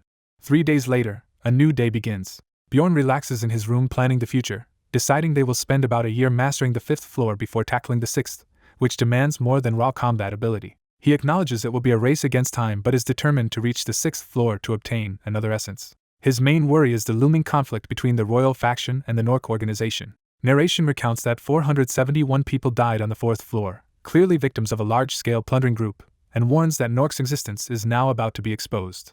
Misha bursts in with a royal announcement, calling Bjorn's attention. The notice describes a Nork raid plan that offers significant rewards and tax exemptions to 6th-rank explorers who join. Bjorn and Misha agree the offer is very tempting and expect many explorers to participate, and she asks what he plans to do. Remembering Lee Biko's warning that any order to join such a raid should be ignored because of the Orculus's hidden power, Bjorn weighs the danger. Bjorn decides for his team that they will not participate, saying he has no reason to join a war that does not concern him. Misha is relieved, admitting she had a bad feeling and promising to warn Raven and Avmin as well. Bjorn asks how Anar reacted, and Misha reports Anar is excited, thinking it could make her famous, but assures him she will talk sense into her. Bjorn leaves that task to Misha. He then checks with the physician Raven-like woman, who says she has no interest in joining a war, regardless of it being labeled a raid. Avmin muses that in the past he might have joined, but with a child on the way and tax benefits already secured, he will not participate either. Bjorn is glad his teammates are aligned and decides to research more on the community forum, then invites Jandel to a 5th-floor explorers gathering that evening. Jandel encourages him to attend since building connections suits a new team leader. Bjorn reluctantly agrees that going once will not hurt. Bjorn asks when and where the gathering is, and later heads to the meeting in the 8th district at 10 p.m. Narration says the gathering was decent. Though he gained no important intel, he learned how average explorers think. He concludes that this perspective is useful because the elite round table only shares high-level information. At the tavern, some explorers recognize Bjorn as the Barbarian from the 3rd-floor incident, and joke that he is still a newbie. As drinking continues, someone notes that Bjorn seems a bit drunk, while Bjorn internally wonders what is wrong with that man. Bjorn senses that events are unfolding in a way he has experienced before. One drunk explorer insults Avman for associating with a savage, prompting Avman to try defusing the situation. When the man continues disparaging barbarians, Bjorn suddenly confronts him with harsh language. Narration labels what follows as a typical tavern brawl. The offended explorer shouts back and calls Bjorn a newbie, but Bjorn proposes settling things with a duel. The man scoffs, starting to explain what a duel means, but Bjorn taunts him to admit he is just afraid of losing to a newcomer. As the man escalates the insult, Bjorn cuts him off with a chilling remark about consequences. Bjorn's murderous aura overwhelms the drunk, who recoils in terror as Bjorn threatens to bash his head in. Narration states Bjorn defeated him easily. Later that rainy night, Bjorn returns Avman home. Avman and his wife thank him and offer honey water. Bjorn, still slightly tipsy, breathes out as he walks away. He pauses, looking thoughtful, as something weighs on his mind. The next day he goes to the guild office, where the clerk asks if he will join the raid, and he answers that his team will not participate. The clerk responds that she is genuinely glad he is staying out, expecting heavy casualties again. When Bjorn asks what she means about the royals, she hurriedly retracts the comment. He thanks her for worrying about him, and she shyly admits she was indeed concerned. Narration summarizes that while those close to Bjorn oppose the raid, the explorers at the tavern mostly support it. Bjorn decides he needs to research the topic more on the community forum. As he walks through the night market thinking, he stops at a stand of candied apples. Later he returns home and knocks, calling out to Misha. She opens the door sleepy and comments that he smells of alcohol, asking why he was out so late. Bjorn tells her about the gathering with Avman, and she praises him as a proper team leader for attending. When she notices the paper bag, Bjorn explains he bought candied apples at the night market, surprising her since he normally does not like sweets. The catgirl munches candied apples and remarks that the man acts like a father to the two of them. Embarrassed, she clarifies she meant a normal good dad, not her own. Thinking of a caring father makes her sad and she apologizes for what she implied. Her fiery beast attacks the man, scolding him to think before talking. She thanks him for the apples and says goodnight as they part ways. Later, he sets down the remaining candied apples, contemplating. He reflects that despite everything, this life with them is not so bad. Elsewhere, she happily eats her candied apple. Another girl sleeps and dreams aloud about candied apples. Under the night sky, he notes that his contented feeling is stronger than usual. Time passes and they all return to their busy daily routines. Over breakfast, he tells Anar to visit the sanctuary and acquire a new seal. Anar objects that she has no money for it. He offers to lend her the funds, leaving her flustered at going deeper into debt. She worries inwardly about how long she will owe him. Narration explains it takes Anar 3 days to reach the 3rd level of her seal. He checks on her, and the narration details that her warrior seal, Slayer, grants a 3rd level passive skill called Satiation that restores MP when she kills monsters. In contrast, Misha spends most of her money on beast blood again. As a result, Misha triggers the first awakening of her spirit beast and gains the powerful ice-related ability Glacier's Blessing, which has resource costs. He is surprised she got this ability before the sword he had planned for but thinks their smooth progress on the 5th floor might be a reward for past hardships. Meeting Rottmiller in town, he arrives on time and says he is taking his guide work seriously, which Rottmiller approves of. He narrates that Rottmiller has been tutoring him in guide duties for a fee while he studies maps. Over tea, he tells Rottmiller he is considering making teaching his main job, and Rottmiller encourages the idea. He modestly laughs that Rottmiller is being too kind. 15 days later at dinner, the party eats together with the fairy innkeeper, with Misha eyeing her silently. He asks the fairy how she always knows when they are eating there, and she claims it is fairy intuition. Misha angrily accuses the fairy of secretly waiting there every day. Anar backs Misha up, calling the fairy a liar. The fairy cheerfully asks them to stop teasing and praises him as nice while he wishes the girls would get along since the fairy may join their party. That night, exhausted, he lies down, thinking the day was tiring but that something important is still ahead. He decides that the real event of the day is about to begin as he prepares to sleep. System messages announce his soul is being taken to a special realm called Happy Korean Independence Day. Inside that realm, a soldier avatar shouts to get his attention. The frantic soldier tells him he is currently in battle and urgently warns him about a dangerous raid, insisting he must never participate. The soldier says he came only to deliver that warning. Once again, the system moves his soul into Happy Korean Independence Day. He is greeted by the same shouting soldier. The soldier repeats that he is in the middle of a fight and begs him never to join the raid, not even later. He emphasizes that this was his sole reason for coming. As the soldier vanishes, the observer realizes the man is literally fighting at that moment. He notes that time passes extremely slowly in the realm compared to outside, so the soldier must be battling formidable enemies to leave in such a hurry. He suspects the foe is the infamous enemy from the underground city. He recalls that the Nork raid army departed only yesterday, and wonders what dire situation could already have him fighting. He reasons that the soldier expects the raid to fail, and even a follow-up raid later would be doomed. The phrase about danger even later makes him think a second raid will happen as well. The system message says he exits Happy Korean Independence Day, and he decides to investigate the raid situation. Back at his desk on Earth, he notes there is still time before the observer of the roundtable event, and that online discussions are buzzing about the Nork raid. Browsing a forum, he notices a hot new post from someone in the raid claiming they are about to die. Reading the thread, he sees the poster describe being mortally wounded on the battlefield and answering questions as they wait to die, which makes him grasp how intense the battle is. Further comments reveal the poster is a Canadian high-ranking member of the Arabian clan who cannot even see what killed him due to dark magic on the front lines. More replies show others recognizing his status, reacting to him doxing himself, and wishing him peace as he bleeds out. The narrator notes there are dozens of such comments below the dying man's post. After silently reading for a while, he starts frantically commenting under the username Elfnuna, urging the poster not to give up and to try to live. He writes that there is always a slim chance if you do not give up and uses his own survival as proof. He continues posting, sharing that he once survived a stab to the neck by killing the enemy and barely saving himself with a potion, insisting the poster must not give up. The dying archer replies that he understands but doubts he can do anything as an archer, while Elfnuna agonizes over how to convince him. Elfnuna keeps typing, insisting that even an archer can still try. The poster answers that if he must die, he wants to die as his true self from Earth rather than the game body, which shocks the narrator. The narrator says his mind went blank on reading that confession. He sits frozen at his desk, overwhelmed. Attempts at comforting words rise and vanish in his head. Later he sees someone curse the game, and the poster agrees in his final reply. After that, the narrator says there are no more responses from the dying OP. His heart races anxiously as he processes what just happened. He scrolls back through all of the OP's comments, feeling he can imagine the man's entire life from them. When he refreshes, he notices a new reply addressed to his own comment. The reply thanks him, calls him strong, and hopes he can clear the game and return home, saying the OP cannot forget Elfnuna's words. He silently stares at the screen, moved. He decides to write one more message back. Elfnuna promises that if he ever returns to Earth, he will send a letter to the address the OP posted and praises him for doing well, though he doubts they will ever meet. The system then announces his entry into the observer of the Roundtable event. His avatar materializes in the Roundtable hall. Seeing only one masked figure present, he wonders if everyone else is away at the raid. The system ends the meeting early because not enough members have shown up. He questions who these absent high-level observers actually are. 2 days later in Nork Castle, the story shifts to the underground city on day 17. A red-haired woman quietly prepares herself, touching her ear. She studies her disguised face in the mirror, adjusting her cloak. A servant knocks and informs Amelia Rian Wales that the Lord wishes to see her. Entering, she finds the corpse collector instead, who greets her unexpectedly. She asks how bad the situation is, and he explains the royal family has unleashed their most dangerous asset. Hearing that a notorious man has been set loose and is causing many deaths, she reacts grimly. He tells her everyone else has already assembled and she is the last to arrive, and she agrees to go. They start walking together through the corridors. Their footsteps echo as they move with tense silence. She asks if the Dragon Slayer is also fighting, and he scoffs that the man is too injured to do much. Curious, she then asks whether the Dragon Slayer has improved. Realizing his slip, he questions why she wants to know, and she regrets revealing too much. Coldly, she says she wants to know so she can kill the Dragon Slayer if he proves useless.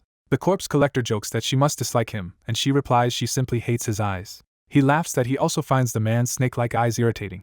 He advises patience, saying the Dragon Slayer should recover within a year, and she presses about his missing Dragon Slayer's sword. He says the man will search for it and that an old alchemist claims there is a way to restore his memories, which Amelia decides she must investigate herself. She thinks that if she questions the corpse collector further right now, he will notice her unusual concern. Massive doors open as she is summoned before the city's lord. In the grand hall, the lord welcomes Amelia, acknowledges the desperate situation, and begins a strategy meeting with several elite fighters. A blue-haired mage named Camilla excitedly confirms rumors that the crazed man is in the city, which the lord affirms. An archer adds that their captain is barely holding the man off and cannot last much longer. The lord declares they will seal the city for 2 years so no one can leave or enter. He warns that using the secret escape route will immediately trigger the lockdown magic and asks if anyone has questions, but Amelia says nothing. As the meeting ends, Camilla cheerfully bids the handsome lord farewell for 2 years and banters with a comrade who scolds her manners.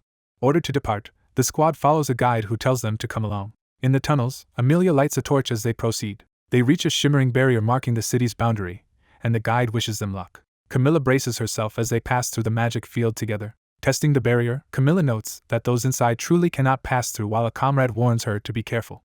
Outside the city, Camilla remarks on leaving this way and asks their commander Amelia what they will do next. Narration explains their mission: gather information in Raponia, with a secondary goal if possible. The hidden secondary mission is to assassinate a particular explorer. Amelia smiles grimly, thinking she has finally reached this point. The next day, the Nork raid army returns to the surface city with only a third of its members alive. Hearing the news, the Barbarian narrator spends days in taverns gathering rumors to decide whether his own party should enter the labyrinth. Though the information hunt is dull, he feels it is necessary since, unlike observers, he has no special info-gathering powers. Summarizing what he learns, he notes that Nork suffered heavy losses, survived only by locking the city, that the royal family's explorer could match the Orculus captain, and that several top clans were wiped out. If the war drags on, fighting will spill into the labyrinth. He foresees an endless player-killing event worse than anything from the original game. He wrestles with whether to halt the expedition or go forward. After thinking about it all night, he realizes his decision had already been made. He resolves to become as strong as possible before his protective ring breaks. Remembering the terrifying demon that once nearly killed him, he concludes that power is the only way to survive. He therefore decides that his party will challenge the labyrinth again. The next morning he heads outside the inn. Walking through town, he sighs after another night of investigation. He complains inwardly about how tedious this intel work is and considers going to sleep when he spots a hooded figure. Sensing danger, his eyes sharpen. The cloaked person speaks, saying they did not expect to see someone they knew here. The figure pulls back the hood, starting to reveal their face.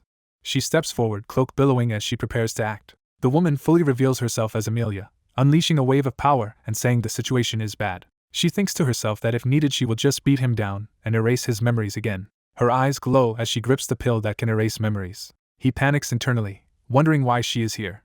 He reminds himself of his own creed to think before acting. He recalls teaching Anar that motto and notes it has saved him many times, so he forces himself to analyze Amelia calmly. First, he concludes she did not come to Nork specifically to find him. Second, he infers she actually wanted to avoid anyone who knows her, implying something is wrong with Nork's lockdown. The narration introduces a third point.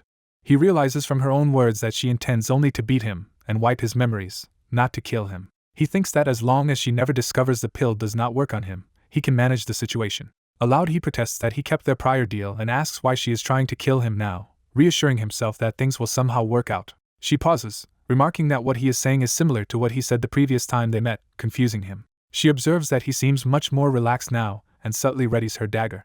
He nervously claims he just feels calmer because he has grown stronger. She reminds him their oath still stands and suggests they simply pass each other as strangers, offering him the memory-erasing pill. He recoils at the idea of sacrificing his memories. She explains that if he takes the pill, it will be as if they never met here. While he thinks this might be best but only as a last resort, he worries that if he passes out from the pill, she could do anything and he would be powerless. He asks her directly how he can trust her. She retorts that he has no real alternative, prompting him to challenge her reasoning. Smiling thinly, she says he is simply being arrogant. Suddenly, a spell activates and all sound vanishes around them. Wrapped in a bubble of silence, Amelia addresses him coldly as Barbarian, ready to act.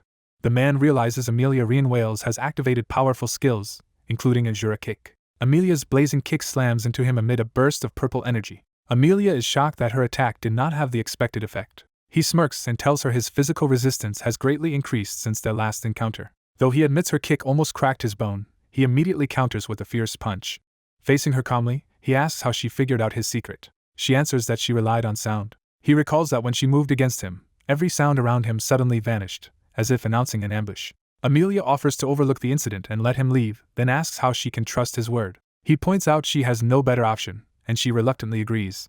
He makes her promise never to visit him again, and she says she can accept that since he was not her real target anyway. As she turns to go, she adds that she is not human. She finally reveals her identity, introducing herself as Amelia Rian Wales. He is stunned, realizing she has just given him the same name he bears. Internally, he thinks that their exchange all but guarantees they will meet again.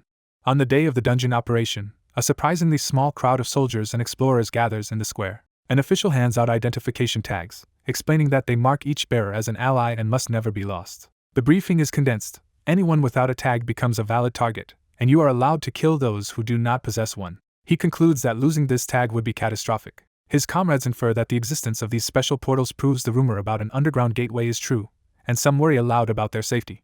Bjorn reassures them that the army will protect the explorers once they are inside the labyrinth. After a short wait, the portal opens, and the army enters first, followed by the explorers. Half an hour later, the party is still stuck in a slow queue, worrying they might not get in. Another half hour passes, the portal visibly shrinks, and the group grows increasingly anxious. Bjorn secretly thinks the shrinking portal is beneficial because it will let them exploit an experience multiplication bug. Guards finally shout that the entrance is closing and push everyone back, angering those who waited in line. Someone warns that approaching now is dangerous because the portal will soon shut. Bjorn activates his giantification skill and tells Anar to climb onto his back. Their companions are shocked by this sudden move. Using his enlarged body, Bjorn hauls his entire party forward in a mad rush toward the portal. One of the women panics that using abilities in the city is illegal even as she is dragged along. Bjorn's group crashes through the crowd and dives into the portal amid chaos. Guards scream at them to stop, horrified by the breach of order. Clutching his screaming teammates, Bjorn plows through the shrinking gateway. Misha and Anar are terrified by the reckless charge. Avman wears a strained smile, half amused and half nervous. Anar instead bursts out laughing, cheering Bjorn on and hailing him as a great warrior. A system message confirms that the character has entered the first-floor crystal cave. Another message reports that his fame stat has increased multiple times. Inside the dark cave, Raven casts her light spell to illuminate their surroundings.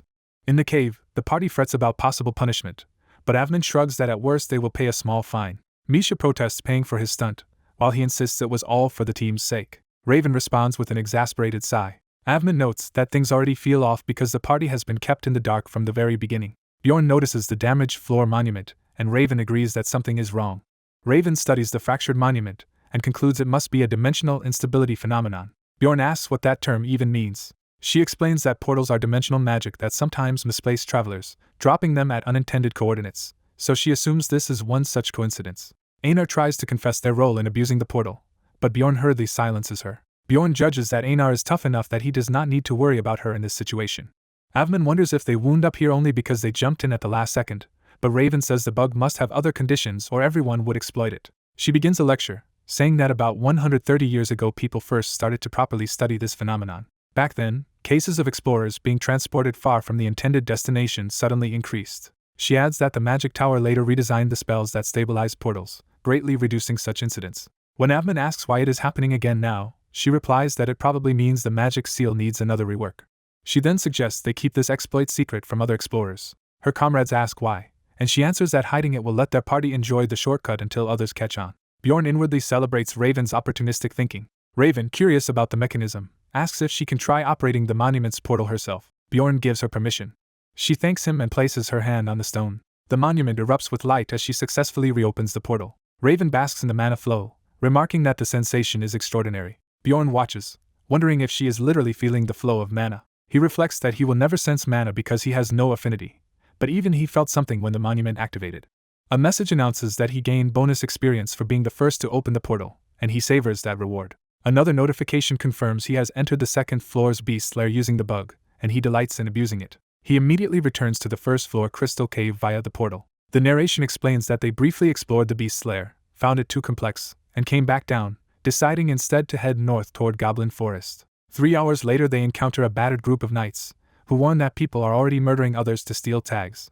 Bjorn asks if there is any way to distinguish stolen tags, and when told no, wonders why the knights do not suspect them. The knight introduces himself as a retainer of Count Fertihilt, and says the deserter from the past tournament was once his own trainee. Bjorn remembers that shameful incident from the knight's perspective. As the knights depart, Anar comments that it is handy traveling with such a famous figure. He grumbles not to mock him over that past scandal.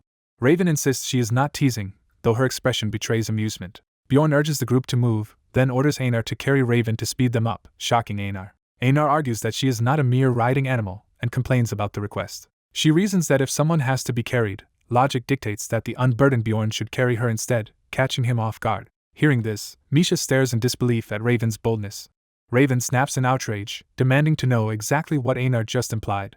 Avman watches the exchange with an intrigued oho. Raven continues to press her argument that Bjorn should carry her since he has no pack. Bjorn dodges the issue by saying he must walk in front to scout the way. As a compromise, he volunteers to wear Anar's backpack instead, and Raven approves the solution while Anar despairs. With roles settled, the party advances through the crystalline tunnel, Bjorn warning everyone to stay alert. On the 7th day of the expedition, at 20:05, they finish off another monster and take a breather. On the 27th floor of the Sky Tower, Bjorn decides they should rest early since the portal cooldown forces a 4-hour wait, noting they already cleared a quarter of the tower today. Raven confirms no enemies are nearby, so Bjorn suggests eating before sleep. The others eagerly clamor for Misha's cooking, which they have been craving.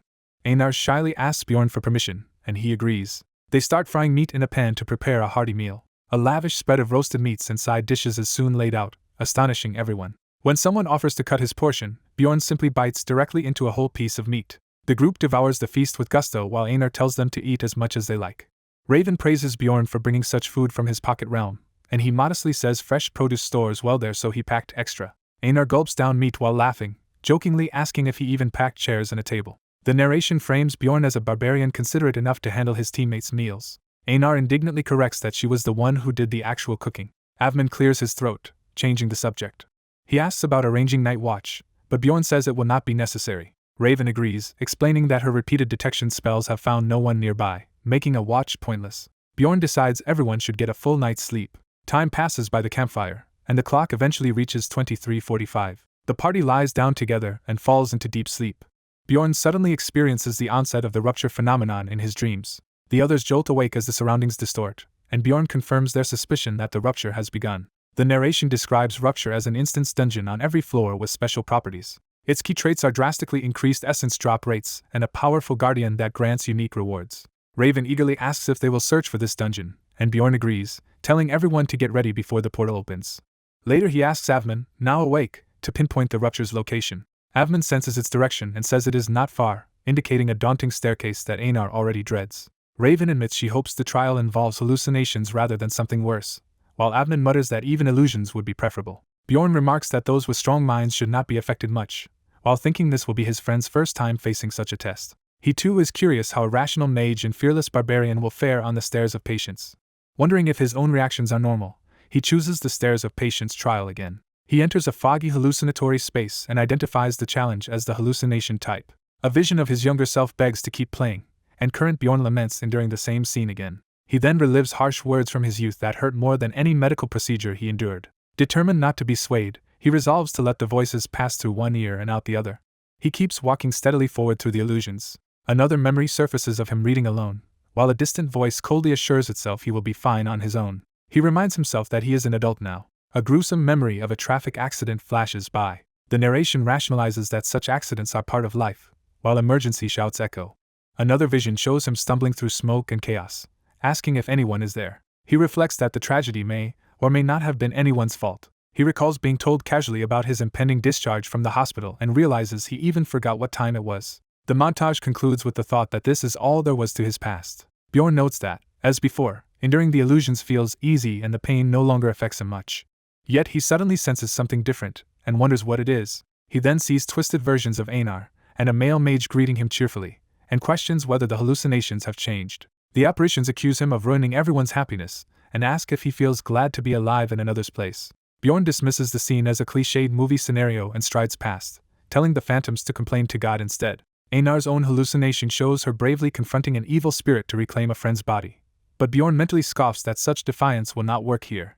A message announces that he has successfully completed the trials. Outside, Anar is visibly shaken while Misha is merely unsettled, and Avman asks them how the experience was. Bjorn threatens to leave Anar behind if she keeps crying, privately wondering what horrifying vision she must have faced. He gently tells Raven that the ordeal is over and urges her to go rest, and she shakily agrees. Time skips ahead about 2 hours. The group finally locates the rupture portal deep within the dungeon. A message confirms that Bjorn has entered the 4th floor rupture. They arrive in the shadow cave version of the 4th floor's doppelganger forest. Bjorn notes with some regret that they did not get the money-rich Golden Ruins variant, and recalls the 2 possible 4th floor ruptures. Anar panics about being trapped in a cage, while Bjorn wonders whether he really needs to explain the situation. Misha calmly explains that they are caged only because not enough people have entered yet, and that up to 3 teams will be separated into different cages before the rupture fully opens. Bjorn asks if she learned this from her guidebook, and she admits their luck, since she knows far less about the Golden Ruins. Bjorn tells Raven she can command the party here, arguing that it is wise to follow the mage's lead in such territory. She hesitantly accepts the role. Delighted, Raven confidently tells them to leave everything to her. Bjorn resolves to only interfere later if problems arise with her leadership. In a memory, someone tells the protagonist he is too special and that doing more for him would draw attention from Raven or Mr. Bear. Raven gathers the party in a cave and begins briefing them on what dangers to watch for. The narrator explains that Raven finished debriefing them about the rupture, and they took a rest. While resting, the mage happily notes their luck so far, recalling they got a special mirror on their first expedition and are now in another rupture. The mage, embarrassed, accuses Bjorn of teasing her after he agrees she is unusually lucky. Bjorn denies making fun of her but keeps grinning, prompting her to tell him to wipe that smile off if he wants to be believed. Someone tells Bjorn he should rest as well. On the 8th day at 7:11, the group gets up and decides to move out again. Raven urges everyone to hurry toward the center to grab rewards from all routes if they are fast enough. The narrator explains that in the Doppelganger Forest's first stage, Shadow Cave, different teams start apart, race to the center competing for rewards, then join up to fight the boss. As they advance, Bjorn spots a figure ahead in the tunnel. The blonde warrior excitedly assumes the figure is the heroic Bjorn, causing everyone to tense. Raven reminds Anar it is actually a doppelganger copy of Bjorn and orders everyone to prepare for combat. The copy activates Bjorn's skills giantification and wild outburst, making Bjorn curse at how perfectly it mimics him. The two rush at each other and clash with overwhelming force. Bjorn also triggers giantification and wild outbursts, warning his team to stay alert, while thinking he is strong enough to handle this. Both Bjorn and his W's swing, exchanging massive blows in a furious red aura. Their violent collision knocks everyone around them off their feet. Calling the copy basically a monster, Raven unleashes a sequence of high-ranked debuffs to weaken it. Bjorn praises Raven's spells and presses the attack against the staggering doppelganger. He reflects that having strong teammates is a form of skill too as he bashes the copy with shield and club. Thinking the fight is decided, Bjorn moves in to finish the double. He begins to shout an insult mid-victory cry. His teammates stare blankly at his crude taunt. Avman internally wonders if Bjorn is really serious with that line. The copy suddenly hurls Bjorn's club in a surprise move. Bjorn is barely able to react in time, thinking the cheap shot almost caught him. Realizing the copy even imitates his habit of dirty play, he resolves not to lower his guard again. Bjorn revels in his own strength while Raven and Misha worry he might actually be enjoying the brawl. After a hard struggle, he finally gains the advantage over the copy. With the doppelganger pinned, Bjorn yells for Misha to kill it, and she rushes in. Misha charges forward to deliver the finishing blow. Bjorn suddenly hesitates, realizing something as Misha approaches. Holding the copy down, Bjorn calls Misha's name, startling her as she raises her swords. The pinned Bjorn tries a desperate ploy, confessing his love to Misha to stall her. Bjorn is shocked when he realizes this emotional tactic might actually work on her. To his horror, Misha blushes and believes the confession, completely falling for it. Avman screams at her to kill the doppelganger while she instead demands answers, delaying the execution. She tearfully asks why Bjorn rejected her before if he supposedly loves her now, and the others react in amused shock to the unfolding drama. The pinned Bjorn then calls out to Raven, prompting her curious, playful response. When he also blurts out a love confession to Raven, she stares down at him in cold disbelief. Embarrassed, Bjorn urges Jandel to ignore anything the doppelganger says, claiming it is spouting nonsense to survive. Raven dryly asks if Bjorn will profess love to anyone just to stay alive. Avman and Anar laugh uproariously at Bjorn's predicament, while warning him to watch his words. Bjorn reluctantly agrees, and while still holding the copy, Misha quietly curses him as broken loot spills near her feet. Avman, enraged that Bjorn's antics almost got them all killed, calls his name ominously. Bjorn snaps, cursing back at Avman. Avman responds by activating his deadly crossbow skill, hazardous material. The poison bolt streaks toward the restrained doppelganger as Bjorn tries to speak. The bolt reaches the copy's head mid-sentence. A huge fiery explosion obliterates the doppelganger. Avman decides he will pretend he heard none of Bjorn's earlier confessions. The narrator affirms that of course Avman will keep quiet about it. After the blast, Bjorn lies scorched in a crater while Anar screams his name, and he thinks about his friendship with Mr. Bear. Later he explains that the furious Misha clone kept attacking him, vowing to kill the Barbarian. Bjorn decides silence is safest as Misha continues venting her rage on his copy. Frustrated that her sword barely penetrates his defense, Misha complains while Raven orders her and Anar to back off. Raven bombards the doppelganger with flame barrage while Avman assists with crossbow fire. Even under that assault, the copy blocks with its shield, arrows clattering harmlessly off. The group is shocked that it withstood Raven's flames, and she gripes that such power is wasted on a mere 6th rank spell. Bjorn just gives a dazed, awkward smile in response. Avman suddenly asks Jandel for his weakness, having a dangerous idea to exploit the doppelganger's copying nature. Bjorn narrates that he was forced to tell his allies exactly how to kill him. Afterward they confirm the copy is finally dead and comment on how insane Bjorn's fighting became once he used acidic blood. Bjorn urges everyone to move on, relieved that his own doppelganger has not reappeared.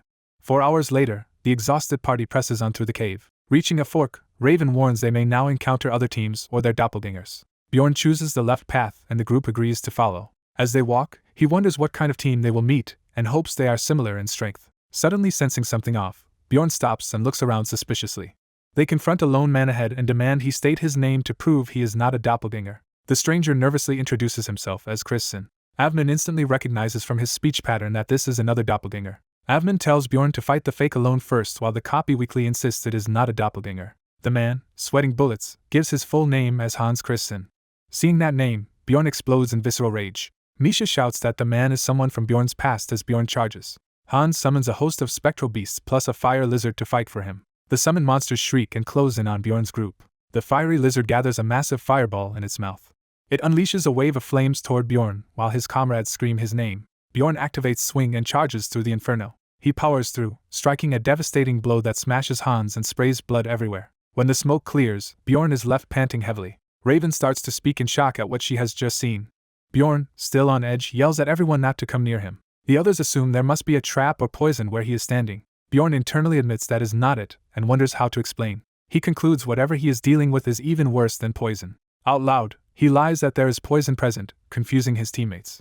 While suggesting they go the other way, Hans accidentally trips on a rock. Bjorn, badly rattled, face plants as well, making Misha ask worriedly if he is okay. He blames the mishap on a supposed Hans curse and feels it cannot be coincidence.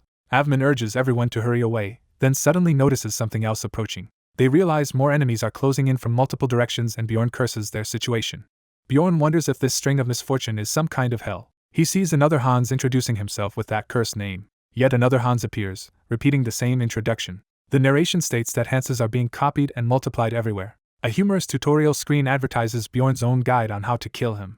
The notes explain that Bjorn's iron leather gives him quadruple resistance to slashing damage. It points out his unarmored legs are vulnerable, since his shield cannot cover them fully. The guide warns that fire is also a poor choice against him, while ice, wind, and earth have limited effectiveness. It recommends lightning as the best magic element to pierce his defenses. Another tip says he has lost the regenerative power he once had from a vampire essence.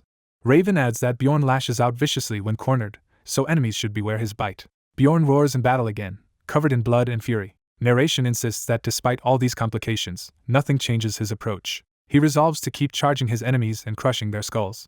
After the chaotic encounters, the exhausted group slumps in the cave while Anar calls Bjorn's name.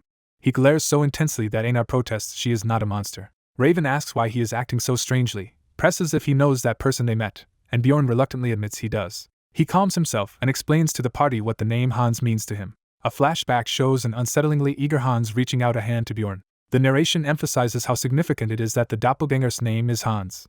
We see Hans A, who once tried to win over Bjorn's heart. Then Hans C, a man involved with an apostle of Karui. Text recounts the awful events that always occurred whenever Bjorn met any of these Hanses. Hans D, who targeted Bjorn's money, appears as another example. Hans B is shown, whose presence led to Dwaki being arrested.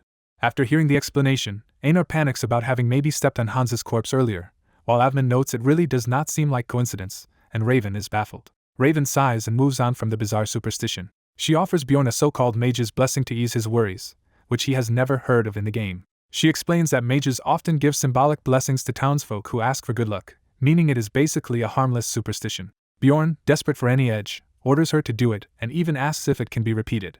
Raven tells him to bend down so she can perform the ritual. Bjorn kneels and she prepares to give the blessing. She completes the short ritual, declaring that all will be well. Tapping his helmet, she says he has received her good fortune. There is a brief, silent beat as the magic lights linger around them.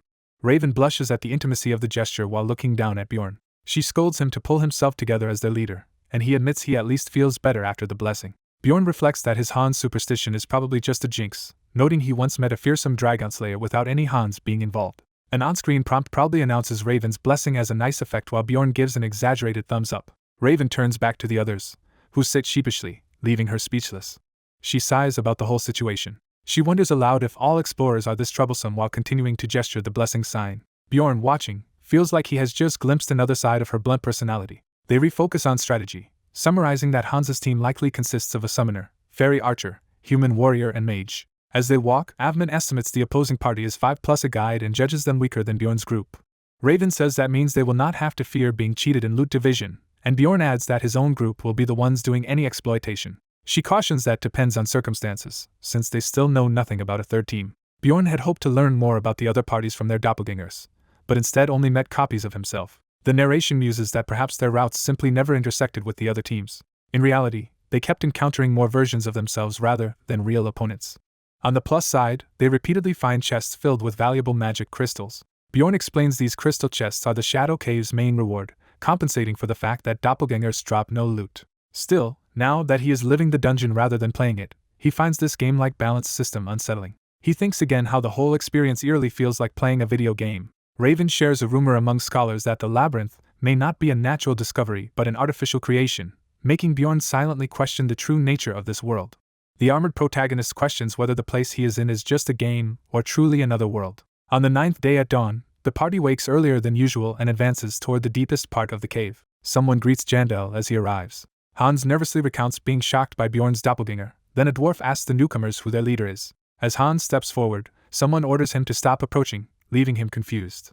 Bjorn demands to see everyone's rank tags, and Hans awkwardly agrees while questioning why latecomers must present them. Bjorn shows his own tag first, and tells Hans it is his turn to reveal his. Hans and his companion reluctantly present their tags, and Bjorn confirms the exchange is done. The narrator explains they inspected everyone else's tags afterward. When asked if something is wrong, Bjorn says no, and Hans stammers through self-introductions for his group.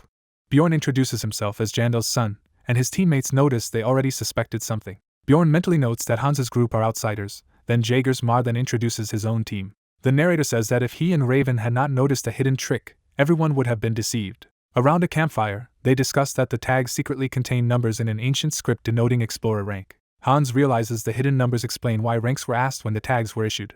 The cat warrior worries knowledgeable people could read the ancient numbers, while the mage says the system is crude but understandable given the time constraints. The narrator judges the tag system imperfect yet still a clever solution. Bjorn silently focuses, suspicious about what he saw. He recalls that Hans's group showed tags marked as low rank, which contradicts their high-end equipment. Bjorn concludes that the supposed low-rankers are actually infiltrators from Nork.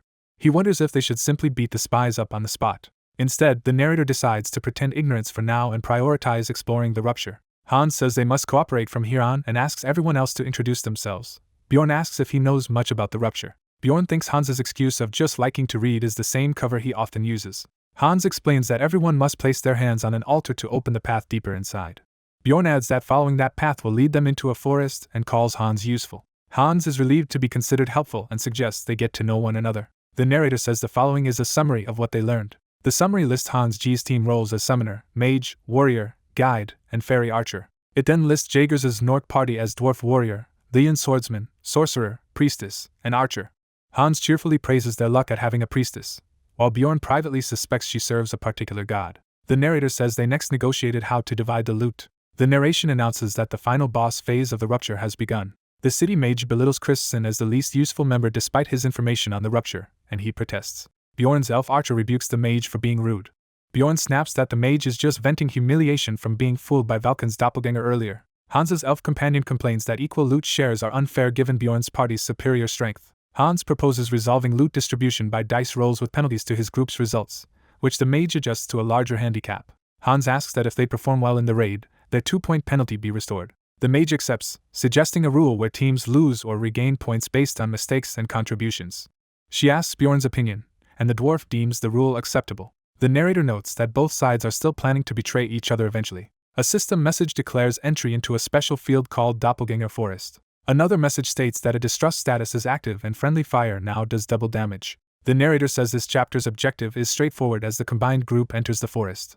They must locate and kill 3 forest bosses, then find an altar to proceed. Bjorn laments being stuck with both Hans and a Nork team, feeling the rupture is set to hard mode for him. When they encounter doppelganger copies, Bjorn notes in battle that the Nork rats seem weaker than he had feared. The party soon confronts a manticore boss, and Bjorn shouts that they must sever its tail first. The manticore's claw slams the ground toward them. Bjorn blocks a crushing blow head-on, shielding his allies. Notifications show Bjorn activating the skills Giantification and Wild Outburst. Enraged and enlarged, he trades blows with the manticore while the others attack from behind. The narrator says the raid itself is manageable because everyone fulfills their combat roles. The real issue arises only after the exhausted manticore finally collapses. Hans is shocked by what follows. The dwarf is also taken aback, questioning whether it is really a problem. Bjorn orders everyone to freeze in place. Seeing a glowing essence drop, he has Raven prepare the dice they use for loot distribution, eyeing it as something he can claim. Bjorn is excited because it has been a long time since he encountered an essence suitable for him.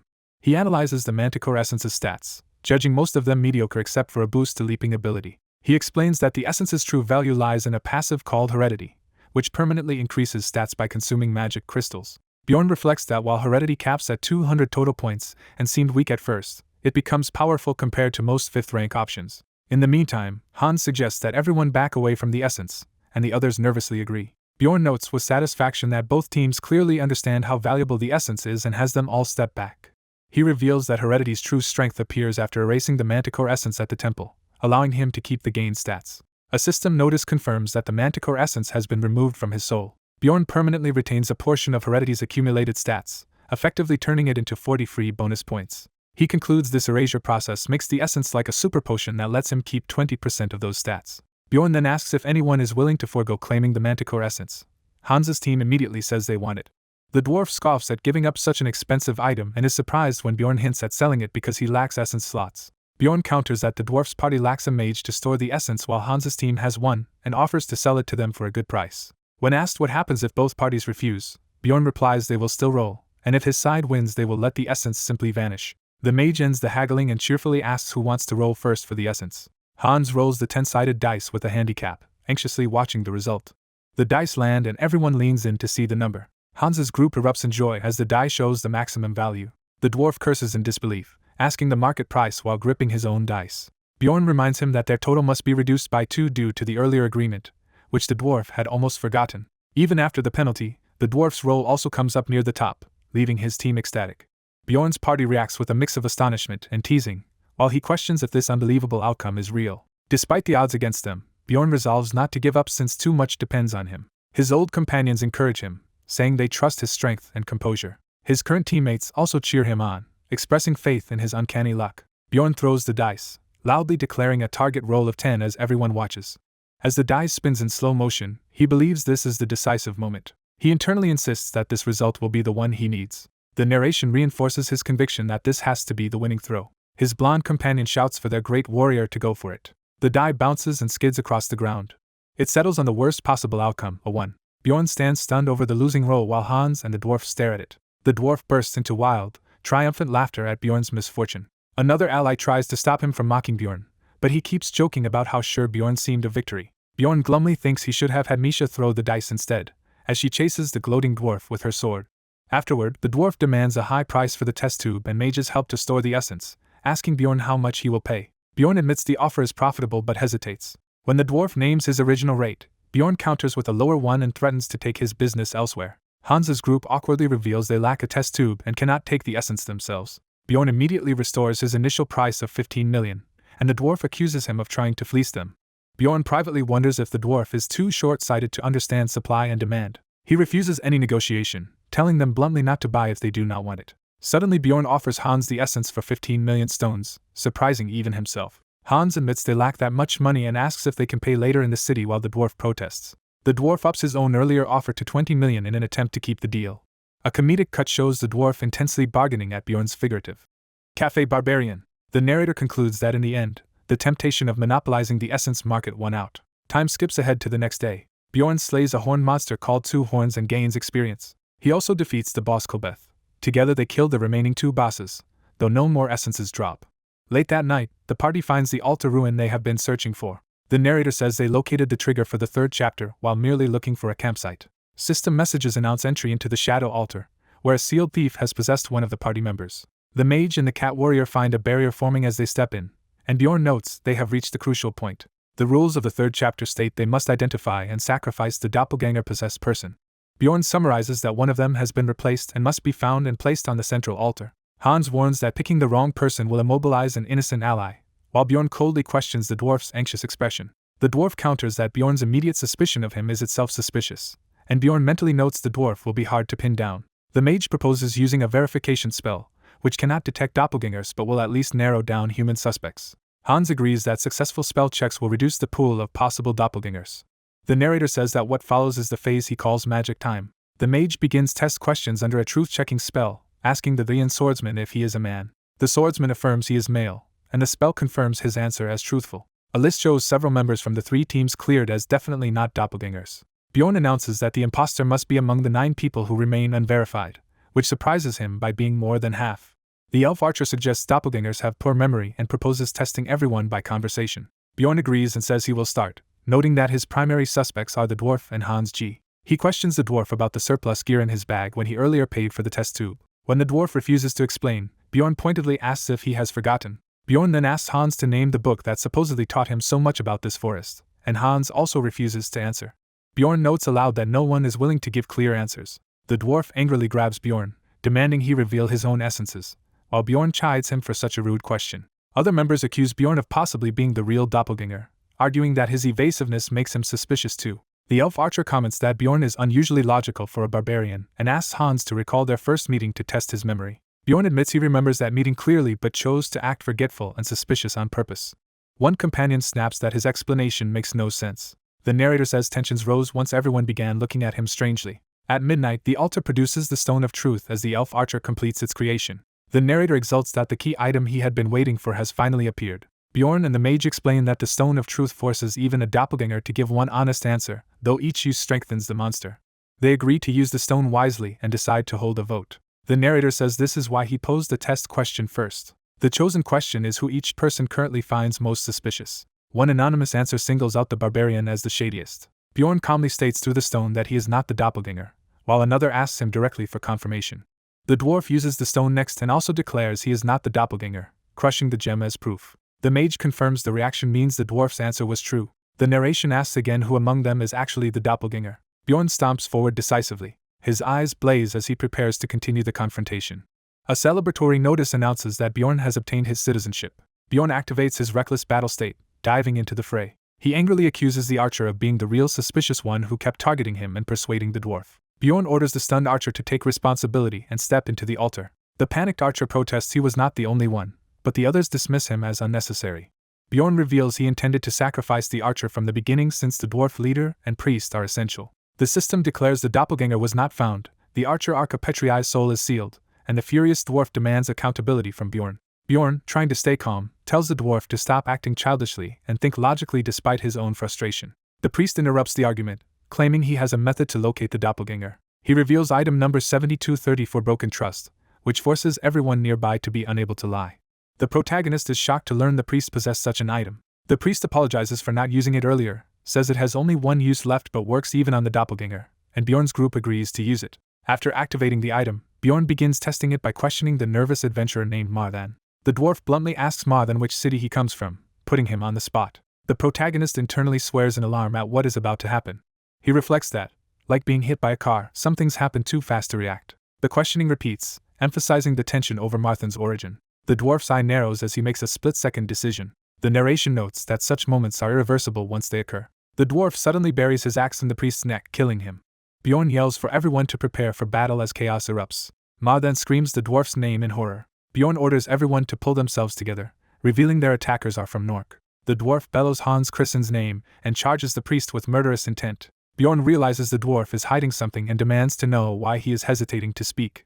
Cornered, the dwarf shouts that Hans Christen is actually an evil spirit and claims to have proof in his bag. Another warrior initially scoffs at the accusation, but Raven reminds him the truth-forcing broken trust is still active. They confirm the item's glow shows it is still functioning. A massive explosion suddenly engulfs the area, leaving a shield-bearing warrior stunned. The blazing blast continues as someone screams in agony within the flames. Marthan, horrified, apologizes over and over as his summoned fire creature rampages. The elf urges him to flee, and he panics, thinking his allies might abandon him. The elf blurts out that she and Marthan come from the same place, exposing their shared secret. Bjorn and the dwarf react in shock to this new revelation. The Nork girl faints from the stress of the situation. Marthan protests that he has done all the dangerous work and argues they must stick together now that his secret is exposed, while another teammate curses him. Bjorn's party reminds the dwarf of his promise to guide them to Nork, which he affirms. The protagonist muses he had not expected both Marthan and the dwarf to be players, calling the situation a mess. He notes that at this point, words are pointless. Bjorn decides everything must now be settled through combat, and charges the dwarf's shield first. A description appears for his double-sided shield, which enhances knockback and reduces shock. The dwarf withstands Bjorn's initial onslaught as other fighters, including a wolf-eared warrior, join the melee against him. The wolf-eared fighter threatens to steal Bjorn's light, preparing a glowing technique. He uses a flash attack to blind Bjorn at close range. Someone curses at his theatrics, but the battle continues. The wolf-eared warrior duels a red-haired catwoman, who mocks his earlier boast. He complains about her rudeness while she angrily tells him to stop talking mid-fight. He explains that calling things out is just a martial artist's habit as they keep clashing. Another blonde fighter rushes in, shouting that she will kill the so-called evil spirit, while bickering about the catwoman's constant Naya speech. The blonde unleashes a combo skill, successive /X scars of explosion, detonating enemies around the priestess. Empowered, she leaps high, readying another devastating strike. She brings her sword down in a gigantic, red aura-filled blow that smashes an enemy. The explosion barely saves Marthan and the elf as they face a monstrous worm-like creature. The elf curses while Marthan is knocked back, his fire magic still raging out of control. She yells at their allies to hurry and help as arrows rain toward the beast and a healer cries out in panic. A massive bear-shaped summon intercepts the attack, prompting the priestess to swear at how bizarrely it roars. The bear-man archer rebukes her for the rude comment as he prepares his weapon. System messages announce that Avman Urigfried has used enhancement and hazardous material skills. Enhanced explosions rock the battlefield around Bjorn and the dwarf as Bjorn notes the intensity. The dwarf taunts Bjorn, asking if he realizes he is about to die soon. He clarifies that he targeted Bjorn because Bjorn is the core of his own team. A system notice declares the special field Crossroads of Fate has been activated. The protagonist realizes this was the dwarf's plan all along. He understands that Crossroads of Fate is the power the dwarf used. Bjorn and the dwarf materialize as tiny figures on the palm of a colossal stone deity within this separate realm. An explanation states that only followers of Kuri can use this power, sending two opponents into a duel in another realm. The field only works between enemies. It ends when one dies or an ally outside cancels it. Bjorn is told that this is the only way to escape and questions the dwarf's confidence in isolating him. The dwarf claims Bjorn overestimates himself, while Bjorn realizes the dwarf truly believes he can win alone. Bjorn concludes the dwarf expects his own teammates to defeat Bjorn's allies in Bjorn's absence. He finds this amusing enough to laugh in the dwarf's face. Bjorn thinks the duel is a waste of time. He then lunges at the dwarf in a furious assault. Bjorn activates the swing skill while mocking how far the dwarf can run on such short legs. His brutal blow heavily injures the dwarf, who spits blood. Bjorn's footwork shows he is still moving aggressively after the strike. The dwarf, however, trusts in some hidden protection and mutters that it is dependable, which Bjorn mentally notes. Bjorn responds by unleashing another barrage of crushing impacts. The scene shifts to a comical vision of the dwarf being pounded like a whack-a-mole. After the 13th hit, the dwarf is still barely hanging on as another punch connects. Bjorn finally pins the terrified dwarf and reaches for a ring on his finger. He takes the Guard Knight's symbol, an item that has incoming shock, realizing this was the source of the dwarf's confidence. As the dwarf tries to protest, Bjorn finishes him off with a lethal smash. The dwarf lies dead and headless at Bjorn's feet. Bjorn remarks that killing him has relieved his stress. Having retrieved his gear, Bjorn prepares by drinking a potion. A message confirms he has escaped the crossroads of Fate Field. Back on the main battlefield, Bjorn notes everyone is alive though the fight has shifted some distance away. He realizes the new distance is perfect for using his teleportation-based strike, empowered by Manticore's essence fusing with his soul. While his allies struggle against shadowy foes, they urge each other to finish off the Rupture's boss. Raven insists they wait for Jandel's move, worried about timing. Bjorn activates Leap and Giantification together, rocketing into the sky above them. His teammates gape in amazement as they see the Barbarian literally flying. System text details Leaping's massive jump boost and shockwave landing. Another notice states he also used Giantification. Bjorn descends like a meteor, slamming into the boss and scattering enemies with Barbarian Meteor. Because his weight now exceeds 500 kilograms, the aftershock field effect triggers, further shaking foes as allies shout for the dwarf to follow through. Bjorn sees that at least the impact did some damage, and he reflects that leaping has excellent secondary benefits. An added effect promises increased threat generation from his landings going forward. Wild Outburst activates, tripling his threat level and boosting his physical stats. He notes this power-up is the bonus awarded for killing opponents. The Nork survivors, battered and terrified beneath his aura, surrender and beg for their lives. Bjorn reflects that in such moments he really feels like an ogre. The same thought repeats more darkly amid bloodstains. Their pleas for surrender continue as they cower before him. Later, Marthan is shown gagged and bound. Bjorn, puzzled, asks where the gag came from, and Raven casually claims it as hers. She cheerfully admits she is into using such restraints, leaving Bjorn flustered. Bjorn panics internally, deciding he should not react judgmentally toward her kink. He awkwardly says he does not mind that kind of thing and asks if she likes studying monsters. She clarifies that the gag is meant for capturing monsters alive for research, which makes Bjorn realize his earlier misunderstanding. Raven nervously shuffles her feet after sensing his reaction. She then explodes, demanding to know what he was imagining. She warns him not to approach her and orders him to keep his distance, forcing him to ask how far. She demands at least 1 meter of space between them. While Bjorn negotiates this joking, social distancing with Raven, the others have the Kuri priestess heal the wounded. The Catwoman asks about the slain mage, and a shaken ally begins to answer. The Bearman confirms the mage's heart has already stopped, accepting his death. Bjorn asks Marthan how the dwarf realized Hans G was an evil spirit in the first place. Marthan admits the mage was also a player, that is, another evil spirit. Bjorn muses that this explains how the dwarf correctly suspected Hans G from his behavior. A flashback explains that during Night Watch the dwarf contacted Hans G through a magical device, revealed his own identity as an evil spirit, and tricked Hans into confessing as well, secretly recording everything to blackmail him. Bjorn switches on Team Voice Chat Magic, preparing to consult his companions. He asks the party for their opinions on what they should do with the captured Nork adventurers. The hot-blooded blonde immediately votes to kill them for attacking first. The Catwoman agrees in principle but worries whether they can clear the rupture alone afterward. Raven questions whether those people would even cooperate if spared. The Bearman quotes a saying that an untrustworthy ally is more dangerous than an ogre. Raven argues the Nork adventurers are less of an issue since they will part ways after this, but insists the two evil spirits are a separate, more serious problem. Others shout that evil spirits must be killed on sight, citing their village chief's rule. The Nork fighters now understand from experience why everyone warns against trusting evil spirits, concluding it is safest to eliminate them whenever possible. They gesture to the grief-stricken girl beside the dwarf's corpse as proof of the cost of misplaced trust. The harsh words hit Bjorn and Marthan like bullets, and Bjorn realizes that if his own identity were exposed, he would be treated the same way. Bjorn imagines that he too would be condemned by these companions if they learned the truth. Someone asks Jandel for his verdict.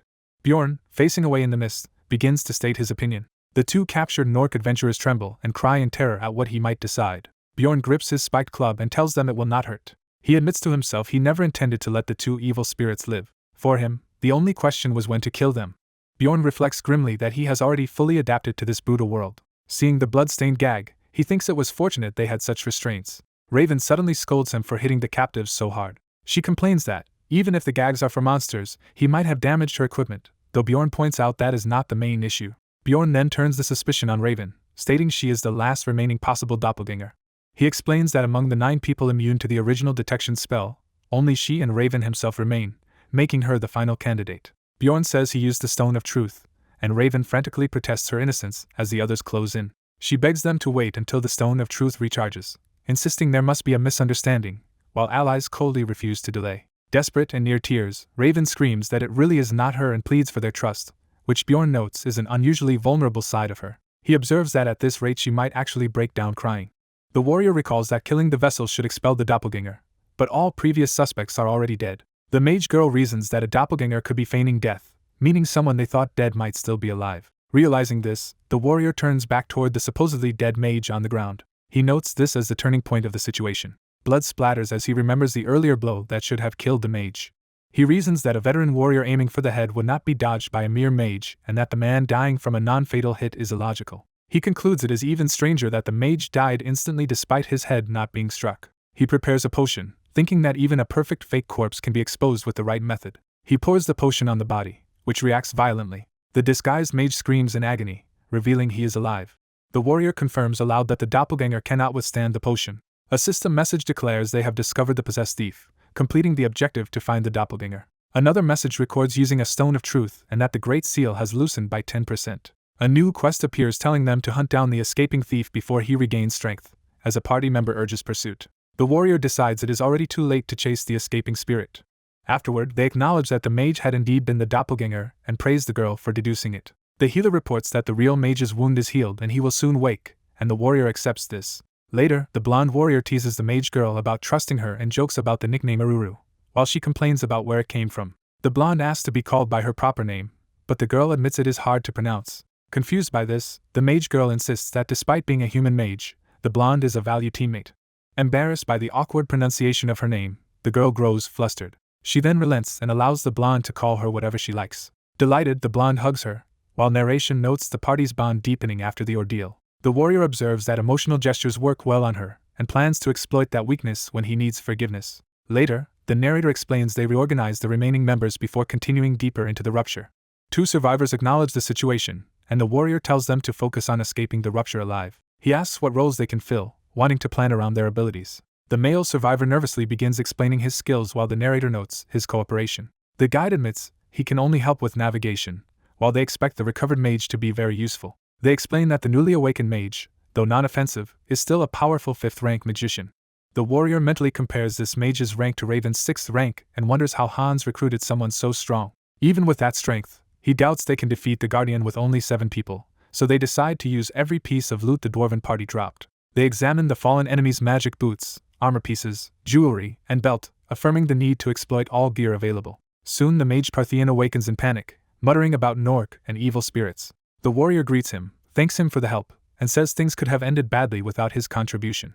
The warrior cuts him off, saying that if he is grateful he should aid their own mage, because they are short on time. Parthian casts a special evaluation spell over an item belt to appraise their new loot. As they talk, they trade school names and work together, while the rest of the party tries on gear, and the narrator notes they gain both numbered and unevaluable items. After reviewing the appraisal list with Parthian and Raven, the warrior reaches a strategic conclusion. He decides that with these items and allies they are capable of killing the Guardian.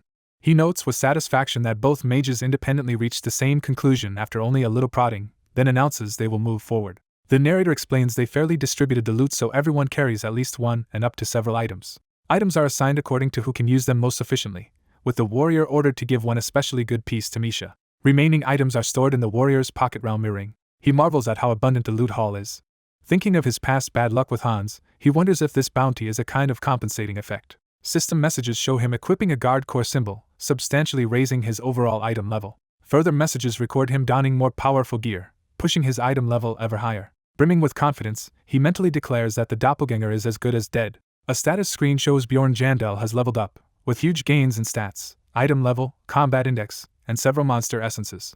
The story jumps to the party marching through the dark forest toward where the doppelganger fled, while the guide remains behind at the altar. When a strange phenomenon begins ahead, the warrior orders everyone to ready for battle. Glowing orbs rise and rows of armored doppelganger soldiers manifest, signaling a new chapter of the fight. The narrator explains that from this 4th chapter onward the doppelganger numbers surge and they stop copying the party, instead becoming empire soldiers that chant about killing enemies. He also notes these soldier doppelgangers are extremely aggressive, even more than a previous foe named Anar. The system announces he uses the leap skill to engage them. He lands amid the enemies, startling them as he descends. He follows up by activating gigantification. Enlarged and empowered, he dives down toward the army like a living meteor. The system notes his total weight exceeds 500 kilograms and that the special field effect rebound will amplify the impact in the area he hits. Another effect triggers, drastically raising his threat level when he lands. The system records him using wild outbursts, tripling his threat and physical stats. An hour later of sustained combat passes as projectiles continue to rain down. One of the armored enemies is pierced by a flaming arrow. The scene shifts to the battlefield littered with broken armor. The party stands among the wreckage, having wiped out the soldier doppelgangers. The warrior sighs in relief as he looks at the crushed armor underfoot. Parthian asks if the fight is done, and the irritated warrior curses internally at his nonchalance. The warrior glares at the oblivious mage, who can only react with confusion. Narration concedes that despite his attitude, Parthian's support let them eliminate roughly half of all doppelgangers. A panel showcases Parthian and Raven casting a high-rank support spell called Spell Reinforcement together. Raven then unleashes Thunderbolt, another 5th-rank support spell, amplifying the devastation. The narrator revels in the sight of masses of enemies being annihilated at once, and calls it ideal hunting. Feeling a new tremor, he notes an ominous vibration in the forest. They deduce the Great Seal has loosened to 20% and urge each other to hurry onward. The warrior says they start running as if racing against time itself. The blonde warrior lifts Aruru and tells her to hold on while they sprint. Narration affirms they truly are being chased by the ticking seal, since nothing good will come from it fully breaking. They soon reach a large pit in the forest, and the cat girl points it out, wondering if they should descend. Aruru stops them, insisting they investigate the surroundings for traps before jumping in. Searching the area, Aruru locates a crystalline sealing stone that, according to her books, always hides near the entrance and can reinforce the doppelganger's seal. The narrator explains that beating the boss requires splitting into 2 teams in theory, with one fighting the doppelganger and the other hunting such stones. He outlines that while one team fights, the other must find the sealing stone in a forest packed with soldiers. Aruru activates the stone, slowing the seal release progress by 10%. However, with so few people they cannot split this run, so he decides that is all they can do with stones and that they must kill the doppelganger before the seal fully opens. He summarizes their task as essentially a time challenge. He warns that failing means every clone they meet outside will match the original's 4th-rank power and asks if the others are ready for this all-or-nothing attempt. With the party affirming, he announces the beginning of the boss fight. A system text states the character has entered the thief's hiding spot. Inside a cave inscribed with a vast magic circle, they find the thief crouched at its center, asking fearfully if the party has come to kill him as well. The thief protests that he has done nothing wrong. The warrior recognizes this as the familiar tragic boss introduction he has seen many times in the game. The thief screams that he is just like them, his face warping grotesquely as the doppelganger within surfaces. Bjorn raises his weapon over the begging thief, ready to start the planned encounter. He declares the start of the first phase and smashes his massive club downward. The blow reveals a writhing green mass that mimics Bjorn's arm, confirming the start of the doppelganger's mimicry. Narration explains the boss uses a unique skill called protective mimicry that makes its current form tougher than the original it copies. The system announces the nameless thief using swing, leading into a detailed explanation of his stats. The narrator notes that protective mimicry stacks a generic 5th-rank monster's stats on top of whoever the thief copies. Bjorn trades heavy blows with his own copied form, the fight framed by red-tinged action. He acknowledges that the monster deserves its 4th-rank classification and shouts for Raven's assistance. Raven answers by instantly casting 9th-rank curses called Dulling and Energy Loss on the boss as soon as Bjorn signals. Those curses weaken the thief and make the fight somewhat easier, but the narrator says that only fulfills the first necessary condition. He watches for the moment when the thief starts using auto-reproduction. The monster's mass sprouts tendrils that shoot out clones, described as a clone machine gun pattern where each new blob randomly imitates a party member. The narrator says countering this requires a quick-thinking flame mage, and Aruru steps up to fill that role. She unleashes a wide-area fire spell precisely as the seeds appear, burning most of them before they fully form. Aruru calls out that 4 clone seeds remain. Bjorn charges into the remaining clones, but Aruru warns that all the copies look exactly like Hans Christian, making target choice dangerous. Bjorn hesitates as he senses something wrong with his body, his grip slick with sweat. Pain clenches his chest and he realizes something has suddenly affected his heart. Meanwhile, the others finish off those clones and Aruru reports that all existing doppelgangers are gone. She and the frontline fighters yell for a concentrated assault before another wave can be summoned. Bjorn narrates that after this point, each time he knocked the boss down it would respond with a new trick. Specifically, the boss would transform into someone else in the room and throw out more clones. Raven keeps burning as many seeds as possible before they solidify, limiting the swarm. Still, some troublesome clone patterns emerge and put the party through serious hardship. Bjorn is exasperated when certain clone choices, like copying Valken again, cause chaos among the team. Narration admits those clones made them suffer, though the first phase ultimately ends successfully. He states that despite the chaos, they clear the first phase without any true accidents. Feeling the third tremor, he notes that the seal outside has now reached 40% release, just as he calculated. He had hoped to limit that progress as much as possible. As the slime mutters ominously, Bjorn orders everyone to ready themselves for the next formation. The boss rants about truth and attempts a skill called Switch, marking the beginning of Phase 2. Bjorn's narration confirms this triggers the second phase of the fight. At once two identical ravens appear, confusing the party about which is real.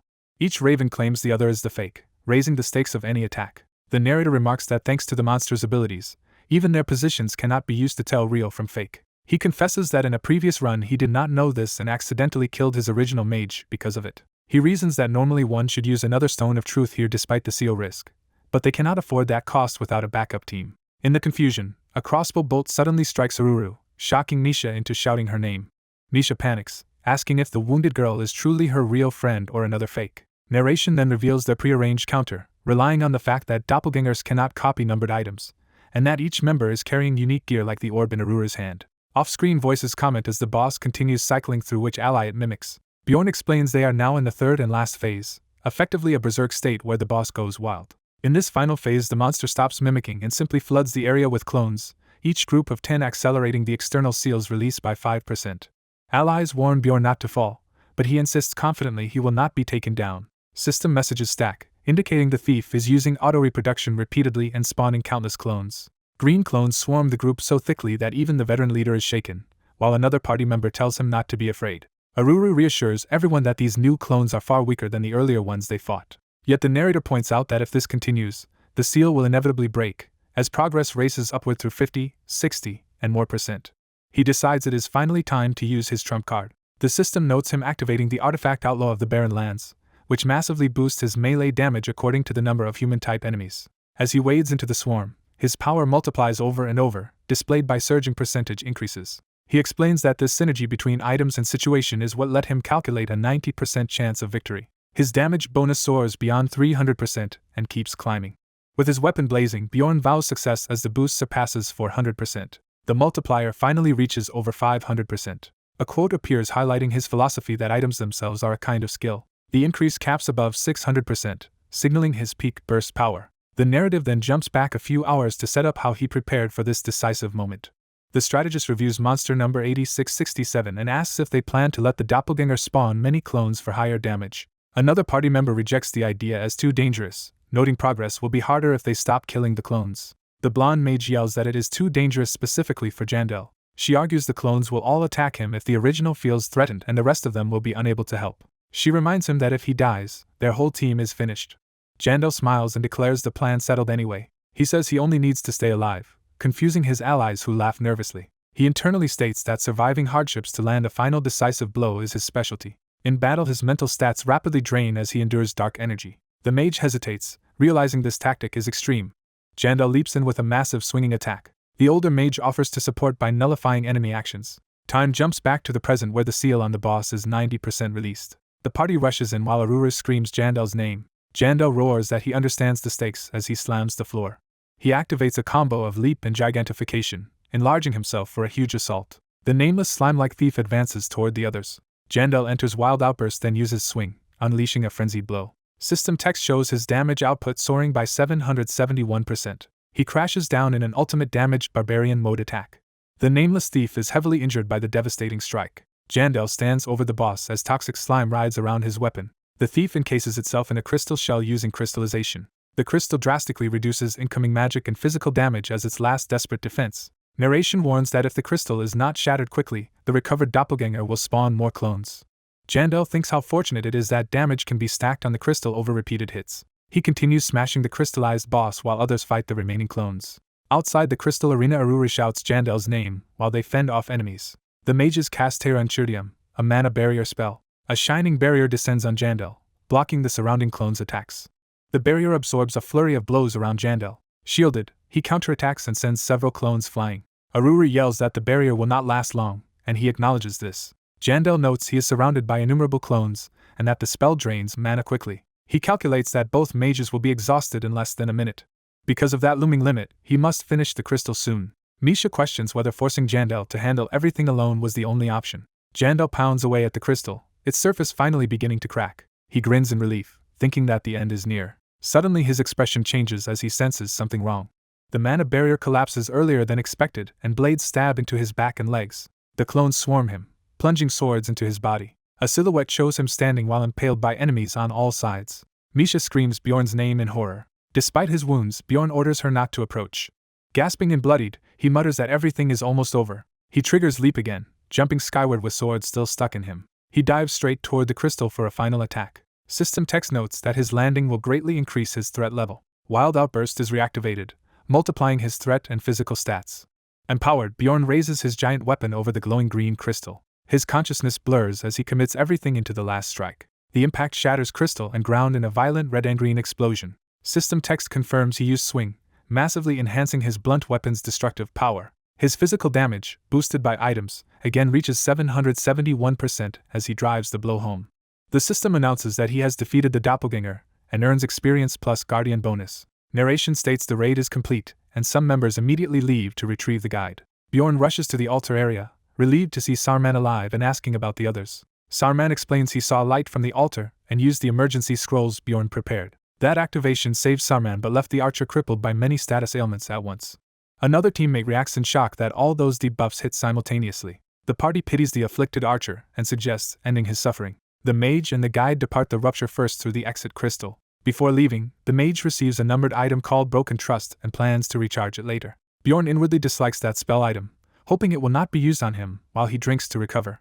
He reveals he also received a visit permit for the Narman school and was told he can seek help there anytime. They rest a day, gather all desired loot from the rupture, and discover rare sealed fragments of evil that permanently raise resistance. Bjorn decides to buy 5 of the 7 fragments, since they only work up to 5 uses. Misha realizes she will take the remaining 2 fragments. They also obtain mandrakes for elixirs, which Aruru is excited to someday harvest herself. Someone starts to complain about the doppelganger dropping nothing, but Aruru insists they agreed not to dwell on it. She apologizes and drops the subject. Aruru notes that their rare items are expensive, and the others discuss the drop rates for essences and rupture stones. Bjorn internally curses Hans, blaming him for their poor boss drops. Narration skips ahead. After more exploration, they reach the 5th floor on day 20 but still cannot enter the burning zone. Thanks to the Nork raid, rival clans are gone, making their hunting easier. Bjorn is abruptly teleported to the fortress city Raponia. At a checkpoint, he is greeted by armored knights. Their leader introduces himself as Amiras of Moslin and recognizes Bjorn as Jandel's son. Bjorn wonders why a knight of Moslin is friendly, but sees the man does not treat him as an enemy. Aruru bluntly asks why this Moslin knight is here. Almiras explains there is a bounty on their heads for using skills in the city and illegally entering the labyrinth. Bjorn remembers that crime and panics while the party is stunned. A bounty exists for such reasons. Almiras assures them they will not be killed but says times are tough, prompting Bjorn to ask what punishment they face. The knight sentences Bjorn alone to live 20 days in District 14 Bifron, effectively exiling him. He adds that only Bjorn must go to Bifron while the others merely pay fines, to their amusement and Bjorn's dismay. A map and narration describe Raponia as humanity's final fortress divided into 14 regions. The inner first district is the capital Karnan for nobles and royalty, off-limits without permits. Districts 2 to 5 form Kamobi, the commercial free market. District 6, Gnome Tree, is an agricultural vacation area favored by nobles. Districts 7 to 13 make up Levision, where most of the population lives and each square hosts a monthly portal. District 14, Bifron, is the isolated former part of Levision whose portal square has been removed. Bjorn clarifies the vague explanation, confirming he only needs to spend 20 days in Bifron without trying to escape. A caption labels District 14 Bifron plainly as jail. Bjorn enters the dilapidated district, thinking grimly about enduring 20 days in such a lawless place. He recalls that his former Earth self, Li Han-su, would have been terrified by the rough people around him. That timid past self would have been cowed just by their hostile gazes. Now, as a massive barbarian, Bjorn glares back and intimidates 2 local thugs. He suddenly rushes them with a ferocious punch. The system notes he activates Wild Outburst, tripling his threat and strength. The thugs flee in terror after seeing his overwhelming power. Bjorn feels like a high-level player bullying low-level opponents and looks around for more easy targets. He loudly assures bystanders he will not kill them, laughing maniacally as they call him crazy. The locals decide to keep their distance, convinced he is dangerous. Bjorn is pleased with that reaction since he does not want troublemakers bothering him. He remembers Misha's warning that Bifron is lawless and resolves to appear strong so no one hassles him. His heavy footsteps echo through the slum streets. He reflects that in a lawless place, strength alone determines authority. Because of that, he quickly realizes life in Bifron will actually be comfortable for him. Nearby, a cloaked child silently watches him from the shadows. The hooded observer smiles faintly, hinting at an interest in Bjorn. 2 days later, the rest of the party meets in town as planned. Over a meal, they note they cannot divide their earnings properly without their absent leader. Someone tallies that they earned 152,400,000 stones in total. The others are shocked by such a massive amount, and confirm that is after earlier splits. Aruru explains that profit largely came from selling the 7 explorers' equipment, and that a numbered item still waits unsold. Anar admits he expected good money but still finds the final figure unbelievable. Aruru had anticipated this reaction but oddly feels disappointed by it. Drinking alone, she realizes things feel dull without Bjorn around. She reflects that if Bjorn were here, they would be bickering over loot percentages instead. Her imagination replays a scene of her and Bjorn arguing over dividing a valuable manticore essence. In that memory, she counters by suggesting they split the 20 million stones it fetched instead. Bjorn would have offered to pay her for the test tube but refused, giving her 40%. She imagines them negotiating down from 40% with playful banter. Aruru realizes she might have argued less from greed and more because she enjoyed those exchanges. Misha notices her zoning out and asks what she is thinking about, making Aruru flusteredly deny it. Aruru proposes holding all the money in her pocket realm until Bjorn returns so they can split it fairly. The others readily agree, with Misha saying she can just borrow from Anar in the meantime. Aruru is surprised they trust her so completely with such a fortune. She asks if they are not at all worried about her keeping every stone. They respond that they see no reason to worry. She feels like the strange one for even bringing up distrust. Aruru muses that she might be the only person uneasy in this situation, but cannot define the feeling. She then wonders if awakening magic was used earlier for similar complicated emotions. Concluding that such magic is unlike any proper tower mage, she nonetheless understands why someone might resort to it. She ends the meeting, saying they are done for the day. Misha asks what kind of place Bifron is, and Aruru describes it as filthy and degrading even for dignified people. Anar explains that hunger and poverty can turn anyone pitiful and asks if she has faced such hardship herself. He recounts a past year when he lost all his gear and nearly died working off taxes. Flashback panels show him fleeing monsters, battered and desperately poor. He explains he survived that year eating nothing but hard bread while barely making enough to pay levies. Aruru is taken aback by this unexpected confession. She then quietly wonders aloud if Bjorn is doing alright in Bifron. Misha admits she hopes so and blushes, clearly worried and fond of him. Aruru wonders if she herself will ever show that kind of love-struck expression. Irony cheerfully insists a great warrior like Bjorn will thrive better without laws. The others realize they trusted in Bjorn's overwhelming strength, and thus kept their worries to themselves. Aruru concludes that their silence was probably due to that faith. She notes that everyone seems to fully believe Anar's confident assurances about Bjorn. Meanwhile, Bjorn, bloodied yet roaring, continues fighting fiercely during his punishment days in Bifron. 3 days after arriving in Bifron, the protagonist has already seized command of the Western Federation in the West. He recalls that taking over was easy as he bellows at his new underlings. He remembers how the Western thugs tried to trick him with a child offering food and lodging. Instead, he stormed their base, beat everyone, and successfully captured it. Satisfied with their training, he decides things are going well. From a balcony he dismisses the day's drills, telling his men to have fun without hurting others, and they answer enthusiastically. The subordinates start walking away. More of the ragtag men disperse. He casually asks the nervous former boss his name, half-jokingly suggesting treason when the man hesitates.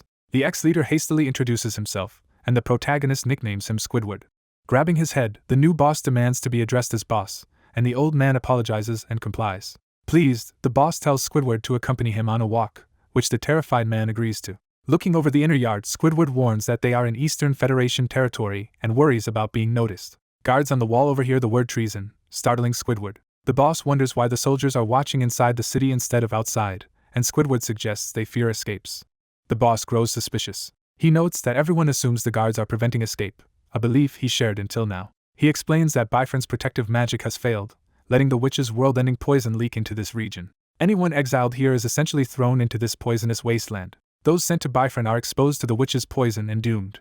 However, the poison only manifests after age 15, with risk increasing according to exposure. Because he is only here temporarily, he was issued antidote pills against the poison. He assumes the soldiers also receive antidotes, and explains that everyone in Bifron is in exile or their descendant. He questions why the kingdom spends antidotes to keep people from leaving, reasoning that a king would normally let them die, so something must be hidden. This leads him to suspect there is an important secret behind Bifron. He trusts his gamer's instincts that there is a hidden objective here. The same intuition that helped him find secret content in the game is now telling him something is off. Squidward frantically warns that men from the Eastern Federation are approaching, likely alerted to their presence. Squidward says they have not been noticed yet and asks nervously if the boss plans to fight them, which the boss casually offers to do. The boss decides instead to move on and tells Squidward to guide him while avoiding the Eastern group. From above, he spots a red-haired woman leading a band, and she catches his attention. Recognizing her face, he identifies the woman as the operative Amelia Rian Wales. He notes this is the 4th time they have crossed paths and wonders if it is fate. Remembering how dangerously strong she was when she previously attacked him, he decides he should change how he deals with her. He admits he avoided her before to steer clear of trouble. Since they now know each other's names, he can no longer ignore her so easily. Back with Squidward, he warns the older man he will die if he cannot keep up. Suddenly a huge impact slams down near Squidward, shocking him. The system displays that his character has activated the ability Leap. Using Leap, he rockets into the middle of Amelia's group, startling everyone. Amelia reels back in surprise, trying to identify who he is. She calls him a barbarian and demands to know why he is in Bifron, while he retorts by asking the same of her. He presses her again, saying he is now curious about her purpose here. Elsewhere, his allies sense something ominous happening to him. Other comrades also feel a foreboding disturbance. Amelia once more asks what a barbarian is doing here, and he repeats that he wants to know her reason instead. He challenges her directly to explain why she is in this region. One of her men nervously asks if she knows this intruder, but she curtly orders him to be quiet. Amelia mentions she brought someone she intends to kill to gain assistance with her mission and asks where that man is, while the boss pries for details. He wonders why she is so guarded and offers his help, which surprises her. She suspiciously asks if he is planning to ambush her while pretending to help, which he indignantly denies. He admits privately that he once attacked her mid-conversation in the underground waterways, though she believes he forgot that incident. Amelia dismisses his excuses as absurd. She suggests they move elsewhere to talk, and he agrees. As he departs, Squidward desperately chases after him, calling for his boss. Exhausted, Squidward reaches him, but the boss sends him off to relax with friends and avoid more fights. The boss again uses Leap to bound away, leaving Squidward behind. Squidward stands dumbfounded, realizing his boss has vanished. Eastern Federation toughs surround Squidward, threatening him for trespassing into their territory. Meanwhile, the boss and Amelia face each other alone on a high wall. Amelia questions whether it is right to abandon his subordinate to a beating, but he shrugs it off as adults not needing to meddle in kids' scuffles. He dryly notes she already knows his age and wonders why she is asking. He then pointedly asks what brought Amelia to Bifron. She makes him explain first, saying she used her ability in the city, was caught, and instead of a fine was sentenced to live in Bifron for 20 days. She asks about his subordinate, prompting him to summarize that he beat the former leader and took over the Western Federation. He tells her he became leader simply by defeating the previous boss. Amelia comments that he just does whatever he wants, a remark he realizes is not meant as sarcasm, and he again asks why she is here. She reveals she came to search Bifron for an explorer and agreed to help her current companions in exchange for their help locating him. He accepts this explanation and begins to understand her situation. He concludes that she is using the weak locals to cover her movements and keep her mission quiet. He assumes her objective is linked to Nork and is relieved she wants secrecy, which benefits his own plans. Amelia defensively insists she was not trying to break their promise to avoid each other. He recalls their prior agreement where she made him promise not to visit her again, and notes that she is the one who brought it up. He remembers that earlier she explicitly demanded he never come see her, and that he had agreed. He muses that she seems oddly fixated on promises, but reassures her he never felt she broke it. Since her issue is only that she needed help, he is glad, concluding there is no reason for him to win or dominate her. When she asks if he will hand over his subordinate, he declines and instead offers to lend his other men for her job. She is surprised because the Western Federation is said to be the weakest, but he brushes this off. He grins, clearly planning something. He declares that details do not matter and unilaterally claims the eastern part of Bifron as his territory from now on. He thinks to himself that subordinates can always be replaced. 5 hours later at Bifron Dimensional Square, time has advanced. Now standing on the main balcony again, he loudly asserts his authority over the area. He explains that he has become superboss of a new Vihele Federation, uniting East and West under his rule. The crowd erupts in confused cheers for his newly named federation, though most do not understand what he is doing. Onlookers whisper about his strange cry of Vihela, wondering what it means. His old and new lieutenants stare tensely at him, unsure of his intentions. He grabs an Eastern thug, forgets his name, and again jokingly calls what he is doing treason. Terrified, the man blurts out his full name. The boss ignores it, and instead nicknames him Cyclops because of his eye patch. He then orders Cyclops to address him as boss, and the man submits. Satisfied, the boss turns away, ready to issue new commands. With his authority settled, he announces he has a mission for everyone, and his followers eagerly await instructions. He orders them to inspect the backs of every man in Bifron. Squidward and Cyclops are shocked at this strange focus on people's backs. He clarifies that they must round up everyone with tattoos on their backs, except those under 15, which they nervously misinterpret as a bizarre preference. Annoyed by their misunderstanding, he begins to correct them. After smacking sense into them, he angrily tells them not to spread that kind of misunderstanding. He reflects that the true reason he is doing all this. He wants to discover exactly who Amelia is searching for. He knows the target's name is Oriel Gabus. The name shocks him, because it belongs to Oriel Gabus, famed author of the complete analysis of ruptures and creator of the game Dungeon and Stone. He recalls that Oriel developed the very game world he is trapped in and wrote the definitive rupture guidebooks. Given the long lifespans of fantasy races, he wonders if such a person might still be alive after 150 years. He reasons that if Oriel lives, many seemingly impossible things become plausible. He remembers his own summoning from in front of a computer monitor into this world. He thinks that if he can meet Oriel, he might find a way back home. Imagining the link between Oriel and his own teleportation, he feels closer than ever to a clue for returning. When he asks Amelia why she is looking for Oriel, she simply answers that her reasons are personal. He judges that while she withholds details, she is not actually lying. For now he sets her motives aside, deciding the priority is to find Oriel in Bifron and question him. Time passes as his search and stay in Bifron continue. On the 6th day, he and Amelia share bread together in a tavern. On the 7th day, she reads while he lazily sleeps nearby, showing how comfortable they have become. As days go by and no candidate appears, he gradually abandons hope that Oriel is in Bifron, though he has at least gained new information. Then Amelia suddenly says she wants to leave Bifron and return later, surprising him. He asks how that would even be possible. She explains calmly that there is a secret underground passage that can be used, and he asks to see it. When she hesitates, he presses her, saying it should not be difficult. She finally relents, agreeing to show him the hidden route. Later, under the night sky, he notes how much they have talked, and how open she has become with him. She reveals small personal details like her wheat allergy and love of reading, which he files away as part of understanding her. He asks about the barbarian she once said she owed a debt to, but she refuses to elaborate. He urges her not to be so secretive. Curious, he insists that if this warrior challenged her, he must have been amazing, but she tells him not to exaggerate. She admits the man resembled him in some ways, which he jokes is only natural since they are both barbarians. He moves on to another topic, asking why someone like her turned to theft when it does not match her character. She counters that she has met many people since him and now knows he is not a mercenary killer at heart. He responds that with her skills she does not need to rob others for money, pushing her to reveal more. Finally, she confesses she only targets those she feels deserve it, implying a personal vendetta. She wonders aloud why she is sharing all this, concluding it is easier to open up to someone she expects never to meet again after a few days. As their conversation ends, she excuses herself for the night. With a faint smile she teases that she might or might not come again tomorrow when he asks. Watching her leave, he is startled by the unfamiliar feeling her brief smile gives him. He realizes this was the first time he has ever seen her smile genuinely. Night settles over Bifron as lights glow in the windows of the buildings. Near midnight, he lies on his bed and notes it is almost time for the interdimensional community forum. He closes his eyes as the familiar light begins to pull his consciousness away. The system announces that his character's soul is being transported to another realm. He hopes that this time all his online contacts will be present.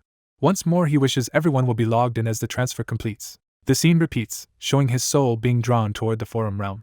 Again the interface confirms that his soul is heading to a particular realm. He materializes in his suit in the ornate forum hall and reacts in confusion. Narration notes that, as usual, he sought out Biko upon arrival but instead encountered an unexpected visitor. A cheerful man greets him, asking if he is the Korean Biko mentioned, and the protagonist recognizes him as someone familiar. He realizes this is Elf Ninilov, the information broker who previously sold him rupture rumors, and wonders why Biko is absent. Bewildered, he mentally asks what is going on. He and Elf Ninilov exchange pleasantries, acknowledging that they have met before. Although he has many questions for Elf Ninilov, an uneasy intuition tells him to hold back, so he stays silent for now. The bearded man awkwardly apologizes.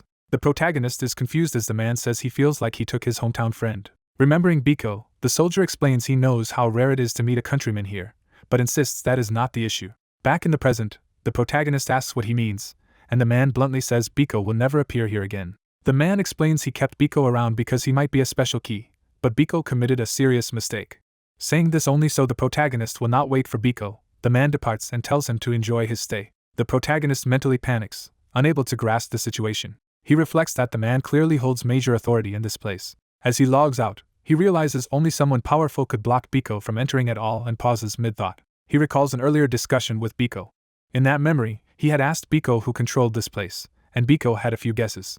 The narration notes that every person Biko named was a widely known, high-ranking mage. Thinking now, the protagonist recalls that the user elf Minilove knew the magic tower's workings in detail and suspects a connection, forming a hypothesis. Realizing something disturbing, he curses under his breath. He checks old forum messages and sees one from someone titled Ghost Master.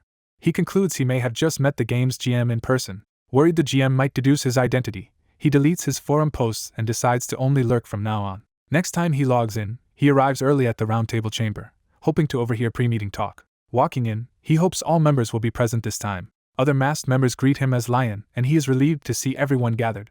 Fox notes that Goblin has not arrived yet, and wonders if he died, mentioning heavy paladin casualties. Deer remarks that more people survived than expected and says the Nork campaign felt like hell, with massive losses from its strong army. Clown comments that everyone suffered badly in that battle, while another member criticizes his detached tone. Clown cheerfully says others' deaths do not concern him, and Lion indifferently agrees, leading Lion to infer how fierce the fighting was. Afterward, they shift to casual conversation. They trade information about Nork's dark mages, Kuri's disciples, and the clan's casualties. Lion summarizes that they are sharing minor but still useful intelligence not worthy of the formal agenda. Lion is glad he came early when Goblin finally appears and is greeted as alive by Deer. Goblin credits the gods for his survival, but others tease that he probably hid like a real goblin, which annoys him. Clown bluntly says they treat Goblin badly simply because he is weak. Goblin bristles and reacts angrily. Lion observes Goblin's fear, noting everyone knows Goblin is a paladin, yet he still dares not oppose the obviously powerful Clown. As the formal meeting starts, Deer confirms with Lion that the promised Stone of Resurrection reward is still valid, and Lion confidently agrees. Crescent-masked priest modestly says he is just desperate and asks who will report first. An awkward silence follows as people glance around, no one eager to begin. The narrator says they were eyeing each other to decide who would start when something interrupted. The already closed main doors unexpectedly creak open again. Deer and Fox react with confusion toward the sound. Clown and Goblin also look over in puzzlement. The priest is similarly baffled by this unprecedented intrusion. Narration stresses this has never happened before as unknown footsteps enter through the reopened door. A white-haired masked man strolls in, casually remarking nothing has changed, leaving Lion and the others stunned. Fox instantly recognizes him as Master and cries out in shock. Master surveys the table, says one attendee is unfamiliar, and demands to know who the newcomer is. The protagonist realizes this must be the creator of the chat room. Fox assumes Lion invited him and is shocked to learn Lion had never said that, which Lion confirms internally. Master wonders aloud if he was the one who invited this person after all. Goblin and Fox question how the stranger entered if Master did not invite him, speculating about an old invitation code. Clown calls that idea foolish and reminds them invitation codes expire after a month. Deer, startled, wonders if the man hacked his way in. Fox angrily confronts Lion for pretending to know Master, while Lion admits inwardly he is panicking but must keep up the act. Lion flatly says he did not invite the newcomer and decides to brazen it out, as that suits his persona. Fox is left dumbfounded by his denial. Lion tells Master they simply want a proper explanation of who this person is. Master raises his hand and curtly says that is enough questioning. He tells Lion he has figured out who he is and jokes that he expected his avatar to be a tiger. Then Master adds that Lion's real background might be military, which jogs a forgotten memory for the protagonist. The protagonist recalls Sergeant Lee. Lion realizes Master is mistaking him for Biko, the only person who ever received a non-expiring invitation code. He admits it is understandable that Master misunderstood. He recalls that Biko originally gave him the invitation code and that his mask conceals his real identity. Thus he concludes it is logical for Master to think he is Lee Biko. Master notes this mix-up is unexpected. Master explains there is actually nothing practical for Lion to gain by attending this secret room. Clown protests that saying Lion gains nothing underestimates the rest of them. The priest apologizes if that sounded insulting but insists it only shows how exceptional Lion is. Someone muses thoughtfully in response. Deer quietly admits he did not know Lion was such a big deal, and Fox is awed. Lion observes their reactions and decides this misunderstanding works to his advantage. He reasons that even if exposed he can claim to be Biko's friend, which would still make everyone view him as an equal to Biko. He wonders if there is truly no serious risk. He imagines the worst case where Master hates being deceived and permanently bans him from the chat room. He then realizes losing access to information is the only real downside and deems that acceptable. Resolving himself, he drums his fingers and decides to go along with the misunderstanding. He deduces that Master does not know Biko is limited to 1 hour here, meaning they are not close, so he can safely impersonate Biko. Standing up, Lion draws everyone's attention, surprising Master. Lion asks Master what he should be called here, since his real name cannot be used. The narrator notes Lion cannot address him normally. Master tells him to call him Old Man as usual, and to drop the formal speech. Lion complies, and the real protagonist notes, with surprise, that the two are on casual terms. Master jokes about Lion's odd taste for refusing the prestige being offered, then says they should drop the subject. Lion points out there is little time despite the pleasant reunion. Fox asks what he means, and he replies he cannot stay long in the chat. Master asks if Lion will return, and Lion says maybe in a year, or sooner if he has something important to share. Clown realizes Lion must already have something urgent to tell them. The others react silently, waiting for his explanation. Lion and the priest also focus on him expectantly. Master acknowledges that and prepares to reveal something. He warns them not to be too surprised by what he is about to say. Master announces that in 2 years a new spell will enable parties of 6 members. He continues that at that time there will be 6 keys capable of opening the Gate of Abyss. The members sit tensely, digesting this information. Each masked member exchanges nervous glances with another. Even the priest and Lion sweat under the weight of the revelation. Master wonders why they look so tense instead of more openly shocked. Lion shifts uneasily in his seat. Master declares that with that, they should formally begin the meeting, and Goblin volunteers to speak first. Lion thinks to himself that everyone already knows this news, addressing Master in his thoughts. Clown confirms he already mentioned the 6-person spell earlier, and Master concedes with mild chagrin. Master finds it unexpected that Lion would voice that preference here and asks if he has grown fond of the others.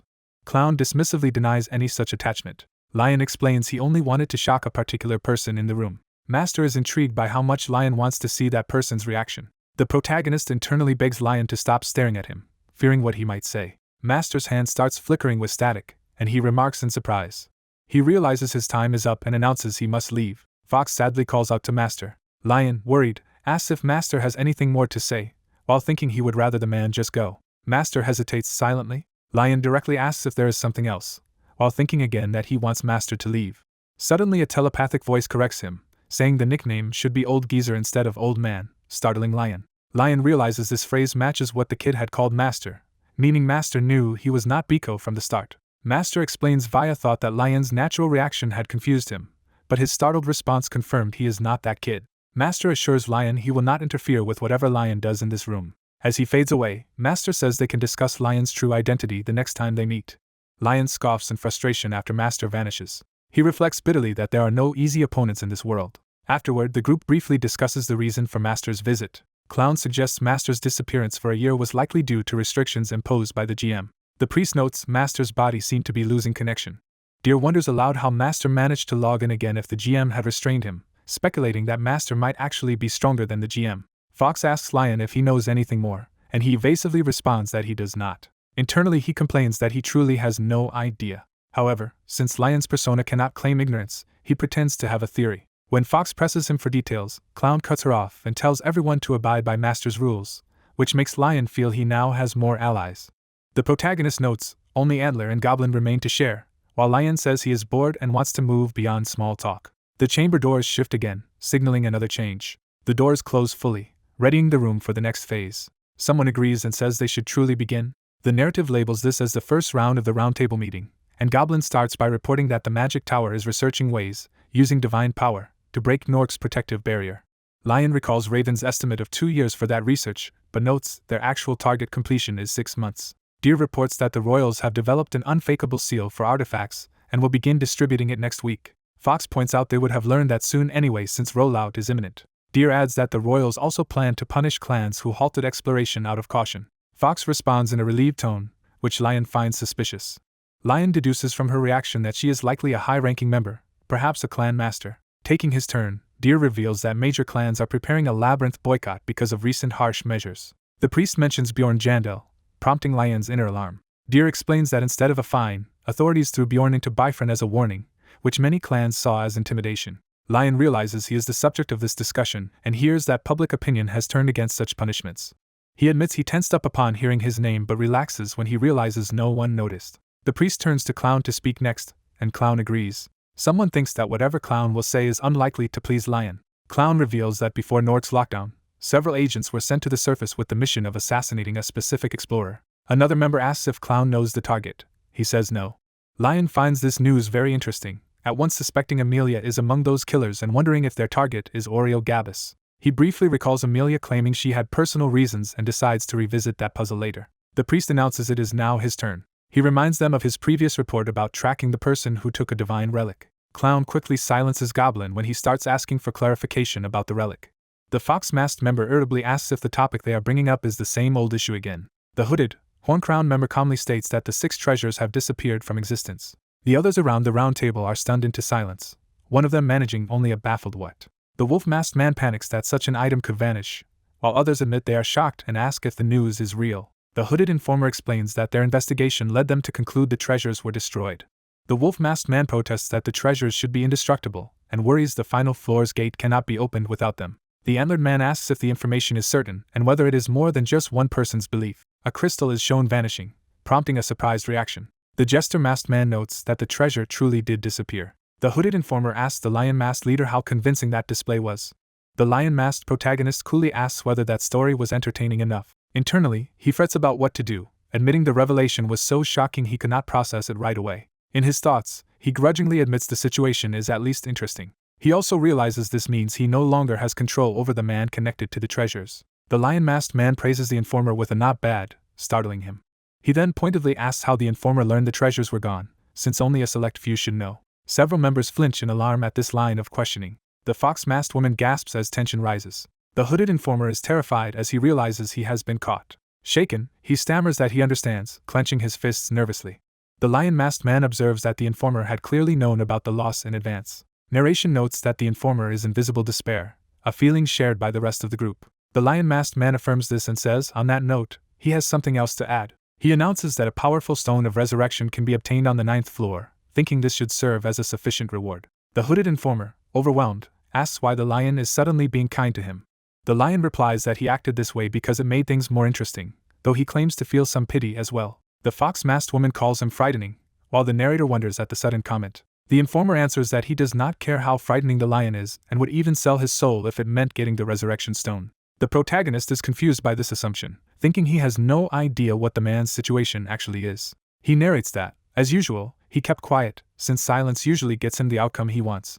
The hooded informer concludes the lion knew more than he let on, while the narrator internally protests he has no clue what they are talking about. The jester decides that apparently only the informer had been in the dark. The lion-masked man, now alone at the center of the table, wonders what he should say next but remembers something. He calls on the goblin-masked man, reminding him of something he said earlier. The goblin-masked man nervously confirms that he had claimed a certain old mage might be stronger than the GM who created the forum.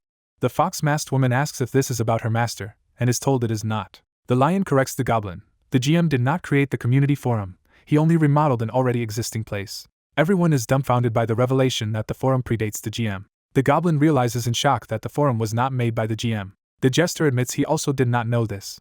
The fox-masked woman anxiously asks who actually created the forum if not the GM. Narration notes that with this, the lion has fully captured everyone's attention. The lion closes the meeting by saying he expects more interesting information next time. His words echo mentally as an order to bring him something. The thought is completed. He wants information that is much more useful. He repeats aloud that he expects more interesting information in the future, narrating that this is what he told them. Narration explains that for 3 further meetings after that, nothing particularly new was learned. We see the masked members repeatedly being summoned into the void-like forum space. The lion reflects that he did not gain any special intel. The only noteworthy thing he heard was that the royal family currently holds the advantage in the ongoing war, and that Nork's lockdown was apparently a desperate measure.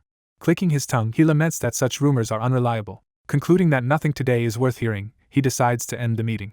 After he leaves, the remaining members sit silently around the now quiet round table. The fox-masked woman sighs. She nervously wonders if the lion is angry at them, but another member says they are not important enough for him to be mad about. She recalls her masked master once saying there is nothing to be gained from joining this place. The hooded informer speculates that the lion must be a well-known figure, given how their master spoke of him. The antlered member agrees, saying the lion even treated the feared corpse collector like a child. The jester remembers that their master once used similar words. The goblin tries to steer the conversation back, asking how the lion could possibly know the forum was not created by the GM. The antlered man suggests maybe the lion personally knows the GM. The hooded informer notes that the lion casually called their master old man, implying a hidden history none of them know. The jester points out that while they doubted the lion before, now everyone is simply accepting his words. The goblin admits he had not known who the lion really was at the previous meeting. Someone wryly comments that at least the goblin's eyes are good for seeing things. The antlered man asks if he was the only one who sensed something odd earlier, prompting confusion from the others. He explains he felt a deliberate mental signal when their master approached the lion, and another agrees. The jester and antlered man conclude their master and the lion were communicating telepathically. The fox-masked woman is shocked, pointing out that even her master said telepathy was hard to use. They recall that this secret conversation happened right before their master left, and the fox asks if anyone knows what was said. The jester says of course nobody knows. He adds that despite that, he did gain one thing from the encounter. He dramatically declares that he could not sense any thoughts from the lion at all. He elaborates that while he can normally faintly read their master's thoughts, The lion's mind felt completely sealed even when he focused, asking if they grasped the implication. The fox-masked woman starts to connect the dots and asks for clarification. Someone nervously suggests that this may mean the lion is even more monstrous than their powerful master. An ominous image of the lion radiating overwhelming power is contrasted with their master's own aura. Their master appears sternly in the members' recollections, underscoring how formidable the lion must be. The members are left sweating in fearful silence at this comparison. Elsewhere, the goblin fiddles with his hands, trying to speak up. He timidly suggests that maybe the telepathy was one-sided, which could explain why the jester felt nothing. This comment makes everyone look at him oddly. He nervously asks why they are staring at him that way. The fox-masked woman fixes him with an intense gaze. Panicking, the goblin claims it was only a suggestion and that he does not truly think that. Narration says an awkward silence followed. The scene shifts to an exterior view of the massive tower in the stormy sky. In his office, the GM wonders how the lion will react, assuming he must be furious and eager to kill him. Imagining the enraged lion, he briefly worries he may have picked the wrong opponent, then reassures himself that the lion disobeyed his warnings first. He tells himself he cannot be endlessly tolerant, reminding himself he gave the lion a final chance before banning him. The lion, in his own world, admits he does feel a little bad because that band player seemed like a fan. Flashback. The GM recalls begging the soldier player for one last talk with a certain Korean newcomer, promising to explain things to him. The soldier had angrily vowed to come find the GM, while the GM thinks the man should have joined him in finding a way home instead of obsessing over Korea. Back in the present, a glowing crystal orb suddenly activates on the GM's desk. He assumes someone is contacting him at an unusual hour and expects that something important has happened, while another GM says she noticed an odd connection record. The first GM asks what kind of strange connection she means. She reports a login with no associated identity around 3 in the morning. They infer that whoever it was entered halfway through a meeting, which the other GM finds suspicious. The hooded GM asks for time to think it over. Concentrating, he begins to analyze the situation. He invokes a high-level analytical spell called Union Magic Meditation, surrounding himself with magical records. During this meditation he realizes the anomaly is the same suspicious observer of the round table they banned a year earlier. The other GM recounts how they originally discovered this person a year ago from unexplained records, with no guide having brought him in and his mind protected by a powerful mental barrier. The hooded GM says they banned him when they realized he was dressed in clothes from another world. The other GM adds that the chat room this person visits always opens at 3, suspecting that was where he was headed that day. She recalls they previously judged the chat room itself to be normal, though they could only observe it from the outside. The hooded GM now theorizes that the private chat room is used as a hidden meeting place, and asks if the other GM can infiltrate it. She agrees, though she notes she thought even GMs could not tamper with private rooms. He replies that breaking in is possible but will take several months. She accepts the task. He then asks if she remembers a user called Elfnuna. She recalls him as a unique case from 5 months ago whose inner thoughts were completely shielded by an unusually strong mental barrier. The hooded GM finds it odd, noting that level of protection should mean the user is at least over the 5th floor, yet they had only been inviting newcomers at that time. Looking back another 3 months, he concludes the strange user must actually be Bjorn Jandel. He describes Bjorn as an unusual barbarian who chose to fight with a shield. Seeing old game footage, the hooded GM says he suspected it might be that player. They sent Bjorn a direct invitation to the tower but received no reply. The hooded GM now orders a full investigation into the Elfnuna account, including all posts, purchases, and even deleted data. The scene cuts to a door in the real world, indicating a transition. A red-haired woman wakes Bjorn up.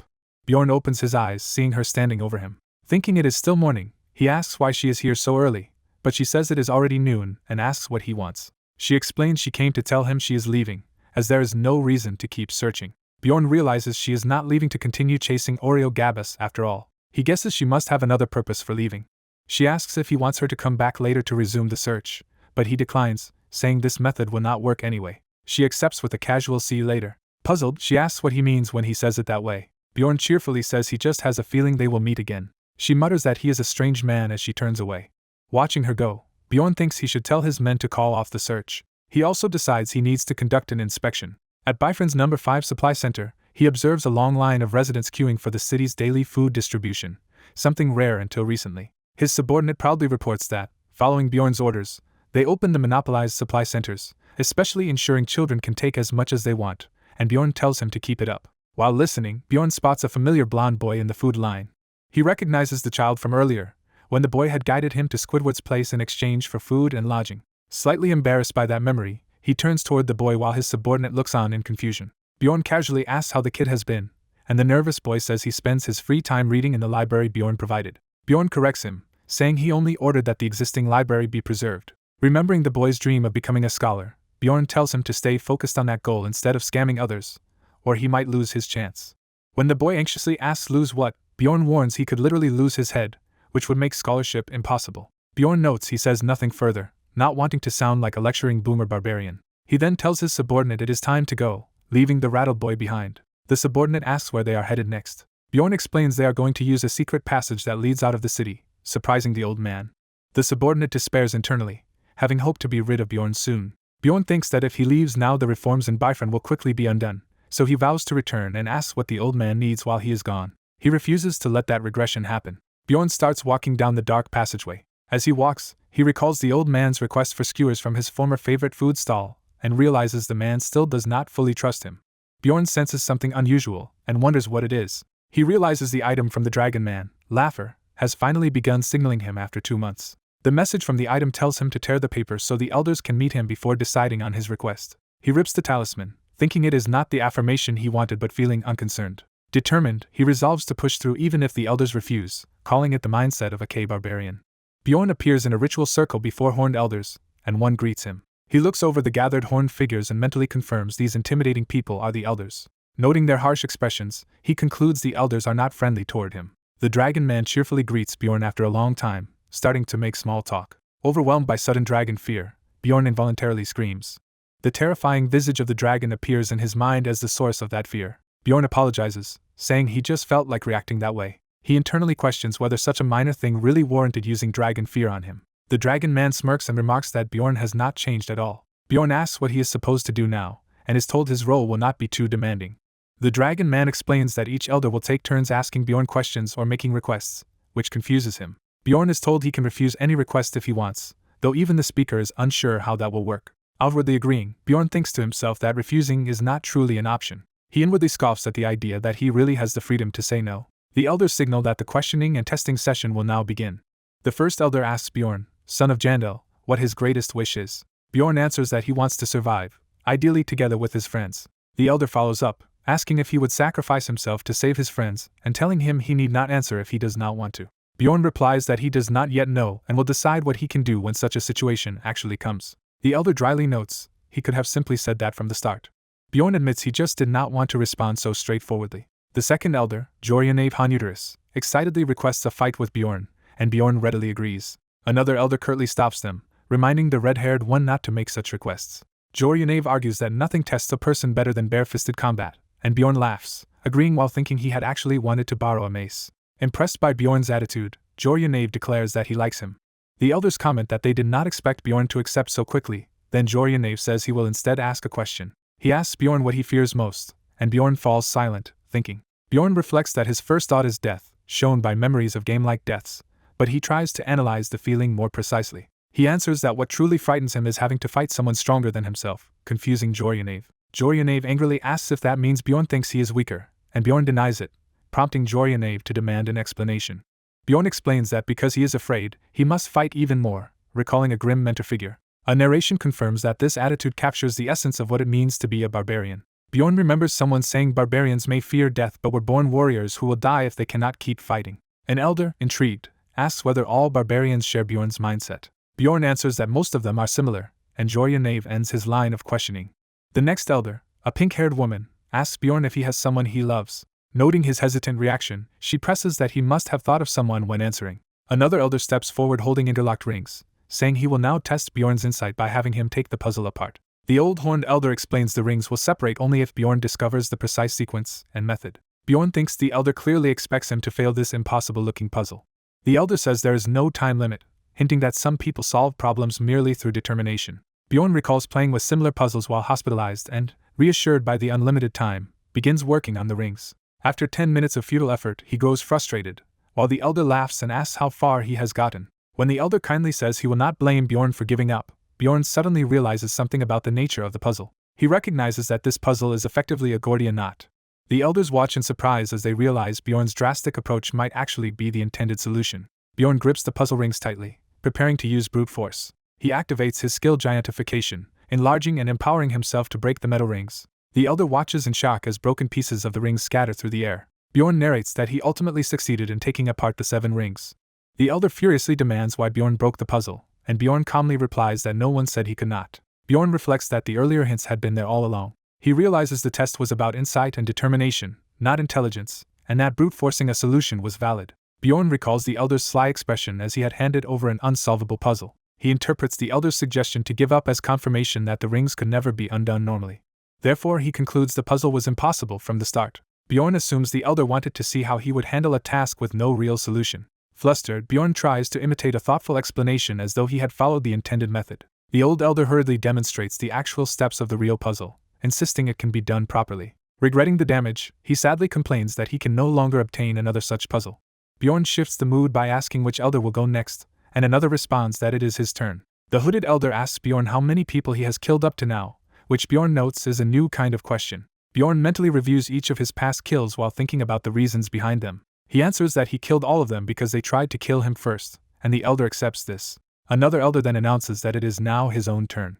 A title screen marks this elder as the seventh. The white-haired elder asks Bjorn whether he told only the truth during all previous questions. Bjorn affirms that he did, wondering if the elder can detect lies as they shake hands. The white-haired elder declares the test over. The elders say they will now deliberate among themselves and tell Bjorn to rest, which he agrees to. Later, Bjorn accompanies the blonde elder to a hall where a white-haired girl waits, and he wonders who she is while she asks if he is the expected barbarian. The horned girl amusedly prepares herself, clearly about to speak. She rudely calls Bjorn extremely ugly. Bjorn snaps back that she must have grown up without parents to teach her manners, which startles others. He continues mocking her upbringing, saying her behavior proves she was not properly raised. She angrily demands an apology, insisting she did not lie and has a father even if no mother, while Bjorn sarcastically says her father must have been too busy to teach her. The blonde elder praises Bjorn for how much he managed to upset Lady Fenitar Soros, surprising him with her exalted title. Bjorn asks if the rude girl is the shaman, and the elder confirms it, noting Bjorn had not known. Fen haughtily asks whether he is ready to apologize now. Bjorn refuses to apologize, reminding her she is the one whose blessing he requested. She explains that though she can perform the blessing, the final decision lies with the ancient dragon. The dragon man casually reveals himself as her overworked father, shocking Bjorn. Fen glares dangerously in silence after hearing her father mentioned. Bjorn nervously thinks he now understands why the ancient dragon is always busy. He realizes with surprise that the obnoxious girl is actually the dragon man's daughter. Bjorn notes she is both the shaman and the ancient dragon's daughter, and clearly very high-ranking, but he still feels he cannot apologize. He reasons that apologizing would amount to admitting he really is ugly. When she catches him staring, he defensively asks what she is looking at, thinking again that apologizing would concede her insult. Fen insists she had not been looking at anything and teasingly asks if he wants her attention. The blonde elder thinks Fen clearly has something wrong with her head. She admonishes both of them, stating they were rude and should stop arguing. The elder adds that sometimes one must hold their tongue even when speaking the truth. Bjorn wonders if that means she also considers him ugly. Time skips forward by an hour. The dragon man returns, remarking that he heard about their argument but thinks Bjorn and Fen now seem close. Fen runs to her father, while Bjorn says they are merely sitting together. Bjorn senses that the elder has not told the ancient dragon about his rude remarks, then asks if they reached a decision. The dragon man announces that they have agreed to Bjorn's request, provided he fulfills one condition. He explains that according to the goddess oracle, Bjorn will meet the dragon slayer again someday and must, if able, kill that man and bring back his heart. Bjorn questions why they need the dragon slayer's heart, and Fen says it is for her sake, as her uncle's curse has affected her. Bjorn recalls that curse as coming from the previous ancient dragon and expresses confusion. The dragon man clarifies it was actually his daughter who imposed that curse, surprising Bjorn and making him wonder how old she really is. Fen explains that as payment for casting the curse, her own time stopped and she can never leave the temple. Her father adds that obtaining the dragon slayer's heart should restore her to normal, or so they hope. Bjorn agrees to the deal. He vows that if he ever manages to kill the dragon slayer, he will make sure to bring back the man's heart. The dragon man is satisfied and tells Bjorn to enjoy his remaining time with his daughter, which embarrasses him. Bjorn narrates that after the dragon left, he and the girl talked together until nightfall. They spend the evening chatting in the courtyard.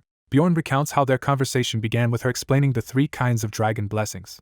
She describes the earth dragon's blessing, which increases bonus stats from essences by 20%. She explains the volcanic dragon's blessing, which boosts the effects of essence-granted skills by 30%. She then outlines the sea dragon's blessing, a flat increase of 100 magic power. After that, Bjorn talks to her about the expeditions he has undertaken. Fen tells him that words have power, and that she needs to feel his aura through his stories in order to bestow a blessing. Time passes again as they continue their discussion. Eventually she decides she has heard enough and ends the storytelling. Fen opens a hidden chamber, and tells Bjorn to follow her so she can grant the chosen blessing. In a candlelit room, she confirms he chose the earth dragon's blessing and asks where on his body, roughly palm-sized, he wants the mark placed. He chooses it because his skills scale with stats. Bjorn privately worries that having an inhuman blessing discovered before he becomes chief would be disastrous, so he wants it hidden. He tells her to place the mark somewhere that others will not see. Misunderstanding, Finn becomes flustered about that request, and Bjorn is appalled at where she seems to think he meant. She timidly offers to place the mark on his butt. Outraged, Bjorn yells at her for even suggesting that. He settles on having the mark inscribed on the bottom of his foot, which she accepts. Finn warns that the process will hurt, and begins the ritual. She declares herself a warrior who always moves forward after battle as she channels power into her finger. She presses his foot, burning the mark into it. Bjorn screams in pain while a system message confirms the Earth Dragon's blessing has been imprinted on his soul and all bonus stats increased by 20%. Afterward, Finn introduces herself properly as Fenitar Soros and tells him to just call her Finn. Bjorn narrates that he then passed out, or rather fell asleep, from the ordeal. A status screen shows Bjorn Jandel's level and stats, all significantly increased by the new blessing. The next day dawns, and Bjorn returns to the shabby exile district. He hands over a bundle of snacks to his old landlord, who reacts in shocked delight. Bjorn confirms they are the spicy treats the man loves and tells him to enjoy them. As he walks away, he tells the landlord to keep this food gift a secret between them, leaving the old man moved to tears while others look on hungrily. Bjorn narrates that time passed until his exile period finally ended. The landlord cries dramatically at the prospect of Bjorn leaving. Bjorn's neighbors celebrate and cheer as he departs the district. Bjorn reassures the landlord he will visit sometimes, and the old man tearfully says he will wait. Bjorn notes he warned the landlord that he might return any time, so the man should not expect the neighborhood to improve overnight. Later, Bjorn knocks on Misha's door upon returning to the inn. Instead of Misha, Anar bursts out from the next room, panicked and asking why he is so late, while Bjorn explains he had gone to Misha's room first. Bjorn senses that something must have happened while he was away. Anar urgently explains that therianthropes from Misha's family came the previous day and kidnapped Misha. Someone reacts in shock, asking if Misha was actually kidnapped. Anar angrily insists that Misha was taken against her will, even though the man explains Misha said she would be out for the night and asked him to greet in her place. The narrator considers Anar's view barbaric and concludes Misha must have willingly left after saying she would come back. The man says Arura told him it was nothing serious, and he thinks arguing with Anar is pointless even if her claim cannot be outright denied. He finally agrees that if Misha does not return by tonight he will search for her tomorrow, which excites Anar. At their house, people complain about someone repeatedly startling them, while another warns that protesting only encourages him. The man tells Anar to guard the house while he visits Raven and Avmin, and she eagerly agrees despite almost admitting she will nap. He walks through town deciding to visit Raven first and checks what has happened during his absence instead of just waiting for Misha. In her lab, Raven arranges to meet tomorrow to divide their earnings and asks to be informed if Miss Karlstein arrives late. Avmin reports that nothing noteworthy occurred and turns the question back on how the man has been. Meeting another companion, he says he is glad she is safe and apologizes, leaving her confused. She explains she wanted to help with his problem but her butler said it was beyond their power, prompting his inner disbelief about her household. Later, Anar happily stuffs herself with food while the man says everyone misses her and invites her to visit the sanctuary with them next time. Night falls over their home. Waiting outside Misha's door with Anar, the man notes she is much later than expected and wonders if something truly happened. Footsteps in a dress approach down the hall. Misha appears in black clothes, greets Bjorn in surprise, and Anar rushes to her joyfully while he notices her outfit. Misha fends off Anar's overenthusiastic affection, saying she is not in the mood. The man confirms Misha is safe and sends the exhausted Anar to bed, while Misha thanks her for worrying. He then asks Misha who had summoned her. Misha answers that it was one of her brothers he does not know and that she went because she is still part of the family. Observing her demeanor, he comments that something must have happened, and she is startled he can tell. He credits his barbarian instincts, and, when she reacts, asks if she really is not going to tell him what occurred. Misha reveals that her father, whom she bitterly insults, ordered her to bring Bjorn to the family again. Bjorn offers that he is willing to go with her if she wants. She firmly refuses, saying she will never return there, and he accepts her decision. Bjorn silently smiles to himself after the conversation. The next day the group gathers at the house, happy to finally all be together again. During the meeting Bjorn asks for their total profit, and Avmin reports they earned 159 million stones including the Foxfire knot. Anar excitedly thinks about finally having money again. Misha watches with a sly, interested expression. Avmin clarifies he already deducted the cost of the test tubes and included the compensation they took from other teams. Bjorn is surprised that Misha does not demand a larger share and reflects on how different she seems from when they first met. He tells them to check the detailed paperwork, explaining that each person gets about 30 million stones, with some individual matters still to settle. Bjorn instructs Anar and Misha to hold on to the money for now because they will buy new equipment after their next expedition, to Anar's dismay. He relents a little, saying she earned plenty so she may spend a small portion, knowing she mostly wants cotton candy. Anar happily thanks him for letting her use some money, while Misha starts to say she has another request. When Bjorn asks what it is, the blushing Misha hesitantly brings up an idea. She proposes that they move to a place where it is easier for all of them to live together. She adds that if they do, she will be able to cook for him as well. Misha explains that she cannot cook at their current residence, prompting Avnan to react thoughtfully.